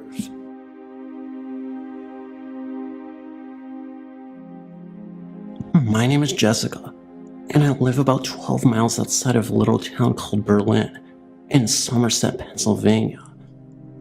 When I was a little girl growing up down in the middle of nowhere, I heard ghost stories all the time. There is one where a man walks what we call the mountain road with a lantern, looking for his lost love who got lost in the woods. I never believed in the stories or ghosts until one night I went for a walk with my dog. Usually my dog was trailing behind me, but this time she was going in front of me, acting as if she didn't want me to walk any closer to the barn or the light, but I kept pushing her aside and kept walking towards the light. I had my earphones on and I was listening to music. I got a feeling that I wasn't alone, so I took my earphones on and turned the music off. I listened very quietly, and as soon as I was able to yell out "Who's there?" I heard what to me sounded like an old covered wagon up the field. I couldn't see anything, but I could hear it. I heard a whistle and the sound of hooves hitting the ground and the wheels turning. My dog started to bark, and I got scared and ran into the home. The next day I went to the field where I thought the sound of the wheels were coming from, and there were hoof prints and wheel tracks. I followed them for about 5 minutes, and then they just vanished. It was like they just disappeared. The track stopped. Then I started to follow them back to where it was, and the same thing happened. I got to the point where I'd heard them and started to follow them back for about 5 minutes, and they disappeared. Sadly, I didn't get any photos, but I showed my mom and dad. None of us could explain it. Here's a nightmare I had one night. It's very scary, so brace yourself. One night in the cold, harsh winter of the snow belt in Cleveland, Ohio, I was making my tea, waiting until it was done steeping. As I finished watching my nightly program, I slowly limped to my cold, damp room.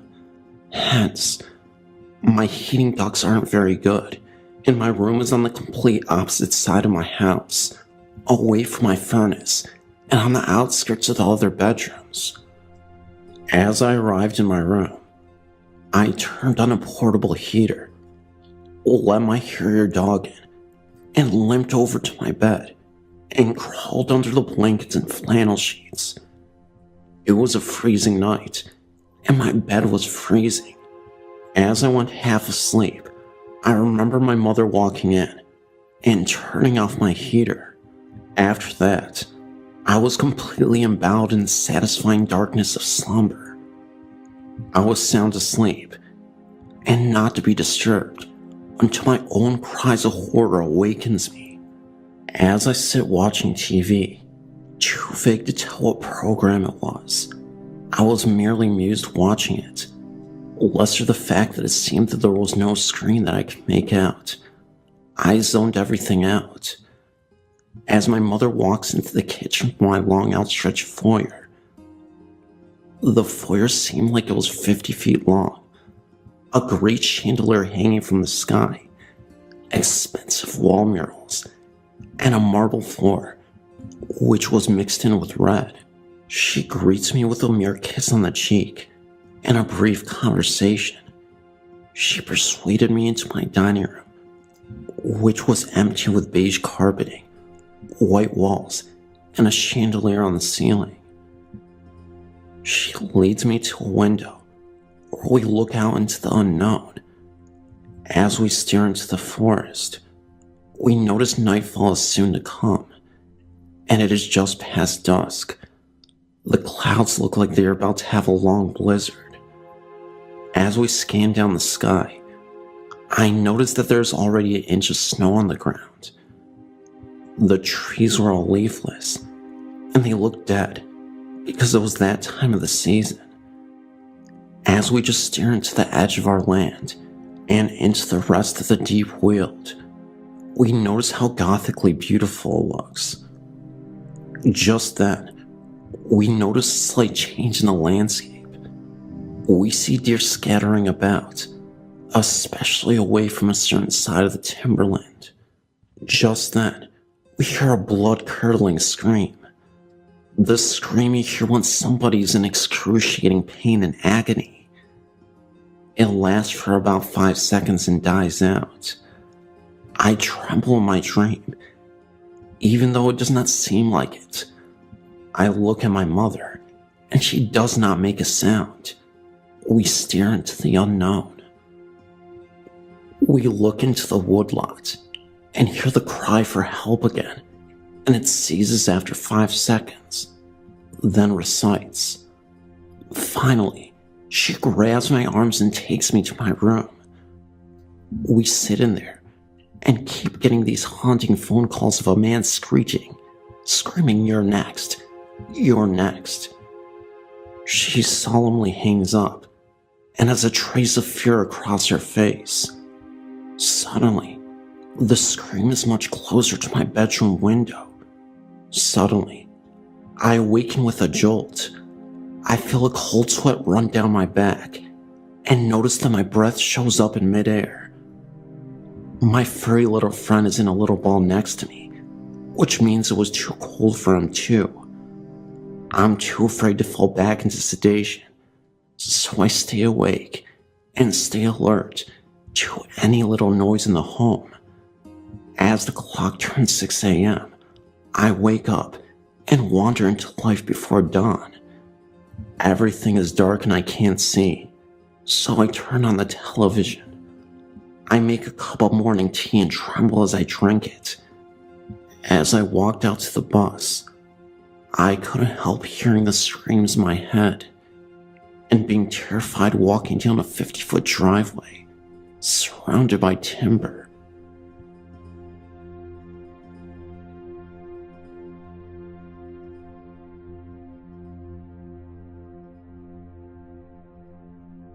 I've had a few experiences as a child, probably being less than 8 years of age, give or take. I found some little glass thing that I liked, and I was playing with it. I don't know what I was fascinated about it with, but I was a child. I lost it, and I woke up that night to go to the bathroom, and there it was on the bathroom counter. I didn't know how I had gotten there. I walk out in the hallway to go back to bed, and I see a figure run into my room. I run into my room, looking under my closet, under my bed, and all over. I find nothing. I go into my brother's room. He's still asleep, and see nothing else. I suppose the figure was returning the object to me. Who knows? Another time, I guess I woke up my mother to get me something to drink. After we went down the stairs and turned a corner to go to the kitchen, I'm behind her, and as she is about to go to the other room, I see a little boy, probably about my age at the time, and dressed in old-style clothes. I don't know, maybe 17th or 18th century clothes, just old. I asked my mother if she just saw that, and she said, "No, Bradley, what did you see?" I told her what I had just seen, and she didn't tell me it was my imagination or anything. She believed me. She says that many people in the family have seen things from time to time like that. I've seen other things in those days. My memory is a little shady about them, but those are my two best remembered. For some reason, I was somewhat scared of what I saw. I don't know why. Maybe because they were so sudden and gone so quickly. I would only see them for about 2 or 3 seconds, and they would just disappear as quickly as they appeared. I did live across the street from a cemetery, and someone we sold something to at a garage sale said the plot of land we lived on used to be a cemetery. An old one, judging by the clothes the boy was wearing. An old girlfriend sent me a link to the site, and I thought I would check it out. I came across the link, Children and Ghosts, and I thought I would give you my thoughts after reading it. I stopped seeing these things when I guess I just got a little scared, and just said to myself, I don't want to see these things anymore. After that, I hadn't seen a thing. I don't know if that's a good thing or not. I'm not sure if I wouldn't mind seeing anything these days. I worked at a funeral home for 6 months, and saw a lot of sadness, and some gruesome things as well.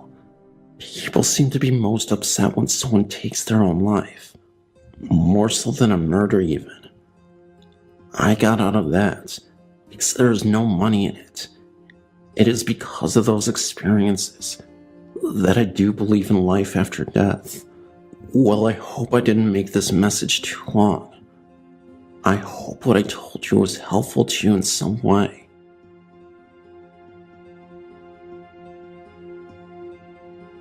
Well, let me first explain. I'm not psychic. I don't think that I'm particularly sensitive. I know that some of my friends and I in high school did mess around with some stuff. Ouija boards, going to cemeteries, etc. That wasn't the brightest of ideas, but it wasn't meant to be harmful. For whatever reason, I seem to attract this kind of energy. My parents had bought a house in a brand new development in West Windsor, New Jersey, in 1992. It was built on a former sod farm. Nothing too strange that we knew about. From the very beginning, I'd gotten weird vibes and sensations there, that something just wasn't right. My grandmother's sister, who was very sensitive, did not like coming over, that she never felt comfortable there. I never saw anything outright when I lived there, but I always got some strange vibes. My late grandmother did have a frightening experience. She had fallen asleep watching TV in the family room and awoke around 2 a.m. to 2 men standing in front of her. She screamed, and they were gone. I would get sensations of cold spots in certain spots in the home, especially in the front room. A lot of misery befell my family when they lived there too. Maybe it was a coincidence. Maybe not. In 1994, I lived for a brief time at 50 Main Street in Roebling. It was once a doctor's office, and I believe a post office at one point in time. I had many strange experiences in that home. My husband was going to school at night and worked full-time, so I was there by myself a lot. There was a room that was used for storage between our kitchen and the garage. I never wanted to be in there by myself. It was a very oppressive feeling, and I had a hard time breathing when I would be in there. There had been several times when I was doing laundry in the basement that I felt as if someone was standing behind me. Every so often I would catch a glimpse of an older, heavy-set woman outside. Since there was an alley directly behind the house, I assumed it was a neighbor. Apparently, no one alive in the neighborhood fit the description. The one thing that did me in was the 3rd floor. When my husband lived there as a teenager, he and his brother shared it, and his brother had put mirrors along one whole wall. For whatever reason, I was never able to look at those mirrors. I don't know if I was afraid of what I'd see or what, but I never could. I had originally planned on making the other room there into my sewing room. One afternoon, I was up sweeping when I felt as if someone was in the room with me. I knew I was home alone. It was such a palatable presence. I started to pray out loud. I basically did the rosary, but the feeling did not subside. I did not feel evil. It was just very oppressive. Needless to say, I was grateful when my mother-in-law sold the home and we had to move. As an aside, I grew up in Ridgewood, Bergen County, and I think that it is a one haunted town. There is something very evil in the cemetery across from Ben Franklin Jr., and I knew people would mess around with that stuff that they should have not stirred something up there. One night, we were all hanging out across the street by Ben Franklin Jr., and then I went home. I parked in my parents' garage. I was 17 or 18 at the time, and for some strange reason, the car backed itself out of the garage and landed directly over a ditch. It was like it had perfectly aligned itself to go there. The high school is haunted too. There used to be a room off the auditorium in the tower that was always 10 degrees cooler than anywhere else in the school. Of course, this is where we would go to smoke on a rainy day. There would just be a strange feeling in there. I don't know of any stories behind the building. It just might be a natural energy field or something. Finally, I used to work at the Borders in West Windsor. The shopping center that the store is located in was built over swampland where a bunch of kids from Trenton had drowned on Christmas night when they were fleeing police in a stolen car.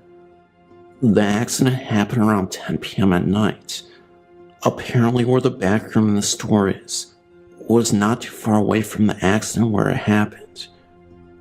There were many times we would hear things outside at night on the loading dock. Of course, when we would open the door, there would be nothing. A lot of times, and especially after 10 p.m., it would be very creepy going back there. I know that some other employees said that they had seen things back there. I never saw anything. I just got weird feelings. I've never really shared any of these stories with anyone before, but I feel like you guys won't do anything to exploit them or make fun of me.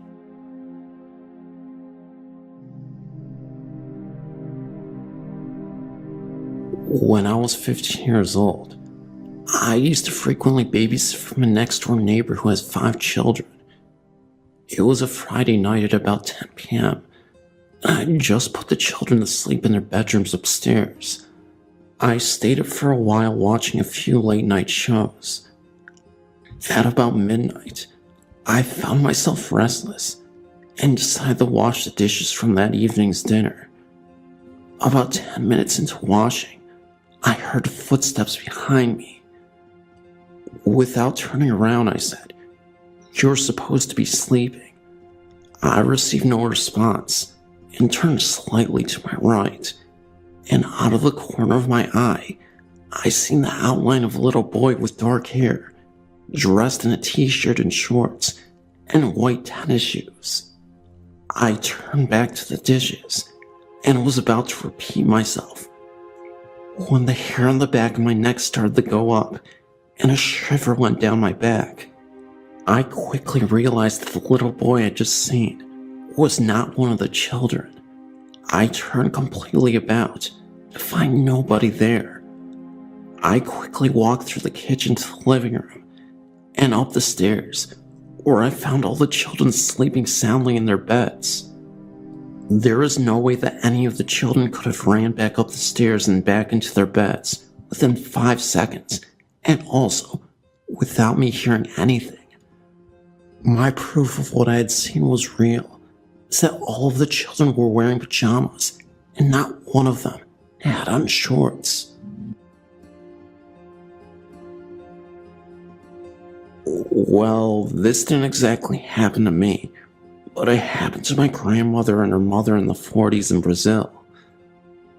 My grandmother was young, and she had just bought her first house with my grandfather, and she had 2 little daughters. My aunts, obviously. My father wasn't even born yet. My grandmother isn't a person to lie, so this story is no bull. Well, it was around 1945, and my grandmother was preparing food in the kitchen for my aunts. My grandfather was at work, so she was alone with her 2 daughters. She heard footsteps coming down the living room and down the hall. She thought that was strange, because my grandfather wouldn't come home. Only 5 hours later, she went to greet him, but instead was greeted by a terrible cold gust of wind. She shrugged it off and went on with her life. But until the next day, she was cooking for my 2 aunts. My oldest aunt was around 5, and the second was around 2. She heard the same footsteps, and she noticed that it was always at the end of her mother's room. My great-grandmother would sleep there sometimes. She grabbed her 2 daughters and waited outside for my grandfather to come.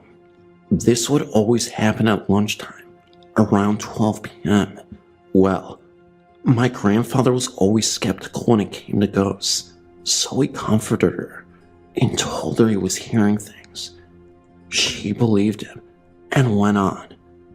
The next day, my great-grandfather went to sleep there.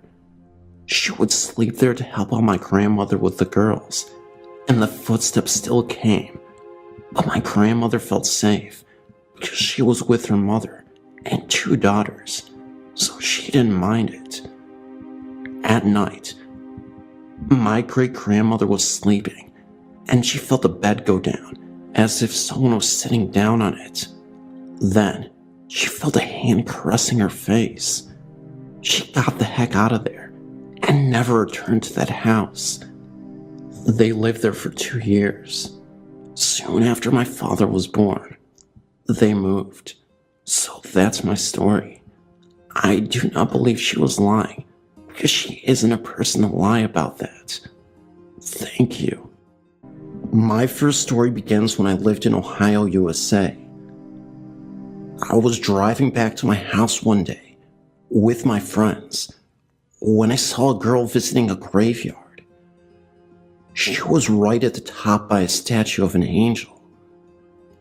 The girl looked very young, about 11 years old. She was wearing old-fashioned clothes. I went up to the grave the next day. The inscription was written on the angel's Bible. It said in memory of Jane Doe, died 1832 to 1845, died of tuberculosis. I did not use the girl's name out of respect. I now realize that yesterday I'd seen a ghost. I can see the graveyard from where I live, and I always see a girl visit the grave. One time I went up there to see if I could catch a glimpse of the girl. This time, she was bending over 2 other graves. I went away because I thought the girl was starting to sense my presence. I came back though, and found the 2 graves. These 2 were her mother and father. They had also died of tuberculosis. It looked like no one came and took care of this grave, so I would come up there sometimes and clean the graves.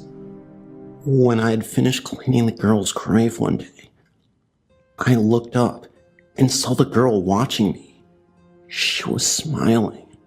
She followed me home. I wasn't bothered because I knew she was harmless. It was almost like she was an old friend to me. This second set of experiences happened in Wrightwood, California. The interesting thing about the area in particular is that there are constant reported sightings of Indians everywhere. And the women in my family see an older woman around our houses, near the children's rooms. Townspeople who are aware of her say she is a nurse of sorts, and that she checks on the small children of the town, protecting them. The weirdest one so far is the half-Indian. All that is ever seen is the top half of an Indian, head to waist and floating. Most seem to see this figure especially down by the old ranch that sits in Cajun Pass, on Highway 66, between Clegherd Road and Kenwood. That's where the figure would appear. Many times around Thanksgiving, which makes you wonder a little bit. Anyway, my sister has seen him on Lone Pine Ranch Road around Clyde Ranch, the only structure on Lone Pine, until you reach Wrightwood. We have a lot of paranormal activity happening constantly, according to those who are tuned into it, or have that sixth sense. And if one's violent or sudden death brings about that type of activity, then we add approximately 10 spirits every year because of the slippery snow-covered roads like Lone Pine. That, and the lack of common sense that California drivers possess.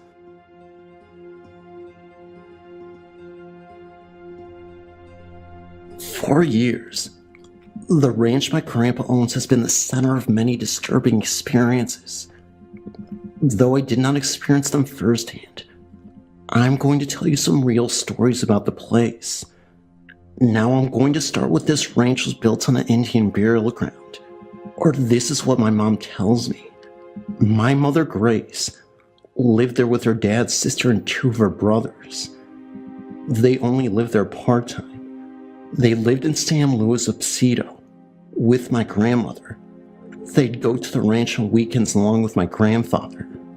My grandmother would stay behind because she hated the ranch. On the 4th of July, my mom had her friend come over, and this is when they were older, maybe in their 20s, and she let her stay in the bedroom with the guy she got close to. So my mom ended up on the couch. In the middle of the night, she sat straight up, like in the horror movies, where people sit straight up, all of a sudden in the middle of their sleep. She had no clue why, but she was so scared to death. She started to look around, and out of nowhere, she started seeing little dashes and wisps of silver light. They would fly right over her, and there would be deep wafts of cold air. She got up and ran to the bedroom. The guy my mom's friend got close to worked at the ranch as a gardener, and had experiences like this before, seeing he'd worked there a long time. He said he thinks it's an Indian burial ground, but couldn't be sure. When my mom was young, not such great things happened at the ranch. I only know of one, but I'll tell you about it. My grandpa would bring weird friends that he met to the ranch. There was one guy in particular who came, and every time he'd play a game, where all the boys, including my uncle's friends, would have to play, it was basically a hide-and-seek game. But when he found them, he would pretend to torture them, and he'd throw them in a pool, which definitely wasn't a pleasant thing. My Uncle Martin was so scared of this guy, and he had good reason. This man was an old Vietnam War veteran. You could pretty much call him crazy. My uncle spent most of his days at the ranch, preparing for when he came. He did not want to be found. He had a place ready on this tree with a little stash of candy bars and packet drinks in the ladder that he could pull up after him. When the man came, he found everyone but Martin and looked for him till it was well past dark. Finally, they found him, but he wouldn't come down, and didn't. I had lived at the ranch for about 6 months, and my mom was scared to death of it, so we moved. My dad had lived with us. There was no power, so matches were common. After we had moved, my mom's younger brother Nick and his wife Shelley moved in.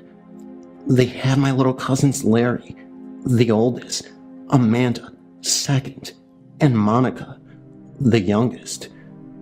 My cousin Larry had gotten hold of matches when he climbed out of the crib he was in with Amanda.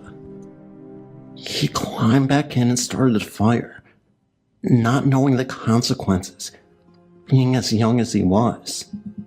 My Aunt Shelley was upstairs taking a nap with Monica, and my Uncle Nick was at work. Shelley came out running out of the building and left Monica outside, running back in to get Larry. It was too late for Amanda, and they still have her ashes.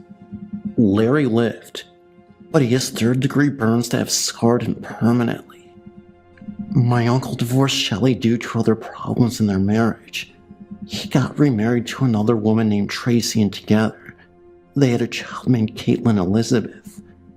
Just a while ago, they figured out she was deaf. My grandpa lived at the ranch regularly till he broke his back. He was riding his horse on a mountain by a steep ravine. Being an experienced rider, he didn't have much of a risk factor. No one knows what, but something spooked the horse and he fell off, down the ravine, and broke his back. Now he's in a wheelchair, and it seems like he'd rather die than not be able to live at the ranch. So far he's not there, but he's trying to get there. Another bit that interests me about my family's ranch is that it tore my mom's side of the family apart. There have been endless fights about it, and pretty much everyone is turned away from each other. Are all these things a coincidence? I don't know, but I find it hard to think of it that way.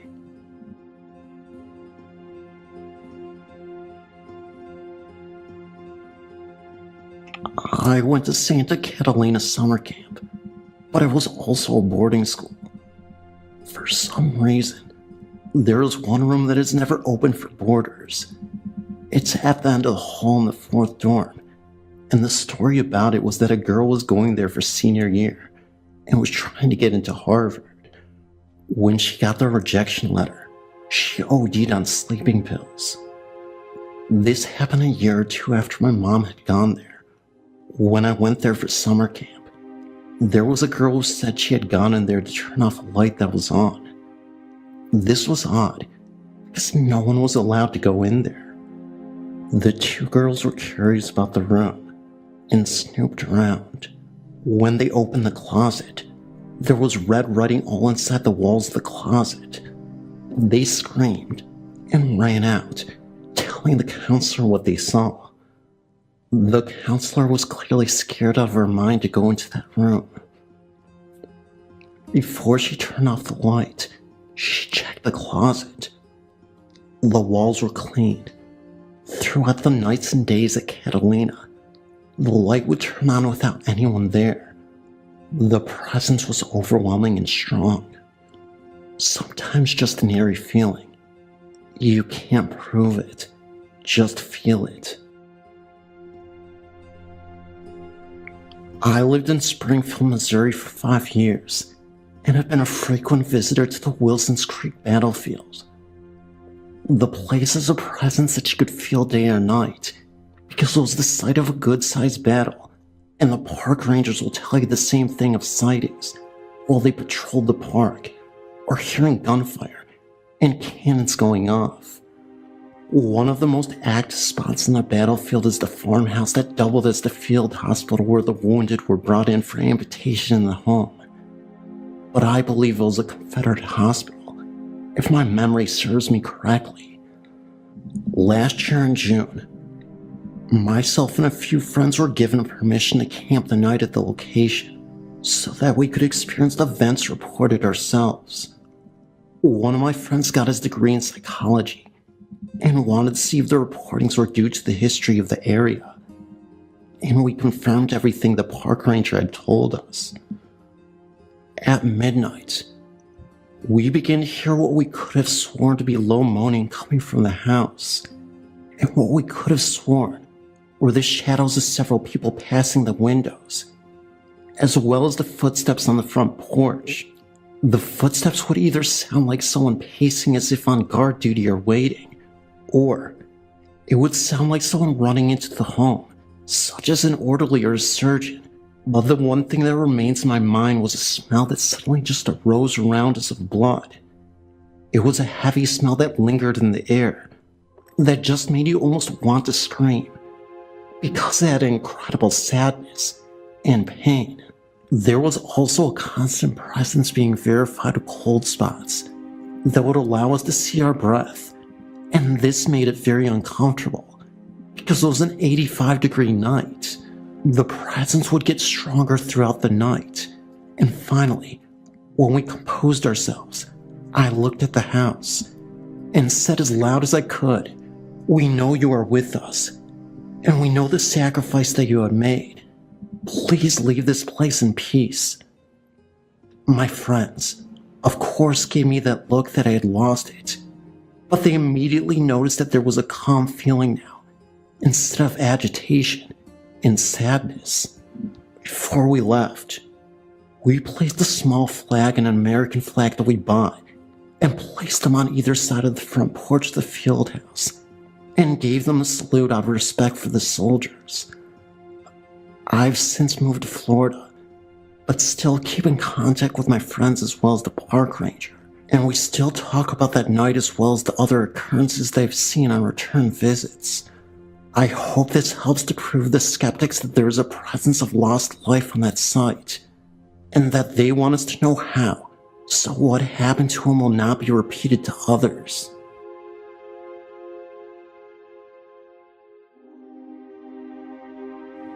I lived in my newly built home for 1 year now.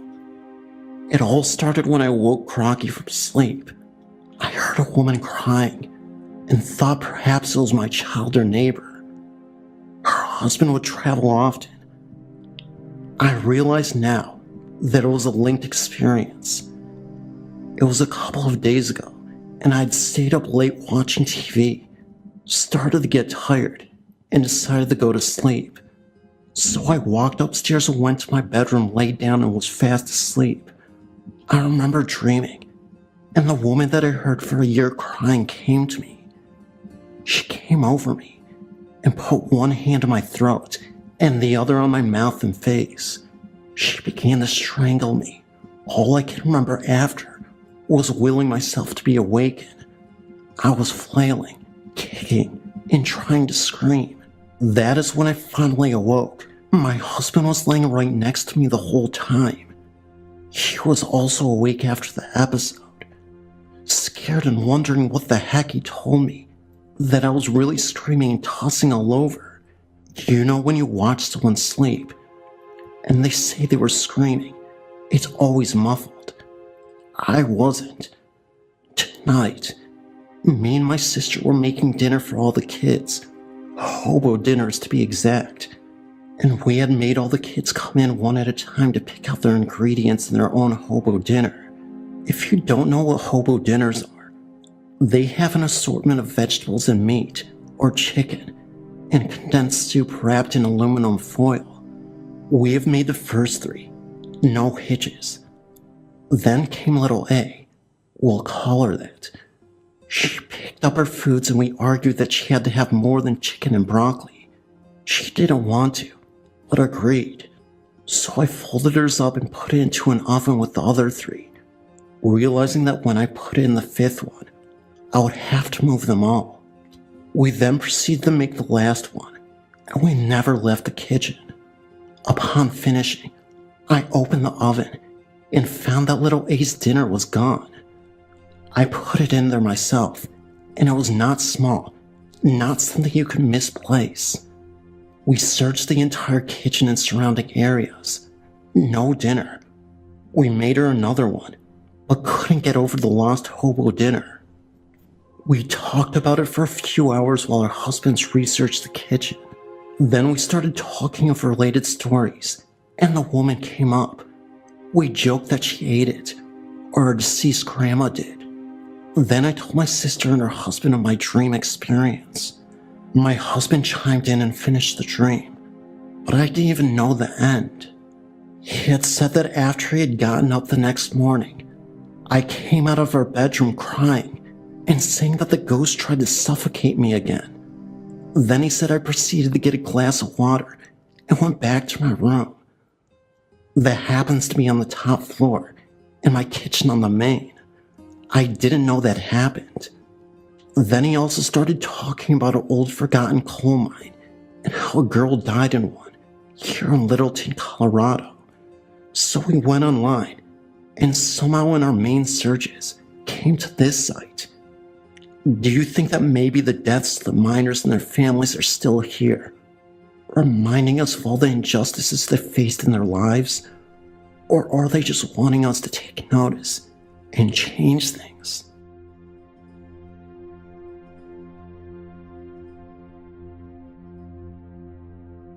Early last year, me and my youngest daughter was cleaning an empty house to make extra money.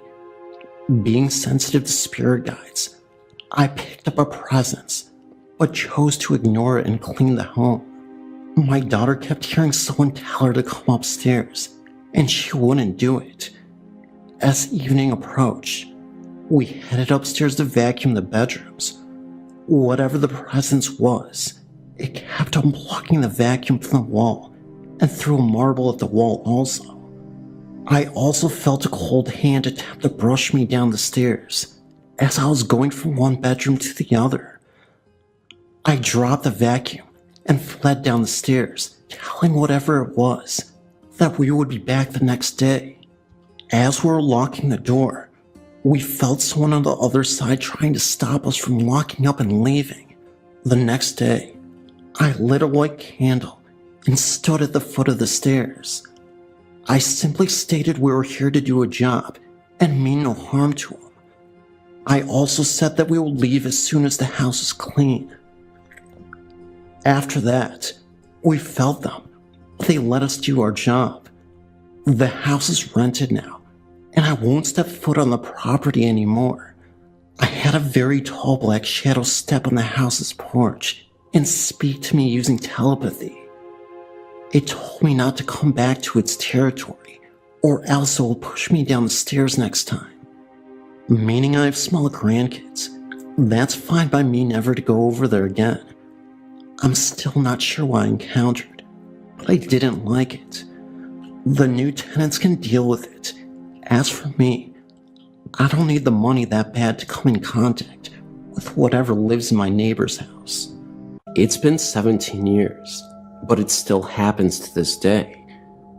It happened on a summer night on the back road connecting Mount Clair to West Milford, known to the locals as Alfie Hill.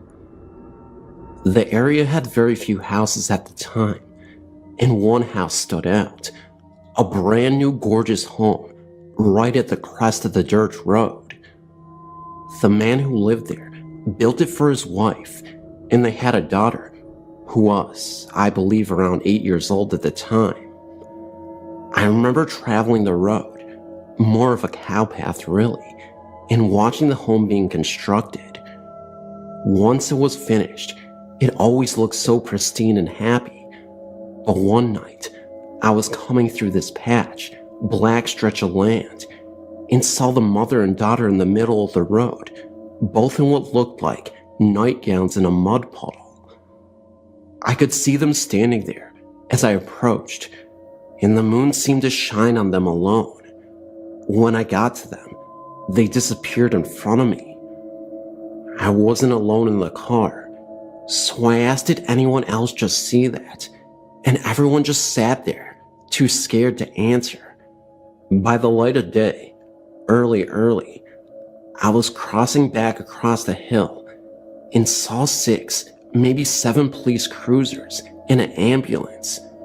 Crime scene tape everywhere, and one covered figure in the grass by the house, and several officers crouched by the road, beside where the mud puddle was the night before.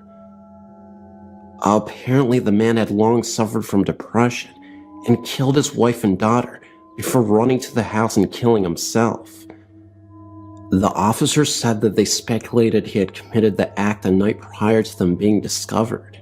Still, on summer nights, you can see the girl and her mom looking down into the middle of the puddle in their nightgowns.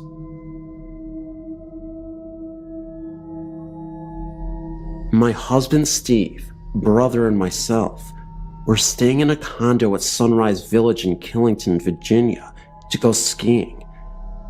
It was in April of this year, and there was a special on the Fox News channel entitled, "Does the Devil Really Exist?" or something of that nature.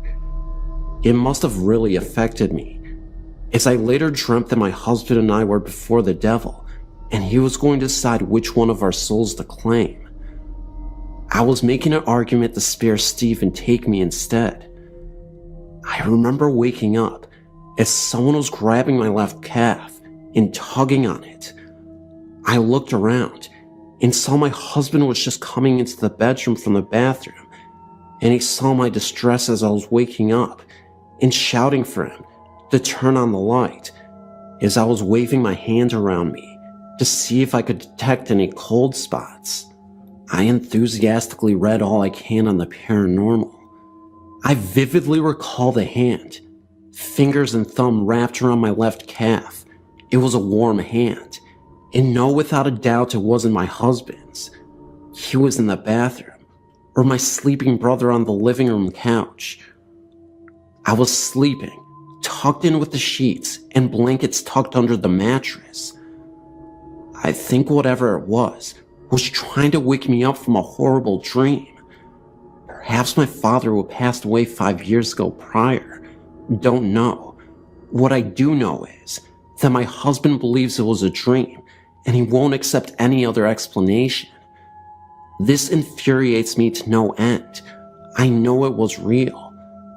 Thanks for listening, and keep up the good work on your website. It's great.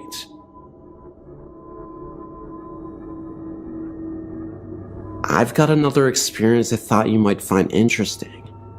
In October of 2006, I got orders to move from Arlington Air Force Base, Alaska, to Peterson Air Force Base, Colorado. My ex-wife and I decided to drive because we didn't want to get to the next station and not have a car. We spent the weekend with her relatives in Wasilla, then made the drive to Haines Junction and stayed the night. We really didn't sleep well that night. The room was rather uncomfortable. So we left at like 500 and began the trip to Canada.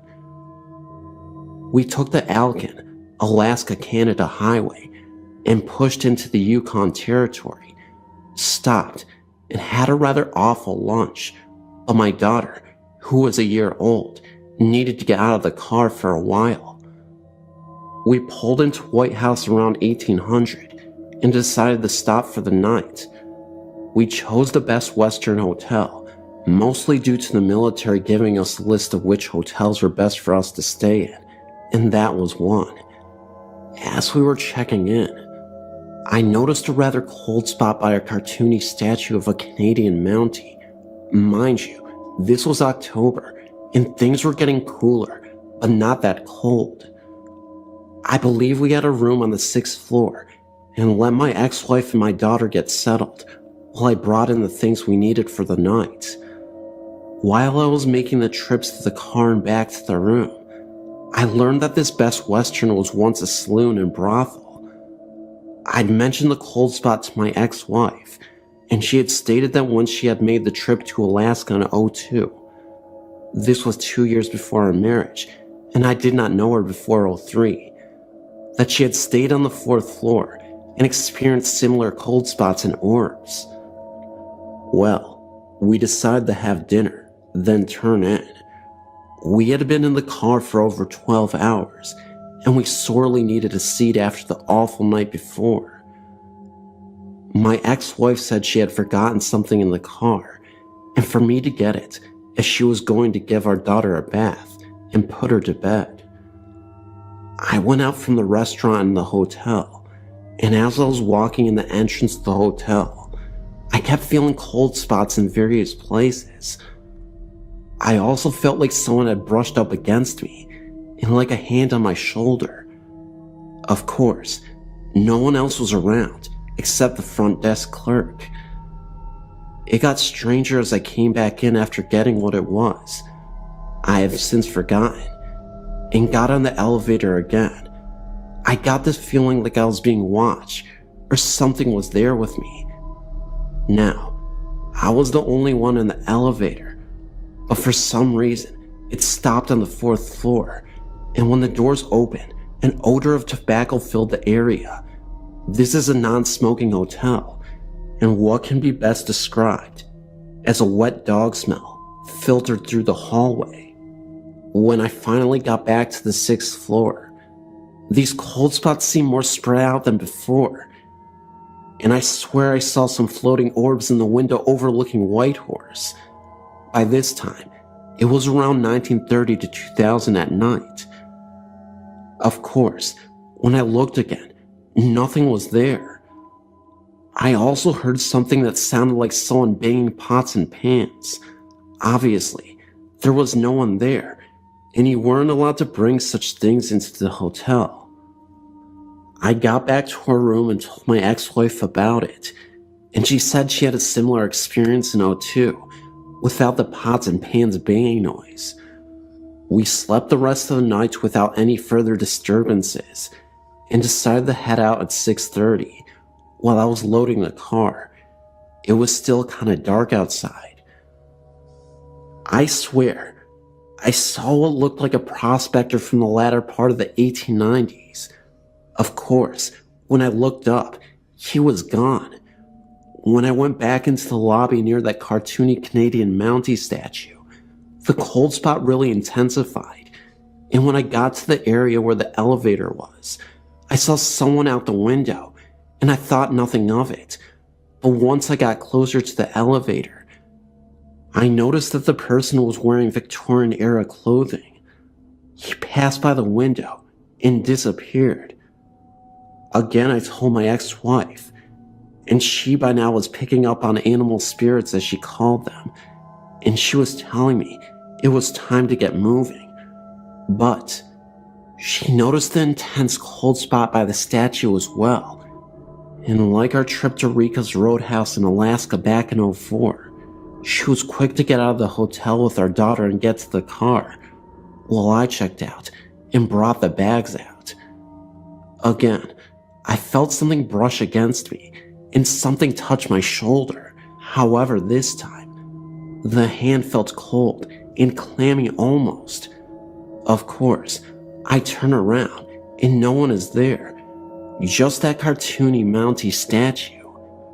We get out of there okay, without any further strangeness, save for a feeling of sorrow. Then, of course, I found out it was a saloon and brothel from the Alaskan Canadian gold rush of 1898, which could explain several things, but it was the first time I actually feared spirits and ghosts, and that was because of my daughter, who was a year old at the time. Again, my ex-wife and I would talk about this till our divorce.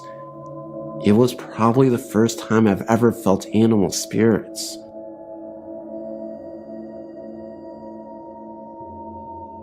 This is a personal experience that happened to me 2 years ago in Charleston, South Carolina. I'm in the Navy and had just got off the swing shift on base, leaving at approximately 11:45 p.m. from the base. The base I was at is on an old plantation's land, but I never thought anything of it. The part where I worked at was on the water of the nearby river, and the road back passed along the river for about a half mile before turning inland. Fog had a tendency to build up on the river in the fall and winter months, and the fog had rolled across the road on this particular night. As I was driving along the road coming back from work, I saw a man running on the side of the road. This was nothing special on a military base. People run all the time to keep up physical condition.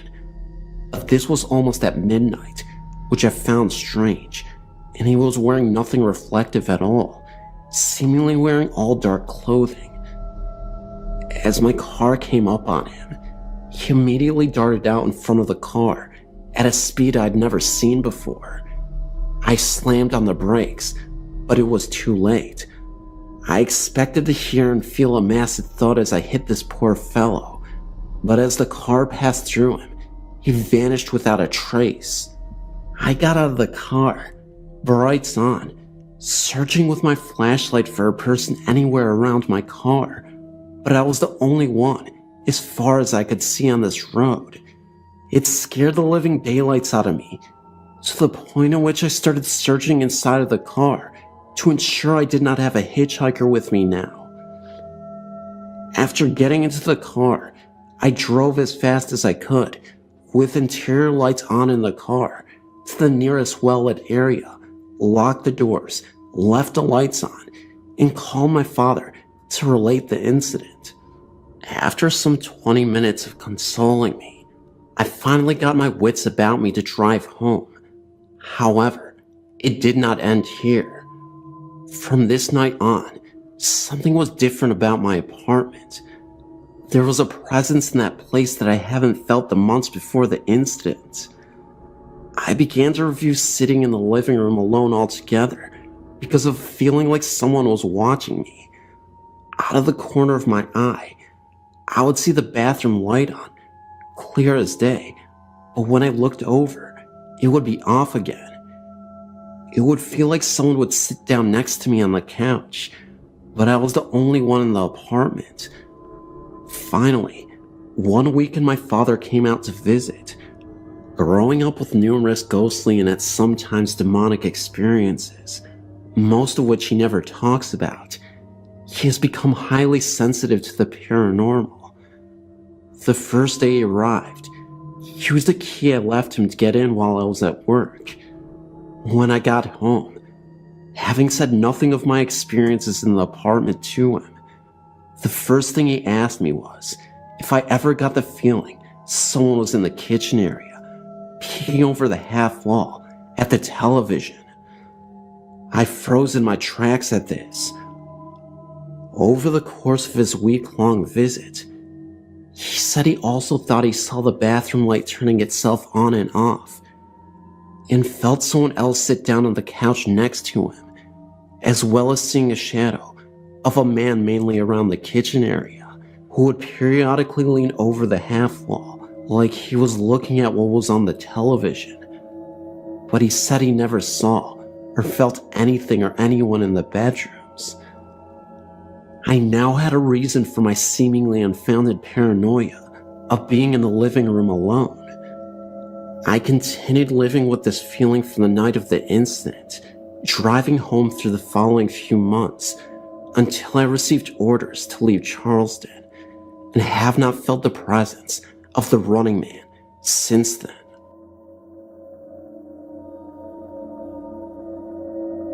When I was little, about 5 or 6, we lived in a big house which was originally 2 cottages, later joined together. Although myself and my sister were young at the time and had no personal experiences, my parents told us stories about what happened there when we moved house some years later, as well as the familiar cold spots, creaks and groans. Some other stuff went on too. One day, my mom was in the downstairs bathroom when she heard a man's cough coming from outside the door. Thinking it was my dad going into the study room, which was opposite the bathroom, she thought nothing of it. When she came out of the bathroom, however, the study was empty and no one was outside. She went back to the kitchen and found my dad where she'd left him, sitting at the table. She asked him if he had come out the bathroom and coughed. He hadn't moved the whole time. Another time, my mom, my dad, and one of their friends were sitting at the kitchen table when they all heard a massive crash come directly from upstairs where my bedroom was. My mom described it as the sound of a wardrobe falling over or a full-grown male adult being thrown to the floor. They rushed upstairs to find me fast asleep and nothing out of place in my room. We even had the fireplace in my room checked in case a stone had fallen down the chimney. Nothing was found, and there was no explanation. Everyone in the house was accounted for. One night my parents were in bed when they heard the sound of a woman gently humming and singing. The sound came from the end of the corridor and continued downstairs, then eventually stopped. Again, this could not be explained. Myself and my sister were asleep, and even if we did get up, we certainly would have walked down the corridor singing. My second story is based in my grandmother's house, a manor house which is around 200 years old. My grandmother has a story which even to this day she swears was true.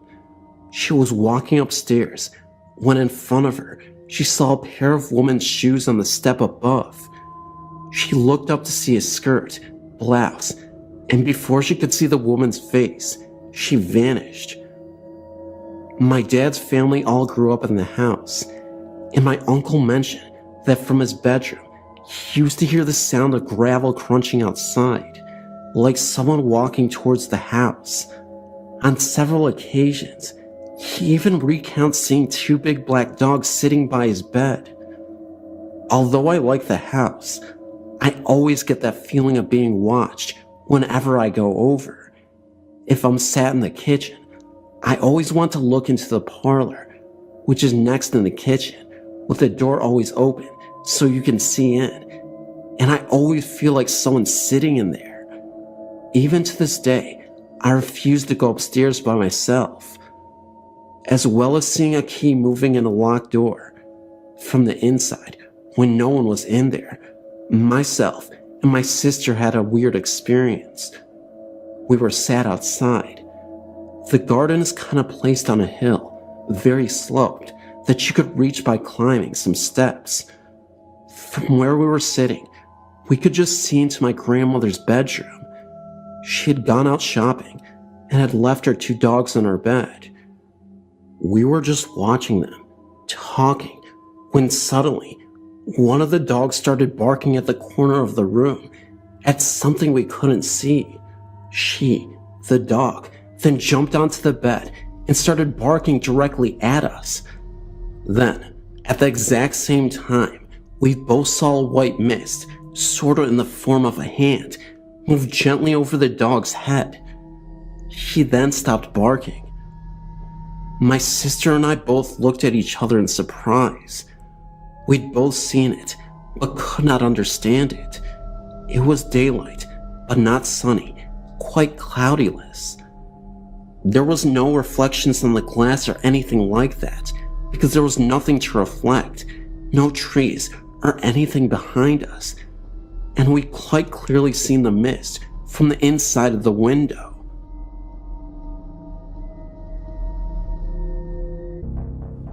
While serving at RAF, Midland Hall, with USAF, 1993-1994, I lived with a roommate from Santa Rosa named Greg.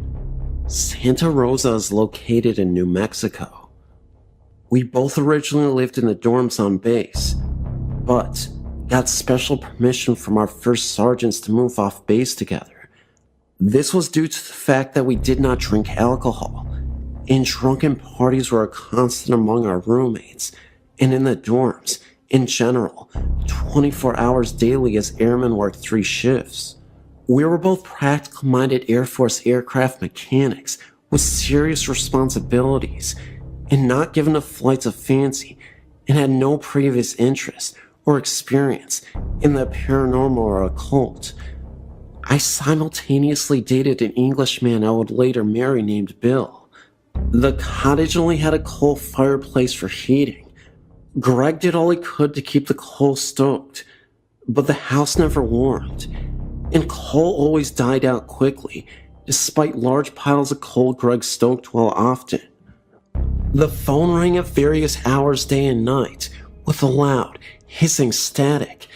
There was a faint, but unmistakable sound of someone whispering loudly through the static, but the words were always unintelligible. Calls to the operator to discover where the calls came from were answered that we had not received any phone calls at all during these events as far as the phone company was concerned. The calls simply came from nowhere. Greg worked a night shift, I worked days. Every night, I heard heavy footsteps come up the stairs to the bedroom landing, 4 square feet, and back downstairs after varying lengths of pause. When I was home at night, these heavy footsteps occasionally went into Greg's room. When he was at home, he heard the steps enter my room a few times. 500-year-old stairs creaked very loudly beneath thin carpet when no known humans were using them. The human footsteps could be heard anywhere in the cottage. These phantom footsteps were much, much louder and projected a foreboding emotion to the roommate at home when they occurred. The rocking chair in the living room near the fireplace rocked off of its own accord on a regular basis. Once, Greg and I were simultaneously TDY, or assigned temporary duty, to separate bases for a few months. We locked the cottage down tight as a drum. A friend agreed to check the place from time to time, but as all doors and windows remained locked, he never went inside. I returned before Craig did. Every object in the kitchen that could be moved, such as cutlery, dishes, pots and pans, bread bins, knickknacks, whatever, were taken by someone and all dumped in the middle of the living room floor. Nothing was missing. It was simply transported to the middle of the living room and unceremoniously dumped there. At other times I was TDY, and Greg experienced occurrences more often and more intensely for him when I was gone. However, his worst experience happened unbeknownst to me while I was deep inside the cottage. One night, as Greg went out to his car to go on duty, he saw what are sometimes called a shadow figure, but in much more detail. Greg was not bothered by the unmistakable occurrences in the cottage until he met this thing. It was blacker than black, the outline of a large adult male, about 6.5 feet tall, be his estimation, No facial or other features, except glowing eyes that looked at Greg in such an evil way. Greg said he was scared to death. He claimed without hearing a sound that this thing was unmistakably evil and had ill intentions, to say the least. Greg got in his car, a true British yellow Mini, and sped away as soon as he could. There is a broken down shed directly behind the house in the backyard. Both Greg and I looked into it from time to time, but refused to enter until one day we agreed to go in together. We both experienced an unexplainable strong sense of being watched from up close, though no one else was on the property. The sensation, we both agreed at the time, was an evil one. We both thought we heard heavy breathing, but neither one of us wanted to jump to the conclusion and appeared to the other one to be easily duped by what we couldn't explain. There's a storage area on the side of the house that cannot be accessed from inside the house, only by the door outside the storage area, attached to the side of the cottage. Greg and I both hardly dared to look inside after our first time inspecting the property. There were no electrical lights in the room. There was junk and building materials scattered around, as if someone dumped everything from the ceiling, and materials changed positions from time to time. Occasionally, the taps, faucets in the bathrooms upstairs turned on and off on its own accord, yet both hot and cold tap levers were always in the off position. Every unexplained occurrence was of an extremely strongly sensed nature.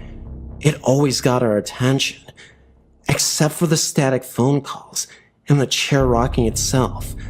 Most activity took place when there was only one roommate in the cottage. Neither Greg nor I had ever experienced anything paranormal before. At least, he had not anything to this degree. Of the photos taken inside and outside the cottage, there is nothing remarkable. No orbs, light streaks, vortices, apparitions, etc. The Englishman I was dating and later married was a complete skeptic, but strongly disliked being in this cottage. He would only state, something is wrong with this house, something is strange about it. For his degree of skepticism, that was quite a statement in itself. When a man with a young teenage girl moved into the other side of this duplex cottage, Greg and I decided to warn her, without giving anything specific away about the occurrences, so we weren't planting suggestions in her mind, knowing teenagers are very impressionable. We simply welcomed her, made chit-chat, then told her when she was alone if she was ever uncomfortable or frightened, telling us she was in her bedroom alone when she audibly heard a voice call out for her. She had no history of hallucinations, swore she did not mistake it for a conversation she heard through the walls, which would not have occurred for that night Greg was on duty at the base, and that the voice was male, not matching Greg or myself. Shortly after this, I moved in with my fiancé in a nearby town, largely to get away from the occurrences, and soon lost touch with Greg entirely. The paranormal occurrences in the cottage were constant, in one form or another, and experienced intensely. It carried a heavy pull of fear or, at times, dread or terror everywhere in that cottage that never ever left. Never anything that could be called benign or benevolent.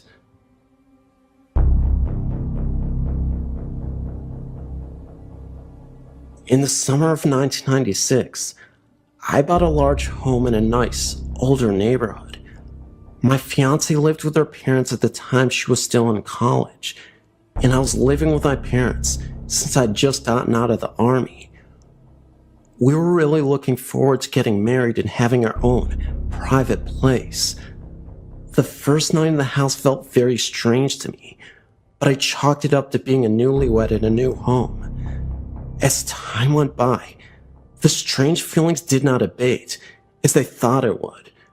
I felt more and more apprehensive, especially when I was in the house alone. The house made very strange noises when I was there by myself that it didn't make while Sandy was home with me. Also, I asked Sandy if she heard any strange noises when she was there alone, and she said she didn't.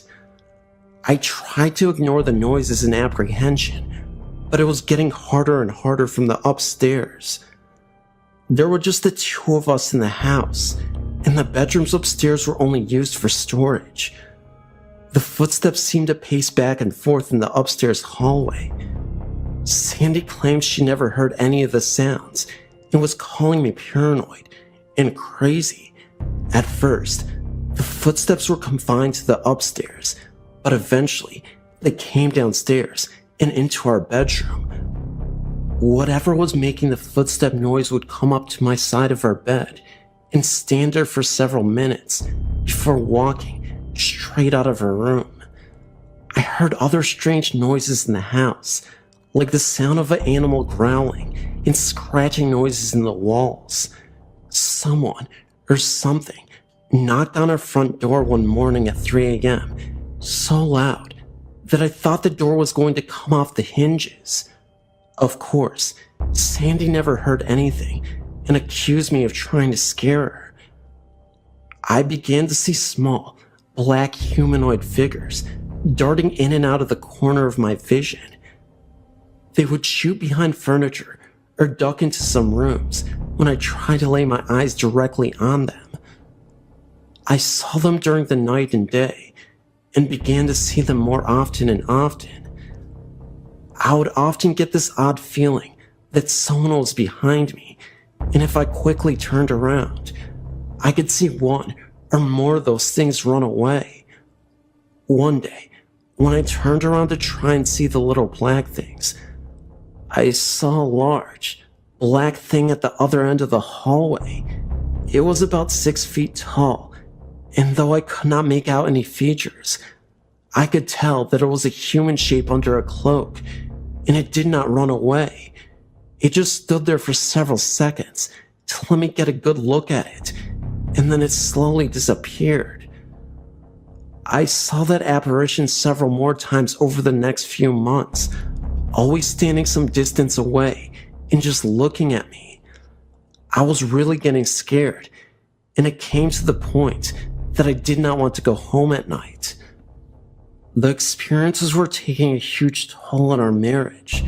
Sandy would blame me for scaring her with reports of things that were not happening in her mind, just to cause trouble in our marriage. She would not begin to convince that I was truly scared and that something was really happening, even if she did not experience it. We stayed married for a total of 30 months before she moved out of the house and filed for divorce. But here's where the story gets even stranger. The day she moved out of the house, the frequency and intensity of the experiences began to diminish. That night, the footsteps did not come downstairs like they always had in the past. I saw the large black apparition only one time after she moved out, and that time it was translucent, as opposed to being completely opaque as it had been before. It also did not stick around as before. Once I saw it, it vanished. 4 months after she was gone, all the activity ceased. The house was quiet and still, and I no longer felt that apprehension I wrote about earlier. I've since remarried, and we live in the same house with our children. I thought that the experiences might return once I brought my new wife into the home, but they didn't.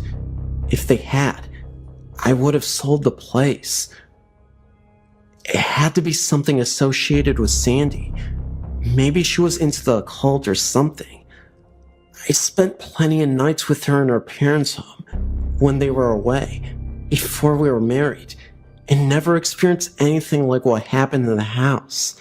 Perhaps it was the combination of her and the house that was the problem, but I hope not. If it were, then that means the same thing could happen again, and I don't want my family subjected to that.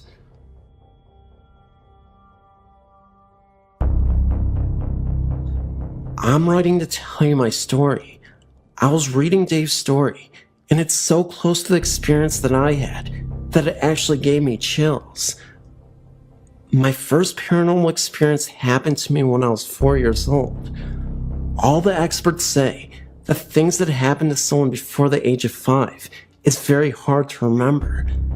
The funny thing is that I can remember my experience like it was yesterday. My mother, sister, who was 3 years younger than me, and myself. I remember being asleep in my bed and waking up very suddenly.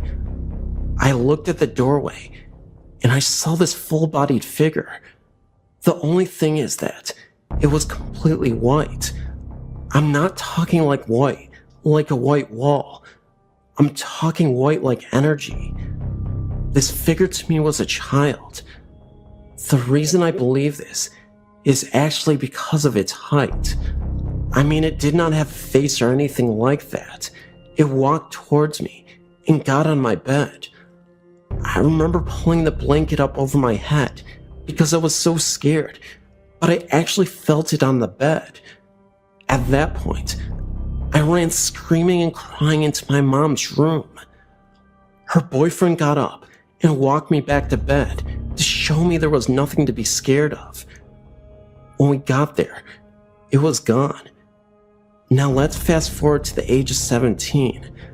By this time in my life, my mom had gotten married, not the same guy from when I was 4, and they had bought a house. It was a tri-level with a full finished basement and a sub-basement. From day one, something felt very odd in the house, almost like a very heavy, unwelcome feeling. The sub-basement was probably the strangest. When you would walk in there, you could see spray paint all over the walls.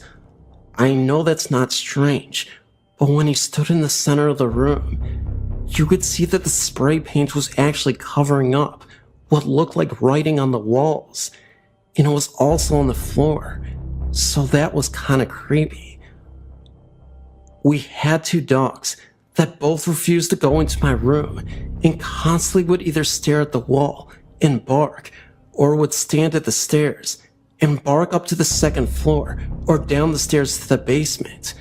The longer I lived in the house, the more I began to feel almost alone. It was like I was becoming isolated mentally from everything.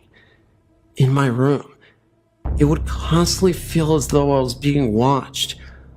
I would hear loud bangs and things sounding like they were hitting the floor, but nothing would be around. All the motion sensor lights around the outside of the house would turn on all at once for no reason. I mean, I actually began to think I was going crazy.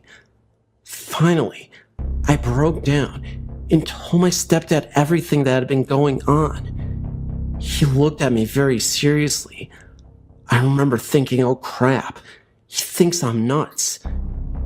He began to tell me about how one night, after I'd gotten home from work, he worked 2nd shift and didn't get home till around 1 a.m.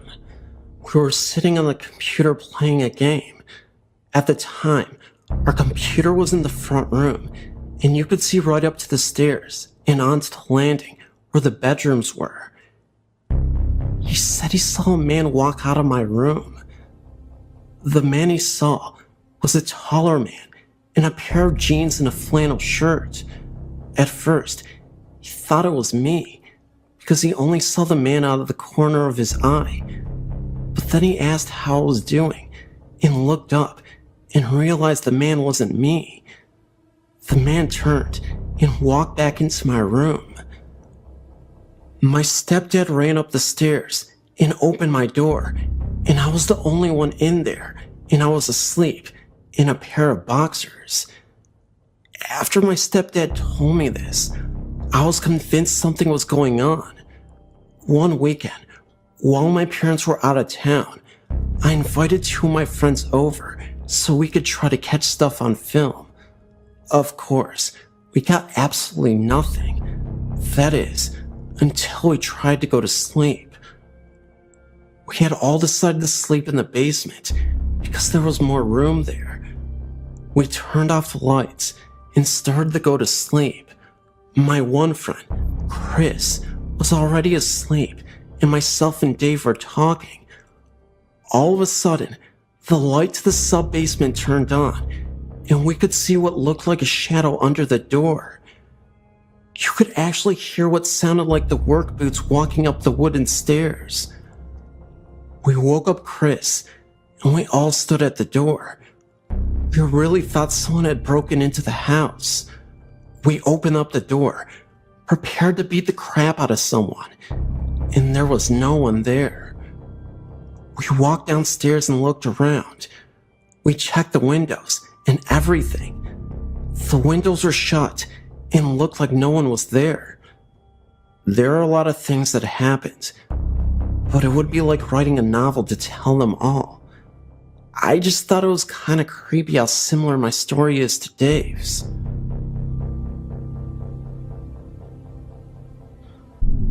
This experience happened when I was in my late 20s, back around late 1994 or early 95. I was laying in bed asleep. I felt something touch my face, and I woke up. I was face to face with a smiling old man. He crawled backwards out of my bed and stood there smiling at me. He looked like he was Caucasian descent, in his 80s at least. He had a glowing light all around him. He looked like he was at peace while staring at me. I have no idea who this was. Furthermore, I don't know why I wasn't afraid of him. He definitely looked scary to me, and I had roommates at the time. I don't know why I didn't go running down the hallway to get someone. I just stayed in bed and stared at him. Again, I wasn't afraid at all. It was almost peaceful. He faded away, and I looked at the clock in front of me. It was 3 a.m. in the morning. I stayed up a little while, and then went back to sleep. How do you talk about something like this? I didn't tell any of my roommates when it happened. I was fearful because I thought I would be outed as a crazy person. I did call my best friend, and thankfully she seemed to believe me. I gave her my rocking chair, and she wanted to make sure the spirit was not standing next to it. So yes, I think she believed me. I've thought about it a lot over the years, trying to figure out who this could have been. I told my grandmother. She's Catholic and thinks it was an angel. I've never met my father, and I have no pictures of him, so I don't know what he looked like. But perhaps, maybe this could have been my father? My mother is Spanish and French, and supposedly, my father was of Caucasian descent like the spirit of the old man. So again, maybe it was the father or grandfather that I never met. Who knows? Since then, I've now had a husband and children. I mentioned it once to my husband. He looked at me like I was crazy, and I'm not allowed to talk about it again. Anyway, thank you for reading my story. I know it sounds unbelievable, but it's the best I can do to tell you guys.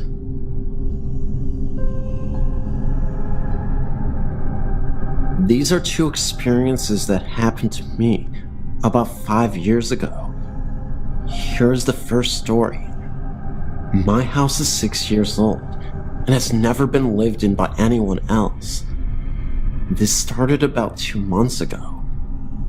I'm laying in my bed alone, with the door to the hall and the door to the bathroom open. I swear I see the door open a little bit and then go back to where it was.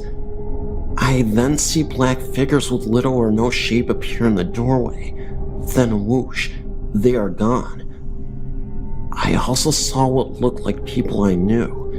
who will stick their heads in the door and then turn and leave. Last night I was asleep when I felt something nudge me 2 times. I woke up to see this black form standing beside me. It stood there for about 2 seconds, then vanished out the door. The most interesting aspect of this all is that these figures have no legs.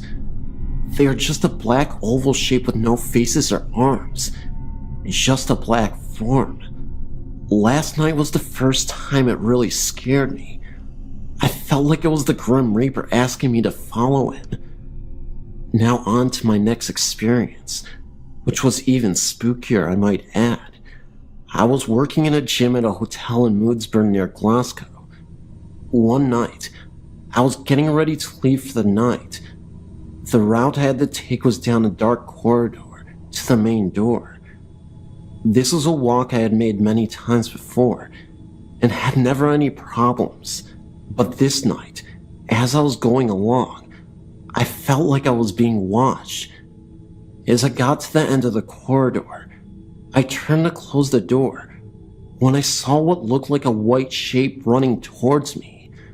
Needless to say, I closed and locked the door very quickly and sprinted to the bus stop outside the hotel. The next night, I was working again and decided to see what could have caused it.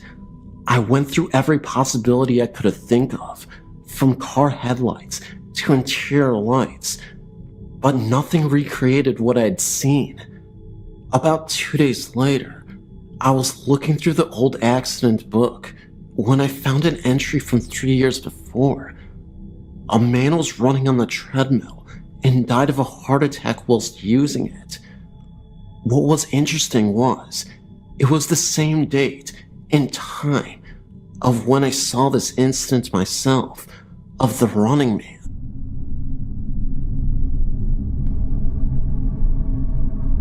This happened to a friend and I back in the mid-1960s, when we were 12 or 13 years of age each, and we were camping with our church group. And while we had some free time, Alan and me as in Mark, decided to do exploring on our own, so we set off towards the perimeter of the park, where we found a fence that we could easily squeeze through, surrounding the park property. And bordering some large open cow pasture land was a grove of trees, right smack in the middle of it. We set off across the pasture land towards the grove of trees, and much to our delight, for it was a hot day, we found a meandering stream in the grove of trees that was about 6 feet deep and about 6 feet wide, and it wandered all throughout the grove. But to our dismay, Alan and I realized that we were wearing blue jean pants and a t-shirt, and had not brought along our swimsuits, since we were not planning on going swimming until later, when the springs in the park was less crowded, so we had nothing to wear to go swimming at that time. But Alan convinced me that there was nobody around to see us, and we could go swimming like they used to do in the old days, by going swimming in the nude or skinny dipping, and nobody could tell we had nothing on. Once we were in the water, and not wanting to be labeled a coward or chicken by my friend, I quickly got undressed, and we dove into the cool water. We swam around in the water for about 15 minutes, when we were startled to see a young boy, about our age, dressed in some dusty old-fashioned looking overalls, and barefoot, staring at Alan and me from the bushes. And even though he probably saw we were both skinny dipping, by our clothes hanging from the bushes, neither Alan or me felt embarrassed about it.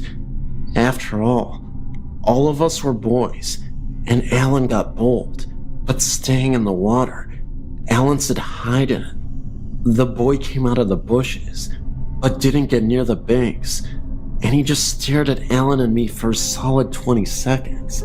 All we could think to do was ask him if he wanted to go swimming with us, but at this point, I don't think we realized it was a ghost at the moment. We just always thought it was a kid that always hung around this area and just wanted to play because we were playing around. But then, it was like he had simply vanished again. Helen and I did not wear glasses, and our vision was perfect. And we were looking straight at the boy as we climbed out of the stream. And like I said, the boy just disappeared before our very eyes. Just kind of blinked out of sight.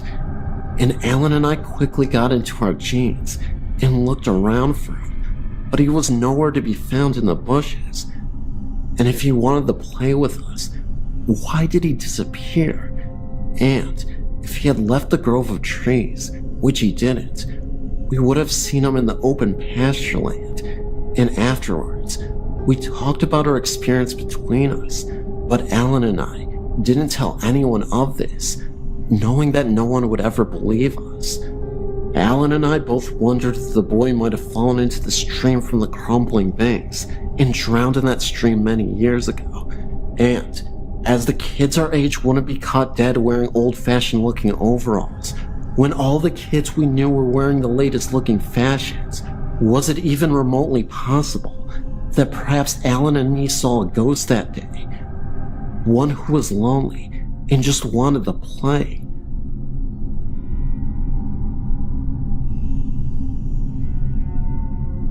I worked at a place called Dowling as a janitor for a year. My shift was overnight, and for 3 months, I worked that shift alone. I never saw a purple orb, but I did spend a lot of time outside. What I can tell you is that after the creepiness of being in a big building all alone wears off, there are still sounds and such that can't be explained by me. Every week, if not every night, doors would open and close by themselves.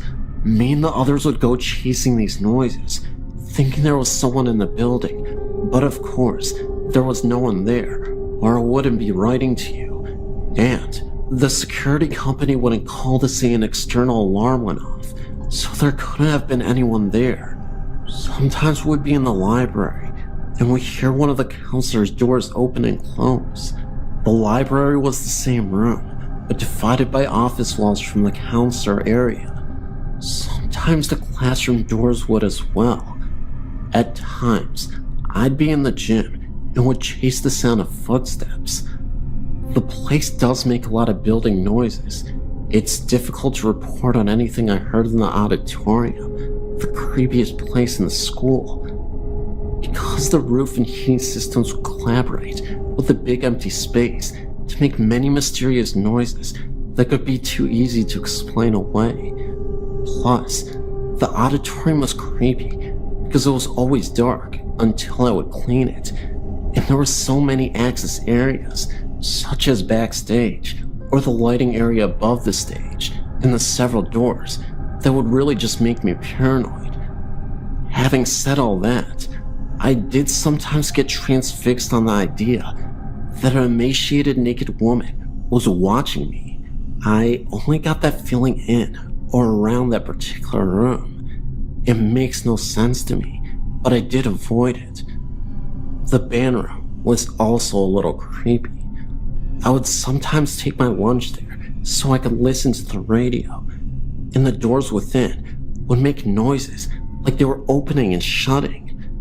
There was one definitive time that I also couldn't explain. I went into the library and locked the door behind me because I was hearing so many noises around that door that night.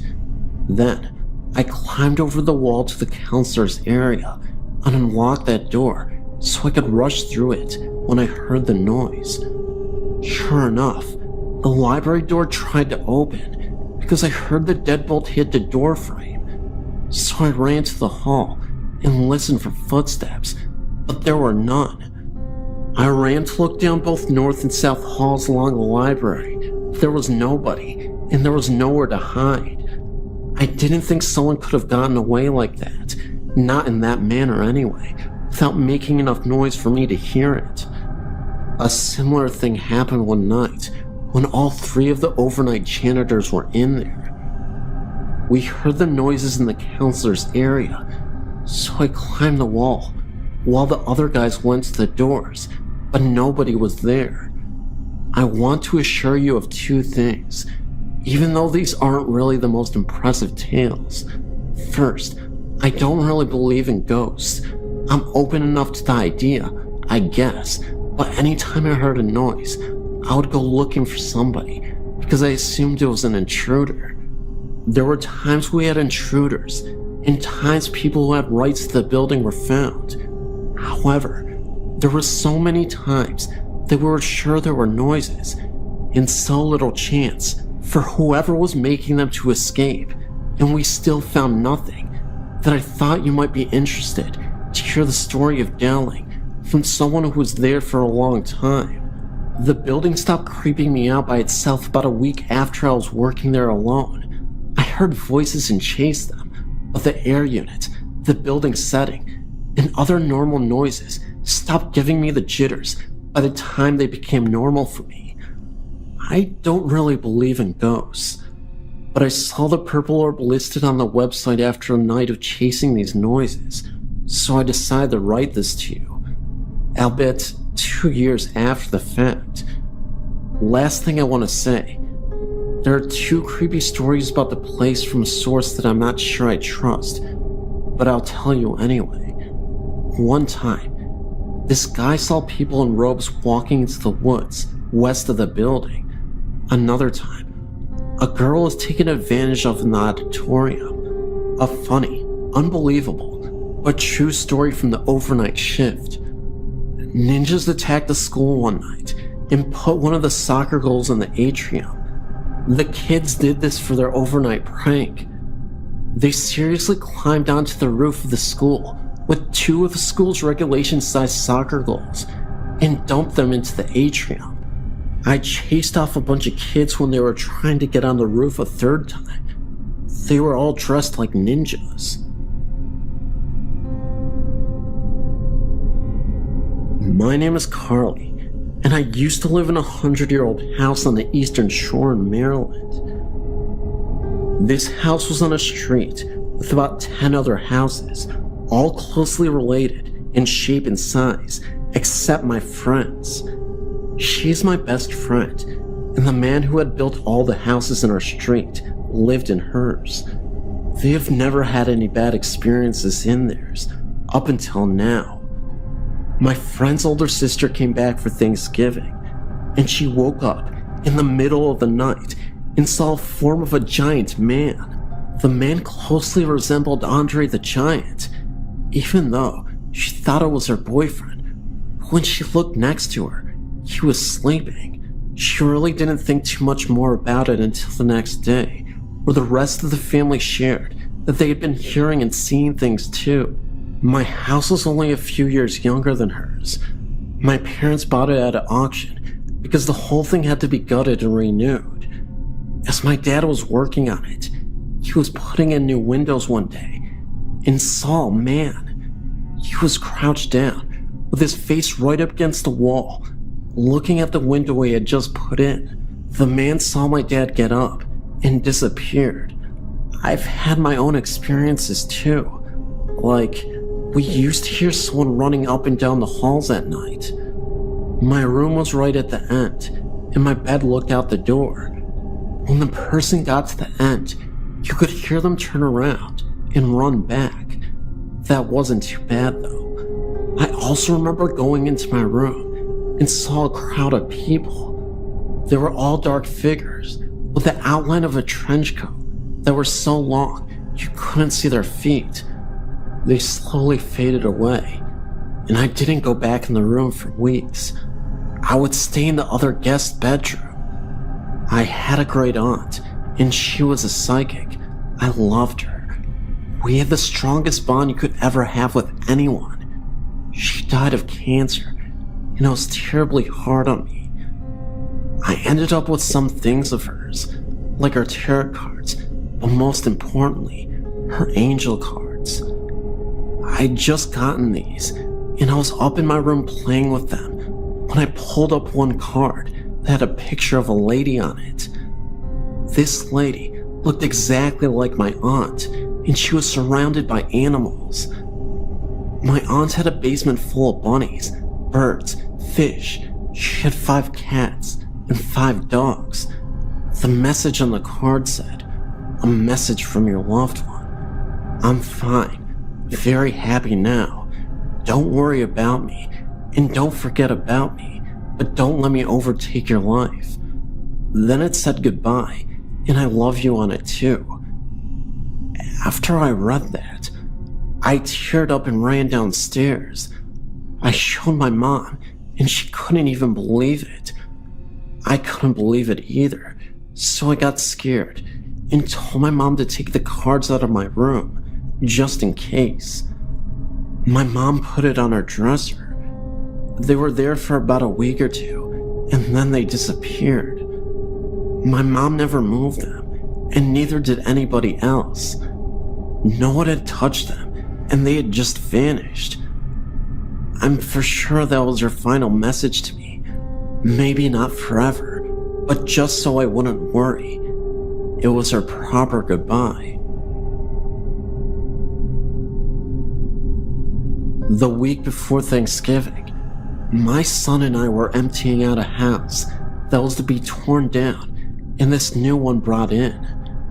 We were standing by my pickup truck, which we were loading, and he happened to look at a bright light in the sky and said, "Hey, look at that. Is it a plane?" I looked up, and there were no flashing lights, just looked like a wide set of headlights, no other colored lights. I thought at first it was a plane, but no sound for as low as it seemed. It came over slow and headed east, and I thought it would disappear, like over the trees, like the planes that come over do. But instead, it went up, and did so very quickly, until it was a speck that disappeared. I still wonder what it was. Was it a paranormal entity, like an orb or some sort? Or maybe something different, like even a UFO? It's hard to say. But back in 1990, my husband and I were talking outside, and happened to look at the edge of our 40 acres. There, just above the trees, was a long cigar-shaped object that covered the entire line of the 40-acre parcel. It had flashing lights and looked like windows were along the side of it. It was reported in the newspaper, as a lot of people saw it that same night. It made no sound at all. My son passed away in August 2008, and I've had my grandson say that he sees him in my bathroom. I find that strange. Last week he came to me and his mother and said that there was a man in my bathroom and he needed to put his clothes on. When I found my son, he was naked. My grandson didn't see him that way, the way he passed away. He has told me many times that there are ghosts in my house. We have heard doors open and close, and sometimes the floor's creaking. Like last fall, I'd gone in my bathroom to turn off the lights the kids left on. I called out to him, thinking that maybe someone was still in the bathroom. Finally, I said loudly and impatiently, "Who is in here?" I heard a voice distinctly said, "I am," very quietly and clear. I didn't recognize the voice and thought one of the kids were playing a joke on me. And no one was near the bathroom, which is just off my master bedroom. It didn't scare me. There are other strange things that happen in my house. We hear little kids outside talking. Most of the time, it is indirect, and you can't make out what they say. And other times, something comes in clear. We just think the land is haunted. These incidents happened around 1984 or 1985 in Baltimore, Maryland. I was in my early 20s and on my way to meet a shuttle bus that would take me to my job in Washington, D.C. It was around 1 p.m. in the afternoon. I was driving down Windsor Mill Road, going towards Woodland, Maryland. As you drive down that hilly road, it kind of feels creepy because you pass an old graveyard that sits across the street from a small patch of old, single-family homes. As I drove, I looked over at one house in particular, and I saw a young girl. She appeared to be about 10 years of age. She was extremely pale, and her hair was long and bright red. She was alone, sitting on the steps. What really stood out, though, was the way she was dressed. She wore a long old-fashioned dress and black granny-style boots that buttoned up. The clothes looked like something people would have worn in the 1800s. She just kind of sat there, with no expression on her face, staring across the street at the graveyard. I was really puzzled seeing her. First, because of the clothes she was wearing, and second, because it was extremely hot that day. We were experiencing a heat wave. It was at least 85 to 90 degrees. I figured she was just a kid playing dress up, and maybe her parents weren't aware that she was outside in the oppressive heat, dressed in those heavy clothes. I went on to work and didn't think any more about it. I took the same route every day and didn't see her again until about 3 to 4 months later. I was driving down that same road, and when I came upon that house, I noticed a group of kids in front of the house playing a very lively game of tag, laughing and chasing each other. I looked closely, and there was the redhead girl running along as if she were playing with them. I say as if, because it seemed like the other kids were not playing with her. It looked like they didn't know she was even there. There was no direct interaction between her and the other kids. The kids would run one way, and she would run too, but not with them. She looked like she was playing by herself. I can't explain it any other way. It was just weird. She wore the same old-fashioned clothes that she had on the first time I saw her. I honestly thought my eyes were playing tricks on me. A year passed. I changed jobs and forgot about the sightings until one day I was having a discussion about the paranormal with my mother. She was born in the South and had experienced her fair share of paranormal sightings. I began to tell her about my sighting, and she quickly interrupted me and described what the girl looked like and what she was wearing. She told me that she had seen the girl before and assured me that my eyes were not playing tricks on me. That is because I had indeed seen a ghost. I've driven down that road several times since then, but I've never seen the red-haired girl again.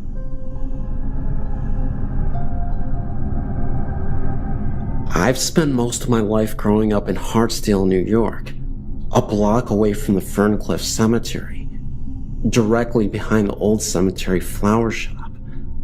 When I was younger, and our family first moved into the house, my mother would yell at my father, blaming him for leaving the door to the basement open, claiming that my sister and I could easily fall down the stairs and hurt ourselves. My father would always deny it was him who was opening the door. It couldn't have been my sister and I, because the bolt to keep the door closed was too high for us to reach at that age. My father wanted to test if it could be someone else. My mother, my father, sister, and I all went into the guest room to watch a movie one night, around the times of the door constantly being opened. Before the movie started, my father went downstairs to check and make sure the door was closed and the bolt was locked. Halfway through the movie, he went downstairs and realized that the bolt was undone and the door was wide open. My mother had to have priests come over one day and do whatever it is they do when there are signs of a ghost in a house. Clearly, it didn't work. Or maybe there's different spirits because that instance isn't the only time. One day, around the time we were about to remodel the kitchen, I walked into the house and my mother was looking at me like she'd seen a ghost. That's because she actually saw this white form of a little girl running up the stairs and into my bedroom. Often, I've come home and heard voices or whispers.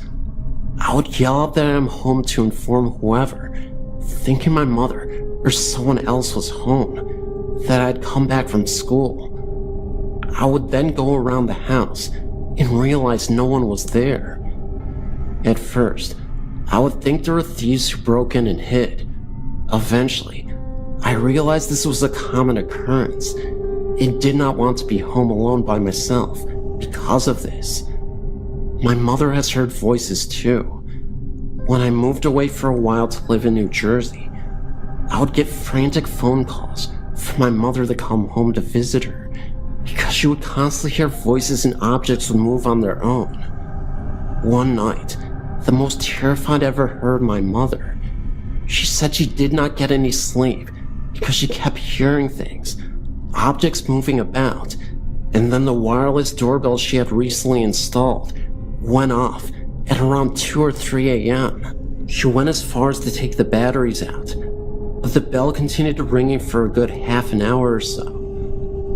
I believe she said her bed was shaking too before any of this happened.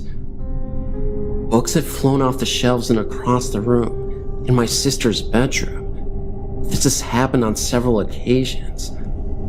I also recall as a child my toys moving on their own and me just telling myself that it was all my imagination because I couldn't believe what I was seeing, resulting in me just hiding under my covers until sunrise.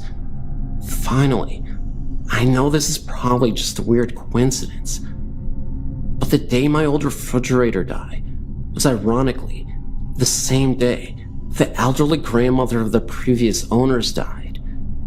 She was very fond of that old fridge and was very upset that the family didn't take it with them to the next house they moved off to. I just considered it an odd occurrence, but whatever. The dang thing was as old as time, so I was surprised it even lasted as long as it did. Oh, and while we're on the subject of the paranormal, the Ferncliff Cemetery. Never had a problem with it until one night I was walking through. My friends and I would always cut through the cemetery to get to one another's houses, because it was safer than walking on the main and busy streets.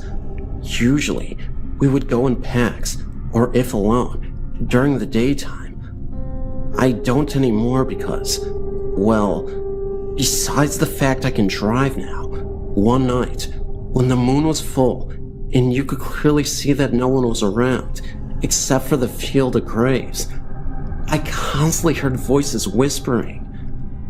I would constantly look around, thinking maybe it was some teenagers drinking. That's what kids used to do in town, drink in the cemetery, but no one was anywhere in sight. I know my house in this town and area near the cemetery is not the only one that has or is still being haunted. On the other side of the cemetery, in White Plains, there is another house near where my mom's friend lives. The mother thought the son was making up an imaginary friend that he would talk to, until one day she saw for herself an apparition of an elderly man. He rose up from the ground of the room she has her washer and dryer in, and then he vanished.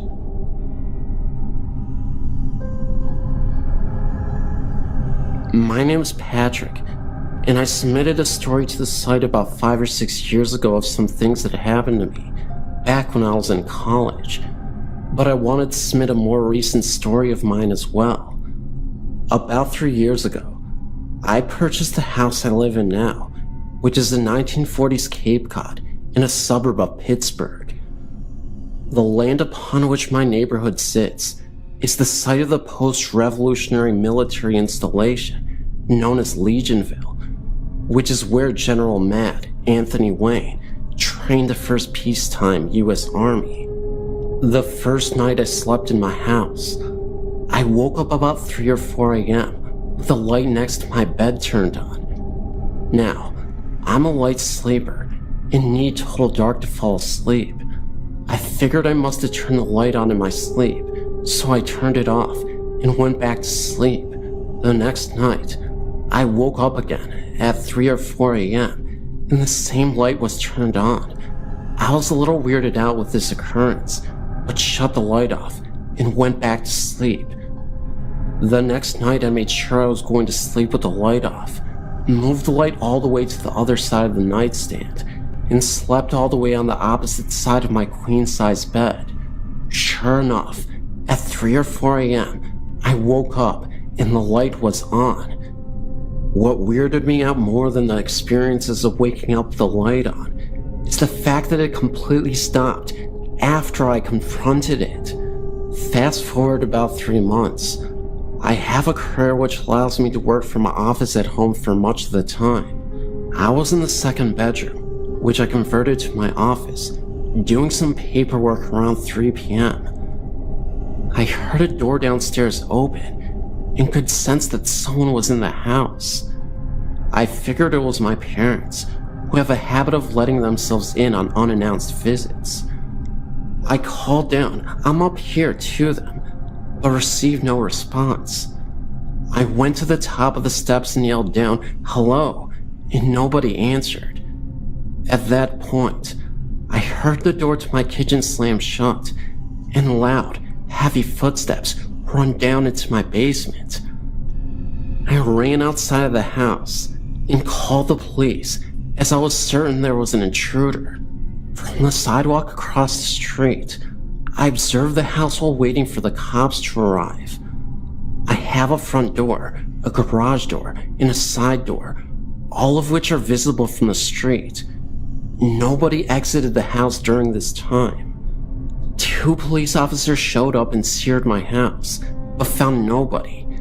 The strangest part of this occurrence is that the door I heard slam, which is at the top of my basement steps in my kitchen, was locked. That door locks with a deadbolt. It is the type where you cannot lock it behind you and shut the door. You have to either lock it from the kitchen side or with a key on the basement steps side. I clearly heard the door slam shut, and then steps ran down to the basement, but the door was locked from the kitchen side. At that point, I decided to have a priest do a house blessing. For the next few months, nothing that degree would happen. However, I would be in bed late at night, just at the point where I'm about to doze off, and would hear a male and female talking.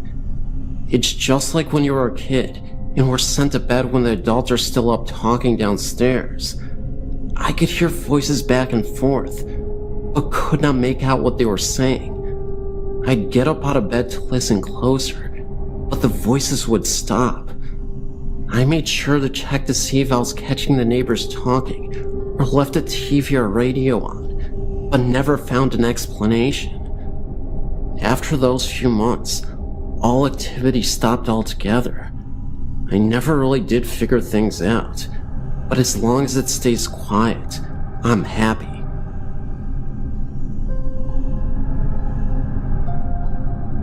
I've had an encounter with an invisible thing, such as what was posted in the first Lowing, Texas post. It was on my great uncle's farms, Uncle Nut. Have no idea why they called him that, out near Elgin, Texas. We were visiting, and I got bored of the grown-up talk, so I went out past the barn, and their dog went with me. We went out about 50 yards from the back of the barn, and we were looking for bugs and such. The dog was fine, I was fine, and all was good. The fields and woods we were in had short grass, and all the trees looked about the same age, and the trunks were maybe a foot around each. The trees were spaced roughly about 10 to 20 feet apart, or more, and you could easily see through and past them without any problems. More trees were behind them about the same distance, but there would be no way a person could move from behind one tree to another without being seen. The dog was fine, I was fine, and all was good. Well, pretty soon, all that changed. I started feeling like something big was up ahead of me in the dark, maybe 100 feet or more. I looked. Nothing in sight. Shake it off. Keep bug hunting. Nope, something is there. Can't see it, but something is there. Then, a loud grunt-like noise from ahead of us. Sounded deep like a bull or buffalo. Still can't see anything, but the hair is standing up on my neck. I move my position to get a better view, and as I do, the dog moves closer to me and let out a low growl, which is answered by another loud grunt, but slowly closer. Now I can hear grass and leaves being crunched, and can definitely tell where the sound is coming from, but still nothing but trees and grass ahead of us. Those trees can't hide a bull and buffalo, and as I look forward, I see some of the grass moving, but there isn't any wind. It's like I'm in a vacuum. I look down at the dog. He looks at me, and whatever is ahead of us comes closer. This time, not a step, but a faster pace. I'm still looking at the dog, and he at me. We hear a gurgly, ugly-sounding grunt, and whatever it is coming on strong at a good speed. I look up and see Bart get knocked off the side of a tree and decide I've had enough. I look down to the dog who is already hauling you-know-what back to the barn. I took off and actually got to the barn before the dog did. Neither one of us stopped at the barn, as we both headed straight to the house. Whatever that was in those woods was chasing after us, snorting and stomping as I was running after us. I've been chased by a bull before, and vividly remember the sounds associated with that experience, but stopped before it got to the barn. At least I think so. But it still sounded like a bulldozer crashing around out there when I turned back towards the field and woods once I got to the house. It was something. I went in and told my great uncle about what happened, and he got all worried and said, "Oh, we don't go out there." And that's all he said. I later looked, and on the back of the barn was painted this weird symbol, like a pair of glasses, like an infinity sign, but with some other marks as well. Nope, I didn't go out to the field again and press my luck, and the dog spent the rest of my stay under the old house.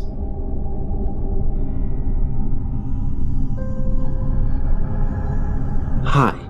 My name is Lee, and I'd like to share my recent haunting experiences with you all. I'm Australian, recently moved to Ireland, and during my first week here, I was staying at the Dublin International Hostel. I was staying in a dorm with 9 other women. However, one night, I woke up in the middle of the night, sitting bolt upright. I didn't have any trace of sleepiness, and after looking around for a few seconds, I heard someone whisper Ella in my ear, clear as day. I thought it might have been one of the other women, but looking around, I saw that everyone else was asleep. The next day I asked at the front desk about the history of the hostel, and apparently it used to be an orphanage, go figure right, and a school for the local area, and the good folks at the front desk told me there's been a fair share of people reporting spooky things. Next, I arrived at my new house, new job working as a nanny. I got to know the children and got to know the story of the family. The father's parents had passed away before the children were born. One day, I came into the room to find the oldest daughter, who is 4, talking away to herself. I asked her what she was doing. She said that she was talking to Granny Teresa at the window. I asked her if she was there right now, and she said that she was gone now, but Granny Teresa knows all about you. You're staying in her room. I got the chills like you wouldn't believe. The parents told me that she often says she's talking to her Granny Teresa. Another time, it was just myself and the baby, she's 2, in the house, and we were just playing away when she stood up, went to the staircase and said, "Hello? Hello?" with a big smile on her face. I asked her who she was talking to, and she just pointed to the top of the staircase and started chattering away in baby to the person at the top of the stairs. At other times, I've heard footsteps on the upper floor when it's just me in the house on the bottom floor, and sometimes in the room I sleep in, it gets unbearably cold. I wonder, who was Ella? Has anyone else stayed at the Dublin International Hostel and had any ghostly visitors?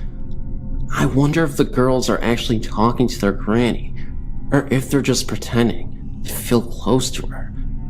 It's still creepy either way. I will start with my time in Guam. Once my wife and I moved into our house in Guam, we set up the rooms. My son got his own, and we picked one right next to his. After we set up and finally got situated, we got this feeling from our son's room, like somebody or something just wanted us out of that part of the house. So being normal adults, we just ignored everything. But our son would not want to be left alone in the room, kind of like he was in pain or being scared. But once we left the room, he would relax and return to his normal 3-month self. Anytime we would be in his room, the feeling came back. I would pass it off as a new house, gotta get used to it.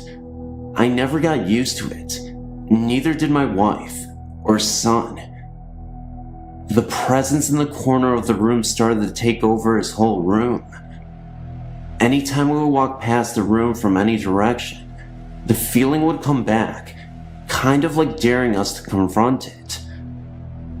The first confrontation of this ghost was one I'd never forget. It was close to 1 a.m., and everyone was asleep at the time. I was walking past my son's room when I noticed this bright light illuminating the room for a second, then disappear like a flash of light. It might have been an orb, but it happened so fast that I couldn't tell. But there was definitely a flash of light. So I went into the room to investigate. The room was pitch black, except for the window that barely kept the room visible. But what I saw in front of the window still haunts me to this day. Outside the house, there is a tree that faces the window. After making sure that I didn't wake up my son after walking into the room, my attention immediately turns to the tree outside the window. My heart was pounding. I could have sworn I saw a bearded man in a raincoat sitting on the tree, just staring at me. Instinctively, I ran to turn on the lights. My son wakes up crying, and I look out the window at the tree, and nobody is there. My first thought was that it was an intruder, so after calming my son down, I went to my room where my wife was sleeping, gently woke her, and handed her my son. I told her to stay quiet and calm, and I took a baseball bat and headed out the door. There was absolutely nobody on the property, and it was dead quiet. Nothing but the sounds of a calming wind. I even remember hearing owls, but that was it. I went back into our house, confused, but still alert. I remember I was so scared that someone was stalking us that I didn't sleep, and I stayed up the entire night as if I were a soldier. Finally, we get orders to leave, and we were happy to get off the island. Fast forward, and we get our house in New Jersey.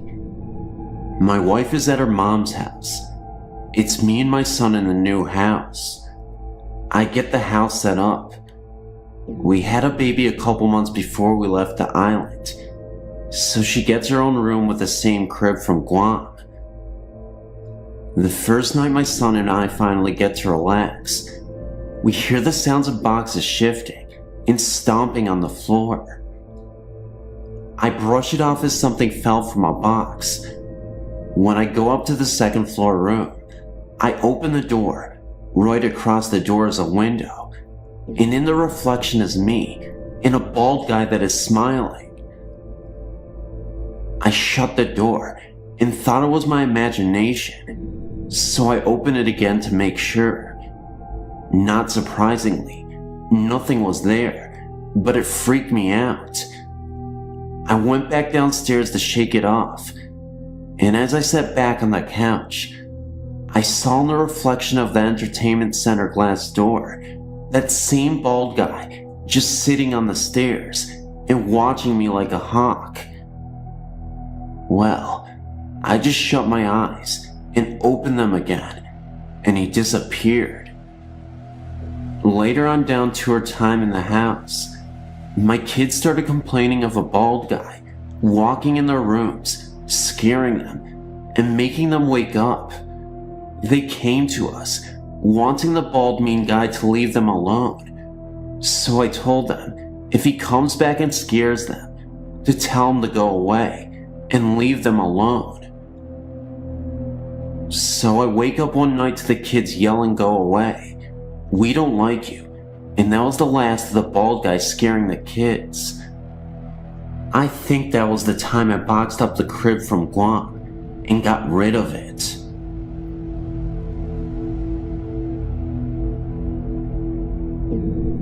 I would say this is a story of a haunted house, but it isn't. Until about 10 years ago, it was just a haunted house in my book. I met my husband over 30 years ago. He told me about a house he used to live in that had some very strange happenings in it. It was local, but he never wanted to go anywhere near it. He said that it was very old and had been built by a young groom who had some of the wood and granite that made the fireplace sent from Ireland. Anyway, the story is that when he married his wife, she came with her mother, a real shrew. She harped at him and distressed his wife to the point where he went mad and killed them both, then ran screaming that the demons of the house made him do it. My husband's family moved into the house in the early 60s. During the years they lived there, they heard doors closing and footsteps on the stairs, as well as the smell of coffee and frying bacon in the middle of the night. His mother was quite a gardener, but could never get flowers to grow in the yard. He said the whole family was quite uncomfortable in the home and eventually moved. We had been together for a few years when we heard that the property had been sold for a mini storage lot. We were talking about it one evening with my sister and some friends. When my husband told the story, the friends asked to see the house. I'd never seen it to this point, and I'll admit, was more than a little bit curious. We finally talked him into going, and away we went. When we turned onto the street, I got a really creepy feeling, but we pulled up to the house, and I was terrified. There was not a living blade of grass or anything else on that lot. We live in Washington State, and this was March. The house was dark and very ominous. I refused to get out of the car. So did my sister. The guys, 3 of them including my husband, took a flashlight and headed around to the back of the house to see what they could see. After a few minutes, we saw a flash of light on the second floor. In the window on the second floor, they all swear that they saw an old lady's face with long gray hair staring at them through the window. A few minutes later, we saw the front door open, but nobody came out. After a few minutes more, they returned to the car. We commented on the fact that we had seen the light, and they told us they had never turned it on. Then we asked them why they didn't come out the front door. They told us it was locked, and they had tried it before going around back. I was always skeptical about the stories connected with the house, but after they tore the house down, the mini storage was plagued by problems and eventually went out of business. The property sits abandoned and buried, still nothing lives there, and it's still as creepy as it was years ago.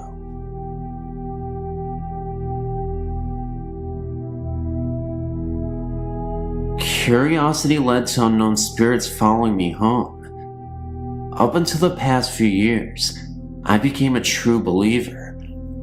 I've always felt that I had a special gift, or I could sense energy, especially waves, and other sorts of things. I've had countless moments where I've thought of something random that was about to happen, whether it was a thought, feeling, song, whatever. But aside from that, I know that there are several unexplained factors of this earth, such as life after death. Many of us feel as though we know everything, and are so easy to dismiss that ghosts, energies, and spirits exist. There is so much outstanding proof that there has to be paranormal activity on this earth, along with the dead. Anyway, I've visited some haunted sites, and one of them is in my hometown, and that's a whole different story. But this one time, I went to a place called Dudley Street in Bedford, Massachusetts. Supposedly, there were nuns that practiced witchcraft there about 100 years ago. These nuns were chased down by some guy who hung some of them, and others slit their throats. Legend has it that there was a house deep in the woods where these nuns practiced their witchcraft. Ever since these nuns' murders, the house started sinking into the ground. The second floor of the house is now at the ground level. The street begins very normal and thickly settled, with nice houses and fields. But as you keep going, the road gets darker and narrower. As you keep going, you get this creepy, eerie feeling. Ever since, I felt as though I was followed home with that fear. I've seen a few strange things happen there, but not so much until I got home. About 2 summers ago, I was relaxing in my room until I got this overwhelmingly uneasy feeling. I knew I wasn't alone. I tried to ignore this feeling and go to bed. Right when I was laying down, my bed faces the window. I see this huge orb, the width of my fist, floating around my window, then darting in through my room. Too big to be a firefly. I knew it wasn't a car. I knew it wasn't a reflection. I'm not the type of person to blow things out of proportion. I tried to debunk it, but I just couldn't. I freaked out after staying completely still in my room. A few nights later, it was about 3 a.m., and I felt this coldness come over me. I suddenly woke up, and I looked around my room. Then I looked at the corner of my room, and there was a tiny black shadow hovering remotely. It wasn't a shadow of anything, because there is nothing near that corner. I turned on the lights. Of course, nothing was there. Then I switched the lights back off, and no more shadow. I knew I was wide awake when I saw that shadow. Many times in the night, the room will originally be warm, but I will feel something stroking my hair, and a bitter coldness blow against my skin. I've seen images in my mind and in my room of angry faces that weren't just my imagination just before I'm going to bed. I sometimes hear very, very soft voices conversing. I know it's a woman's voice because I thought it was my mom, who was asleep. It was later when I found out that, also according to legend, once you visit Dudley Street, you feel as though you're followed home. This is according to your website too. I didn't know that, but no, it makes sense. These occurrences are still happening today.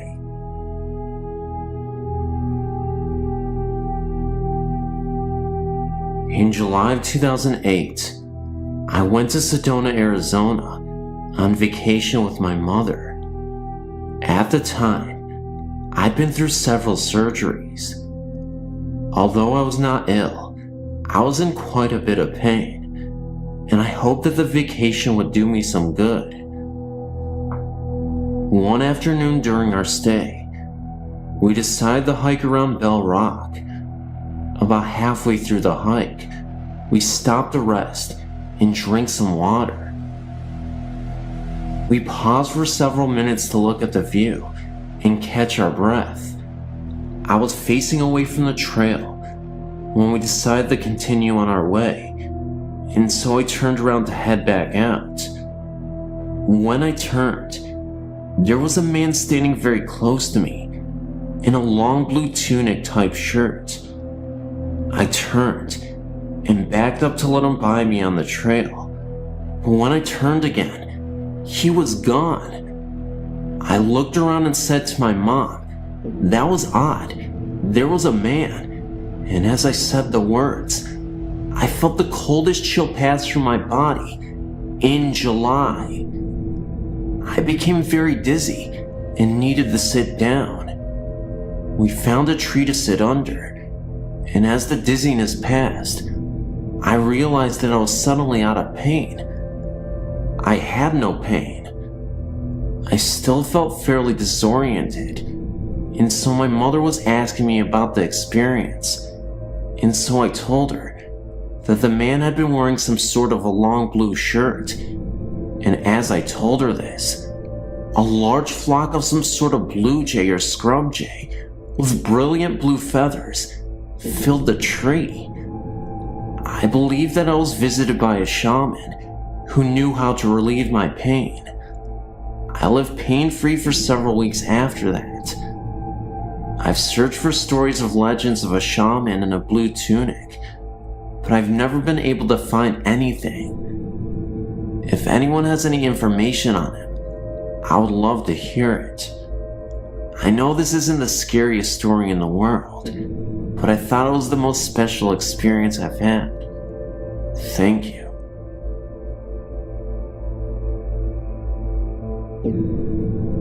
This is my first story here. I live in a small town in Southwest Virginia. The first story takes place at a business, up a hill, about 50 or so feet from where we live. One night, my brother and I walked up to the business on the hill, above our house. Our destination was a soda machine in front of a garage. While my brother was getting a soda, I happened to look across Main Street, and I noticed something in the shadow of a tree beside the insurance building. I swear, people, I'm not lying when I say it. It was huge. It looked like a shadow person, yet it wasn't human. Now please don't laugh when I say that it looked like a stereotypical werewolf. It proceeded to run on two legs to the nearest shadow of a house and disappeared. I alerted my brother, then we quickly ran back home. According to my brother, the shadow wolves seemed to follow him, even chasing him at times. He can see them in more detail though. They are more solid to him. I remember one night, I was home alone while he was out for a walk. All of a sudden, he was beating on the front door, begging for me to unlock it. I let him in, and he was gasping and shaking. He was scared out of his mind. You could see it in his eyes. When he calmed down, he told me that he heard a loud splash in the creek beside him. He turned to see the shadow wolf lumbering after him up the bank. Another occasion of seeing something strange. It was a bright and sunny day outside. My brother's girlfriend and I were exploring the basement of an abandoned house, which was up the street from ours. The basement was pitch black, except for the spilling in from the openings where the windows used to be. The basement was quite large too, in fact. The girlfriend entered first, curiously looking around. I entered a couple seconds later, my attention drawn to the windows, just as something huge and black jumped through the opening without making a sound. Then, there was nothing there but the woods which could be seen through the window. Before I could relax, it returned, peering in the window like it was lying on the ground. I shudder to this very day when I think about what I saw. It kinda looked like a shadow person, but way more solid than the ones I've seen before. It was human-shaped. I could see no nose or mouth, or even ears. What I could see was its eyes. It had golden cat-like eyes. It just stared at me for a few seconds before it took off. I did feel like it was a bit annoyed at being disturbed. The house we lived in was across the street from the house we saw that being in. Our house used to be a miner's bathhouse or something. I don't really remember the term the locals used. The house had lockers and showers in the basement. It was extremely dark and creepy. I would never go to the basement alone. I even heard that one of the other rooms used to be a barbershop for them.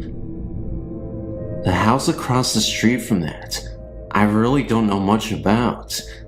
I do remember an older, dark-haired lady living there when we were little kids. There was a store and an old post office in the building next door many years ago. My brother's boyfriend at the time helped run the store back in the 80s.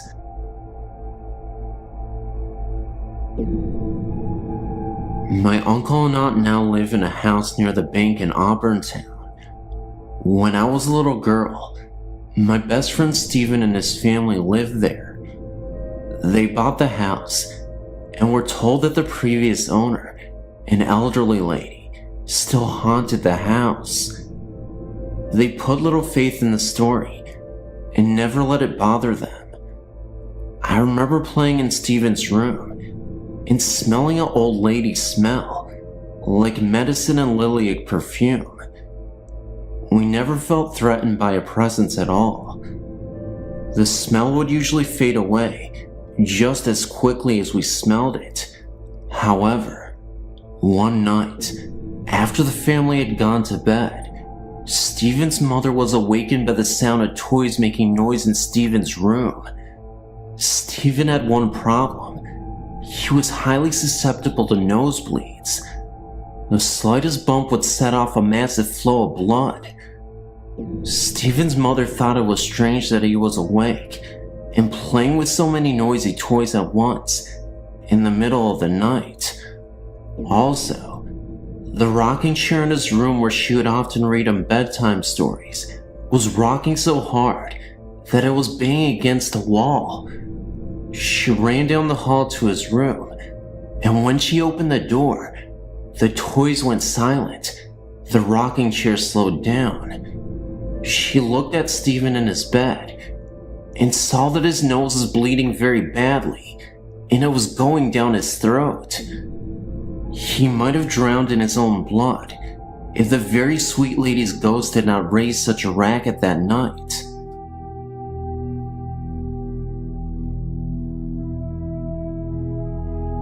About a year ago, when I was 16, I decided I was sick of sharing a room with my little sister.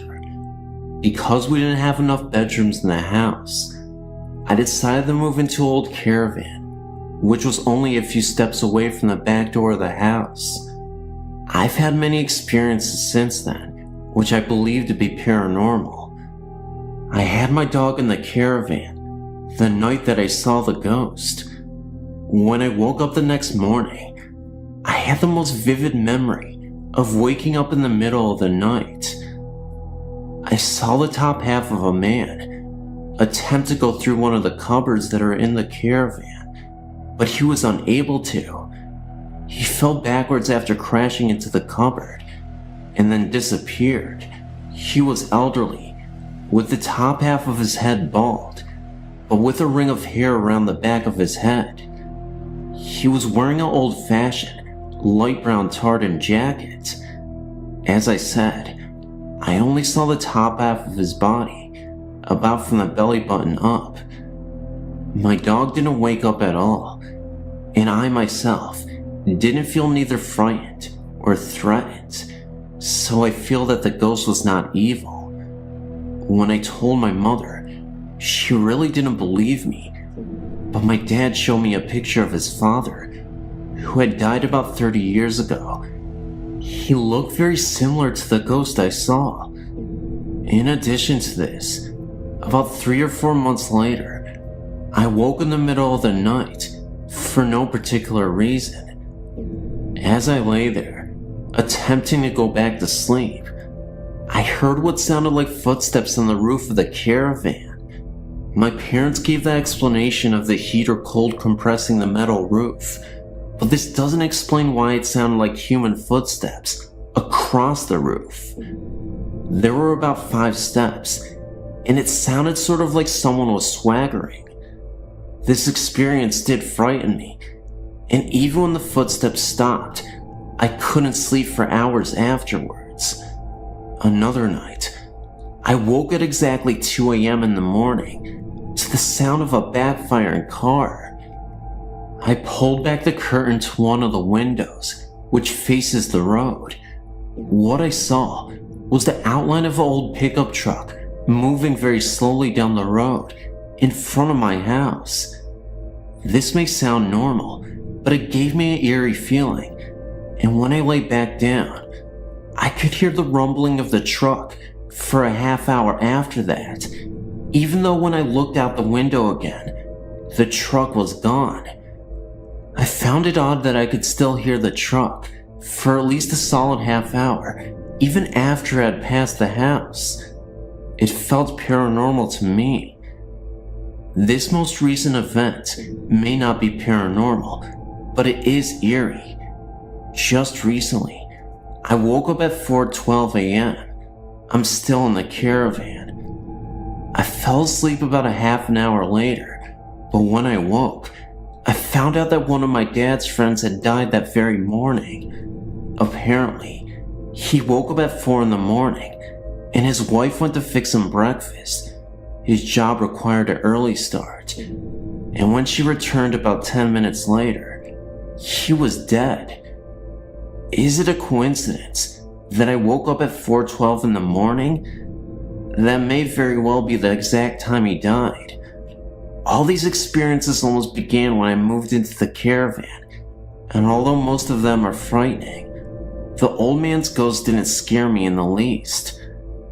We don't have any past records on previous owners of the caravan, but I feel that maybe someone has died in there, and a restless spirit continues to be earthbound.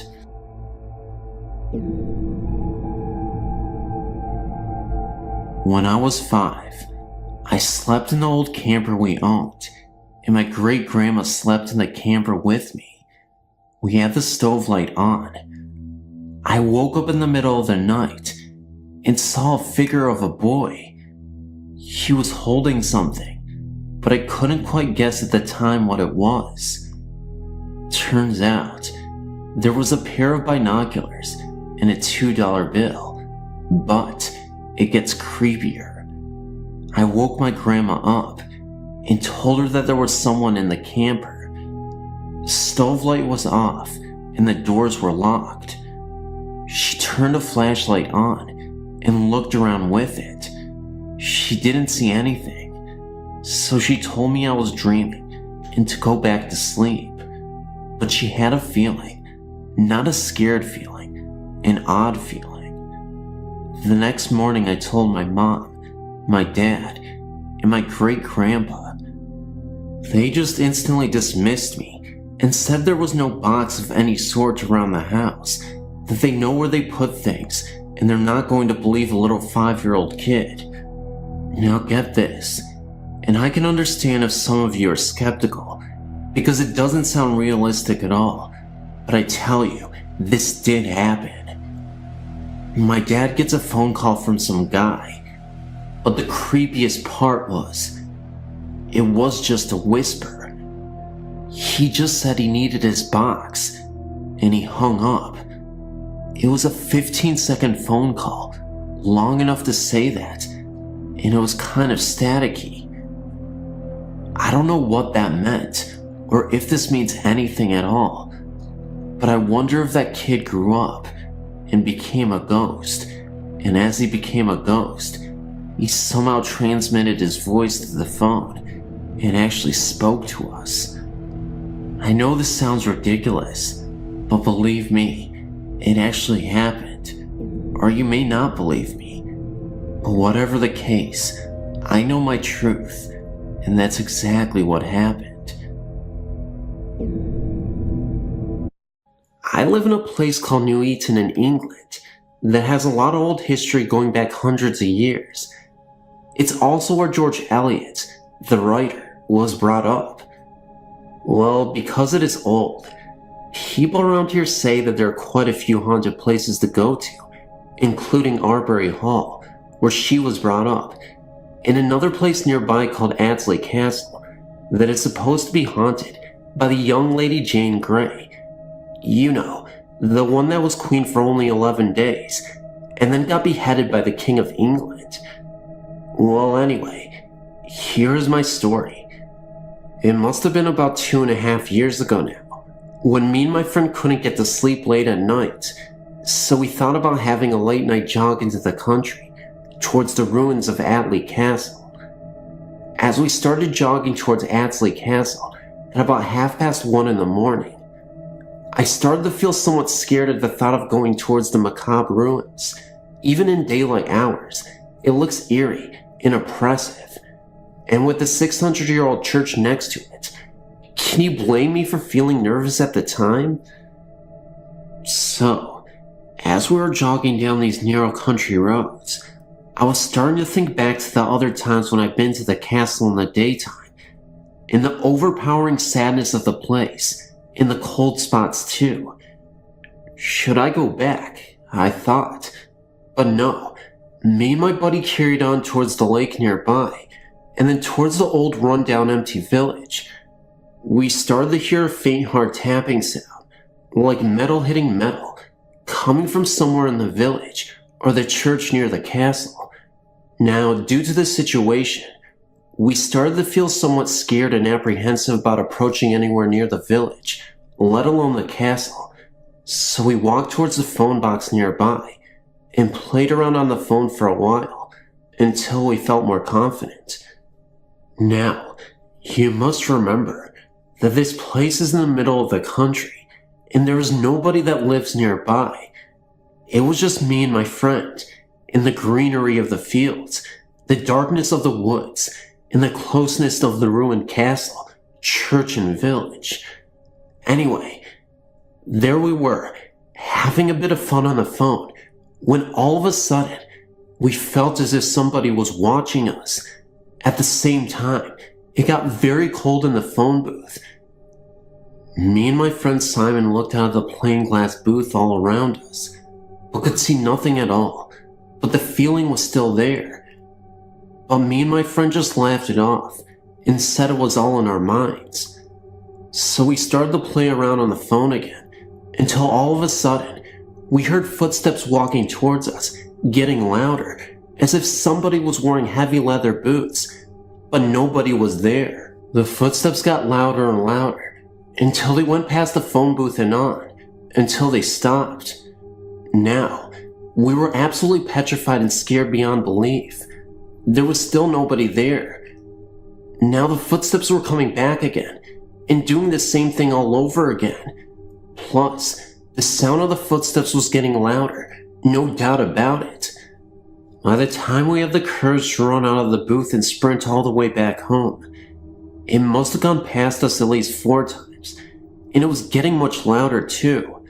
However, just before the last time we heard the stomping, I could have sworn from the distance I saw a man in shining armor, but he looked very transparent and blurry, like it seemed like this person was slowly fading away, but you could see him just enough to make out it was a person, almost like a failing projector. It didn't last very long, and I asked my friend if he saw it, but he said no. This story is all true, and I can still remember every detail of that night, like it was only yesterday.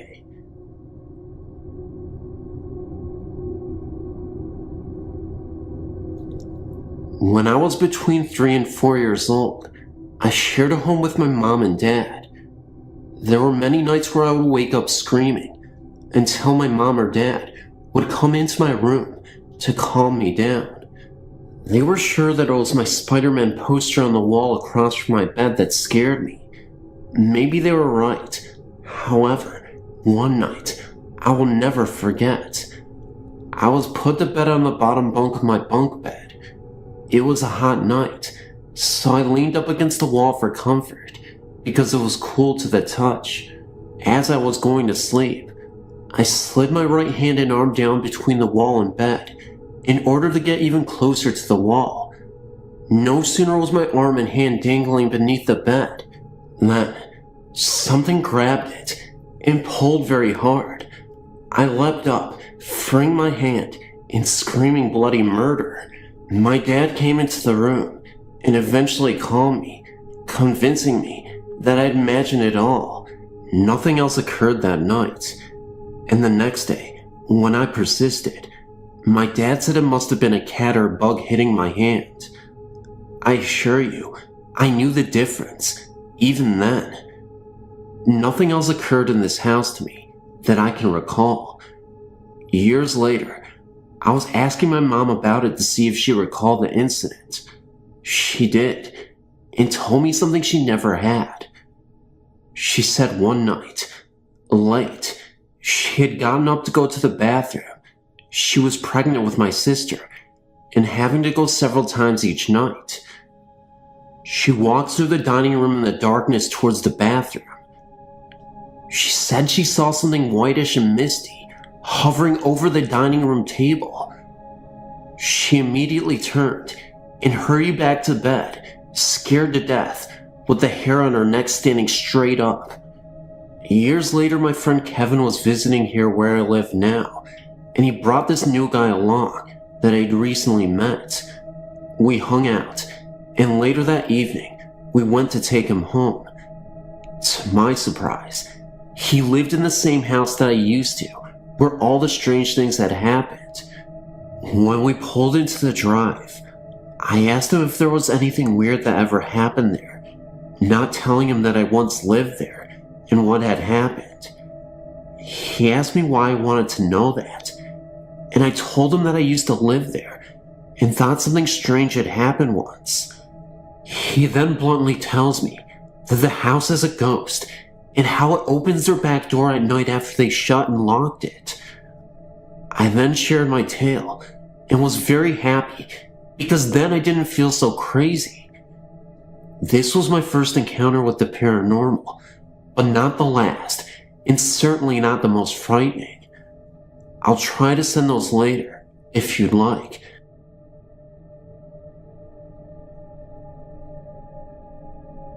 When I was a young kid, around about the age of 8, me and my family decided to go on holiday to a place called Matlock for 2 weeks. We arrived at this old farmhouse that was built in about the 17th century and looking the worse for wear. Anyway, on about the second night we were there, we started to hear scratching sounds and furniture moving downstairs, but we just ignored it at first and tried to go to sleep. But on the third night, we couldn't ignore it because the floorboards upstairs started to vibrate and the whole farmhouse was literally shaking.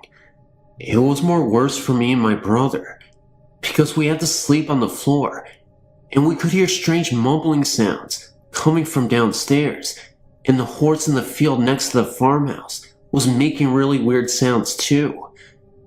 The next morning, My dad put it down to bad plumbing, even though my brother and me were getting nervous. Halfway through the day, I was starting to get bored, so I decided to read a few books from the bookcase in the living room. So I sat down at the table next to the bookcase that faced a window and started reading for a while. I remember at the time reading a book called The Iron Man. All of a sudden, I can remember seeing something standing in front of the window. So I looked up suddenly, and right in front of me was a young, pale-looking lady smiling at me. She was wearing white Victorian clothes and a straw-looking hat with flowers in it. I remember sitting there, just looking at this lady for what seemed like ages, even though it must have been only a few seconds. So, thinking it was somebody from my mom or dad, I shouted for them to come downstairs. As I turned to confront my dad to tell him this lady wanted him, she had vanished.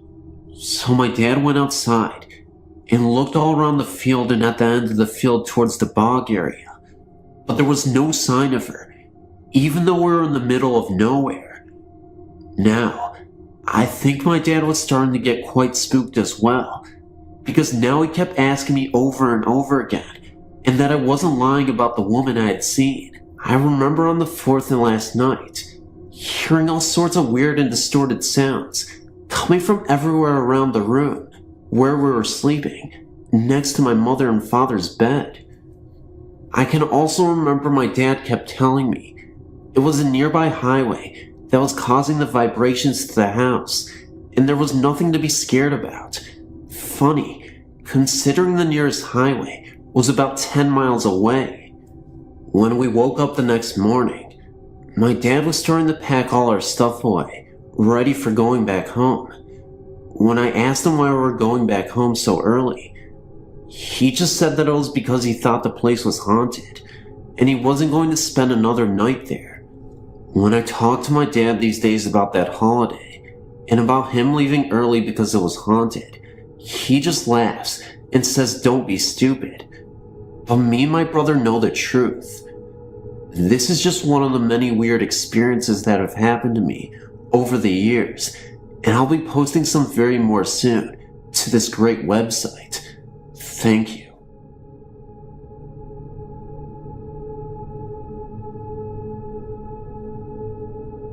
I grew up in a very old house in Mason, Michigan. From the time I could remember on, weird things would happen there. I used to hear footsteps all the time. If I was downstairs, I would hear footsteps upstairs. I always slept upstairs in one of the two rooms. When I slept in the small bedroom, I would hear what sounded like phonographic music, laughter, and glasses breaking. My wind-up music boxes would play by themselves, and I often heard a low male voice say my name.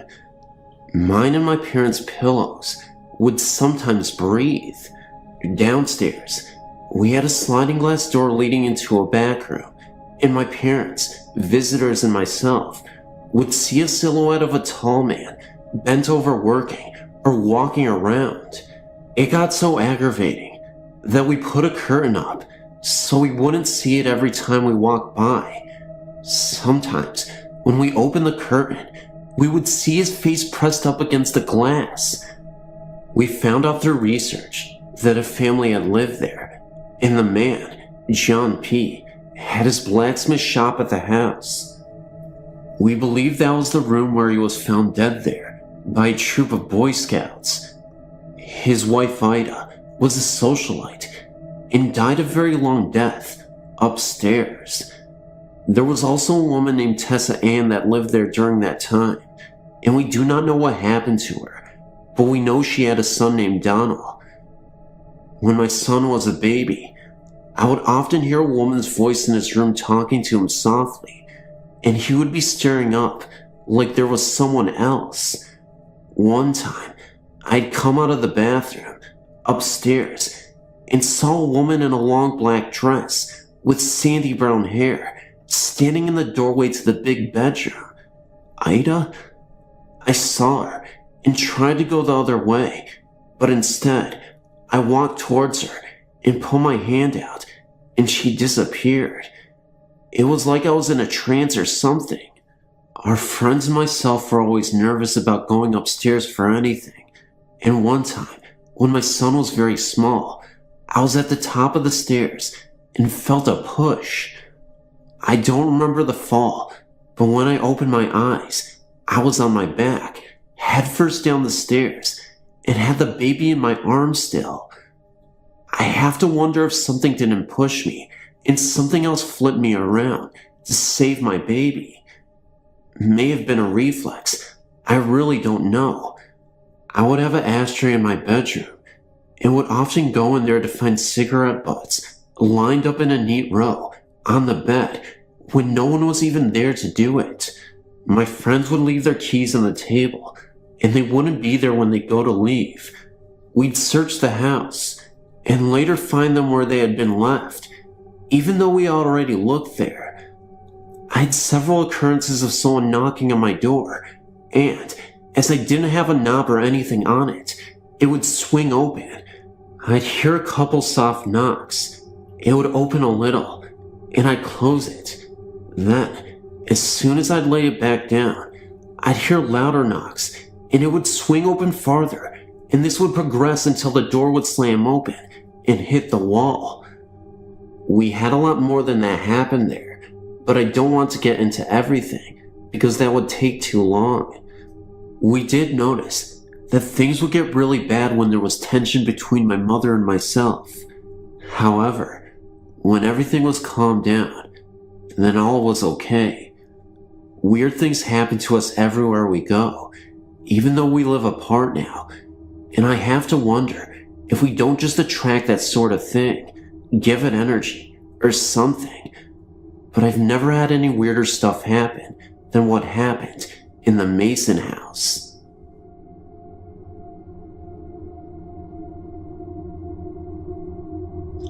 I've been raised with the belief that's supernatural.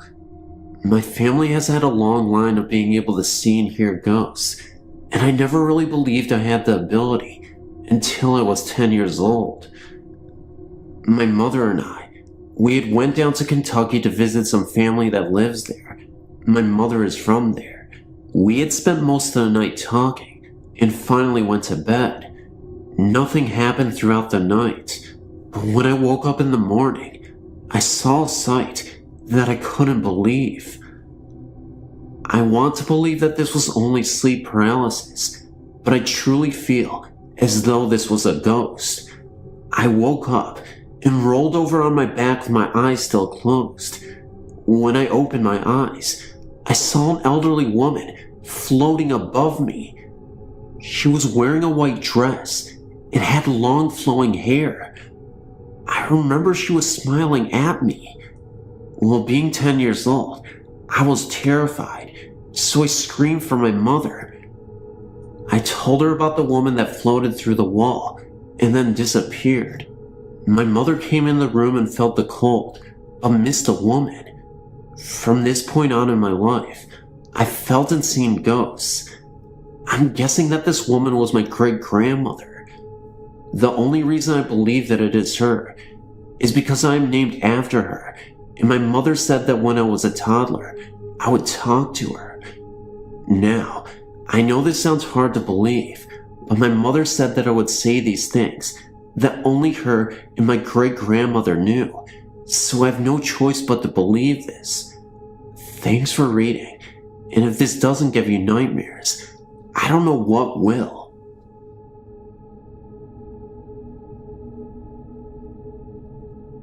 I've been living with a spirit for just over 2 years.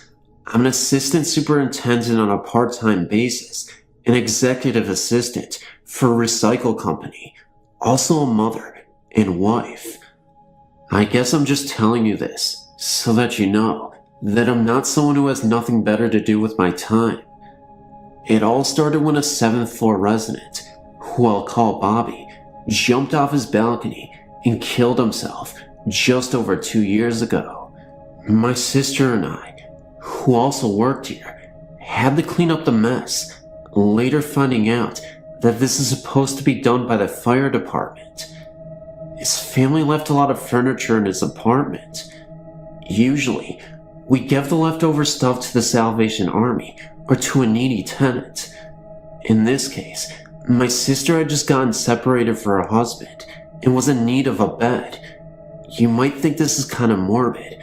I know I do. She took the bed from the former tenant's apartment for herself to use. In the months that followed, a lot of strange things happened at her place and mine.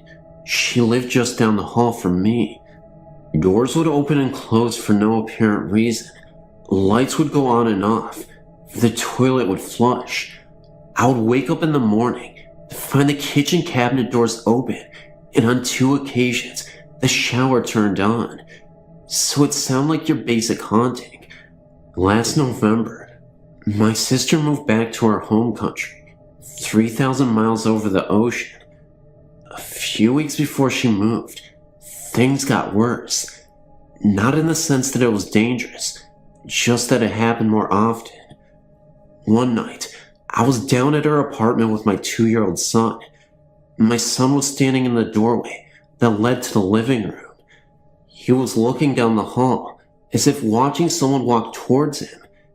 It was like he turned around when the person walked past him looking up, suggesting it was an adult. We made a joke of it.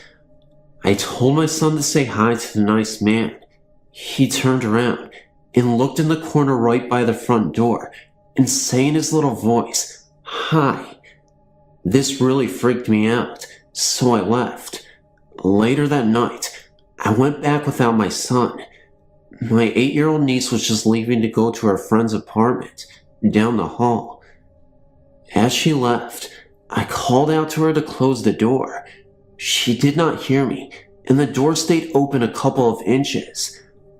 I was sitting on the couch doing a crossword puzzle and decided to finish my puzzle before going to close the door. 10 minutes later, my sister was in her room getting dressed. She was in the shower. She called me to go and talk to her while she did her hair. I walked to the front door to close it, but it was already closed. This is not unusual. Sometimes this happens. But what I cannot explain is the door was also locked. There is no explanation for this. My sister was in the shower. My niece did not hear me to call her, nor does she have a key or the knowledge to lock the door. It really spooked me. I told my sister, and she also got spooked. She told me she had been hearing noises that did not seem to be coming from anywhere. My sister and I chatted for a couple of hours until my niece came home. I asked her if she locked the door, and she looked at me and said, "Yeah, sure," with my finger, being 8 with a smart mouth. I left about an hour later to go home. At this time, it was approximately 10 p.m. My niece was sleeping on the couch, and my sister was going to finish some painting in the dining area, then go to bed. I'd been home for about 20 minutes when my sister calls me crying. She said that there was someone in her bedroom jumping on the bed. I told her to go and look. She took the phone with her and approached her bedroom. The noise stopped just as she got to the bathroom. When she turned to walk away, the noise started again. She put the phone on speaker so I could hear too. It really sounded like someone jumping on the bed. My sister, trying to make a joke of it, yelled, "Go away, Bobby. Go and spook someone else." 2 minutes later, I heard a noise in my hallway. I was sitting in my computer and looked down the hallway towards the kitchen, and there was Bobby standing just inside my front door. He had on a brown leather jacket and blue jeans, the clothes he was wearing when he died. I was really shocked. I told my sister what I saw and tried to pretend that I was not scared. I said to him, "It's okay, Bobby. You can go now." And then he was gone. My sister was laughing hysterically on the other end of the phone. I tried to calm her down by talking to her, but it did not work. I was kinda glad that she was freaking out, because it did not give me time to freak out myself. I went to my sister and sat with her until the sun came up. Neither of us slept that night. Later that day, we took the bed out to the dumpster at the back of the building, and since my sister only had a few days left in Canada, she slept on an air mattress. That seemed to solve the problem for her, but Bobby has never left my apartment.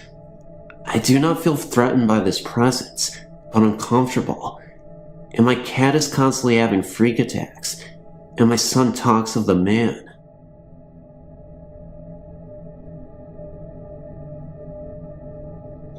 The stories I'm about to tell you actually happened to a cousin of mine at his college campus. One night, this one guy was lounging around in his dorm while his roommates were out. He was relaxing and reading on his bottom bunk bed when he heard scratchy noises in his room. Wondering what it was, he looked around and didn't see anything unusual. He went on reading again. A few minutes later, the sound started coming around again, just a bit louder. He proceeded to look out his window, where he noticed tree branches hitting the windowsill. Thinking this was it, he went back on reading. The noises stopped just for a few seconds. Then, all of a sudden, the noise came back, and this time, it sounded very close by. He checked out the top bunk and saw a ghostly image of a lady in very antique-looking clothes ran out of his dorm and never came back to live there since. One night, some student decided to have a party on campus. A group of students were on their way to a party when they ran into this girl. She looked like a regular student there, but nobody has seen her before. Anyways, the group tried to get her attention to ask her to the party, but she didn't seem to hear them. They called to her again, but she just kept right on walking. So one of the guys decided to walk up to her. The rest of the group had gone into the building. As she approached the girl, he noticed she was smiling at him. He looked down and saw her face was facing him, but the rest of her body faced the other direction. He screamed and ran back to his friends. The group ran back out and tried to look for the girl, but she was nowhere to be found.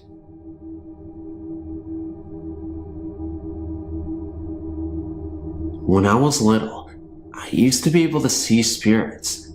I was never scared of them though. I remember one spirit in particular. Her name was Mimi. Mimi always showed up at nighttime when I was supposed to be asleep. I had a habit of very bad nightmares of people dying, especially my parents.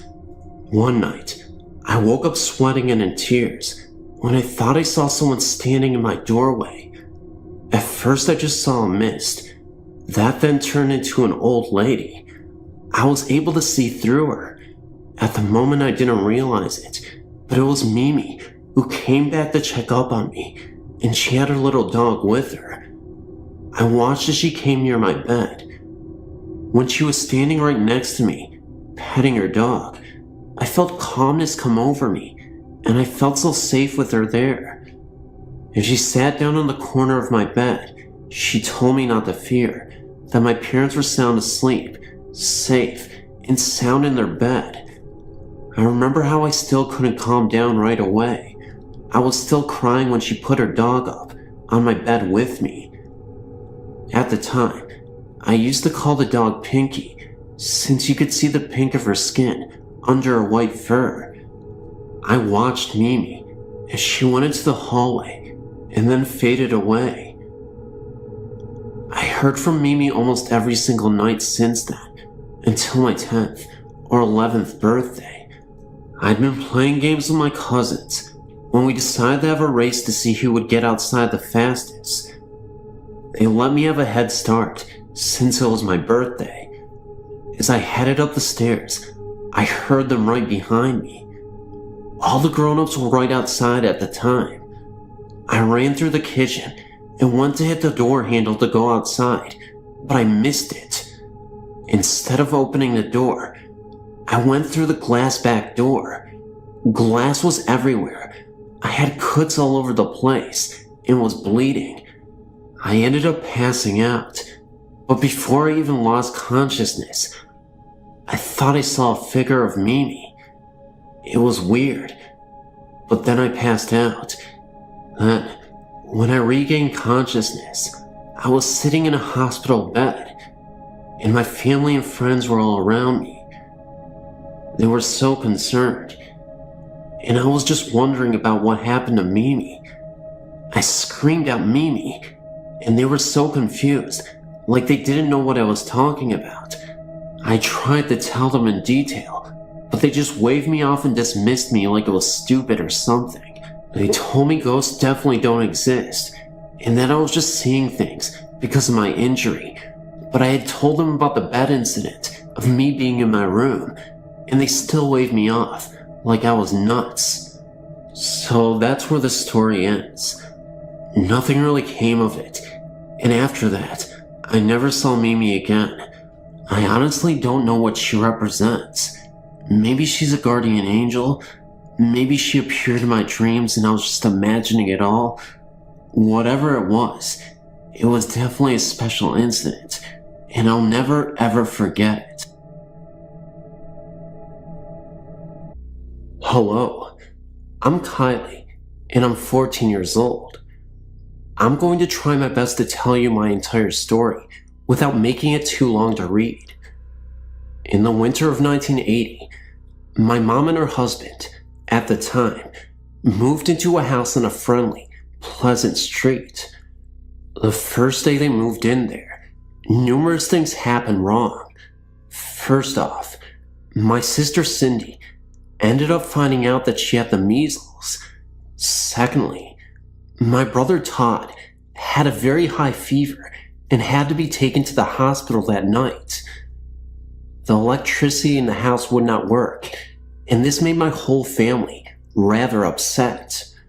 My mom began to resent the house for no particular reason. She complained to her husband about it so much that they end up violently arguing. He had an emotional attachment to the house in less than a week, while my mom, she was the exact opposite and felt she needed to leave. Regardless of my mom's feelings, she ended up staying there for another 12 years. There are a few incidents that I'd like to focus on particularly. Incident number 1. When my mom and her husband first purchased the house, my brother was just a baby. One night, after hearing sounds coming from the attic, my mom got up from bed to check everything out.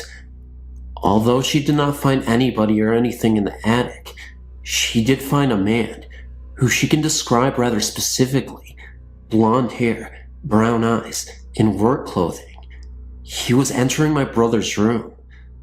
My mom was so shocked to see him that she started to scream and blocked the door to my brother's room. Her husband heard the yelling and came downstairs to see what was the matter, and all he saw was my mom blocking my brother's door.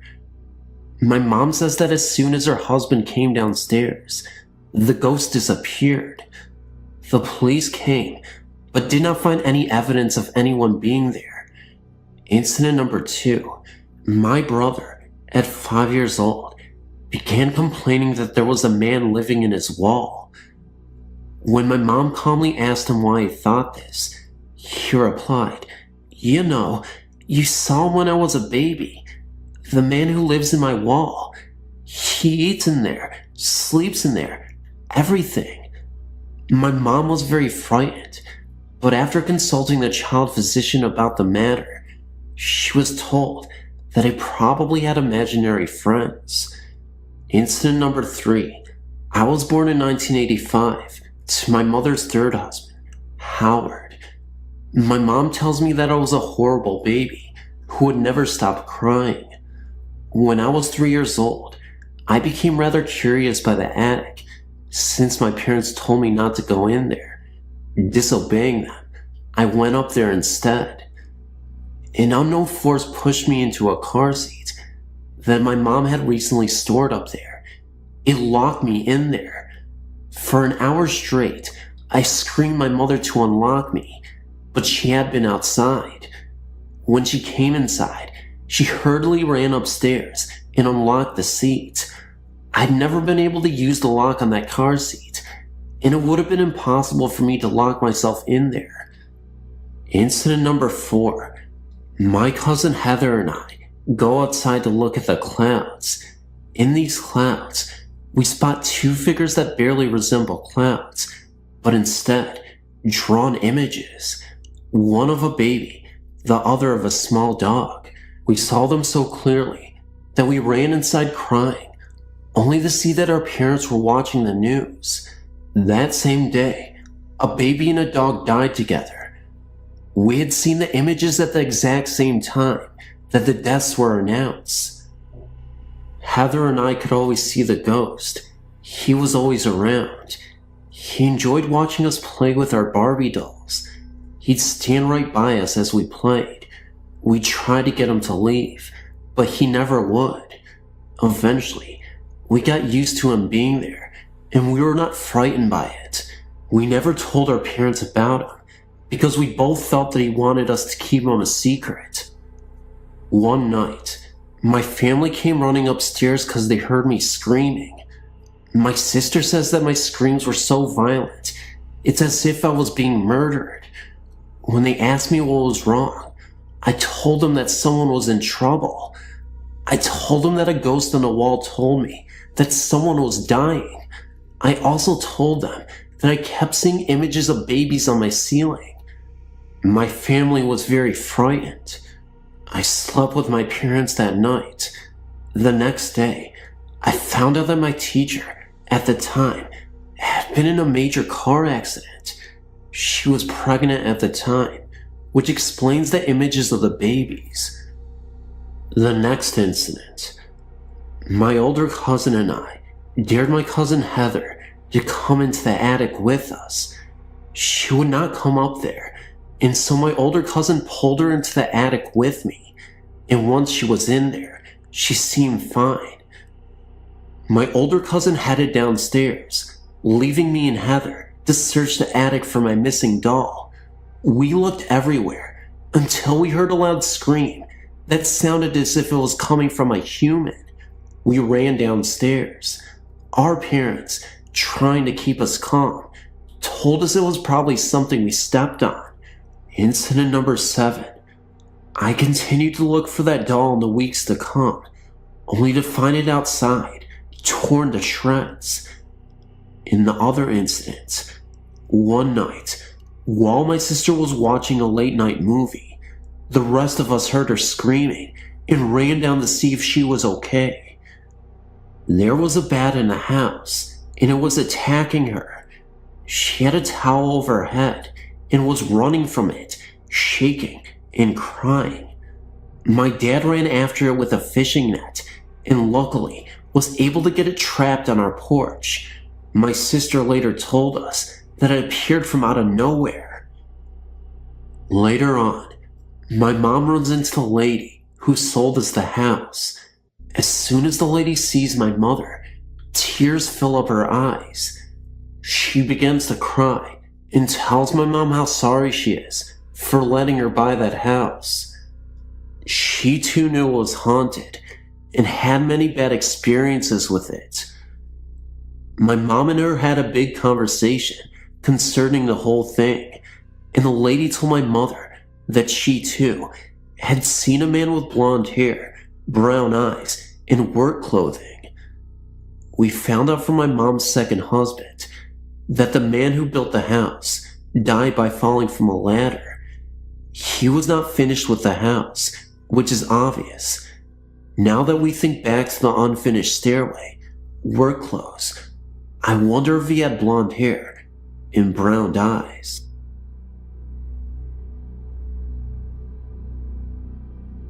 Now, the story I'm about to relate is unnerving to me. However, to you, it may not be.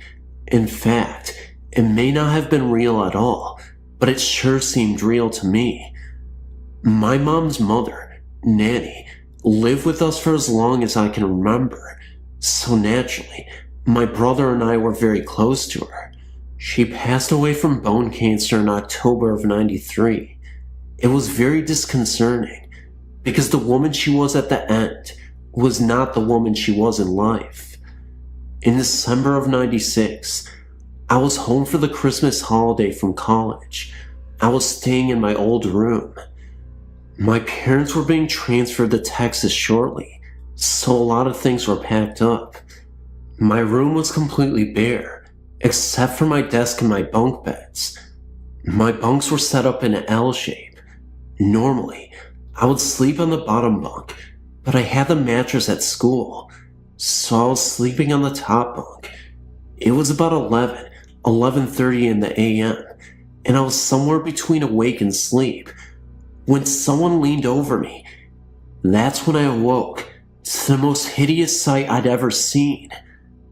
It was my nanny, but she had the most messy hair in the world, long, dangly black hair, and it looked like her eyes were bulging out of her sockets. They were red. She was even bloodied on her face. She kept staring at me, and as she stared at me, she slowly opened her mouth, and bugs crawled out of it. A few seconds go by, and I'm finally awake. Or was I? At that moment, I could have sworn I was awake, but apparently I felt like I was sleeping. It might have been a sleep paralysis incident, but I'm not quite sure. It definitely sounds like the details of one. The thing was, I knew that was Nanny.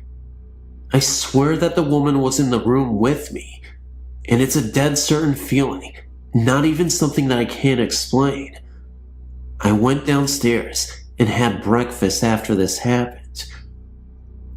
While having breakfast, I chatted with my mother about what happened. We both chalked it up to a very vivid dream. Well, this happened the Monday before New Year's. That Wednesday, I took my dad's car and went to hang out with my then girlfriend. We were driving around and had gotten into an argument. I was on an unfamiliar road, and with the combo of not paying attention, I ran a stop sign. As I was running the stop sign, I could have sworn I saw a woman in white standing in front of the car. We were then hit by a car going about 50 miles an hour. The car hit us so hard that it sent our car about 65 to 70 feet and split the radiator in half. The car had hit on my side. The police said that if the car had hit 3 inches closer, I would have been killed instantly. I walked out with a minor cut on my arm and a bruise on my hip. My girlfriend bruised her collarbone, and the other weird thing was that there was other traffic in the opposite lane, and our car did not get hit. How does this all tie together? Well, my mom, the night before I got into the wreck, had a dream about my nanny, so she believes that the experience I had was her protecting me. I know that sounds absurd, considering what I experienced previously was a really dramatic encounter with my grandma. A little background though, my great Nana, my mom's Nana, was a very strong maternal presence. She had 8 children and raised them pretty much by herself. My mom and my Nana lived with her for a long time, so they were very close. My great Nana passed away the day before I was born in a hideous car accident. My interpretation of the facts is as follows. When I was having that experience in bed, and I saw that hideous woman, it was my nanny, and she was in the car crash, so she was showing her form to me. It was almost like a ghostly premonition, and she was warning me of what might come next. Of course, I had no idea what was coming next, and at the time, I was thinking how bizarre it was to have this experience, and how freaked out of my mind I was. Then, when I got into my own car crash, I truly believed that I ran that stop sign, and before I even got into the crash, the woman who was there, who flashed before me, was my nanny. Well, anytime my mom or Nana dreamt of my great Nana, something bad would follow within a few days. So based on all of this, my mom thinks that my Nana protected me. I'm not sure what I think. I just know that she was in the room with me that day.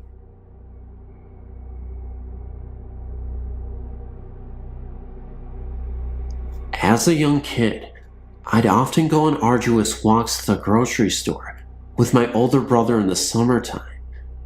The walk is often an exhausting process because you have to walk up and down a lot of hills and cut through this golf course before you get to the store, which can take an hour. For someone 9 years old, this wasn't such a good idea, especially in July when the humidity around here is at an all-time high. My experience is highly unusual, and I'm not entirely sure what this experience could be classified as, but it's really creepy, and I genuinely believe that if I hadn't gone with this man, I wouldn't be alive today. Confused? Don't worry, you will understand soon enough.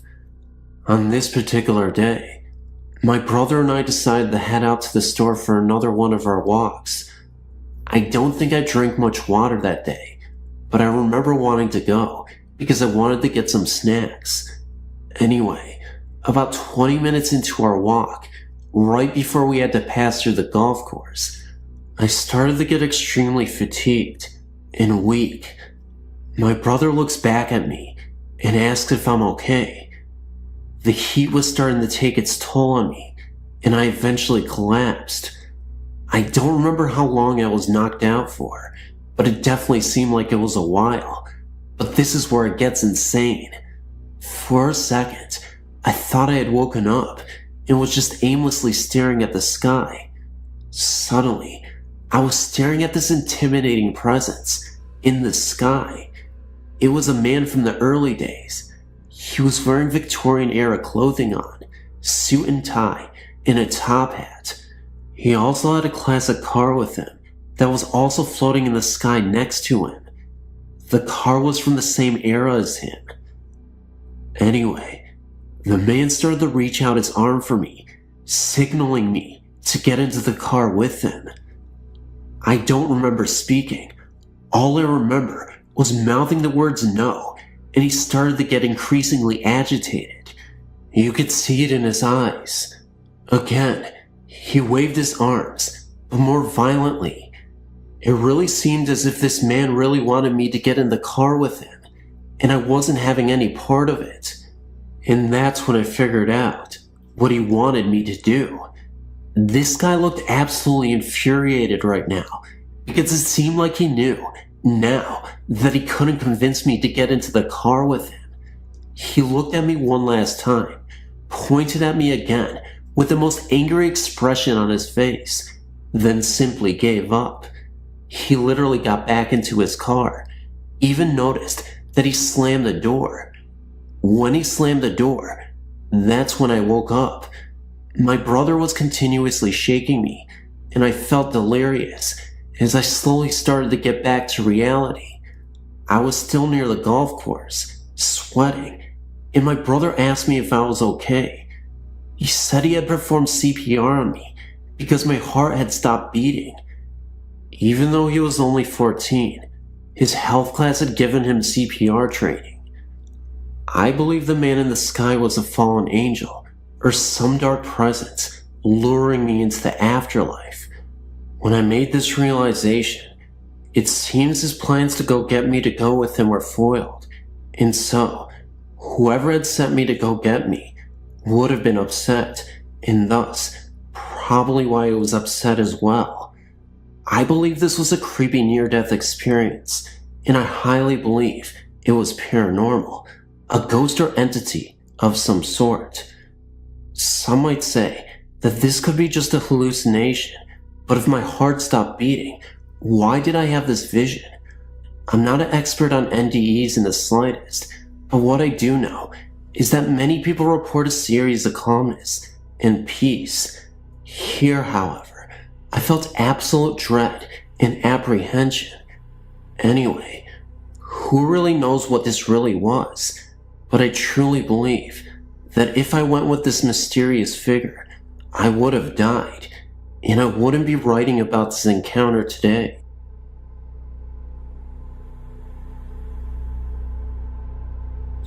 I don't know if you're interested in stories from around the globe, but I thought I might as well give it a go.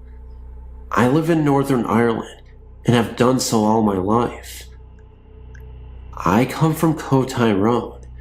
This is where my story comes from.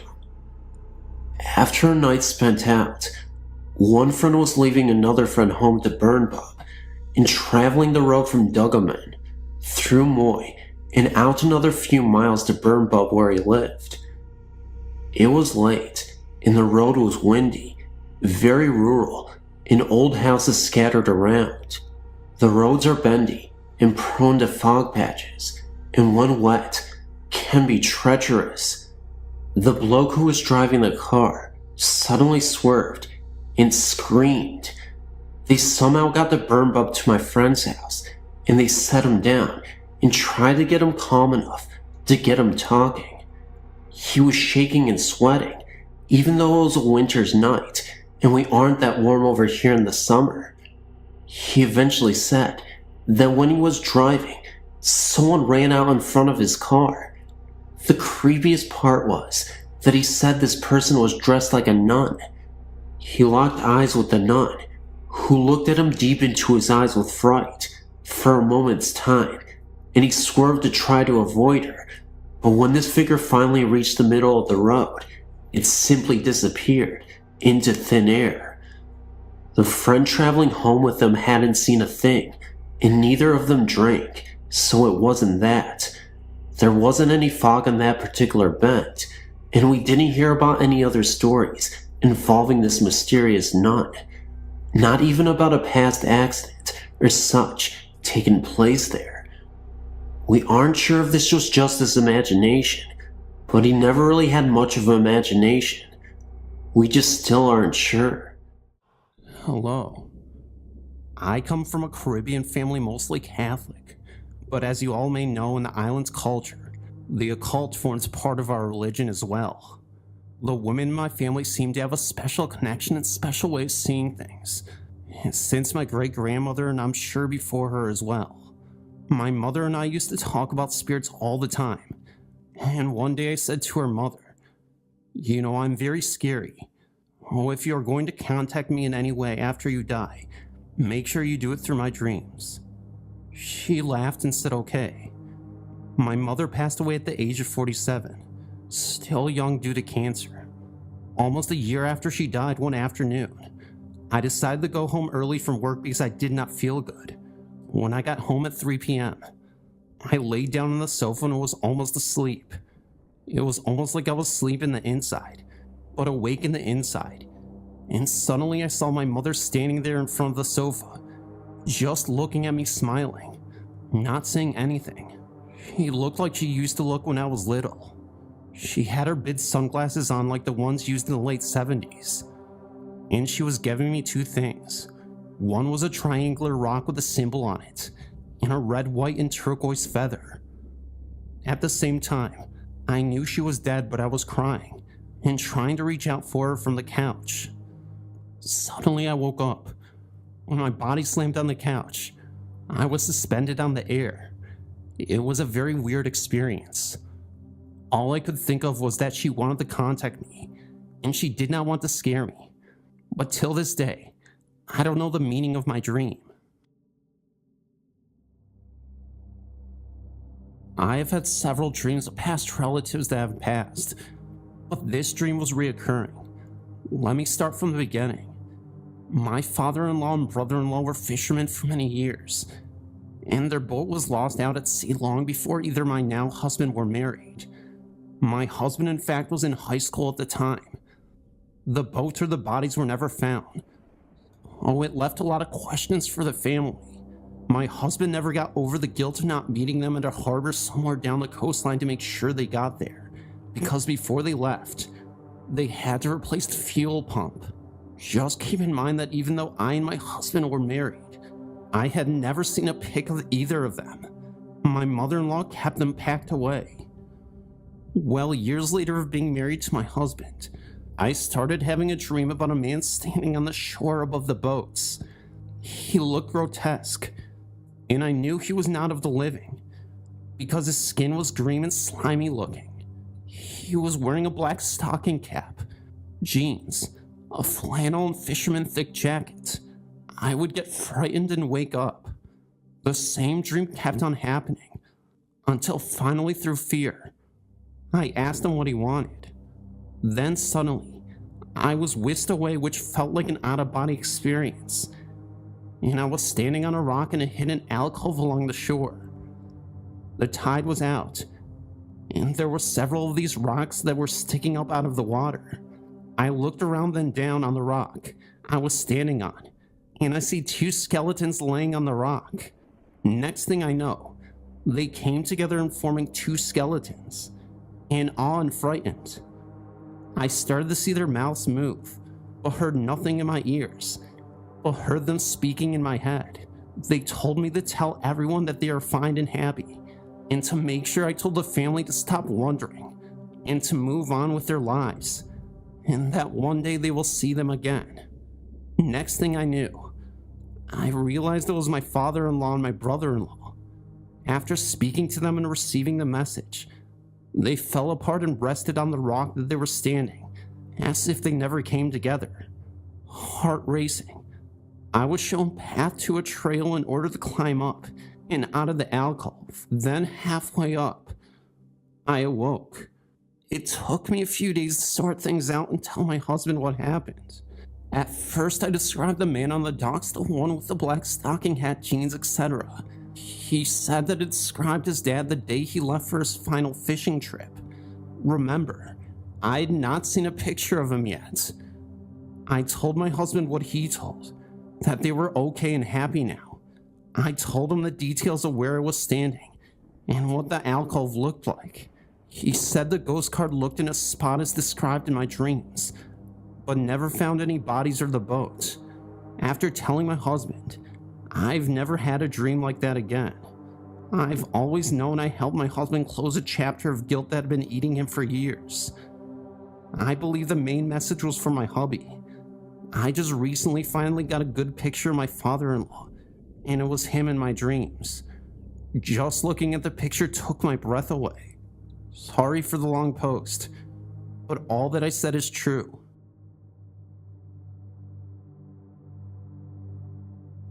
This is an absolutely true account of what happened to me, my brother Darren, and our friend Lee at Shipley Road in Loudsborough, UK. We were all sleeping on the floor of my room as Lee was staying over, because our moms were working at the local pub together. It was about 1 a.m. Darren and I were just getting to sleep when we heard the scraping coming from the bedroom of the adjoining house. It was like someone was digging a spike high up into the plaster on the other side, then dragging it down in the arc to the floorboards. This would just happen again constantly, to the point where you thought it might actually come through. Like I said, we were awake, but Lee, who was sleeping at our feet, was out cold. We tried to wake him by shaking him, but nothing worked. Then the smashing started. It was like a grown man throwing dinner plates at the wall, one after another. Then banging and crashing started.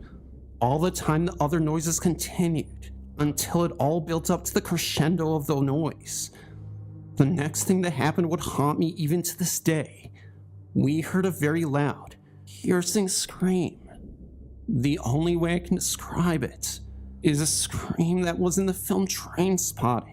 In it, a woman's baby dies and it's cut, and when the mother finds it, she screams. Well, take that scream and times it by 100. Lee would still not wake up through all of this, which was strange on its own. Anyway, we were that worried. We got our mother up, who promptly rang the police, who arrived shortly after. They could hear all of this from the outside, but with all of their combined efforts to get somebody to the front door, nothing worked. They ended up breaking the door down, and that's when all of this got super spooky. They found nothing. The house was empty, and there was no smashed cutlery, no mark down the wall, nothing. The police left, and it all started again. This time Darren and I were terrified, and still Lee would not wake up. We just laid there wide awake waiting for sunrise. When it finally came, as if on cue, the first bird we heard that Sunday morning, all the noises stopped instantly, and at the very same time Lee woke up, wondering what all the fuss was about. This story is 100% true. Thanks for reading. I live in an old house in Lisbon. We occasionally hear strange noises. One person will hear other people having conversations when no one is around. We also have cold places in the house. On occasion, the living room or the downstairs bedroom will be 4 or 5 degrees colder than the other rooms of the home. And sometimes, my husband claims that he sees strange blurs and movements out of the corner of his eye. If we do have ghosts, I don't feel that any of them are threatening. The other day I was sitting in the living room watching TV when I swear I heard someone yell from the kitchen. They said, "I'm waiting," as if someone was in the kitchen and waiting for someone to finish getting ready to go. And they weren't moving fast enough, and they were getting fed up with waiting. I said, "What's your problem?" Because I thought it was my husband getting home from work, and he wanted me to go someplace with him. When I got up to check it out, there was no one in the kitchen, and my husband's motorcycle wasn't in the garage, as he had taken it to work that morning. My kids, 12 and 14, will come down from their rooms and asked us what we wanted, when neither my husband nor I have called them. We have a dog, and she doesn't seem bothered one way or another. My friends and family used to live in an apartment complex called Cape Meadows. During our 2 years of living there, we all experienced a number of unexplained experiences. In our building there were 6 units. However, only 4 were rented and livable. The other 2 were damaged severely. They were used there for storage of missed items through the years. In my particular apartment, my little girl started doing strange things. She was talking to her closet one night. I asked her who she was talking to, and she said Bobby.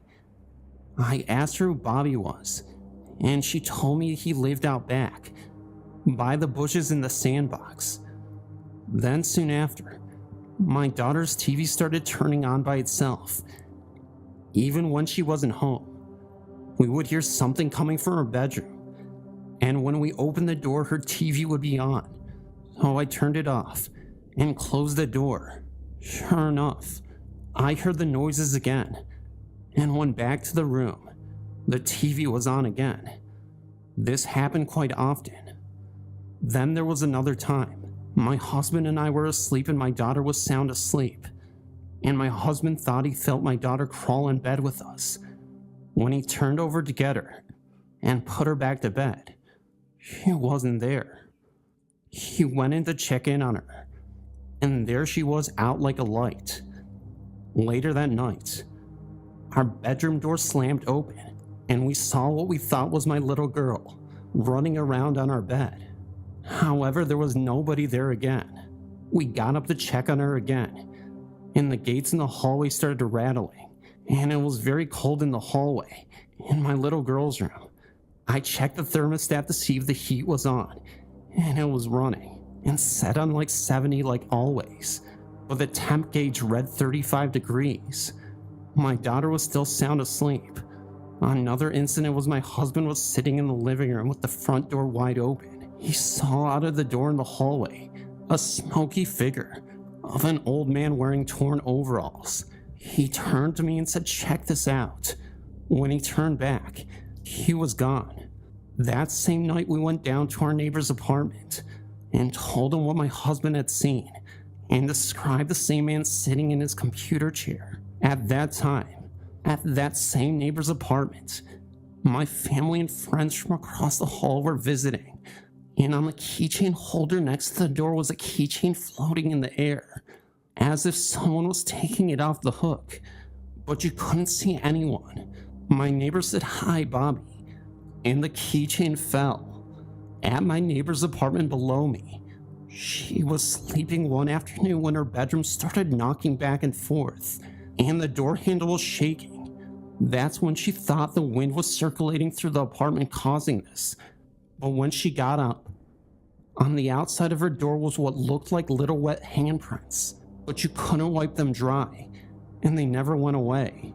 At my other neighbor's apartment, it was a basement apartment, and the two apartments above them were the damaged apartments. But quite frequently we would hear footsteps and what sounded like people moving furniture up there.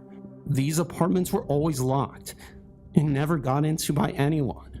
At my apartment, we would sometimes leave for the weekend and then go to my parents'. When we leave, we turn out all the lights except for a lamp in the living room. When we would return home, all the lights would be on, except for the lamp we had left on. And we never locked our deadbolt because we had trusting neighbors. We would only lock the handle lock. However, when we returned, the deadbolt locked every time. I was babysitting my neighbor's daughter one day, and when her parents came to pick her up, we were looking for her shoes she took off in my daughter's bedroom. That's when she pointed to the middle of the floor by the bed, where she had left them, but they were not there. We looked under the bed, in the closet, all over the apartment. No shoes. I told them I would keep looking. They would turn up somewhere, and I would bring them down when I found them. Oh, they left and went home. I started looking again for her shoes in my daughter's bedroom, and sure enough, they were in the middle of the floor. They were not there 10 minutes prior. We had told our landlord about what we had experienced, and that little girl was always talking to this Bobby person, and that she told us he lived out by the bushes next to the sandbox. He told us that in the 70s, a little boy about 7 years old had drowned in the swimming pool, where the sandbox is now. He said that after the little boy drowned, the pool was filled with dirt and sand was laid out over it. We'll make a sandbox, and the little boy's name was Robert. We experienced a lot of unexplained occurrences here, but none life-threatening. Things happened when I was a very little boy. At the age of 4 it started, and I'd already felt that our house had something particular. Before I knew about the existence of monsters or ghosts, I already was scared in the house. Until my 10th year, I always slept with my mother in the same room, but I never asked for that, and I never told about my fear, because such things go by themselves. One night at about 3 p.m., a big painting fell from the wall with a loud bang. My father couldn't believe it, but yet it happened. In the dark, I spotted that the ceiling corners in the room that we slept in were not always in the same. In one of the 4 corners, once I spotted something having the shape of a human head with a cap. Other times in that same corner, it was not quite there. And sometimes I could perceive a faint light there if I concentrated painstakingly on that. Another time I couldn't find my mother in the home, although she was there. My father was at work. Then seemingly she was nowhere to be seen, until I heard her sitting in the kitchen. And yes, one of the little doors of the sink unit was finger-thick opened. I walked towards, opened the door, and there she was sitting, completely together underneath the sink drain. We'll never know what happened there. The only thing my mother cryingly said, she had bumped her head.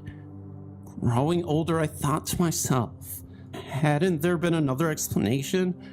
But you know as well that such things are taboo to talk about.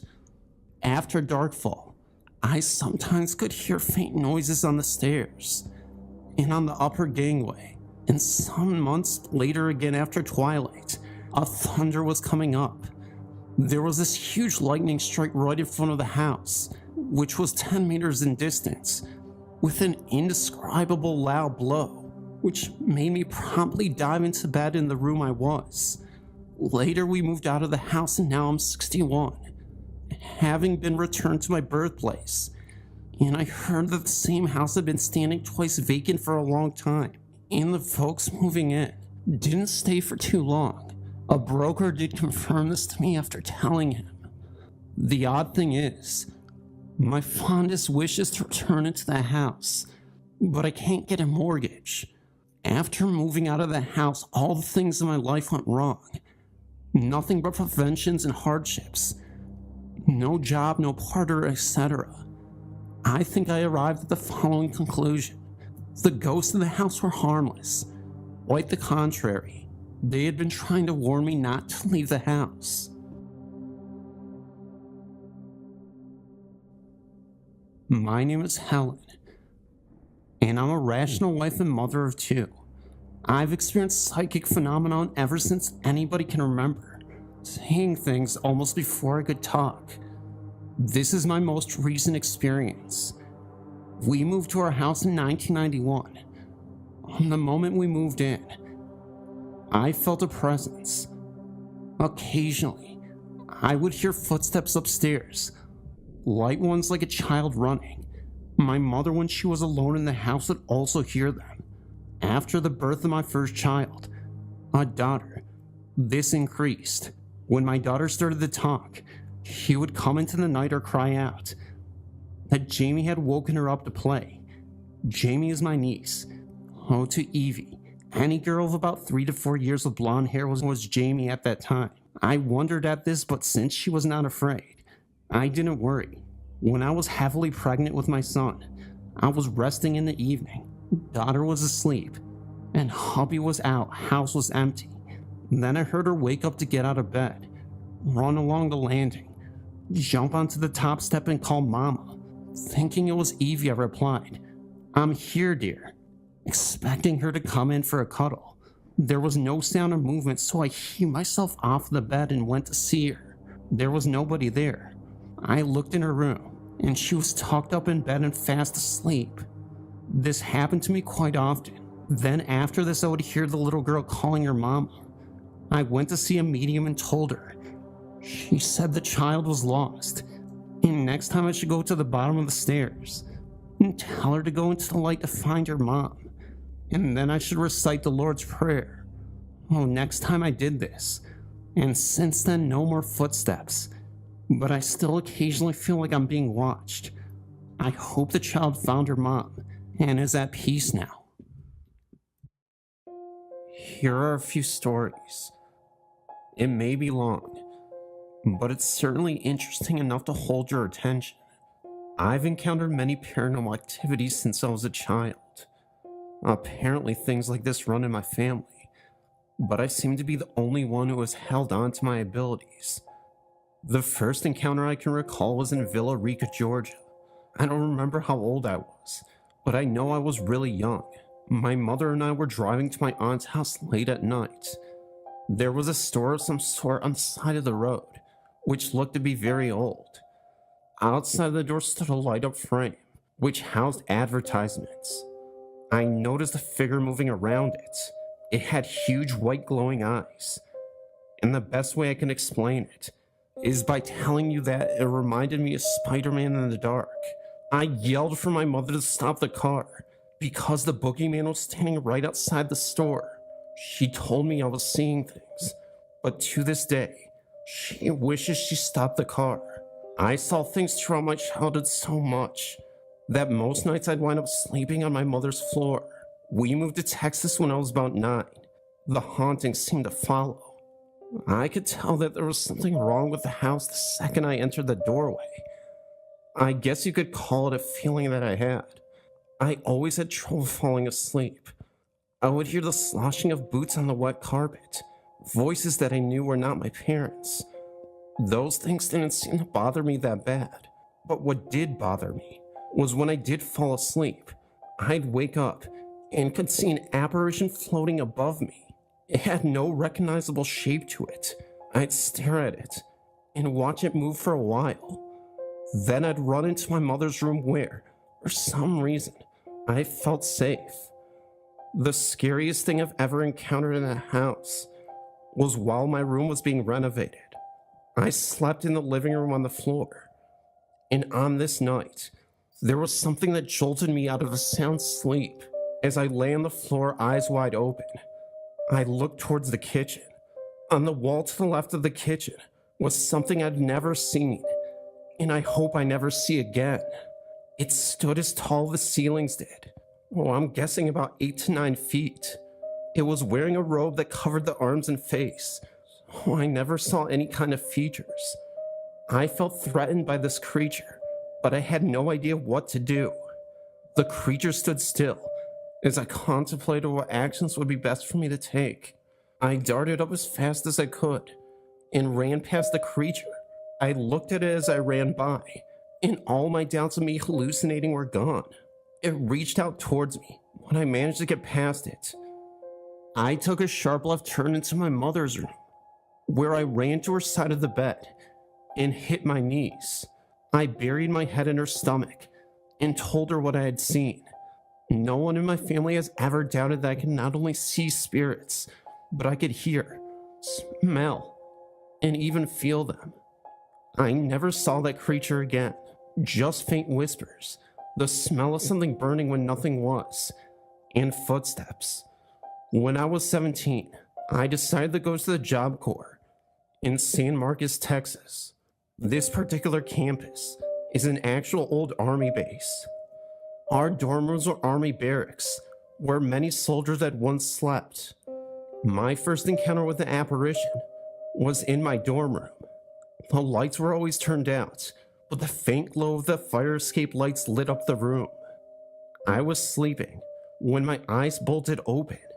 I could see a man with a rain poncho on, and he was covered in water. He appeared to be holding a lantern, and he was about 5 feet away from me. His mouth was moving, but I never heard a word. I closed my eyes and fell back asleep. A few nights later, I awoke to find the man standing directly above me.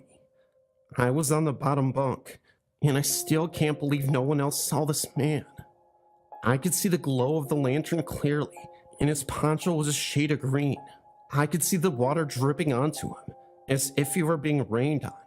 His lips were moving as he looked directly at me, but still I heard nothing. I never felt threatened by him. So then I rolled over and fell back asleep. Many of the girls in my dorm reported seeing 2 children, a boy and a girl, hang with a bouncing ball. I never saw the children myself, but I never doubted anyone's story either. I came home 6 months later to the house I never held too dearly. I learned to ignore what I was hearing and feeling. I didn't have any encounters for a while, until I met a guy named Tony. Tony was a strange guy, and he believed in such things as the Necronomicon. Now, some people say it's just a book written to make money, but after living with Tony, I believe it's very real. Tony used to walk around the house chanting in Samaritan, and if you've ever read the Necronomicon, it warns you not to chant anything out loud. I swear, even his cat was possessed. It used to sit and stare at me with those big green eyes. It would attack me for no reason. Once I woke up with it sitting on my chest. Falling asleep was very difficult for me, even though Tony and I slept in the same bed. I could hear demonic breathing, and it filled the entire room. There were shadows that would move across the walls. I could hear my name being called out. This happened every night that I lived there. I started having nightmares on a nightly basis as well. In my dream, there sat a demon on my chest that was talking to me in Samaritan. I could hear the weight of it as it sneered into my face. It would lower its head until it was touching me. I'd wake up at that moment. Then Tony woke up a few times, and he swears I was talking in Samaritan. I moved out after a year because the intensity of it all was becoming too much for me to handle. Nothing much happened to me until I was about 20. That was when I moved into an apartment in Spring Beach, and again, I could tell you something that was wrong with it. The moment I walked through the threshold, there were 3 of us living there. Brandon, my boyfriend, and I. Brandon took the bedroom, and Wes and I slept in the living room on a small mattress. The first weird thing happened a few nights after we settled in. That was when all three of us would be in the living room, and Brandon's TV came on. Just a pitch black screen. It happened all the time. One in particular night stands out. This was when I was home alone playing a video game, when I heard Brandon's TV come on. And from Brandon's room I could hear his blinds rustling around. They were closed the last time I went in. I ignored it, and then fell asleep. When I woke up in the morning, I decided to go look in his room. The TV was off, and the blinds were pulled up and severely tangled. That freaked me out really bad. It only happened once, but still, I'll never forget it.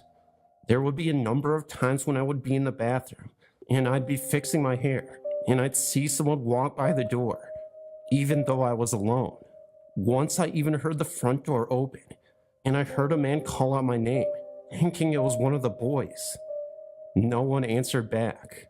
I heard the door close, and I went to see what was going on. There was no one in my living room, nor was there anyone on my porch. My phone rang, and it was Wes, saying he and Brandon would be home in a few minutes. I moved out shortly after. I'm now 22, living in Blainsville, Georgia. I've learned to ignore the spirits that follow me. There are times when I see things, or even smell something funny, and I still hear my name being called out. I've started having extremely weird, but lucid dreams. Nothing really exciting is happening to me in this house, but if it does, you'll be the first to know. After my encounter one late night in August with my sister, I found out that we'd always been around ghosts. My family has moved around 5 times, and in every place, there have been at least one ghost there with us. When I lived in Texas, I moved from Houston to San Antonio. In that move, a ghost that we'd had for a year followed us to our new apartment. After living there for about a year, we discovered a new ghost.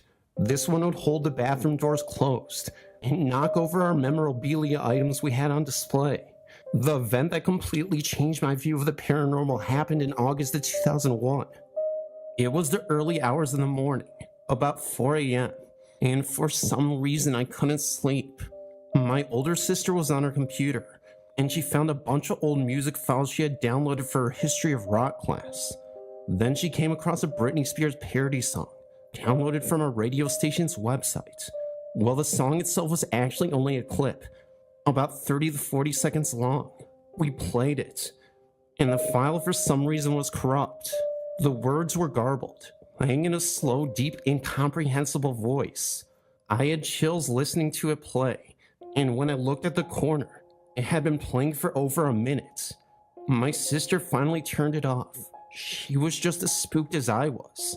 We moved on, laughing about the look on the other's face. Then about 5 minutes later, we heard 3 soft, solid pounds on the back wall, in the far back of the apartment.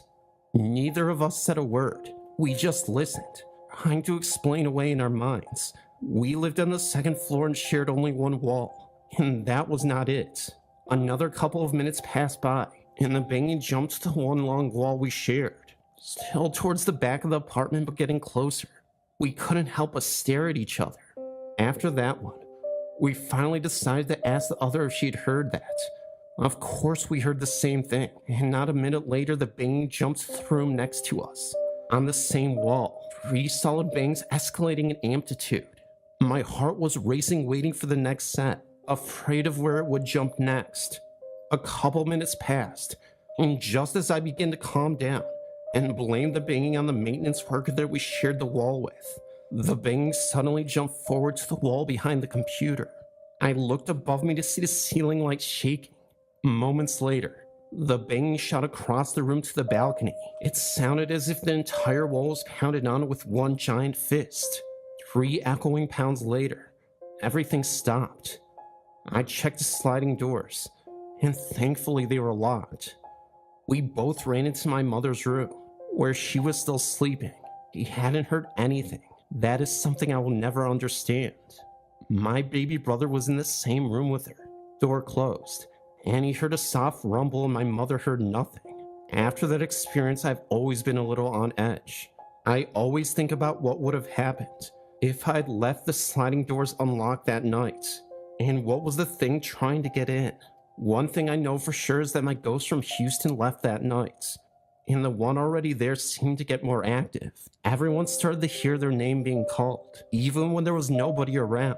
No one ever attempted to communicate with whatever it was. As a matter of fact, we rarely began to answer unless we saw the person who was calling us. 2 years later, after I finished high school, we moved to Iowa when I was accepted to college, and so far, we have not had any strange occurrences.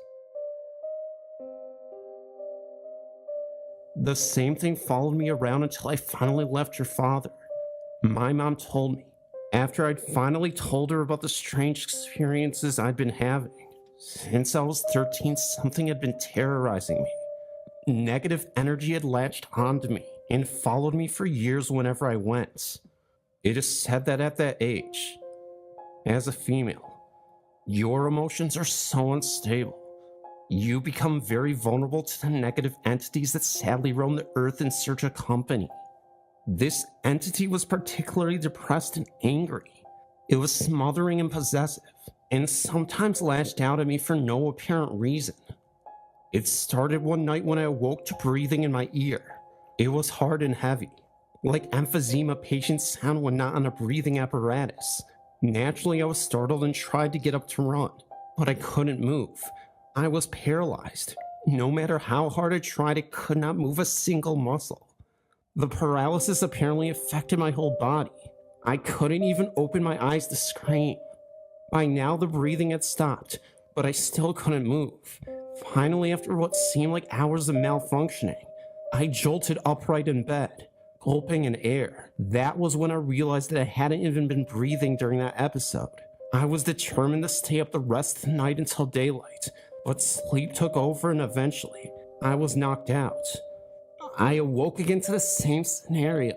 This time I fought back even harder, and it lasted only less than a second. When I told my dad about this, he had assured me it was a night terror, but suggested I sprinkle holy water in the corners of my room and carry a cross. I later found out that he only said that to avoid scaring me. He actually believed that I was being followed by a supernatural force. From then on, although I had not experienced an attack, I continued to see a shadow of a very, very tall with wide man in my closet. I had a rough childhood from 13 until I moved out at 17. I endured a lot of emotional and verbal abuse by my father and hadn't spoken much to my mother in years. I felt very abandoned by both of my parents. I was rebelling to the extreme. I was at an all-time low in my life when I met my boyfriend Maurice. He gave me a reason to be happy again and I fell in love. I moved in with him when I was 17 to get as far away from the abuse as possible. I still saw this shadow figure standing in my closet at night in our new apartment. I refused to sleep alone. I became very dependent on Maurice's company. Maurice, being a skeptic, thought I was just seeing things. One night, as I sleepily crawled out of bed to go to the bathroom, I opened my eyes only to see blackness. Pure blackness. I panicked, thinking I had gone blind. When I realized this blackness was swirling, I looked way up and saw that the shadow was standing right in front of me. I screamed and jumped back onto the bed on top of my sleeping boyfriend. I was crying and covering my eyes. He panicked as well and was doing the best to console me without knowing what was wrong. I tried to explain it to him over my sobbing. He became angry and yelled into the thin air for the shadow to leave me alone. Then he turned on the light for me so I could complete my earlier mission. I didn't see the shadow for the rest of the night. On another occasion, I had made the mistake of sleeping alone. My boyfriend was playing video games with a friend. When I awoke, I noticed the room was lighted red. I tried to turn on the light, but it didn't work. I suddenly felt an overwhelming impending doom that scared me so badly. I proceeded to run from the room. That's when I suddenly awoke again. Okay, oh, it was suddenly a dream, I thought. Thank God. But again, I noticed the room lighted red as in the dream. This time I ran without attempting to turn the light on. I got to my boyfriend and lay down to sleep on the couch. I awoke later back in my room, in the same exact scenario. Finally, I started to cry, and I ran to my boyfriend, asking him to hold me until I fell asleep. I awoke again, this time for real. I was back in my room, and noticed that the room was dark now, as I remembered it when I fell asleep. I slept on the couch in the living room with my boyfriend, until he came to bed with me. We moved into another apartment a few months later, in a nicer neighborhood. It was here that the attacks became more frequent and more menacing. I had visions of terrible violence in that apartment that I believe left a lot of negative energy in that place. Then, coupled with the worsening violence between me and my boyfriend, and the deeper depression I fell into, it made for a very unhappy home. Strange things occurred to me almost every night. I still saw the shadow in the closet at night. I would see things move in the corner of my eye. I felt someone watching me all the time. Once the water faucet turned on by itself, I was always losing things. I would hear footsteps coming towards me when I would go to sleep alone, only for them to stop when I turned to see who it was and saw no one there. I became very afraid of looking into mirrors at night. I started sleeping with the lights on and the TV blaring to block out the sound and to avoid seeing things in the dark. Eventually, I stopped sleeping in my bed altogether. When Marie started working the graveyard shift, my boyfriend complained of a corner of our bedroom that creeped him out, and he refused to go near it. One day in the throes of my depression, following a severe fight with my boyfriend, I decided I couldn't take life anymore. My boyfriend had left for hours, and I had no clue when he was coming back. I felt the presence of the shadow suffocating me. I opened a bottle of Excedrin migraine with sleep aid, and downed the entire bottle. Fortunately for me, I had taken in too much of the poison, and my body rejected it. I began vomiting profusely until I was dry heaving, so badly that I couldn't even breathe. I crawled out of the bathroom in immense pain. I began to feel the effects of what medicine did make into my bloodstream. The entire time I felt the shadow's presence so strongly, it literally suffocated me until I was gasping for air again. I was so high on sleep and I passed out on the floor. I vaguely remember my boyfriend picking me up and placing me in our bed and falling asleep with his arms around me. Not too long after that, my boyfriend and I had planned a movie night together. As I walked into the bathroom to join him, I suddenly noticed a look of terror on his face. I ran to see if he was okay. He just grabbed me and kissed me and said it was nothing. I badgered him to tell me what was wrong. Then finally he says, "I saw your shadow. It was hovering behind you while you were coming into the room." Then a chill ran up my spine, and I asked him to describe it to me. He then said it was a black cloudy mist that hovered over my head a foot behind me. In the blackness, he noticed that there were two holes that looked as though they were its eyes. He was so taken back by what he saw that he blinked hard to make sure it was real, which is when it disappeared. That's when he said, "I thought you were just exaggerating about this, that you were just seeing things, but now I know. I'm sorry I didn't take you so seriously." After a year lease was up, I wanted to get as far away as possible from that apartment. The last day in that apartment, we took my son's suggestion and saged the apartment and ourselves. Then we prayed for the shadow to leave and abandoned the apartment. I haven't seen the shadow since, nor have I suffered any more attacks. I have since improved my life drastically with the change in my outlook on life to help guide me. My mom believes that the shadow may have been an extension of my dad, attempting to watch over me. It makes perfect sense. It attacked me the most when my dad and I started drifting further apart from each other. In the midst of my depression, my dad succeeded in taking his life a couple of months after I had gotten rid of the shadow. Although I miss him with all of my heart and soul, I've not felt that negative energy around me since his passing. This to me confirms my mother's belief.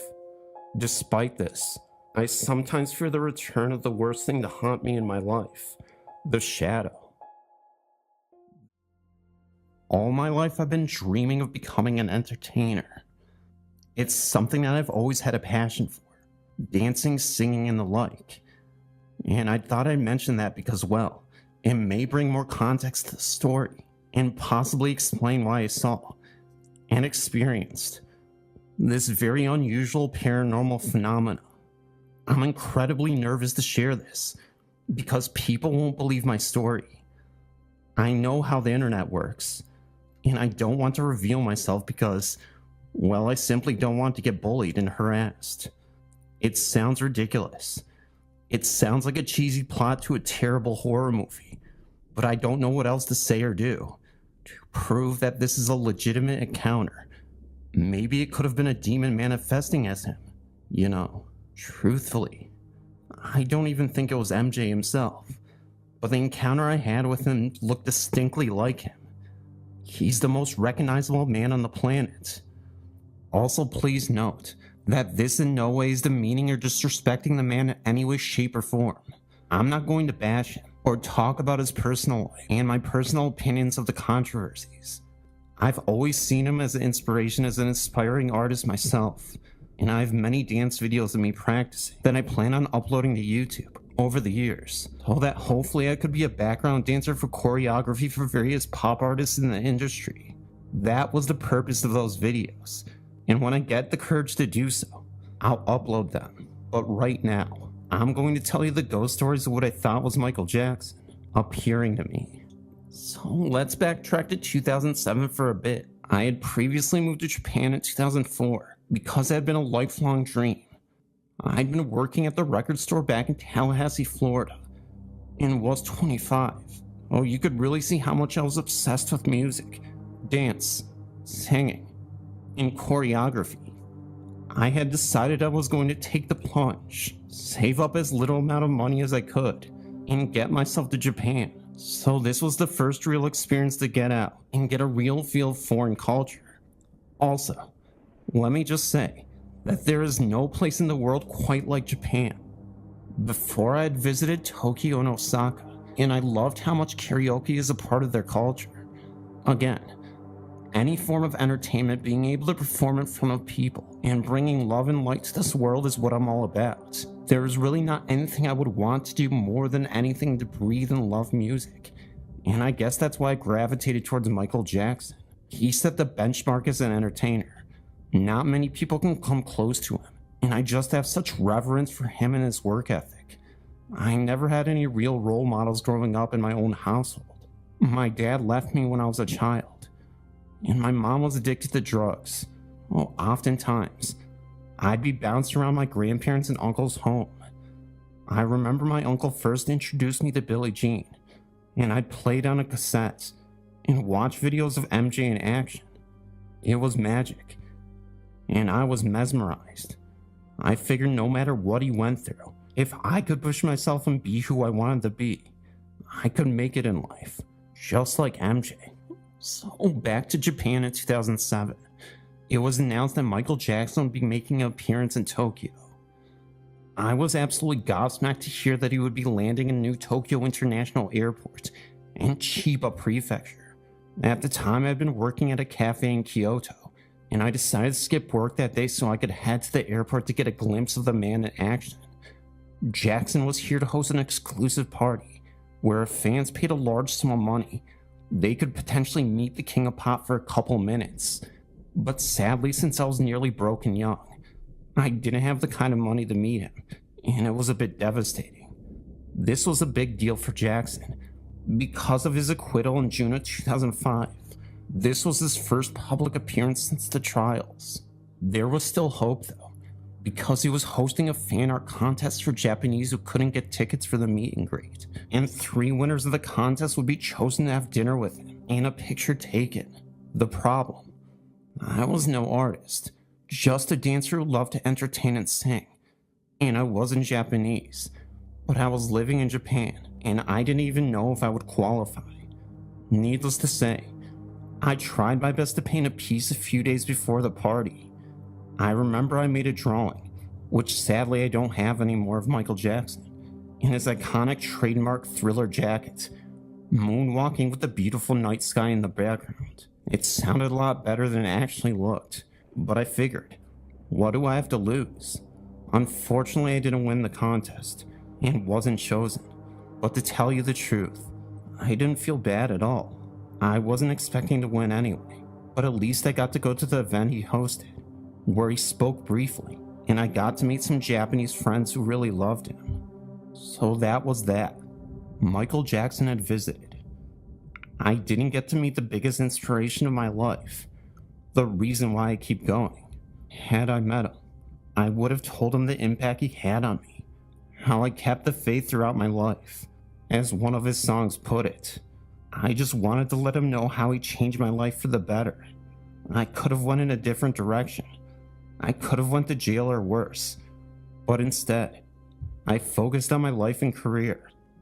Skip a couple years later, March 2009. At this point, I had made a name for myself locally as a Michael Jackson tribute artist in Japan. I would volunteer to sing at weddings and dance to Michael's iconic songs. I would also street perform in Tokyo. I wouldn't do any makeup to look like him. I just try to recreate some of his wardrobe and pay homage to my favorite artist. There were times I even got paid very little to do. And for once, it felt like I was almost making it a career. But I wanted to think bigger. I wanted to do this as a full-blown career. Like I said, the goal was always to be a dancer for artists. Well, that was what I was really working towards. This is where things got really interesting. Word got out in the press that Michael Jackson was set to announce a series of concerts, and there was an announcement coming in London. Sure enough, Michael Jackson held a press conference that month. Not only that, but he was going to do a contest to collect background dancers, and if you were lucky to be chosen, you would be going on tour with him. Hearing this news, I was over the moon. I remember thinking to myself, I could be the one selected for the shows. It was almost like God was giving me another chance. Make this all happen. Then it really hit me. Not realizing my hype for the comeback tours clouded my naive judgment. I didn't have any money to fly out to LA, where he would be rehearsing, and I wasn't a professional dancer. I was gutted, because here I was, so desperate to get close to my favorite entertainer, so I could finally work with him and all the others, but I wouldn't have been given the time of day. Well, I rationalized in my mind, thought how much it sucked that even though I had the money for a plane ticket, there's no way I would have been able to go to rehearsal for an audition. I know this sounds crazy, and I sound like a wild fan, but this plummeted me into a deep depression. I was spiraling, and at a dead end career-wise. Yeah, I was doing the gigs, but I really felt I wasn't getting anywhere to advance myself. I had this huge full-body mirror in my apartment that I used to practice dance with. I mean, I converted my entire room into a dance studio essentially, and months on end, I'd always be in there when I wasn't at my day job, working tirelessly. But after the concert tour's announcement, I sort of stopped practicing and doing so much. I had ended up becoming burnt out from all the MJ stuff because I had lost hope. I needed to wake up to reality and understand that no matter how hard a person worked, sometimes certain goals don't go the way you planned, and life doesn't work out the way you want it to. Maybe I'd become too obsessed and possibly insane, but that was truly the darkest moment of my life. I just considered giving up my goals and just focused on my day job. I just lost all the motivation to do much of anything. I couldn't even listen to Michael's music anymore. I was that lost. Then skip to June 2009. I will never forget this day for the rest of my life. One of my closest friends, Jenna, had traveled all the way from Florida to visit. She was my ex-girlfriend, but we became friends after. This was the week of June 20th. She was talking to me and had asked me if I was still into dancing, and I told her I couldn't do it anymore because of the tour auditions and other life problems. Even worse, I got the worst message from my brother on Facebook. June 23rd, 2009. My uncle passed away. Remember, my uncle was my inspiration and love for MJ. He's what got me into it. That message from my brother wrecked me. I was a mess, and Jenna had to console me the next couple days. It was like time froze for a moment, and the light in the world went out. I was in shock, and there was nothing I could possibly do to make myself feel better about the situation. I practically went numb. Jenna, though, was awesome. She knew how much I loved MJ, and of course the concerts were coming up in July. She had secretly bought tickets to see MJ live, and that really made me feel good for a moment. I remember it like it was yesterday. Jenna told me she would try to help me pay for the ticket to London. Was really excited, because I had never been to England before. But as we all know, this story doesn't end well. June 25th was the ultimate dagger. Not only was I still suffering from the loss of my uncle, but the news to follow sucked the soul out of me. The nail in the coffin. I just remember not being able to go to sleep the night before, until maybe 4 a.m. And I slept in until about 11 a.m. Japan time. 4 a.m. is about 12 p.m. Los Angeles time. And I just looked that up. Oh, that means that when I woke up at 11 a.m. that time, it would have been 7 p.m. But I'm not terribly sure. So all I remember was waking up. Jenna was in the kitchen. She didn't mention anything, but her face looked of concern. I thought she was upset for me. Told her, please, my uncle's death shouldn't destroy your health too. I don't want you worrying or something. Then I just remember heading onto Facebook to check up with family. Jenna tried to stop me. She said, Craig, please don't go on the internet. And I remember asking her why. She tried to tell me that if I spent too much time on there, it would trigger my feelings for my uncle and make my health worse. Seeing pics of us together, etc. Although she was trying to protect me from the MJ news. Then, there it was. Everybody was talking about it. Friends on Facebook. Family all with the news. MJ dead at 50. I just didn't know what to think anymore. I didn't even think, really. My mind was blank. I wasn't even mad at Jennifer not telling me. I just wanted to give up on life. Not so much because it was MJ, but because of my uncle and my connection with MJ. I thought with MJ being alive, it would at least be the last link I had with my uncle in a weird way. But after he died so soon after my uncle, it was like everything disappeared from me. A couple days later, Jenna had to go back home. She gave me a hug and told me to message her to let her know I was okay. I don't think I'd ever seen someone so scared for my health like Jenna was, but I insisted I'd be okay. Now here comes the part of the story where it gets incredibly creepy. The ghost parts, if you will. Again, I don't know if the reason this happened was because of my uncle, and I began to lose my mind due to all the grief. But I had some really strange dreams after Michael Jackson died. Dreams that I never previously had before, even when he was alive. Never once dreamt of him before. Then skip to January 2010. I found myself standing alone on a desolate stage. The harsh glare of a single spotlight bearing down on me. The air was thick with the eerie silence, broken only by the faint echo of my own heartbeat. It was pretty foggy. And then, from the darkness beyond the reach of the light, he emerged. It was MJ, dressed in normal clothes. As he came out of the fog, he just stared at me for a couple minutes, not saying a single word. No blinking, nothing. I looked away for a second and looked back. Then he was gone. I awoke drenched in a cold sweat, my heart pounding in my chest. The dream had felt so real and so vivid that it took me a moment to gather my bearings and reassure myself that it was just a figment of my overwrought imagination.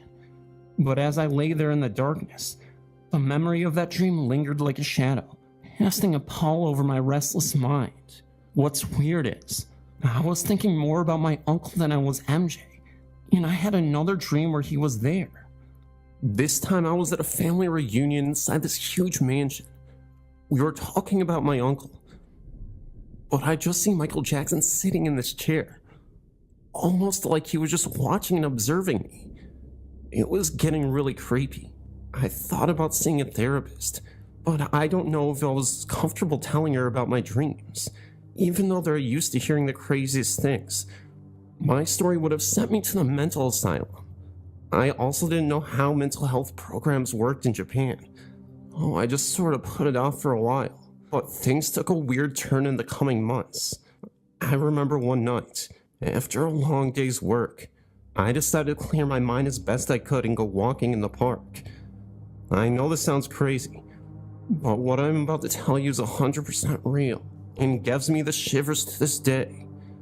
The park was eerily quiet, the only sound being the rustling of the leaves and the gentle breeze from me walking over them. At this point, it was autumn 2010. The dim streetlights cast long wavering shadows, creating an atmosphere that felt both tranquil and unsettling. I was lost in thought, barely aware of my surroundings, when I noticed a figure standing by the swings, barely illuminated by the distant light. At first I thought it was just another late-night wanderer, but as I drew closer, there was something about the figure that seemed off.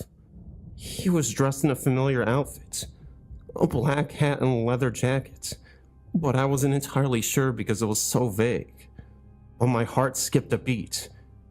Then I realized it couldn't be. I stopped dead in my tracks, my breath catching in my throat. The figure slowly turned to face me, and I was met with a sight that chilled me to my core. I swear to Jesus it was the face of Michael Jackson, or at least, it looked exactly like him. I sound so crazy saying this, but I don't know how else to put it. His face was pale, almost luminescent in the faint light, and his eyes tore into mine with an intensity that made my blood run cold. I tried my best to rationalize what I was seeing. It had to be a trick of the light, a figment of my imagination born from my obsession and grief. But the more I stared, the more real he became. He stood there motionless, watching me with an expression that was unreadable, yet deeply unsettling. I wanted to speak, call out to him, but my voice was trapped in my throat and I was trembling against every instinct, screaming at me to run. I literally just froze there in silence. Then suddenly, the figure began to fade, dissolving into the darkness like smoke. I blinked and he was gone, leaving me alone in the silent, empty park. The cold chill remained, lingering in the air. I stood there for what felt like an eternity, trying to make sense of it all. Was it a hallucination, a manifestation of my grief-stricken mind? Or was it something more? Had my deep connection to his music and my personal losses somehow conjured his spirit? Or was I simply losing my grip on reality? The encounter left me shaken, questioning everything I thought I knew about the world and the boundaries between life and death. Whether it was truly Michael's ghost or some figment of my imagination. It was as if, in that fleeting moment, I'd been given a glimpse into the realm beyond our understanding. I don't know if I'll ever fully understand what I saw that night in the park, but one thing is for certain. This event changed me. The fear, the awe, the inexplicable connection. The things I felt in those moments lingered with me, urging me to keep going, to push through the darkness and find its meaning. It had been months since the unsettling encounter in the park. The weight of my grief had lessened, but I carried a lingering sadness. I had avoided dancing, feeling disconnected from the passions that once drove me. My dance studio with its full-size mirror had become a place I rarely visited. One night, after a particularly restless evening, I decided to return to the studio. It was late. I turned on a single lamp, casting a soft dim light across the room. I stood before the mirror, feeling a mix of nostalgia and sorrow. The reflection staring back at me looked tired and defeated. I began to stretch, trying to reconnect with the rhythm and movements that had once brought me so much joy. The mirror reflected my every emotion, and for a moment, I almost felt like my old self. I then closed my eyes, lost in the music playing softly from my phone, trying to lose myself in the familiar routines. When I opened my eyes, I froze. There he was again, the unmistakable face of Michael Jackson. His expression was somber. Michael's face was subtle, almost like a shadow, but undeniably there. My heart pounded in my chest as I stood rooted to the spot, unable to tear my gaze away from the mirror. Michael didn't move, didn't speak, just watched me with an intensity that made my skin crawl. I don't even remember how long it was that I saw him for, but he was there. I stood there for a long time, just staring at my reflection, trying to make sense of what just happened. The encounter was brief but deeply disturbing. It was as if he had returned one last time to remind me of something important, that there was something that I yet had to fully understand. My honest feelings about this whole situation is that it was a demon taking the form of Michael Jackson. That's my gut instinct. I heard that negative spirits tend to attach themselves to you during your weakest moments. So for me, I think that the demon took the things that I looked up to the most and tried to scare me with it. One last encounter that I will share. There was one night when I drifted off to sleep. I found myself in a dream that felt so different, more vivid and unsettling. I was back in my childhood home, the one where I'd spent countless hours with my uncle. The home seemed like everything was normal. In the living room, there was a soft glow of the TV illuminated in the darkness. A Michael Jackson concert was playing. One of those classic performances my uncle and I used to watch together. I could hear the muffled sound of the music, and it drew me closer. As I approached the TV, the image flickered and sounded distorted, creating an eerie, otherworldly atmosphere. Then suddenly I felt a presence behind me. I turned slowly, and that's when I saw my uncle standing in the doorway. He looked just as he did before he passed, but there was something off. There was something unsettling in his gaze. His eyes were hollow, and his expression was a mix of sadness and something I couldn't quite place. "Uncle," I whispered, my voice trembling, but there was no response from him. Just stared at me with those empty eyes. The silence stretched on, just heavy and oppressive. Then, without warning, he moved towards me. His steps were slow and deliberate. I really wanted to speak. I said, "Uncle, what's going on? I miss you, Uncle." But there was no response from my uncle. Just a deep hollow glow, and the stare right back at me. Oh, that's where my stories have come to an end. Please don't judge me about any of the events that happened, or the last time. These were my real experiences. I'm not the type of person to exaggerate. My friends and family can back that up for you. But again, this is only my word. Thank you, Phantom, for letting me share this experience with you. I really can't wait to hear what you have for me. I'm 37 years old and was born on October 4th, 1968. On October 1st of the same year, my first cousin was born. Our parents were so excited because we were born so close together. It was my aunt and uncle's second child, and I am an only child. Our very first Christmas, the family gathered at my grandma's house. You see, my aunt and uncle were from out of town, so we were all to be at grandma's house on Christmas Eve. When we arrived, my mother realized that my cousin and I even had on the same outfits. My mother said it made sort of special after what happened. About 4 months later, my aunt had went into the hospital. My uncle, being at home with a small child and a baby, put the baby in bed with him. In the night, he rolled over on her and smothered her to death. When he awoke, it was too late. He called my grandmother, and all he could do was scream into the phone. She's gone. Having children myself, I can only imagine the heartache. The story has haunted me for years, but in a way I cannot explain. At about the age of 17, I started to realize that when I went on vacation or visited somewhere special, I had a feeling inside of me that I couldn't explain. All I knew was for some reason I would stand and stare and start to cry. Being young, I tried to hide it at first. Then I began to wonder what was wrong with me. As I got older, I would try to really ask myself why I was feeling this way. And one day I got an answer from the inside of me. That's the only way I know how to explain it, where it came from. I don't even remember where I was or what I was experiencing at the time, but I was getting emotional again, and I heard a voice in my head say, "Go, see for me, because I can't. Take me with you." I honestly believe that she was with me. In all the things I've experienced in my life, she had been here with me. I would like to tell my mother, but I'm not sure she would understand. I always feel her, and I feel connected to her, even though I never really knew her. This paranormal event happened at the Royden, Arizona House State Park. This is my testimony of the haunting. When the Roydens lived in that mansion, they had a rather large garden not far from the house.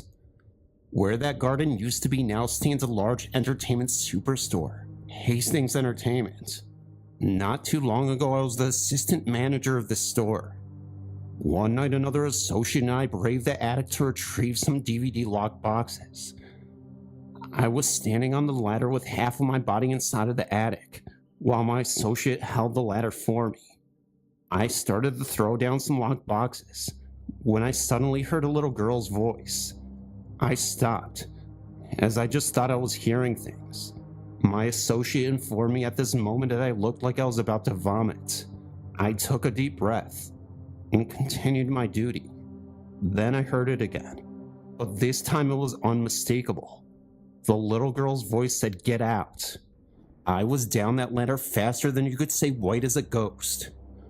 Because we had a duty to complete, I had my associate climb the ladder to retrieve the rest of the locked boxes.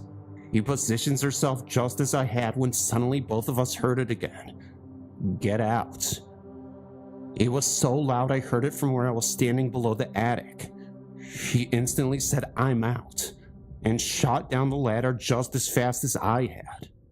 We exited the stockroom and decided to make do with what lockboxes were retrieved. Being paranormal enthusiasts, we discussed what happened at great length.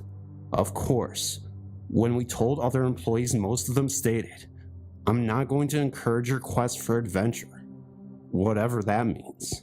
This incident sparked my curiosity about the house. I had heard Hastings used to be the location of the Roonden's garden. But rumors tend to fly around Flagstaff like undergarments at a Rolling Stones concert. I decided to look into it by taking the Royden Mansion tour, and the tour guide confirmed the rumor. He stated that the garden is where the daughters used to spend a lot of time. He also confirmed rumors of hauntings in the mansion.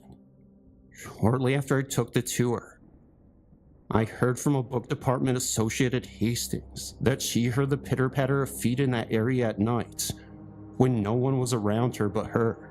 The books department is just below the attic where the lockboxes are held. Months later, a stalking associate went all the way up to the attic and stood as he sorted through the locked boxes. He fell through the sheetrock and barely missed injury. Perhaps the little girl was right for trying to warn us.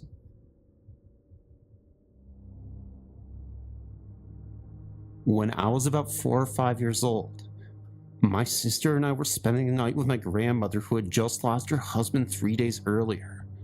My sister and I slept in the same room with our grandmother. In the middle of the night, a sound woke me up. It sounded like coffee percolating, so I got up to see what it was. I walked down the hall from the bedroom to the kitchen, and there he was sitting at the table, her husband. It must have not bothered me because I sat down at the table and carried on the conversation with him. Though, to be honest, there wasn't any mouth movements from his end. He was just silent and staring at me. That's when I thought things were getting a little creepy, and then the conversation I had kind of trailed off. Now, mind you, this wasn't an elaborate conversation. This was just me saying a couple words or something. My grandmother said she woke up and heard me talking to someone, but didn't know who it could have been. Oh, I got up from the table and walked down the hallway to the bedroom door and told her that he wanted to talk to her. She said with confusion that he was dead, and I replied, no, he's not. He's in the kitchen. And I turned to walk down the hall, and he was standing at the end of it. A couple of minutes later, time went by, and he was gone just like that. I swear to this day, I can still hear that coffee pot gurgling in the middle of the night sometimes. And whenever I do, I get this weird feeling, like he's just around the corner waiting. I could hear him telepathically speak to me and say, "See you later," somehow. Not sure how or why, but it creeps me out.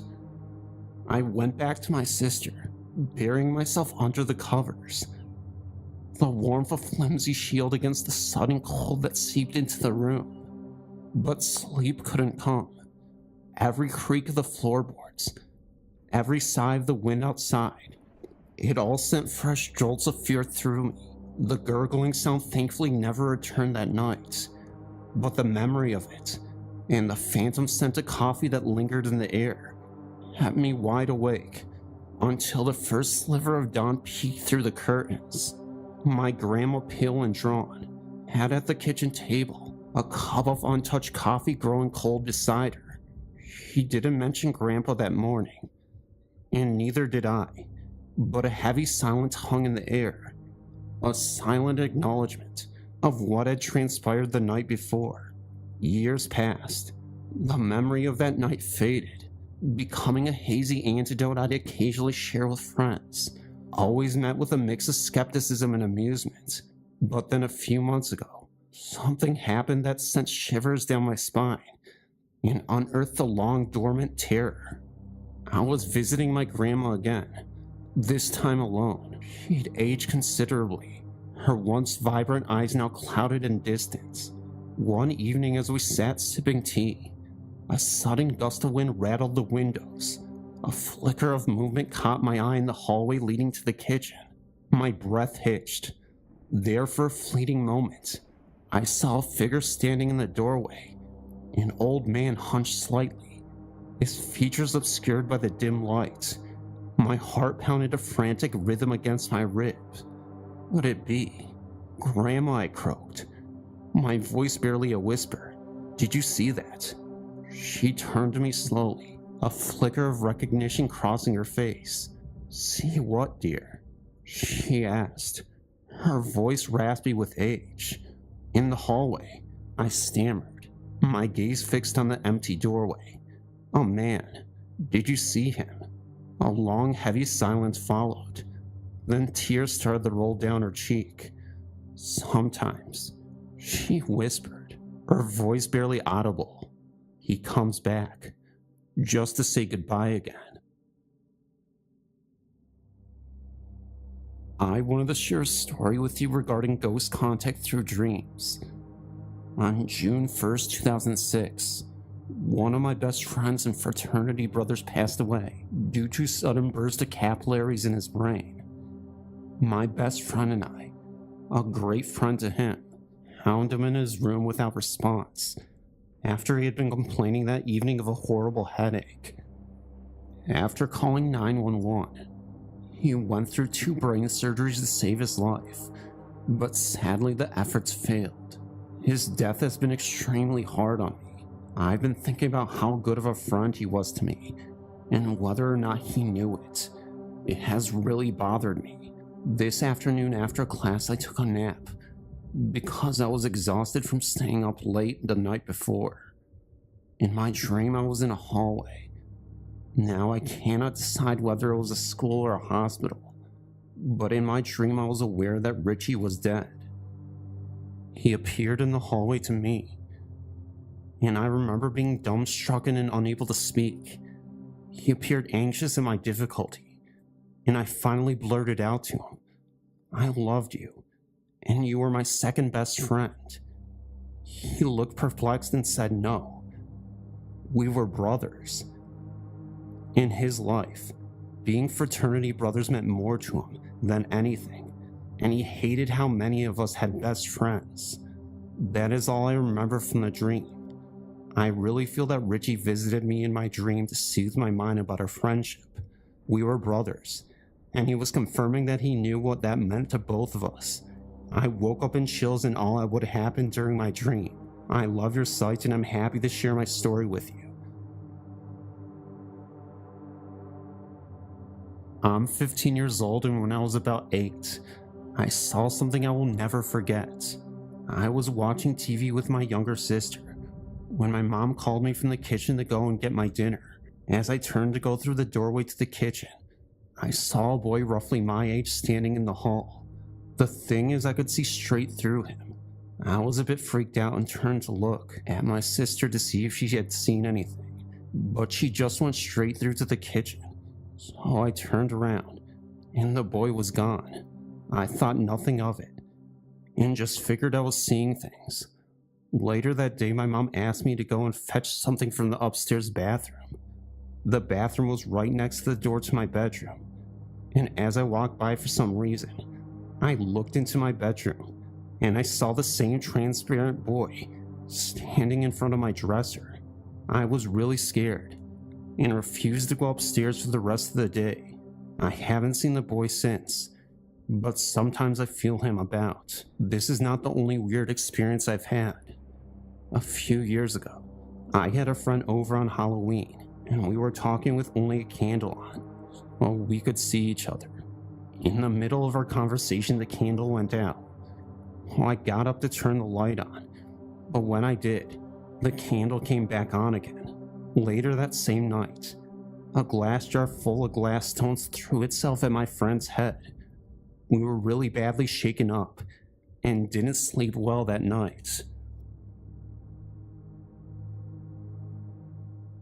I really believe in ghosts. I know that they are real and walk this earth. I admit, I've never seen one face to face or anything, but I have a feeling that they are always around me. Well, my first encounter was when I went to sleep over my cousin's house. I was sleeping in the middle of both my cousins, hence I was the smallest and all. That night I woke up wanting to go to the bathroom. I was about to wake up my oldest cousin to tell her to go with me, because it was dark and didn't want to go by myself. I stopped and decided not to, thinking she was going to think I was some kind of a high Ken, or would get mad at me for waking her up in the middle of the night. Well, then I get out of bed and went into the hall. My heart was pounding because I was really afraid of the dark, and I couldn't turn on the hall light because my aunt would get mad. Hence they had trouble with the electricity bill. Well, anyway, the bathroom was all the way down the hall. Well, then I walked as fast as my little chubby legs would walk. When I got into the bathroom and turned on the light, I was so happy. I did my business. The worst part was opening the bathroom door and turning off the light, because then everything will turn pitch black all over again. Oh, I took a deep breath, turned it off, and started walking. That's when I heard the little rustling and the little footsteps. I was about to call out who is there when I saw a little person peeking around a corner of the hall. I stopped dead in my tracks. I swear I saw the little person give me an evil grin in my way. I couldn't tell, because I was already running to my cousin's room. I got into the middle and felt safe. Well, that's my story. Other than that, in my house, I always hear noises. I'm a night person. I am always in the last in my family to go to sleep. I stay up every night reading a book. Some nights while I am reading, I can assure you I'm wide awake and alert. I hear someone in the kitchen getting water from the sink, or someone shuffling my parents' papers in the dining room. I'm the only one with a view of the living room, and the kitchen and the dining room. It's really weird hearing those sounds, hence I didn't really see anyone come down the hall of my past my room. Other times I hear footsteps in the hall going back and forth, but I don't see anyone. I don't think it's anything evil. I just think they are ghosts who are wandering around my house. or the ghost of the old lady who lived here before us. Lady was found in the living room on the floor because her granddaughter treated her really badly. He didn't feed her. My husband and I have lived in the same condo for nearly 8 years now. It's become our home, and we're so happy with staying here until we're more financially stable to buy a house. I've never had any bad feelings here, but I've always felt like there was something around us. Our daughter used to talk about a lady in a blue shirt that kept trying to take her water she kept by the bed. She would also have guests for tea besides her stuffed animals and dolls. When she pointed out a picture of my Aunt Katie, we knew it was her immediately. Our daughter was only a little over 2 when Katie passed away from diabetes complications, but in that time they had together, she brought so much happiness. Oh, now I feel something in her room. I know it's Katie there watching over her. Other family members have had visits too. The radio will come on when a Smokey Robinson song is playing, or we'll turn to our favorite station. We have other visitors too, mostly family, I believe. My husband was laying in bed the other day, after kicking the cats out of bed, and reading a bit. He works nights. Just as he was about to close his eyes, someone rattled the hangers in the closet. He looked up and saw them moving. There were no windows open. The cats were out, and nothing had fallen. He believes it was his mother sending him a message to chill out, as he had been stressing all week about a job interview, to the point it was affecting our daily lives. He was the first person to pop into his head when it happened. We also have someone being mischievous here. I cleaned out my purse the other night, trying to find my wallet. I completely emptied the purse and it wasn't there. This morning, it was right in the top. My sewing things got moved. Keys that were hung up the night before across the room in the morning. Little things like that. I've also heard them too. A couple of times I'll be reading or something, and I'll hear a faint voice. Once it simply said hi. Another time it sounded like a couple was whispering. None of it has been frightening. Most of it has been comforting, in fact. I'm not sure who else is here, besides our family, or who likes to play jokes, but they are welcome. They've never scared us, and when my daughter was little, and was becoming frightened, I asked them to stop and they did. I guess we're pretty lucky to have respectful ghosts. They feel like part of the family after all this time. I'd better mention Otis or I'll pay for it later. Otis was our cat we had when we moved in here. She had an attitude to say the least, and her favorite game was terrifying anyone that came to visit by trapping them in the kitchen and growling at them. But she was always loving to us, and very protective. Sadly, she became ill, and we had to put her to sleep about 3 years ago. But she still comes around, even more now than another cat we rescued, who is the spitting image of her, but a lot more friendly.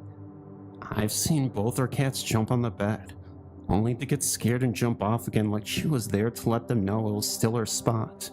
I felt her climb up on the bed when I'm reading, and when I look to see which cat it is, there's nothing there but an impression. I've even heard her purr when no other cats are around. Oh, she's still there, and still taking her claim on her favorite spots, and letting the other cats know who's boss from the other side. I grew up in a duplex home on Bolster Avenue in Lemoyne, Pennsylvania. We lived there from the time I was 5 years old until I was 15 years old. There was a steep, narrow staircase in the home. Every time you would walk down the stairs, it felt like someone was right behind you. I never turned around because I was too scared. As a child, I would always run down the stairs because the feeling was so intense. My brother did the same thing. My parents would always scold us for running down the stairs because they were so steep, they were afraid we would fall. There were times at night that we would hear sounds in the attic. It sounded like crumbling paper. There was also one bedroom that was extremely cold. It was my room first. I hated sleeping there. It always felt cold, and on many occasions the door would slam shut, or items would fall or appear in different places. The door was cracked, so it was so difficult to close by hand.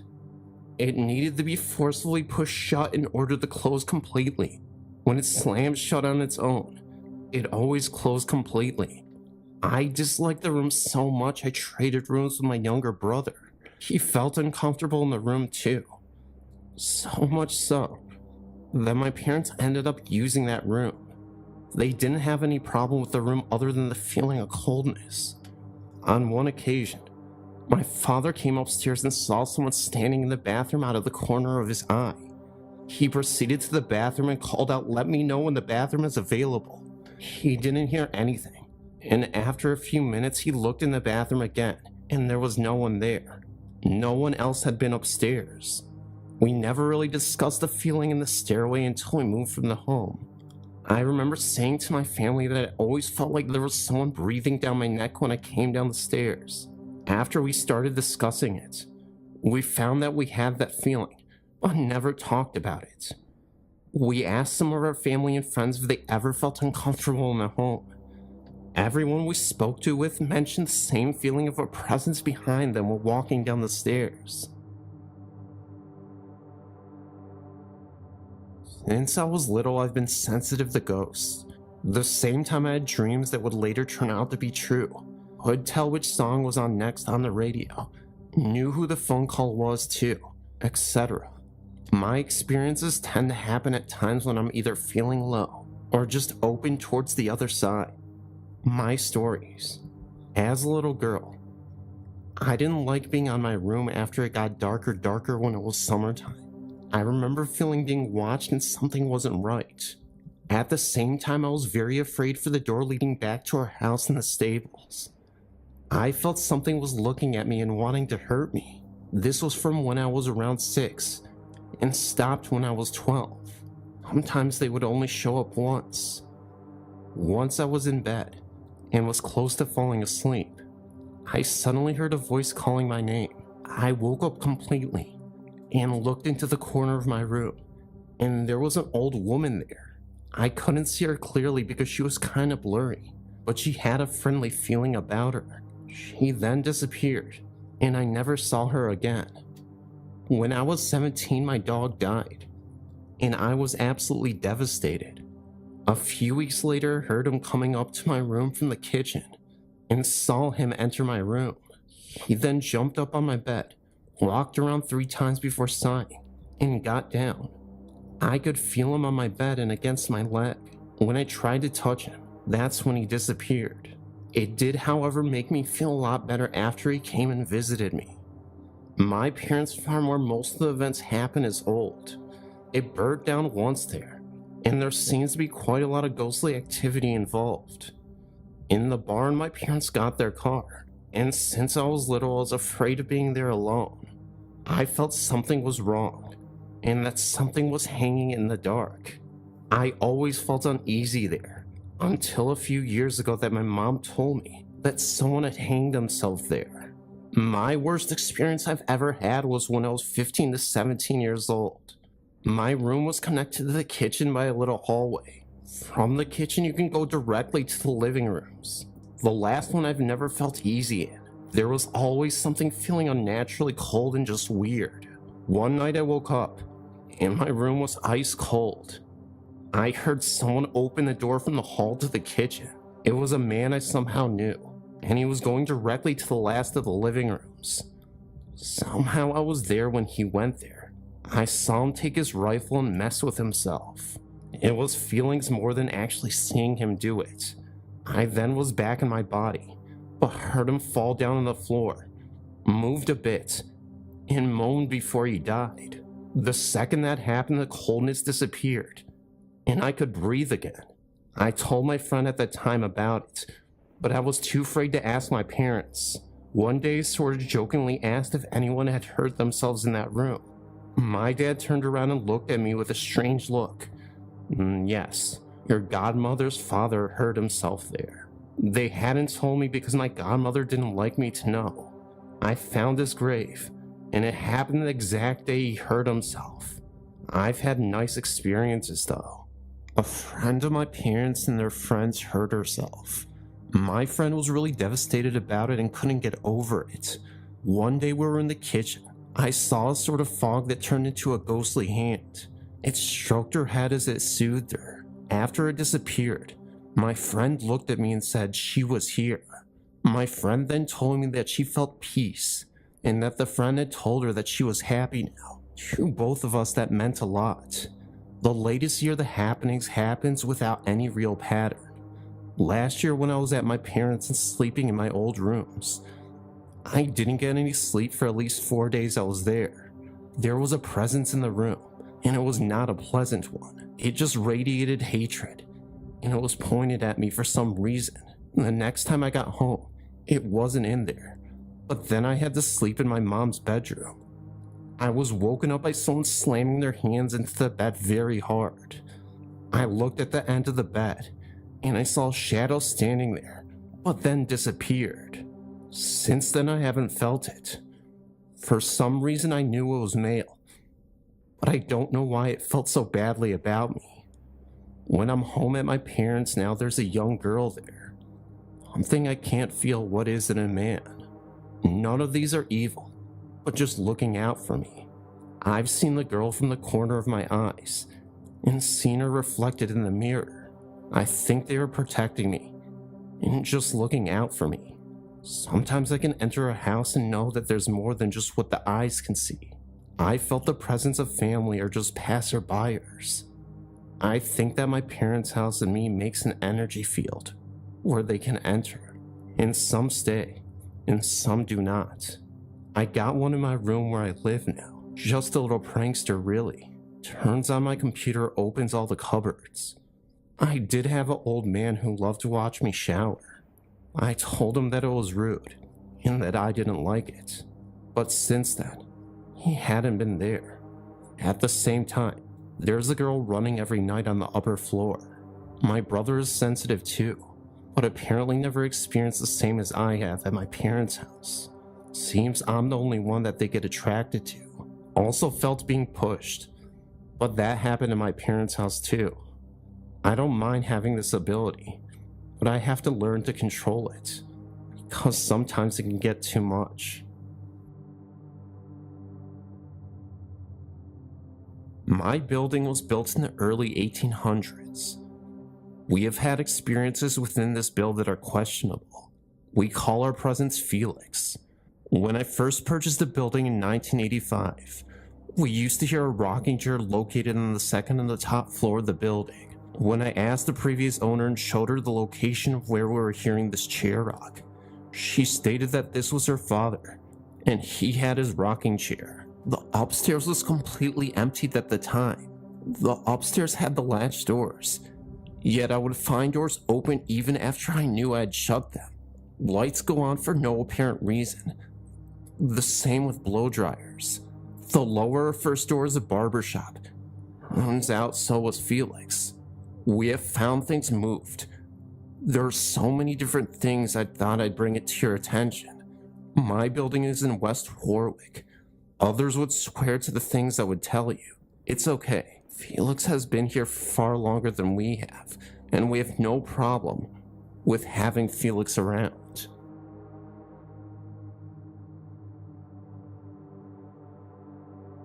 Well, my first experience of ghosts was when I was about 12 years old, and I had gone on school to Swanage in Dorset. I'm from England. The bed and breakfast we stayed in was beautiful. It was an old house with a giant sweeping staircase, high ceilings, and so on. After we had stayed there a few days, the whole class complained of someone knocking on their doors. It was a really quick knock-knock. It happened to our room a few times, and once we actually waited behind the door for the knock-knock to occur. When it happened, we instantly opened the door, and to our surprise, there was no one there. There was no way you could hide anywhere either. Our room was the first room as you stepped in from the front porch, of which the doors were transparent. Oh, there was no way anyone could get outside and hide quick enough. Our bedroom door opened out into a huge empty reception area. There were doors all around the edges with nothing in the middle of the room. There was literally nowhere for anyone to hide that quickly. Thinking nothing of it, the teachers took us out one evening to the beach to wear us out. When we got back to the bread and breakfast, however, there were some of the girls returned to their rooms to find that all their lights were on, with the covers thrown back from their beds, and their door wide open. Nothing wrong there, you think, but every time we went out, our teachers made sure that all of our rooms were spotless, beds made, clothes away, all lights were turned off, and so on. All the doors were also on their spring hinges, so that every time you opened them and let go, they would automatically spring shut. The door had been found wide open, and the owners insisted that no one had been around either. This is about the poltergeist ghost. My second experience of ghostly going-ons happened to me a few years later, when I was about 15 whilst on holiday in the Avellino in Portugal, in the villa in which we were staying. The villa was huge, as there were about 10 of family and friends. It had 3 floors. The bottom floor was bedrooms. The middle floor was the kitchen, living room, dining room, and so on. And the top floor was again bedrooms. Me and my friend at the time had a room on the bottom of the house, which had patio doors that opened out into the swimming pool. Lying in bed at night and on more than one occasion, we could hear the water breaking as though someone was swimming in the pool. Rushing to the window, we would always discover nobody there. We would also hear the back gate squeak open and shut at night, and again, nobody was there. The bedside lamp would also spontaneously switch itself on, but being young and naive, we would obediently turn it off and think nothing of it. On our final night in the house, my mom claimed that she woke up during the night to hear someone wandering around upstairs. It was on the bottom floor also, opening and closing cupboards. Thinking that it was one of the 10 people in the house, she dozed off back to sleep. In the morning, when my mom spoke to friends on the top floor, they claimed that they also heard cupboards opening and shutting, and also assumed it was one of us. Only then did they realize that it wasn't actually any of us at all. And now, it was about 2 years ago in this other story, I was 19 then, that me and my mom went to see a medium. Derek Akura, for those of you in the UK. Not sure if he's known in the US. Think of him as a UK equivalent to Jonathan Edwards, who was performing on stage in Swindon, Wiltshire, southwest of England, by the way. I had insisted to my mom that we go to see him, as we had avidly watched him on Living TV's Most Haunted. So my mom came not expecting much, whereas I secretly hoped that something would happen, as I think everyone does who attends those kind of things, and I was not to be disappointed. Derek came on stage and introduced himself, and then he started to contact spirits on the other side, and lo and behold, it was my mom's great-grandmother, Nanny Woo Woo, who was the first in the queue to talk. I won't bore you and go into great detail with what Derek told us, but everything he mentioned was so accurate, and it was just amazing. This man who I'd only watched on TV was now standing a few feet away from me, and my mom in person, telling us personal things that had gone on within the 4 walls of our home that only we knew. He knew that my granddad, Nanny Woo Woo's son, was a bit down at that time, that he was on medication. He knew that my dad had injured his knee and so many other things. He also predicted that my mom would get a promotion by Friday. We went to see him on a Wednesday, and she did. Derek also made a reference to a conversation that my mom had with my dad on the way to see him, just a mere hour before. How weird is that? Just knowing that my mom's great-grandmother, although I never knew her, is around and watching over our lives is a comforting thought. Anyway, I think I've rambled for long enough.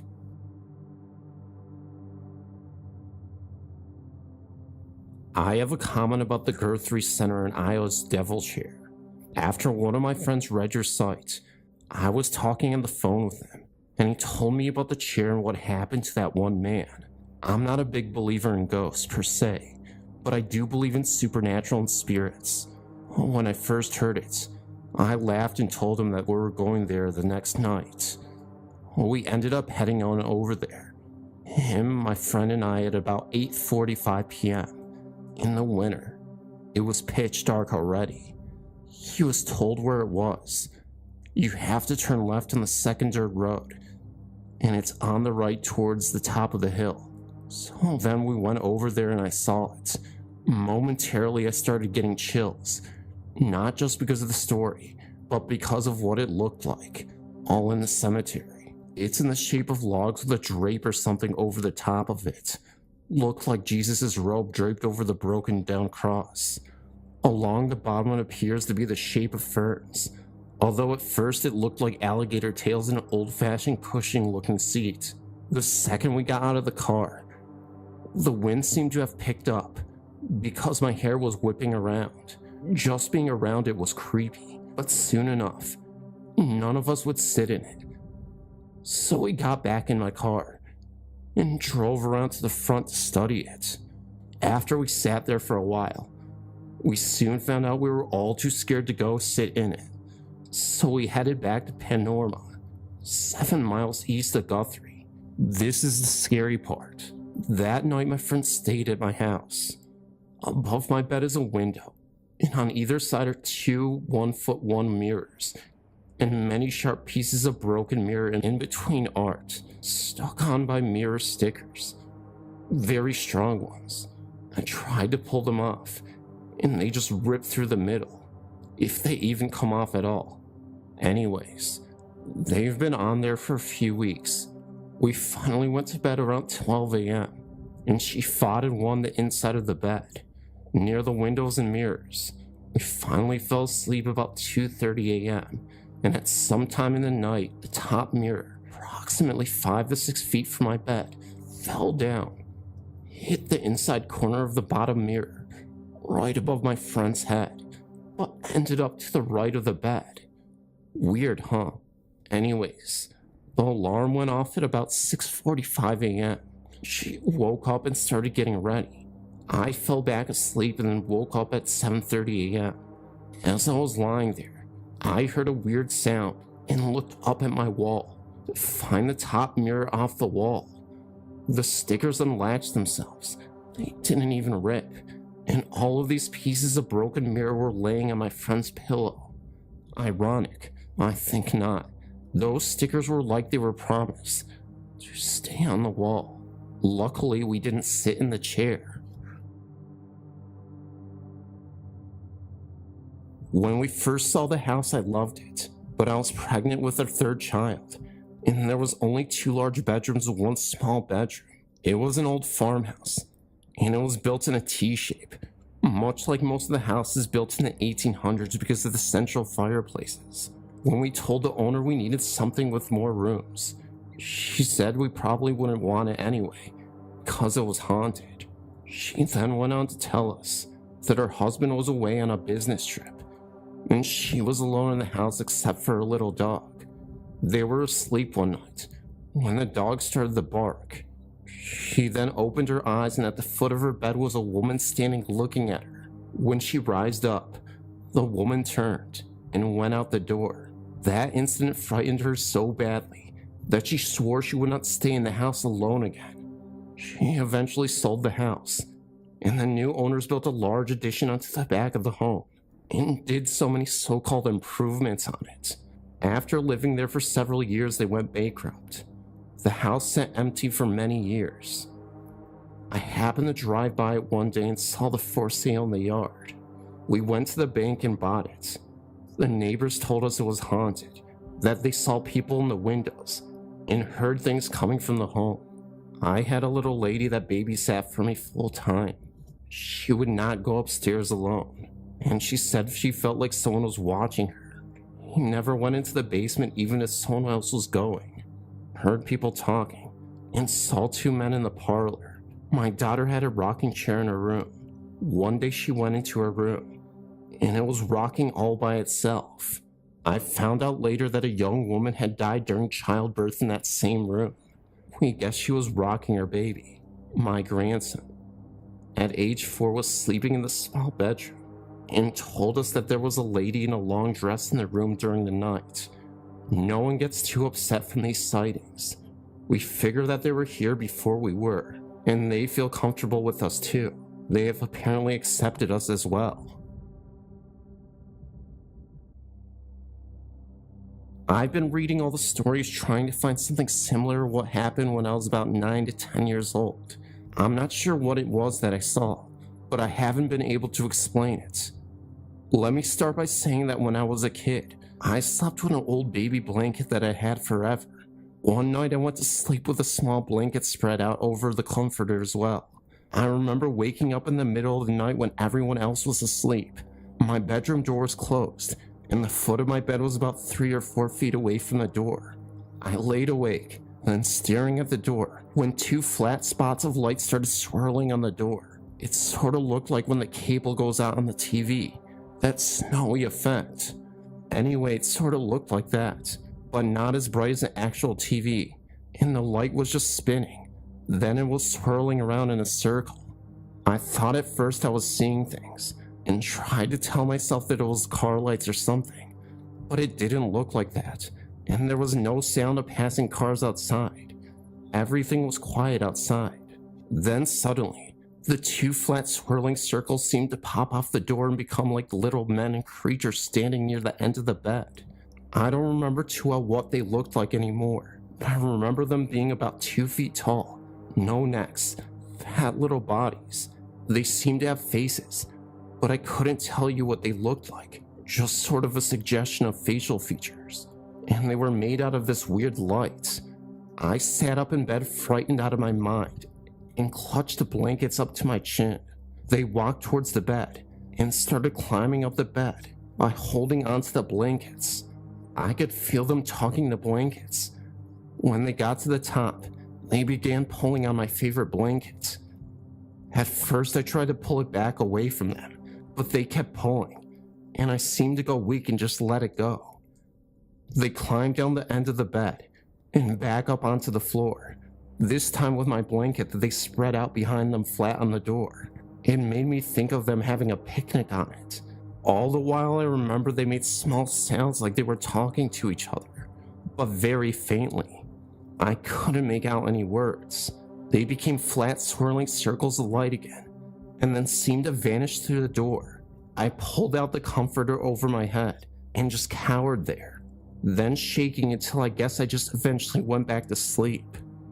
The next morning I had breakfast and was going to head out the door when I suddenly remembered what happened and thought, wow, what a weird dream. I went upstairs to look for my blanket. I looked everywhere in my room but couldn't find it. I even checked between the sheets and under the mattress, but it wasn't there.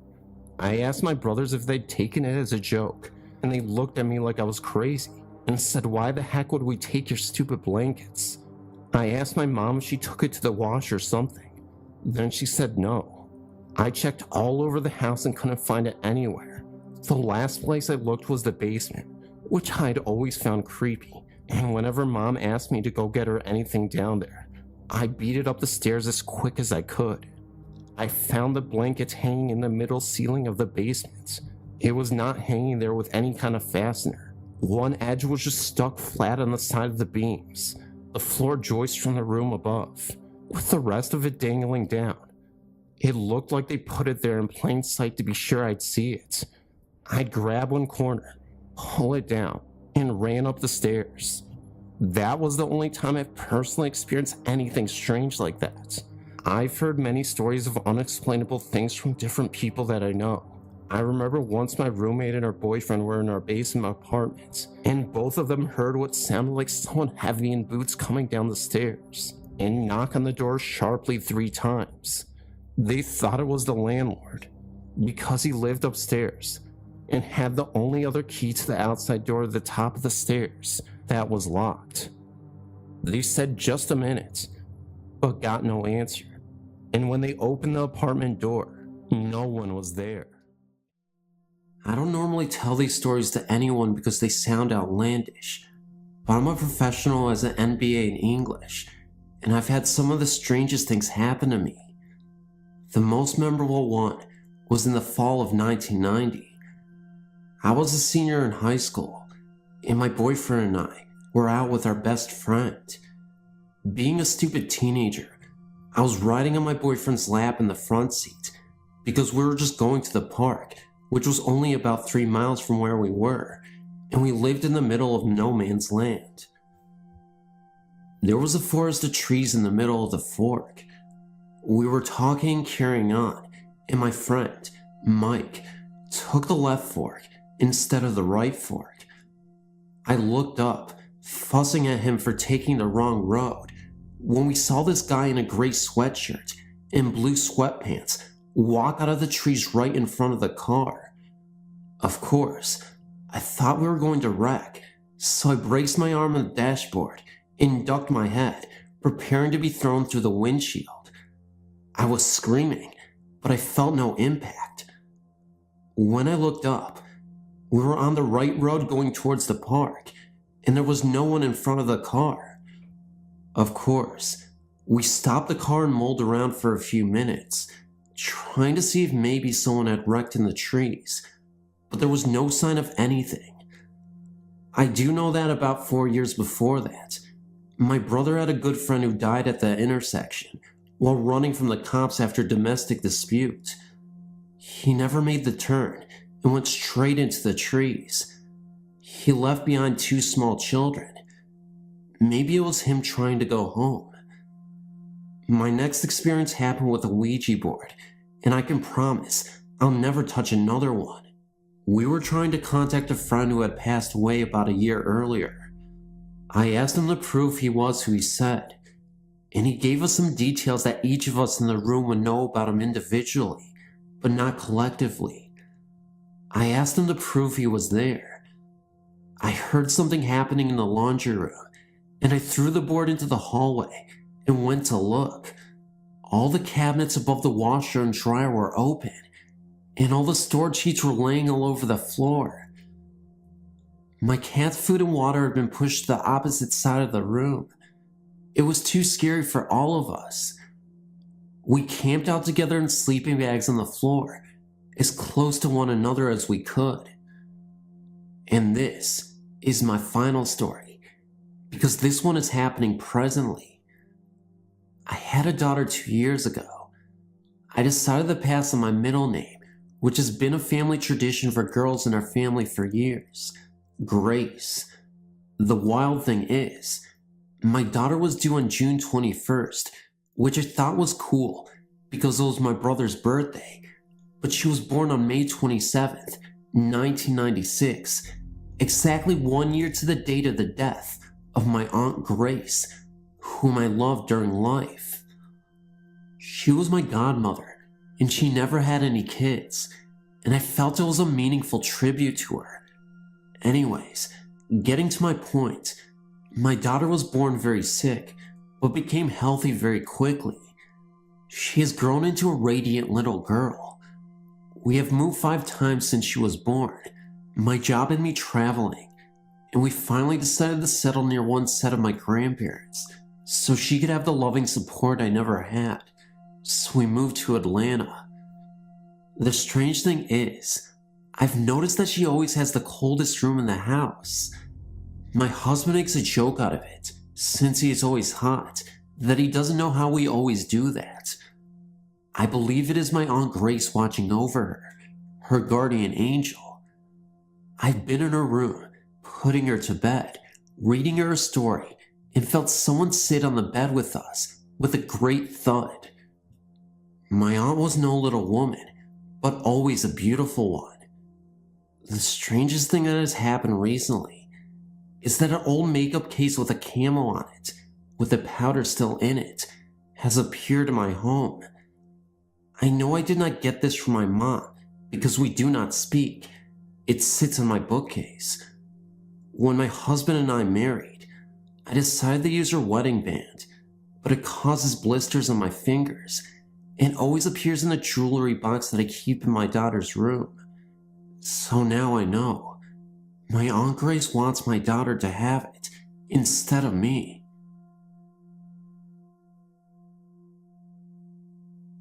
I've always wondered what was going on in the house I grew up in. It was only 20 years old when we bought it. We knew the builders. It had only one owner since then, an old woman who kept cats. My mother bought the house when I was 4, and from day one, I was terrified to be in there. It just felt wrong.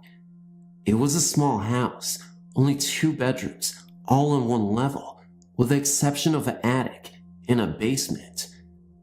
There were definitely sections of the house that felt safe, and sections that did not.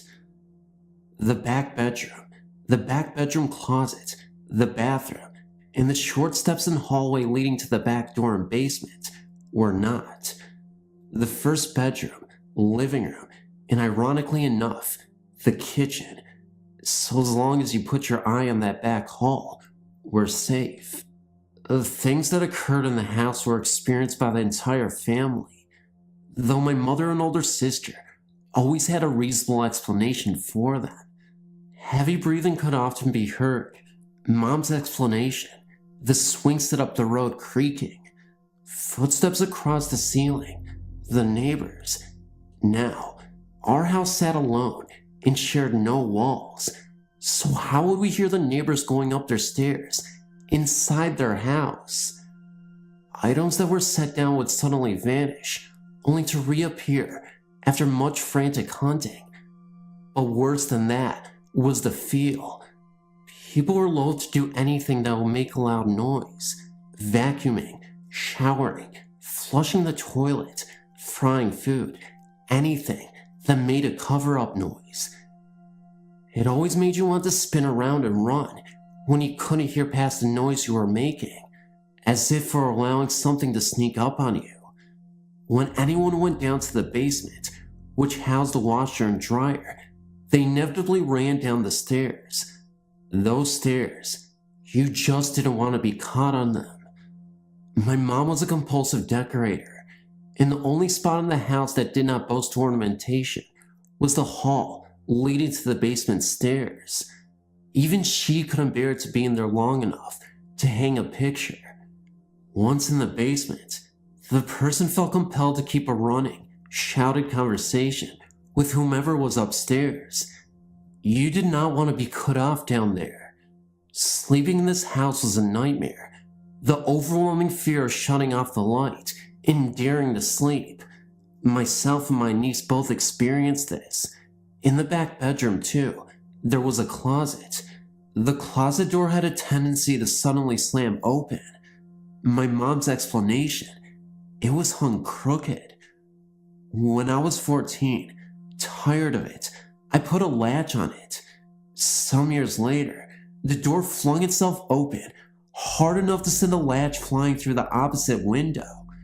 Hung crooked indeed. The most terrifying event in the house was experienced by myself, my niece, and my dog. We were sleeping, both in my room. My sister was asleep on the sofa, and my mom in her room. Jennifer and I were awakened by a voice from the area of the basement, calling my name. I thought it was my sister and asked her what she wanted. I woke her up. It had not been her. I woke my mom up. It wasn't her either. While I was talking to my mother, the voice came again, telling me to come to it. My niece asked my mom if she had heard it, and my mother replied that she had heard nothing, and that we were dreaming. Both of us, dreaming the same dream. Okay. It went on all night, and my dog, guardian of my well-being, hid under the bed and whimpered. We lived in the house for 17 years. During that time, we had bedding switched from one bed to another, tapes and records moved under furniture, and perhaps the most puzzling, we came home daily for a week to find bowls of hot food and cups of steaming tea set out as though someone had just been there, yet the house was locked. We had a neighbor watch the house to make sure the kids weren't coming in, but nobody was seen to enter. To this day, whenever my niece or myself have a nightmare, it is set in that house. No dreams that take place in the house turn out to be good ones. I've actually had dreams that were going along fine until I realized where I was. I also remember having a dream that I was married and my husband had purchased a house. He took me to see our new house, and you guessed it, it was for Harrison Court. In the dream, the most amazing wave of terror swept over me at the thought of stepping into the house again. We have no idea what was wrong with it. We know the woman who bought it from us, and she still lives in it.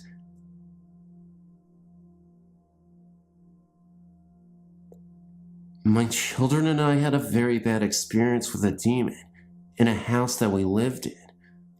My son became very scared one night as he viewed the ghost of a man with a sword sticking out of its side. This ghost was standing in the doorway of my son's bedroom very late one night.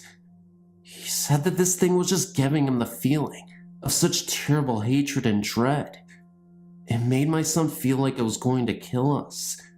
My son started sleeping in my daughter's bedroom, and that thing started going from room to room, looking for my son, and so it started coming into our room and scaring the daylights out of me.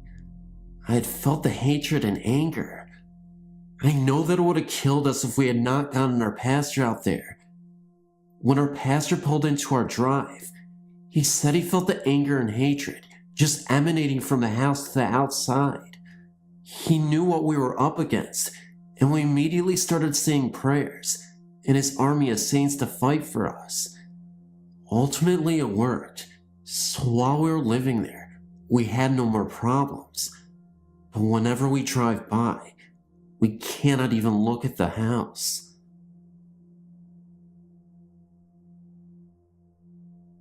Reading some of the stories that your readers have sent you brought back a memory I thought I had long forgotten, and I would like to share it with you. Unfortunately, or fortunately, depending on your point of view, it did not occur to me, but instead happened to a childhood friend of mine. Being an ex-army brat, part of my childhood was spent in a suburb just east of St. Louis called Spanish Lake. It was called that for a lake that was near there and a favorite hangout of many of the townspeople. A nice lake during the day, but at night, it was said that the ghost of a sunken Spanish galleon walked the shores of the lake, especially during the summer months, in search of what was unknown. At one time, I'd been told that several people had simply disappeared from there and were never heard from again. Truth or not, I will not venture a guess. The lake was also said to have a section that was bottomless, and there, supposedly, lay the Spanish galleon. Being teenagers and fearing nothing, several of us used to go there with our girlfriends or boyfriends and park. But one night, my friend told me he had learned his lesson and would never, ever go there again. I came out of my house one summer's day in 1971, and I saw Randy up the street, absolutely throwing a fit, yelling, screaming, cursing, and in general, having the proverbial cow. He was standing near his car, a 1966 Plymouth Roadrunner, in mint condition, or at least it almost was, now. Something you must understand is that this car was Randy's pride and joy. He babied the car, and it was one of the fastest cars in the area at the time, as well as one of the sharpest looking cars. It was a painted metallic turquoise and built to the hilt. I asked him what he was so pissed off about, and he showed me. What I saw scared the bejesus out of me. It looked as if someone, or something, had ran their fingers down the entire length of the passenger side of his car and completely melted the paint where they had touched the car. He told me that he and his girlfriend, the night before, had gone to their favorite spot on the lake to be alone. He told me that they had been there long enough to fog the windows a little. During a pause, for breath catching or something, one of them looked out the front window, seeing what appeared to be a sort of red glow emanating from the lake itself. At first they tried to ignore it, their attention on each other, but, unfortunately, they both became rather interested in it. Randy told me that within the glow, he started to make out what looked like a ball just a little brighter than the glow itself. At this point, Randy told me that it appeared to start coming towards them. He told me that it looked like it was pulsing or something, almost as though it were alive. It came slowly towards them, and they got really scared. His girlfriend told him that she wanted to leave, right now. Randy told me that he tried to start the car, and absolutely nothing happened. Not one damn thing. It was almost as if all the power had been sucked from it. Meantime, the red glow continued towards them. He said his girlfriend became near hysterical, wanting to leave, but he told her that, try as he might, there was nothing he could do, and he was not about to get out of the car to find out either. All they could do was make sure the doors were locked, and the windows were up as far as they would go, and wait. He said that after a short time, the red glow completely surrounded them, and his car began a slow rocking motion at first. Then, without warning, Randy told me that the car began to rock more violently, and he said he and his girlfriend could hear a growling or something of the sort anyway. Then he told me that he could hear a scraping sound down the passenger side of his car. He said the best way he could describe the sound was like someone scraping their fingernails down a chalkboard. Randy said this went on for several more minutes. He wasn't sure for how long, and all he and his girlfriend could do was sit there and hold one another.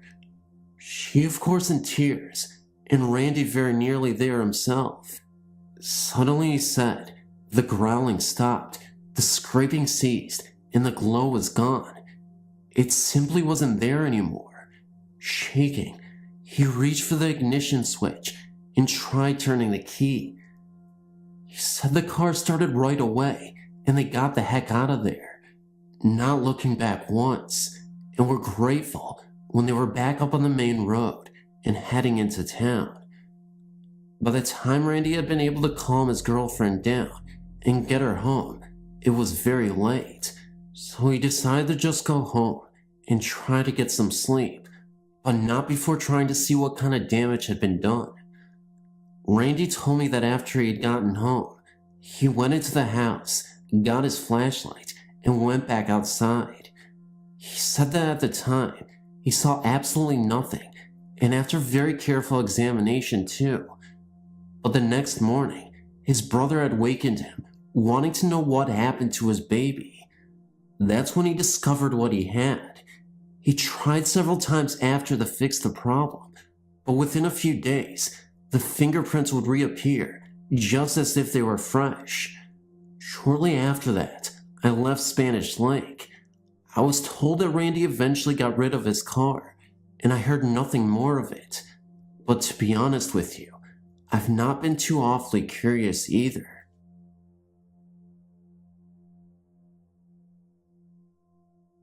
When I was about 13 years old, I used to babysit quite a lot in my neighborhood. Back then, I didn't believe in ghosts or the paranormal. I lived in upstate New Jersey at the time.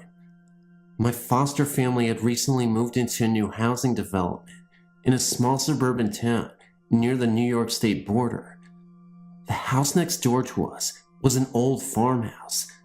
The housing development had been built on what had been the farm. The farmhouse had supposedly been built during the mid to late 1700s. When I came home from a babysitting job late one night, I looked out at the window for several minutes at the stars, trying to find the different constellations, as was my habit just about every night. Then, I saw a ball of mist, which appeared to be walking down the middle of the road. I thought that it must be some kind of gas or water vapor, although I'd never seen anything like it in my life. It seemed so deliberate. It never veered from the road. I watched it go to the end of the block and make a right into the woods that led to New York State. It was weird, but I figured that there must be some rational explanation for it. The couple who had just moved into the old farmhouse needed a babysitter for a Saturday night for their 4-year-old daughter. I agreed to babysit. I arrived at the couple's house about 7 p.m. on a hot summer night. As soon as I entered their house, their Doberman Pinscher ran up to me and started barking at me and howling. He wouldn't stop regardless of what the couple tried to do. His howls became shrill and he began to growl at me. I'd never been afraid of animals, as I'd grown up around dogs and I like animals very much. This dog really scared me just the same. The husband put the dog down in the garage, where it finally stopped howling. I met the little girl, and then the mother put her to bed in her upstairs bedroom. When the couple left, I turned on the TV. Despite the hot night, there was not even as much as a fan in the house, yet the house was comfortably cool. At about 10 or 11 p.m. that night, the TV began to have interference and the lights dimmed noticeably. The television began to get so much interference that it became impossible to watch. The lights dimmed even more. I thought that there must be something wrong with the electrical wiring in the old house. I sat by the light and began to read. The house was becoming cooler. Despite the hot night outside, this house was becoming cold. There was an Afghan on the back of the couch, which I wrapped around me. I went to the window, wondering why it was suddenly becoming cold. The window pane was warm. It was certainly warmer than the house was at the moment. I tried to open the window to let the warm air in, but I could not budge any of the windows. The outside world looked so strange from inside the house, as though you were looking at something far away, or looking at a picture of something rather than reality. Then I began to hear what sounded like a light footfall at the top of the stairs. I could only hear them coming down, but not up, on about the top 1/3 of the stairway. I looked to see if this little girl had gotten up, but she was sound asleep with her sheet tucked in around her. As I sat reading, the footfall became closer and got louder. I stood by the stairway and watched. I saw nothing, but could still hear the footfall. I thought that this old house must be still settling to be making all this noise. Then, the footfalls began a pounding and seemed to reach the end of the stairwell. They were closer together, loud and insistent, but always only descending the staircase, never ascending it. Then, I heard a loud bang from the room, directly in line with the stairway at the top. I raced to the room, thinking that I might find the little girl there, or a small animal which might have gotten into the house and knocked something over. I turned on the light to the room. The room was very cold, and the light was very dim. The child was not there, and nothing was out of place. I recalled promptly from the small frigid room. The hairs at the back of my neck were standing up, and I felt a strange sensation, as though a current of electricity was coursing through my spine to the base of my skull. I checked on the little girl, who was sound asleep despite the racket, and still tucked her snugly into her bed. At this point, I was getting scared, but figured that there must be some rational explanation for what was happening. The footsteps continued their pounding, but now they descended all the way to the foyer. There was a deep shag carpet runner along the foyer. I could hear creaking floorboards beneath it and indentations in the carpet as though someone were pacing on it. I thought that there must be some really small animal on the carpet and decided to try to catch it. I planted myself in the middle of the carpet when something came over me. Everything went dark for a second. I felt as though someone had thrown something over my head, and for a few seconds, I couldn't breathe. This was no small animal. I was petrified. I ran up the stairs to check the child, and she was still fast asleep. After the incident on the carpet, the foothills started making their way up the staircase. It was like a playback of what had been going on most of the night, only in reverse. By the time the foothills reached the top third of the stairwell, they'd stopped the incessant pounding and were only slightly stepping, yet still only descending the stairway. Finally, they disappeared entirely. The lights resumed their brightness, and the television was no longer bothered by the interference. By this time, it was about 2 a.m., and the stairwalking had gone on for several hours. All through this, there had been not one peep from the dog in the garage. The couple returned home about 4 a.m. They asked me if everything had been all right. I had felt as though I had been losing my mind. I just told them that everything had been okay. The next day, my foster sister made a point of asking me, how did the babysitting go? I told her, the house is really weird. Then she told me, I didn't want to tell you before you went babysitting because I didn't want to scare you. She proceeded to tell me that the former owners had told her that the house was haunted. They told her that all the members of the family had seen the ghost many times. They explained that one of the original owners of the house, a Mr. H, had committed suicide by hanging himself from the attic door, which was directly above the top landing of the stairwell. They'd taken my sister for a tour of the house. When they had been renovating the house, they had discovered that the house beams and studs had been joined together by wooden pegs and not nails. This was a very old construction technique that was used because making wooden pages was easier than having to make nails. They took my foster sister for a tour of the cellar, which consisted of a maze-like collection of windowless cubicles. In each of the cubicles were manacles for hands and feet. Had Mr. H bought slaves to use as farm workers? In that area, the growing season is short and the winters are long and cold. Buying slaves would hardly have been cost-effective for such a short period of time. Long ago, the land there had belonged to the Rampo Indians. Had Mr. H taken these people as seasonal slaves and dispensed with them after harvest time? My friends went down to the town city hall to check the records of the house.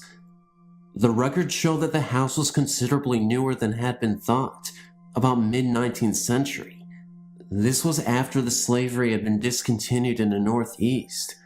The former owners of the house, who were also builders and renovators of old houses, said that the mode of construction that was used in the house would date the house as being much older. I guess we'll never know who was kept manacled in those airless little rooms in the cellar. We'll never know why Mr. H was driven to suicide, or if his death was indeed a suicide. Was the ghost that of Mr. H, or of someone else? Perhaps there is more than one tormented spirit in that troubled household.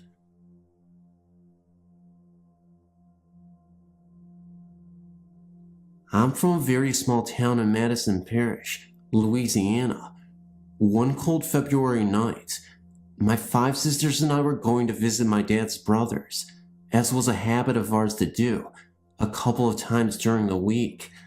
My father had a work van in which the motor was encased on the inside of the van. Since it only had a driver's seat and a passenger seat, some of us had to sit on top of the motor case. This night, in particular, we took a different route to our uncle's home for some reason unknown. As we turned onto a side street, only one of my other sisters and I saw a woman with long flowing brown hair down to her waist in a long flowing white nightgown glide across the street about 1 or 2 blocks ahead of us. My sister and both looked at each other at the same time and said, "Did you see that?"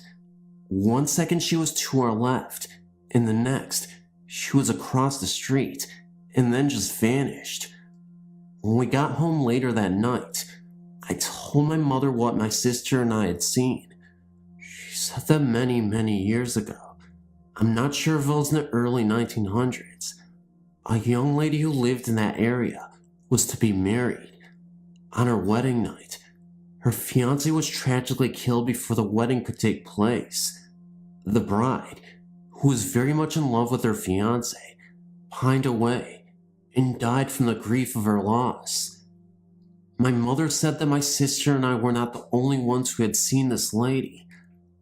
I will never forget the apparition that I saw that night, and I truly believe that what I saw was a ghost from the past.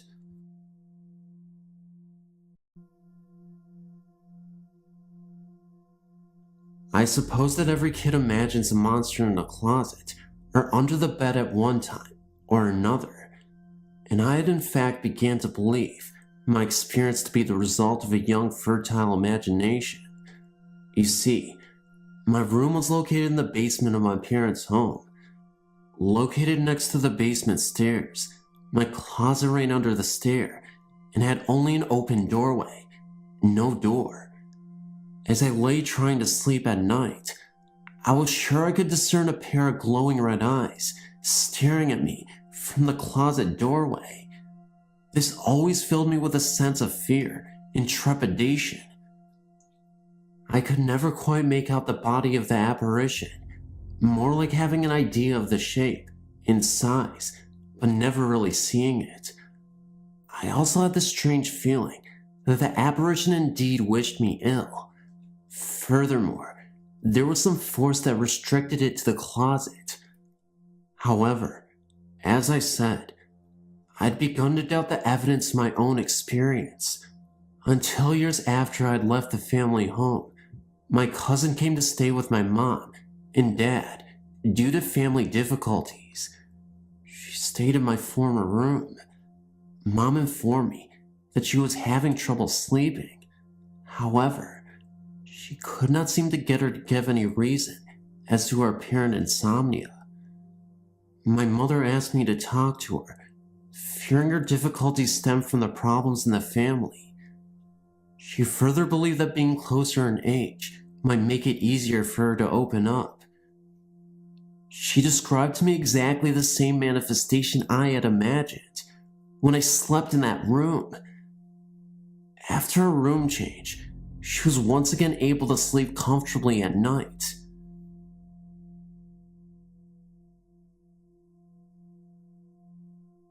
My friend Christy is engaged to this guy named Sean.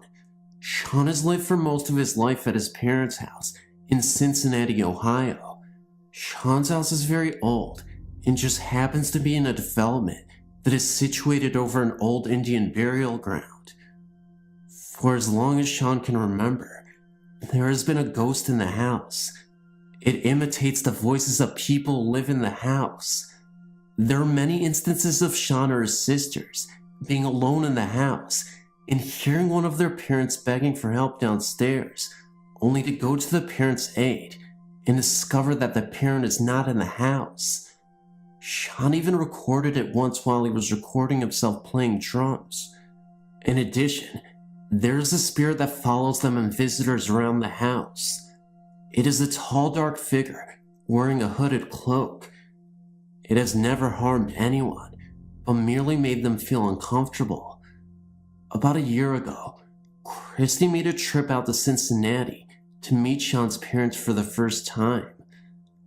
He didn't want to tell her about the house because he didn't want to spook her. Sean's parents invited her to stay in the guest room, and Christy accepted. The first night of the visit, Christy was sound asleep when she woke up suddenly and felt something icy slide over her and felt like something was watching her. She got spooked and went over to Sean's room and slid into bed with him and stayed there for the rest of the night. Sean didn't tell her at the time, but the hooded figure followed her into the room. The same thing happened the next night, and Sean finally told her. She refused to stay in the house another night.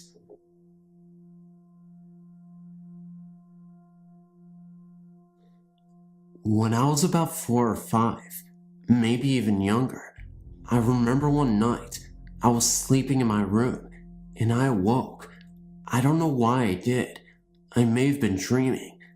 Anyways, I looked ahead of me to my wall, and there was a face on it. It was blue, looked human, and this may sound strange, but I had a hat on that looked like one of those Arabian towels that they wrap their heads with. It spoke to me. I don't remember what it said, but oddly, I wasn't afraid of it. I don't remember the reaction, but I asked my mom if she remembered about when I told her there recently, and she said I used to tell her about a lady in blue visiting me quite often. I only remember telling her about my only experience once. I might have seen the face more than I remember. I don't think it was a dream, because I don't think I would remember a dream I had when I was 5 or younger. I'm 15 now, so it was at least 10 or more years ago. That's my experience. If anyone has had an experience similar to mine, please write me about it.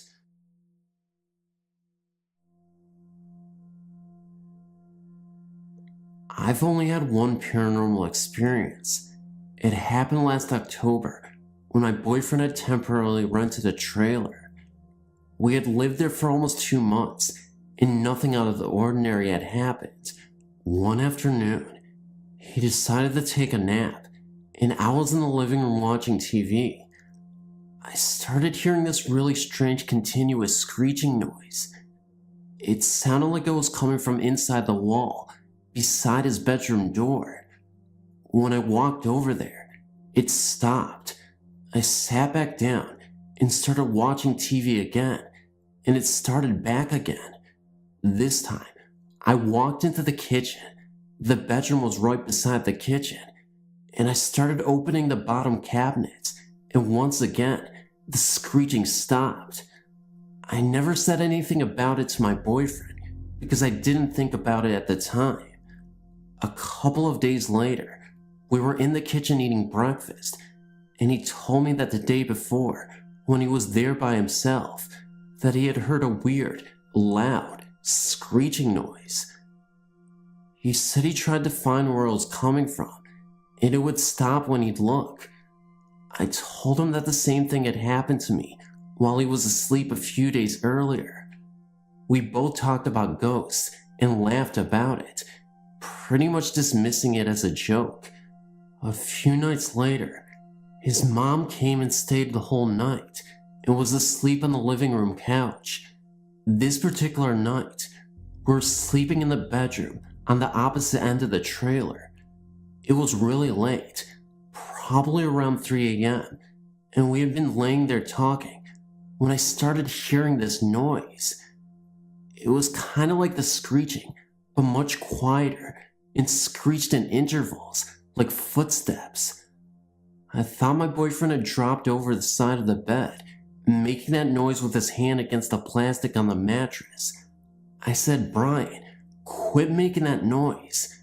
He said, "I'm not making that noise," and held up both of his hands. He looked at me as scared as I looked back at him, and he said, "Get up and get dressed." As soon as he said that, you could actually tell where the screeching was moving through the room to the corner beside the bed and feel this undiscernible presence, and all of a sudden, the screeching just went crazy and so loud. It was right there.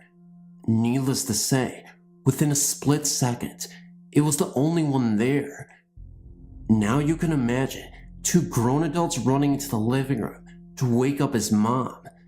She said she hadn't heard anything, but that we had scared her to death, running through the living room at 3 a.m. in the morning like we were on fire. We sat up in the living room for the rest of the night and moved back to my mom's house within the week. So far, that's the only experience that I've had. For a while now, my sister has lived in a house a few blocks away from my parents' house. I live with my parents. I would go over there to babysit my nephew when my sister had plans. Some nights I would sleep over there. Her house always had a creepy feeling to it, a thick feeling to the air. My sister had just had knee surgery and wasn't able to take care of her son, so I was spending the weekend over there. The first couple of nights were fine. I didn't mind at all. But the last night I stayed there, I was in the living room watching TV when I caught something out of the corner of my eye. It looked like a shadow. Before I say any more, I better tell you the layout of my sister's house. When you walk in, you go to the left and down a hallway. The open doorway to the left leads to the kitchen. The kitchen has another entry as well. The first door on the left is my sister's bedroom. The only door on the right is the bathroom, and the door at the other end of the hallway belongs to my eldest sister, when she's there, that is. On the other side of the kitchen is a set of French glass doors and let out into a game room, an add-on to the house. The doors are always kept closed and locked at night. The only people in the house that night were myself, my sister, the one on the mend, and her son. So anyway, I saw a shadow. At first I thought maybe it was my sister getting up to ask me to get her something. But the shadow simply vanished before I could get a closer look at it. I shrugged it off as me being tired. I lay down to go to sleep. I woke up a couple minutes later. It was around 5 in the morning. I didn't know what had woken me. I was sweating badly, and I felt like someone was sitting on my chest. I was propped up enough to see the French doors, which were across the room from the sofa. What I saw that night is engraved into my brain. There was an old woman outside the doors. She had her hands pressed against two of the glass panels and her face against another. Her mouth was open in a scream. I was scared beyond belief because I couldn't move, I couldn't speak, I couldn't do nothing but lay there. And then the door began rattling. The woman was shaking it. A shadow came out of the kitchen and the woman vanished. The shadow vanished after that, and I could breathe again. I don't know what the shadow was, but it did make the woman go away. I like to think it was my guardian angel. Who knows? That's my story. Anyway, and yeah, it is true.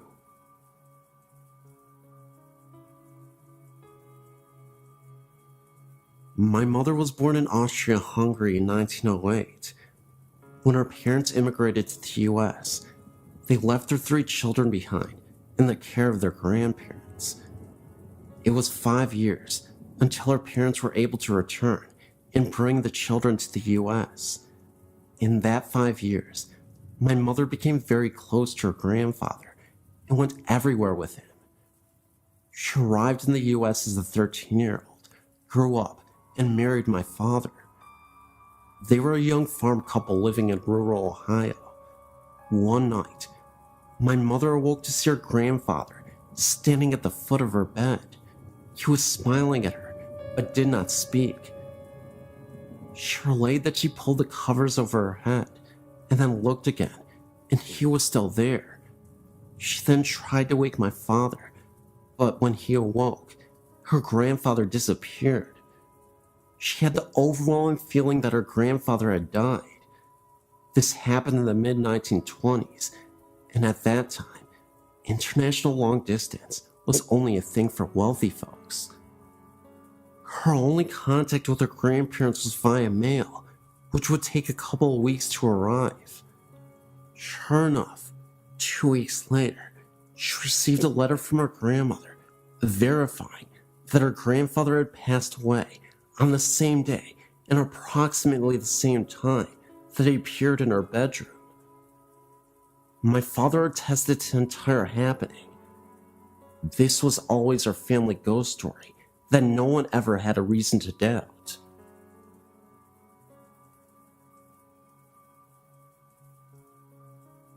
My parents live on a farm in Sugar Grove.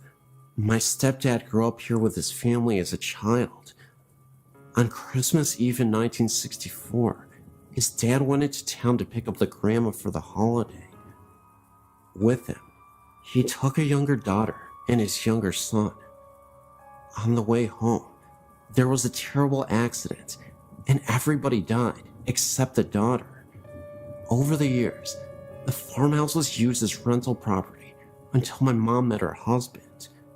They have lived here now for 6 years and have had many experiences with the spirits of this home. I, too, have had some of the same. There are many voices that we hear.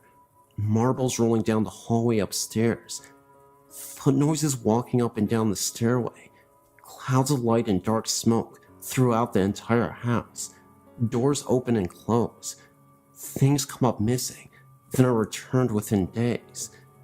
If you are alone in the house and stand by the sink, you will soon hear a voice that asks you to go away.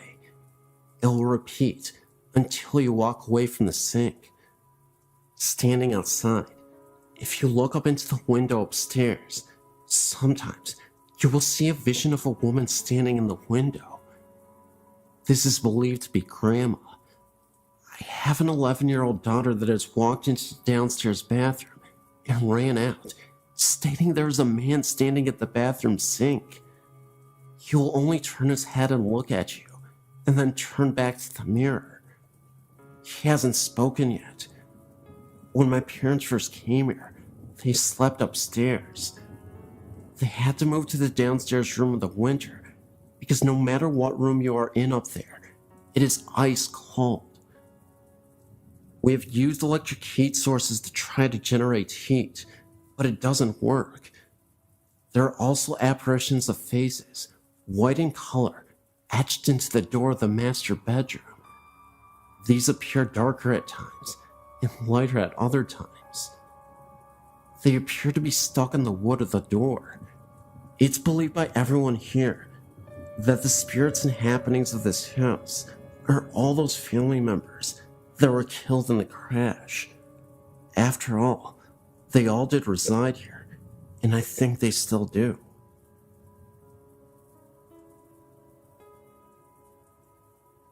My mother passed away a little over 4 years ago. Since then, we have seen her, usually in dreams, and my father has actually seen her many times in her home. My mother had been sick with a congestive heart failure that took a turn for the worst for about 2 years. My dad cared for her day and night. Finally, the last trip to the hospital was supposed to be a routine trip to remove excess fluid. On the way to the hospital, my mother made a prophetic statement to him that she would not be coming home again.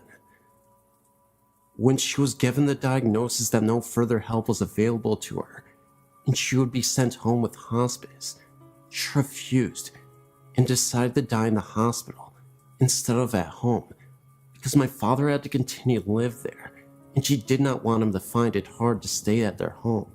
9 days of excruciating pain from a failing liver and kidneys, and unable to get her breath, she succumbed to death only after the last of our immediate family visited her on that day. It was as if she had waited until she had seen her husband, children, grandchildren, and son-in-laws before she was ready to go. 10 minutes after the last visitor, she breathed her last. Oddly enough, the grandfather clock in my parents' home stopped on the exact time of her death. My father has refused to rewind it. After 60 years of marriage, my father has been so lost. For the first year, she appeared to him frequently with a smile on her face, and one time told him, "I love you deeply, and just want to make sure you are okay." She still appears to him, just not as frequently as the first year. Recently, my sister and father had found a picture she had painted and had a frame to give me for my birthday.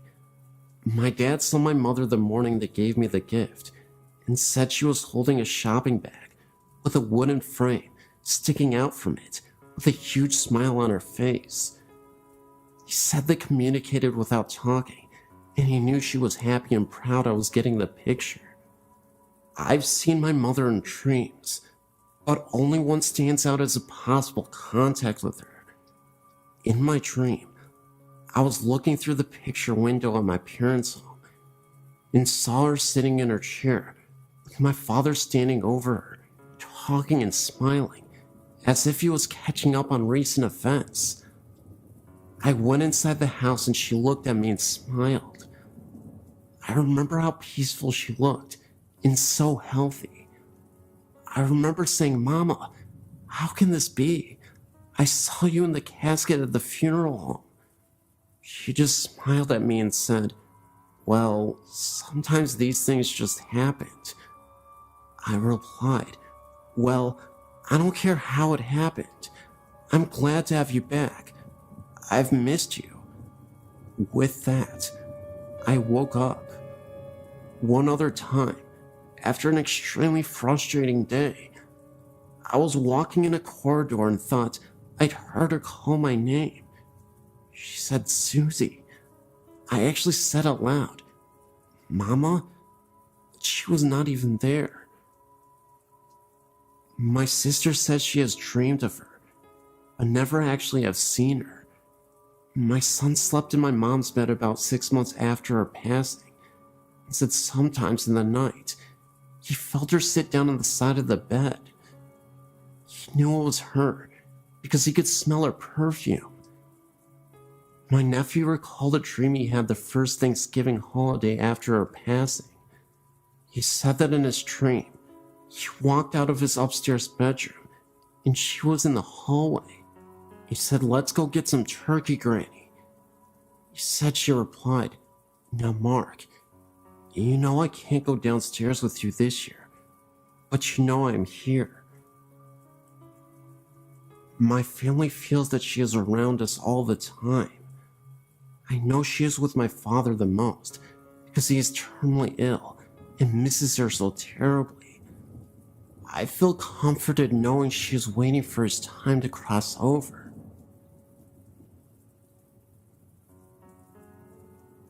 My mother is a current janitor working at Rockford College, and one of the buildings she is assigned to cleans happens to be the Burpee building. There, she and some of the other ladies that work with her have lunch in that specific building every work night. A while back, she told us that during her lunch break, she saw what was a female figure walk past the room they were in. She said she wore a blue dress and had blonde hair. The room has a mirror that faced the only door of the small area.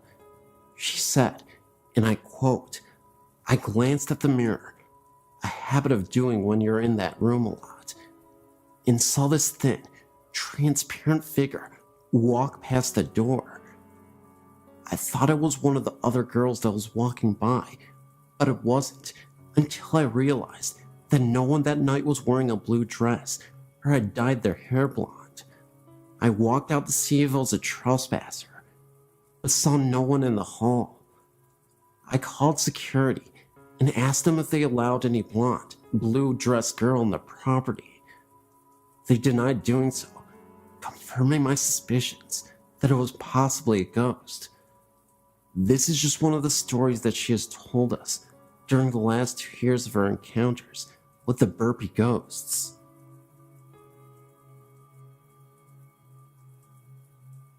This just happened to me just recently, on February 8th, 2008, when I took a ghost tour of the Tuang Cemetery in Brisbane, Australia.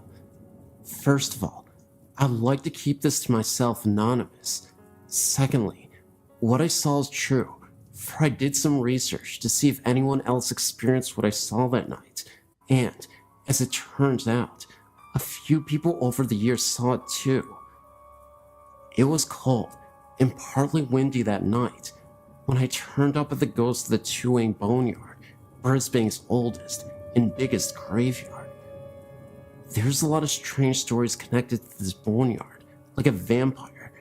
There's only 2 boneyards in the world that got fair dinkum vampires, Highgate in London and Tuang in Brisbane.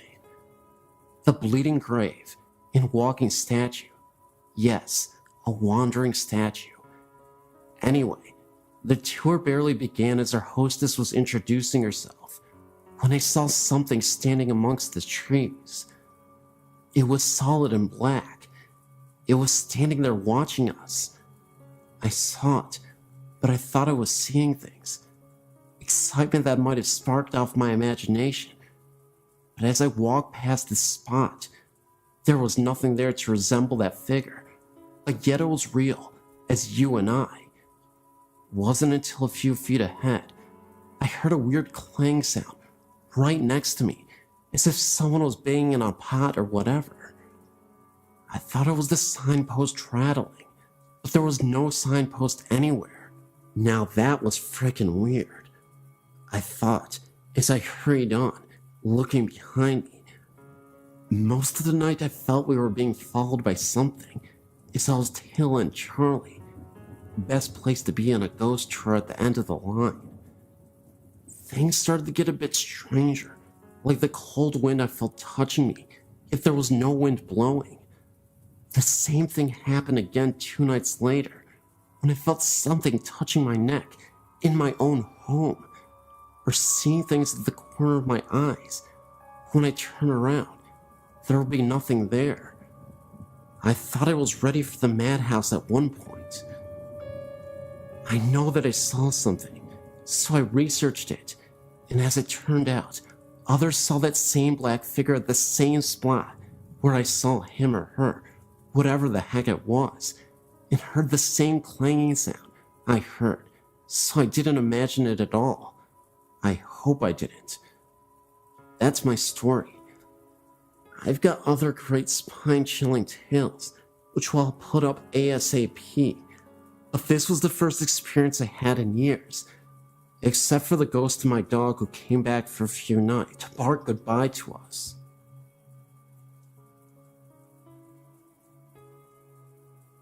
My name is Tina. I'm 33, and I have a story I would like to share with you and your readers. I've been experiencing strange things for many years now, but I've only been sharing them for just a few people who don't believe always have the need to find something wrong with the ones who do. My mom was one of those people. She would roll her eyes and say I was crazy or I had been drinking. The day she became a believer was one of the most beautiful moments we've ever shared. This is our story. My mom had surgery in her foot and was using a walker to get around. I was at her house helping her with her laundry and such, and had laid my son down in the bedroom down the hall for his nap. Mom was kicked back in the recliner and decided she would also take a nap. All my chores were done for the time. Everybody in the house was sleeping, so I went out to get into the pool. I turned on the baby monitor at the room where my son was sleeping and brought the other piece outside with me. My mom lives out in the country. No neighbors close enough for monitor to pick up any other signals from a phone or another baby monitor. It was so quiet in my mom's house, I could hear the tick-tock ticking of the clock in the room where the monitor was. All of a sudden, I heard a woman's voice so clear and loud. It sounded like she was speaking into the monitor. It sounded like peep, as in P-E-E peep. I'm not sure what that means. Maybe it was just gibberish. That's what I heard. At this point, I start to run to the door to see if my mom is still in the chair in the living room. I got to the door, snatched it open, and there was my mom, still reclined back in the chair with a really strange look on her face. I guess I had a strange look on my face too, because she said, "What? What's the matter? Who's here? Who are you talking to?" I just looked at her and couldn't say anything. She asked again who I was talking to, and I said nobody. Why? She said that she heard a woman talking. She thought she was dreaming. She opened her eyes, and the woman was still talking, so she knew she wasn't dreaming.